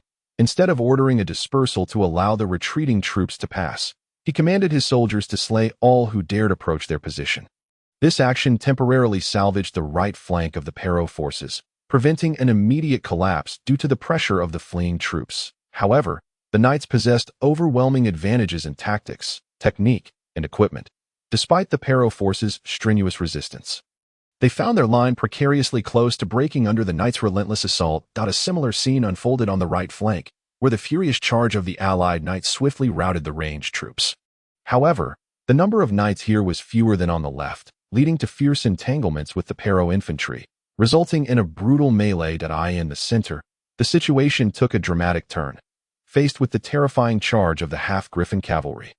The infantry knights could only oversee the chaos, as the archers hastily retreated after firing just 2 volleys. Had it not been for the temporary obstruction caused by the barricades, the archers would likely have met the same fate as the enemy's shattered ranged troops. The half-griffins were compelled to halt, dislodging the wooden stakes, which allowed the archers to retreat more smoothly from the militia's ranks to the rear of the entire formation. Now, it was the turn of the militia to confront the main force of the Pero army. Although the half-griffin cavalry failed to frighten the enemy's horses, they themselves retained formidable fighting prowess. The life of a half-griffin far surpassed that of a war horse. Each one, adorned with arrows, remained resilient, roaring as they charged toward the militia formations. Typically, such a terrifying sight would send the morale of the militia plummeting, prompting them to flee. Yet this time, they held their ground, for their commander stood resolutely at the forefront, wielding a colossal sword alongside them. "Hold your spears high," Ashru Lathe bellowed, and all the militia tightened their grips on their spears, grounding them with their feet.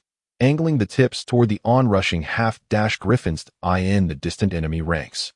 A young commander clad in resplendent armor and draped in a purple cloak surveyed the battlefield. He was the leader of the Pero army, and also a prince. He watched his half-griffin cavalry charge into the fray. Displaying their might, a smile crept upon his lips.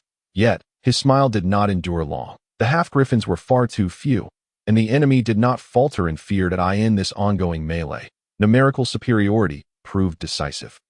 Regardless of how valiant and resolute the half-griffin cavalry were, they fell one by one under the onslaught of countless spears and blades.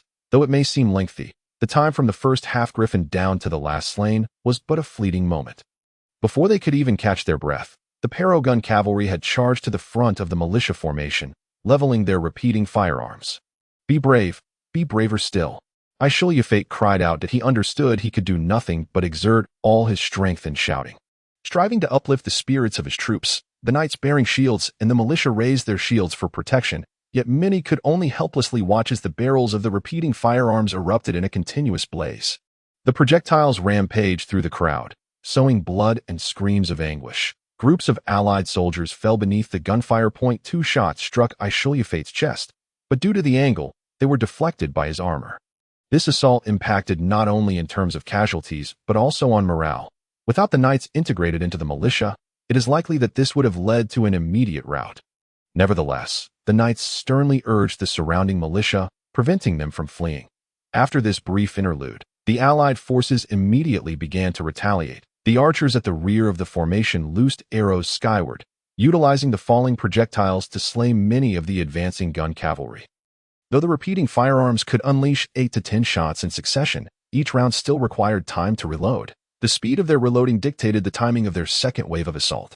The remaining gun cavalry swiftly withdrew, creating space for the knights behind them. This became the decisive counterattack, following the relentless assaults from the half-griffin cavalry and the gun cavalry. The central formation of the allied forces had already suffered substantial losses. The knights could compel the militia to remain, but could not restore the formation of the untrained militia in time. In this precious moment before the allied center could reorganize, the elite Pero knights surged forth like a tide. By this time, the battle on the left flank had already reached a conclusion. After fierce resistance, the Pero infantry was ultimately overwhelmed by the knights. The surviving soldiers, their morale shattered, cast aside their weapons and fled, allowing the knights to dispatch them as they would any defeated foe. The victorious knights, save for a small contingent continuing the pursuit, circled around the rear of the Pero army, attempting to support their allies on the right. However, it was too late. Nothing could alter the course of the battle. Nicola turned his gaze back to the central front. He observed his troops forming a tight square, advancing toward the enemy like an iron wall. Knowing that this assault would surely obliterate the enemy's resistance, regardless of whether the militia fled or stood their ground, they were destined to crumble this time. As he had anticipated, the allied forces wavered under this final lethal strike. Both militia and infantry knights turned to flee. However, human legs could not compete with the 4 legs of war horses. They could not escape far before being overtaken, resulting in a one-sided massacre. An unbelievable scene unfolded. Behind the retreating tide of militia was a row of sharp wooden stakes forming a barricade. Infantry could easily slip through the gaps between the stakes, flowing like water through bamboo. While cavalry could not achieve the same feat. In an instant, the iron flow was brutally halted amidst the cries of the dying. The Pero knights in the charge managed to rein in their steeds just in time. As waves of men and horses collided with the barricades, either the riders and mounts were pierced together, or the horses were impaled, sending their riders flying. The knights in the front 2 rows met a similar fate. With very few escaping unscathed, the knights behind collided into the bodies of their fallen comrades, resulting in chaos as bodies and horses tumbled together. "Quick, counterattack!" Ashru Lathe shouted, raising his sword high. This was a rare opportunity. Even the militia, who had nearly broken moments before, found their courage anew and surged forward once more. With the barricade as their line, both sides engaged in a fierce struggle once again. However, this time, it was the militia who held the advantage. The Pero knights, thrown into disarray, fought individually, with many dismounted knights having no chance to rise before being slain by the militia. When the knights could not leverage their charging advantage, the battle devolved into a close-quarters brawl. Across the entire front, cries of anguish filled the air, and the sounds of battle reverberated. The Pero knights, previously clustered together, suffered greatly as they could not utilize their cavalry advantage. They could shield themselves, yet could not protect their steeds. Witnessing this, Nicola dispatched his final reserves, personally leading the infantry into the fray. Once again, the advantage quietly slipped from the hands of the allied forces, regardless of how fiercely the militia fought, how the knights urged resistance, or how the archers provided covering fire. They were steadily pressed back under the weight of the superior enemy. In this moment, the true value of the knights became apparent. The knights, interspersed among the militia, fought valiantly, absorbing the enemy's impact like high-energy materials within protective glass, preventing the complete collapse of the entire front. Meanwhile, the battle on the right flank had also reached a conclusion. Despite the Pero officers' utmost efforts, the enemy's flanking maneuver from behind shattered the soldiers' courage to resist. The knights executed a pincer movement, delivering a fierce assault that left the Pero army in disarray. It became evident to all that the outcome of this battle hinged on this very moment. If the Allied center could support their flanking allies, victory was within reach. Conversely, if the Pero forces could first break the Allied center, ultimate victory would belong to them. Ashru Lathe wielded his magical greatsword, cleaving through the battlefield with unmatched ferocity. Wherever a crisis of instability arose along the front lines, he would charge forth, wielding his longsword to sow death. He incessantly called out the names of the squad leaders, rallying them to fight valiantly. Blood and fragments of flesh were splattered all over him. His frenzied demeanor instilled dread not only in the enemy, but also caused his allies to retreat in terror. He had long since lost count of how many foes he had slain beneath his blade. When he was stationed at Derrick to defend the city, perhaps the number of enemies he had dispatched in a single day paled in comparison to the toll he had taken in just a quarter of an hour at this moment. Steel, flesh, and bone erupted in a chaotic spray under his sword, while his body remained unwearied, fueled solely by a limited rage and a ravenous bloodlust that consumed his mind. More than one Parlo officer attempted to impede his advance, yet they met only death beneath his sword. Then he caught sight of an enemy commander, who, surrounded by numerous soldiers, crashed into the militia's ranks like a battering ram. This cohort of foes consisted entirely of knights, each as fierce as a wolf, penetrating the coalition's lines with relentless force. Ashru Lathe surged forward, and the leading Parlo knight raised his shield in defense, only to be cleaved in two, both man and shield. By a single stroke did he press onward, at which point the enemy commander also took notice of him. The young leader bore the emblem of the Parlo royal family, a lightning bolt etched into his breastplate. Ordinary Parlo knights did not adorn their armor with such insignia, a practice that made it easy to discern officers from common soldiers, regardless of whether they were foes or allies. The young commander held a shield in his left hand and a sword in his right. Although he was closely surrounded by his subordinates, his armor was stained with blood. He noticed the charging Ashru Lathe and assumed a defensive stance. However, four Parlo knights rushed forth, positioning themselves before Ashru Lathe. These were no ordinary knights. Their combat skills were exceptional, and their coordination thwarted even Ashru Lathe's advance for the moment. Just as the young Parlo commander was about to withdraw, Ashru Lathe declared, "You shall face my sword in a duel." Taking a half step back, he pointed his massive sword at the young royal commander. As the Parlo forces failed to breach the coalition's center after 3 successive charges, the outcome of the battle had, in truth, already been determined. The events that followed held little suspense. When the Knights of Casillos and St. Jean lined up in a lance formation, preparing to launch their assault from the rear, the Parlo army exhibited clear signs of wavering, with numerous soldiers fleeing the battlefield at that very moment. Subsequently, the knights, with battle cries echoing fiercely, surged into the enemy lines from the flanks, closing in like an iron clamp and instantaneously shattering the Parlo resistance. The rout was so catastrophic that even Prince Nicola, the commander of the Parlo forces, perished amidst the chaos. Some accounts suggest he met his end in a one-on-one duel, his opponent remaining unknown. At the time of his death, Prince Nicola was still quite young and was acknowledged as the most talented among the Parlo royalty. Although he had been bested by Thomas, it was not deemed disgraceful. Many believed that given time, he could have matured into a renowned general. Regrettably, history did not afford him that opportunity. Following the prince's demise, the Parlo forces were deprived of even the chance to regroup. It is difficult to imagine that a seasoned general like Thomas would leave any opportunity for a counterattack to the enemy. Thomas pursued the fleeing Parlo soldiers relentlessly for over 10 miles, reportedly only ordering a halt when his steed could run no longer. 30,000 Parlo troops were thrown into disarray, and according to various accounts, At least 10,000 were slain while another 10,000 were taken captive. Now, the Parlo people were set to pay the price for their miscalculations. Wolf's Mouth Castle had become the next target for Thomas, the ambitious veteran. Decades prior, it was Thomas who had captured this formidable stronghold for Cassilos. Excerpt from the history of the Siegio War. Ashru Lathe removed his bloodstained helmet, which had proven quite effective today, bearing at least one puncture from a lance and numerous scratches from sword strikes. He tossed the helmet to a servant, only to realize that a large gash had appeared on his breastplate, inflicted by a battle axe at some point. The wing of the blood dragon emblem was entirely severed.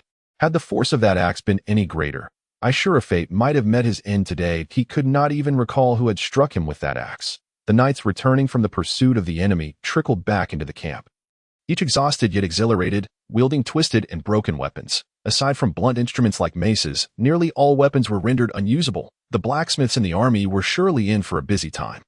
They had achieved a resounding victory today, one more intoxicating than any fine wine. Ashru Lathe shed his breastplate, casting it aside for the servant, and then made his way back to his command tent. Leo and others awaited him, their eyes alight with the ecstasy of victory, albeit tempered with fatigue. "It is too late today, my lord Count. Let us hold the celebratory feast tomorrow at noon," someone suggested. "There is no time for revelry," Ashru Lathe replied. "Order the entire army to prepare. We shall set out at dawn." Swiftly marching towards Wolf's Mouth Castle, he noticed the expressions around him filled with astonishment and confusion, even tinged with a hint of anger. "Have we received any new intelligence?" one subordinate hesitantly inquired.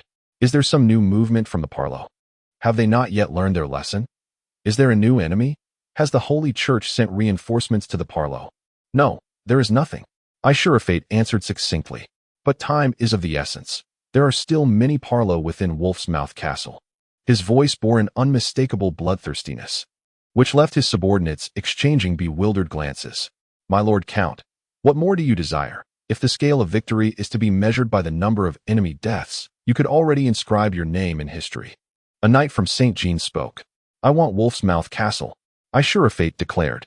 "I intend to seize it at all costs, as swiftly as possible." Chapter 89. Awakening a subtle and progressive atmosphere filled the tent. No1 spoke.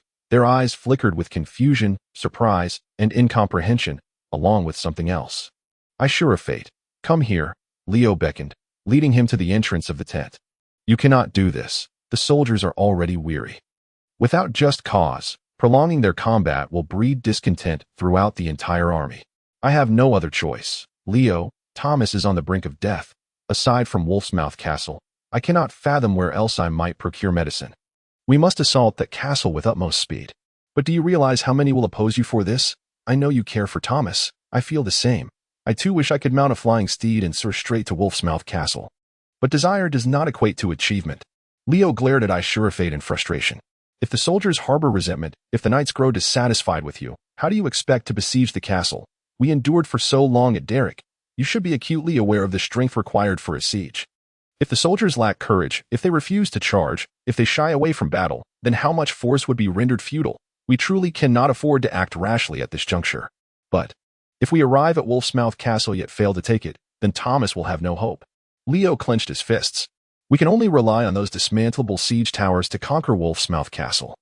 You are well aware that these can be utilized only once. The second time, the enemy will be prepared. A siege must be executed in one fell swoop. There is no second chance." The cold winds of early spring swept through, chilling the faces of the two men. "Leo, you are right," Ashru Lathe finally conceded. "We shall rest for a day, meticulously clear the battlefield, and tend to the wounded and captives before proceeding. I'll inform them." "You need not go in," Leo interjected. "I will tell them you were merely momentarily enthusiastic." Leo stepped into the tent, leaving Ashru Lathe standing alone in the frigid night air. He gazed up at the sky, where brilliant stars twinkled, and a shooting star streaked across the heavens, falling into an unknown distance. According to legend, the fall of a shooting star signifies the death of a mortal hero. In that moment, he wondered who might have lost their life. He heard peculiar footsteps, and when he turned to look, he was unexpectedly met by the prophetess, Phil. Phil smiled, her expression imbued with an indescribable quality as she regarded him. "Miss Phil," he responded in surprise. Phil had arrived. "What of Thomas? General Thomas wishes to see you." "My lord Count." Minutes later, Ashru Lathe entered Thomas's tent, The distinctive odor of festering wounds still lingered in the air, yet Thomas reclined there, half-sitting, a faint smile gracing his pale face. "Lord Thomas," Ashru Lathe exclaimed in delight. "You are awake.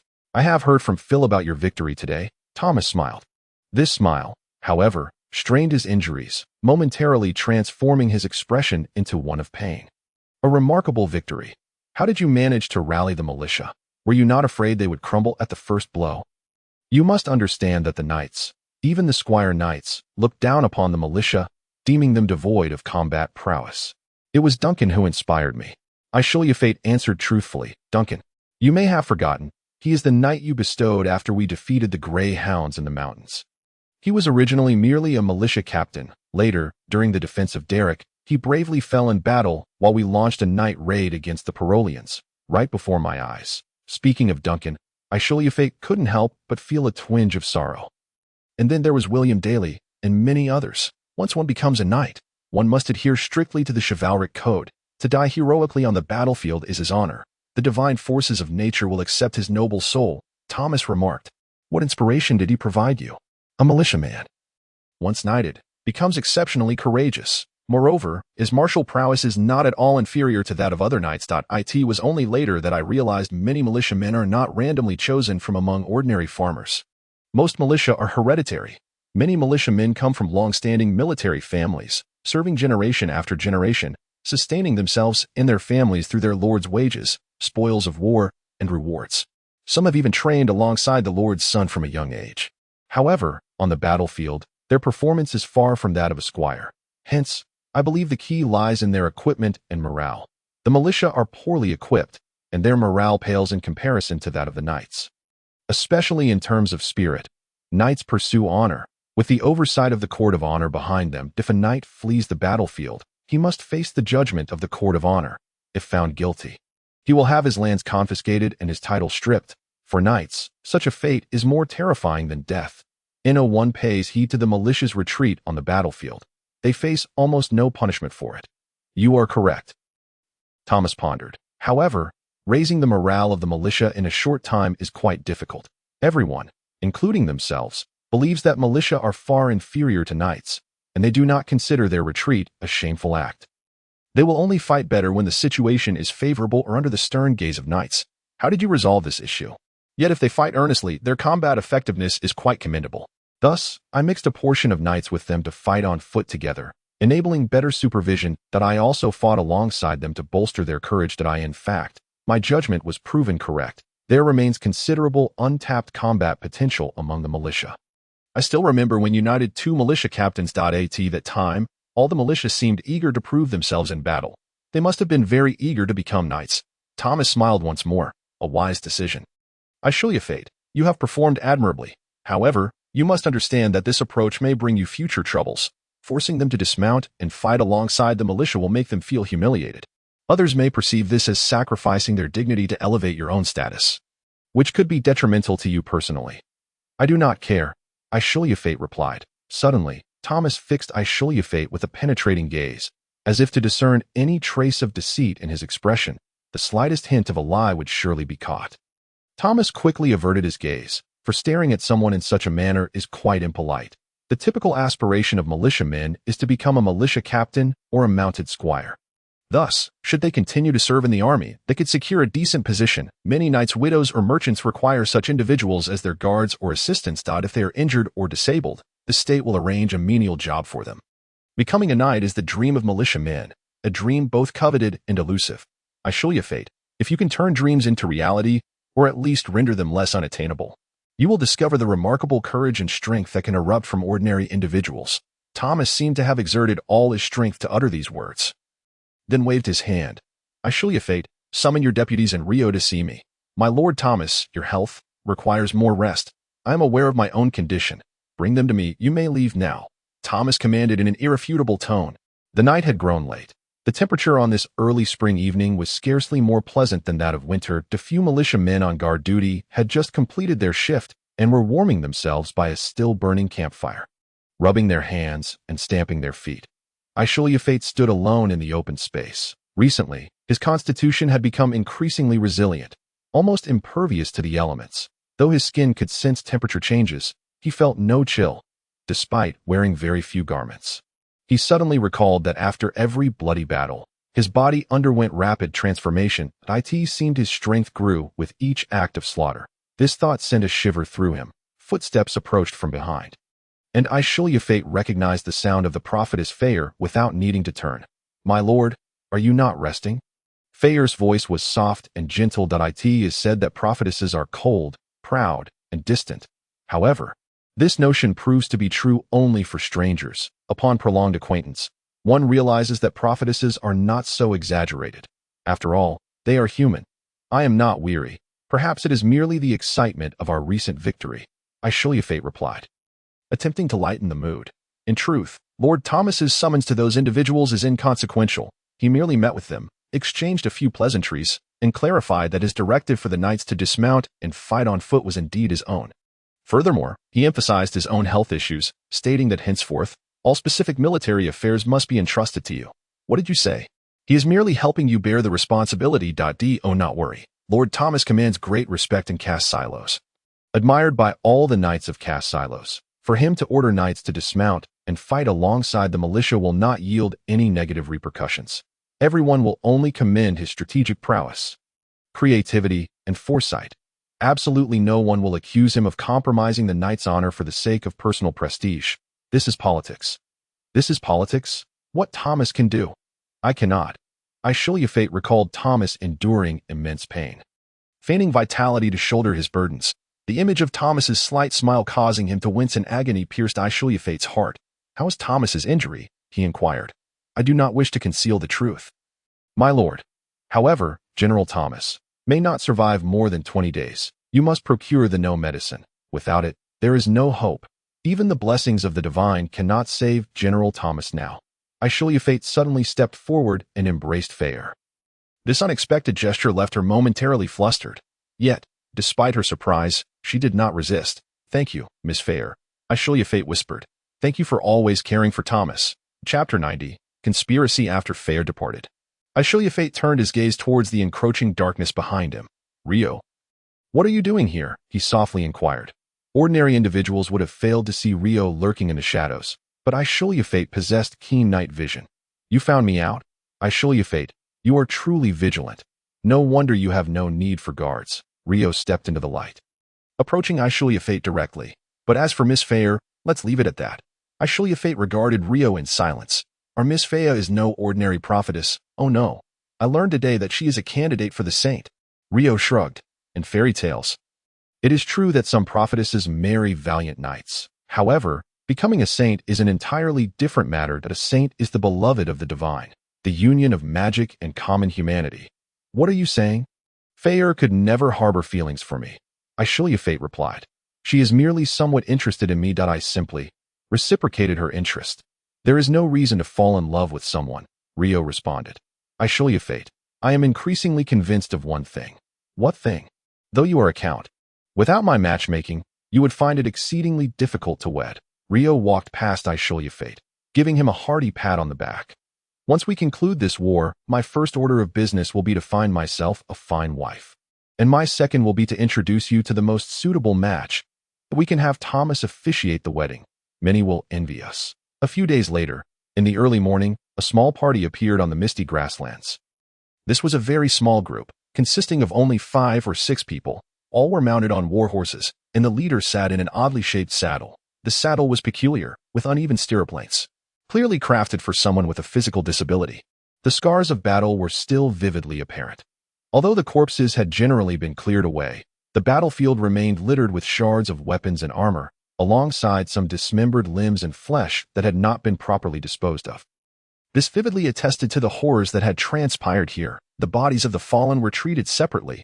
Those of the Peros were hastily buried in several large pits, accompanied by a commemorative stone tablet that chronicled the illustrious achievements of the coalition commander, Thomas, in defeating the enemy at this location. In contrast, the bodies of the slain warriors from Casilos and St. Jean were carefully interred, each grave marked with a headstone bearing the names and origins of the deceased. It was evident to anyone with a modicum of sense who had triumphed in this conflict. The small party halted beside one of the pits where the Peros were buried. The leader dismounted, and in the sunlight, one could discern the gaunt and pallid visage of Luke. For Luke, riding was evidently an arduous endeavor. After dismounting, he gasped for breath for an extended period. So, our Count Ashru Lathe has indeed rushed towards Wolf's Maw Castle. Luke adjusted his glasses and, glancing at the bragging stone tablet, inquired of his subordinate beside him. Indeed, he has likely covered half the distance by now. However, as long as they are not marching at a forced pace, we will surely catch up to the main army before they reach Wolf's Maw Castle. Our speed is considerably greater, replied one of his men. What is the point of forced marching now? Luke muttered under his breath. Indeed, it had become meaningless. Since last winter, amidst continuous battles, Thomas's army had systematically annihilated nearly 100,000 Peros, rendering the forces stationed at the Casilo's border castles mere sitting ducks. Furthermore, they had successfully eliminated 2 Paro generals on the battlefield. The Peros now had no remaining troops to reinforce Wolf's Maw Castle. Ashru Lathe could leisurely proceed and conduct a siege without any worries. Yet, given the circumstances, it was clear that Ashru Lathe was the ambitious type, ever striving for more. He would not adopt a long-term siege strategy to capture the castle. Time was of the essence. In 2 or 3 months, the Peros on the borders of Casilos and St. Jean would succumb to starvation and lose their will to fight. They would have no option but to surrender to the St. Jean army at their feet. There would be no need for such trouble. The news of Thomas's victory had already spread far and wide. Unbeknownst to the people of Casilos, perhaps the Peros were already preparing to surrender. Regardless, when the time came, the main forces of St. Jean would cross the border without suffering losses, sweeping forth to ultimately rendezvous with the coalition led by Thomas beneath Wolf's Maw Castle.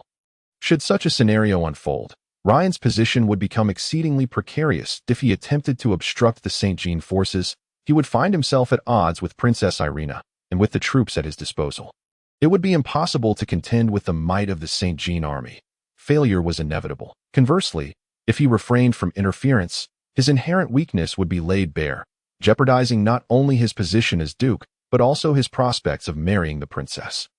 The ideal situation would be to take command of the formidable army under Ashru Lathe's leadership. Should Ryan gain control of this force, he would not only significantly bolster his strength, but, more importantly, secure a solid rear guard, enabling him to negotiate with Princess Irina from a position of power.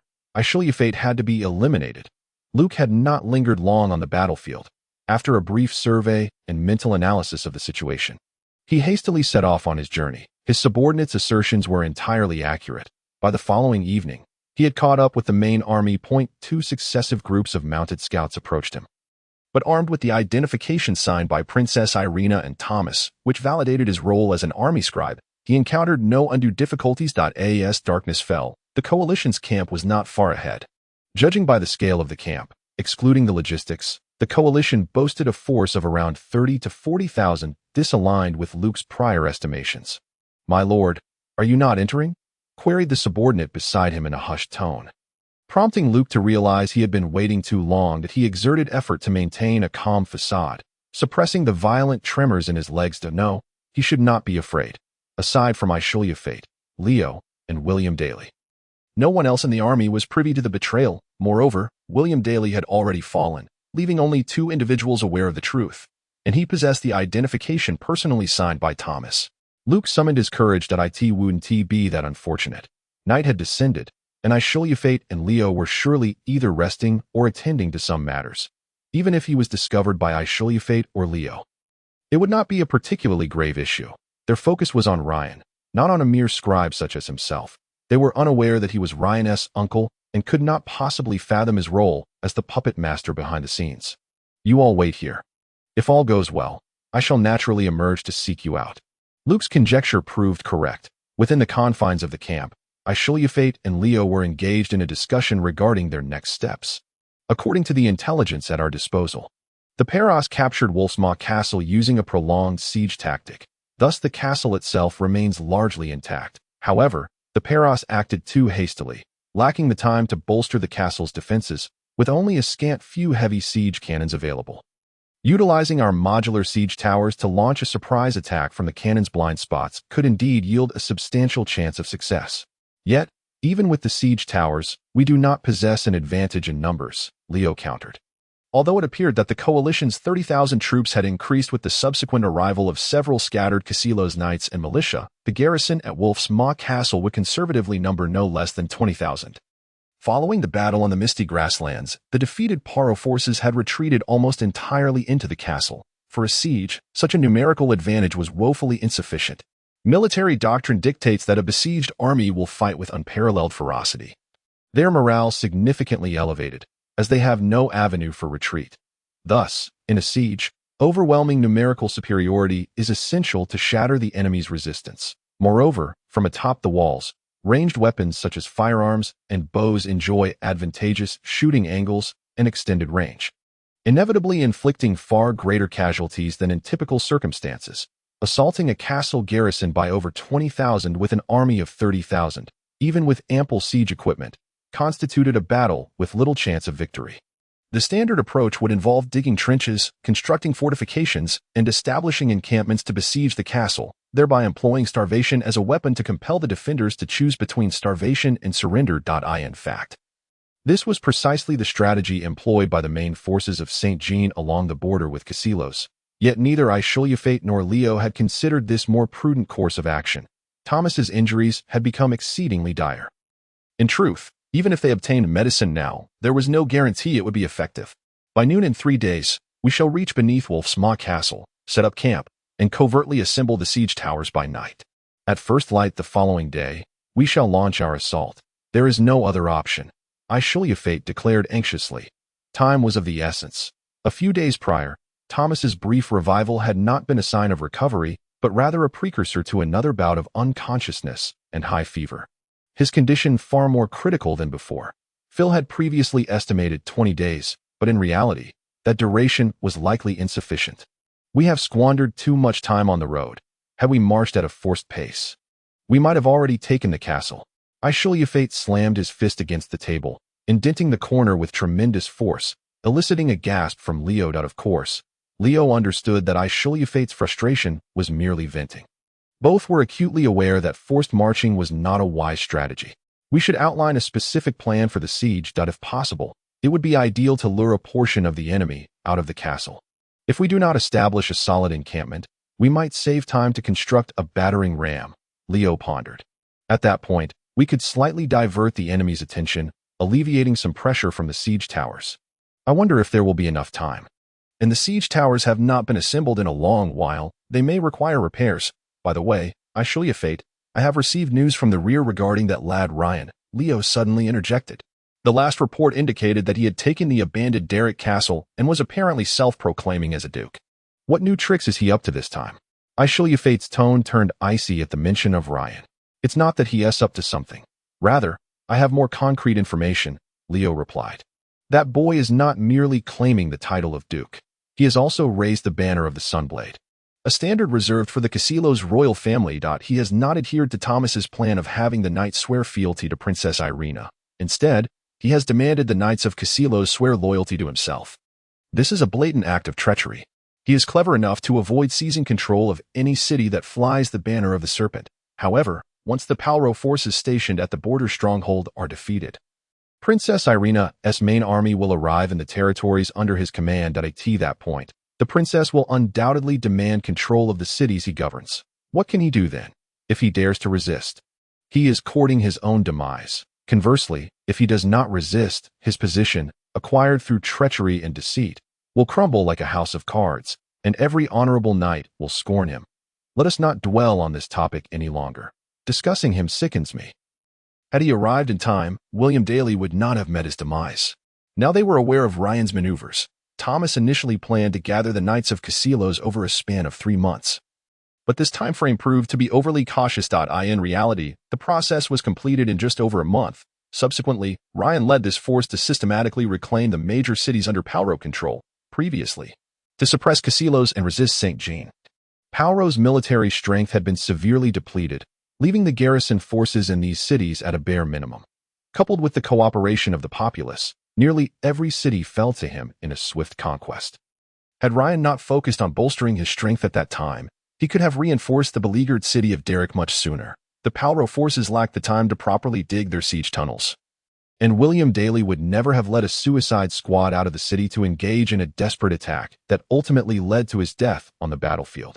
Even Thomas had miscalculated Ryan's predatory ambitions. Do we truly have enough time to forge a new battering ram?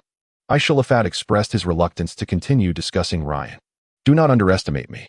Ashru Lathe that I was the finest student in military machinery at the academy. However, regarding timber, the area around Wolf's Mouth Castle seems to lack sufficient trees. We are carrying some wood with us that we merely need to construct a device to hinder the enemy and alleviate pressure. It does not require an abundance of timber. They continued to deliberate on their plans, entirely oblivious to the fact that an exceedingly dangerous figure had brazenly entered their camp. The Palro army had arrayed itself outside the city. Their numbers were approximately 3, all knights, positioned defiantly before the city gate.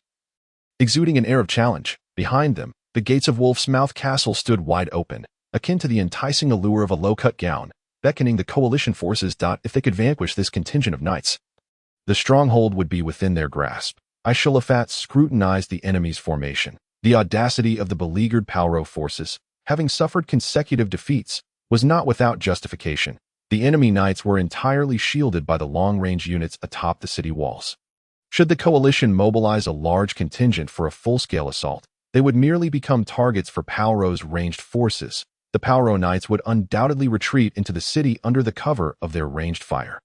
Even if they could not retreat in time, the defenders would close the gates without hesitation. To eliminate this isolated contingent of knights, the coalition would have to endure threefold, if not fivefold, losses. Yet, doing nothing, the display put forth by the Palro forces was simply too tempting. Akin to bait for fish, even fully aware of the danger, one could not resist the urge to take a bite, regardless of Palro's motives. This provocation indeed granted the coalition a fleeting opportunity for victory. If they could dispatch a suitably sized force that would not intimidate the enemy into fleeing, and then shatter this contingent of Palro knights in close combat, they might very well follow the retreating enemy through the city gates. Control of the gates' mechanisms lay just beyond the threshold, to the left upon entry. Once the gates were secured, even a fool would understand the significance of that. However, this assault unit would inevitably face a perilous predicament.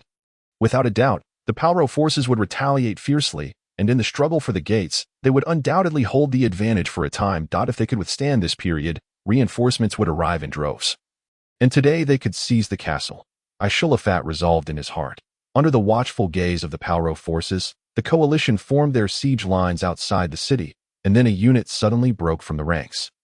Charging directly at the Palro knights lined at the city gates, the defenders atop the walls recognized immediately that this unit was also composed entirely of knights, slightly outnumbering the Palro forces, but not by a significant margin. The cannons atop the walls did not open fire, as the cavalry moved too swiftly for accurate targeting. However, as the coalition knights entered the range of the guns, the defenders showed no hesitation. Unleashing a volley that sent plumes of smoke rising from the battlements, dozens of knights fell from their mounts in response to the gunfire, forever resting upon the earth outside. The archers launched a second wave of attacks, the whistling arrows raining down upon the charging cavalry, resulting in yet another round of casualties. In the wake of the unit, a trail of bodies, both man and horse, was left behind. If the coalition knights had previously held a slight numerical advantage, they now found themselves at a disadvantage. The speed of the knights' charge was so rapid that neither archers nor guns had a second chance to strike. The Palro knights, fully aware of this, began their own charge. Both sides formed similar wedge formations, colliding head-on. This was a direct confrontation of lance against lance, steed against steed, knight against knight. The initial clash was exceptionally bloodied. In the face of this onslaught, armor crumbled like paper. Even when using shields to deflect lances, the angle had to be just right. All knights in the front ranks who failed to evade the lances or deflect them with their shields perished in this wave of attack. Often, both sides met their end together, man and steed impaling one another in death.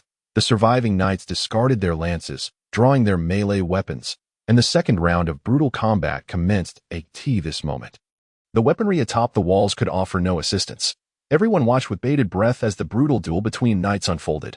From their elevated vantage point, the Palro forces could clearly see one enemy knight standing out among the fray, wielding a massive sword with one hand, each strike capable of felling a knight. His armor and shield bore the emblem of a red dragon. Master to the left. With Carrie's warning, Ashru Lathe pivoted, narrowly avoiding a swing from a Palro knight's battle axe. The blade of withering struck back powerfully, but was evaded by the foe in such close combat. The skill of horsemanship often dictated the outcome. Ashru Lathe's riding skills were not particularly exceptional, yet with Carrie's alerts, He dodged numerous lethal strikes and dispatched several enemies. Seizing the moment, he turned his steed and approached another engaged Palro knight from the side, catching him off guard with a swift strike that severed his head. As the battle intensified, the disparity in morale between the two factions became apparent. The Knights of Casilos, fueled by their hatred for the Palro forces and their streak of victories, surged forward with unyielding bravery.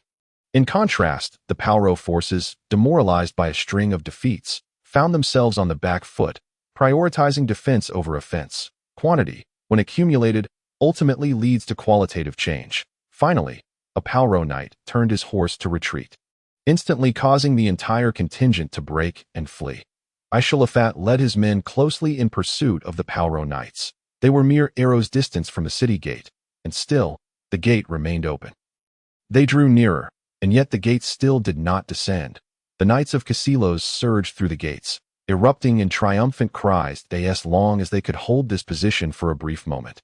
Their main force would soon arrive. Knights led the charge, followed by infantry. At that moment, he witnessed a horrifying sight. Outside the city, Leo sensed that something was amiss. Ashru Lathe had led the assault unit inside. Why did the follow-up forces remain motionless? He galloped towards the poised knight units. "Why are you not advancing?" he inquired of the captain. The captain, a knight of Casilos with rugged eyes, looked back at him. Truthfully, Leo was not entirely certain whether those who had joined their ranks could truly be considered knights. In this chaotic era, if trained bandits took advantage of a fallen knight's demise to impersonate him, it would be challenging to discern the truth in haste. Of course, there was no need for identification at present, as long as they could fight. That sufficed. "We have not received the signal to follow," the captain explained. Yet how could Leo be deceived by such a foolish rationale? Seeing the vanguard breach the gates, the subsequent forces should have surged immediately. He keenly sensed that something unusual had transpired. Moreover, the look in the captain's eyes did not resemble that of a subordinate addressing a superior. "You are no longer the captain," Leo commanded. "Begone." A flicker of anger crossed the former captain's eyes, and his hand instinctively moved to his waist. Yet ultimately, he restrained himself, gripping the reins instead, and turning away, he glanced at the others. The expressions in the eyes of the knights were entirely different from those of this captain. Filled with eagerness to engage, just moments ago, they had merely been compelled to remain still by the captain's orders. "You are the captain now," Leo declared to another knight, whose breastplate bore the emblem of a tower, indicating his lineage from the King's Guard. "Follow immediately and seize the gates." At once. However, they had already missed precious minutes. Before the eyes of all coalition soldiers, the massive iron gate of Wolf's Mouth Castle was slowly descending. The city gate resembled the maw of a colossal beast, having devoured all the coalition knights that surged within, including the de facto commander, Ashru Lathe, who now appeared sated and began to close its jaws. "No!" A despairing cry escaped Leo's lips. It was too late. Reinforcements could no longer penetrate the entrance, and Ashru Lathe was trapped inside, facing certain death. A handful of knights stood against tens of thousands of enemies, no matter how valiant Ashru Lathe might be. His fate was sealed. Chapter 92. Desperation. Unbeknownst to anyone at the rear of the army, the recently dismissed former captain of the Knights did not flee towards the logistics troops, but instead veered slightly to a clearing. There, Rook awaited him with his small squad. Rook had witnessed everything unfold. "Well done, Captain. I shall certainly fulfill my promise and speak well of you before Duke Ryan. But for now, you must leave with me, or you may find yourself in peril." They rode away. Ashru Lathe was doomed, yet Leo, it mattered not. He had arranged another move that would soon come into play. He secretly handed a bottle of wine to Leo. Once Leo drank it, upon his demise, the coalition would be thrown into disarray, allowing Ryan to effortlessly take command of the entire army. As for Thomas, according to the reconnaissance results from his subordinates who infiltrated last night, he would not survive the month. As he pondered this, he couldn't help but glance back at the former knight captain. The ease with which Ashru Lathe had been dealt with was quite unexpected.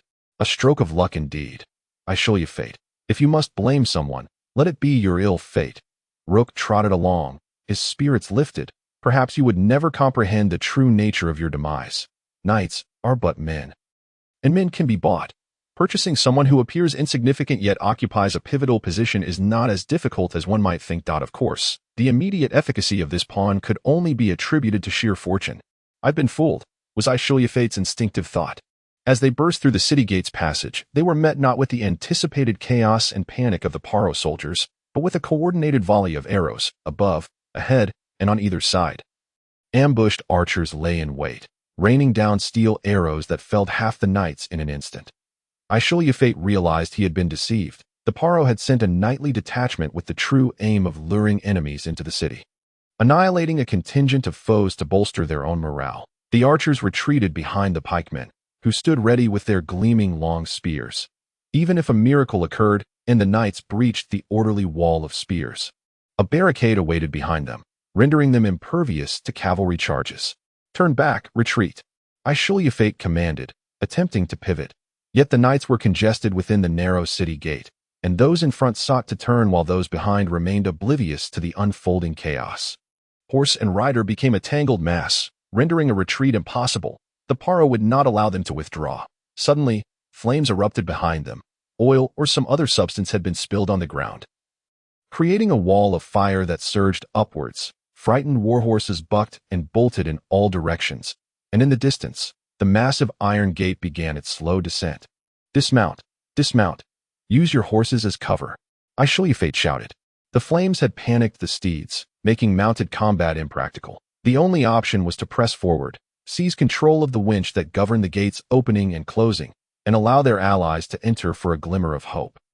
The knights quickly realized the dire situation and dismounted, using their shields for protection as they charged towards the obstructing wall of spears.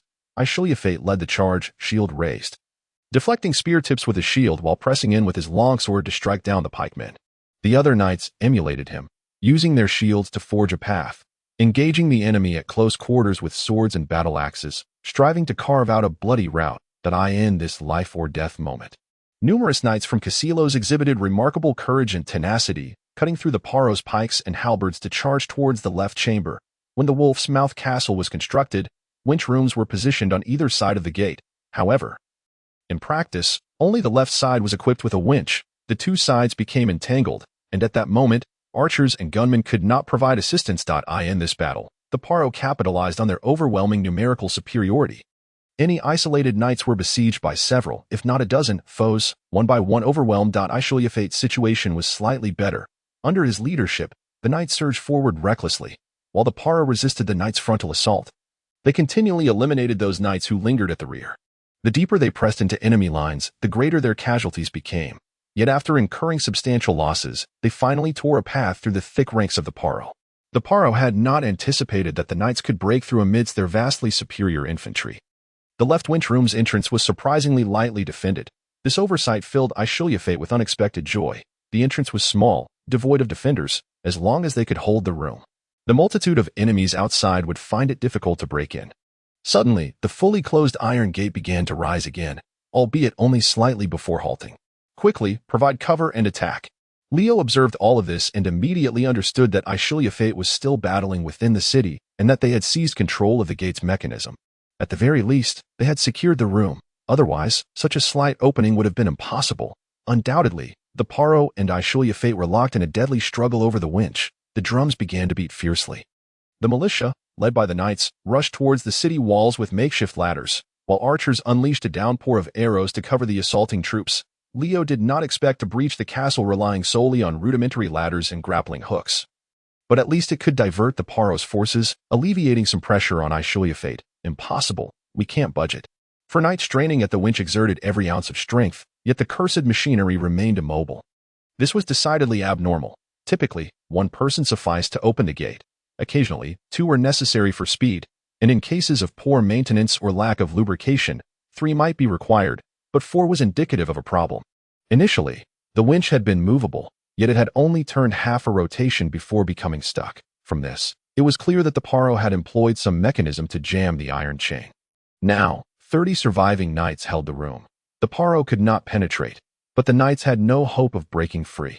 Outside, the war drums thundered. The coalition was undoubtedly assaulting the walls, yet they remained oblivious to the circumstances within. Not possible. We can't move it. One knight scrutinized the room's ceiling, tracing the iron chain's extension. It must be there, halfway up the wall. I recall there being a hole for lubricating the chain. The Paro are likely jamming it from there.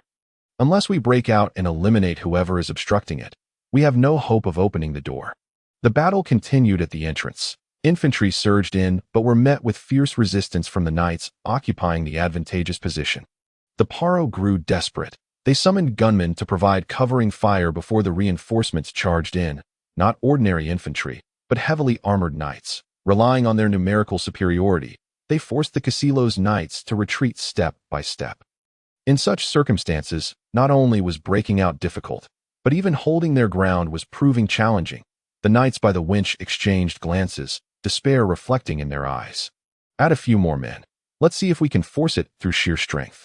Ashru Lathe commanded loudly.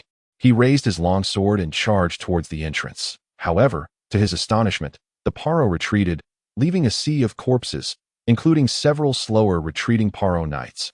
This puzzling maneuver was baffling, as the Paro had almost breached their defenses. Had they summoned mages? No, that was impossible. Prior to the battle, Ashru Lathe had used 3 dispel scrolls in quick succession, and the mages would be unable to act in the immediate aftermath. Yet Ashru Lathe quickly comprehended the reason behind the Paro's retreat. Without a moment to catch his breath, fiery projectiles were hurled inside. These orbs, whatever they were, produced a thick cloud of smoke upon landing, rapidly filling the space. The smoke choked the knights, rendering them unable to breathe, their eyes stinging painfully. Cough, cough, this smoke is toxic, one knight gasped. Armor could withstand blades and spears, but provided no protection against smoke. There was no refuge within the room. In an instant, the knights began to fall, their faces turning blue, black blood oozing from their noses and lips. The dying knights clawed at their throats, their bodies stiffening uncontrollably. The smoke enveloped the entire space, and even the 4 knights pushing the winch succumbed, dying in vain as they futilely struggled to turn the mechanism. Ashru Lathe felt the smoke sting, yet he realized his body showed no other signs of distress. Master, danger level has reached 75%. You must break out. There is no other option, Carrie urged in his mind. Please wait a moment. There are likely gunmen outside now, and they will depart shortly. The duration of this interval remains uncertain. However, as the smoke dissipated, the Parlo warriors surged in once more. There is only one left, the leading Parlo warrior bellowed, brandishing his spear as he charged forward. Ashru Lathe's reflexes proved to be far swifter than he had anticipated. With a single stroke of his enchanted longsword, he severed the spear's tip, and with a second strike, he beheaded his assailant. Yet, in that fleeting instant, 3 more Parlo warriors had already breached the entrance that it was impossible to defend alone. Despite slaying one Parlo soldier after another, Ashru Lathe found himself compelled to retreat step by step. 20 or so Parlo soldiers had infiltrated, surrounding him. There were no allies in sight, yet Ashru Lathe understood that if a call for reinforcements was made, they would come in unending waves. Master, we must employ magic. The effects of the anti-magic scrolls still lingered, and the winds of magic were in disarray. Using magic at this moment would likely result in a fatal backlash. Yet, Ashru Lathe quickly realized what magic Gali had urged him to wield. Dark magic was not derived from the chaotic winds of magic, but rather from the energy accumulated within his own being. The anti-magic scroll could nullify it, but it could not cause it to recoil. However, awakening the bodies of the fallen knights would be a desecration of those valiant souls who had perished in battle. Master, consider their dying wishes. This is not desecration. You need not compel them to do what they do not wish to do, Gali explained in his mind. Suddenly, a Parlo warrior let out a terrified scream as a corpse unexpectedly grasped his ankle.